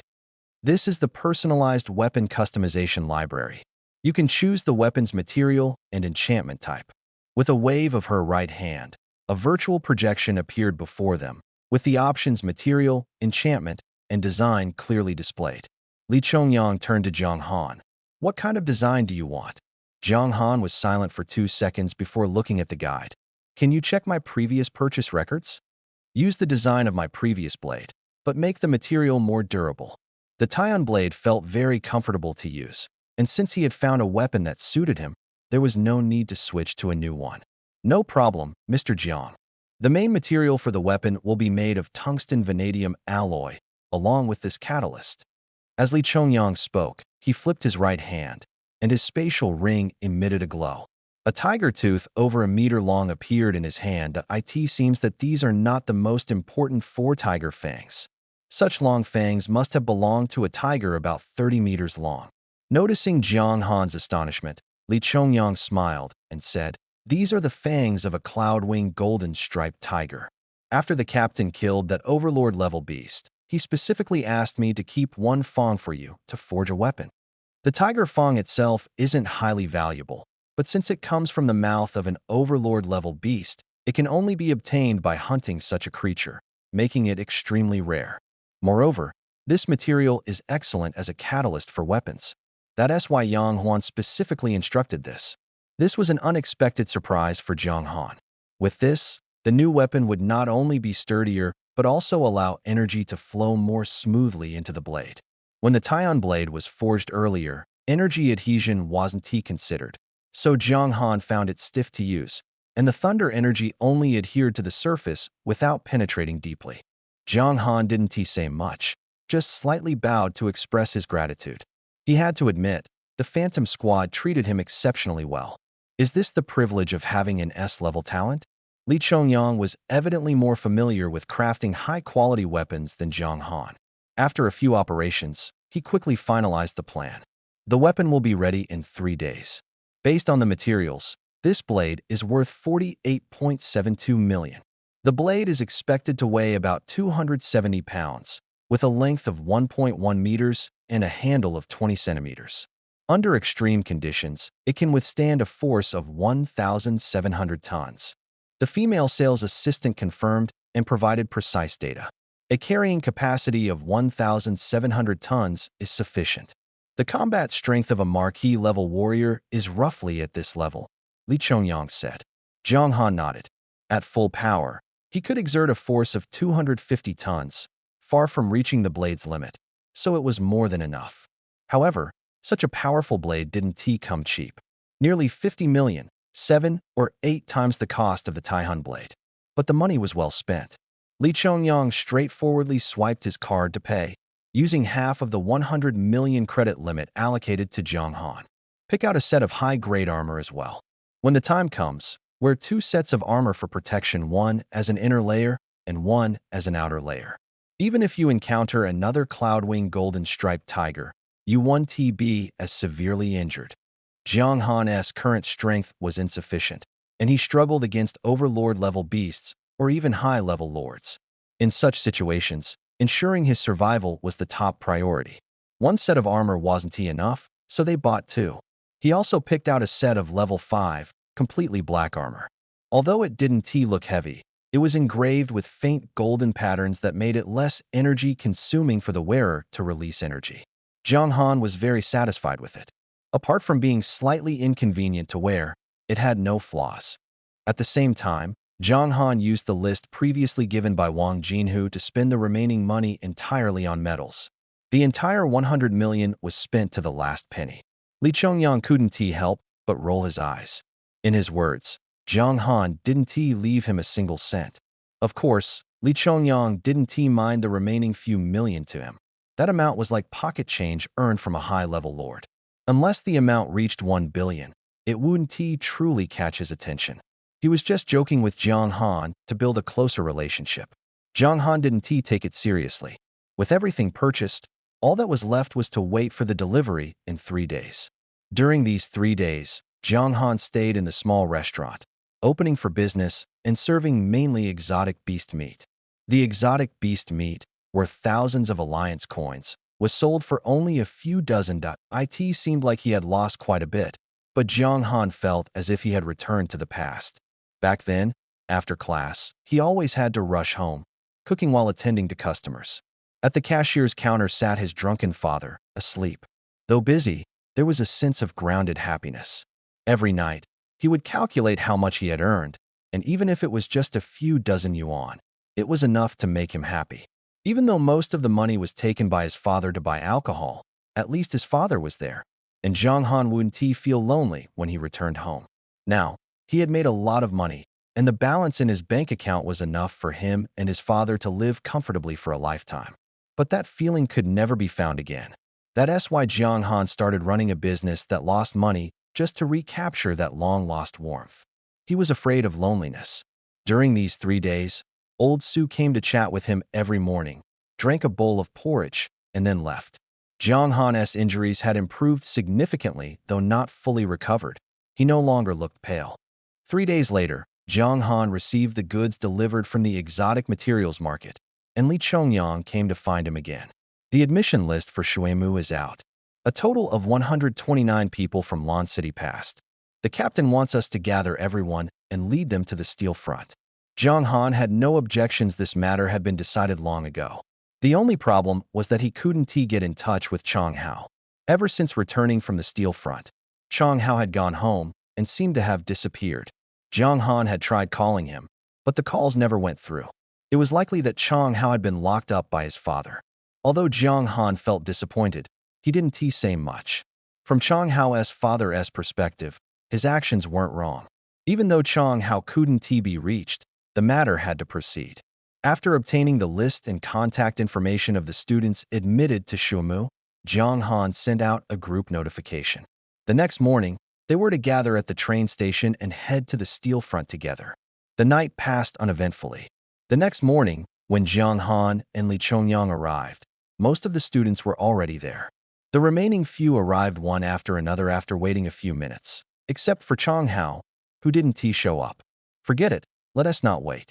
Get on the train. Chong Hao probably wouldn't be coming, and they couldn't delay everyone's schedule for one person. The train ride took nearly 4 hours. By the time they arrived, it was already noon. The steel front, which had been bustling for a few days, returned to its usual desolation and grimness once the students left. Li Miao and the others had already received the news and were waiting there to welcome the group. The captain has already chosen the special training site. He still has follow-up matters regarding the Beast Tide to coordinate with the officials. Head over first. He'll come once he has done. Li Chongyang, familiar with the situation, nodded in agreement. Handling the deaths of over 2,000 students in less than a week was simply impossible. Whether it was comforting the families or distributing compensation, these were no small tasks. Yang Huan had a fiery personality, though he wouldn't personally handle it. He would never allow anyone to embezzle the compensation funds and would definitely keep a close watch. A few days' delay was fine. The 2.5-month special training had just begun. The special training site is 600 kilometers away in the wetlands. As long as the dominant and lord-level exotic beasts there are cleared out, it's actually quite suitable for training, Li Miao added. Upon hearing the word wetlands, an image appeared in Jiang Han's mind. Swamps bubbling with green foam, floating skeletons of unknown creatures, venomous snakes coiled up, dense vegetation. Was such a place really suitable for special training? Jiang Han felt doubtful but didn't voice his concerns. This was decided by Yang Huan, and even Li Chongyang and the others couldn't change it arbitrarily. Moreover, a distance of 600 kilometers is no small matter. This already counts as leaving the outskirts of the wasteland and entering the true wilderness. To be honest, Jiang Han was somewhat looking forward to it. After all, he had never ventured this deep into the wasteland before. However, before setting off, there was one thing he needed to do: bring along Xiaobai. Xiaobai, whom Jiang Han had fostered in the wasteland, hadn't been seen for nearly a month. His understanding of Xiaobai was limited to the system panel. Fortunately, Xiaobai was an exotic beast by nature, perfectly suited for life in the wasteland. Uncle Chongyang, you all go ahead. I have something to take care of first. After confirming the route, Jiang Han went to find Xiaobai. Catching up with the others wouldn't be difficult. All right, but don't take too long. Finish up quickly and come over. Li Chongyang glanced at him without asking further questions. With Jiang Han's strength, he could move freely in the outskirts of the wasteland, so there was no need for safety reminders. The plan was set. The special training team from Shuamu School, led by Li Chongyang and 3 others, set off first toward the target location. A journey of 600 kilometers, even for these students with combat power mostly around 3,000, would take considerable time unless they pushed themselves to the limit. Jiang Han temporarily left the team and used the connection established by the system between him and Xiaobai to locate it. Xiaobai wasn't too far away. According to Jiang Han's previous orders, Xiaobai operated within a range of over 100 kilometers from the steel defense line. It usually hid during the day and came out at night. When the students had previously gone to the wasteland to hunt exotic beasts, they hadn't encountered it. Looking at the system panel again, this little guy had unknowingly reached the strength of a mid-level beast general. In this territory without Lord-level exotic beasts, it was practically a dominant force. Few creatures could pose a threat to it. Although Jiang Han's strength hadn't yet returned to its peak, the journey of over 100 kilometers took him only about an hour. When he found Xiaobai, it was lying under a large tree, enjoying the shade. Originally over a meter tall, it had now grown to about 2 meters, with a body length exceeding 3 meters. While it couldn't compare to those Lord-level exotic beasts measuring tens of meters, it was definitely a big guy. Xiaobai, Jiang Han called out as he approached. The originally sleeping Xiaobai twitched its tiger ears upon hearing the voice and looked up at Jiang Han. Recognizing him, its eyes immediately lit up with joy, and it ran toward Jiang Han. Once close, Xiaobai simply rested its tiger head against Jiang Han's body. Jiang Han didn't mind and reached out to stroke its soft white fur. The once pure white and smooth tiger fur now appeared even shinier and more lustrous. It was clear that, despite Jiang Han's absence, Xiaobai had been living quite well. It extended its tongue to lick Jiang Han's arm. Fortunately, Jiang Han was wearing armor otherwise. The barbs on Xiaobai's tongue might have scratched him, and at the very least, his clothes would have been torn. It's been so many days, and you've grown quite a bit, Jiang Han remarked. Xiaobai's combat power had now exceeded 6,000, showing impressive growth. Jiang Han retrieved several pieces of metal from the system space. The metal, weighing dozens of kilograms, felt as light as an egg in his hand. Xiaobai's eyes lit up at the sight of the metal. It grabbed a piece with its mouth, lifted its head, and swallowed it whole. So this is the digestion ability of exotic beasts? Eating such a large chunk of metal without hesitation. Even Wang Jin, who would only place metal in his palm to absorb its elements directly, consuming metal would be unbearable even for a marquis-level expert. After Xiaobai swallowed the metal block, it merely let out a satisfied burp, showing no discomfort at all. It even rubbed against Jiang Han, as if asking for more metal blocks. Compared to the physique of human warriors, exotic beasts were indeed far superior. That's all for now. From now on, you'll only get a little each day, Jiang Han said helplessly, patting Xiaobai's head again. The metal block it had just swallowed was worth 500,000 alliance coins. It was fine as a snack, but eating too much at once would be indigestible for it and would just sit in its stomach. Jiang Han flipped onto Xiaobai's back, grabbing its tiger fur, which was as long as his fingers. He patted its back and pointed in a direction. Xiaobai understood immediately and dashed off in the direction Jiang Han indicated. Jiang Han hadn't known much before and had thought that humans and exotic beasts were absolute enemies. Later, he learned that many warriors kept exotic beasts as pets or mounts, especially those who had awakened spiritual communication talents. Their combat strength largely came from the exotic beasts they tamed. Exotic beasts tamed by warriors were generally accepted as long as they didn't cross the steel defense line. For this reason, Jiang Han wanted to take Xiaobai along for special training. Letting Xiaobai roam aimlessly wasn't a solution. Xiaobai had great potential and was definitely worth Jiang Han's focused cultivation. If Xiaobai's strength could one day rise to the overlord level or even higher, it would undoubtedly become a powerful asset for Jiang Han. Look, it seems like there's an exotic beast coming over there. Someone in the Shuemu Special Training Squad noticed the dust rising in the distance and alerted the group. After the reminder, many turned to look. As the distance closed, sharp-eyed students saw clearly and exclaimed, "A white tiger!" With a body that large, it must at least be a mid-level beast general. A beast general level exotic beast had at least 4,000 combat power, far stronger than an ordinary person. A mid-level beast general's combat power started at 6,000. For them, it was indeed a significant threat. Fortunately, they had numbers on their side, and together, they could take down this white tiger even if it took some effort. Moreover, there were 4 Martial Marquis level experts above them, providing ample security. It had only been 2 hours since their departure, and they hadn't encountered any challenging exotic beasts along the way. Now that a mid-level beast general had appeared, the top 10 teams on the leaderboard immediately perked up. They had encountered mid-level beast generals before. Brothers, form up. Let's take down this white tiger and make the martial marquises take notice of us. There was no leaderboard in the special training, so to stand out, they had to earn merits. If they could kill this mid-level beast general and attract the attention of the martial marquises, earning a few pointers from them would be a great opportunity. Everyone was eager, and some even charged toward the white tiger, hoping to beat the others to it. But as they got closer, they noticed a figure clad in black riding on the white tiger's back. Am I seeing things? Is there actually someone on that white tiger's back? Someone exclaimed, and others quickly chimed in. You're right, there's really someone. What is going on here? Is the white tiger under someone's control? Should we still attack? Someone asked in confusion, followed by another who cursed. Attack? Are you kidding? Anyone who can tame a mid-level beast general must at least be a grand martial master. How could they possibly harm their own people? As the white tiger approached, everyone got a clearer view. On the massive tiger's back, there was indeed a person riding it.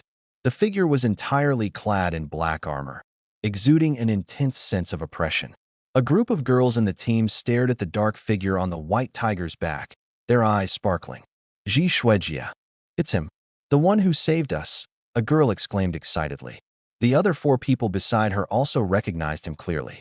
Lin Jishue, who was called by name, looked at the dark figure, her heart even more stirred. During the Beast Tide outbreak, she had fainted due to mental exhaustion and hadn't seen Jiang Han. It was only after waking up and hearing from her teammates that she learned he had saved them. She felt immense gratitude toward Jiang Han. That was just the first point. The second point was that during the combat assessment, Lin Jishue led the 4 of them, and most of their points were earned by her alone. According to the original standards, they could at most enter an ordinary key martial arts school. But after Jiang Han appeared, he left them with the corpses of many beast soldier level and beast general level exotic beasts. With these points and the relaxed admission standards, the 5 of them barely passed the threshold for admission to Shuemu. In other words, Jiang Han not only saved their lives, but also helped them secure a better opportunity. After returning to the steel defense line, Lin Jishue had been inquiring about Jiang Han's whereabouts.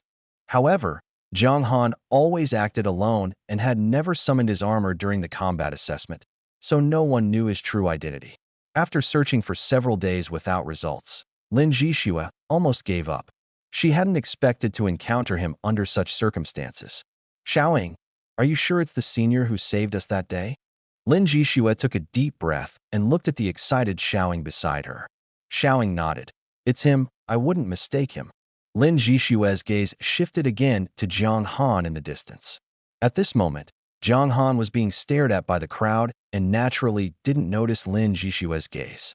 The four people who had been in the air, including Li Chongyang, also descended. Looking at Jiang Han riding on the back of the white tiger, Li Chongyang asked, "When you left earlier, was it specifically to find this little guy?" Jiang Han removed his armor and nodded. Xiao Bai seemed startled and let out a low growl toward Li Chongyang and the others, but Jiang Han quickly calmed it down. "This little guy has quite a temper. Wait, could this be a golden-eyed white tiger cub?" Wang Chongyang looked at Xiao Bai's fierce demeanor and couldn't help but be surprised.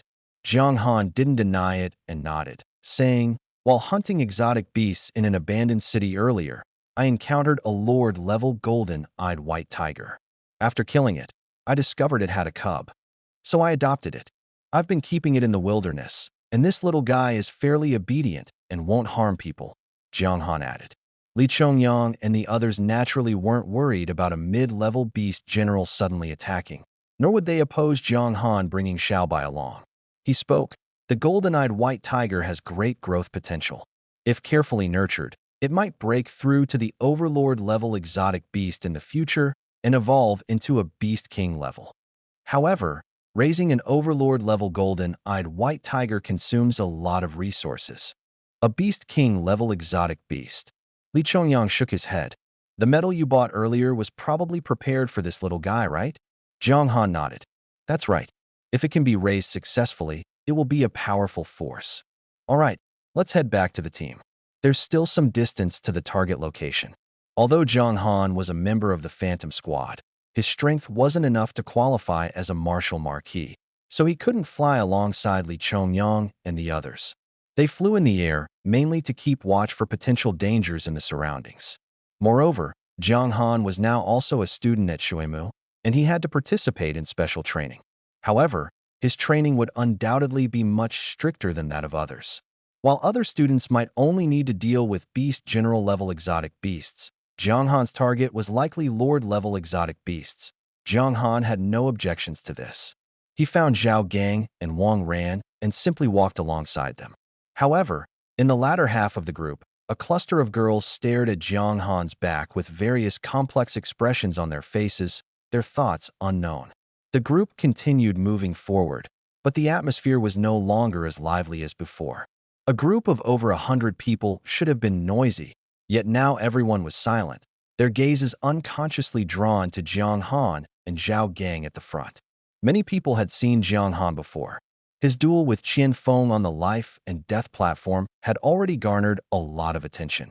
At the time, everyone thought Jiang Han had defeated Qian Feng purely out of luck, as they hadn't noticed him unleashing any significant power.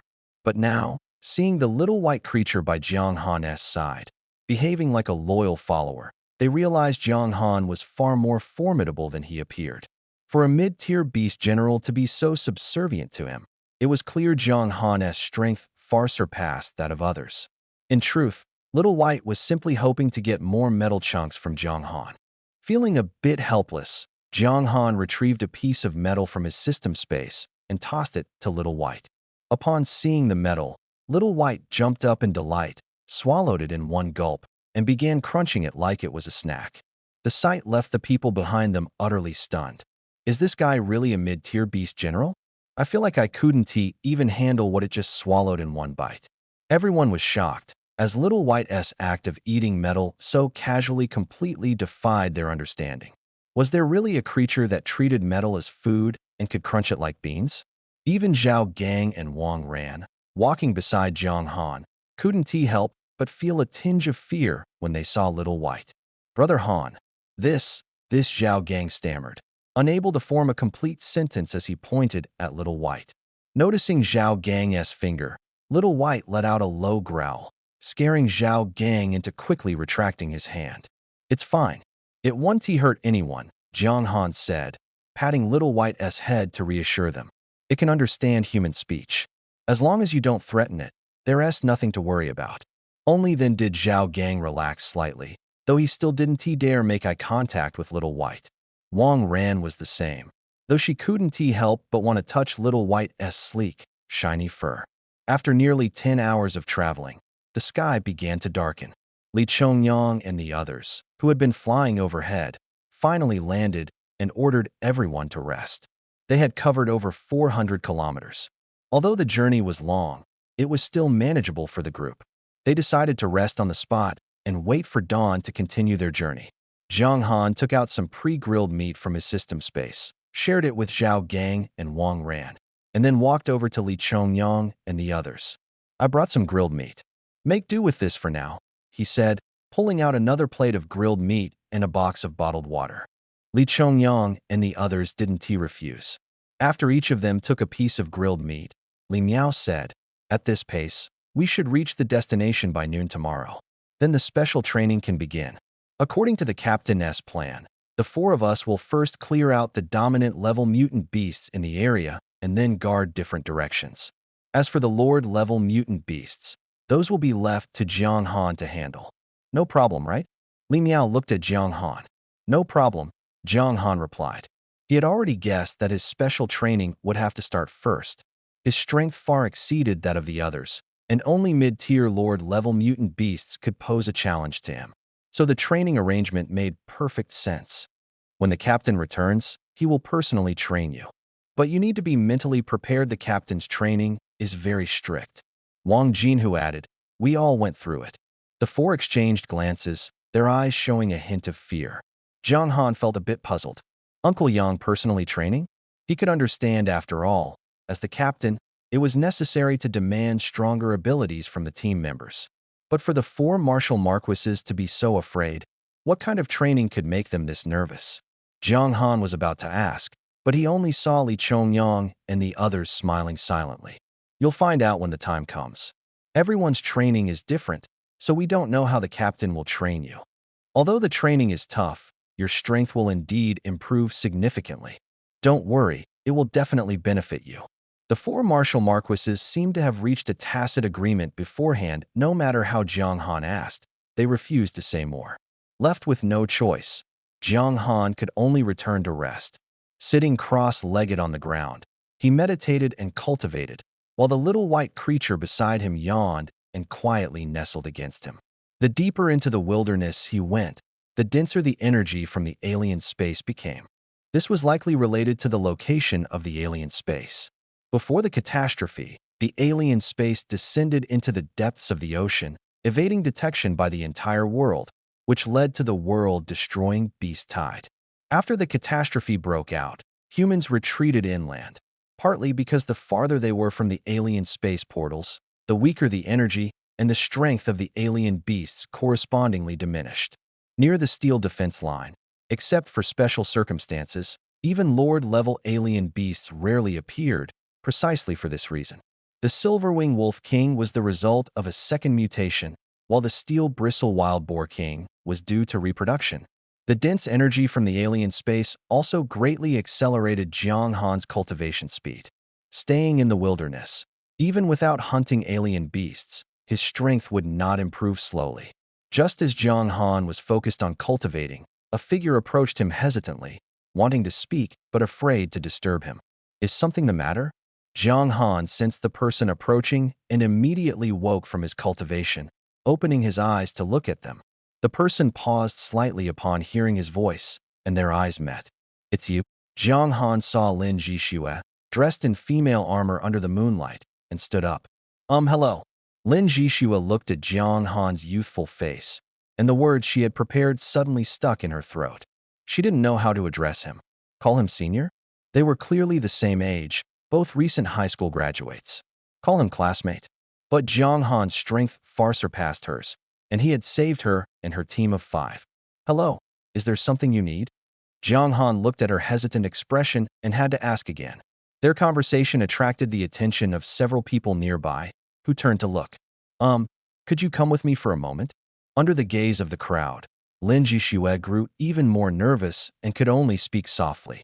Jiang Han didn't think much of it, instructing Zhao Gang and the others to continue cultivating before following Lin Jixue to a more secluded spot.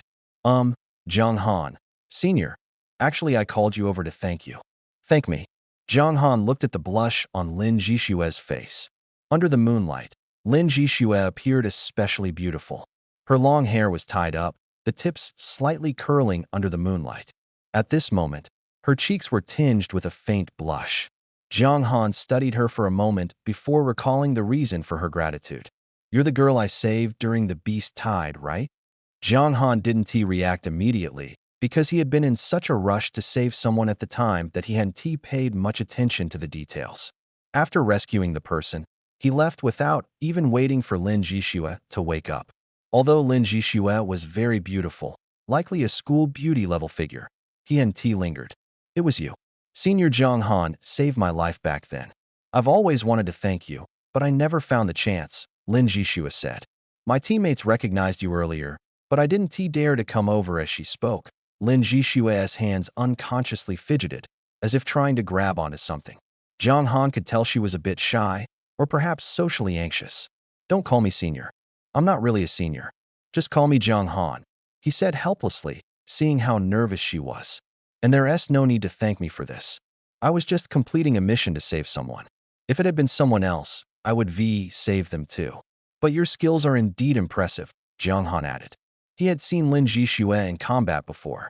Thanks to his extraordinary long-range vision, he had been able to clearly observe her from a kilometer away.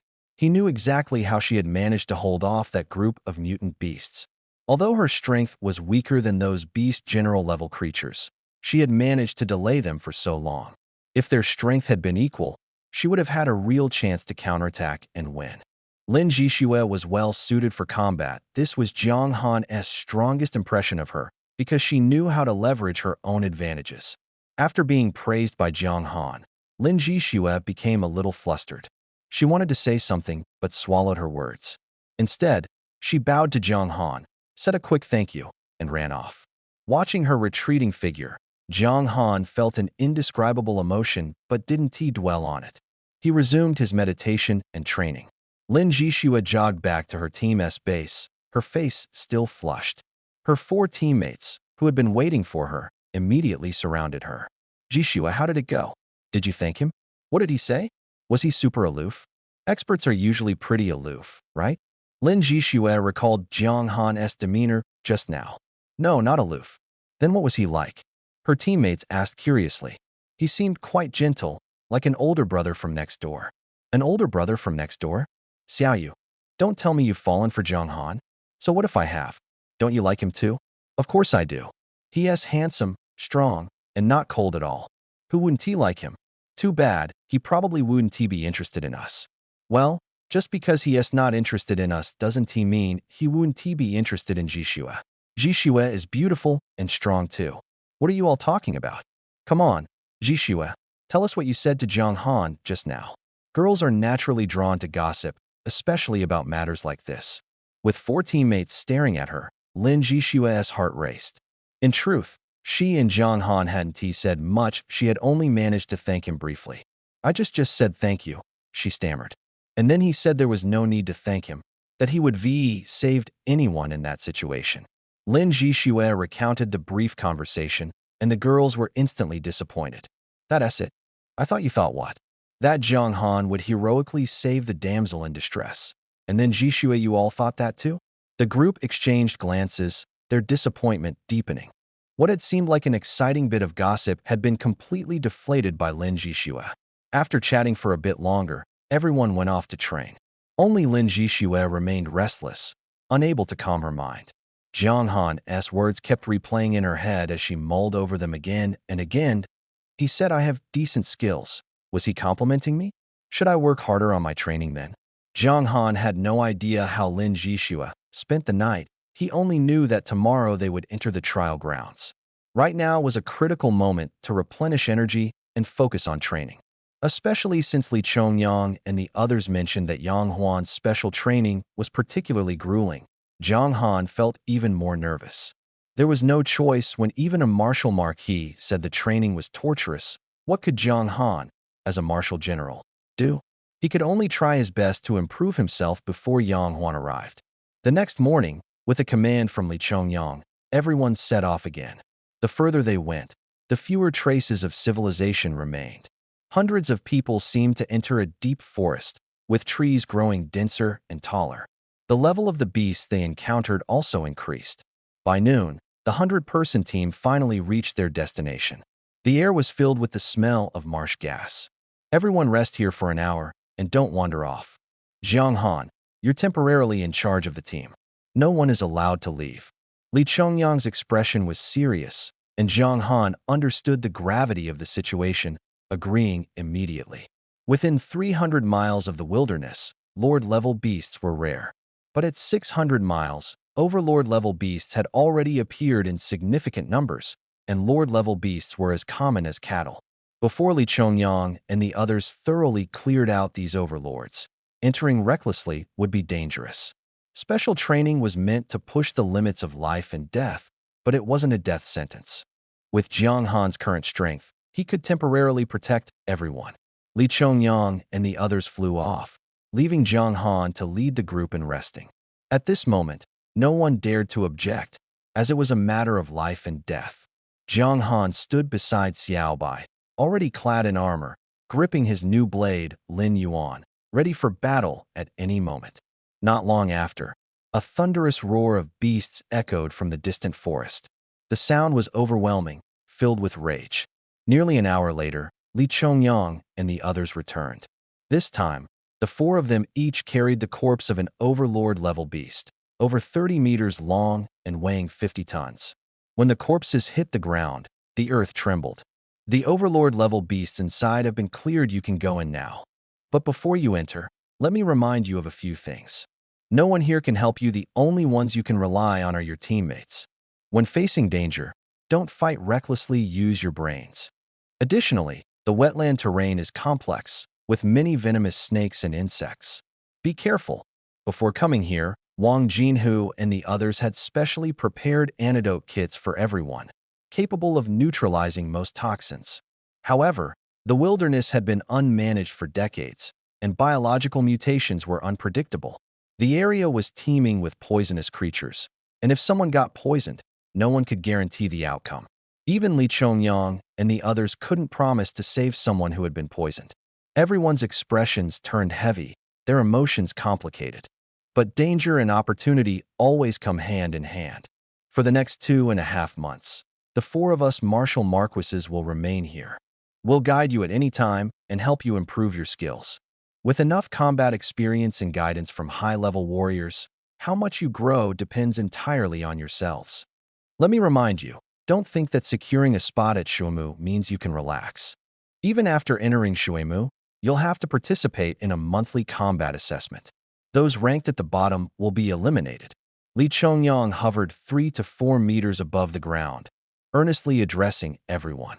This also resolved Jiang Han's doubts. Previously, he had worried that some might cheat their way into Shuimu. It seems that Shuimu still values strength. However, as Jiang Han's team enters Shuimu, he faces new challenges. Their team originally had 5 members. Later, Su Fang was kicked out and didn't get a spot, and Chang Hao didn't come either. Now, only 3 people remain. Moreover, Jiang Han will soon be taken by Yang Huan for individual training, leaving only Zhao Gang and Wang Ran in the team. These two have very weak combat power. Zhao Gang is slightly stronger, but only has a little over 1,000, while Wang Ran is even worse. In this situation, how can their safety be guaranteed? Even those with a combat power of 3,000 face danger, let alone them. Special training is special training, but if it's a death sentence, Jiang Han feels it would be better to send them back early. After thinking it over repeatedly, Jiang Han couldn't find a solution, so he decided to talk to Zhao Gang and Wang Ran, giving them the choice to stay or leave and letting them decide for themselves. After hearing Jiang Han's words, Zhao Gang and Wang Ran fell silent. To be honest, this kind of choice has no good outcome. It was hard enough to get into Shuimu, and leaving now would certainly be safer. But if they were eliminated after the semester started, the result would be about the same. It's practically an impossible decision. Jiang Han couldn't help them, and they themselves found it hard to decide stay and fight for a chance, or leave and face elimination. The situation seemed to be stuck in a dead end. Just as they were struggling with the decision, a girl's voice came from nearby. "Senior Jiang Han, your teammates can join our team." Jiang Han turned to look.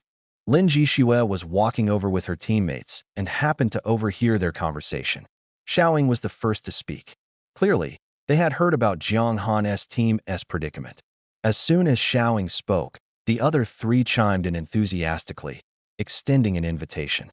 Lin Jishua had been a bit nervous when passing by Jiang Han, but now that Xiaoying had spoken up and caught Jiang Han's attention, Lin Jishua seemed even more flustered. However, Jiang Han didn't pay much attention to Lin Jishua's reaction. Thinking it over carefully, Xiaoying's suggestion did make sense. Although Lin Jishua's team wasn't particularly strong, her combat power of over 3,000 provided enough support to ensure safety against ordinary beasts.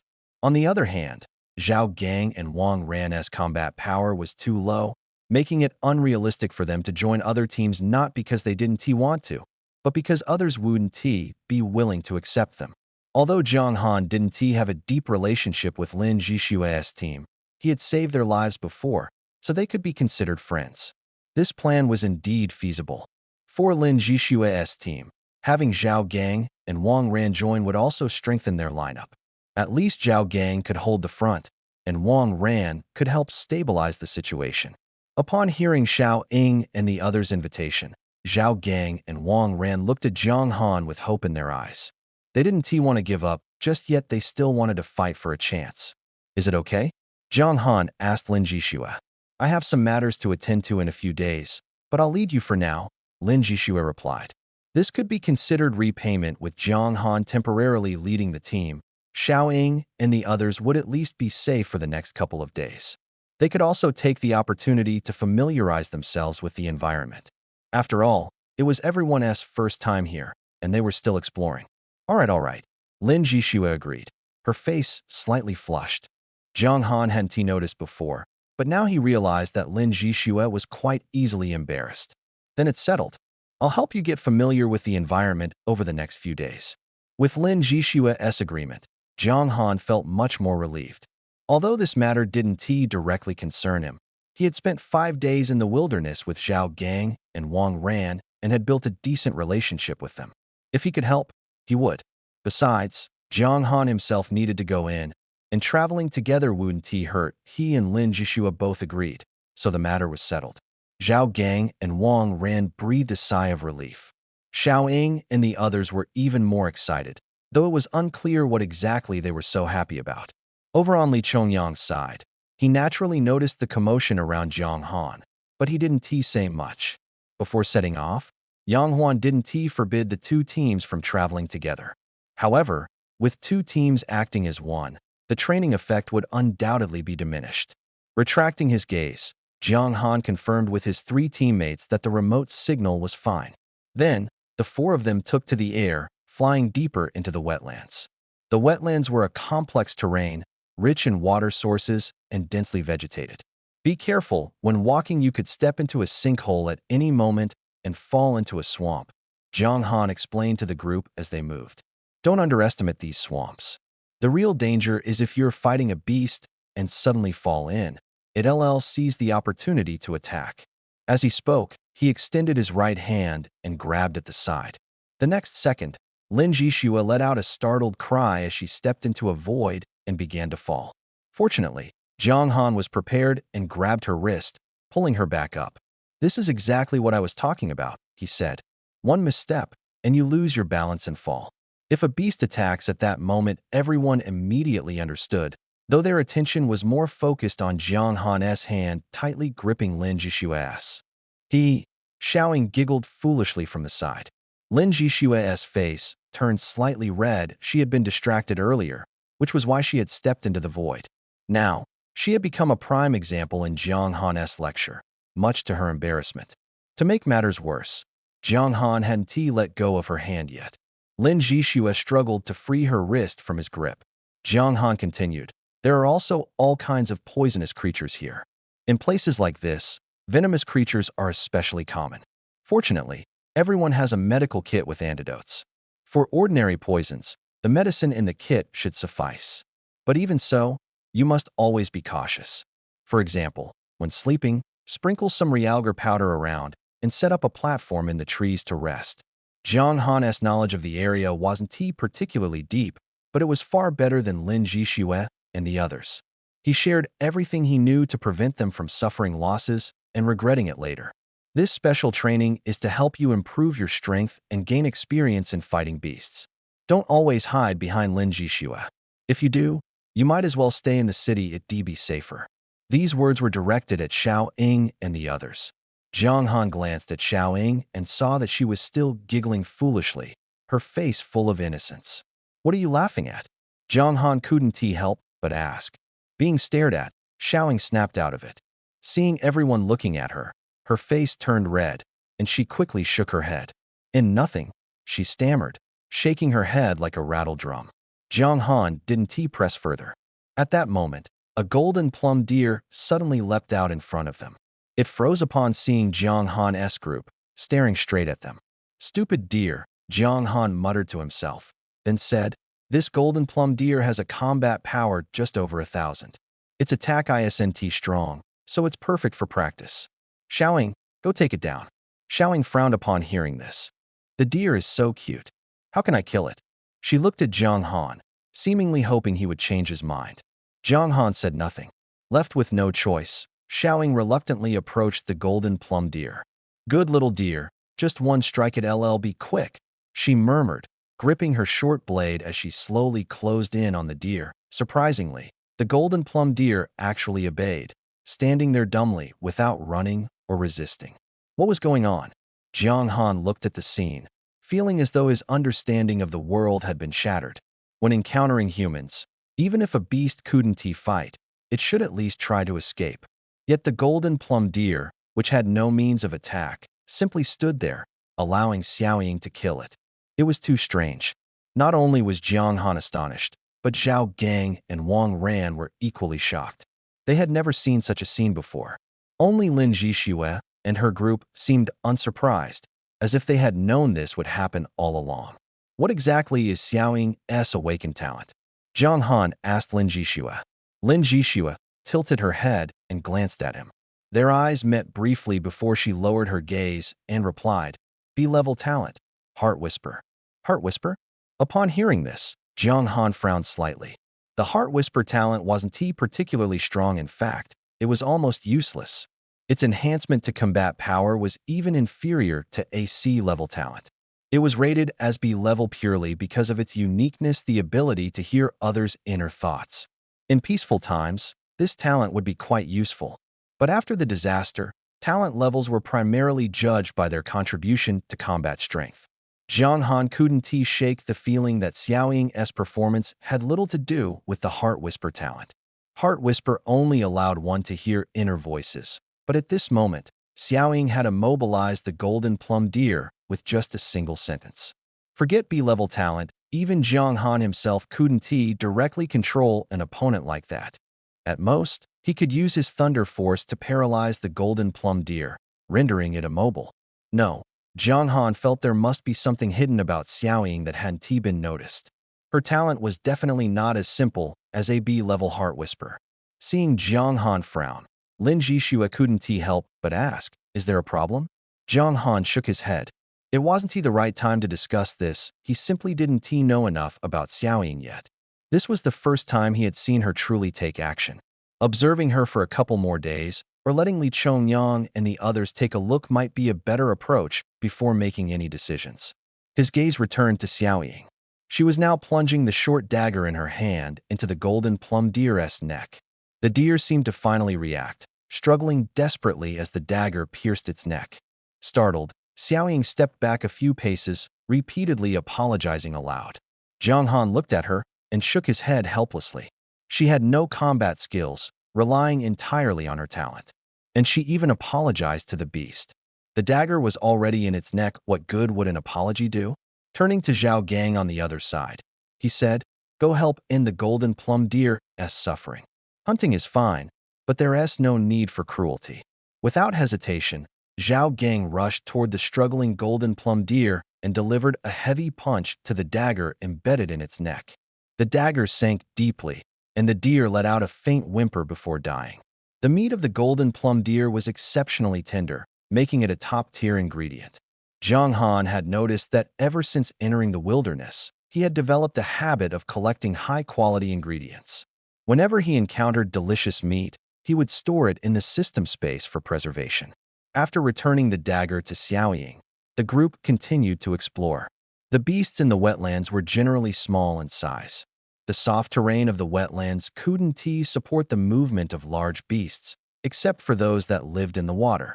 They walked for nearly half an hour, and the surrounding trees gradually thinned out, replaced by low shrubs and reeds. We can't go any further.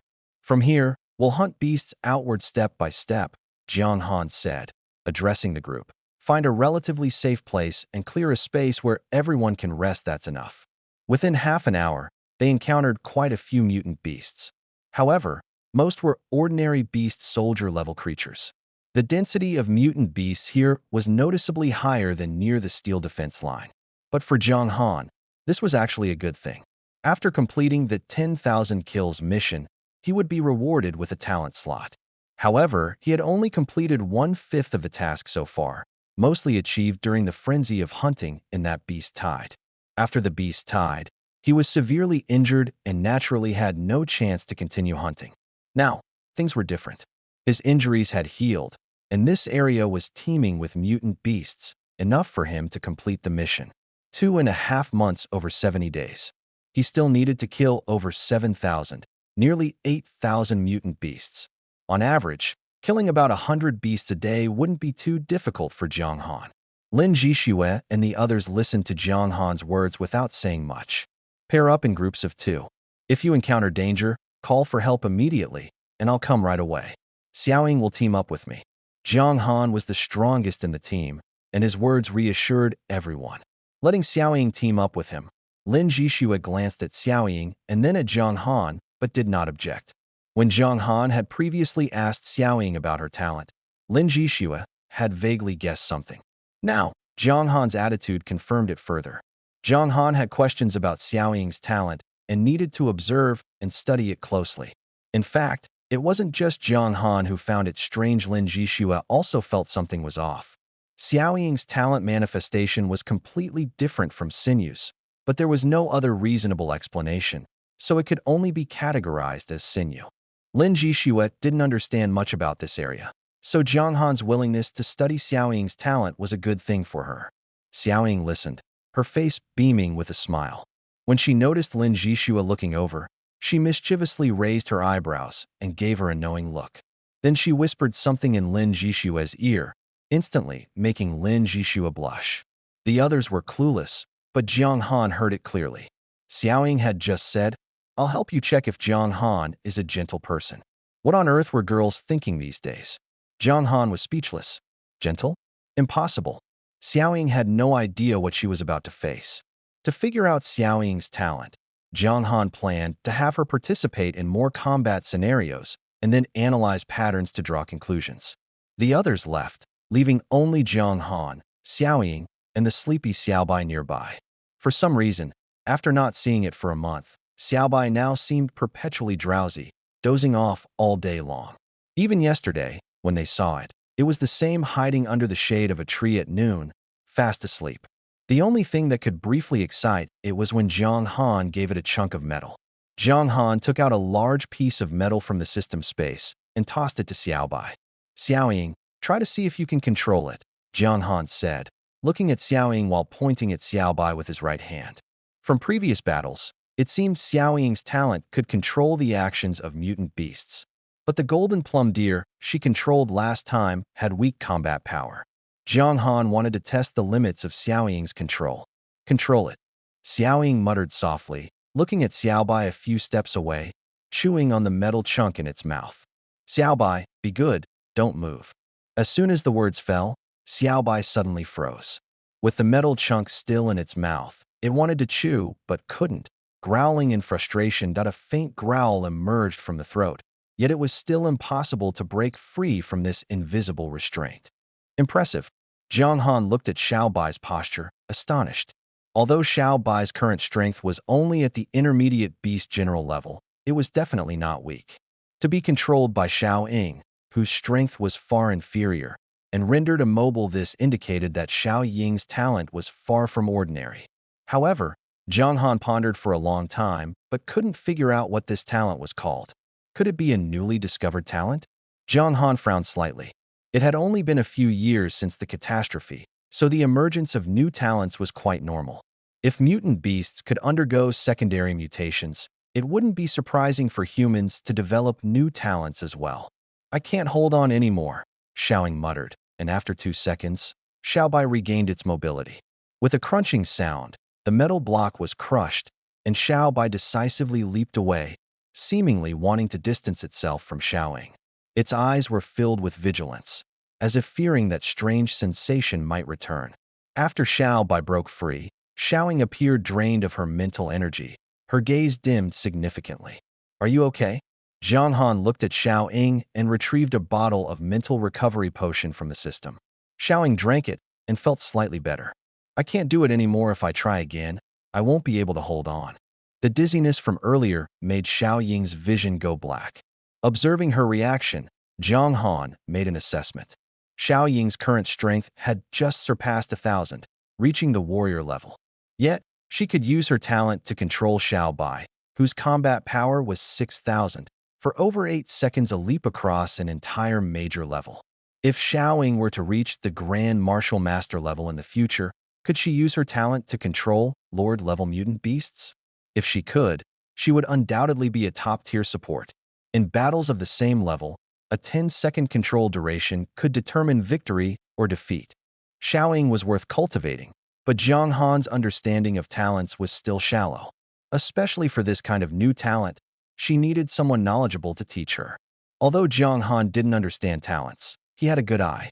What Xiaoying lacked now wasn't mastery of her talent, but practical combat experience. She only knew how to say a word to mutant beasts and then attack them stealthily.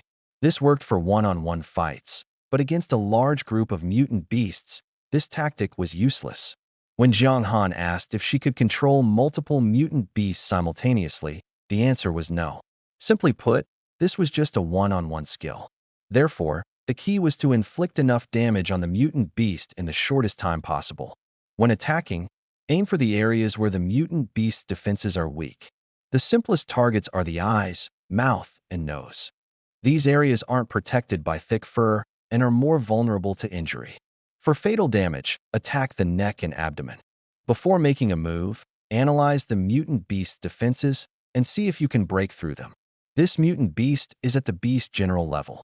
If you use a dagger to stab its abdomen, can you penetrate it?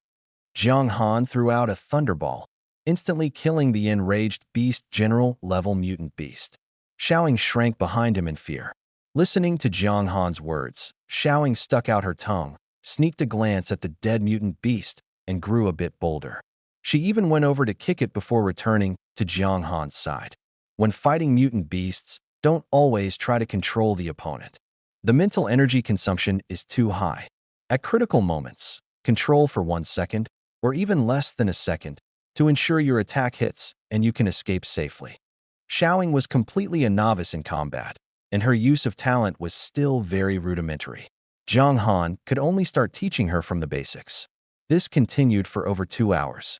After Xiaoying hunted down more than a dozen mutant beasts, Jiang Han finally realized that Xiaoying wasn't lacking combat talent rather. She had some resistance to killing mutant beasts. She was unwilling to learn how to hunt exotic beasts, which was the most critical reason. Jiang Han later confirmed this point with Xiaoying. She truly disliked hunting exotic beasts. Before the beasts died, she could understand the sadness in their voices. This sadness made her feel as if she were being killed herself. Is it empathy? Jiang Han heard Xiaoying say this and murmured softly, but he didn't say much more. Since Xiaoying didn't want to hunt exotic beasts, he didn't force her. Instead, he let Xiaobai accompany Xiaoying while he went to hunt exotic beasts alone. Since obtaining the power of thunder, Jiang Han's combat style had changed significantly. Previously, he sought to find weaknesses through insight and deliver a fatal blow. But now, with thunder, he no longer pursued close combat. Especially when dealing with low-level exotic beasts, he could simply summon a bolt of thunder with a thought. The powerful thunder was a one-hit kill for ordinary exotic beasts. With the ability to attack from a distance, who would bother running up to swing a blade? As a result, Jiang Han's efficiency in hunting exotic beasts naturally improved. His figure darted swiftly through the wetlands, and beast general level exotic beasts couldn't stop him at all, let alone beast soldier level ones. Only Lord-level exotic beasts could barely withstand Jiang Han's attacks, but even then, it was limited. Low-level lords were still easily crushed by Jiang Han, while only mid-level lords could force him to fight with full effort. What Jiang Han didn't know was that 500 meters above him in the air, two figures were floating. Li Miao used water vapor to form a cloud, blocking Jiang Han's view. Li Miao and Li Chongyang were secretly observing Jiang Han's battle with the exotic beasts. Before coming, Li Miao had received orders from Yang Huan to ensure Jiang Han's safety until he arrived. In other words, Li Miao was tasked with secretly protecting Jiang Han. When Li Chongyang found out, he decided to follow along. Li Miao did not refuse.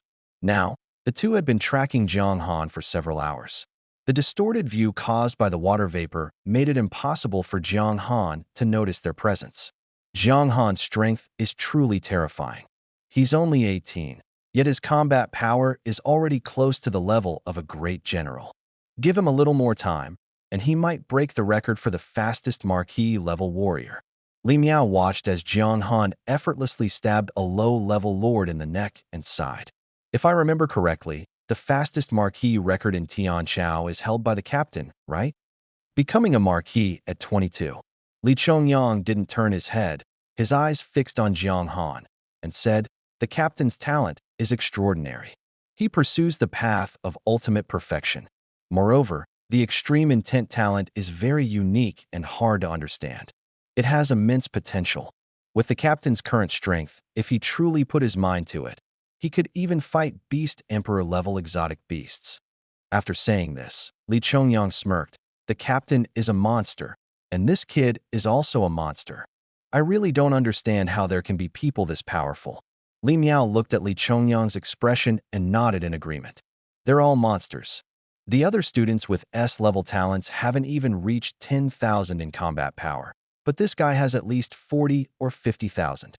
The gap is too wide. At this rate, he'll catch up to us soon." Li Miao sighed, but Li Chongyang shook his head. "It'll take him some time to catch up to me.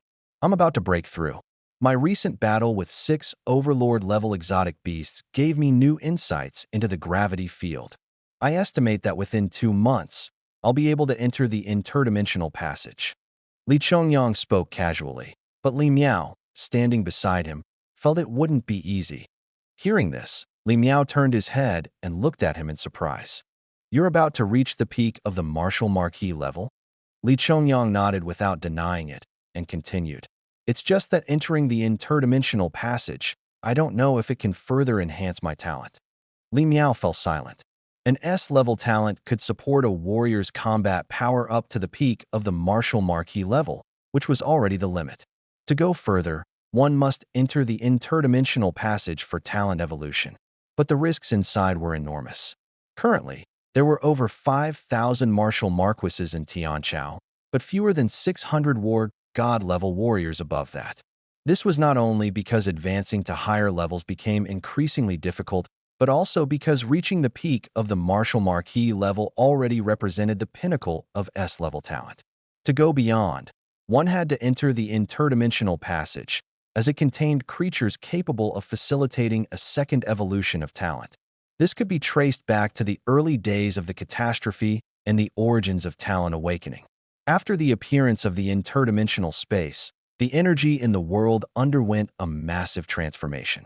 Plants and animals mutated under the influence of interdimensional energy, and humans were not spared. However, due to the advanced development of the human brain, there were no uncontrollable mutations. Instead, talents were awakened. But the free-floating energy in the air could only support the awakening of S-level talents at most.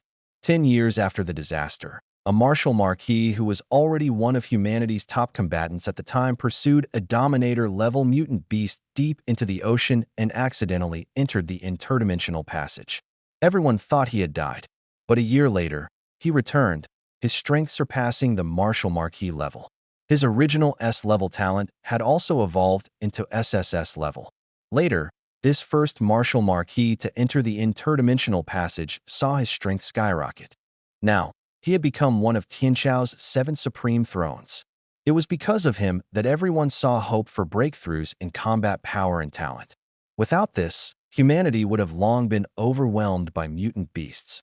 However, the interdimensional passage was both an opportunity and a danger. Entering the passage and hunting the beasts filled with interdimensional energy inside could allow one to absorb the energy they released, triggering a second awakening of talent. But the beasts inside were not easy to deal with. The weakest among them were Dominator level, not to mention the existence of Beast Kings and Beast Emperors. A single misstep, even for a peak martial marquis, could result in death. This was why high-level warriors above the martial marquis level were so rare. To grow stronger, one had to enter the interdimensional passage. But entering meant facing attacks from beasts of the same level from all directions. It was a major test.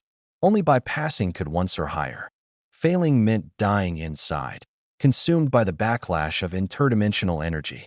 Despite the immense risks, countless martial marquises still strove desperately in this direction.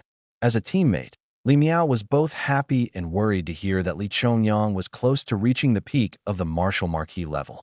Do you have confidence in entering the interdimensional passage? Li Miao's voice was full of concern. Li Chongyang, however, just smiled. Who can guarantee 100% success? But life and death are fated. No matter what, I have to go. You know the reason. Li Miao nodded and said no more. As a warrior, especially a high-level one, reaching this point meant having gone through countless bloody battles. The fear in their hearts had long been worn away. No peak martial marquis would back down at this stage, even knowing the odds of survival were slim. Li Miao had no right to dissuade him. Just as Li Chongyang said, he had enough reason to enter the interdimensional passage. Don't worry. Li Chongyang noticed Li Miao's tense expression and instead smiled, patting him on the shoulder. When the captain arrives, he'll explain the precautions in detail. It shouldn't be a big problem. Seeing his relaxed attitude, Li Miao didn't say anything further. After all, there was still plenty of time. Li Chongyang hadn't yet reached the pinnacle of the martial marquis level, so it was too early to overthink things. As the two were chatting idly, a thunderous beast roar suddenly echoed from the distance, instantly drawing their attention back to Jiang Han. Not only did Li Chongyang and Li Miao hear it, but Jiang Han also caught it clearly. About a kilometer away, heading in this direction, Jiang Han crouched down, pressing his ear to the ground to feel the subtle vibrations, estimating in his mind. For the sound to carry this far, its strength must be at least Lord level, and at least mid-tier Lord level. This is trouble. Jiang Han frowned. With his current strength, facing a mid-tier Lord level beast would be a stretch. But this beast's power was at least mid-tier Lord level, possibly even beyond his limits. Clearly, this was because Jiang Han had hunted too many ordinary beasts, drawing attention. In just 2 hours, he had already killed over 300 beasts. Along the way, the number of beasts in the surrounding area had noticeably decreased. While most were soldier level, there were also quite a few general level beasts. No wonder this Lord level beast had come over. Should he fight? Jiang Han calculated in his mind and ultimately decided to observe first. Even if he couldn't win, with his current strength, escaping wouldn't be an issue. As long as there wasn't a Dominator level beast, he felt his life wouldn't be in serious danger. He found a patch of shrubs and slipped into it. With no dense forest nearby, he had to make do with the bushes. The ground vibrations grew stronger and stronger. Jiang Han saw a green flood dragon, over 10 meters long with a snake's body and a deer's head, slowly crawling toward him. Its slender eyes scanned the surroundings. High-tier Lord, a deer-headed scaled serpent.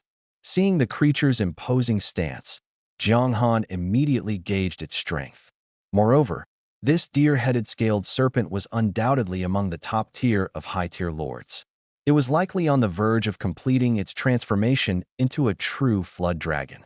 Once it succeeded, this deer-headed scaled serpent would become a Dominator-level beast, its power growing even more formidable. I can't fight it head-on. I need to find a way to escape. Jiang Han was well aware of his own strength. Against a mid-tier lord, as long as it wasn't a top-tier one, he still had a chance to hunt it. But this deer-headed scaled serpent had already reached the pinnacle of high-tier lord level, far beyond what Jiang Han could handle. A retreating thought began to form in Jiang Han's mind. Just then, the deer-headed scaled serpent, 100 meters away, slightly opened its mouth and flicked out a forked tongue. It did so 3 times in succession before turning its head to stare directly at the shrub where Jiang Han was hiding. Its slender eyes locked onto Jiang Han. Damn it! Jiang Han's heart tightened sharply, a sense of danger spreading rapidly down his spine. How could he have forgotten this? Snakes use their tongues to sense smells and locate prey. Jiang Han had killed many beasts earlier, and his body was undoubtedly stained with the scent of blood. He hadn't had time to clean it off, and the deer-headed scaled serpent had already caught the scent. Being discovered was entirely within expectations. Realizing the danger, Jiang Han immediately leaped out of the shrubs. Without hesitation, he turned and ran.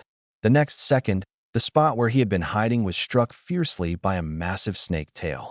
Dense shrubs were smashed into the soil, leaving a deep pit on the ground. Hearing the commotion behind him, Jiang Han completely gave up entangling. Fighting a beast stronger than himself, even if he could barely win, would result in serious injuries. And he still had to stay on the wasteland for 2 months. It wasn't worth the risk. However, Jiang Han wanted to escape, but the deer-headed scaled snake had no intention of letting him go. Its tail swung, chasing after him fiercely, moving faster than Jiang Han. As it closed in on him, the deer head suddenly rammed into his back, sharp snake fangs extending, aiming to pierce his body. Jiang Han didn't look back, but relying on his calculations, he accurately captured the trajectory of the attack. With a quick step, his body shifted sideways, dodging the attack as mud splattered behind him. The attack missed, but the deer-headed scaled snake didn't hesitate and immediately launched another strike. Jiang Han barely dodged again, his brows furrowed tightly. This wouldn't work if he kept being chased and attacked like this.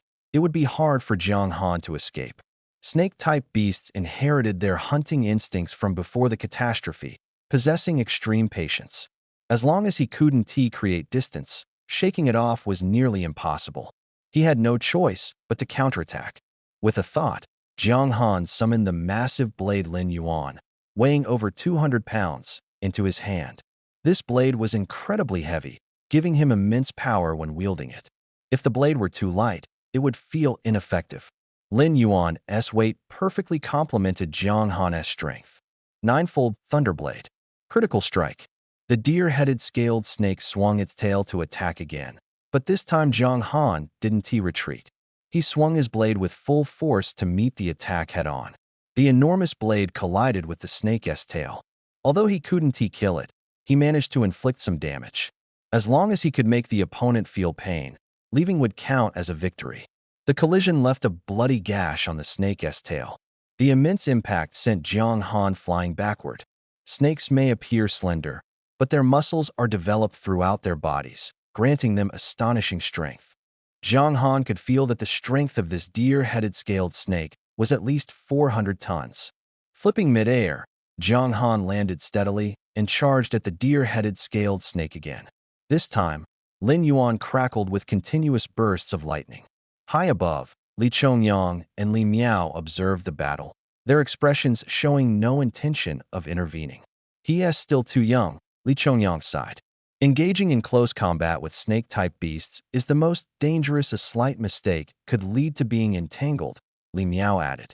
Especially when the opponent is stronger than oneself, the best strategy is to keep a distance and maneuver remotely. The two martial lords watched the battle below, noting the clear disparity in attack methods and strength between the two sides. Although Jiang Han could dodge the deer-headed scaled snake's attacks, his combat experience was still too lacking. If he were more experienced, there wouldn't be so many openings. Should we lend him a hand? Li Chongyang frowned, his eyes fixed on Jiang Han, watching him narrowly escape danger under the snake's attacks. No need. The captain already said that this time we're only dealing with overlord-level beasts. The lord-level ones are left for Jiang Han to practice on. With Jiang Han's current strength, even if he can't defeat the deer-headed scaled snake, he can hold out for a while. Let us wait and see unless he truly encounters a fatal danger. It won't be too late to intervene then. Li Chongyang said no more, his gaze remaining locked on Jiang Han, ready to act at any moment if Jiang Han was in danger. But Jiang Han seemed determined not to give him that chance. High-level beasts were all quite large, Supernatural energy manifests as talent in humans, while for mutant beasts, size is the most direct representation of power. The larger the size, the stronger the power. However, a large size can sometimes be a weakness like now. Jiang Han, leveraging the explosive power and agility brought by the ninefold Thunderblade, moved as nimbly as a loach. Not only did he evade attacks, but he also closed in on his enemy, abandoning long-range attrition and choosing to strike during the gaps in the attacks of the deer-headed scaled snake. It was akin to a dark corner under the light, a blind spot invisible to the enemy. The deer-headed scaled snake, with its massive size, unleashed astonishing power during full-force attacks. But to hit the close-range Jiang Han, it had to make significant adjustments to its posture, creating openings in the process. As long as Jiang Han seized the opportunity and anticipated its movements, he could counterattack. The battle between the two fell into a peculiar balance. However, this balance came at great risk for Jiang Han. If the deer-headed scaled snake managed to entangle him, no matter how good Jiang Han's equipment was, it would be difficult to withstand such power.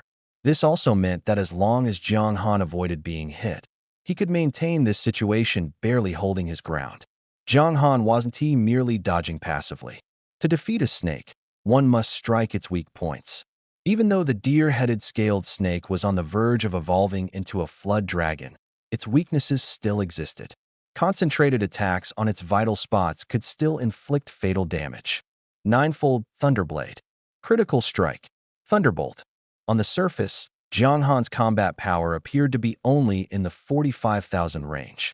But his actual attack power far exceeded this figure, primarily because Jiang Han's base attributes were relatively low. Other warriors, with years of accumulation, had base attributes far surpassing his. Jiang Han's combat power improvement relied more on multiple talents and the maxed-out ninefold Thunderblade, along with various effects brought by the system. By hunting monsters, Jiang Han could quickly enhance his talents and skill proficiency, but his base attributes could only be improved through level-up rewards or self-cultivation. At this stage, further attribute enhancement required a long time unless he hunted a large number of low-level mutant beasts to accumulate experience or killed high-level mutant beasts to gain substantial experience. Like the deer-headed scaled snake before him, a Lord-level mutant beast could provide Jiang Han with abundant experience, far surpassing that of beast general-level creatures. The only problem was that hunting high-level lords was too challenging for him at the moment. Although it seemed like Jiang Han was suppressing the deer-headed scaled snake, only he knew the truth. Most of his attacks were dodged, and even when they landed, it was difficult to hit vital spots. Such attacks posed no real threat to the deer-headed scaled snake. If the snake had a health bar, each of Jiang Han's attacks would probably only reduce its health by 700 or 800 points, while the snake's estimated total health exceeded 100,000. This was the disparity in strength. It seemed like a narrow gap, but in reality, Jiang Han struggled to break through the snake's defenses. The deer-headed scaled snake could endure hundreds of attacks, while Jiang Han couldn't withstand even a few heavy blows. Jiang Han remained highly focused, not daring to relax for a moment. This tightrope-like battle left no room for error. Several times, he was nearly swept by the snake. Fortunately, Jiang Han's judgment was sharp. He anticipated each attack in advance, focusing on how to evade, sometimes enduring the blow, sometimes using thunderballs to delay, or simply rolling away to avoid it. The battles between high-level warriors and mutant beasts brought terrifying destruction. Within just a few minutes of Jiang Han's clash with the deer-headed scaled snake, the once dense shrubs around them had been flattened. This earth-shaking battle attracted the attention of many, but everyone kept their distance, not daring to approach. After all, everyone had entered this wetland at the same time, just a few hours ago. Hearing the sounds of battle, it was natural for some to approach out of curiosity, including Lin Zhixue and others.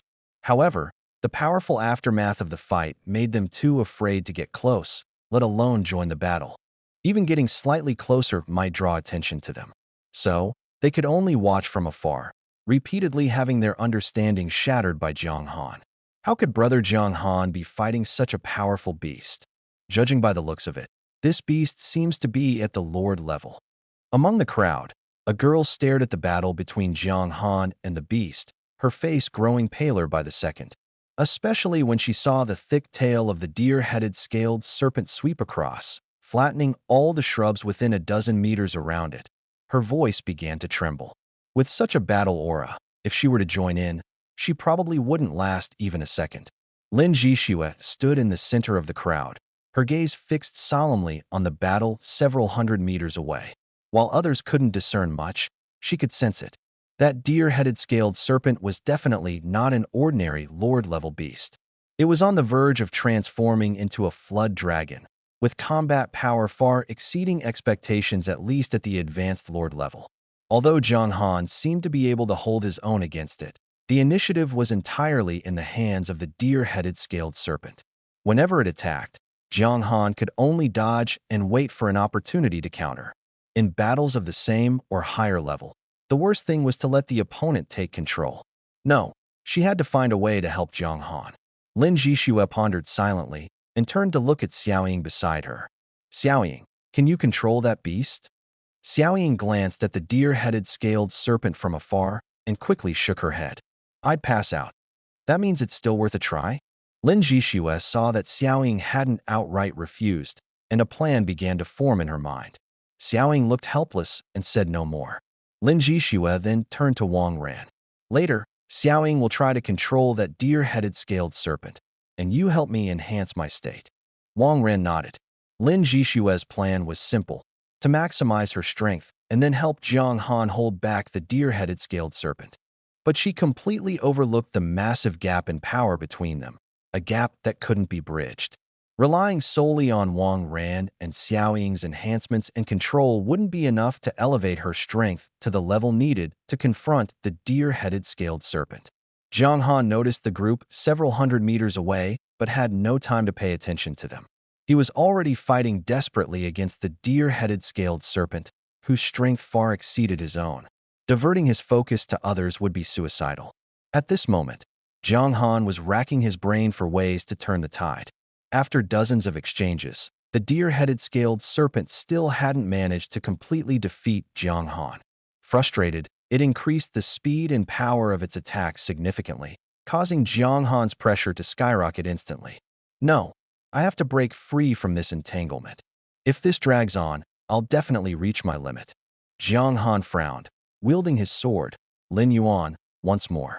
It slashed out with a thunderous afterimage, aiming at the spot where the deer-headed scaled serpent's tail was swinging. At the same time, he moved backward, trying to create some distance.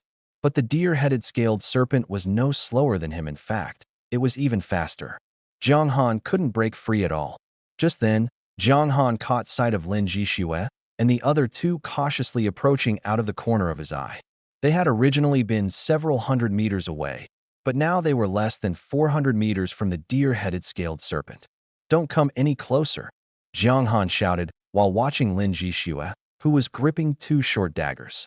He immediately guessed her intentions, especially since Xiaoying and Wang Ran were by her side. He could only hastily warn her. But before the words were out, Lin Jixue had already moved. With a step forward, her figure swiftly charged toward the deer-headed scaled serpent. At the same time, Wang Ran's amplification effect landed on her, making her even faster. Lin Jixue blinked forward repeatedly, each time closing the distance by dozens of meters. She had been 400 meters away from the deer-headed scaled serpent, but after a few blinks, she was suddenly much closer. The dagger in her hand slashed out, aiming directly at the serpent's eyes. If it were an ordinary beast, general-level mutant beast, Lin Jixue's move might have been effective. After all, her talent was particularly suited for ambushes. With multiple blinks, it was difficult for enemies to lock onto her position, making it naturally hard to defend against her attacks. But this time, her target was a high-level Lord-class mutant beast. The moment Lin Jixue's blade flew, the deer-headed scaled serpent had already sensed her. Its eyes showed no panic. Instead, they revealed a look of disdain. In this day and age, a human still dared to provoke it. The deer-headed scaled serpent wasn't particularly intelligent, but its anger was evident. In the next instant, it slightly closed its eyes, and its massive deer head suddenly rammed toward Lin Jixue. opening its giant mouth as if to swallow her whole. Even though it hadn't used its full strength, the force of this strike was something Lin Zhixue absolutely couldn't withstand. Dodge! Jiang Han shouted, gripping Lin Yuan tightly in his hand and slashing directly at the serpent's weak point. At the same time, a ball of lightning instantly formed and was hurled fiercely toward the gaping maw of the deer-headed scaled serpent. Jiang Han's two attacks, while not enough to kill the serpent outright, at least managed to stall it. Whether Lin Zhixue could escape danger depended entirely on whether she could avoid the serpent's next attack. The lightning ball was fast, striking first. A flash of light, and the ball exploded directly inside the serpent's mouth. Although it hit a relatively weak spot in its defenses, the deer-headed scaled serpent only felt a bit of pain and wasn't seriously injured. Lin Zhixue seized the opportunity, slashing her dagger toward the serpent's eyes. Sparks flew, leaving a white mark. Huh? Didn't break through its defense. Lin Zhixue's heart tightened. Without time to think, she blinked again, quickly moving to the back of the serpent's neck. Her dagger slashed once more, producing an ear-piercing metallic screech, but this time, it didn't even leave a white mark. A high-level lord truly lived up to its name. Its defense was absurdly strong. Even Jiang Han could barely break through its defenses, so Lin Zhixue was no match at all. She bit her lip tightly, her dagger continuously sparking, but she couldn't leave a single wound on the deer-headed scaled serpent. The serpent grew increasingly irritated by Lin Zhixue's harassment. This weakling couldn't harm it, yet she clung to it like a persistent fly. Hiss! A sharp screech echoed as the deer-headed scaled serpent changed its target. It decided to deal with Lin Zhixue first before turning its attention back to Jiang Han. Its deer mouth opened slightly, revealing a row of slender fangs. This creature was terrifying. Lin Zhixue saw the massive deer head, its cold fangs glinting, and the shadow it cast over her. She frowned, watching the serpent's head lunge toward her. With a blink, she dodged the attack, and the serpent bit nothing but air. Perfect opportunity. Although Jiang Han was anxious, he keenly noticed the serpent's unsteady state. Lin Zhixue's constant harassment had shifted its focus. Thanks to her talent, Jiang Han felt significantly less pressure and even found an opening to counterattack. Without waiting for the serpent to react, Jiang Han turned into a black shadow and charged forward. I'll take the lead. You keep harassing. There's no time to worry about whether Lin Zhixue will join the battle. The key is how to deal with the deer-headed scale snake. Enraged, the deer-headed scale snake shook its head, scattering dust, and charged straight at Jiang Han, who was gripping his blade. At that moment, a faint voice sounded. Be good, don't move. It was Xiao Ying's voice. A thought flashed through Jiang Han's mind, and in the next instant, he saw the previously ferocious deer-headed scale snake, ready to annihilate them in one strike, suddenly freeze with its mouth agape. What a chance! Jiang Han stared at the wide, open mouth, and countless images flashed through his mind. He didn't have time to ponder how Xiao Ying managed to control the deer-headed scale snake, but he knew the answer was to charge into its mouth. The scales on its body made its defense incredibly strong. Fighting it head-on from the outside was simply unrealistic. Charging inside and breaking its defense from within was the best approach. After quickly analyzing, this was Jiang Han's only choice. Resolute, Jiang Han stomped the ground and leapt over 10 meters high, diving into the deer-headed scale snake's mouth. Everything happened as fast as lightning. Xiao Ying's control over the deer-headed scale snake was brief, but it was enough. By the time the deer-headed scale snake regained its movement, Jiang Han had already entered its mouth. Jiang Han! Brother Jiang Han! Everyone exclaimed in shock at the sudden turn of events. Even Li Chongyang and Li Miao, who had been observing from the air, were startled. They had planned to stay out of the fight and assess the situation, intervening only if Jiang Han's life was in danger. But now, seeing Jiang Han recklessly charge into the deer-headed scale snake's mouth, both of them grew tense. No longer standing idly by, they descended rapidly, preparing to eliminate the deer-headed scale snake and rescue Jiang Han. Lin Zhixue was even more anxious. Jiang Han. She swung her dagger repeatedly, trying to break through the deer-headed scale snake's defense and save Jiang Han, who had been swallowed.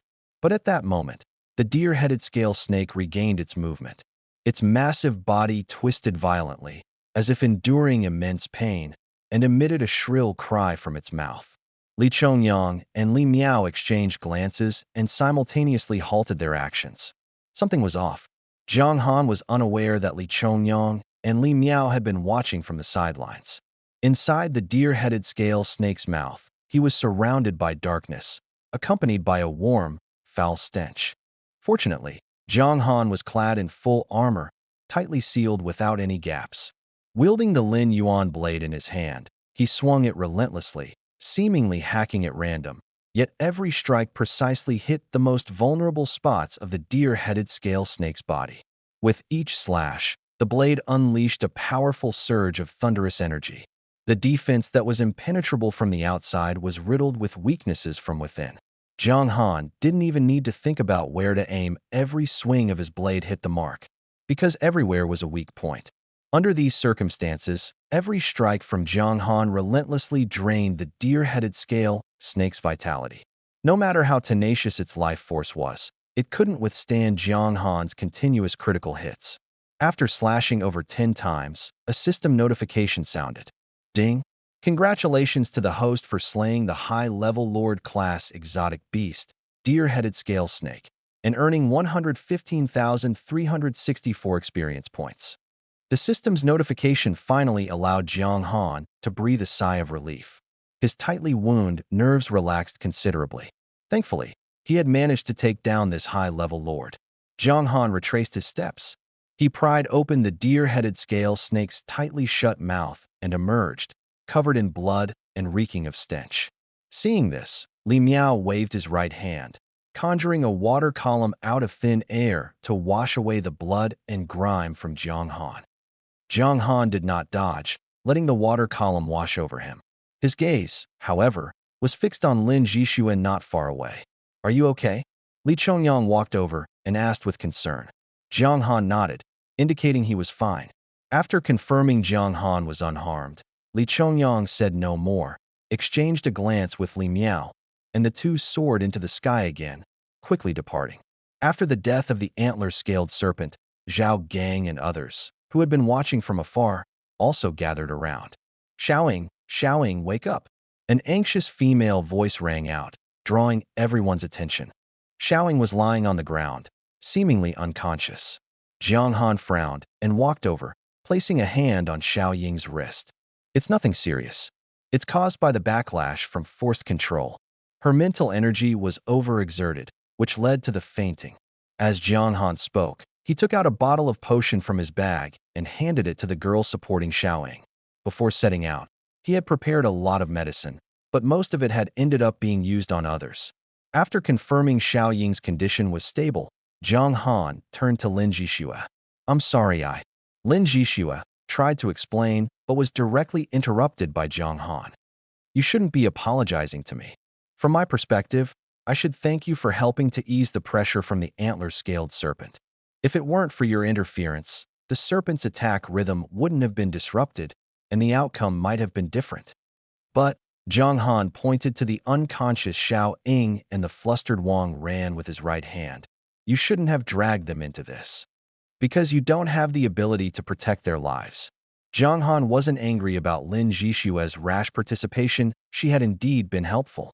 He was simply disappointed in her recklessness. These words left everyone silent. Lin Zhixue was at a loss for words. I just wanted to help you." She lowered her head, completely unable to understand why Jiang Han was treating her this way. She had only been afraid of Jiang Han facing the antler-scaled serpent alone. "Make sure you have a way out before you try to help. To be honest, with your current strength, you're not qualified to help me."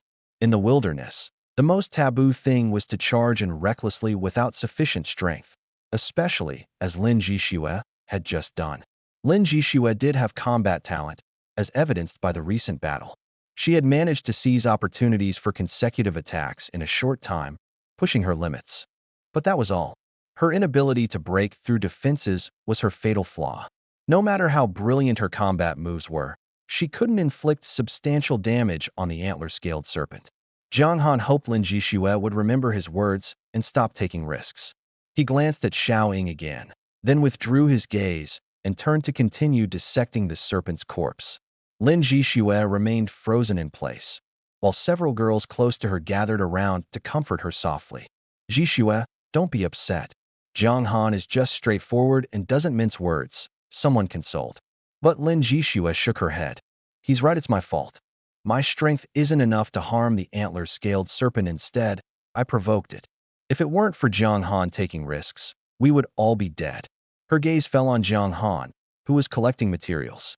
I must become stronger so I can help him. Seeing Lin Jishue's attitude, everyone had mixed expressions. Clearly, Jiang Han's words had struck a chord with her. But it was understandable. They had spent years with Lin Jishue and knew her personality inside out. Jiang Han had saved their lives. This incident had left a deep impression on Lin Jishue's heart. With Lin Jishue's personality, this kindness was enough to make her willing to repay it at all costs. Jiang Han had no idea what Lin Jishue was thinking and lowered his head to continue dissecting the corpse of the deer-headed scaled snake. The body materials of this high-level lord were quite valuable. After taking such a big risk, the rewards were naturally substantial. Just as he was halfway through the dissection, Jiang Han suddenly sensed something and looked up at the sky. In the distance, he saw a figure rushing toward them at high speed, seemingly carrying something in his hand. As the figure got closer, Jiang Han could see clearly. It was Yang Huan, wearing a mask. In his hand, he was holding Chang Hao, who was clad in armor and wielding a long sword but flailing around like a helpless chick in the wind. Chang Hao, unable to control himself in midair, tried to strike a cool pose upon seeing Jiang Han, which only made him look ridiculous and laughable. Seeing Chang Hao arrive, Jiang Han couldn't help but show a slight smile. Yang Huan flew over the group and, upon spotting Jiang Han below, lowered his altitude. Then, he released his grip on Chang Hao. Chang Hao fell heavily to the ground. Fortunately, it was only about 10 meters high, so for Chang Hao, it was just a matter of landing in an awkward position. He rolled a few times on the ground.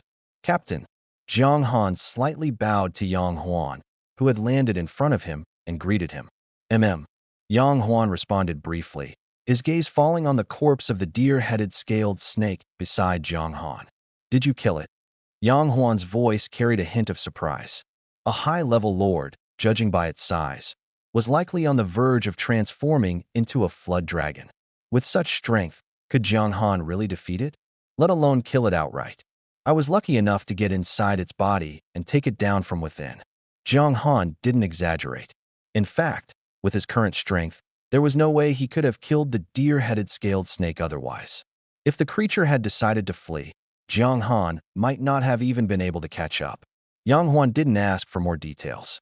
He pointed to Chang Hao, who was brushing off the dirt from his body nearby, and said indifferently, "That kid is yours to deal with. I'll go find Li Chongyang and the others first. Starting tomorrow, I'll be giving you special training." What was bound to come would come.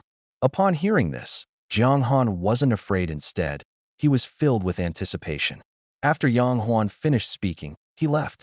Jiang Han watched his figure disappear into the distance, then turned to look at Chang Hao. "Didn't you say you couldn't come? How did you end up here now?"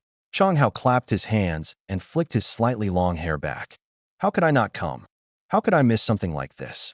Besides, my dad wanted to keep me locked up at home, but he has to see if he can actually manage to do that. After all, I'm a martial artist." Judging by Chang Hao's demeanor, Jiang Han guessed how he had managed to sneak out. He probably realized he couldn't get out no matter what, so he staged a fake crying act for Aunt Chang. Aunt Chang doted on Chang Hao and couldn't bear to see him act pitiful. However, Jiang Han didn't expose his lie. "Then how did you run into the captain?" Jiang Han knew Yang Huan would be coming these days, but the fact that Yang Huan and Chang Hao happened to meet was a bit too coincidental. "After I got out, I went to the steel defense line, planning to head into the wilderness to find you. But I had no idea where you guys were. That's when I ran into Captain Yang Huan. And then he brought you over like a little chick?" Jiang Han laughed, while Chang Hao looked aggrieved. He glanced at the girls nearby who were curiously watching them, then leaned close to Jiang Han's ear and whispered, "There are girls here. Give me some face." "Hey, those girls over there are pretty. What's going on?" Jiang Han glanced at the people not far away. "A squad we saved during the beast tide. They happened to arrive here and ran into us. Oh, Chang Hao raised an eyebrow and walked toward them. Jiang Han saw what he was up to and pulled him back casually. Behave yourself. This isn't the place for your romantic pursuits. Chang Hao rolled his eyes, but said nothing more. Now that Chang Hao had joined, the squad was almost complete. However, his presence also brought additional trouble. A group of people with a combat power of only 1,000 found it difficult to take even a single step here. Jiang Han had no choice but to continue leading the group in hunting exotic beasts, ensuring their safety while occasionally offering reminders. That was all he could do. After all, their talents were limited, and their strength couldn't improve as quickly as Jiang Han's. But ensuring their safety was enough. Thus, they kept hunting exotic beasts until evening, as the sky gradually darkened. During this time, Lin Jishua left the team to hunt exotic beasts on her own. When she returned, she was holding a pair of daggers, though only one remained now. She was covered in blood, and it was unclear whether it was hers or the beast's. Jiang Han could sense that after an entire afternoon of fighting, Lin Jishua's gaze had gained a hint of cold, killing intent. This was a natural reaction from prolonged combat, something others couldn't. After I woke up, I heard he scolded you. I scolded him back for you. Hearing this, Lin Jishua finally opened her eyes. He's not wrong. I did make a mistake. I shouldn't have gambled with your lives, and I have no right to help him. Xiaoying smiled as she heard her response. She handed over a piece of meat. Right or wrong, eat the meat first before you continue training. It's been a whole day. This time, Lin Jishua didn't say anything. She reached out, took the meat, and began eating it in small bites. Jiang Han saw this, withdrew his gaze, and continued distributing meat to the others. At that moment, Yang Huan, wearing a mask, descended from the sky and landed beside Jiang Han. After scanning the group, he spoke, "Get ready. Special training starts tonight." Special training is starting? Jiang Han felt a bit excited upon hearing this, but the others were left bewildered by Yang Huan's words. With Yang Huan present, no one dared to speak. But their silence didn't mean Lin Jishua was afraid to. As soon as Yang Huan arrived, Lin Jishua's attention was entirely on him. Hearing him tell Jiang Han that special training was about to begin, she stood up and walked over. Special training, can I join? Lin Jishua's gaze was firm, carrying a hint of bloodlust as she stared at Yang Huan. Usually somewhat introverted, she surprisingly mustered the courage at this moment, drawing everyone's attention. Yang Huan turned his head upon hearing her voice. Seeing it was Lin Jishua, he frowned slightly. You can't handle it. Based on his experience, Yang Huan could tell at a glance what Lin Jishua's capabilities were. Her energy and physical condition were not strong enough. The only commendable thing was the determination in her eyes. But that alone wasn't sufficient. Lin Jishua's strength was, at best, among the top of this group of trainees, but not enough to warrant personal training from Yang Huan. I can handle it. If it were someone else, they might have given up after being rejected once. But Lin Jishua was unwilling to give up and spoke again. The moment she spoke, a powerful aura erupted from Yang Huan. The previously calm campfire began to shake violently. Feeling this aura, everyone's expressions changed. A tremendous pressure weighed on their hearts. Unlike the physical pressure brought by Li Chongyang, Yang Huan's oppressive presence was more psychological. It was an overwhelming superiority in strength. Not only did the others feel their hearts tighten, but even Jiang Han felt the pressure. He sensed Yang Huan's immense aura and couldn't help but feel tense. Although Yang Huan usually appeared easygoing, Jiang Han actually didn't know much about him. In this situation, Jiang Han had no way of predicting what Yang Huan would do to Lin Jishua. Captain. After all, Jiang Han knew Lin Jishua and didn't want to see anything happen to her. He wanted to speak up and persuade Yang Huan, but he suddenly realized that Yang Huan's aura had disappeared. Everyone let out a sigh of relief. As for Lin Jishua, who had been staring intently, fine beads of sweat had already appeared on her forehead. Yang Huan's earlier aura had been directed entirely at her. Tell me, why do you insist on joining the special training?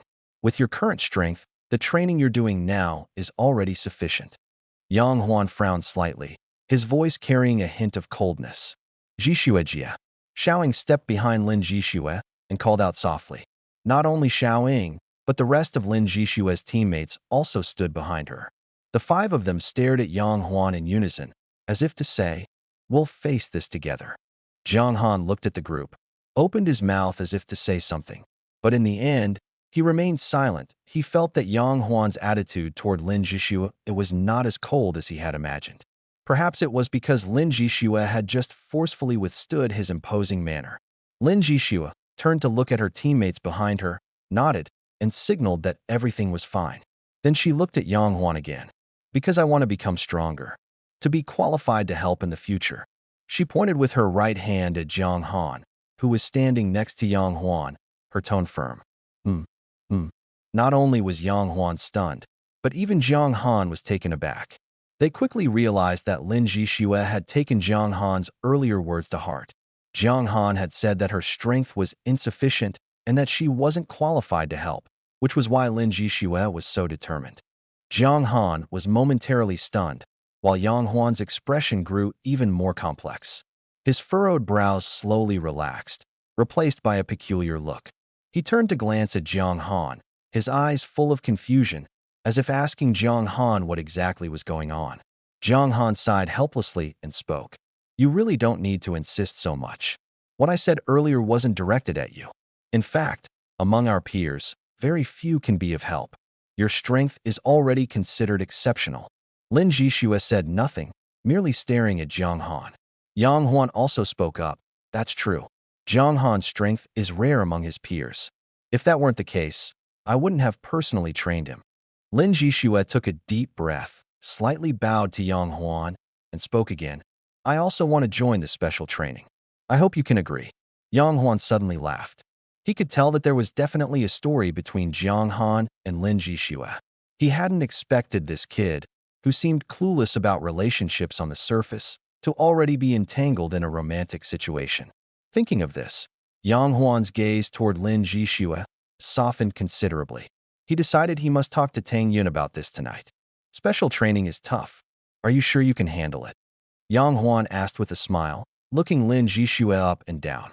Not bad, tall, beautiful, and quite a good match for Jiang Han. Jiang Han, unaware of what Yang Huan was thinking, saw that Yang Huan was seriously considering agreeing and quickly tried to dissuade him. Captain, she doesn't need to undergo such high-intensity training. It won't be of much help to her growth. But neither Yang Huan nor Lin Zhixue seemed to take Jiang Han's words to heart. Lin Zhixue wanted to keep up with Jiang Han's pace, while Yang Huan simply wanted to observe Lin Zhixue more. Naturally, the intensity of her training wouldn't be the same as Jiang Han's. I can do it, Lin Zhixue said firmly. After Yang Huan relented, hope sparkled in her eyes. To be honest, she hadn't held much hope at first. Now that she saw an opportunity, she certainly didn't want to let it slip away. All right, then you're in. The training location is over there, about 35 kilometers from here, Yang Huan said, pointing in a direction. Lin Zhixue silently committed it to memory. Come over in half an hour. Yang Huan glanced at the roasted deer on the rack, casually sliced off a piece of venison from the leg with the small knife in Jiang Han's hand, and left with it.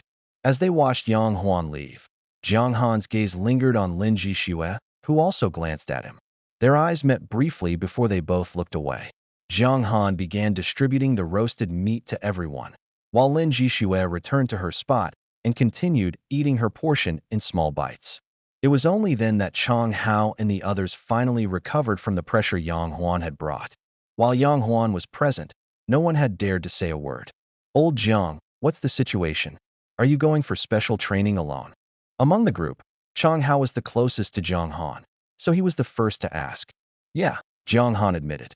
After all, everyone had heard it. After the beast tied, I was invited to join the Phantom Squad. But my strength isn't strong enough yet, so I need to undergo some special training for a while. Jiang Han was just stating the facts, not realizing how shocking his words were to everyone. Wow, old Jiang, you're amazing. You actually get to be teammates with Wu Ho. Chang Hao's eyes widened in excitement. Next to him, Zhao Gang immediately retorted, Jiang Han has always been strong. To have this level of skill at just 18 is incredible. In another 2 or 3 years, he could become a martial marquis himself. What's so surprising about that? Since the beast tied, Zhao Gang had become Jiang Han's superfan. Perhaps Jiang Han had left too deep an impression on him before. But to be honest, Jiang Han's current strength and talent indeed deserved Zhao Gang's praise. Chang Hao was very dissatisfied with Zhao Gang's words. This should have been his moment to praise Jiang Han. He was about to retort, but was interrupted by Jiang Han. Stop arguing. I have something to tell you. Lin Jishue and I are about to undergo special training, and it will be long, not short. The rest of you will have to solve problems on the wasteland yourselves. The two teams had 9 people in total. With Jiang Han and Lin Jishue leaving, 7 remained. Though the numbers were sufficient, no one could take the lead. It was an awkward situation. My suggestion is that you act together, or simply withdraw from the special training, as the danger far exceeds your capabilities. If you choose to withdraw, I can arrange for a Marshal Marquis to escort you back.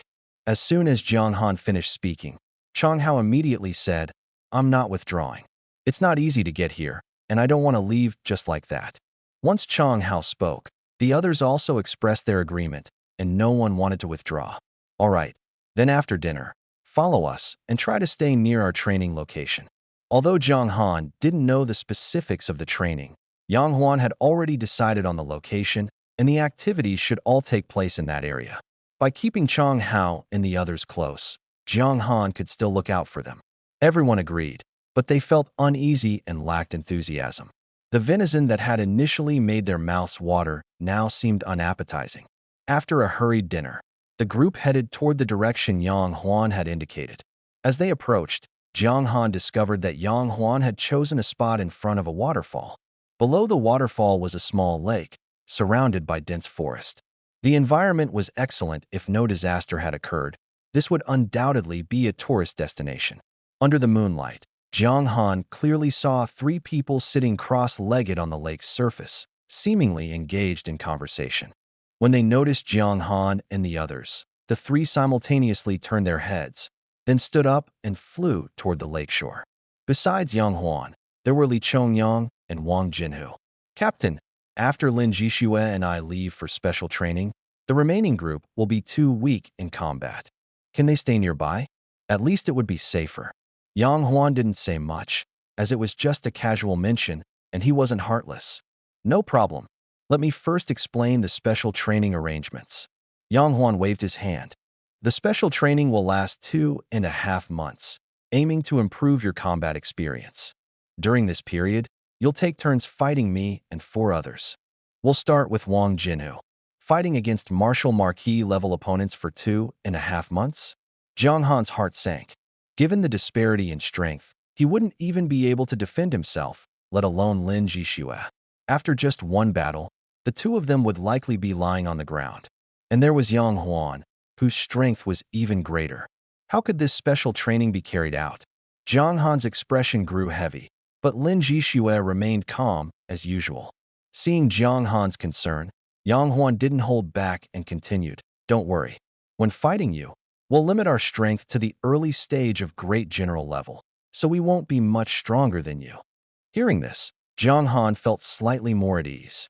Although Marshal Marquis level opponents had rich experience, Jiang Han had the support of his simulation techniques and still felt confident. Every morning, I spar with the martial lords for 3 hours, and the afternoon is reserved for hunting exotic beasts. Jiang Han needs to hunt 100 beast general level exotic beasts, 5 primary lords, and 1 intermediate lord. Lin Jishue needs to kill 50 beast soldier level exotic beasts and 3 primary beast generals. This task must be completed alone. In the evening, they meditate and train for at least 10 hours in the gravity field set up by Li Chongyang. This training plan completely fills Jiang Han and Lin Jishue's day, making every moment feel like a battle. Jiang Han doesn't know how Lin Jishue feels, but he himself can sense the immense pressure. Only now does Jiang Han finally understand why Li Chongyang and the others showed such expressions when they heard he was going to undergo special training. Such high-intensity training would exhaust even a great martial general to the point of collapse. However, fortunately, Jiang Han is not someone who backs down in the face of adversity. The tougher Yang Huan's special training plan is, the more excited Jiang Han becomes. Any problems? Yang Huan asked, looking at Jiang Han from behind his mask. No. Jiang Han and Lin Jishue replied in unison. Yang Huan nodded in satisfaction. Then the special training starts now. As soon as the words fell, Wang Jinhu, who had been standing beside him, suddenly made his move. His skin glowed golden, and he threw a heavy punch at Jiang Han. The moment Wang Jinhu attacked, Jiang Han already sensed it. He quickly retreated, his right hand flashing with a long blade, slashing diagonally at Wang Jinhu's fist. The battle erupted suddenly, catching everyone off guard except for a few advanced martial artists. Lin Jixue was among those who couldn't react in time. By the time everyone realized what was happening, Jiang Han and Wang Jinhu had already exchanged over a dozen blows. Wang Jinhu's strength was close to that of a great martial general, his speed so fast that no one could see clearly. In less than a second, the sound of blade and fist collisions echoed through the air. Lin Jixue wanted to join the fight, but saw Jiang Han and Wang Jinhu separate after their clash. "Not bad, kid. Your reactions are pretty quick," Wang Jinhu said, his entire body glowing with golden light, resembling a shining little golden figure under the moonlight. Jiang Han remained silent, his expression serious. The dozen exchanges just now had given both sides a preliminary understanding of each other's strength. Jiang Han had to admit that Wang Jinhu truly lived up to his reputation as a martial lord-level expert. Although Jiang Han's strength had just surpassed that of a great martial general, he still felt immense pressure facing Wang Jinhu. With his body covered in golden light, Wang Jinhu's defense was almost on par with top-tier exotic beasts.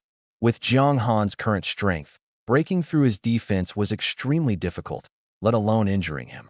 Just relying on this golden body, Wang Jinhu had already secured an invincible position. Moreover, his power was incredibly formidable.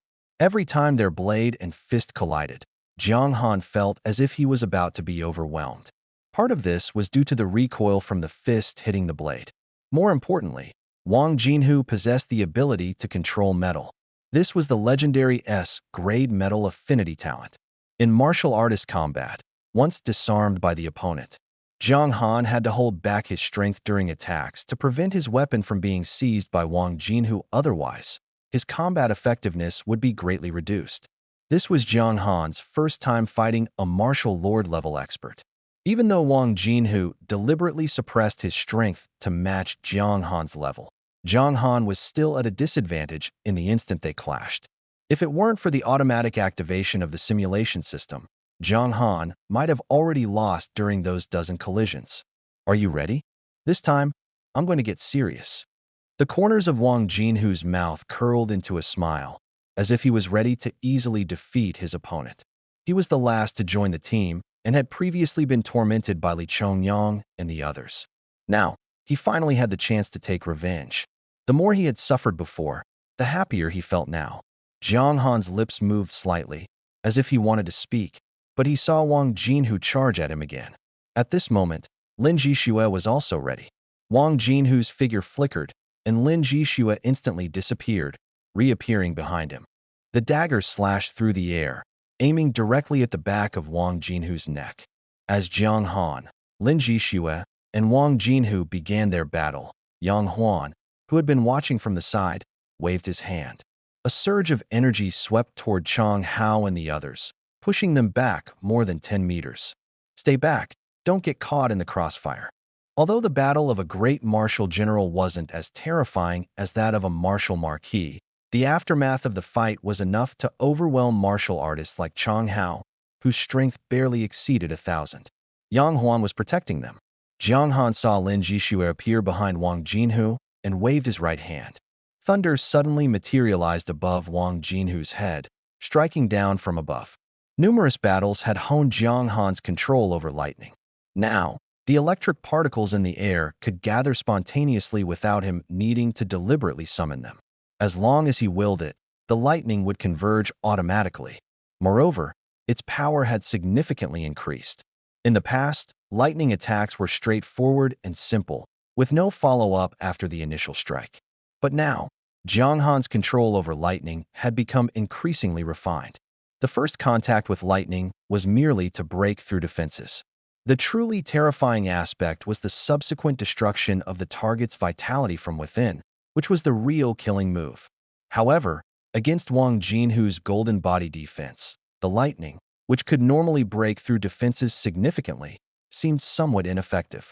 Although the lightning struck Wang Jinhu first, a visible current spread from the top of his head to the ground, having limited impact and only slightly slowing his movements.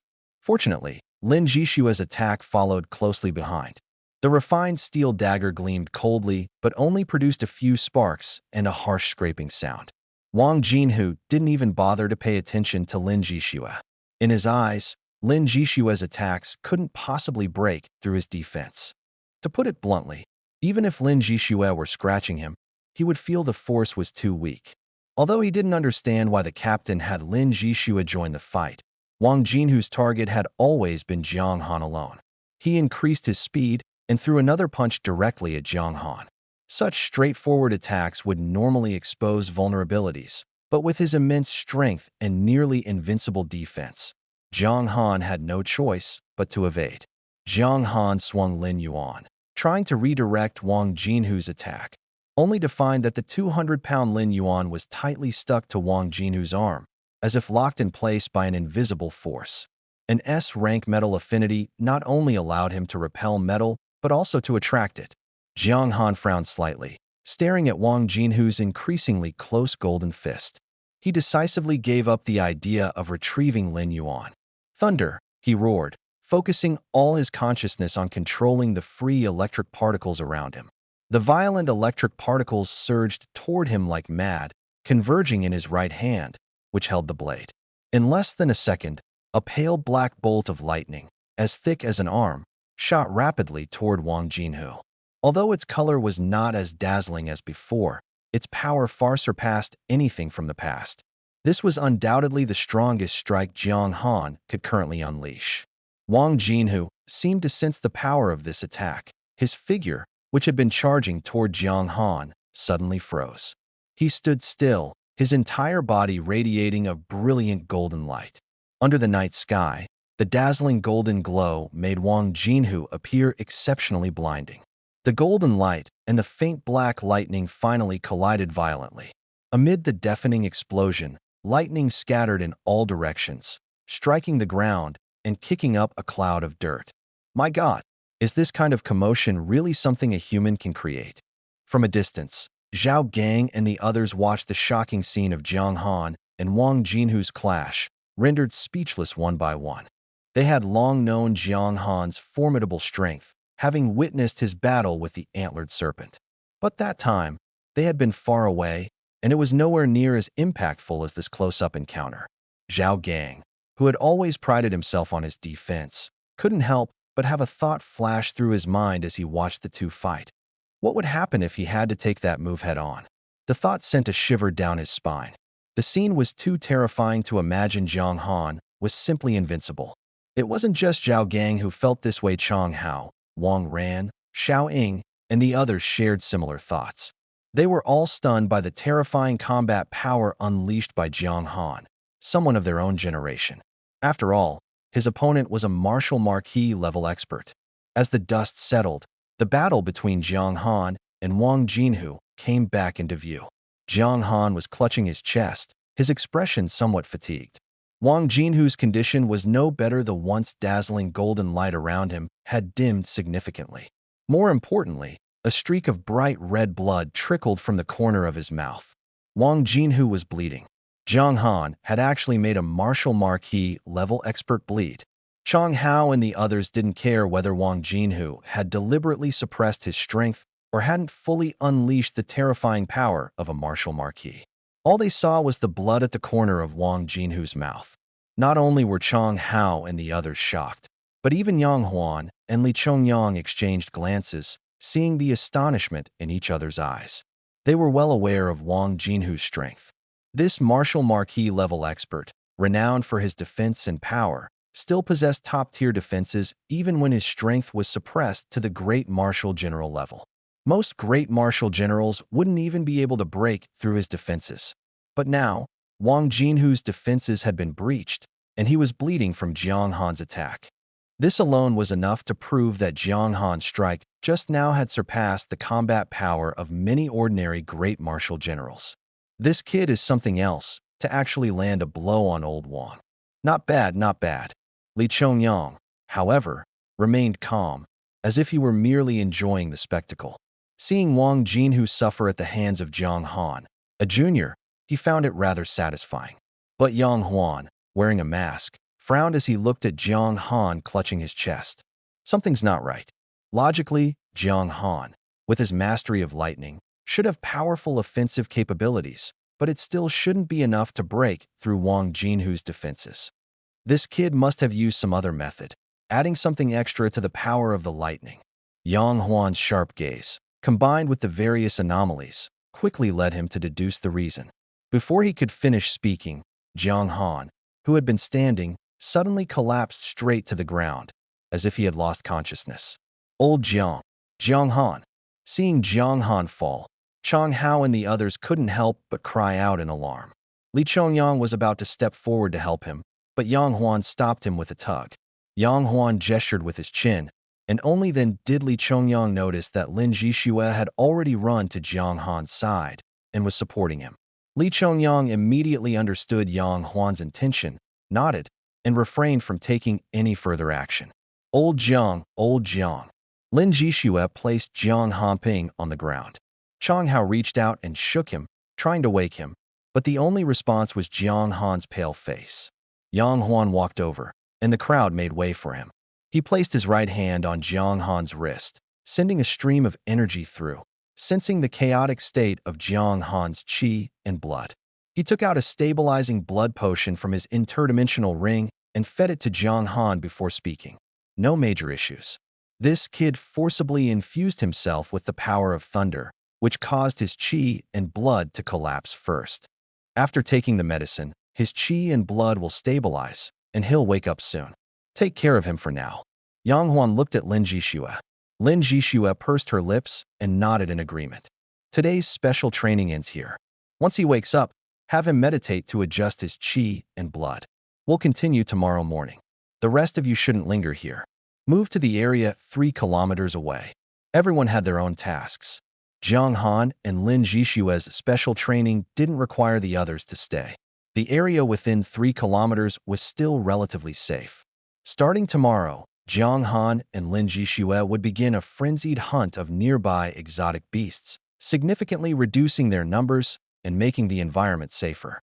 After giving his instructions, Yang Huan left with Li Chongyang and Wang Jinhu. Although Chang Hao and the others were worried about Jiang Han, they couldn't disobey Yang Huan and had to leave. By the lakeside, only the unconscious Jiang Han and Lin Jixue, sitting nearby and keeping her gaze fixed on him, remained.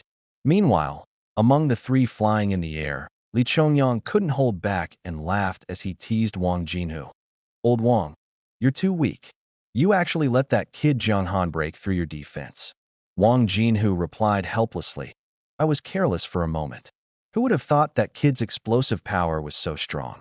But honestly, Jiang Han's burst strength is indeed impressive. My qi and blood are still churning. It'll take some time to recover. Just based on that explosive power, few at the same level can match him. Wang Jinhu tried to explain the key point, but Li Chongyang wasn't buying it. A martial marquis defeated by a martial general like Jiang Han, this is a first for me. From now on, it'll be hard to act like a senior in front of Jiang Han. Li Chongyang smirked and continued to provoke him. Wang Jinhu rolled his eyes and ignored him. At this moment, Yang Huan spoke up. Jiang Han's strength indeed surpasses his level. The thunder talent is only part of the reason. If I'm not mistaken, he has a martial technique that has reached the mastery stage. That thunder strike that injured you was so powerful because of the martial technique's enhancement. Yang Huan glanced at Wang Jinhu. Yes, I felt it. Wang Jinhu nodded. We'll need to focus on Jiang Han's special training from now on. Don't let this happen again. After all, there are still 2.5 months left. Yang Huan's meaning was clear. Jiang Han needed to endure high-intensity training for the next 2.5 months. If Jiang Han passed Wang Jinhu's level too early, it would be difficult to arrange the subsequent challenges. Don't worry, Captain. Jiang Han is like an unpolished gem. I'll make sure to refine him properly. Jiang Han was completely unaware of their conversation. At this moment, he was still immersed in darkness. In fact, after forcibly unleashing that thunder strike beyond his limits, Jiang Han felt as if he had been completely drained, his consciousness extremely blurred. Soon after, he lost control of his body and fell into darkness. In this dazed state, Jiang Han felt as if he were caught in a storm. A lone boat tossed about in the raging wind and rain, completely out of control. Fortunately, this drifting sensation brought by the wind gradually subsided after a while, and Jiang Han finally regained control of his body. Ugh! A low growl escaped his throat. Jiang Han slowly woke up, and the first thing he saw was Lin Jishua looking at him, her eyes carrying a hint of joy. "You're awake," Lin Jishua spoke as Jiang Han propped himself up to sit. How long was I unconscious?"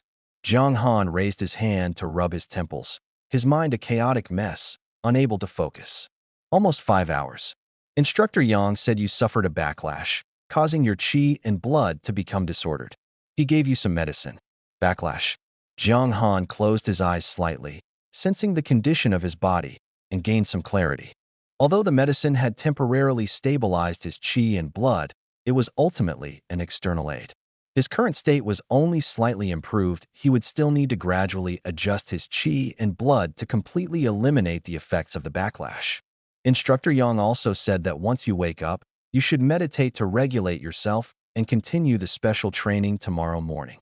Xiao Ying and the others have been arranged within a 3-kilometer radius around us, so they should be fine. Lin Jishua's voice sounded again. Jiang Han responded with a simple "got it." Before leaving, he added, "Thank you." Lin Jishua said nothing. When Jiang Han turned his head, he realized she had already entered a meditative state at some point. Moonlight spilled onto her face, cool and bright, yet tinged with a faint blush. Jiang Han said no more, sitting cross-legged to begin sorting out the chaotic qi and blood within him. The issue of disordered qi and blood was neither too serious nor too trivial. If adjusted in time, it wouldn't be a big problem. But if left unchecked, it could lead to lingering aftereffects, or in severe cases, even death from qi and blood running out of control. Fortunately, Jiang Han was powerful and had exceptional self-control. In his case, it would only take about half an hour of regulation to recover. Although he had suffered quite a bit this time, the gains were significant. His battle with Wang Jinhu had been immensely beneficial. Just the lightning attack alone had opened up a highly promising avenue for offensive strategies. Previously, when facing Wang Jinhu's impenetrable golden body defense, almost all of Jiang Han's attacks had been ineffective. Any strike landed felt like hitting cotton, with no impact whatsoever. This led Jiang Han to repeatedly ponder how to enhance his offensive power. After extensive deliberation, he found a new path: synergy between his innate abilities. In the past, Jiang Han's attacks relied primarily on the explosive power of critical strike combined with the ninefold Thunderblade. However, as his opponents grew stronger, relying solely on brute force was no longer enough to gain an advantage. Simply put, the attack methods of critical strike and the ninefold Thunderblade were too one-dimensional, with limited effectiveness against high-level beasts and martial artists. No one would foolishly take his attacks head-on. Thus, Jiang Han began to explore alternative approaches, seeking synergy between his abilities. Could critical strike be combined with lightning? The properties of critical strike were relatively abstract. It could be triggered by any attack.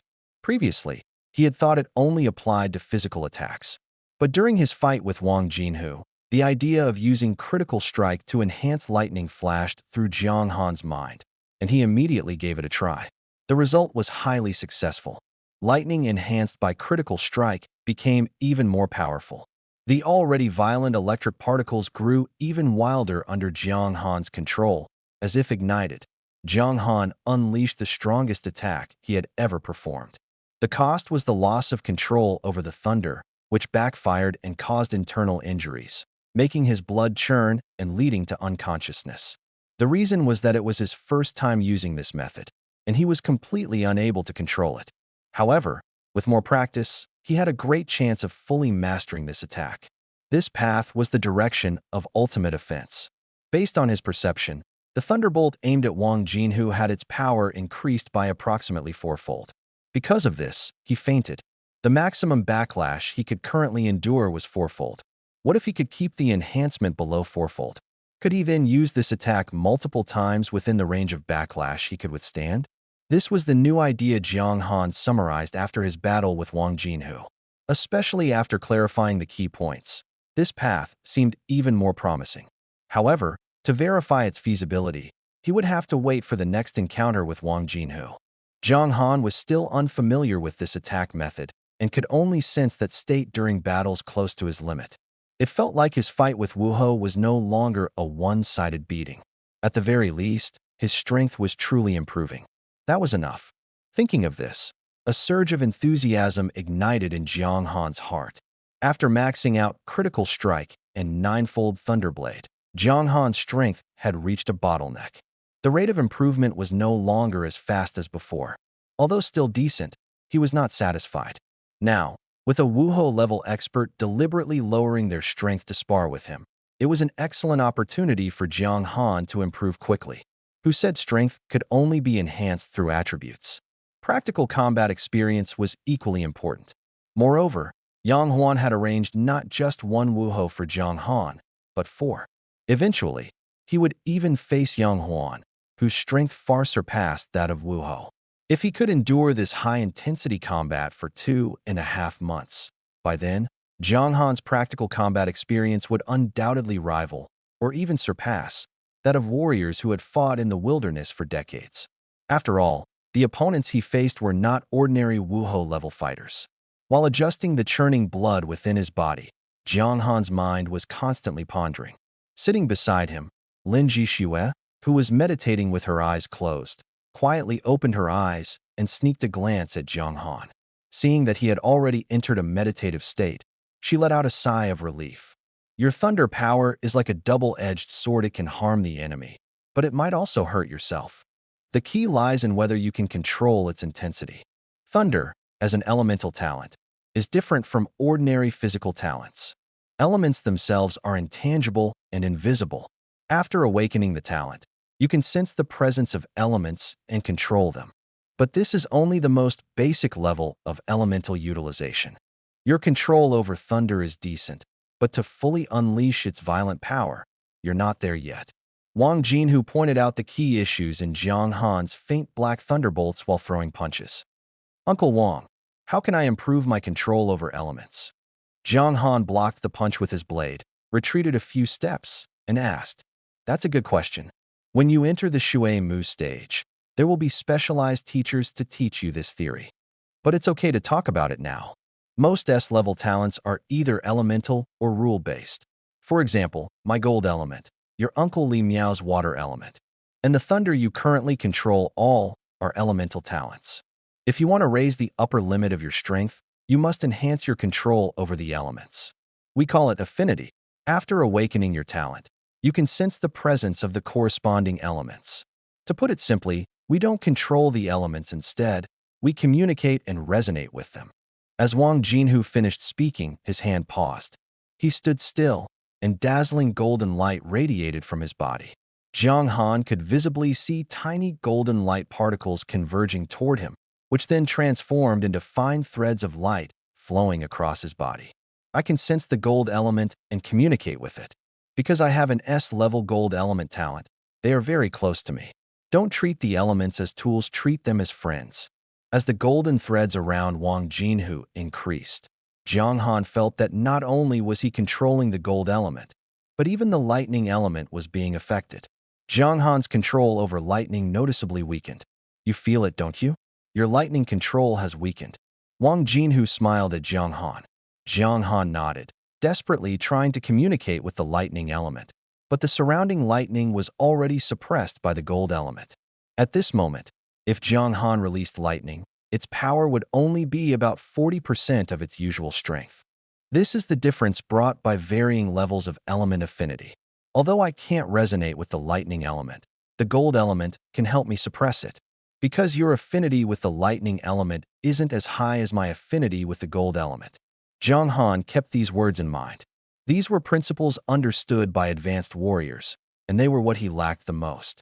Does this count as the 5 elements counteracting each other? Zhang Han asked. He had read some extracurricular books before and knew about the 5 elements: gold, wood, water, fire, earth interacting and counteracting. It counts, but not entirely. The theory of the five elements counteracting each other only applies when both parties have similar levels of affinity. For example, if our affinities are about the same, this theory can be applied. Everyone knows water can counter fire, but if the fire is strong enough, it can counter water instead. Fire evaporating water isn't impossible. Jiang Han nodded, understanding this principle. Then, does different affinity levels bring different effects? He continued to ask. Wang Jinhu nodded. When elemental talent first awakens, affinity is usually only about 10%. Affinity represents your compatibility with the element. At 20%, you'll clearly feel the element has vitality. 30% is a critical point. Surpassing this threshold doubles the element's power. For someone like you, who greatly enhances lightning, you need at least 30% affinity to avoid backlash. At 40%, you can partially elementalize your body, just like me now. As Wang Jinhu spoke, Jiang Han watched him. The golden threads around Wang Jinhu increased until they completely enveloped him. His entire being appeared ethereal and illusory, yet undeniably real. He raised his hand and patted his chest, producing a sound of metal collision deep and heavy. Now my body has already been elementalized. If I want, I can even merge with other metals. During yesterday's battle, when your long blade touched me and got stuck, it was actually me merging your blade with my body. How could you possibly pull it away? So it could be used like this? Jiang Han listened to Wang Jinhu's explanation, both surprised and finding it reasonable. What about 50%? I haven't reached that level yet, but I can briefly explain. When your affinity reaches 50%, an elemental seed will form within you. For example, your Uncle Li Miao condensed a water elemental seed. Being able to condense an elemental seed means your elemental affinity has already reached the maximum level. When Wang Jinhu said he hadn't condensed an elemental seed, he scratched his head. Wait, isn't the maximum level supposed to be 100%? Jiang Han asked in confusion. Wang Jinhu shrugged. That's right, it's 100%, but once you reach 50%, to continue improving, you have to enter an interdimensional passage. Without entering that passage, there's no way to raise your talent to a higher affinity level. What is an interdimensional passage? Jiang Han was about to ask, but Wang Jinhu didn't give him the chance. A golden light radiated from Wang Jinhu's body. Talking so much is useless. It's better for you to experience it yourself.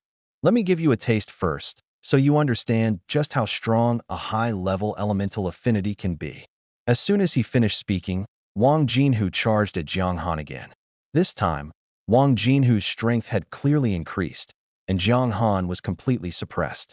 The thunder element was restrained by the gold element, causing Jiang Han's power to drop significantly. After being beaten to the point of bleeding by Jiang Han yesterday, Li Chongyang had mocked him all night. Today, Wang Jinhu was determined to regain his dignity. Jiang Han could only smile bitterly, preparing to endure a beating. The entire morning, Jiang Han and Lin Jixue were tormented by Wang Jinhu. Wang Jinhu displayed the strength of a junior-level great martial general. However, due to the difference in affinity, even though Jiang Han's strength was similar, he was constantly suppressed. It felt like a child wielding a peerless weapon but unable to swing it properly, while facing a grown man. It wasn't even a fight on the same level. The peerless weapons in Jiang Han's hands, Critical Strike and Ninefold Thunderblade, were both maxed out, along with his S-level deduction ability and Thunder Augmentation. His moves were dazzling, but they were completely ineffective against Wang Jinhu. Wang Jinhu could break through 1,000 techniques with a single move. Under the suppression of high affinity, Jiang Han couldn't unleash his full strength. The only thing Jiang Han could use to break through Wang Jinhu's defense was the thunder imbued with Critical Strike. But with the thunder element restrained, no matter how strong the augmentation, it was useless. His upper limit was cut off, leaving him unable to break through the defense and only able to take hits. Even though Jiang Han could predict Wang Jinhu's attacks, he still got hit several times. Lin Jixue's situation was even worse. Only now did she understand what true helplessness felt like. Wang Jinhu didn't even need to pay attention to her, just relying on his defense. He could stand still, and Lin Jixue wouldn't be able to harm him even if she attacked for an entire year. As a result, Lin Jixue was the most useless and frustrated one. She couldn't help Jiang Han and could only watch as he was entangled and tormented by Wang Jinhu. Fortunately, Wang Jinhu wasn't the ruthless type. Knowing there was still plenty of time, he held back when dealing with Jiang Han, only leaving him disheveled without causing any real harm. For example, he grabbed Jiang Han by the waist and performed a back throw. It looked fierce, but the damage was minimal and didn't affect Jiang Han much. After more than 3 hours of torment, Jiang Han finally heard Wang Jinhu say, "That's enough for today." He let out a sigh of relief. If it had been anyone else, they wouldn't have lasted through such high-intensity torment. The black armor on his body slowly faded, revealing Jiang Han's true appearance. With the armor protecting him, he hadn't suffered much. Rest for an hour. Next, you'll begin hunting exotic beasts on your own. During the entire process, you must act separately. Wang Jinhu clapped his hands and laughed. He had thoroughly enjoyed himself over the past few hours. Whether or not Jiang Han would surpass him in the future, at least for now, he had the upper hand. A friendly reminder, there are many Lord-level exotic beasts in the direction where the Overlord-level exotic beast was previously cleared. He pointed in a direction, and Jiang Han looked over. To go deeper into the wetlands. There's a big lake over there. Follow this river, and you'll see it about 70 to 80 kilometers away. A waterfall cascaded down, carving out a small lake. The lake water often overflowed, forming a small river about 2 to 3 meters wide, gently flowing into the distance. According to the task Yang Huan had assigned to Jiang Han earlier, he needed to hunt 5 low-level lords and 1 mid-level lord every day. Over 2.5 months, a total of more than 70 days, this meant Jiang Han had to hunt over 370 low-level lords and more than 70 mid-level lords. Although there were quite a few lord-level exotic beasts in this wetland, they couldn't withstand such large-scale hunting by Jiang Han. The key issue was that each lord-level exotic beast had its own territory, and unless a beast tide occurred, they usually wouldn't gather together. So it was already difficult for Jiang Han to locate these lord-level exotic beasts. Now that Wang Jinhu had pointed him in the right direction, it was a big help. A place where Wang Jinhu could describe as having a lot of exotic beasts meant there was plenty of prey, enough for Jiang Han to complete his hunting tasks during this period. There are quite a few exotic beasts on the land over there, and there are also many aquatic exotic beasts in the lake, Wang Jinhu reminded. You haven't fought aquatic exotic beasts before, so you don't know their attack methods. For now, don't go into the water looking for trouble.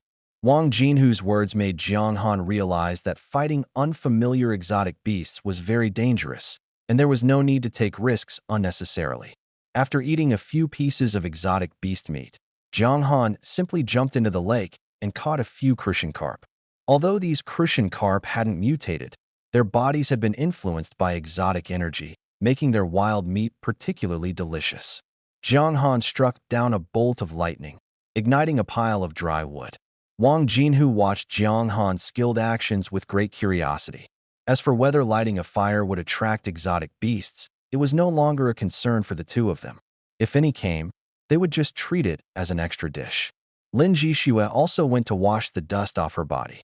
While waiting for the fish to cook, Jiang Han and Wang Jinhu chatted about the issue of elemental affinity. Wang Jinhu, whether in strength or knowledge, far surpassed Jiang Han, so asking him questions was always a good idea. Wang Jinhu answered Jiang Han's questions without reservation, explaining quite a lot. The most crucial topic was how to improve elemental affinity.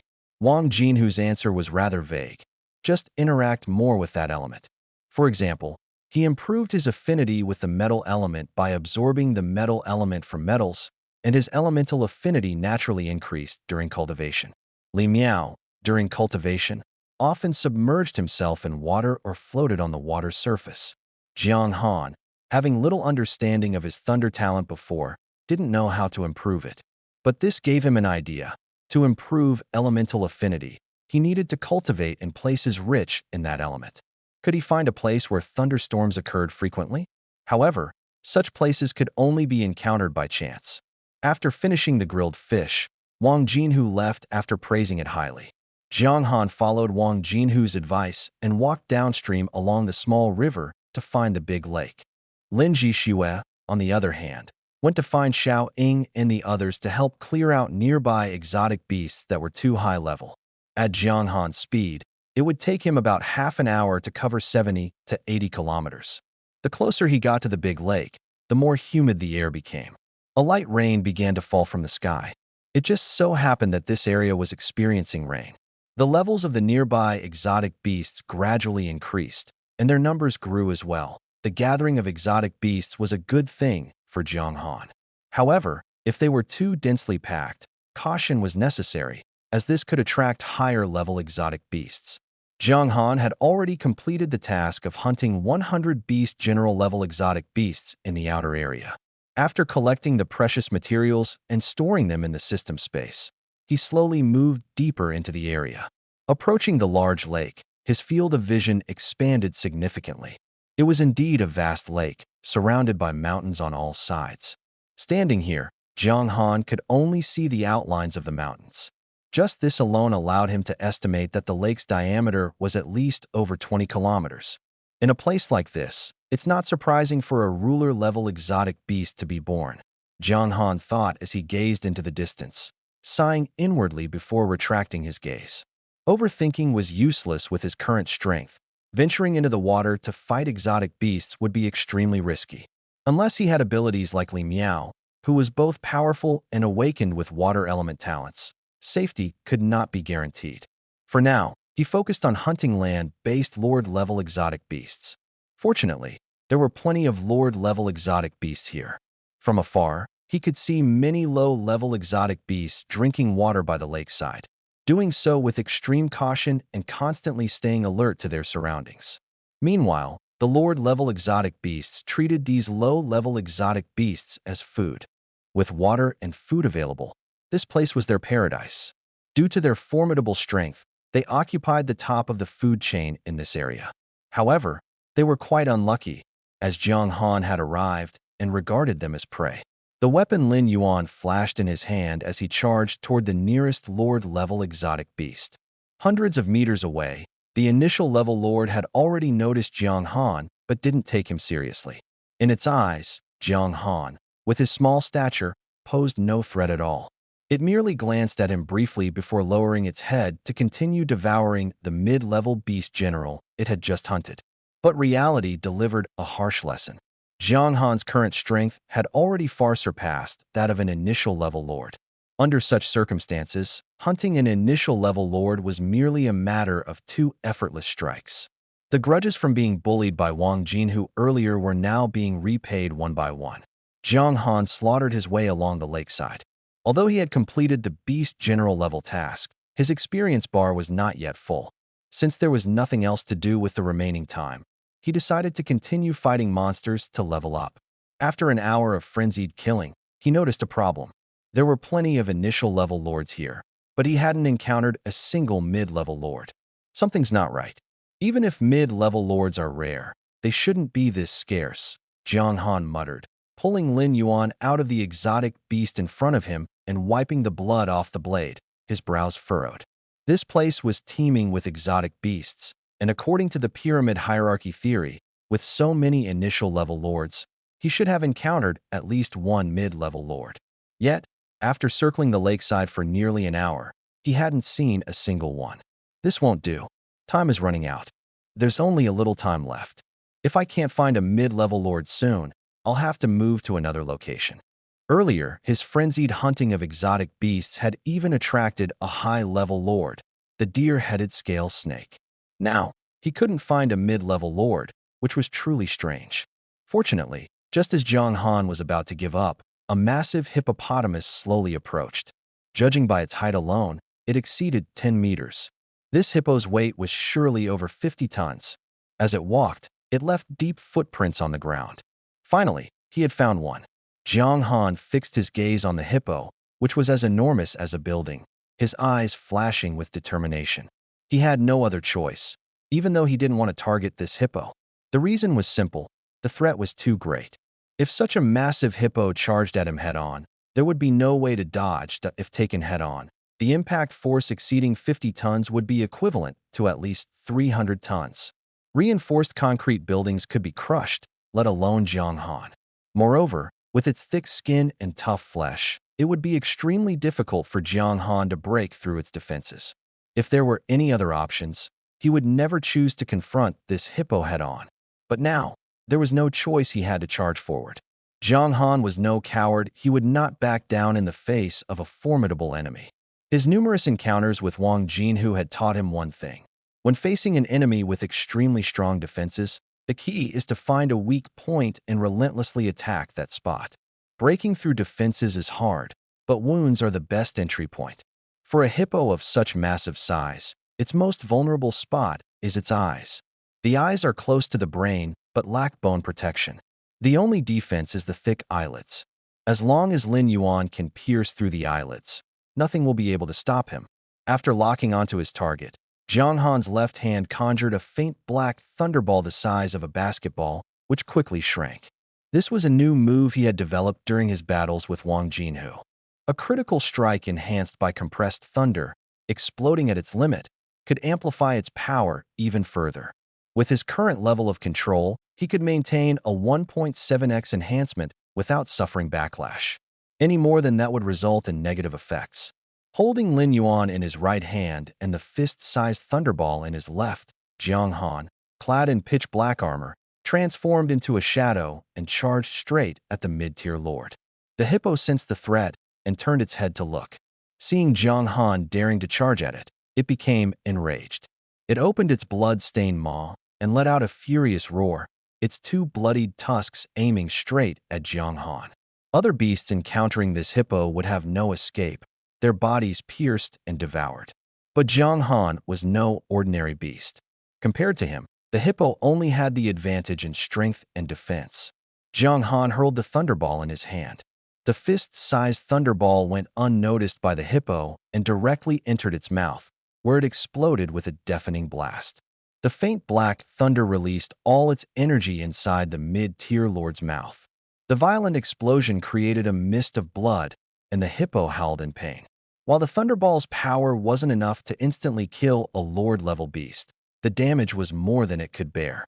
The fact that the opponent dared to take this hit head-on resulted in consequences far more shocking than anyone could have anticipated. Though the hippo was in excruciating pain, its charging momentum did not waver, and its target remained Jiang Han. Jiang Han decisively met it head-on. As the hippo charged, Jiang Han stomped the ground and leaped into the air. Dust flew up from the spot where he had been standing. The hippo's immense impact force struck the ground, creating a pit several meters deep. If Jiang Han had remained there, the soft soil would have been unable to withstand the force, and he might have been thrown into disarray or even smashed into the ground. But at this moment, Jiang Han was already atop the hippo's head. Gripping the Lin Yuan blade, he fiercely stabbed it into the hippo's left eye.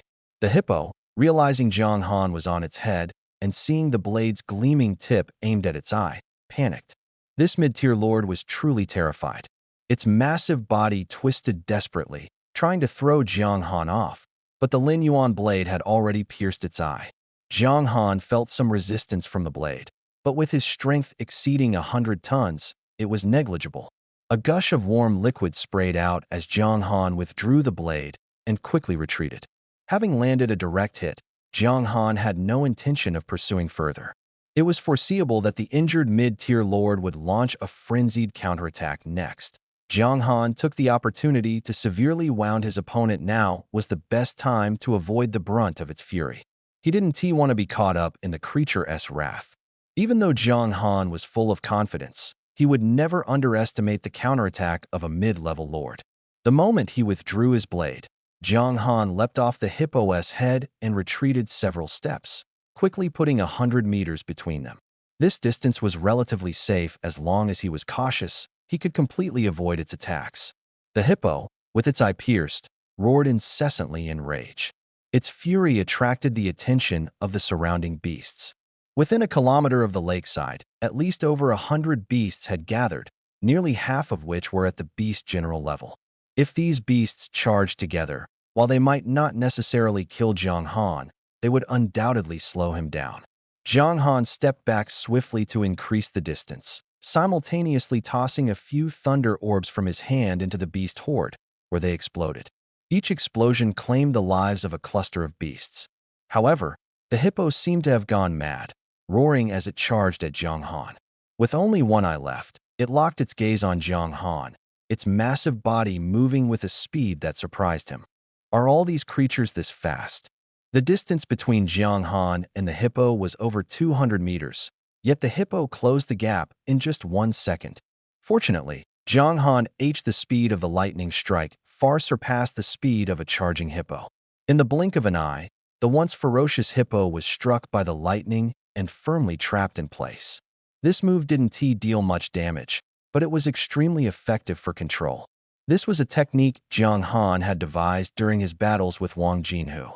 However, Wang Jinhu, with his rich combat experience, had detected the energy fluctuations and disrupted Jiang Han's setup before he could complete the lightning sphere. But the beast in front of him was no Wang Jinhu. It was completely unaware of Jiang Han's preparations, allowing him to set up 9 lightning spheres and weave a massive lightning net. A beast is just a beast. All it knows is to charge around blindly. In that case, I'll let you die quickly. As the lightning net erupted, Jiang Han gripped his sword, Lin Yuan, and leaped high into the air, landing directly on the other eye of the mid-tier lord. Roar! The hippo let out a howl of pain. The mid-tier lord, which had just been paralyzed by the lightning net, had now regained its mobility. But Jiang Han's attack had already landed. With both eyes severely injured, the hippo was now blind. Even if it retaliated, it could no longer pose a threat and could only be slowly worn down by Jiang Han. This time, Jiang Han didn't jump off. With Lin Yuan in hand, he continued to swing relentlessly. While maintaining his balance, he carved out one thin wound after another. The lake's surface returned to calm, the last ripples slowly dissipating. But Jiang Han, standing in place, felt his heart racing. Although there was no confrontation, that one glance left a deep impression on him. What had just appeared was undoubtedly a dragon, and judging by the aura it exuded, Jiang Han was certain it was a Dominator-level beast. Just moments ago, the system had been frantically warning him. All the visuals showed that as soon as Jiang Han moved, the massive dragon, whose length was unknown, had locked its gaze on him. So he simply chose to stand still. As it turned out, he had made the right gamble. The dragon had no intent to kill, not even bothering to pay him any attention. Something's not right. Aren't all Dominator-level beasts supposed to have been cleared out? How could there be one here? Jiang Han furrowed his brows, feeling that something was amiss but unable to pinpoint exactly what. I need to hurry back and inform the captain and the others. After taking several deep breaths, Jiang Han finally felt his emotions settle somewhat. He turned and began walking back in the direction he had come from. A Dominator-level beast in the special training trial grounds posed a significant threat to all warriors below the rank of Martial Marquis. This was because a Dominator-level beast could trigger a large-scale beast tide. Fortunately, this area was guarded by a Martial Marquis.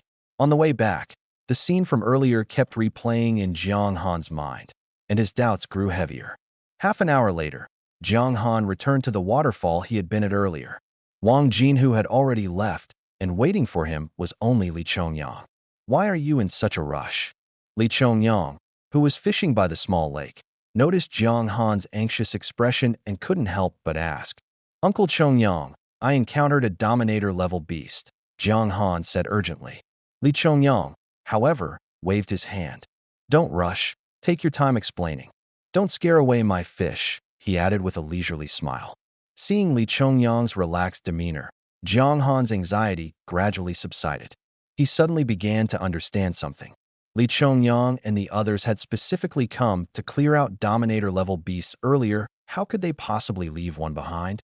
Wang Jinhu had mentioned that there were many Lord-level beasts in the Big Lake, which meant they had indeed been there.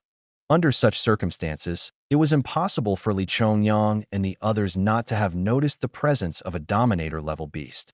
The Dominator-level beast with the dragon head that had survived until now must have been deliberately left behind by them. Jiang Han walked over to Li Chongyang and asked, "Was that Dominator-level beast intentionally left behind by you?" Li Chongyang glanced at him and suddenly smiled. "You're quite sharp. That Thunder-scale dragon was indeed left behind by us. Do you know why we kept it?" "Thunder-scale dragon?" Jiang Han was slightly taken aback upon hearing the name. He hadn't known the name of the dragon-headed beast before. It should be left for you, Li Chongyang said. Although that beast put a lot of pressure on you, it wasn't as strong as the ones you encountered during the previous beast tide. Its strength should have just entered the early Dominator level stage. Since it was deliberately left behind, it must serve a purpose. Jiang Han speculated inwardly, and after calming down, his thoughts became much clearer. That's correct, Li Chongyang said. That Thunderscale Dragon is the final test of your special training this time. He did not deny it. At the end of the 2.5-month special training, you must kill that Thunderscale Dragon for the assessment to be considered complete. If you can't kill it, you'll have to stay here until you do. Kill the Thunderscale Dragon within 2.5 months. Although Jiang Han had some guesses, hearing it directly from Li Chongyang still left him incredulous. In just 2.5 months, he had leaped from the Lord level to the Overlord level. Even Jiang Han himself found it almost impossible. Uncle, you must be joking, Jiang Han said with a bitter smile, looking at Li Chongyang. But Li Chongyang ignored him and kept his eyes fixed on the float on the lake. Is there a problem? He asked. Before the captain invited you to join the team, we had already reviewed your profile.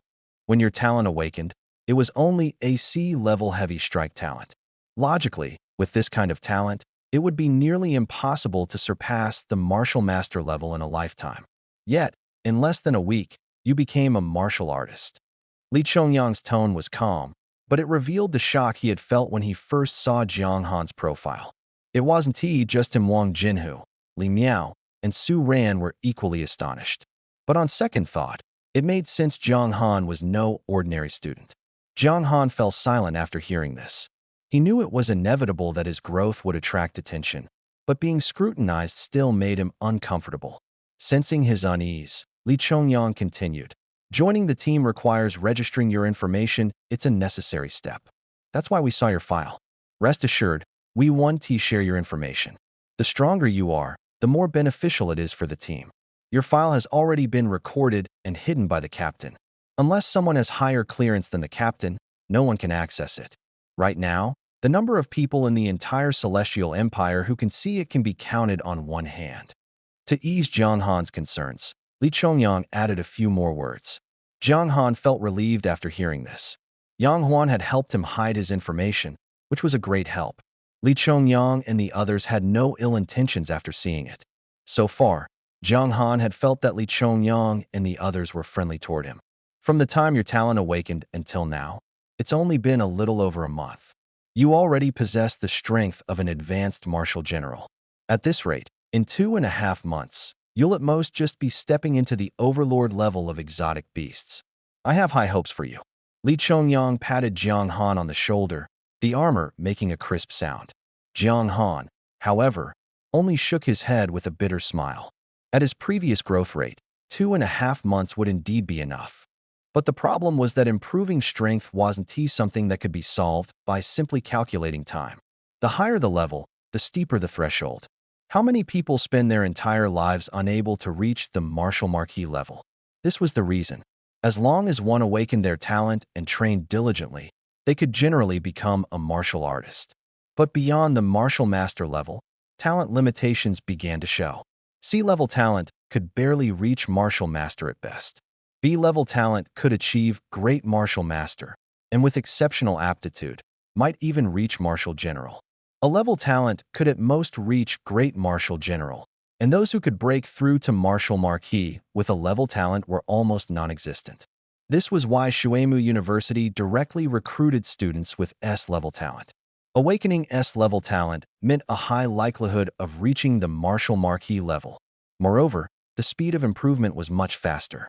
Just by awakening S-level talent, one could surpass the lifetime peak of most students with C-level talent. But even so, no one, not even with S-level talent, dared to claim they could leap from martial general to overlord level in such a short time. It was simply impossible. Jiang Han smiled bitterly, but didn't argue. Seeing his reaction, Li Chongyang silently turned his head. In truth, he had been joking earlier. Leaving behind that Thunderscale Dragon was meant to be Jiang Han's final test. But the test was to see how long he could endure under the Thunderscale Dragon's attacks. In A1 truly believed Jiang Han could kill a Dominator-level beast in 2.5 months. That was unrealistic. By then, as long as Jiang Han could hold out for 5 minutes under the Thunder Scale Dragon's attack, it would be considered a pass. The focus of the special training was to enable Jiang Han to withstand high-level beast attacks for a while, long enough for his teammates to arrive. It was that simple. Li Chongyang and the others had endured the same way back in the day. Only by surviving could one qualify to continue growing. Li Chongyang originally wanted to put some pressure on Jiang Han to make him train seriously. Who would have thought Jiang Han would actually accept his statement without objection? Did this mean Jiang Han had some confidence in this matter? Was he crazy? Li Chongyang resisted the urge to turn around and look at him. Looking at him now would only expose his own guilty conscience. But it was understandable after all. He was Cheng Ji's son. Having a strong cultivation talent made sense. If the father was a hero, could the son be any worse? Since this kid was so confident, they might as well train him to the 2.5 months to hunt a Dominator-level beast standard. Li Chongyang's thoughts shifted, and a smile appeared at the corner of his mouth. At that moment, the float on the lake's surface moved. With a flick of his right hand, the fishing rod bent, and a fish was hooked. A carp weighing over a pound was pulled up by him. Not bad. Later, you can grill it for me. Wang Jinhu said your grilled fish is delicious too. Huh. Jiang Han, who had been pondering the gap in strength between himself and the Thunder Scale Dragon, hadn't caught what Li Chongyang said. Fishing just to make you grill it? What else? Li Chongyang flicked his right hand, and a plump white worm floated over. He hooked it onto the line and cast it back into the lake. Do you think I'd let Wang Jinhu drool over my food? Consider this grilled fish your payment to me. Jiang Han nodded helplessly and continued to think about how to kill the Thunder Scale Dragon in 2.5 months. Currently, his combat power was over 40,000, not yet reaching 50,000. But to become a martial marquis, at least 100,000 combat power was required. Dominator-level beasts and martial marquis-level combat power were roughly equivalent. In other words, the Thunder Scale Dragon's combat power was probably just over 100,000. Jiang Han and the Thunder Scale Dragon had at least a 50,000 combat power gap. A gap of 50,000 combat power was like an insurmountable chasm. If he fought it head-on now, Jiang Han could resist, but only to a limited extent. He probably wouldn't last more than 2 moves before being crushed. How could he increase his combat power by 50,000 in 2.5 months? Jiang Han had a few ideas. First, grinding monsters grinding like crazy. Leveling up was the most direct way to increase combat power. Besides the reward of 100 attribute points, system upgrades also brought functional enhancements. Second, improving talent affinity. His current Thunder affinity was only 20%, leaving plenty of room for improvement.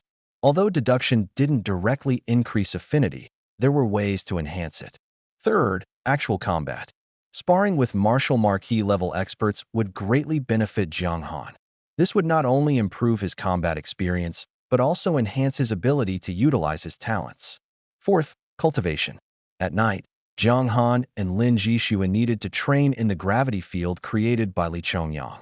Although Jiang Han didn't fully understand the specific effects of this training, since Yang Huan had recommended it, there must be a reason. Jiang Han had no doubt about Yang Huan's arrangements. After all, Yang Huan's strength had already reached the pinnacle of human combat power. Li Chongyang had once said that only 5 people could firmly suppress Yang Huan. Jiang Han roughly understood the level of Yang Huan's strength. Originally, there were 7 absolute thrones in the Celestial Empire. During a catastrophic beast tide over a decade ago, 2 were lost, leaving 5. The ones Li Chongyang referred to were probably these 5. Below the absolute thrones, warriors were called human envoys. Relying on their own strength, they earned the right to negotiate with the group of exotic beasts, their power equivalent to that of a beast clan emperor. The 2 of them sat by the lake, waiting for nearly half an hour before Lin Jishua, covered in blood, limped back. She was clutching her waist with one hand, seemingly injured. Are you okay? Jiang Han asked with concern. Lin Jishua shook her head. Got clawed once, but it's no big deal. Jiang Han took out a bottle of Bruise healing potion from the system space and handed it to her. Lin Jishua accepted it and drank it without hesitation. That should do it. These fish should be enough. Li Chongyang said, waving his right hand. The simple fish basket filled with fish floated up automatically. Strangely, there was still water in the basket, and the crucian carp were swimming in it. It was clear that anti-gravity had been applied to the water, creating this unusual scene. Let's grill the fish first. After that, we'll start the second half of today's training, Li Chongyang said, glancing at Jiang Han. Jiang Han didn't say much. With a flick of his right hand, a kitchen knife appeared in his grasp, the same one he often used before. He skillfully scaled and gutted the fish, using lightning to ignite a fire while marinating the fish. Half an hour later, the three of them were full, and Li Chongyang nodded in satisfaction. All right, take off your armor and jump into the water. Jiang Han, while washing the cooking utensils, looked at Li Chongyang curiously. This pool is rich in energy. Meditating and cultivating in the water will yield better results. Wearing armor will make you sink straight to the bottom. I'll apply a gravity field to you.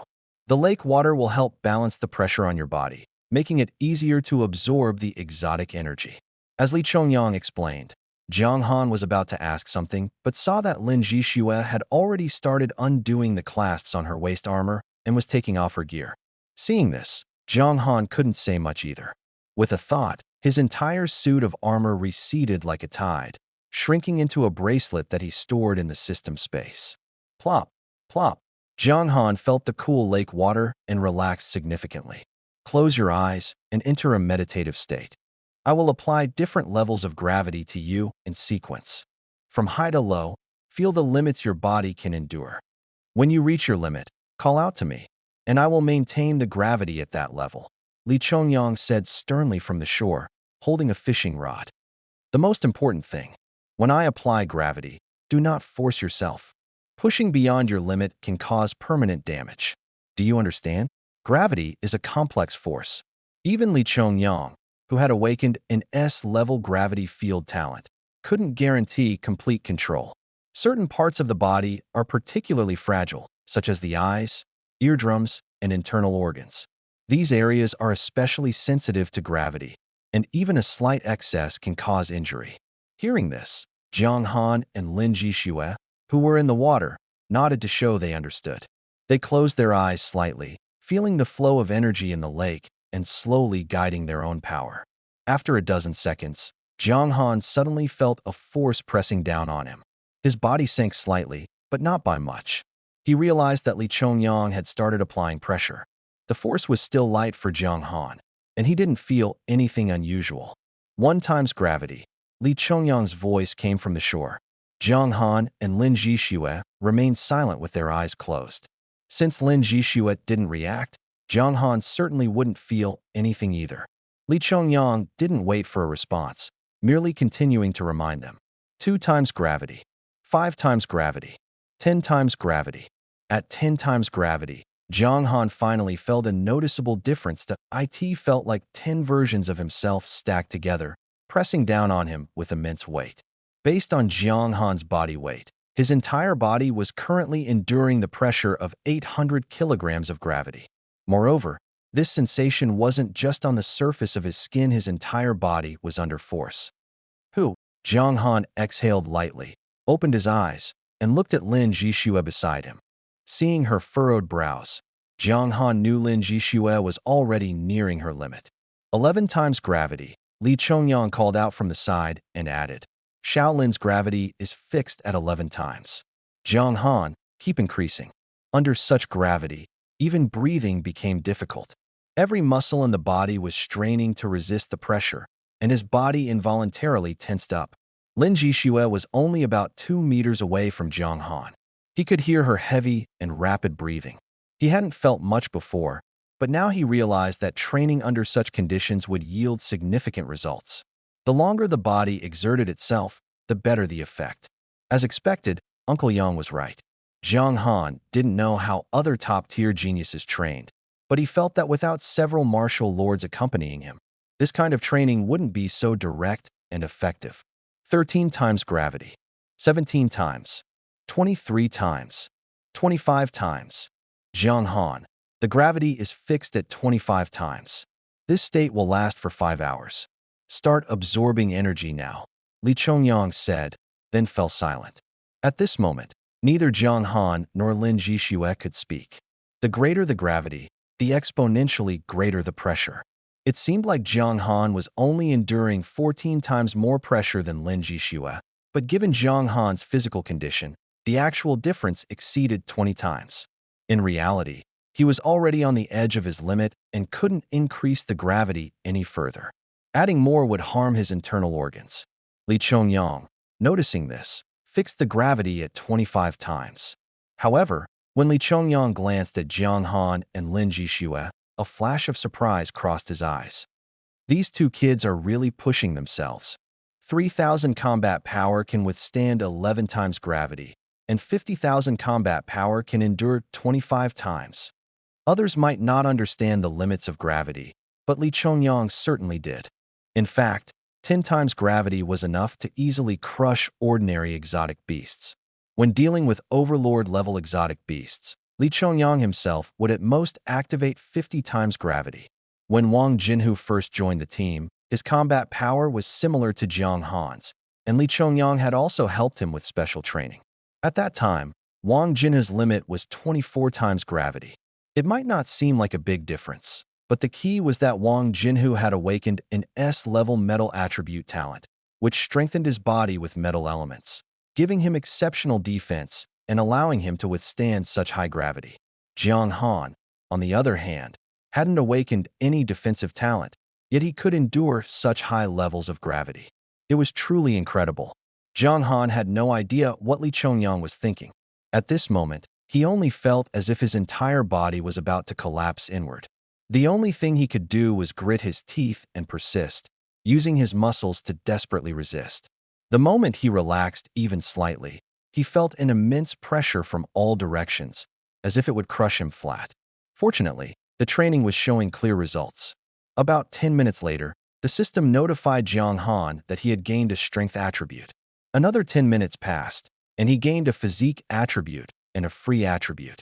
At this rate, Jiang Han could gain a strength or physique attribute every 10 minutes and one free attribute every 20 minutes.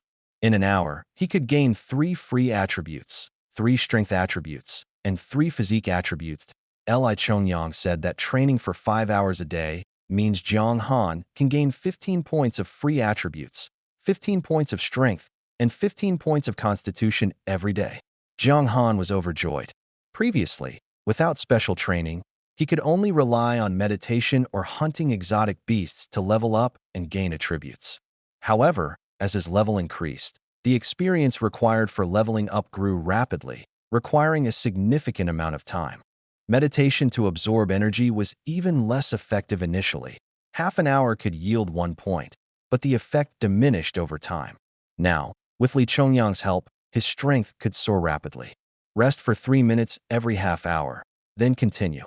I'll try to maintain this state until your bodies adapt. Don't think about training in the gravity field all the time. Once your body adapts, leaving the gravity field will have severe consequences, with the best-case scenario being organs sagging and failure. Li Chongyang's voice rang out again, and Jiang Han, under immense pressure, smiled bitterly. As expected, shortcuts never lead to long-term success. To improve his strength, he ultimately had to rely on his own hard work and practice. Still, this was already more than enough. Even if this state lasted only a month, it could elevate Jiang Han's strength directly to the level of a great martial general. Originally, his strength was just a small step away from that level. Perhaps one more level up would allow him to break through. This arrangement was also good, as it could significantly enhance Jiang Han's basic attributes. Jiang Han's combat power mainly relied on the bonuses from his talent and martial skills, while his basic attributes like strength, agility, constitution, and spirit hadn't seen much improvement. Under these circumstances, the special training task assigned by Yang Huan seemed like it was helping him build a solid foundation. Even the tallest skyscraper must start with a sturdy base. Jiang Han took a deep breath, closed his eyes, and focused on his training, no longer letting his thoughts wander. Seeing the two fully immersed, Li Chongyang withdrew his gaze and focused on the floating bobber on the lake's surface. Days passed, one after another. Time neither stopped for anyone nor sped up for anyone. The long-term special training brought noticeable improvements to the strength of both Jiang Han and Lin Jixue. Every morning, they sparred with Wang Jinhu, hunted exotic beasts in the afternoon, and trained under the pressure of the gravity field at night. These days were busy and monotonous, but both Jiang Han and Lin Jixue enjoyed them. They could clearly feel their strength improving rapidly, and their teamwork becoming increasingly seamless. Especially Jiang Han. Over the course of a month, he hunted more than 6,000 beast general-level exotic beasts, 170 low-level lords, and 30 mid-level lords. Judging by these results alone, the harvest was already substantial. This volume of monster hunting left Jiang Han just a few hundred exotic beasts away from completing the 10,000 slashes task. Once this task was completed, Jiang Han would gain a new talent slot. At that point, his strength would leap forward once again. It wasn't just the number of monsters hunted that had increased. Jiang Han's level also saw significant progress over the month. The massive amount of experience allowed him to level up 3 times, and now the experience required for his next level had reached 5 million. Notably, after reaching level 15, the experience bar should have been 8 million. But now, it only required 5 million to fill. Jiang Han didn't know if this was a permanent state, but the fact that the leveling threshold was no longer exponentially increasing was undoubtedly good news. This means that Jiang Han can still rapidly improve his strength through leveling up in the future, but the threshold has now increased to 5 million experience points. Converted into beast general-level exotic beasts, Jiang Han would need to slay 10,000 of them. This is the true hard metric for grinding. Over the past month, Jiang Han has gained a considerable number of attribute points. On average, he earned 15 free attribute points per day, plus an additional 15 points specifically allocated to strength and constitution. Over the course of a month, Jiang Han's total attribute points increased by 1,650. Although efficiency slightly declined later on, Li Chongyang compensated for the gap by increasing the pressure of the gravity field. The attribute points Jiang Han gained this month alone exceeded the total of all his previous attribute points combined. His overall stats more than doubled. With strength and constitution boosted by dedicated attribute points, there was no need to use free attribute points to supplement them. Therefore, Jiang Han evenly distributed the attribute points gained from training and leveling up between agility and spirit. This caused a dramatic transformation in Jiang Han's attribute panel. Host, Jiang Han. Combat Power Rating, 71,230. Level, 15. Strength, 809. Agility, 713. Constitution, 801. Spirit, 785. Experience required for next level, 16,233. 5 million. Current talents. S-rank talent Thunder LV4. S-rank talent Deduction LV2. B-rank talent Critical Strike Max. Current talent Proficiency. Thunder 26,621. 160,000 40%. Deduction 1,235. 20,000. Critical Strike Max. Current Martial Skill. Earth Grade Superior 9-fold Thunder Blade Max. Current System Space Remaining, 5,478. 10,000. Current Mission, 10,000/9,568. 10,000 inch. Pet. Xiaobai, Stored Explosive Energy, 0. Jiang Han's combat power has soared to over 70,000, firmly establishing him as a great martial general. Even during sparring sessions with Wang Jinhu, it has become increasingly difficult for Wang Jinhu to gain the upper hand. This is because Jiang Han's affinity with thunder has risen to 40%, now on par with Wang Jinhu. Wang Jinhu's previously overwhelming techniques are no longer effective against Jiang Han. The only reason Jiang Han continues to spar with Wang Jinhu daily is that Wang Jinhu's defensive capabilities are unmatched among those of the same level. Jiang Han simply cannot break through his defense. After upgrading deduction to level 2, Jiang Han can now perform simple deductions, such as predicting which direction has more Lord-level exotic beasts. This is a significant advantage for him. Upon reaching level 15, the system space expanded tenfold from 1,000 to 10,000. The current system space is practically a massive warehouse. Previously, when Jiang Han hunted exotic beasts, he would only select the best beast materials to store. But now, there's no need to be selective. Even the corpses of two Overlord-level exotic beasts can fit inside. In just 1 month, Jiang Han has undergone remarkable changes. At this rate of training, in 2.5 months, he might truly be able to slay that Overlord-level Thunderscale dragon. But for now, he must first overcome Wang Jinhu. Jiang Han's long blade swung continuously, with the combined effects of ninefold Thunderblade and Critical Strike, allowing each slash to unleash over 500 tons of force. Even Wang Jinhu dared not directly block Jiang Han's blade. While his life wasn't in danger, getting hit was still quite painful. The battle between the two shifted from the lakeside to the mountaintop.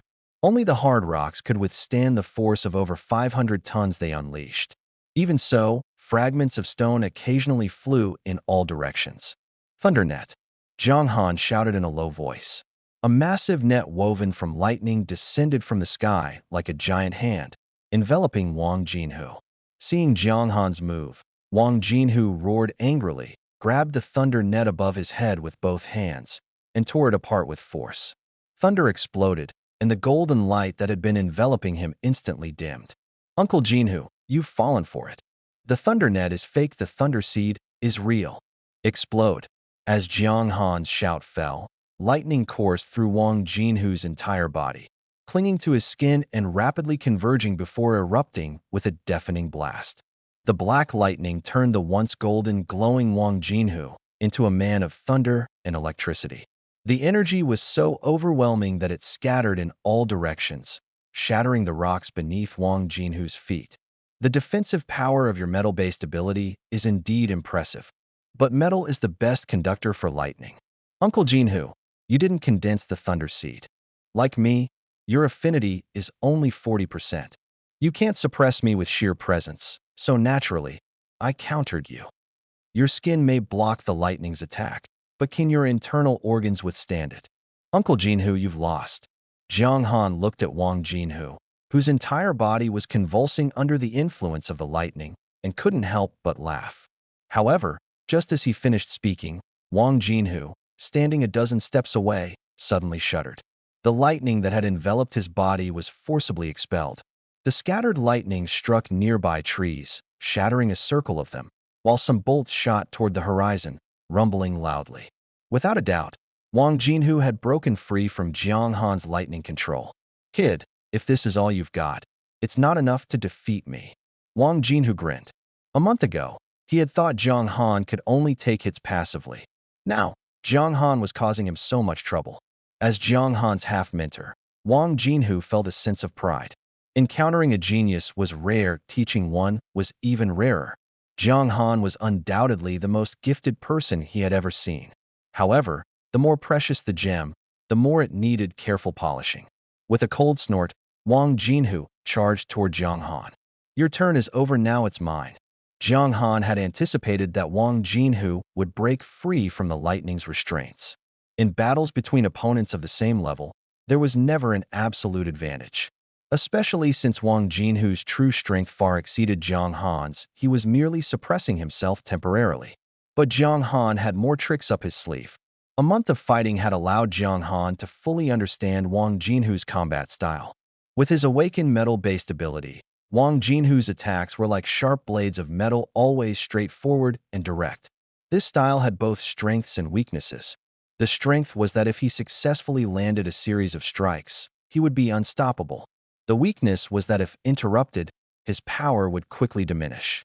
The Thunder Net had temporarily stalled Wang Jinhu, marking the second phase of the battle. The Thunder Seed had broken through his golden defense, marking the third phase. Strike while the iron is hot, falter on the second attempt, and exhaust on the third. Although Wang Jinhu now appeared to be in high spirits, he was actually beginning to lose momentum. Without his golden defense, he was essentially at the level of an ordinary high-ranking martial general. Jiang Han felt no fear. Lightning spread once again across the precipice, and Jiang Han showed no intention of retreating. His gaze swept past Wang Jinhu to a figure slowly emerging behind him.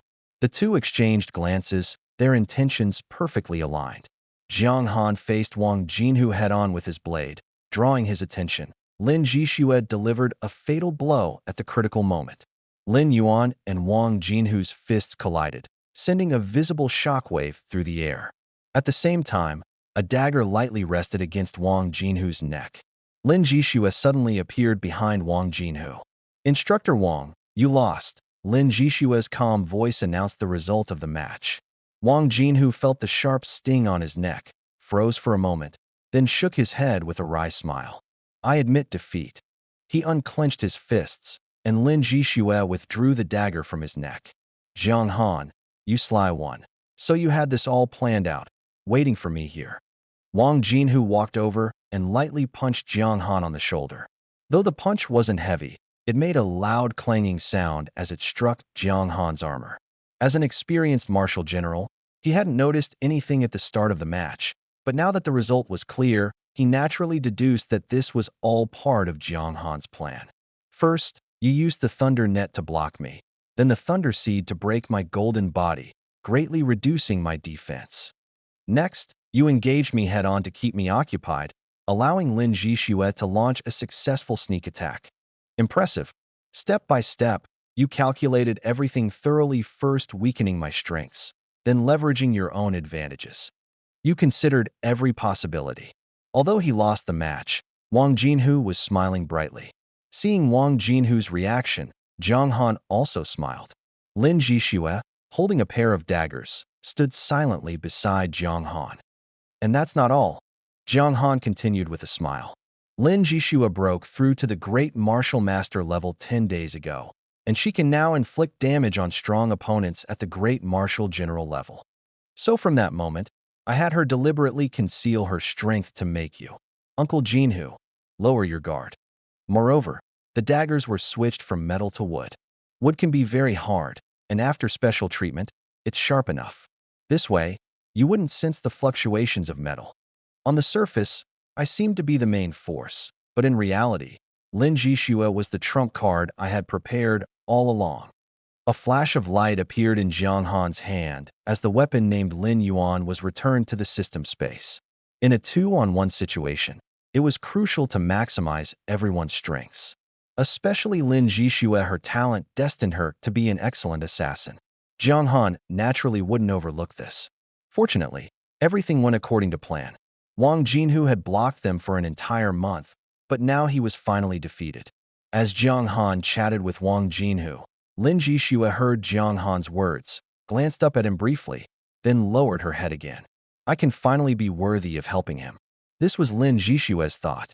However, neither Jiang Han nor Wang Jinhu paid much attention to her gaze. Defeating me in a month is already beyond expectations. Next, you'll be facing Su Ran. Let me warn you, Su Ran is much trickier than I am. My attacks are straightforward, but Su Ran is different. Hearing Wang Jinhu's words, Jiang Han pictured the martial general who liked to wear shirts. Su Ran looked much younger than Wang Jinhu and the others, exuding a refined and gentle demeanor. How is he different? Jiang Han was curious, but Wang Jinhu didn't elaborate. You'll have to find out for yourself. All I can say is, he'll make you feel completely different. During the previous Beast Tide outbreak, Jiang Han had seen Su Ran in battle. He used to spear a cold weapon, the Red Tassel Spear. This is all Jiang Han knows about Su Ran, and based on this, he can't deduce what makes him special. Wang Jinhu didn't elaborate further, and Jiang Han didn't continue asking. Whatever the case, they'll know after a fight. However, before facing Su Ran, you need to return to the city first. The captain will explain the specifics to you, Wang Jinhu said as he slid his wristband and sent a message. Within minutes, Yang Huan appeared on the horizon and slowly descended. You lost? Yang Huan asked Wang Jinhu. Wang Jinhu scratched his head, didn't make any excuses, and simply nodded. Yang Huan acknowledged with a nod, then turned to Jiang Han and Lin Jishua, praising them. Not bad. Defeating Wang Jinhu in just a month. You've made great progress. Especially Jiang Han, who is now a great martial general. Yang Huan had notified them of the special training a month ago, and Jiang Han hadn't seen him since. Upon meeting again, Yang Huan could immediately discern Jiang Han's true strength.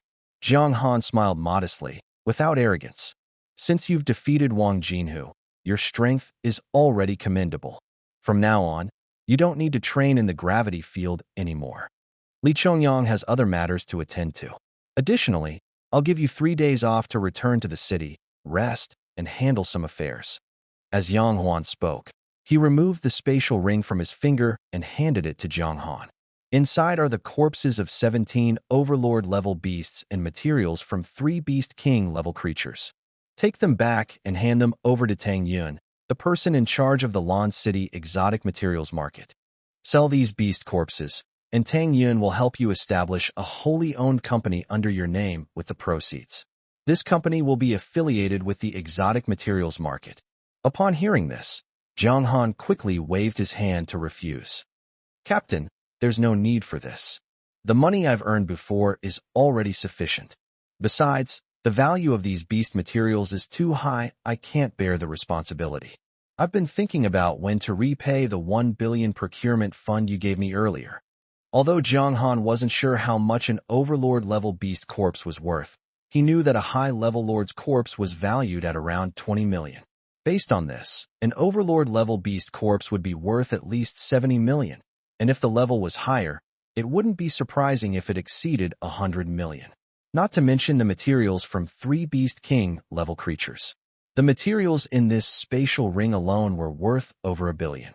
Under such circumstances, how could Jiang Han possibly accept? It was simply too expensive. He wasn't accustomed to accepting such valuable gifts from others. Before Yang Huan could respond, Wang Jinhu spoke first. Take it. It's the captain's gift to you. This is the rule of our squad.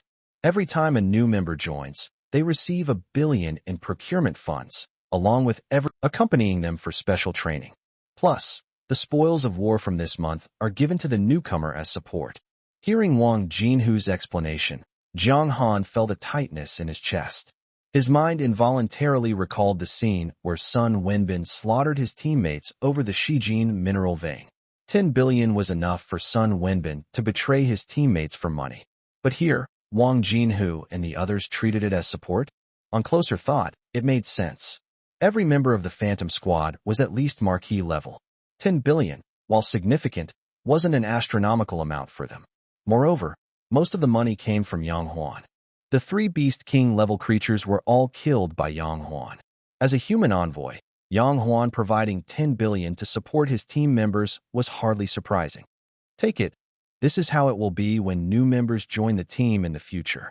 The exotic materials market has a close partnership with our squad. I've already arranged everything with them when the time comes. You just need to go over, and everything will be taken care of.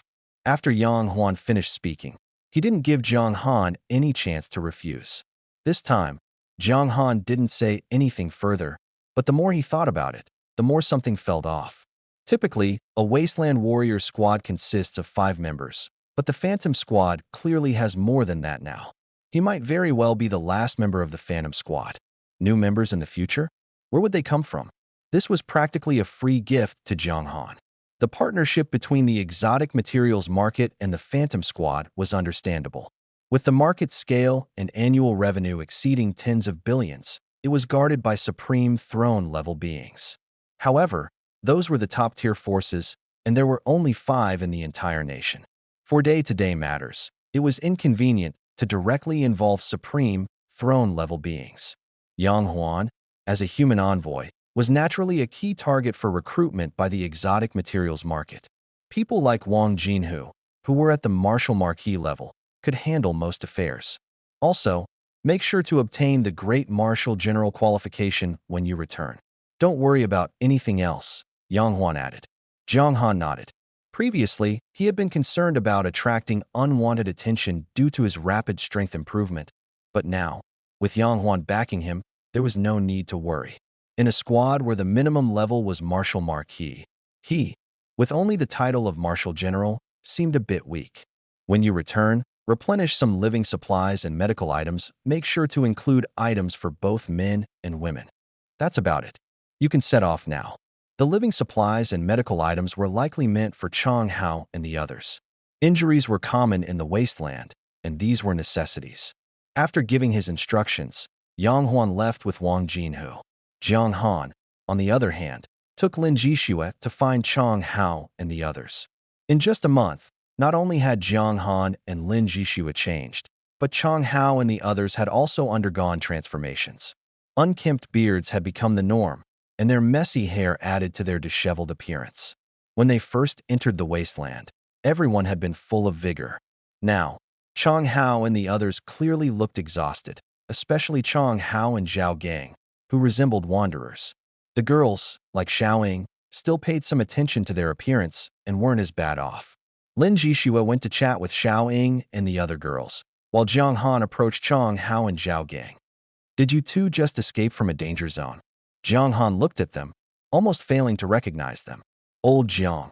Chang Hao scratched his messy hair, his face full of excitement. Bro, I've become a martial master.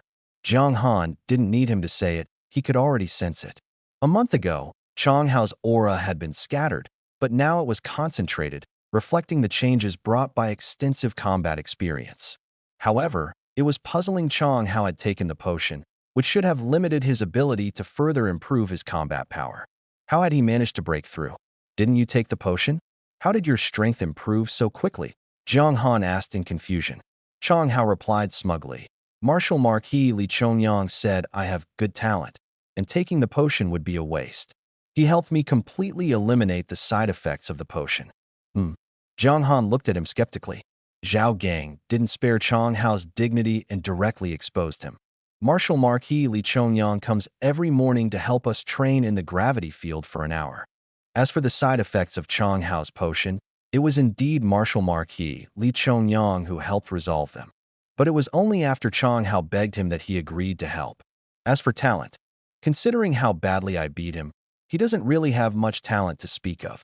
Zhao Gang spoke while glancing at Chang Hao. Chang Hao ignored him, showing no embarrassment at being exposed in front of Jiang Han. Zhao Gang's strength was indeed a notch above Chang Hao's. Old Jiang, want to spar? Let me show you my current level. Chang Hao was full of confidence, believing that he had made significant progress over the past month. Although he wasn't as strong as Jiang Han, the gap wasn't too wide.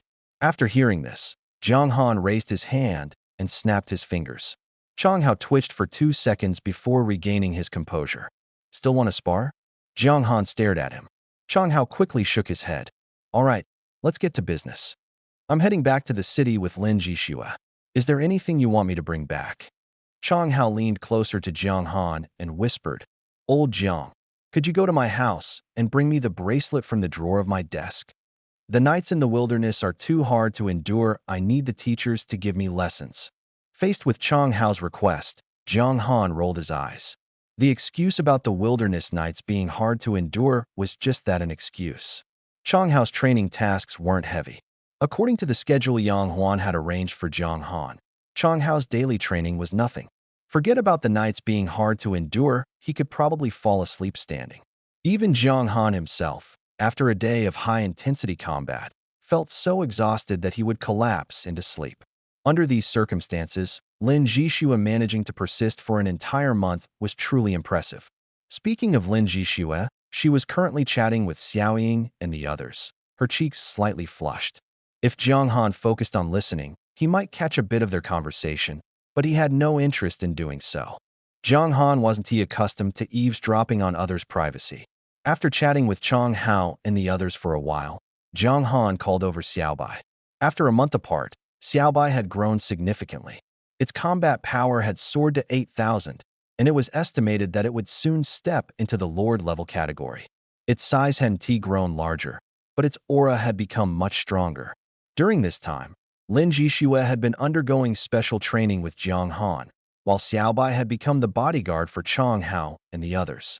As an advanced beast general, all the Lord-level mutant beasts in the vicinity had been cleared out by Jiang Han, so Xiaobai had no problem protecting the group. Naturally, the bodyguard treatment was quite generous. Jiang Han handed over the metal blocks he had previously purchased to Chang Hao, instructing him to feed Xiaobai daily. The journey from here to the steel defense line was long, but with Jiang Han's speed and physical condition, it wasn't difficult. However, with Lin Jishua accompanying him, the pace slowed considerably. So Jiang Han assigned Xiaobai to escort Lin Jishua back. The only issue was that Xiaobai's size was relatively small. With both Jiang Han and Lin Jishua riding on it, it felt a bit cramped. After all, Xiaobai was a pet, not a specialized mount.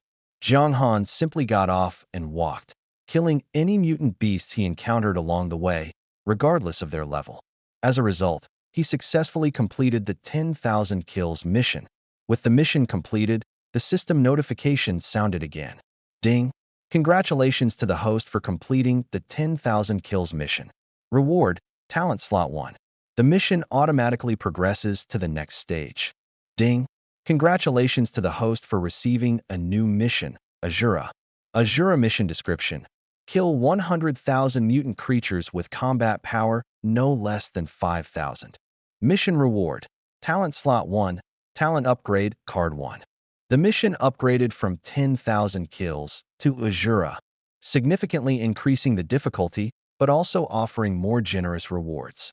Mutant creatures with combat power above 5,000 were essentially intermediate beast generals. This difficulty was much higher than before. Fortunately, with Jiang Han's current strength, the creatures he hunted were mostly intermediate beast generals or higher. Those of too low a level weren't even worth his effort. What he cared about more was that talent upgrade card. If the awakening this time still resulted in an S-level talent, he could use the upgrade card to elevate Critical Strike to an even higher level. After spending over 2 hours, Xiaobai dropped Jiang Han and Lin Jixue off about 20 kilometers away from the steel defense line. The rest of the journey, Jiang Han and Lin Jixue had to walk on their own. Watching Xiaobai leave, the two continued toward the steel defense line. First, they dealt with the corpses of the low-level exotic beasts. The materials from thousands of beast general-level exotic beasts earned Jiang Han a full 200 million. His personal account was replenished once again, and now Jiang Han's account balance had surpassed 700 million. The extra hundreds of thousands didn't even cross Jiang Han's mind. Moreover, what he had just sold were only the body materials of beast general-level exotic beasts. In the system space, there were still materials from a full 200 lord-level exotic beasts. Among them, 170 were low-level lords, and 30 were mid-level lords. Adding to that was the spatial ring handed to him by Yang Huan, which contained a significant amount of materials from Overlord-level and Beast King-level exotic beasts. If all of these were sold, Jiang Han's net worth would reach unimaginable heights. However, these items would definitely have to wait until they returned to Lan City to be dealt with. Yang Huan had explicitly stated that these beast materials were to be handed over to Tang Yun, so Jiang Han naturally wouldn't dispose of them casually. After returning to Lan City with Lin Jixue, they parted ways, and Jiang Han headed straight to the exotic materials market. His vacation was only 3 days long, so he had to make the most of his time, especially when it came to starting a company, something Jiang Han had no experience with and didn't even know where to begin. He thought it would be better to identify problems early, so he decided to find Tang Yun for some advice. The exotic materials market building still looked the same as ever. The ground floor was bustling, while the upper floors were quiet. Yet, the upper floors accounted for more than half of the market's revenue. Jiang Han first bought an awakening stone, planning to awaken his talent that evening. Taking the elevator directly to the 7th floor, Jiang Han found Huan and explained his purpose. Huan seemed to already know and, after listening, took him straight to the top floor. The exotic materials market building in Lan City was over 30 stories tall, making it a landmark in the city.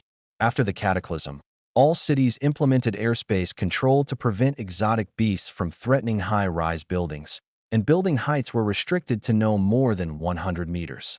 Buildings as tall as the exotic materials market were rare. This market was one, and the Martial Artists Guild was another. Tang Yun's office occupied an entire floor.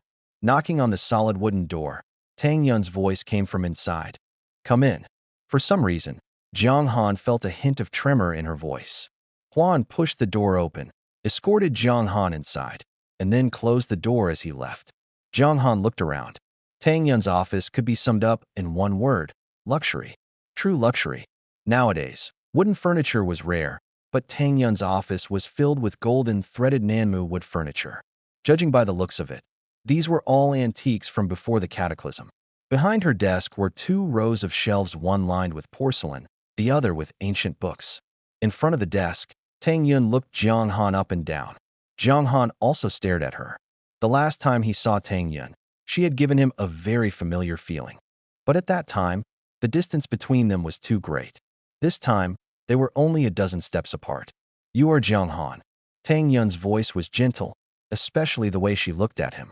Jiang Han felt that her gaze was like that of a mother looking at her child. It was strange, but he couldn't explain why. Yes, that's me.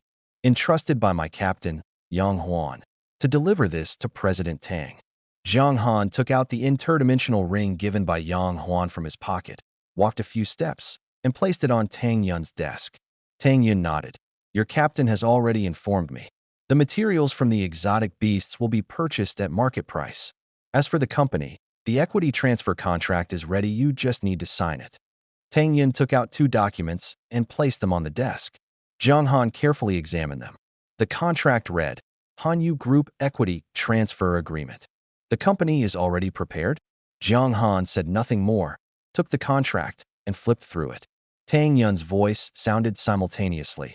Hanyu Group is a wholly owned subsidiary of the exotic materials market. It was established 18 years ago, primarily focusing on mining and energy. The Shijin mineral vein you sold earlier was taken over by Hanyu Group. Hearing this, Jiang Han finally understood why the name sounded so familiar. Last year, Lon City consumed a total of 58 billion kilowatt-hours of electricity for residential and commercial use, with Hanyu Group accounting for 32% of the market share. Combining all its businesses, the company achieved a revenue of 22.7 billion last year, with a net profit margin of 38.7%. Tang Yun rattled off a series of figures, and Jiang Han quickly calculated the answer in his mind. In other words, Hanyu Group made a net profit of 8.785 billion last year. This is undoubtedly a giant enterprise. Not only that, although Jiang Han hadn't systematically studied finance, he knew that a company's value is generally calculated based on multiples of its revenue and assets. This involves highly complex liquidation and valuation processes. Without specific figures, Jiang Han couldn't calculate precisely. But based on the annual net profit of 8.785 billion, Hanyu's net valuation would be at least 8 times that amount. In other words, Hanyu's total market value is at least 70 billion. Such a massive enterprise is actually a wholly owned subsidiary of the exotic materials market? Then how large is the parent company, the exotic materials market? Jiang Han quickly calculated a few figures in his mind and then fell silent. The key isn't here. Being able to grow a company to Hanyu scale indicates that this business is essentially a guaranteed profit. The only difference is how much profit is made. A high-return company like this is a top-tier asset for any enterprise, akin to a golden goose. And now, such a treasure is being offered by Tang Yun? Jiang Han initially thought this was just an ordinary small company, where profits or losses depended on his own efforts. He hadn't expected such a huge surprise. President Tang, may I ask you something? Jiang Han closed the contract in his hand and looked at Tang Yun again. Go ahead, Tang Yun nodded. Can I invest more money? Besides the exotic beast materials in the interdimensional ring, I also have 700 million in cash and materials from 200 Lord-level exotic beasts. Jiang Han was tempted. Based on his limited experience, investing in Hanyu was a guaranteed win. So why not invest more? Money sitting in the bank for a year only earns a bit of interest, which doesn't outpace inflation. Keeping it in the bank is essentially losing money. Hearing Jiang Han report his balance, Tang Yun's lips curved slightly upward. You can. However, the beast materials need to be appraised, and an accurate valuation will be provided later. Tang Yun agreed. Jiang Han was delighted and nodded readily. Then later, you can contact Manager Hua and to assess the value of all the beast materials. Once the results are out, we can discuss the specific equity ratio. The sections for the share transfer ratio and investment amount in the contract were left blank to account for such variables. Jiang Han had no objections to this as long as additional investments could be made. The rest was just procedural hassle. Tang Yun used the office phone to call Huan, and shortly after, Huan pushed the door open and entered. President Tang. Manager Hua. Mr. Zhang has a batch of beast materials he wants to sell. Take him to get a price evaluation. Huan nodded and made a gesture of invitation. Jiang Han put away the spatial ring on the desk and followed Huan out of the office. After the office door closed, Tang Yun was momentarily silent. After a long pause, she activated her wristband and dialed a number.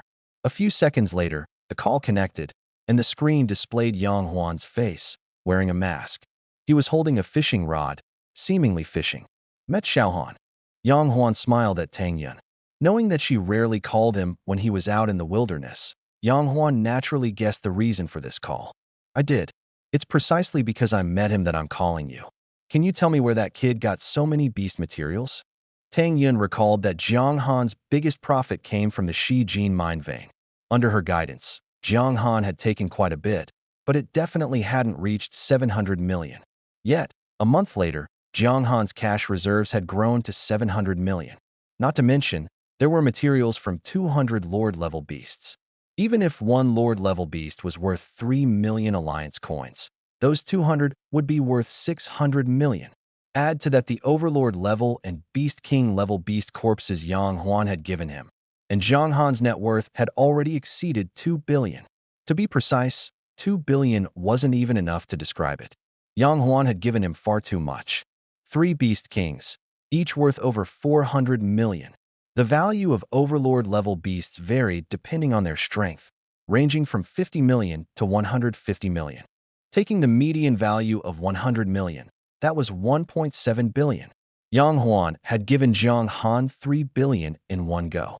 Adding his own 700 million and the 200 Lord-level beasts, Jiang Han's estimated net worth was 4.2 billion. Tang Yun's astonishment was understandable, it was simply too much. Aside from what's in the ring, the rest he hunted himself. Tang Yun fell silent. After hearing Yang Huan's explanation, she understood the key point. The extra 200 million in Jiang Han's account also came from hunting beasts. Keeping the Lord-level beasts and selling the other materials had earned him a full 200 million. How many beasts would he have to kill to earn 200 million? The number had to be at least 5,000. And then there were the corpses of 200 Lord-level beasts. Yang Huan, you promised me you wouldn't let Xiaohan take risks. I hope you haven't forgotten. Tang Yun was silent for a few seconds, took a deep breath, and exhaled slowly. It's indeed a bit challenging, but Xiaohan seems to really enjoy the thrill of hunting beasts. Don't worry, I'm always by Xiaohan's side. Nothing will happen. Rather than focusing on how many beasts Xiaohan has killed, you should pay more attention to his strength. On the screen, Yang Huan smiled. Just this morning, Xiaohan defeated Wang Jinhu. Although Wang Jinhu deliberately suppressed his strength to stay at the great martial general level. Hearing Yang Huan say that Jiang Han had defeated Wang Jinhu, Tang Yun could no longer contain her inner shock. What did you say? Say it again. Yang Huan nodded. You heard me right. Xiaohan's strength has already reached the great martial general level. In just 1 month, his combat power has increased by nearly 20,000. At the rate he's improving, he might even surpass me back in the day. The bloodline curse of your Tang family might very well be broken by Xiaohan. Tears suddenly welled up in Tang Yun's eyes as she softly murmured her sister's name. Jiang Han was unaware of the conversation between Tang Yun and Yang Huan. At this moment, he was working with Hua and to inventory this batch of exotic beasts and compile a price list. Mr. Jiang, this deer-headed scaled snake is perfectly preserved and is about to evolve into a flood dragon, so the price will be slightly higher. Let's price it at 29 million. Jiang Han calculated in his mind and nodded in agreement. By now, the inventory of over 200 Lord-level exotic beasts was complete.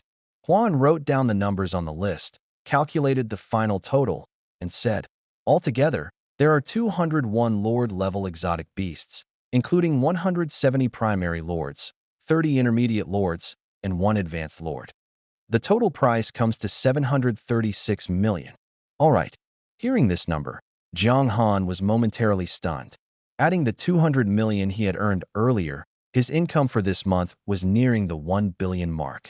And there's also what's inside this spatial ring. Jiang Han held the spatial ring and glanced around the warehouse. Fortunately, the space was large enough to barely accommodate the exotic beast materials inside the ring. After linking the ring, he waved his right hand, and a pile of exotic beast materials spread out on the ground. Walking around, he summoned the materials one by one, totaling 20 items. Intermediate Overlord level exotic beast Cloudwing Golden Striped Tiger, priced at 108 million. Intermediate Overlord Level 3-Headed Green Flood Dragon, priced at 113 million. Low-Level Beast King Level Exotic Beast Gray-Backed Bear King, priced at 347 million. Low-Level Beast King. Each price reported was close to 100 million, and some even reached several hundred million. Jiang Han felt a bit dizzy listening to it. He had anticipated high prices for this batch of exotic beasts, but hadn't expected them to be this exaggerated. At this rate, the total price would easily exceed 2 billion. Huan couldn't discern what Jiang Han was thinking and focused solely on inventorying and organizing the prices. Mr. Jiang, the inventory is complete. A total of 17 Overlord-level exotic beast carcass materials, 10 low-level Overlords, 5 intermediate Overlords, and 2 advanced Overlords. The total price for Overlord-level exotic beasts is 2.136 billion. There are 3 Beast King-level exotic beasts, all low-level Beast Kings, with a total price of 1.07 billion. Altogether, the total comes to 3.879 billion. Huan reported the numbers, and Jiang Han couldn't help but hold his breath. 3.879 billion, plus the 736 million in his account, brought his total assets to 4.579 billion. Phew, it's quite a bit more than I expected. Jiang Han smiled, took the pen Huan handed him, and signed his name. With the exotic beast materials inventoried, Jiang Han planned to invest 4.5 billion, leaving the remainder as a reserve. He just wasn't sure how many shares he could acquire from Tang Yun with this 4.5 billion. Thank you for your hard work, Manager Hua. After signing, Jiang Han patted Huan on the shoulder. Huan smiled and exchanged a few polite words. From the first time he met Jiang Han to now, in just 2 months, the once small martial artist had already brought a large batch of Lord-level and even Overlord-level exotic beasts to sell. At this rate, who knows what Jiang Han would become in the future? The key was Jiang Han's deep connection with Tang Yun. Huan had sensed it last time when Jiang Han sold the Shijin mineral vein. To climb to this position, understanding the thoughts of those in power was more important than relying solely on strength. Mr. Jiang is young and promising. If there's business in the future, I hope you'll take care of me. Huan maintained a low-key attitude, and Jiang Han felt that someone like Hua and was naturally suited for this line of work. Of course, I'm planning to visit Mr. Tang, so I won't take up any more of your time, Jiang Han said, preparing to go upstairs to find Tang Yun. However, Huan stopped him. Mr. Jiang, I guess that with such a large amount of funds raised this time, you're planning to invest in or start a company, right? Jiang Han turned to look at Huan. Manager Hua, how did you know? Just a guess. Huan replied with a smile. Meeting you this time, I feel your aura is even stronger. Your strength must have reached the level of a great martial general. I assume you're planning to acquire some assets. Plus, with so many rare materials sold, it's easy to deduce. I often deal with such matters myself. If you're considering acquiring shares, I can recommend a good company. Have you heard of Hanyu Group, Mr. Jiang? Hearing the name, Hanyu, Jiang Han's heart stirred. This was too coincidental. Tang Yun had just recommended Hanyu, and now Huan mentioned it again. Jiang Han said nothing, only nodded and quietly waited for Hua and to continue. Hanyu Group is a wholly owned subsidiary of our rare materials market. They mainly focus on mining and energy. I have a friend who's an executive there. He mentioned that the company is preparing to go public. Buying pre-IPO shares now will yield significant returns once the stock price rises after listing. If you're not in a hurry, you could buy some pre-IPO shares and make a profit. Huan spoke cautiously, as if afraid of being overheard. Jiang Han cooperated by feigning surprise. Really? Coincidentally, Mr. Tang also recommended Hanyu Group. If it's really as Manager Hua says, I might make a fortune this time. If I do, I'll treat Manager Hua to a meal to express my gratitude. Seeing Jiang Han's interest, Huan smiled with satisfaction. No need to be polite. I wish you great success, Mr. Jiang. The two exchanged pleasantries before parting ways. Jiang Han entered the elevator, the smile on his face gradually fading, replaced by a serious expression. If he hadn't noticed anything by now, he'd truly be foolish. In fact, considering Hua and's previous behavior, Jiang Han already felt something was off. But since everything seemed to be in his favor, he hadn't paid much attention. However, Huan and Tang Yun's actions were too deliberate. Everyone seemed to be pushing him toward Hanyu Group. There were only two possibilities. Either, as Huan said, Hanyu Group was about to go public, and investing now would yield substantial profits and long-term shares, or he was being deceived by Tang Yun and Huan. Hanyu Group's financial situation might be poor, and once he invested, the money would be gone. These were the only two outcomes, leaving Jiang Han torn. But when he thought of Yang Huan, he felt there shouldn't be any major issues. Huan was likely acting under Tang Yun's instructions. Tang Yun clearly had no reason to do this. With her status, overseeing a group worth hundreds of billions, she wouldn't risk offending Jiang Han over a mere 10 billion. Moreover, Jiang Han had over 40 billion in funds, more than 20 billion of which belonged to Yang Huan. Offending Yang Huan, that was even less likely. The value of a human envoy couldn't be measured in monetary terms. So, it was most likely the first scenario. Tang Yun was giving Jiang Han money, with Huan merely playing along. But why? They were strangers. Why was Tang Yun so eager to give him money? Is it because he has a good relationship with Yang Huan? Or does he see potential in him and is investing early? Both possibilities exist. Although it's a good thing, Jiang Han felt like he was being treated like a child and brushed off. Though he was indeed young. Forget it. Since it benefits me, why not? If things go too far in the future, I'll find a way to return the favor to Tang Yun. Weighing the pros and cons, Jiang Han decided to accept this gift. To be able to assist someone of Tang Yun's caliber in the future, his own strength would need to reach at least the level of a war god, or even that of a human envoy. By then, he would have the qualifications to refuse. Buy as many shares as I can. After thinking it through, Jiang Han's plan became much simpler. Negotiate the price and try to buy the most shares at the lowest cost. Ding! The elevator doors opened, and the seriousness on Jiang Han's face was finally replaced by a sunny smile, making him look like a freshly graduated high school senior, innocent and full of anticipation. He knocked on the door of Tang Yun's office. Come in. Jiang Han pushed the door open and saw Tang Yun sitting at her desk, her eyes slightly red, as if she had just been crying. When Tang Yun saw him, she asked, "Have you finished the inventory? What was Manager Hua's valuation?" There are a total of 201 Lord-level exotic beasts, 17 Overlord-level exotic beasts, and 3 Beast King-level exotic beasts. The valuation is 3.879 billion. Jiang Han handed over the list that Huan had previously organized to Tang Yun. She glanced at it and said, "Not bad. This price is quite reasonable." The current valuation of Hanyu is approximately 42 billion. How much capital does Mr. Jiang plan to invest in acquiring Hanyu's shares? Hanyu is only valued at 42 billion? Based on Jiang Han's own judgment, Hanyu's valuation should be at least over 70 billion. Doubt flashed in his eyes, and Tang Yun seemed to notice, quickly explaining, "The valuation of physical industries and internet industries is different.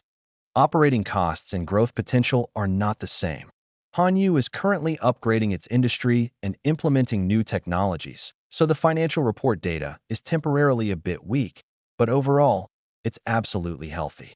The new technology upgrade is to ensure better operations." Jiang Han nodded.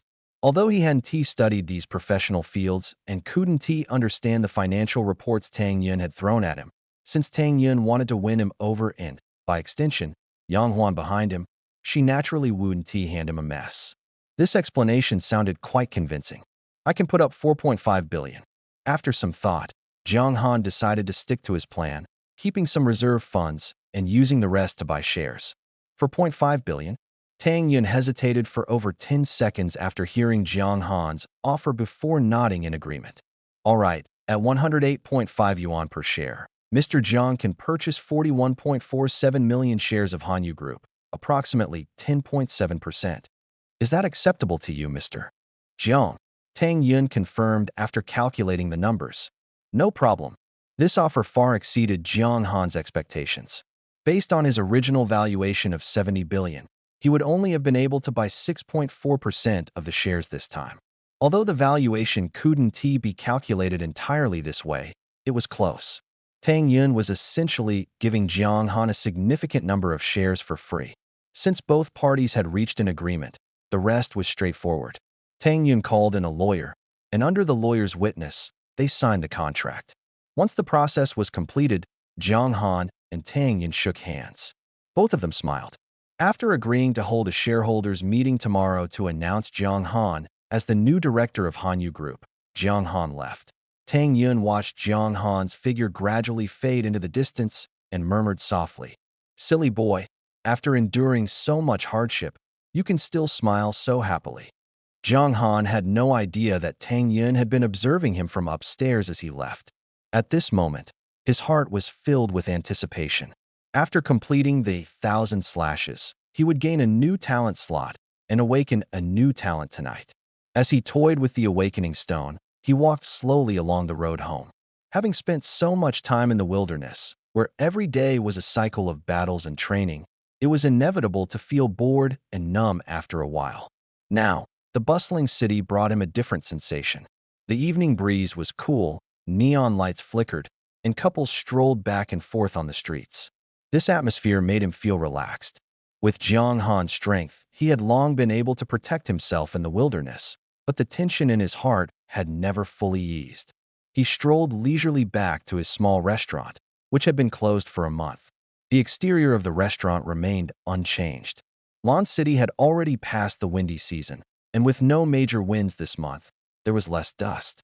Upstairs in the small loft, Jiang Han rolled up the bed sheets and put them into the washing machine, then sat cross-legged on the bed. The window was open, and a gentle breeze blew in. Moonlight spilled over him. The awakening stone in his hand began to glow. Ding! Would you like to proceed with the fourth talent awakening?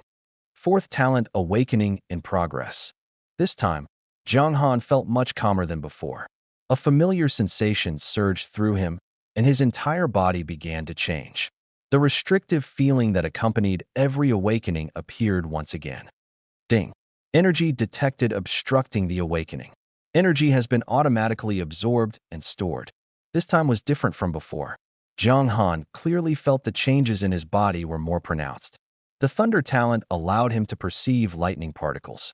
During the Deduction talent awakening, his cognitive abilities had primarily improved. But this time, he felt his entire body enveloped by warmth. The warmth gradually turned into heat, then into scorching intensity. The burning sensation felt as if every cell in his body was being torn apart. Even Jiang Han couldn't help but cry out in pain, his throat emitting low, labored breaths that revealed the agony he was enduring. The scorching sensation lasted for a full 2 minutes. By now, Jiang Han was drenched in sweat. However, in an instant, the burning sensation vanished, replaced by a piercing cold. This coldness did not come from the outside. Although it was nighttime, the temperature in Lon City was still over 20 degrees, which should have felt comfortable rather than cold. Yet Jiang Han felt an unusual chill. He involuntarily shivered. If someone were to touch him at this moment, they would find his entire body as cold as ice. Such a low body temperature, even for a Grand Marshal General, would leave severe aftereffects if sustained for too long, possibly even fatal. Why is this awakening so unbearable? Jiang Han felt his consciousness on the verge of collapse due to the cold. The sensation was akin to jumping naked into a snowy wilderness right after a hot bath. As his consciousness began to lose control over his body, Jiang Han couldn't help but lament inwardly. Despite his body being on the brink of collapse and unconsciousness, he somehow managed to maintain his cross-legged posture. A faint blue stream of energy began to float around him. Shortly after, a faint red stream appeared as well. As time passed, more and more streams of energy emerged, gradually enveloping his figure. From a distance, Jiang Han appeared to be surrounded by a thick cocoon. The interwoven streams of energy formed the cocoon's silked AKT. This moment, Jiang Han had already lost consciousness and fallen into a coma. There was no one else in the small restaurant. This state of being enveloped by airflow lasted for a full hour. During this hour, Jiang Han felt like a small boat, sometimes engulfed by flames, sometimes trapped in glaciers. The state persisted for a long time until a system notification finally echoed in his mind. Talent awakening complete. Congratulations to the host for obtaining an S-level talent. Life. At last, the clouds parted and the light shone through. As the notification sounded, the wavering sensation instantly dissipated, and Jiang Han regained control of his body. He slowly opened his eyes and exhaled a long breath of turbid air. At some point, a thin layer of frost had covered the room. A gentle breeze blew through, gradually dispersing the frosty air. Jiang Han had no time to pay attention to this with a thought. He summoned the system panel. The effects of the new S-level talent were immediately apparent. The mere increase in combat power by 20,000 left Jiang Han pleasantly surprised. Host, Jiang Han. Combat power rating, 90,560, level, 15, strength, 1,409 agility, 1,313 constitution, 1,801 spirit, 1,285, experience required for level up, 32,260, 5 million, current talents. S-level talent Thunder LV4, S-level talent Deduction LV2, S-level talent Life LV1, B-level talent Critical Strike Max, talent Proficiency, Thunder 26,621, 160,000 40%, Deduction 1,235, 20,000, Life 0 10,000, Critical Strike Max, S-level talent Life, significantly enhances physical attributes, vitality, recovery, ability, and poison resistance. Current martial skill, Earth Grade Superior 9-fold Thunderblade Max, System Space Remaining, 78 10,000, Current Mission, Shura 7 100,000, Pet, Xiaobai, Stored Burst Energy, 112,951. The enhancement from the life talent was directly reflected in physical attributes, with an average increase of 500 points in each category. This caused Jiang Han's base stats to rise rapidly. Additionally, the life talent acted as a comprehensive buff, boosting vitality, recovery ability, and poison resistance. This intangible enhancement could provide Jiang Han with significant advantages in specific environments. Furthermore, the energy absorbed during this awakening reached 110,000. This meant that if Jiang Han were to unleash his energy now, his combat power would directly surpass 200,000. In this state, Jiang Han might even have a chance to defeat Wang Jinhu, even if the latter did not suppress his combat power. Every S-level talent had its unique characteristics. The higher the talent proficiency, the more pronounced these unique advantages became. Thunder had the highest proficiency, with a 40% affinity making it Jiang Han's strongest offensive tool. Even when facing a laser turret at close range, Thunder would still have the upper hand. Deduction had relatively low proficiency, offering limited combat enhancements, but it improved Jiang Han's analytical abilities, enabling him to better avoid danger. However, the newly awakened life talent left Jiang Han somewhat puzzled due to its overly broad description. For now, he could only treat it as a buff that comprehensively enhanced physical attributes. But one thing Jiang Han was certain of, as the life talent level increased, its special abilities would naturally reveal themselves one day. Keep training, don't overthink it, Jiang Han reminded himself, taking a deep breath. Some things are useless to overthink, they only distract and prevent focus. Other abilities in life will naturally belong to him completely when the time comes. Cultivating in the city is far slower than in the wilderness. However, Jiang Han has already developed the habit of practicing every night. The most important aspect of cultivation is perseverance. He calmed his mind, feeling the fluctuations of the alien energy, maintaining his cultivation state until dawn the next day. This morning, he had an appointment with Tang Yin to attend the board meeting at the group. Jiang Han had been thinking about it all along. After all, this was his first venture. Moreover, he had invested over 4 billion right at the start, so he was naturally very attentive. This was related to whether he could afford advanced weapons and armor in the future. The office building of Hanyu Group was located within the factory area. It was situated in an industrial park in the northern part of Lan City, covering a full 1,000 acres. In fact, this area was mainly used for handling daily operations and simple industrial tasks. For example, the Creek gold mine purchased earlier was refined and extracted here. The actual large-scale power plant was further north, occupying over 10,000 acres. Mining operations were distributed across various locations, making it impossible for Jiang Han to visit them all. In the car, Jiang Han flipped through a several hundred-page document Tang Yun had given him, gaining a preliminary understanding of Hanyu Group's overall situation. A single document certainly couldn't fully explain the entire group, but at least it gave him an idea of what kind of company Hanyu was. Before Jiang Han invested, this company, valued at billions, was a wholly owned subsidiary of the exotic materials market. However, the share distribution was somewhat scattered. The exotic materials market was the largest shareholder, holding 57% of the shares. The remaining 43% was divided among 12 individuals, each holding more than 1%. These 12 people were all senior executives of Hanyu. But they had another identity. They were staff members dispatched to Hanyu by the exotic materials market. On the surface, they held a significant amount of shares, but in reality, the true control was in Tang Yun's hands. These people were merely executives under the guise of shareholders, receiving salaries and occasionally some year-end bonuses. Tang Yun had a strong desire for control. Jiang Han had this impression as soon as he finished reading the document. Generally, companies of this scale have relatively dispersed equity, but Tang Yun's arrangement made Hanyu seem like it was entirely hers. She only delegated daily operational authority, while key decisions were still hers to make. She must be quite assertive at home, too, Jiang Han thought to himself, closing the document and glancing at Tang Yun, who was resting with her eyes closed. Finished reading? Hearing his voice, Tang Yun opened her eyes and looked at Jiang Han. Any thoughts? They were sitting in a new energy business car, separated from the driver. Nothing special, just feeling impressed. President Tang truly has a talent for business. From the initial $2 billion investment to build a factory 18 years ago to today's valuation of several billion, the operations behind it are far beyond what ordinary people can imagine. I admire that. People must recognize their own shortcomings and acknowledge others' strengths. In terms of cultivation and combat, Jiang Han considered himself quite talented.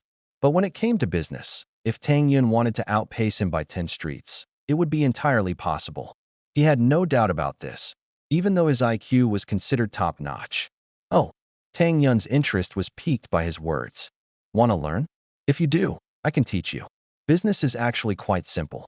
Tang Yun looked at Jiang Han with a resolute gaze, leaving him momentarily unsure of how to respond.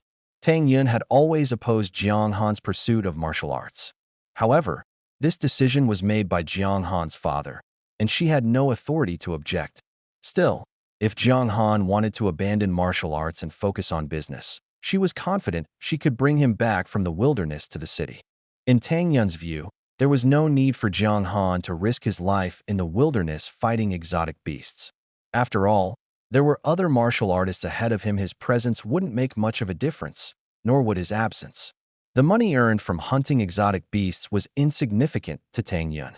No matter how hard a martial artist fought, they couldn't amass the wealth of a trillion-dollar corporation. But she could. She wasn't belittling martial artists. In fact, she greatly admired them. However, due to certain reasons, no one in her Tang family had been able to break through to the martial marquis realm, not even those with awakened S-level talents. As a result, aside from a few family members who refused to give up, most had chosen to go into business. Actually, doing business is simple. It's just dealing with money. I've seen your academic scores. You're ranked 27th in Lon City. With your talent, if I personally teach you, you'll be able to stand on your own in no time. Tang Yun spoke a few words, clearly hoping Jiang Han would abandon martial arts and switch to business. Jiang Han paused for a moment, then shook his head. Thank you for your kind offer, President Tang. But I don't want to give up the path I'm on. There are some things that can only be achieved by walking this path. He looked at Tang Yun, a faint smile appearing at the corner of his mouth. Jiang Han had only come to the business meeting as a formality. He neither understood nor had any interest in it. If Tang Yun truly wanted to make a fuss, his presence every day wouldn't make a difference. Jiang Han felt that, aside from other factors, his strength was the only thing preventing Tang Yun from easily harming him. Strengthening his abilities wasn't just for this reason. As Jiang Han had said, some things could only be pursued once one's strength reached a certain level. The meeting at Hanyu lasted all morning. It was filled with empty talk, such as Tang Yun praising Jiang Han's joining as a major turning point for Hanyu's development, claiming his presence brought new vitality to the company. Even Jiang Han himself didn't believe it. But the people below him listened intently, applauding enthusiastically after every sentence. After the meeting, they invited Jiang Han to join them for a meal. Jiang Han had always disliked such social engagements. Coincidentally, Tang Yin also needed to leave, so Jiang Han hitched a ride in her car. Tang Yin noticed his lack of interest and helped smooth things over for him. After returning, Tang Yin left to attend to other matters, while Jiang Han went to the Martial Artists Guild on his own. He had 3 tasks to accomplish during this trip: spending money to acquire assets, obtaining proof of passing the Great Martial General Assessment, and purchasing supplies. After a day's delay, it was time to proceed with the assessment. Upon arriving at the Martial Artists Guild, Jiang Han learned that the Great Martial General Assessment site wasn't located there, but at the Martial Arena in the southern part of Lan City. Thinking about it, it made sense. While the attacks of martial generals were strong, the reinforced building of the Martial Artists Guild could withstand them. However, the attack power of great martial generals often exceeded hundreds of tons. What building could endure that? Unlike exotic beasts, buildings lacked thick, tough skin for protection. The skin of high-level exotic beasts could be over 10 centimeters thick, with layers of fat providing additional cushioning, making their defense far superior to their attack power. The Great Martial General Assessment was no longer conducted with virtual simulations, but through real combat. The martial arena was much quieter than Jiang Han had imagined. This was understandable. Only martial generals advancing to Great Martial General or higher levels would come here, and martial artists of this caliber were extremely rare. The martial general level alone eliminated over 90% of martial artists. The venue appeared somewhat simple and unadorned. A 3-story building primarily handles data and registration. A few hundred meters away from the building lies a cement-paved martial arts training ground. The training ground is uneven, marked with scars left by battles. Jiang Han held a registration form in his hand and happened to see 2 people sparring on the field. He arrived at just the right time, as someone was undergoing an assessment. Observing the fight allowed Jiang Han to understand the assessment process. On the field, one person wielded a knife, while the other used a spear. The spear was 30 centimeters longer than the knife, theoretically enabling fierce attacks aimed directly at vital points. But all the attacks were blocked by the knife wielder. As soon as the two clashed, Jiang Han had already assessed the situation. The spear wielder was the examinee, while the knife wielder was the examiner. The examiner was clearly much stronger. His casual stance alone indicated a combat power of at least 80,000. The examinee's combat power barely reached 50,000, making it naturally difficult to compete. Jiang Han watched quietly without interrupting, sighing inwardly, as this examinee seemed destined to lose. Sure enough, the examiner blocked the offensive with a single strike, quickly closed in, and slashed diagonally along the spear shaft, targeting the opponent's hand holding the spear. Although the spear was long, it was unsuitable for close combat. When the distance narrowed to just one step, the spear became a liability. The examinee was forced to let go of the spear, sealing his defeat. Martial artists differ from exotic beasts. A powerful martial artist can unleash hundreds of tons of force throughout their body, making their short-term attack power extremely formidable. Once the stronger side gains the upper hand, what follows is a series of relentless attacks. Martial artists cannot match exotic beasts in endurance, but in terms of short-term bursts, martial artists are undoubtedly the strongest. Just like now, the examiner, wielding a long knife, struck repeatedly in the instant he forced his opponent off balance, swinging the blade more than 10 times in succession. The result was that the battle, which had initially been a hard-fought contest, was decided within 3 seconds. The blade rested against the opponent's neck before being withdrawn. Beside Jiang Han, a girl responsible for recording pressed the stopwatch. For minutes and 17 seconds. Didn't last 5 minutes. Assessment failed. The requirement for the Great Martial General level assessment was to withstand the examiner's attacks for 5 minutes. After the result was announced, the defeated man smiled bitterly as the examiner helped him up. Your strength is decent, but you're too impatient. Rushing to take the initiative only exposed your weaknesses. Go back and work on your mindset.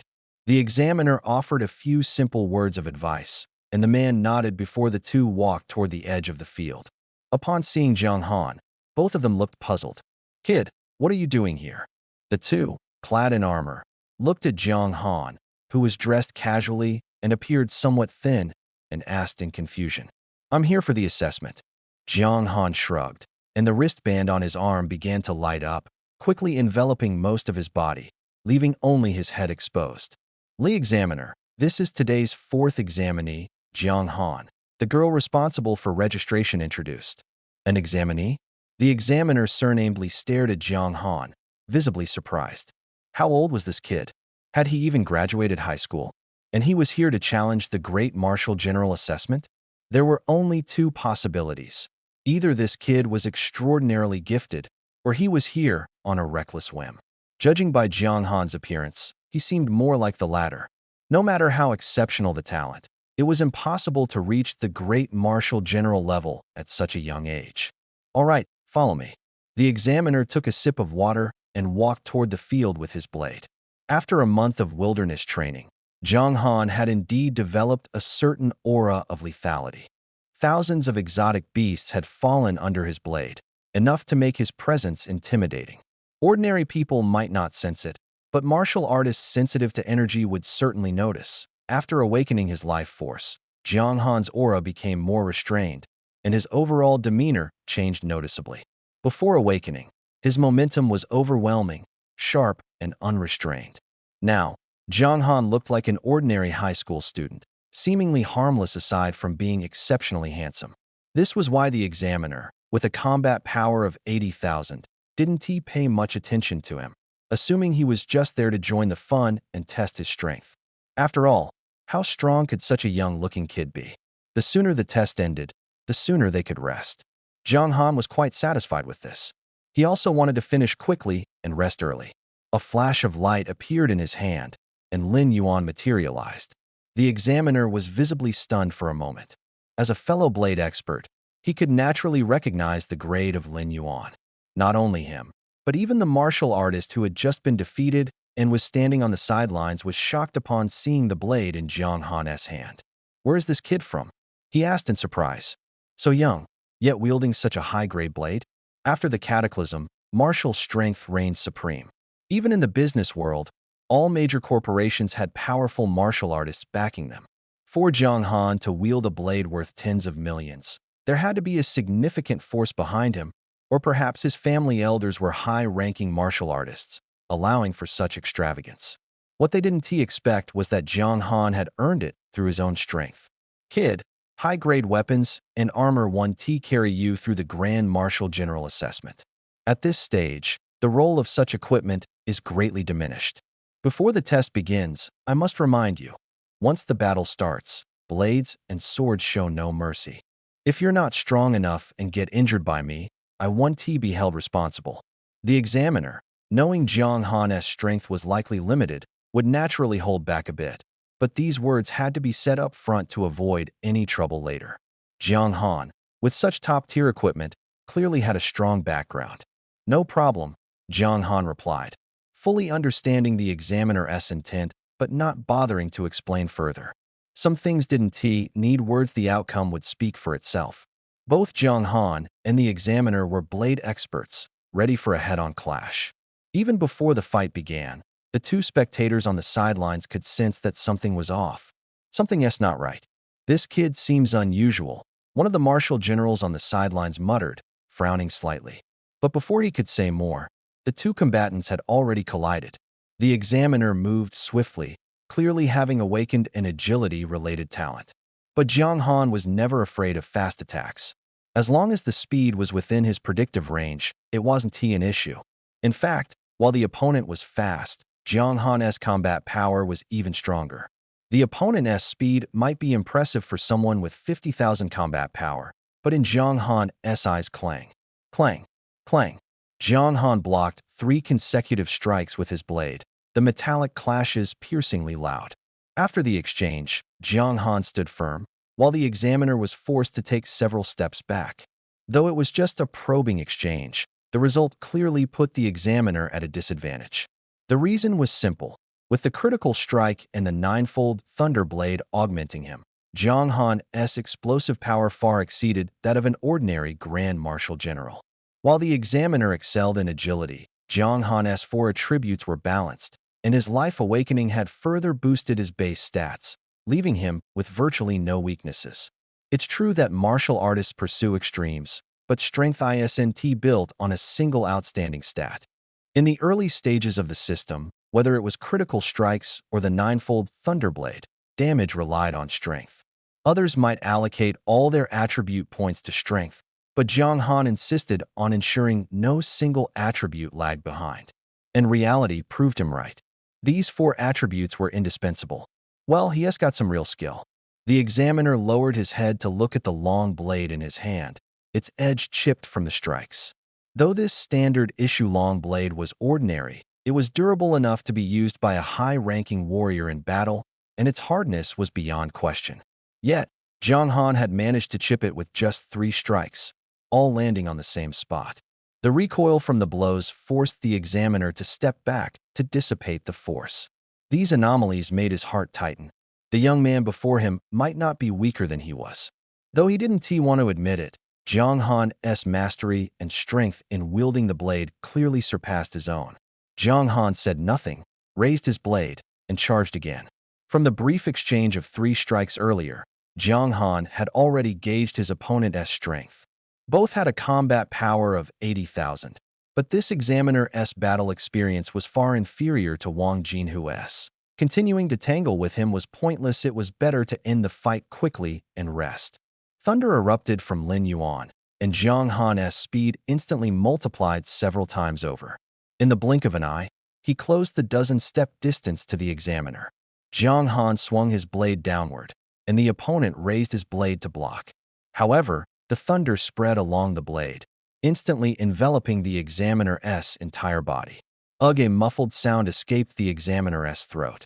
The unexpected lightning paralyzed him completely. His muscles contracted involuntarily, forcing him to release his grip on the long blade. Jiang Han flicked the blade away and calmly looked at his opponent. "You've lost." The thunder dissipated, and Jiang Han's voice rang out. From the start of the battle to now, only a dozen seconds had passed, and the outcome was already clear. Jiang Han felt the timing was reasonable. He had been able to defeat Wang Jinhu with a combat power of 70,000. Now, with 90,000 combat power, this opponent was no match for him. However, Jiang Han seemed to have overlooked the shock his thunderous attack had caused to the other 3 people present. The examiner shook his hand as the numbness gradually subsided, managing to stand upright. "I've lost. Your strength is nearing the level of a marquee warrior. I'm indeed no match for you."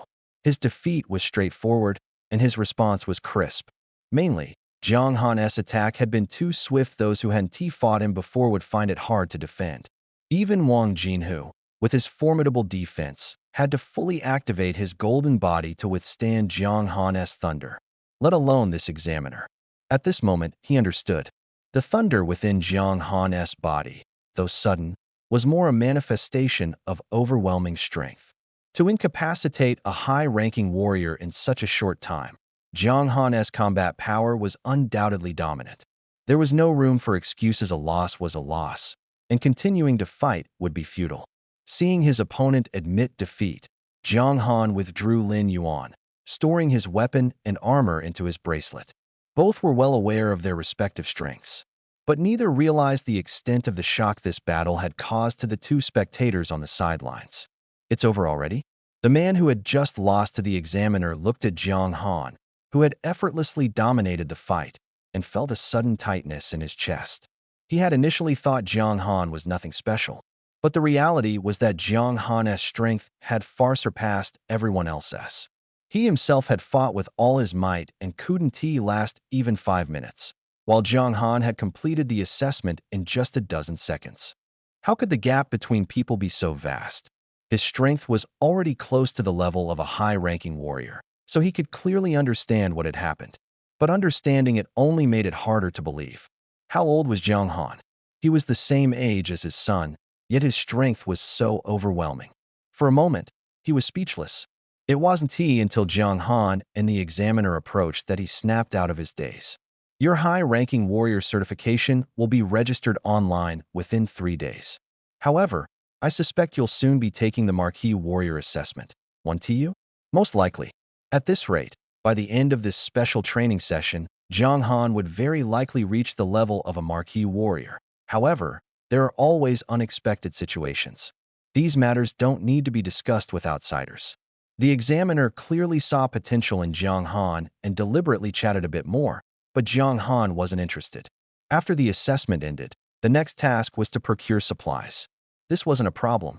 Jiang Han still had tens of millions in his account, and the procurement of potions was left to Chang's father to handle.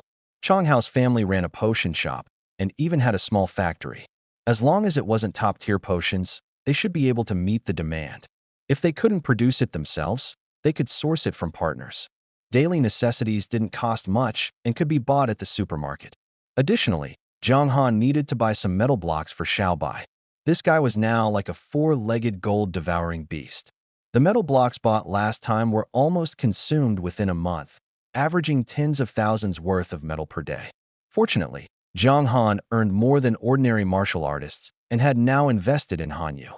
Spending money could partially earn it back, which was considered supporting his own enterprise. The only problem was that shortly after the assessment ended, Jiang Han felt someone was following him. Despite his sharp senses, he couldn't locate the person. With Jiang Han's current strength, anyone who could evade his perception must be at least marquee level. Moreover, Jiang Han could sense that the stalker carried a murderous intent while following him. To harbor killing intent toward him and possess at least marquee level strength, Jiang Han had already guessed who the stalker might be. The person hadn't made a move because fighting was prohibited in the city, and even marquee level individuals were no exception. With Jiang Han's current strength, he could hold his ground for a while against a marquee. Having discovered the stalker, Jiang Han certainly wouldn't pretend to be unaware. Walking toward the exotic materials market, Jiang Han's mind raced. The opponent was in the shadows while he was in the open, a situation highly unfavorable to him, especially since his strength was inferior. He had to find a way to turn the tables, create external factors, and strive for a reversal. Jiang Han's greatest reliance was Yang Huan and the others. But right now, he couldn't reach them. Moreover, if Yang Huan and the others appeared, the stalker would definitely not show themselves. Jiang Han wanted a complete resolution, not temporary safety. Ideally, he could lure the stalker out alone and then counterattack. He began calculating all the available helpers. Stored energy was one option during an outburst. He could temporarily reach a combat power of 200,000, but that still wasn't enough. The stalker could rival Li Chongyang in battle, with combat power far exceeding 200,000. He needed other means, preferably weapons capable of inflicting fatal damage to a marquee-level martial artist. The problem was, where could he find such weapons? Suddenly, Tang Yun's image flashed in Jiang Han's mind. Tang Yun was the owner behind the exotic materials market in Lan City and had access to far more resources than he did. Previously, the exotic materials market had auctioned off laser turrets, and Jiang Han had reason to believe Tang Yun could obtain weapons capable of inflicting fatal damage or even killing a marquee-level martial artist. Thinking of this, Jiang Han felt he must meet Tang Yun as soon as possible. His pace quickened involuntarily. Several hundred meters away, inside a black car, a man stared intently at Jiang Han. As Jiang Han quickened his steps, the man's brows furrowed. Did he notice me? How is that possible? At this distance, I've already concealed my aura. He shouldn't have noticed me. Although frowning, the man didn't intend to give up the pursuit and immediately dialed a number. After 2 rings, the call was connected. Old Zhao, are you sure Jiang Han just passed the Grand Marshal General assessment?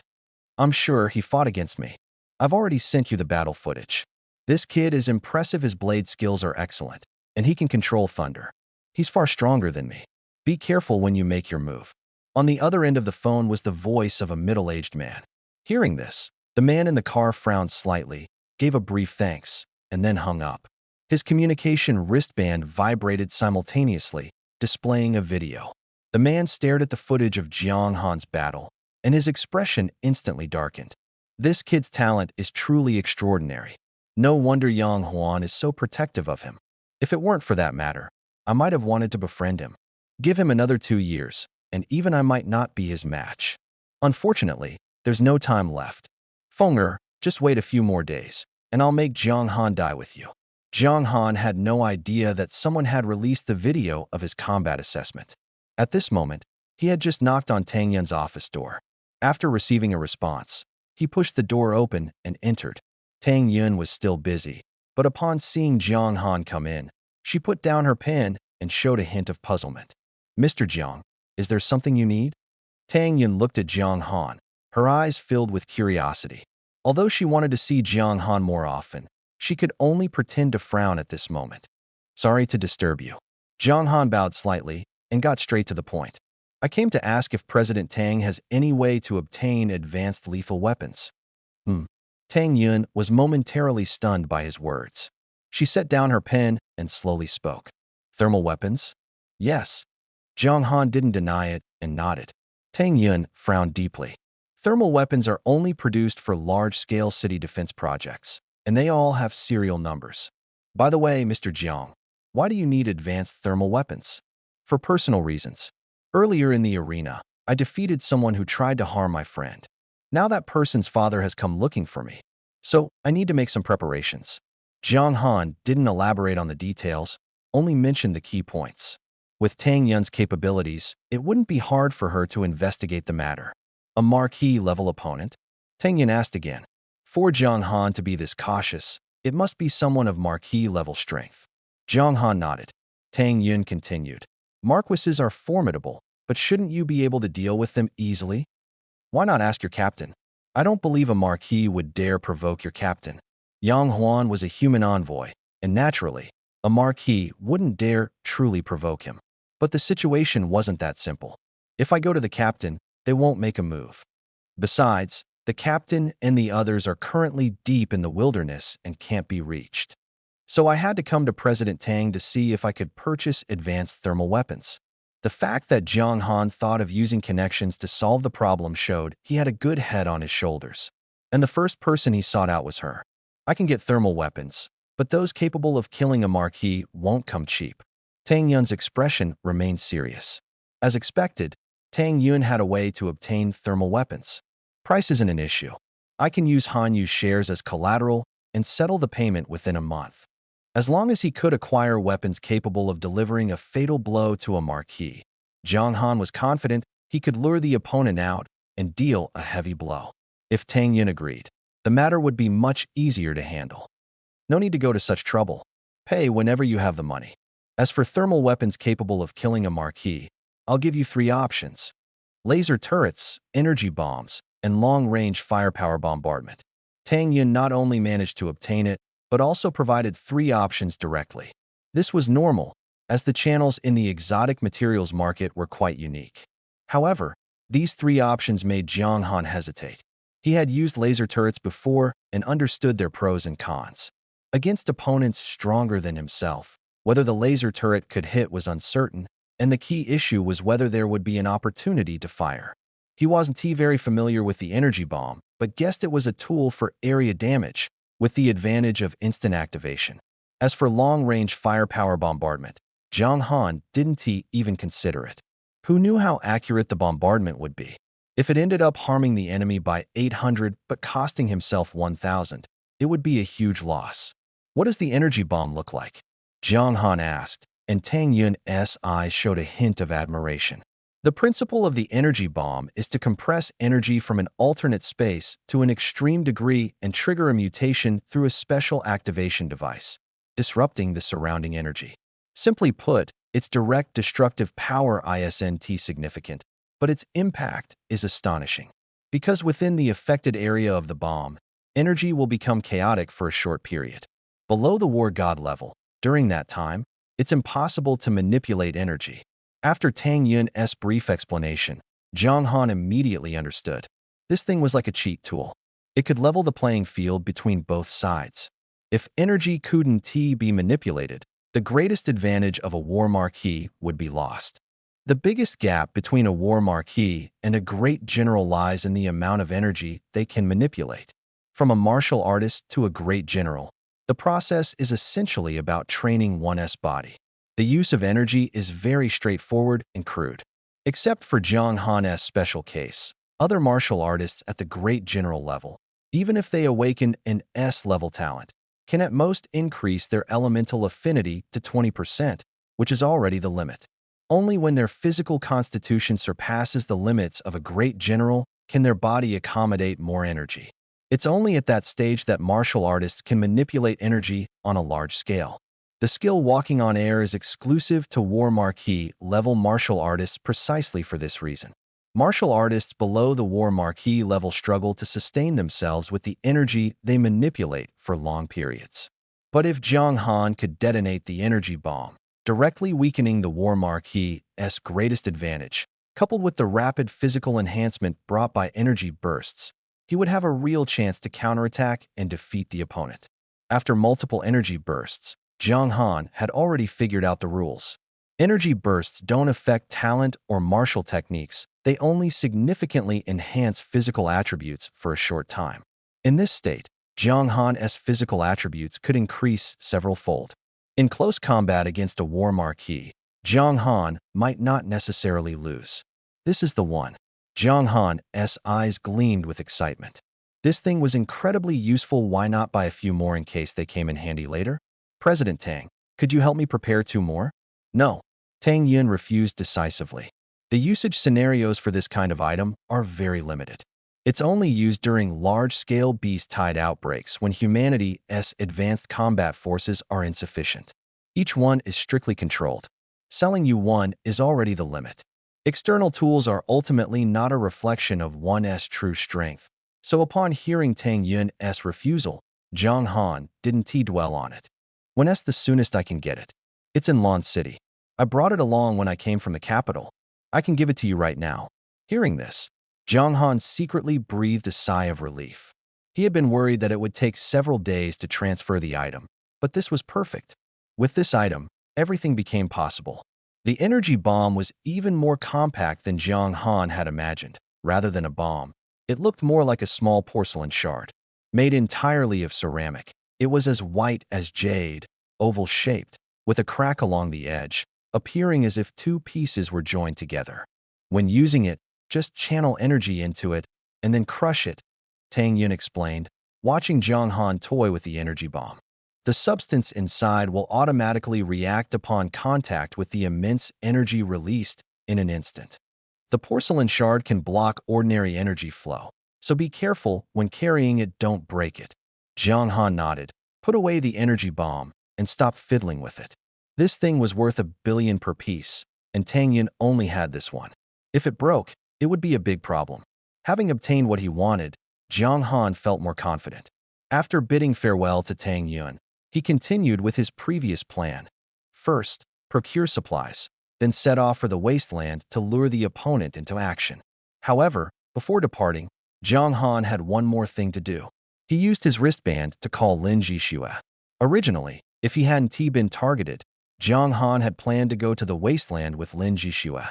But now, knowing he would be facing Wu Ho, Lin Jixue wasn't suitable to accompany him. Even though Jiang Han was well prepared, he could only barely bring himself to the same level as Wu Ho. Wu Ho was, after all, his strength was his greatest asset. Moreover, the opponent could even contend with Li Chongyang. If it were any other great general targeted by Wu Ho, they likely wouldn't even have the chance to resist. Jiang Han had already reached his limit. Bringing Lin Jixue along would only add many variables. I have some matters to attend to, so I can't go with you, Jiang Han said to Lin Jixue. You can head back on your own when the time comes. On the screen, Lin Jixue was sitting in a pink room, wearing lace pajamas, her hair slightly messy. It seemed she had completely relaxed after returning from the wasteland. It's nothing, just some personal matters, Jiang Han explained briefly. Not sure when I'll be done. He then hung up the call. On the other end, Lin Jixue was slightly stunned. After spending a month together in the wasteland, she knew Jiang Han's personality well. For something to make Jiang Han so urgent, it was definitely not simple.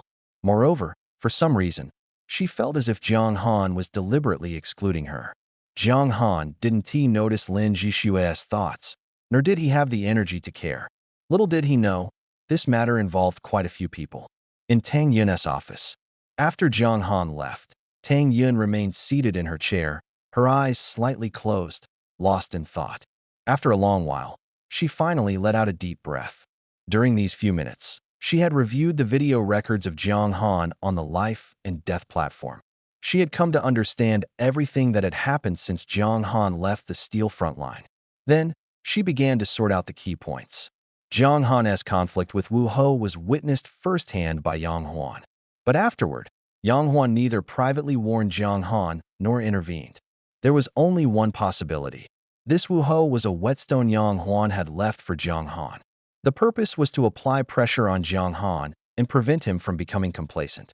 Tang Yun could understand Yang Huan's intentions, but what did this have to do with her? All she knew was that someone wanted to harm her nephew and not just harm him, but kill him. She would never stand by and do nothing. "Aunt May," Tang Yun called out. Her voice echoed, and a figure slowly emerged from the bookshelf, as if stepping out of it. "Second miss," a slightly aged voice responded. "Please follow Xiao Han on this trip. If you encounter Wu Ho making a move against Xiao Han, deal with him directly. Xiao Han must not be harmed in the slightest." Tang Yun's gaze was resolute. Aunt May nodded and disappeared into the bookshelf once again. Jiang Han was completely unaware of this. At this moment, he had just arrived at Father Chang's pharmacy. Father Chang was both surprised and anxious to see Jiang Han. "Xiao Han, have you seen my son Xiao Hao? That child sneaked out, saying he was going to the wilderness to find you. Have you seen him? How is Xiao Hao now?" Father Chang tightly gripped Jiang Han's hand. Xiao Hao had been missing in the wilderness for a month, and as a father, Father Chang was extremely worried. But the wilderness was vast, and worrying was of no use. It was hard to even search for him. Jiang Han's visit this time was not only to buy potions, but also to reassure Father Chang.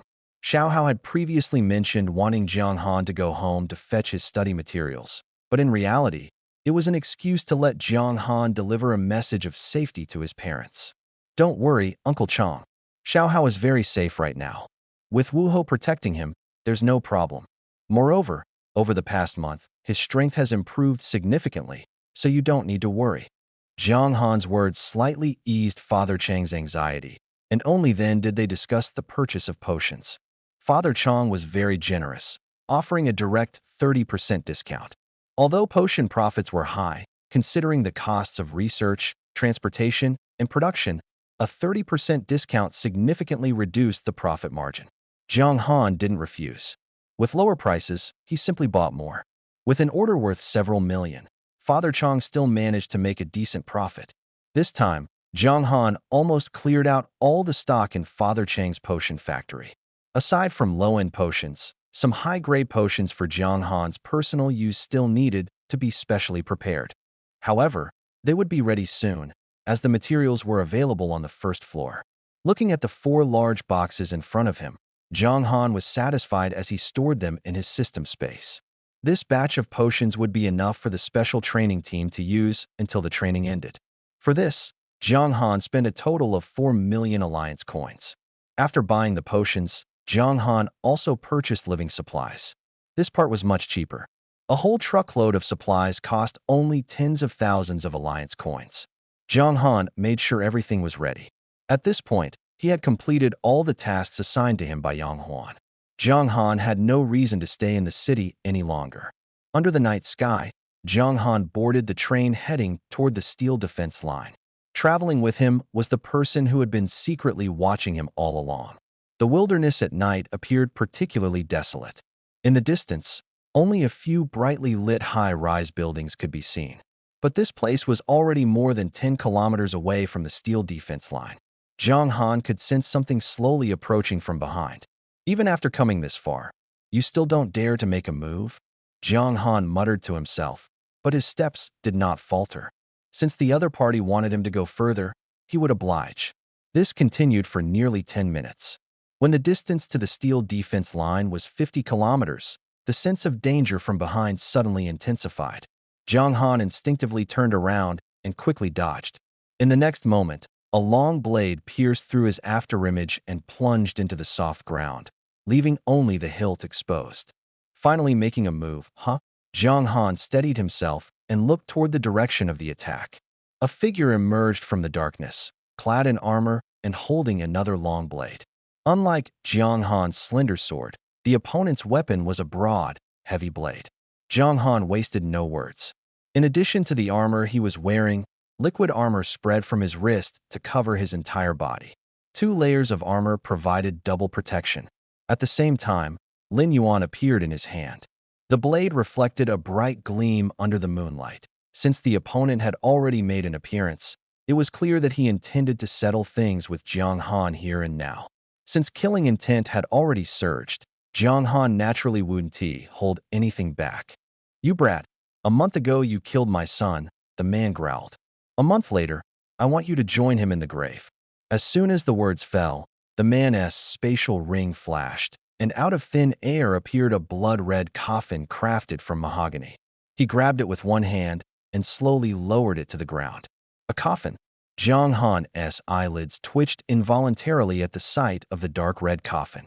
Pulling something like this out in the middle of the night was truly terrifying. If his guess was correct, the coffin likely contained Qian Feng, who had been beheaded and deceased for a month now. "I kept Feng Er's coffin on purpose, just so you could accompany him to hell together," the man snarled. Jiang Han didn't respond, but his actions spoke volumes. The sword in his hand, the abyss edge, suddenly erupted with thunderous energy, its light illuminating the surroundings. This man, consumed by Qian Feng's death, seemed mentally deranged. What's more, when facing someone who wanted his life, Jiang Han knew there was no point in exchanging words. However, the opponent didn't seem to intend to kill him outright. Instead, he wanted to torment him slowly. "What's the matter? Do you still think you can resist?" The man sneered. "So what if you're a great martial general? Against a martial marquis, there's south only one road: death." As Qianongwa observed Jiang Han standing ready for battle, he let out a cold laugh. With a wave of his right hand, the large blade he had previously thrown out in an attempt to ambush Jiang Han flew back into his grasp. Now dual-wielding blades, Qianongwa's presence instantly grew even more oppressive. Jiang Han frowned. There were several contradictions in Qianongwa's words just now. The fact that Jiang Han had passed the Great Martial General Assessment was known only to 3 people besides himself: the female registrar, another examinee who was a martial general, and the examiner overseeing the test. Yet somehow, Qianongwa knew about it. At this point, Jiang Han couldn't ignore an undeniable truth: Qianongwa was already aware of his strength. And if that was the case, would he be even more cautious? In Jiang Han's plan, Qianongwa underestimating him was a critical factor. "Did someone leak my information to you?" Jiang Han's voice emerged from beneath his armor. "You're quite sharp, kid. I don't just know you've become a great martial general, I've even watched the footage of your battles," Qianongwa said with a sinister grin. "I have to admit, for someone so young to defeat old Zhao, your talent is remarkable. Give you 2 more years, and even I might not be a match for you. Unfortunately, time isn't on your side." Defeat old Zhao? Realization dawned on Jiang Han: it must have been the examiner he had fought during the assessment. "Stop struggling," Qianongwa continued. "The power of a martial marquis is something you'll never comprehend." As he spoke, Qianongwa's aura surged once again. Jiang Han felt as though he were trapped in a space saturated with killing intent. An invisible force slammed relentlessly against his armor. Though there was no sound, the impact was all too real. "You've already stepped into my blade domain. Once I've locked onto you, you have only 2 options: die or defeat me. There's no escape." Qianongwa's voice echoed once more. Raising a blade, he pointed it directly at Jiang Han. "I'm giving you 2 choices," he said coldly. "Kill yourself, or let my blade domain carve you into 1,000 pieces." Humiliation. Having caught Jiang Han, Qianongwa was in no rush to kill. His twisted psychology drove him to torment Jiang Han instead, using overwhelming pressure to force him to confront the inevitability of death. At this moment, he resembled a cat that had caught a mouse, toying with it before devouring it. But what he seemed to forget was that a mouse isn't entirely defenseless when pushed to the brink. It will fight back. Jiang Han's prior preparations had been for this very moment. Faced with the 2 options Qianongwa presented, Jiang Han chose a third path. Thunder instantly enveloped his entire body as Jiang Han charged toward Qianongwa, who was dozens of meters away. At the same time, a black lightning sphere formed in his left hand. The color of the lightning had shifted from silver to black as his affinity increased. The power of the lightning was now significantly stronger than before. Moreover, its attack methods were no longer limited to explosions. It could silently disrupt nerves or act as a delayed lightning seed that would detonate on the enemy later. Overall, as his affinity improved, Jiang Han's control over lightning had greatly advanced. Compared to the Lin Yuan's sword in his hand, lightning was now his most powerful offensive weapon. Courting death, Qiananghua, standing dozens of meters away, sneered coldly as he saw Jiang Han charging toward him. This brat didn't take him seriously at all. Facing a martial marquis, not only did he not flee, but he even dared to strike first. A faint blade intent flickered on the two long sabers in Qiananghua's hands, emitting a white glow as they slashed down fiercely. Two arcs of blade energy crossed into an X shape, swiftly cutting toward Jiang Han. The simulation system frantically calculated the trajectory of the blade energy. Jiang Han swung the Lin Yuan's sword in his hand with force, sending a surge of lightning to collide with the two arcs of blade energy. Dodging was not an option. This was the conclusion derived from the lightning simulation. Within his blade domain, Qiananghua could control the direction of the blade energy at will. Even if Jiang Han dodged, Qiananghua could immediately adjust the blade energy to pursue him again. Since evasion was impossible, the only option was to face it head-on. The two arcs of blade energy appeared formidable, but they were not unstoppable.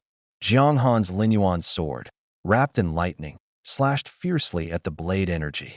In an instant, Jiang Han felt as if he had been rammed by a raging bull. The immense force rebounded through the Lin Yuan's sword, forcing him to stabilize himself with great effort. Even so, he was pushed back 3 steps, leaving 2 deep grooves in the ground. The collision of lightning and blade energy sent sparks flying, erupting in a dazzling brilliance. In the desolate wilderness, where the moonlight had not yet fully faded, this light was particularly blinding. Amid the radiance, a black lightning sphere shot rapidly toward Qiananghua. The sphere moved with incredible speed, but Qiananghua's reaction was equally swift. The moment he saw the sphere, he struck out with his 2 long sabers, attempting to block it. However, to his surprise, the sphere did not collide with the blades. When it was still 2 meters away from Qiananghua, the sphere suddenly exploded. Thick bolts of lightning burst forth from the sphere, and 2 of them, attracted by the metal armor on Qiananghua's body, lashed directly at him. Boom! The moment the lightning struck Qiananghua, a layer of black shadow emerged, and the unprepared Qiananghua was sent flying. In this first clash, Jiang Han seemed to have gained the upper hand. Normally, he would have seized the opportunity to counterattack. But this time, facing Qiananghua, Jiang Han simply stood still, watching quietly without making a move. He dared not act rashly, fearing that Qiananghua might be feigning weakness. His instincts kept warning him not to act impulsively. Sure enough, after being blasted away, Qiananghua quickly stabilized himself in midair. He adjusted from a prone position and locked his gaze back onto Jiang Han. "I didn't expect you to have some real skills," he said. "You almost succeeded in ambushing me. An ordinary expert would probably have fallen for that move of yours. But unfortunately for you, you're up against me. The strength of a martial marquis is far beyond your imagination." As he spoke, Qiananghua took a deep breath, his gaze toward Jiang Han now tinged with anger. "I originally thought you'd deliver yourself to death, so I could leave you with an blade domain. Countless blade auras." Qiananghua slowly released his grip, and the 2 large blades he had been holding tightly floated in midair without falling. At his command, the 2 blades instantly vanished, replaced by sharp blade auras surging wildly from all directions. Each one was no weaker than the previous strikes. Based on his earlier experience, Jiang Han could block 5 or 10 blade auras, but there was no way he could withstand this many. If he kept taking them head-on, his defenses would eventually be breached, and the blade auras would pierce directly into his body. So this was the true strength of a martial marquis? It was terrifying. Jiang Han cursed silently in his heart, but his steps quickened. Wielding Lin Yuan, he slashed out thick bolts of lightning to meet the blade auras. The collision between the lightning and the blade auras unleashed immense energy, causing both to dissipate. It seemed that Jiang Han could use the lightning to fend off Qiananghua's attacks. But this method was ultimately like trying to extinguish a blazing cart with a cup of water. Qianhongwa could manipulate the energy of heaven and earth over a vast range. This was his privilege as a martial marquis. On the other hand, Jiang Han had to consume his own energy to summon lightning. As a result, Qianhongwa could exert maximum power with minimal effort. Jiang Han didn't believe he could keep this up. If he continued to resist like this, it wouldn't be long before he was exhausted and mentally drained. No, he couldn't keep holding out like this. Jiang Han knew that if this dragged on, he wouldn't last. With a thought, a porcelain shard the size of a bottle cap suddenly appeared in his left hand. It was the special ability bomb he had borrowed from Tang Yun earlier. This was the gift Jiang Han had prepared for Qianhongwa. Qianhongwa wasn't flying very high, only about 200 meters off the ground. But this distance already limited Jiang Han's attack range. Simply put, Qianhongwa could attack Jiang Han, but Jiang Han had no means of counterattacking. Jiang Han didn't know the exact range of the special ability bomb, but he knew 200 meters was likely too far. He needed to find a way to lure Qianhongwa closer, ideally within 50 meters, to use the bomb. With this in mind, the lightning Jiang Han used to resist the blade auras weakened slightly. Previously, when the lightning clashed with the blade auras, they would completely cancel each other out, dissolving into pure energy. But now, after the collisions, the lightning couldn't fully neutralize the blade auras, leaving residual energy that surged toward Jiang Han. Jiang Han had to slash at the remnants with his blade to disperse them. Seeing this from the air, Qianhongwa showed no intention of stopping. Instead, his attacks became even fiercer. More and more blade auras broke through the lightning's defense.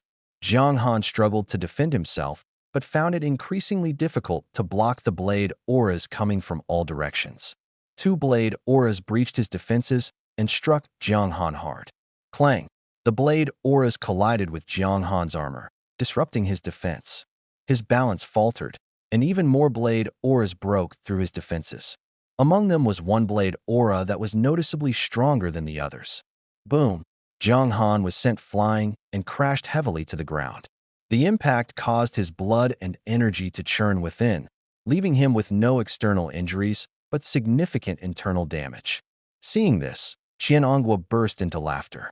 He descended slowly from the air, his feet landing firmly on the ground. The two blades reappeared in his hands as he walked toward Jiang Han. Boy, do you remember what you did to my son back then? Perhaps you've forgotten, but I never have. You severed his head.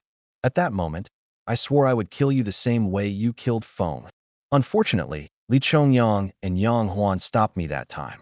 But now, no one can. Qianhongwa slowly approached, the broadsword in his hand tracing a beautiful arc. The two were now just a step apart. The broadsword was raised high, aimed at Jiang Han, who lay on the ground with his eyes closed.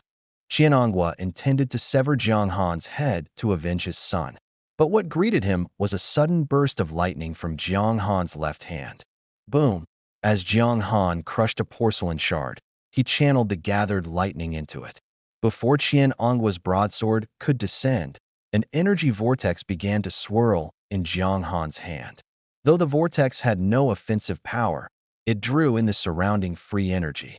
Qianhongwa immediately felt his control over the blade domain weaken significantly. In an instant, the once overwhelming and lethal blade domain became feeble. No matter how hard Qianhongwa tried to activate it, he could no longer launch an effective attack. This is an ability bomb. Though Qianhongwa had only recently advanced to Martial Marquis, he was well informed. He instantly understood what was happening. While he was puzzled as to how Jiang Han had obtained such a forbidden item, he knew that delaying any longer would only make the situation more dangerous. Jiang Han's use of the ability bomb was clearly aimed at narrowing the power gap between them. Therefore, Qianhongwa had to eliminate Jiang Han as quickly as possible. But Jiang Han seized this fleeting moment of change. Just as Qianhongwa reacted and swung his blade downward, Jiang Han moved. Supporting himself with his right hand, Jiang Han leapt up from the ground and simultaneously slashed at Qianhongwa. Faced with the sudden attack, Qianhongwa could only raise his blade to block. Without the support of the blade domain, Qianhongwa's strength and speed were significantly diminished. More critically, without the enhancement of blade energy, he was left relying solely on his broadsword, reducing his combat power by more than half. Although Jiang Han had lost his most powerful lightning attack due to the ability bomb, he was far from incapacitated. With the swing of his blade, the combined effects of a critical strike and the ninefold Thunder Blade not only amplified his strength, but also greatly boosted his confidence. More importantly, his judgment and reactions were not dependent on energy. When Qianonghua swung his blade, Jiang Han had already sensed it and made the most accurate decision. This strike directly targeted Qianonghua's vital points, forcing him into a defensive position.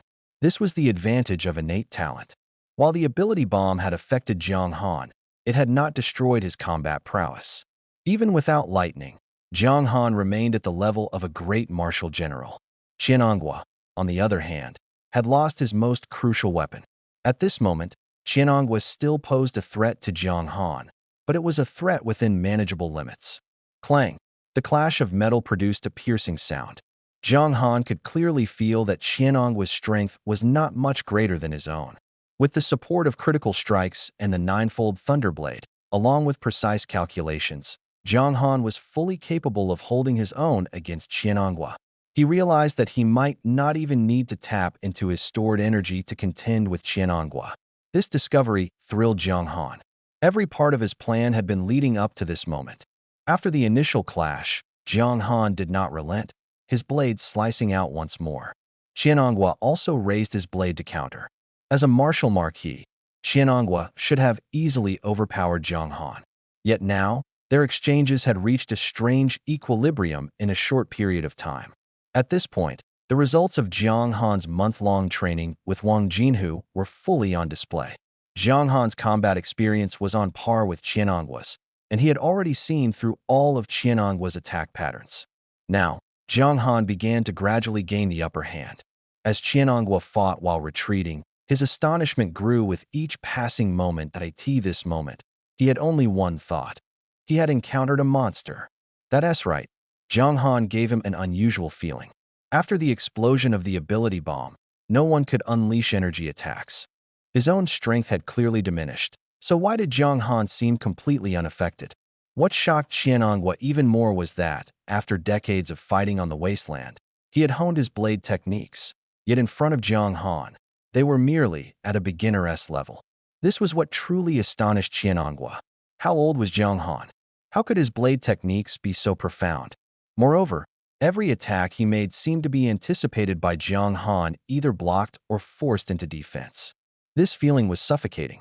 Without experiencing it firsthand, it was impossible to understand how frustrating it was. Only now did Qianonghua truly grasp Jiang Han's terrifying prowess. This kid seemed to have mastered an advanced martial skill to perfection. At 18 years old, achieving such accomplishments if given another 2 years he wouldn't need 2 years. From awakening his talent until now, it hadn't been long, and at this rate of improvement, in 1 year, Qianonghua would never have the chance to avenge his son. Yang Huan's judgment was indeed sharp. Even as an enemy, Qianonghua couldn't help but admire him at this moment. Using his dual blades to block Jiang Han's attack, Qianonghua retreated rapidly, creating distance. Kid, I admit your talent is impressive. Your ability bomb truly surprised me. But so what? I can retreat for now. Once the bomb's effects wear off, you won't escape death. After saying this, Qianonghua abandoned the fight and turned to flee. Jiang Han watched his retreating figure, frowning slightly but not pursuing. As Qianonghua had said, the effects of the ability bomb were only temporary. Once they wore off, Qianonghua would return. Fortunately, during their earlier exchange, Jiang Han had inflicted 2 wounds. Lin Yuan had broken through Qianonghua's defense, planting seeds of retreat in his mind. Without absolute confidence, Qianonghua wouldn't trouble him again for now. After all, who knew if Jiang Han had a second ability bomb in his possession? Taking advantage of this opportunity to leave was the priority. The wasteland was vast. As long as he shook off Qianonghua, it would be nearly impossible for him to find Jiang Han again. Once he regrouped with the captain and the others, Qianonghua would no longer pose a threat. Thinking of this, June-like Qianonghua, the elderly woman held a wooden dragon-headed cane, her cold gaze fixed on him. There was not a trace of pity in her eyes, only indifference. To her, The kneeling Qianonghua was nothing more than an ant that could be crushed at any moment. War God. Qianonghua's voice was hoarse, his eyes filled with fear. He couldn't understand why a war god would target him. Everything had happened too quickly. He hadn't even felt the elderly woman approach before he was severely injured. If it weren't for the blade domain automatically protecting him, sensing the energy fluctuation and reacting instantly, he would already be dead. Even so, Qianonghua's condition was still dire. The blade domain had been shattered with a single strike, and even the helmet protecting his head was half destroyed. Only half of it remained, but it offered no protection. Qianonghua was certain the opponent was at the war god level precisely because of this overwhelming power, because the moment she attacked, he was consumed by a sense of utter despair. He was powerless to resist, and any misstep would lead to him being easily crushed. What? What did I do to offend you? Qianonghua knew he couldn't win, nor could he escape, so he could only bow his head and accept his fate. He had worked so hard to reach this stage in his cultivation, enduring countless hardships. He didn't want to die so inexplicably after a lifetime of effort. Bowing to a war god level figure didn't feel shameful to him. But he hadn't expected that the top-tier war god level elderly woman before him had no intention of saying a single word to him. As she looked at Qianonghua, who was kneeling on the ground with a face full of despair, the elderly woman slowly raised the dragon-headed wooden cane in her hand. In the next moment, Qianonghua's screams echoed. Strangely, Qianonghua himself wasn't injured instead, it was his shadow that suffered. Under the moonlight, his elongated shadow seemed to be brutally tormented by an invisible force. The shadow twisted and distorted. In the next second, an arm of Qianonghua's shadow was forcibly torn off by the invisible force. And the arm of Qianonghua, who had been clutching his head in pain, also lost control and hung limply. If anyone were to witness this scene, they would be too terrified to speak. This mysterious elderly woman could actually attack someone's shadow, and the injuries inflicted on the shadow were reflected directly on its owner. The once proud and arrogant Qianonghua now resembled an ant crushed underfoot, without even the strength to struggle. If this continued, it wouldn't be long before Qianonghua's shadow was completely torn apart. By then, whether he lived or died would be known only to the elderly woman. The intense pain forced Qianonghua to scream in agony. Another arm of his shadow was torn off. The distortion of the shadow continued. At this moment, a figure flew rapidly from the distant horizon and stopped beside the two. Upon seeing the elderly woman's face, the newcomer slightly bowed in greeting. Aunt May. The elderly woman turned her head to glance at the newcomer, nodded slightly, and said nothing, continuing to tear apart Qianonghua's shadow. At this moment, Qianonghua, overwhelmed by the soul-piercing pain, had become numb. His screams gradually ceased, and his eyes turned vacant. It seemed that as his shadow broke apart, his consciousness also became increasingly blurred. Seeing this, the newcomer finally couldn't help but speak. Aunt May, you can stop now. Aunt May did not respond immediately. Her hands did not stop, but her gaze shifted to the newcomer. You want to save him? Qianonghua still has other uses. He cannot die now. The visitor slightly bowed and continued. He is the whetstone the captain specifically left for Jiang Han. If you kill him, it will be difficult to find a suitable replacement. Please, Aunt May, give me some face. Upon hearing this, Aunt May's actions slightly eased, but she still tightly restrained Qianonghua to prevent him from escaping. The second young lady instructed me to kill anyone who threatens Jiang Han's life. Your captain's matters have nothing to do with me. Li Chongyang, you don't have the qualifications either. Flying in from afar was Li Chongyang, who wanted to save Qianonghua. Aunt May was about to continue when Li Chongyang couldn't help but speak again. Aunt May, Jiang Han's life is not under threat. The captain left his divine sense in Jiang Han's interdimensional ring, and his location has always been under the captain's control. Otherwise, I wouldn't be here. Please, Aunt May, don't interfere in this matter anymore. As for the sister-in-law's side, the captain will explain it himself. Aunt May frowned slightly, looking at the persistent Li Chongyang, and finally chose to let go. Qianonghua's distorted shadow gradually returned to normal, but he had already lost 2 arms. Seeing this, Li Chongyang let out a sigh of relief. Fortunately, Aunt May gave the captain face otherwise, today's situation would have been much more troublesome. Aunt May's strength had reached the level of a war god. Although Li Chongyang was at the peak of the martial marquis level, he had never entered the interdimensional passage and was no match for her. Qiananghua, this martial marquis, was truly aggrieved. Controlled like a chick and treated like an object with his fate decided at will. Not to mention, from the beginning, Yang Huan had determined that he was to be Jiang Han's whetstone. In his numb mind, anger slowly rose. Ever since becoming a martial marquis, when had he ever been treated like this? Li Chongyang, I don't need you pretending to be a good person here. Making me Jiang Han's whetstone? Dream on. One day, Qiananghua wanted to say more, but suddenly stopped. The shadow behind him shattered like broken glass, becoming fragmented. Qiananghua's eyes gradually lost focus. His body completely collapsed, and he fell heavily to the ground. Li Chongyang could clearly feel that the life force within Qiananghua was rapidly dissipating. Martial Marquis, Qiananghua was dead. Aunt May, Li Chongyang called out in urgency. He had already stated his position, that Qiananghua could not die now, even bringing up the captain to stop Aunt May. But Aunt May remained ruthless. Qiananghua cannot die now. Aunt May looked at Li Chongyang, her brows slightly furrowed. Her aged face carried a hint of coldness. When have I ever needed a brat like you to teach me how to act? Even if your captain came personally, he would have to show me respect. The words Li Chongyang wanted to say suddenly stuck in his throat. Aunt May was right, even if Yang Huan came personally, he would have to treat her with utmost respect. Aunt May's combat strength was formidable, but more importantly, her status within the Tang family. The Tang sisters, Tang Yun and Tang Yin, were both raised by her. That's not what I meant. Li Chongyang took a deep breath. Qiananghua was already dead, Aunt May had shattered his shadow, and Qiananghua's soul had also been destroyed. Arguing with Aunt May over Qiananghua was meaningless. After all, Qiananghua was destined to die sooner or later. The only difference was that dying at Jiang Han's hands would have had a greater impact. He posed a threat to Jiang Han's safety, so he must die. If there's anything, let your captain come to me. I want to see if he's as clueless about the rules as you are. After Aunt May finished speaking, she lost interest in talking further with Li Chongyang.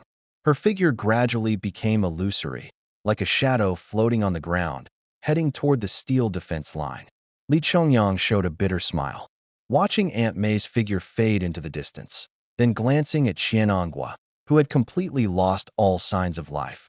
He shook his head helplessly. Aunt May's temper was just that peculiar. Not even Yang Huan could get a pleasant expression from her, let alone him. This had to do with Aunt May's early experiences. Since then, she had always maintained this stern and cold demeanor. The only people who could make her smile were the Tang Yun sisters, whom she had raised as her own since they were young. But later, after the elder sister had an accident, only Tang Yun remained. No, if you included Jiang Han, then there were two people. If it were an ordinary person, Aunt May wouldn't be so unyielding and would at least give Yang Huan some face. Li Chongyang had already tried to persuade Aunt May, but Qiananghua, oblivious to the danger, threatened Jiang Han's safety, and Aunt May acted without hesitation. Sigh, what bad luck. Li Chongyang felt conflicted but powerless, only able to vent his frustration for a moment. In the end, he had to clean up the mess. He snatched the interdimensional ring from Qiananghua's hand, removed his armor, and with a casual wave, unleashed a gravitational field. The ground flipped, burying Qiananghua beneath it, turning the area into a patch of new land. No matter what, before Qiananghua made enemies on both sides, he had fought against mutant beasts for many years. Giving him a proper burial to prevent his body from being devoured by beasts was the last respect for a warrior. After all, Qiananghua had once hunted mutant beasts for the benefit of humanity. After handling everything, Li Chongyang took off again, his gaze locking onto a direction before swiftly flying away. Jiang Han had no idea what had happened after Li Chongyang left. At this moment, he was sprinting under the moonlight. Along the way, he didn't even bother with the mutant beasts that actively provoked him. If it were any other time, he would have slaughtered his way through, especially after the mission upgrade, where his combat power had reached 5,000, limiting him to hunting only beast general level mutant beasts. The number of such hunts could only be accumulated over time. He had to avoid fighting to prevent being caught by Qiananghua. However, the sound of something slicing through the air still came from behind. Jiang Han stopped instantly, hiding in the grass and even lightening his breathing. The chirping of insects in the desolate night provided perfect cover for him. His gaze turned toward the direction of the sound. A shadow flew overhead, seemingly unaware of his presence. Phew! Seeing the shadow pass by, Jiang Han let out a sigh of relief. But he still felt that something was off. Before he could react, a man's voice suddenly came from behind him. I was wondering why I couldn't find you. So you were hiding here. The sudden voice made Jiang Han's hair stand on end. Without thinking, he swung his blade, Lin Yuan, backward with all his might. Thunderous power erupted instantly, and his combat instincts allowed him to unleash his full strength. But Lin Yuan felt as if it had sunk into a quagmire, easily caught by the other party. Well, you even dare to attack me. Li Chongyang was surprised. He was shocked by the power Jiang Han had unleashed with that strike. Although he seemed to have caught it effortlessly, he had almost lost his grip. It had only been a few days, yet Jiang Han's strength had improved so much. Uncle Chongyang.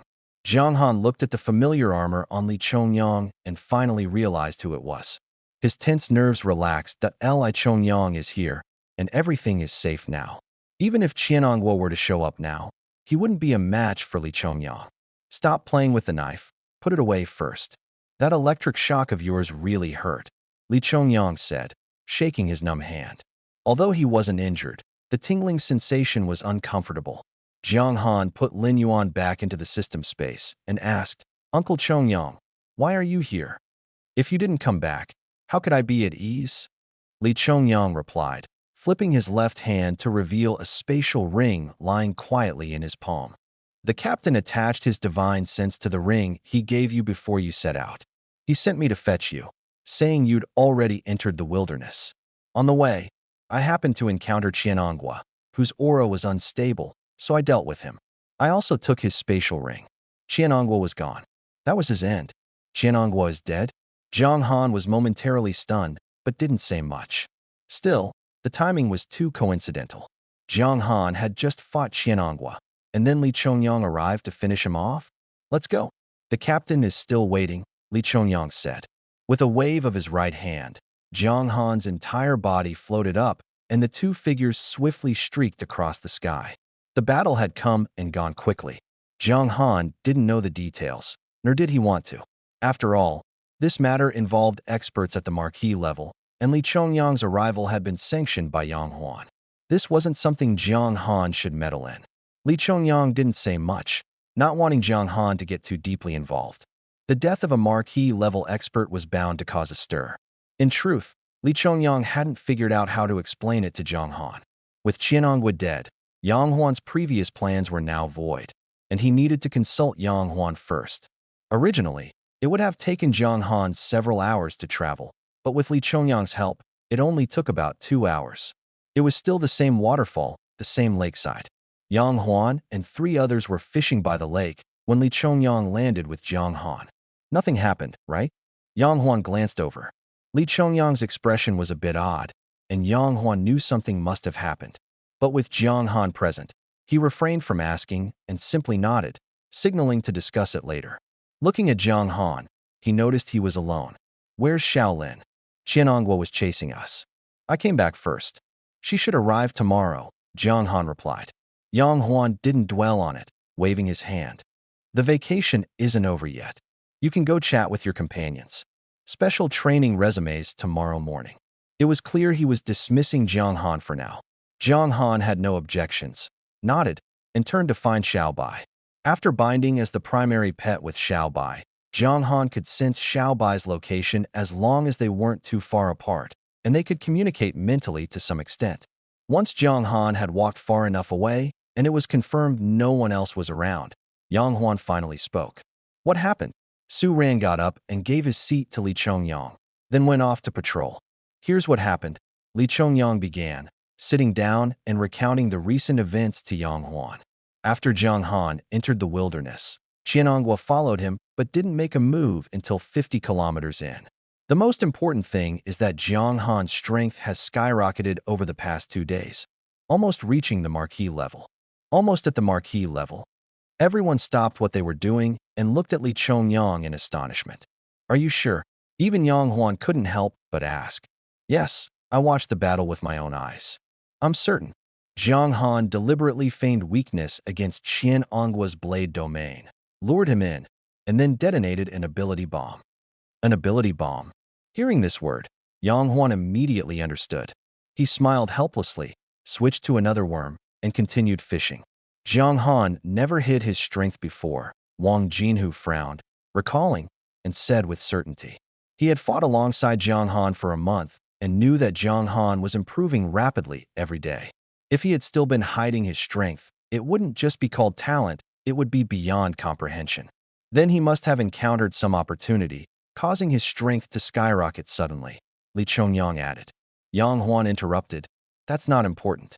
Tell me what happened next. He speculated in his heart that Jiang Han's sudden surge in strength was likely due to unlocking some kind of seal. The Tang family seal remained a mystery to this day, only known as a side effect brought by the Absolute Throne. Yang Huan couldn't do anything about it, and neither could Cheng Ge. But now, Jiang Han had already broken through everyone's understanding, and what would happen next was uncertain. Li Chongyang and the others understood Yang Huan's implication and didn't say more. Through the ability bomb, Qianong's strength was suppressed below the level of a martial marquis, but Jiang Han's strength was almost unaffected. You might not believe it, but Jiang Han actually scared Qianongwa. Everyone fell silent. 2 months ago, Jiang Han was just a novice martial artist. But 2 months later, Jiang Han could actually repel a martial marquis. Although he used the small trick of the ability bomb in a battle between martial artists, the result was all that mattered. If you died, you lost. Who could blame someone for using tricks? After Qianongwa was driven back by Jiang Han, I originally planned to secretly protect Jiang Han and let him return quietly. But then Aunt May appeared. She was sent by sister-in-law specifically to ensure Jiang Han's safety. At the mention of Aunt May, everyone's expressions changed, and her cold, ruthless face involuntarily surfaced in their minds. I tried to persuade Aunt May to let Qianongwa go, and she initially agreed. But Qianongwa didn't know his place and even threatened her, so Li Chongyang moved his right hand and took out a spatial ring. Yang Huan revealed an as-expected expression. He waved his hand and said, "Keep the ring. You don't need to worry about the rest, I understand." After speaking, he handed the fishing rod to Li Chongyang, clapped his hands, and stood up. "I'm going to make a call. You guys continue fishing." Everyone knew Yang Huan was calling Tang Yun, so they didn't say much. In the office, Tang Yun had just met with Aunt May and listened to her report. Immediately after, Yang Huan's call came through. Aunt May's voice gradually faded behind the cabinet. Tang Yun answered the phone. "Calling so late. What's the matter?" Tang Yun stretched lazily, looking at Yang Huan on the phone with a relaxed demeanor. But Yang Huan knew very well that Tang Yun's current soft appearance was actually a sign of guilt. However, he didn't point it out, only smiling as he said, "Working overtime this late again?" "Yeah, the market in Lon City is shrinking badly. I need to find new avenues and plan to start with resources and mining." Tang Yun noticed that Yang Huan didn't bring up the matter of protecting Jiang Han, so she didn't mention it either, as if it had never happened. After a few casual exchanges, Yang Huan finally steered the conversation to the main topic. "You're out there alone, it's not safe without someone to protect you. You know how many people have had their interests affected in the exotic materials market and how many see you as a thorn in their side. From now on, don't let Aunt May go out again. Protecting your safety is the most important thing, understand?" Yang Huan didn't directly blame Tang Yun, but his words were full of reminders. Tang Yun rolled her eyes. "Relax, they can't beat me in business, and they can't do anything to me in other aspects either. But you, don't arrange those cannon fodder or whetstones for Shaoan. Especially those who play dirty tricks behind the scenes. What if something really happens to Shaoan?" Yang Huan simply smiled and didn't argue. He understood Tang Yun's affection for Jiang Han, and there was no need to blame her for anything now. However, what happened next clearly exceeded everyone's expectations. The death of a Wuhou could never end so easily. Qianongwa wasn't the captain, just a team member. With something like this happening, even Yang Huan would have a headache for a while. Originally, his plan was to protect Jiang Han so he could fight his way up. But now, the plan was completely disrupted. Tang Yun's intervention forced Yang Huan to adjust his strategy. Fortunately, everything was still within control, just a bit more troublesome. Jiang Han didn't know what would happen next. He had some guesses, but didn't bother to delve into them. For him, the most important thing now was to improve his strength. There was still a month and a half left for special training, enough time for him to make further progress. Among the 5 members of the Phantom Squad, he had only passed Wang Jinhu's test so far. Next up was Lei Linlong waiting for him. After spending the night with Chong Hao and the others, Lin Jishue returned the next day. The two of them went to the waterfall together. Su Ran was there waiting for them, dressed in a shirt. Seeing Jiang Han and Lin Jishue arrive together, Su Ran's smile remained bright. Break time is over. Congratulations on passing the first phase of special training. Next, I'll be sparring with you. Additionally, the training content has changed. The nighttime gravity field is cancelled, and Lin Jishue's daily quota for hunting exotic beasts is increased by half. Su Ran announced the new training arrangements. Jiang Han's heart tightened.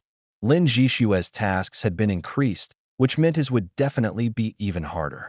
Sure enough, Su Ran looked at Jiang Han and asked, "Your uncle Chongyang said your combat power is close to that of a Wuhou." Jiang Han nodded helplessly. "That's good. As per the captain's orders, from now on, you must hunt 1 high-level lord, 3 mid-level lords, 10 low-level lords, and double the number of beast general-level exotic beasts every day." As expected, the number of exotic beasts he had to hunt daily had more than doubled. The key was that he had to kill 1 high-level lord every day. These creatures were rare, and there weren't many high-level lords in this wetland for him to hunt.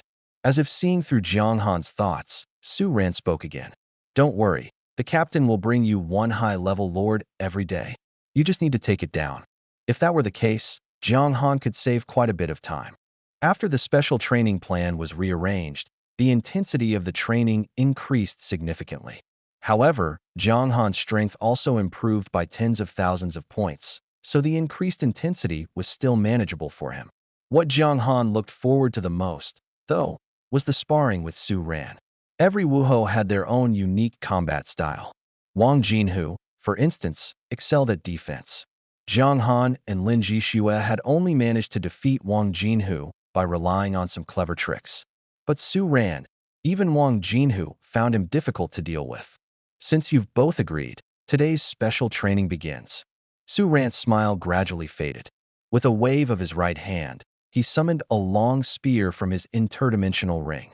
The spear was about 1.8 meters long, with a golden spearhead, a wooden shaft, and a few strands of red tassels tied at the connection point. It looked like an ordinary red tasseled spear, with nothing special about it. "Uncle Su, are you really going to use this spear to fight us?" Jiang Han gripped Lin Yuan and suddenly felt like he was taking advantage. "What? You look down on my red tasseled spear?" "It's not that I look down on it, but this spear looks like it was just made. Can it withstand high-intensity combat?" Jiang Han's current combat power was 90,000, and even if Su Ran suppressed his strength, he could only match him. In a duel between 2 great generals with 90,000 combat power, an ordinary red tasseled spear would struggle to even endure the force. Indeed, this spear was just made last night. But that doesn't mean anything. Do you remember what my talent is? Su Ran held the spear shaft, gently rubbing it. Amplification. Li Chongyang had introduced it before, and Jiang Han knew about amplification, but he wasn't clear on how it worked. "That's right, my talent is amplification, but the target of amplification isn't limited to people, it can also be objects." As soon as he finished speaking, Su Ran suddenly shook the spear. Fragments fell from the spear's body.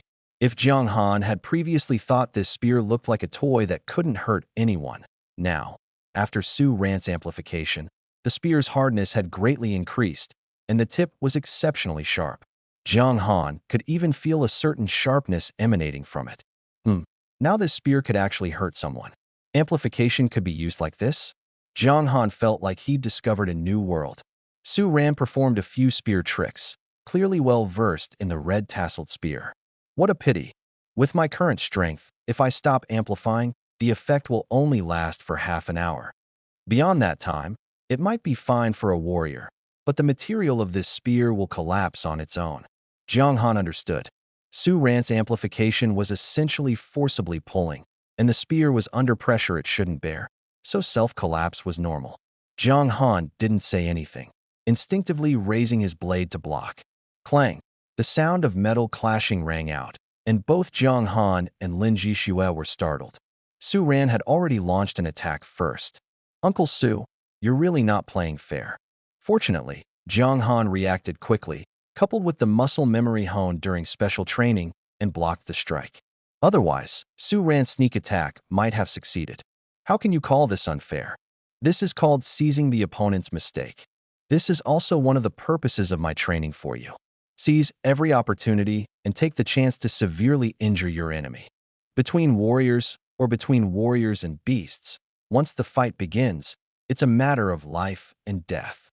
Mercy to your enemy is cruelty to yourself. You must remember this. Once Su Ran entered combat mode, his expression became extremely serious, completely different from his usual demeanor. I understand. Jiang Han didn't consider himself bloodthirsty, but he wasn't overly compassionate either. In fact, despite only being in the wilderness for a little over 2 months, he'd already experienced quite a lot. One more question. How much can amplification enhance? Jiang Han wanted to learn more about his opponent and gather information. The enhancement ratio varies depending on the target. If I amplify with full power, I can only increase the captain's strength by 10%. But if it's you, your combat power can increase by about 5 times. Amplification isn't limited to one direction. Hearing Su Ran's explanation, Jiang Han still didn't fully understand. But once the fight began, he finally understood why Wang Jinhu said Su Ran was so difficult to deal with. Even though both of them had similar combat power at 90,000, after multiple amplifications, Su Ran's strength, speed, physique, and mental power far exceeded Jiang Han's. But to describe Su Ran at this moment, although he hasn't reached the level of a martial marquis, he is already very close. His strength overwhelmingly suppresses Jiang Han, and combined with his extraordinary marksmanship, even if Jiang Han and Lin Jixue join forces, they can hardly pose a real threat to Su Ran. But most importantly, it's not just the disparity in strength. Jiang Han's thunderous attacks are completely ineffective against Su Ran. This is because Su Ran's wooden spear has been reinforced to be extremely tough and is also insulated. He can use the spear to divert the thunder, making it look as if he effortlessly deflects the lightning. The two have been fighting for a full 2 hours. Although Su Ran doesn't have the indestructible defense of Wang Jinhu, Jiang Han feels that his defense is so tight that it has no flaws. Su Ran has almost no weaknesses. Faced with his own shortcomings, he chose to strengthen them, elevating all aspects to the same high level. Under such circumstances, the only way Jiang Han can defeat Su Ran is to far surpass him in one particular area. At this moment, Su Ran is like an unbreakable closed loop. It seems impossible to break, but once a breakthrough point is found, the rest of the defenses will collapse. For example, if Jiang Han can break through Su Ran's defense, Su Ran won't have time to counterattack.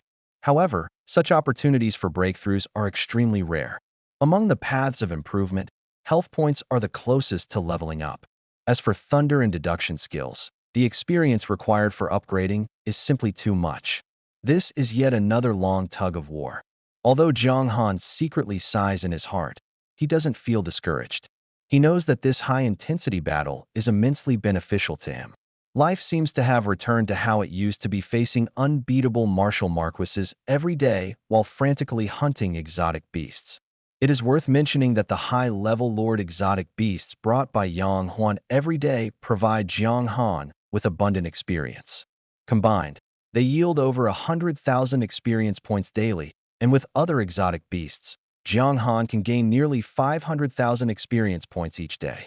At this rate, Jiang Han can level up approximately every 10 days. With a month and a half left until the assessment ends, this time is enough for him to level up 4 more times. If he pushes harder, he might reach level 20. The system unlocked the pet feature at level 10, so he wonders if there will be new gameplay at level 20. In addition to experience, talent proficiency is also rapidly improving.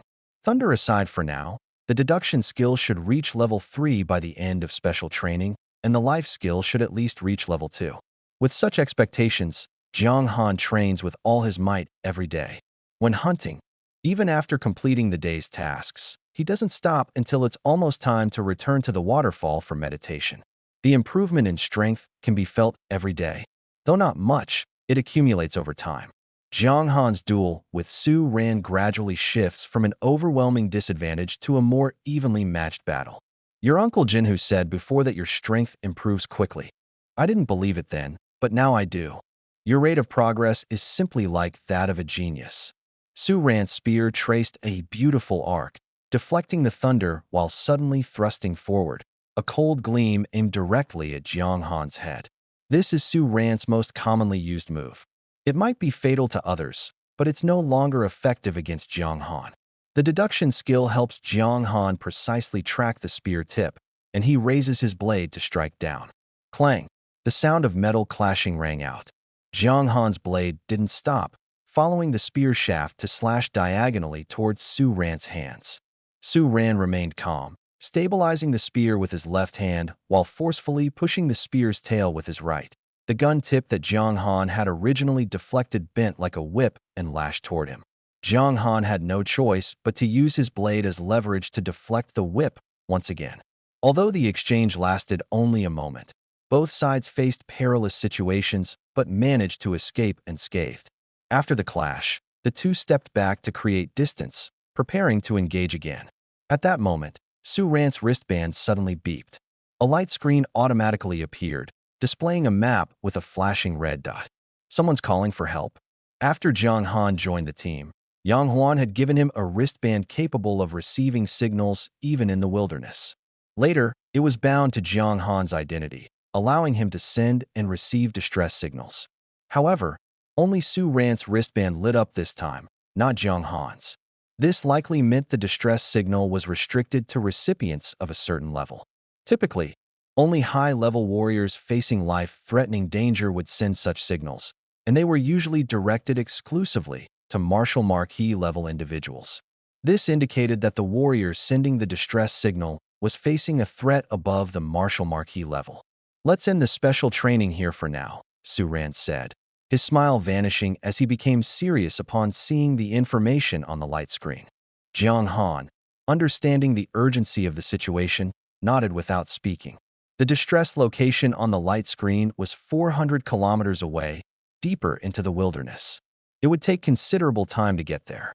Just as Su Ran finished speaking, the light screen changed again, and this time Jiang Han's wristband also lit up. Yang Huan's face appeared in the center of the screen. "We just received a distress signal from Teacher Shuimu.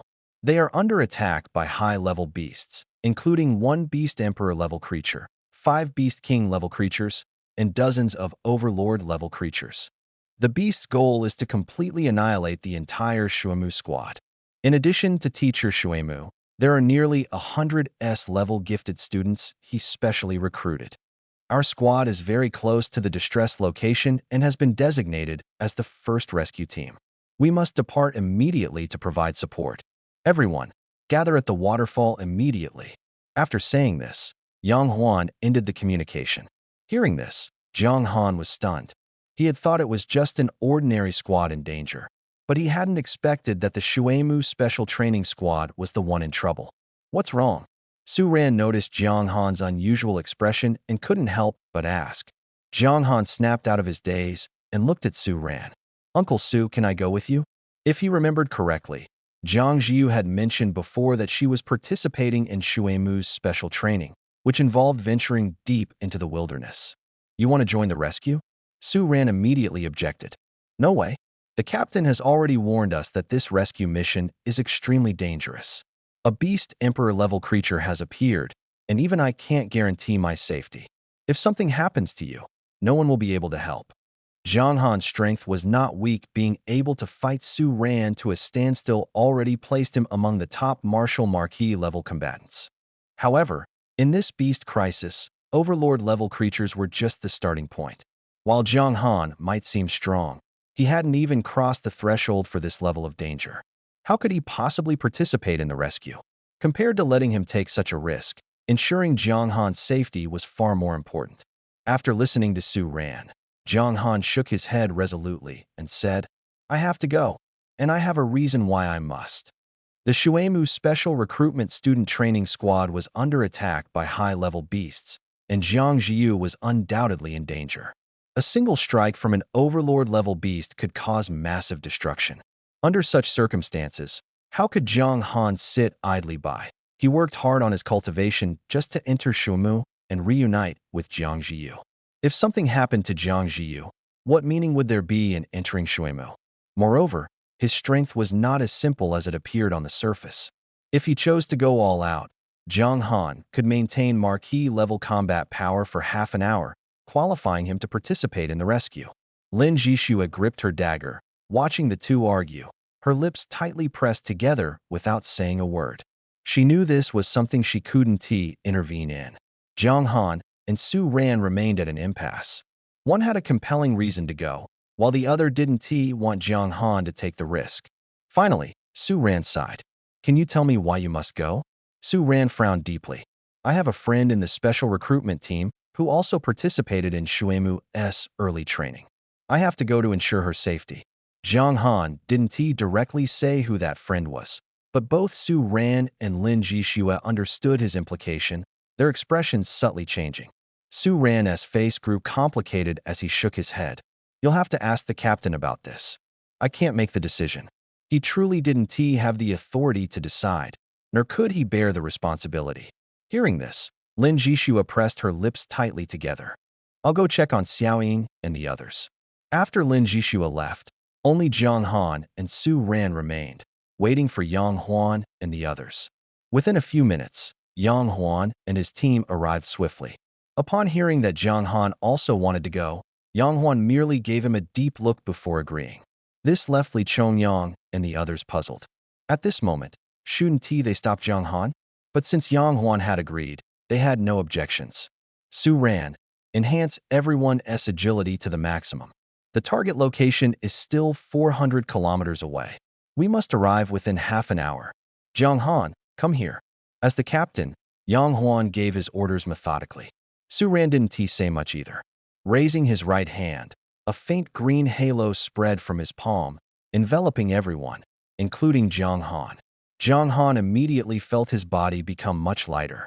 Sneaking a glance at his attribute panel, his agility had increased by 3,000. Su Ran wasn't lying. His full strength enhancement could instantly multiply Jiang Han's power several times over. "I'll take you with me," Yang Huan said, grabbing the armor on Jiang Han's shoulder. At Jiang Han's speed, it was nearly impossible for him to cover 400 kilometers in such a short time. Only Yang Huan could carry him effortlessly and travel quickly. The six of them leaped into the air, instantly turning into afterimages as they sped in the same direction. Because of their incredible speed, the air felt like a solid barrier, and Jiang Han could clearly sense something resisting his high-speed flight.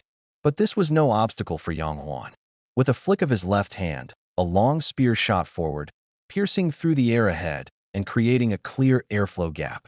Following behind Yang Huan, Li Chongyang and the others experienced significantly reduced resistance. Their speed increased even further.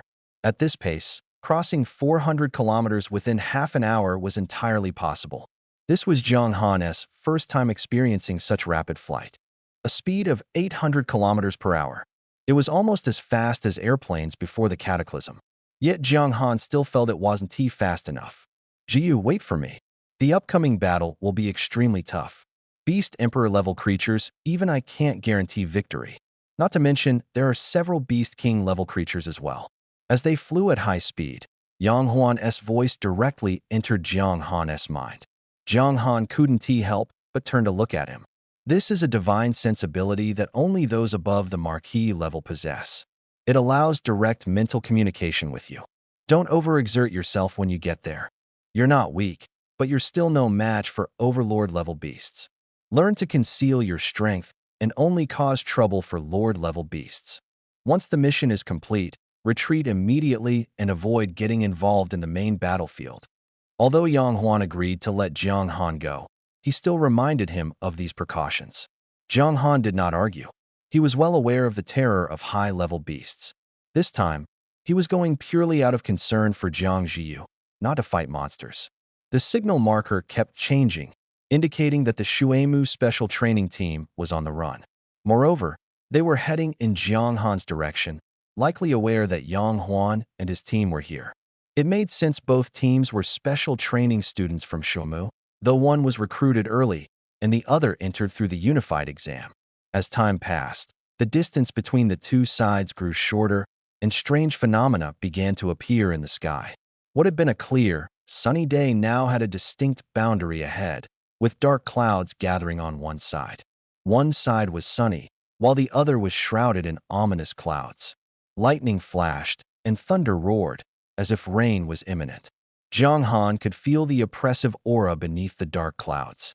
The presence of a beast emperor was already enough to trigger such celestial phenomena.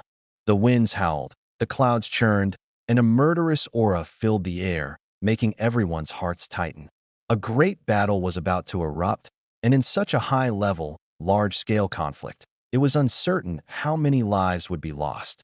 Speeding up, the six of them flew into the area covered by dark clouds.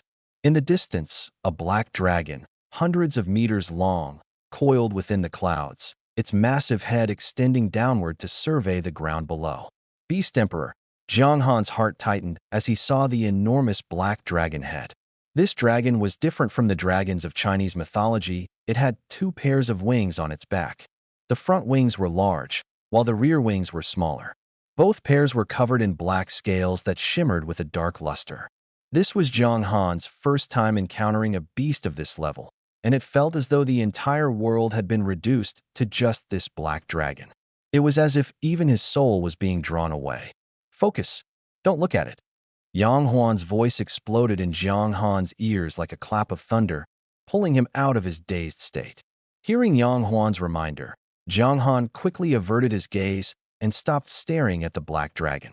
The fact that it could affect Jiang Han from such a distance was a testament to the immense and eerie power of this black dragon. The four-winged black dragon king, a beast emperor-level creature. Its two pairs of wings served different purposes. One pair can summon dark clouds, enhancing its speed and strength within them. The other pair can attack the soul with strange techniques. Low-level warriors who stare at it for too long are easily entranced. Yang Huan's voice rang out again, as if explaining to Jiang Han while also reminding everyone. This creature usually resides in the deep sea. Who knows why it's here this time? No matter what happens in the sky, ignore it. I'll find a way to hold it off. You focus on rescuing the others and retreat as quickly as possible. Li Chongyang and the others responded in unison. Beneath the four-winged black dragon king, countless other beasts were flying densely. Among them, 5 stood out with significantly larger bodies, making them easy to identify. Each of these 5 beasts was over 100 meters long. They hovered hundreds of meters above the ground, like towering buildings, commanding the lower-level beasts to launch frenzied assaults on the human teams. These must be the legendary 5 Beast King-level creatures. Jiang Han recognized one of them, the Silver-Winged Wolf King. He had even fought it before. However, at that time, the Silver-Winged Wolf King had just undergone its second mutation, barely reaching the Lord level with a combat power of over 10,000. The Silver-Winged Wolf King before them had a body length exceeding 100 meters, and the pair of silver wings spread out behind it resembled massive barriers, blocking a large portion of the sky. Its aura far surpassed that of any other beast Jiang Han had encountered before. As for the remaining 4 beasts, Jiang Han didn't recognize any of them, nor did he need to. This wasn't his turn to face these Beast King-level creatures. Below the Beast King level were the Dominator-level beasts, ranging in size from tens of meters to several dozen meters. There were quite a few of them at a glance, at least 50. These 50 Dominator-level beasts were Jiang Han's real targets to watch out for and avoid. As long as he could evade their surveillance, he could save himself a lot of trouble. Now was not the time to show off his combat power could only last for half an hour, and this war clearly wouldn't end so quickly. The top priority was to find Jiang Ziyu and ensure her safety. Below the Dominator-level beasts were the vast numbers of Lord-level and Beast General-level creatures. As for those below Beast General level, they had long been left far behind, unqualified to participate in the battle. The mission was extremely challenging. From afar, the overwhelming swarm of beasts resembled a black ocean, an unprecedented sense of oppression. In such circumstances, anyone would feel tense, and Yang Huan was no exception. Few as they drew closer, Jiang Han clearly heard Yang Huan exhale slowly. This rescue mission is extremely difficult, and the risks are immeasurable. When fighting the beasts, prioritize your own safety. I hope that when the battle ends, all of you will be standing safely before me. Li Chongyang and the others felt a tightness in their hearts upon hearing this, but none of them showed fear. Captain, don't worry, we've been through this before. Li Chongyang's voice came, lighthearted in tone. The Phantom Squad has never failed a mission since its formation. Li Miao followed up, his tone serious yet full of resolve. These students are the future of our nation. If the beasts want to extinguish our hope, they'll have to get through me first. Wang Jinhu also spoke up. Compared to Li Chongyang and Li Miao, his strength was much weaker, and the pressure on him was the greatest. Jiang Han hadn't noticed the disparity between the martial lords before, but now he understood a bit more. With Wang Jinhu's strength, half of the Dominator-level beasts flying toward them posed a lethal threat to him. When he said those words, he had already prepared himself for sacrifice. Yet he still firmly expressed his unwillingness to retreat. Su Ran didn't respond to Yang Huan instead. He clenched his hands tightly, green light surging from his palms. Receiving the signal from his teammates, Yang Huan grabbed the long spear in front of him, his figure pausing. Li Chongyang and the others also stopped in their tracks. Li Miao is right, the Phantom Squad has never failed. This time will be no different. Yang Huan turned to scan the group, half of his face hidden behind a mask, but his eyes radiated absolute confidence. I don't need to say much to inspire you. You are the best warriors, and I believe in you. As for Jiang Han, he turned to Jiang Han. Staying alive is your top priority. And the armor your aunt prepared for you, let me borrow it for now. Aunt. Jiang Han was puzzled, but Yang Huan clearly didn't intend to explain. After speaking, he withdrew his gaze and looked toward the four-winged Black Dragon King amidst the distant storm clouds. Phantom Squad, all members, attention. Yang Huan's voice was resolute, his aura erupting instantly. Jiang Han felt Yang Huan transform into a sharp spear pointing straight at the sky. Several kilometers away, the four-winged Black Dragon King sensed it too, its cold dragon eyes casting a piercing gaze. A thunderous dragon roar echoed through the skies. Prepare for battle. Yes. The overwhelming momentum wasn't limited to Yang, Huan Li Chongyang, and the others were equally resolute. Su Ran slowly opened his palms, green light spreading across the surroundings. At the same time, a system notification sounded in Jiang Han's mind. Ding!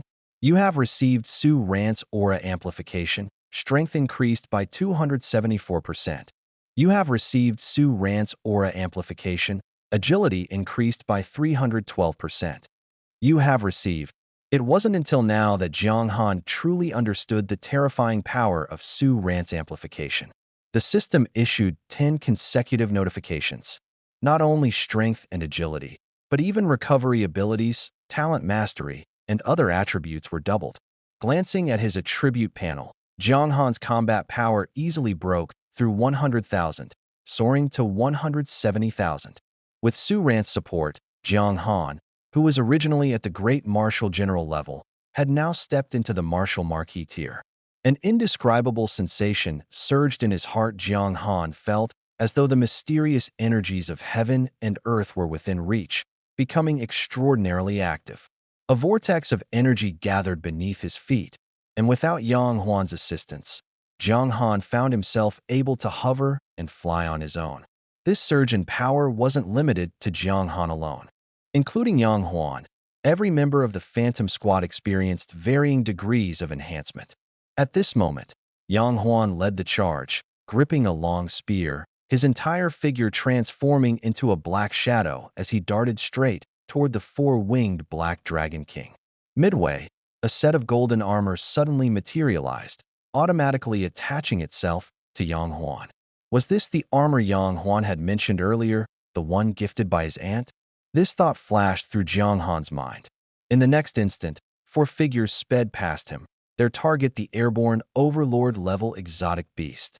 Whoosh! Unlike his teammates who pursued the Overlord-level exotic beast, Jiang Han turned his attention to the student teams on the ground. The specially recruited students from Shuemu University were undergoing intensive training, led by their instructors.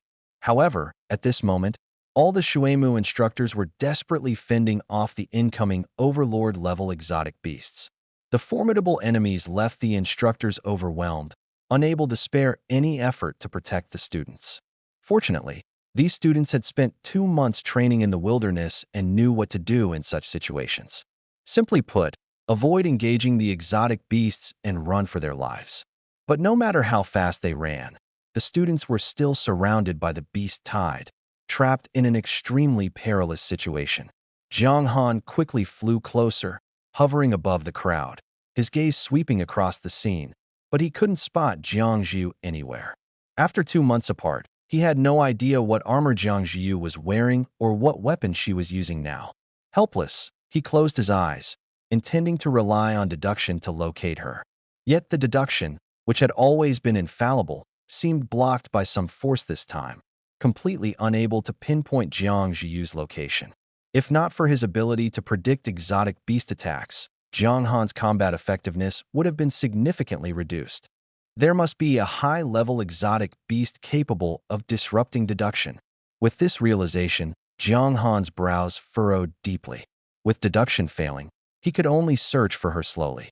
But he didn't plan to search aimlessly from the air instead. He suddenly plummeted toward the ground. A 5-member student team was surrounded by exotic beasts, desperately resisting. But this resistance wouldn't last long. Within seconds, the pursuing Lord-level exotic beasts would encircle them completely. Jiang Zhu needed saving. But the other students couldn't be abandoned either. Jiang Han's figure flickered, and as he landed, he slashed through the neck of a Lord-level giant lizard with a single strike. Violent thunder erupted from around him, spreading like a massive net over a 30-meter radius, instantly clearing all the surrounding beasts. This move directly wiped out 2 Lord-level beasts and simultaneously killed several Beast General-level creatures.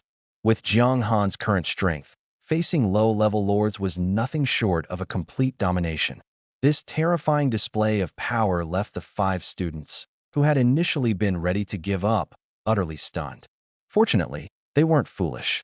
Seeing Jiang Han effortlessly annihilate low-level lords, they immediately guessed that he was at least a Martial Marquis-level expert. "Thank you, Senior." A male student finally breathed a sigh of relief, cupped his hands toward Jiang Han with a smile, and was about to lead his companions to continue fleeing when Jiang Han grabbed him. "Have you seen Jiang Zhu?" With no success from deduction and unable to locate Jiang Zhu from above, Jiang Han could only rely on asking the students, hoping to get some clue, even if it was just a direction. Jiang Zhu was very beautiful, and anyone who had seen her would surely remember. Jiang Zhu. The male student froze for a moment, realizing that this might be a relative of Jiang Zhu coming to find her. Not daring to delay, he pointed in a direction. When the beasts first attacked, the teacher told us to scatter and flee. Jiang Zhu's team ran in that direction. I'm not sure exactly where they ended up. As soon as he finished speaking, more beasts lunged toward them. The male student turned and ran. Jiang Han confirmed the direction, casually unleashing a thunder strike that killed over a dozen Beast General-level creatures, buying the student some time. Then, he soared into the sky, speeding toward the indicated direction. The ground was teeming with beasts. Although Jiang Han could slaughter them with ease, they would still slow him down. The beasts could be dealt with later, but Jiang Zhu might not hold out until he arrived. Students who had awakened S-level talents were indeed geniuses, but after only 2 months of training, most of their strength had just barely surpassed 10,000. They could protect themselves against low-level lords, but if surrounded by multiple lords, it would be a dead end. Jiang Zhu, you must hold on. Jiang Han silently urged in his heart, continuously striking with thunder to clear the beasts blocking his path, ensuring his speed wouldn't be hindered. A few kilometers away, Jiang Zhu, dressed in silver armor and with her hair tied in a high ponytail, held a broken rapier in her hand. Her silver armor was covered in blood, and 4 others stood shoulder to shoulder behind her. However, their condition was equally dire, and the situation was extremely dangerous. After half an hour of intense combat, their armor was damaged, and their stamina was nearly depleted. This was already the best outcome. One of them had been clawed by a beast and was now trembling all over, yet dared not take a single step back. Because everyone knew that the moment they showed weakness in front of these beasts, their fate would be to be pounced on and torn apart. But now, retreating was no longer an option. It didn't seem to make any difference anymore. They were surrounded. Several high-level lords circled them with predatory eyes, while countless beast general-level creatures charged at them like madmen.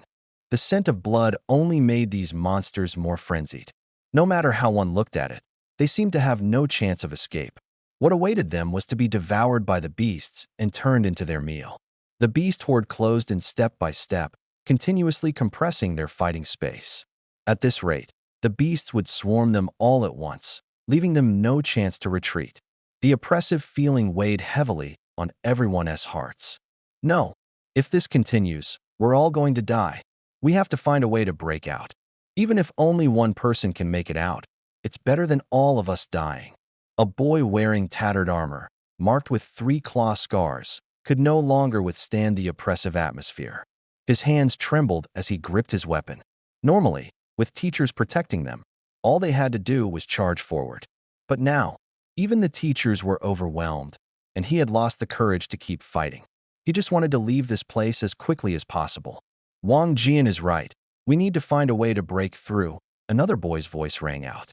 He had long hair and a strikingly handsome appearance with a hint of allure.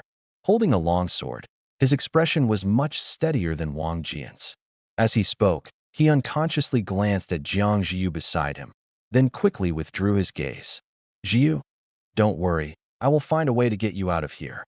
Jiang Zhiyu frowned upon hearing this, wanting to say something, but a low-level beast general lunged at her, forcing her to raise her sword to block.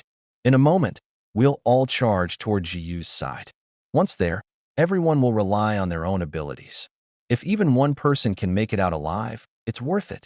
I'll count to 3, and we'll charge together.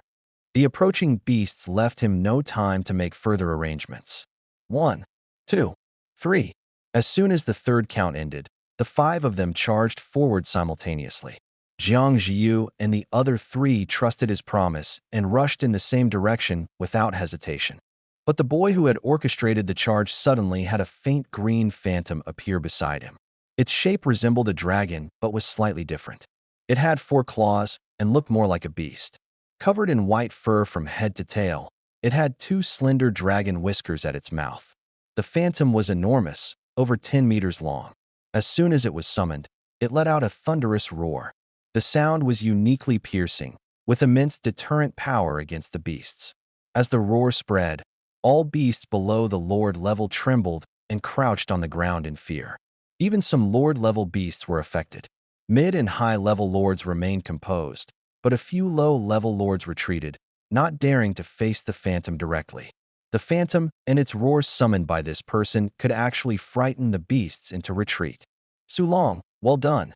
Seeing the beast general in front of him flee in terror, one of the 4 boys breaking through shouted in surprise, glancing back.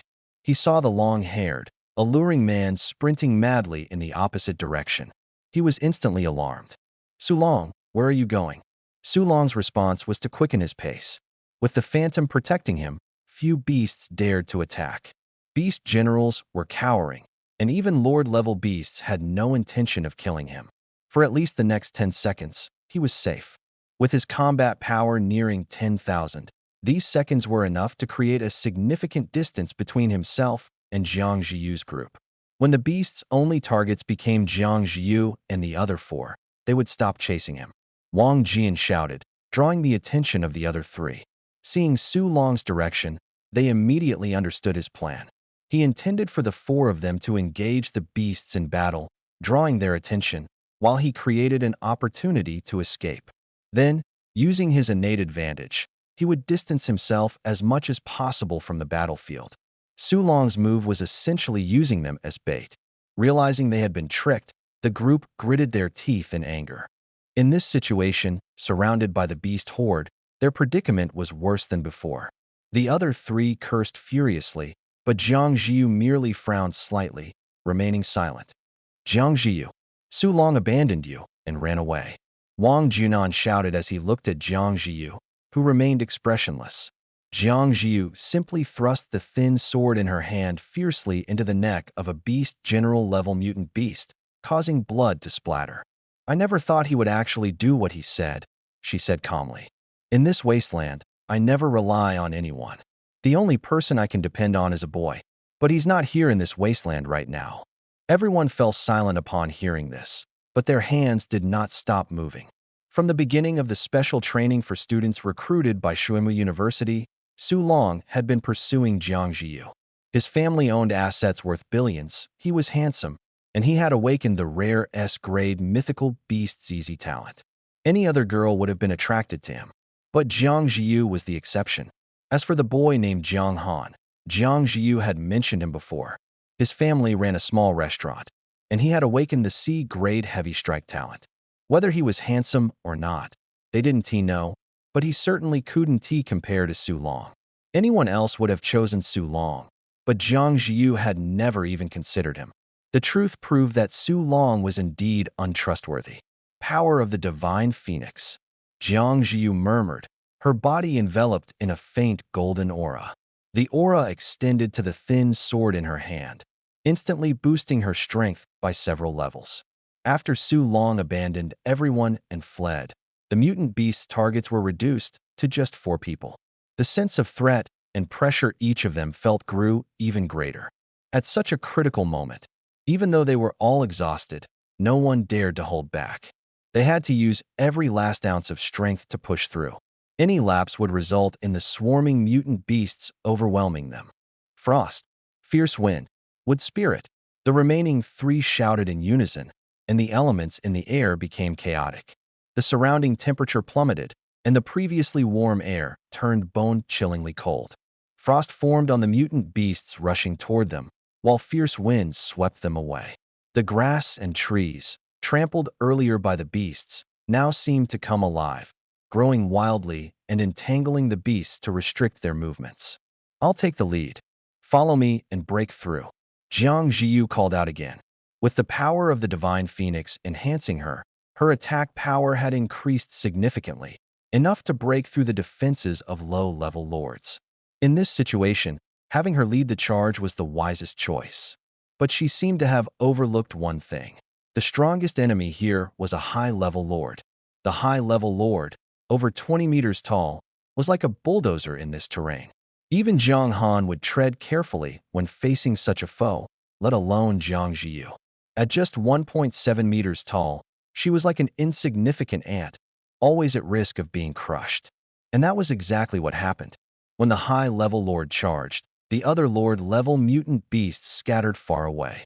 The beast general-level mutants, caught off guard, were trampled into pulp.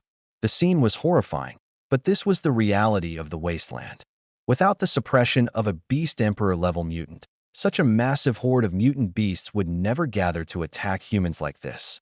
Crushing a few beast generals underfoot didn't even register to them. The ground trembled, causing Jiang Ziyu and the others to look up. When they saw the high-level lord charging madly toward them, their expressions changed instantly. "Dodge!" Jiang Ziyu shouted coldly, her body swiftly darting to the side in a hurried and somewhat clumsy motion at this moment. She couldn't care less about her image. Avoiding a fatal blow was the key. Without Jiang Ziyu's reminder, the others quickly reacted as well. Dodging the steps of this colossal creature was the only chance to survive. Frost rapidly spread, attempting to slow the beast's speed. But the high-level lord stomped down, shattering the frost instantly. A whirlwind formed, rushing toward the massive body, sweeping up several beast general-level creatures along the way, tossing them into the air before slamming them heavily to the ground. The impact was significant. However, when the whirlwind reached the high-level lord, it only caused its steps to pause briefly. In the next moment, the whirlwind was effortlessly dispersed. The strong wind met a solid obstacle, and the airflow was scattered with a single swipe of its claw. The grass on the ground grew a meter taller in an instant, tightly wrapping around the giant beast. But the entanglement was completely ineffective, unable to even slow it down. The disparity in strength was too great to bridge. Scatter and run. Seeing that the attempts to block were futile, Wang Jian panicked. He shouted loudly and, without waiting for the others to react, dashed off to one side. Although running alone without teammates to cover him was dangerous, it was still better than being crushed by the high-level lord. Seeing that everyone's attacks were ineffective, the outcome was already clear. They had just reached the martial general level, with combat power barely exceeding 10,000.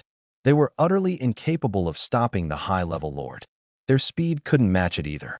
Despite its massive size, the high-level lord's speed, bolstered by its immense power, was anything but slow. It could sprint 100 meters in just 2 or 3 seconds. While the group was still desperately trying to block it, the ferocious beast had already charged right in front of them. A massive bear paw rose high and swung fiercely toward Jiang Ziyu. Divine Phoenix Wings. Facing the enormous bear paw, Jiang Ziyu let out a cold shout. The power of the Divine Phoenix surged behind her, transforming into a pair of ethereal wings. Her speed suddenly increased, and she leaned backward, her wings flapping forcefully, propelling her out of the giant bear's attack range. Although it seemed like she had dodged the attack, Jiang Ziyu was acutely aware of her condition. The wings formed by the Divine Phoenix's power consumed a tremendous amount of energy. She was already exhausted and couldn't sustain it for long. Now, the only thing she could do was run for her life. With her mind made up, Jiang Ziyu didn't stop moving, desperately sprinting forward. But she underestimated just how fast this high-level lord in peak condition could be. The giant beast behind her charged forward, causing the ground to tremble violently. This beast had clearly set its sights on Jiang Ziyu, determined to crush her. It showed no interest in chasing the other three. Or perhaps it knew very well that the other three couldn't escape, as other high-level lords were guarding them. Boom! The giant bear swung its paw down again. Jiang Ziyu had intended to use the trees to evade, but these deep-rooted trees couldn't even withstand the bear's paw. They were instantly snapped, scattering with chips everywhere. Jiang Ziyu, hiding beside a tree trunk, was also affected by the force. The terrifying impact struck her directly. Her already damaged and cracked silver armor shattered. The other beasts could only watch in fear, none daring to provoke it. The massive creature approached slowly, lowering its head to glare at Jiang Ziyu, who lay on the ground, powerless to resist. Another deafening roar erupted from its throat. The giant bear's head loomed close, but Jiang Ziyu no longer felt any fear. She only felt reluctant to let go. She could clearly feel life slipping away rapidly. Blood continued to pour from her wounds, and what had been shattered by that blow was not just her armor. Even though the force had been diminished by the tree it struck, it still exceeded her limits of endurance. The pain from her internal injuries blurred her consciousness. In her haze, she seemed to see Jiang Han, the boy she had first met, sitting by the window, reading a book with sunlight streaming warmly over him. She also remembered the same Jiang Han who had panicked during her first menstrual cycle, so anxious that he wanted to fetch a teacher for help. Though it had been an awkward moment for her, she knew Jiang Han's concern was genuine. Later, whenever that time came, Jiang Han would always carry a spare in his pocket for her. This care continued until she awakened her talent. When she was tested and discovered to possess an S-grade Divine Phoenix bloodline, Jiang Han's eyes had shown a trace of disappointment, and he began to deliberately distance himself from her. Jiang Ziyu understood his feelings. He didn't want to bear such heavy pressure. She aimed to enter the Shuamu sect and secure more resources so that Jiang Han wouldn't feel inferior about his C-grade talent. She even gave up her chance to exchange for top-tier weapons or armor, reserving it for Jiang Han, trading it for a 9-fold Thunderblade manual instead. 2 months had passed since then. She hadn't expected that their meeting 2 months ago would turn out to be their last one. If there's a next time, don't be so stubborn, Jiang Ziyu thought as the image before her grew more blurred. A single tear slid from the corner of her eye. Her consciousness began to fade completely, and she could no longer hold on. Her physical strength and energy were utterly drained, and the severe injuries forced her into unconsciousness. Just before she fully lost awareness, she faintly glimpsed a streak of black lightning tearing through the sky, striking the giant bear before her. Boom! The black lightning descended from the heavens, as if devouring all surrounding light, leaving only this one furious streak of thunder in the world. The bolt of lightning, as thick as a barrel and unstoppable, struck the giant bear's head with devastating force. This bear, whose hide was impenetrable even to human martial artists, was effortlessly torn apart by the lightning. The thunder's energy showed no sign of diminishing. In an instant, the giant bear, over tens of meters long and weighing hundreds of tons, had its massive head blown apart. Blood and white fluid splattered across an area spanning hundreds of meters. The bear's raised paw froze midair, and its colossal body collapsed straight to the ground. The high-level lord was instantly annihilated by a single bolt of thunder. The enormous body of the giant bear crashed heavily to the ground, the tremor awakening the surrounding beasts from their stupor. The lord-level beasts, sensing the overwhelming power of the lightning, were filled with terror and began considering retreat. However, the lower-ranked beast general-level creatures paid no attention to such things. They had no sense of forethought and only knew that with the giant bear's fall, the threat binding them had disappeared. They were free to feast without restraint. After a moment of hesitation, the beast general-level creatures surged forward like a tide, crazed and ravenous. They intended to first tear apart the tender flesh of Jiang Ziyu before devouring the already dead giant bear. But before they could approach Jiang Ziyu, another bolt of lightning descended from the sky. This time, the lightning's attack was not as powerful. It landed beside Jiang Ziyu, quickly spreading out like a spiderweb, covering a 50-meter radius. Any beast stepping into the lightning web was instantly electrocuted to death. The thunder that even high-ranking lords couldn't withstand, how could a beast general-level exotic beast possibly endure it? Yet, this highly destructive thunder became gentle when it touched Jiang Ziyu. It gently lifted her without causing her any harm. All the exotic beasts held their breath, growling softly as they stared at Jiang Ziyu, who was being cradled by the thunder net. At that moment, a dark figure sped toward them from the horizon. Covering several hundred meters in just a few seconds, the figure approached and saw Jiang Ziyu, suspended by lightning and covered in blood. He could hardly believe his eyes. His body trembled slightly. The armor slowly disappeared, revealing Jiang Han's true face. Usually calm and composed, Jiang Han was now filled with terror. His right hand, trembling with hesitation and fear, gently reached for Jiang Ziyu's face. Her stunningly beautiful face was stained with blood.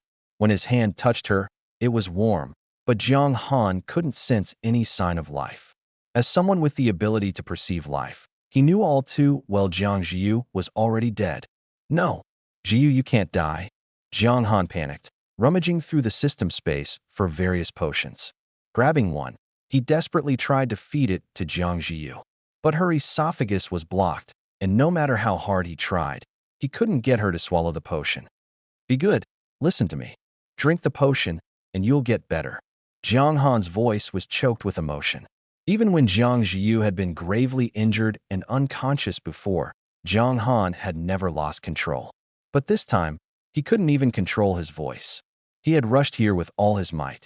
He had already dealt with the most threatening giant bear. So why was he still a step too late?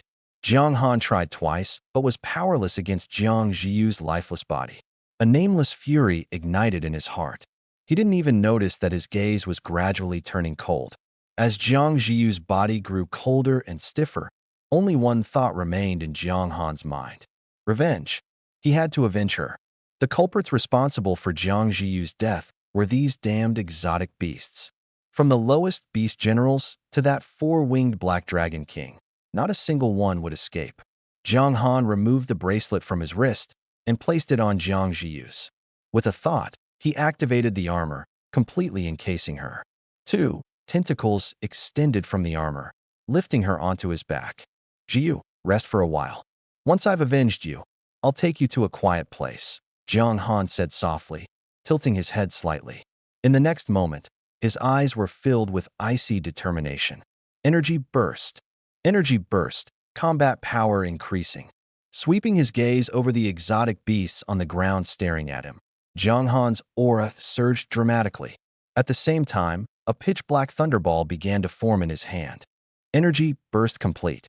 Current combat power, 285,132.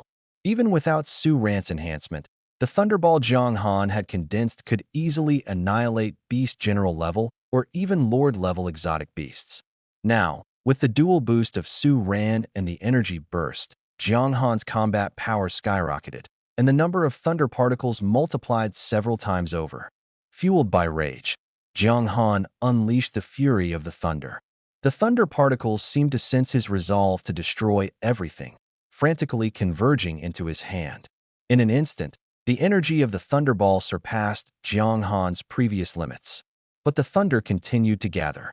Seeing the deathly aura emanating from the black thunderball in Jiang Han's hand, the exotic beasts on the ground instinctively felt fear and began trying to flee the scene. But Jiang Han would never give them any chance. He was determined to avenge Jiang Ziyu, using the blood of the beasts to wash away the cruel reality of Jiang Ziyu's passing. He ruthlessly smashed down the thunderball. The thunderous power within the thunderball erupted instantly, surging beyond the limits most beasts could endure.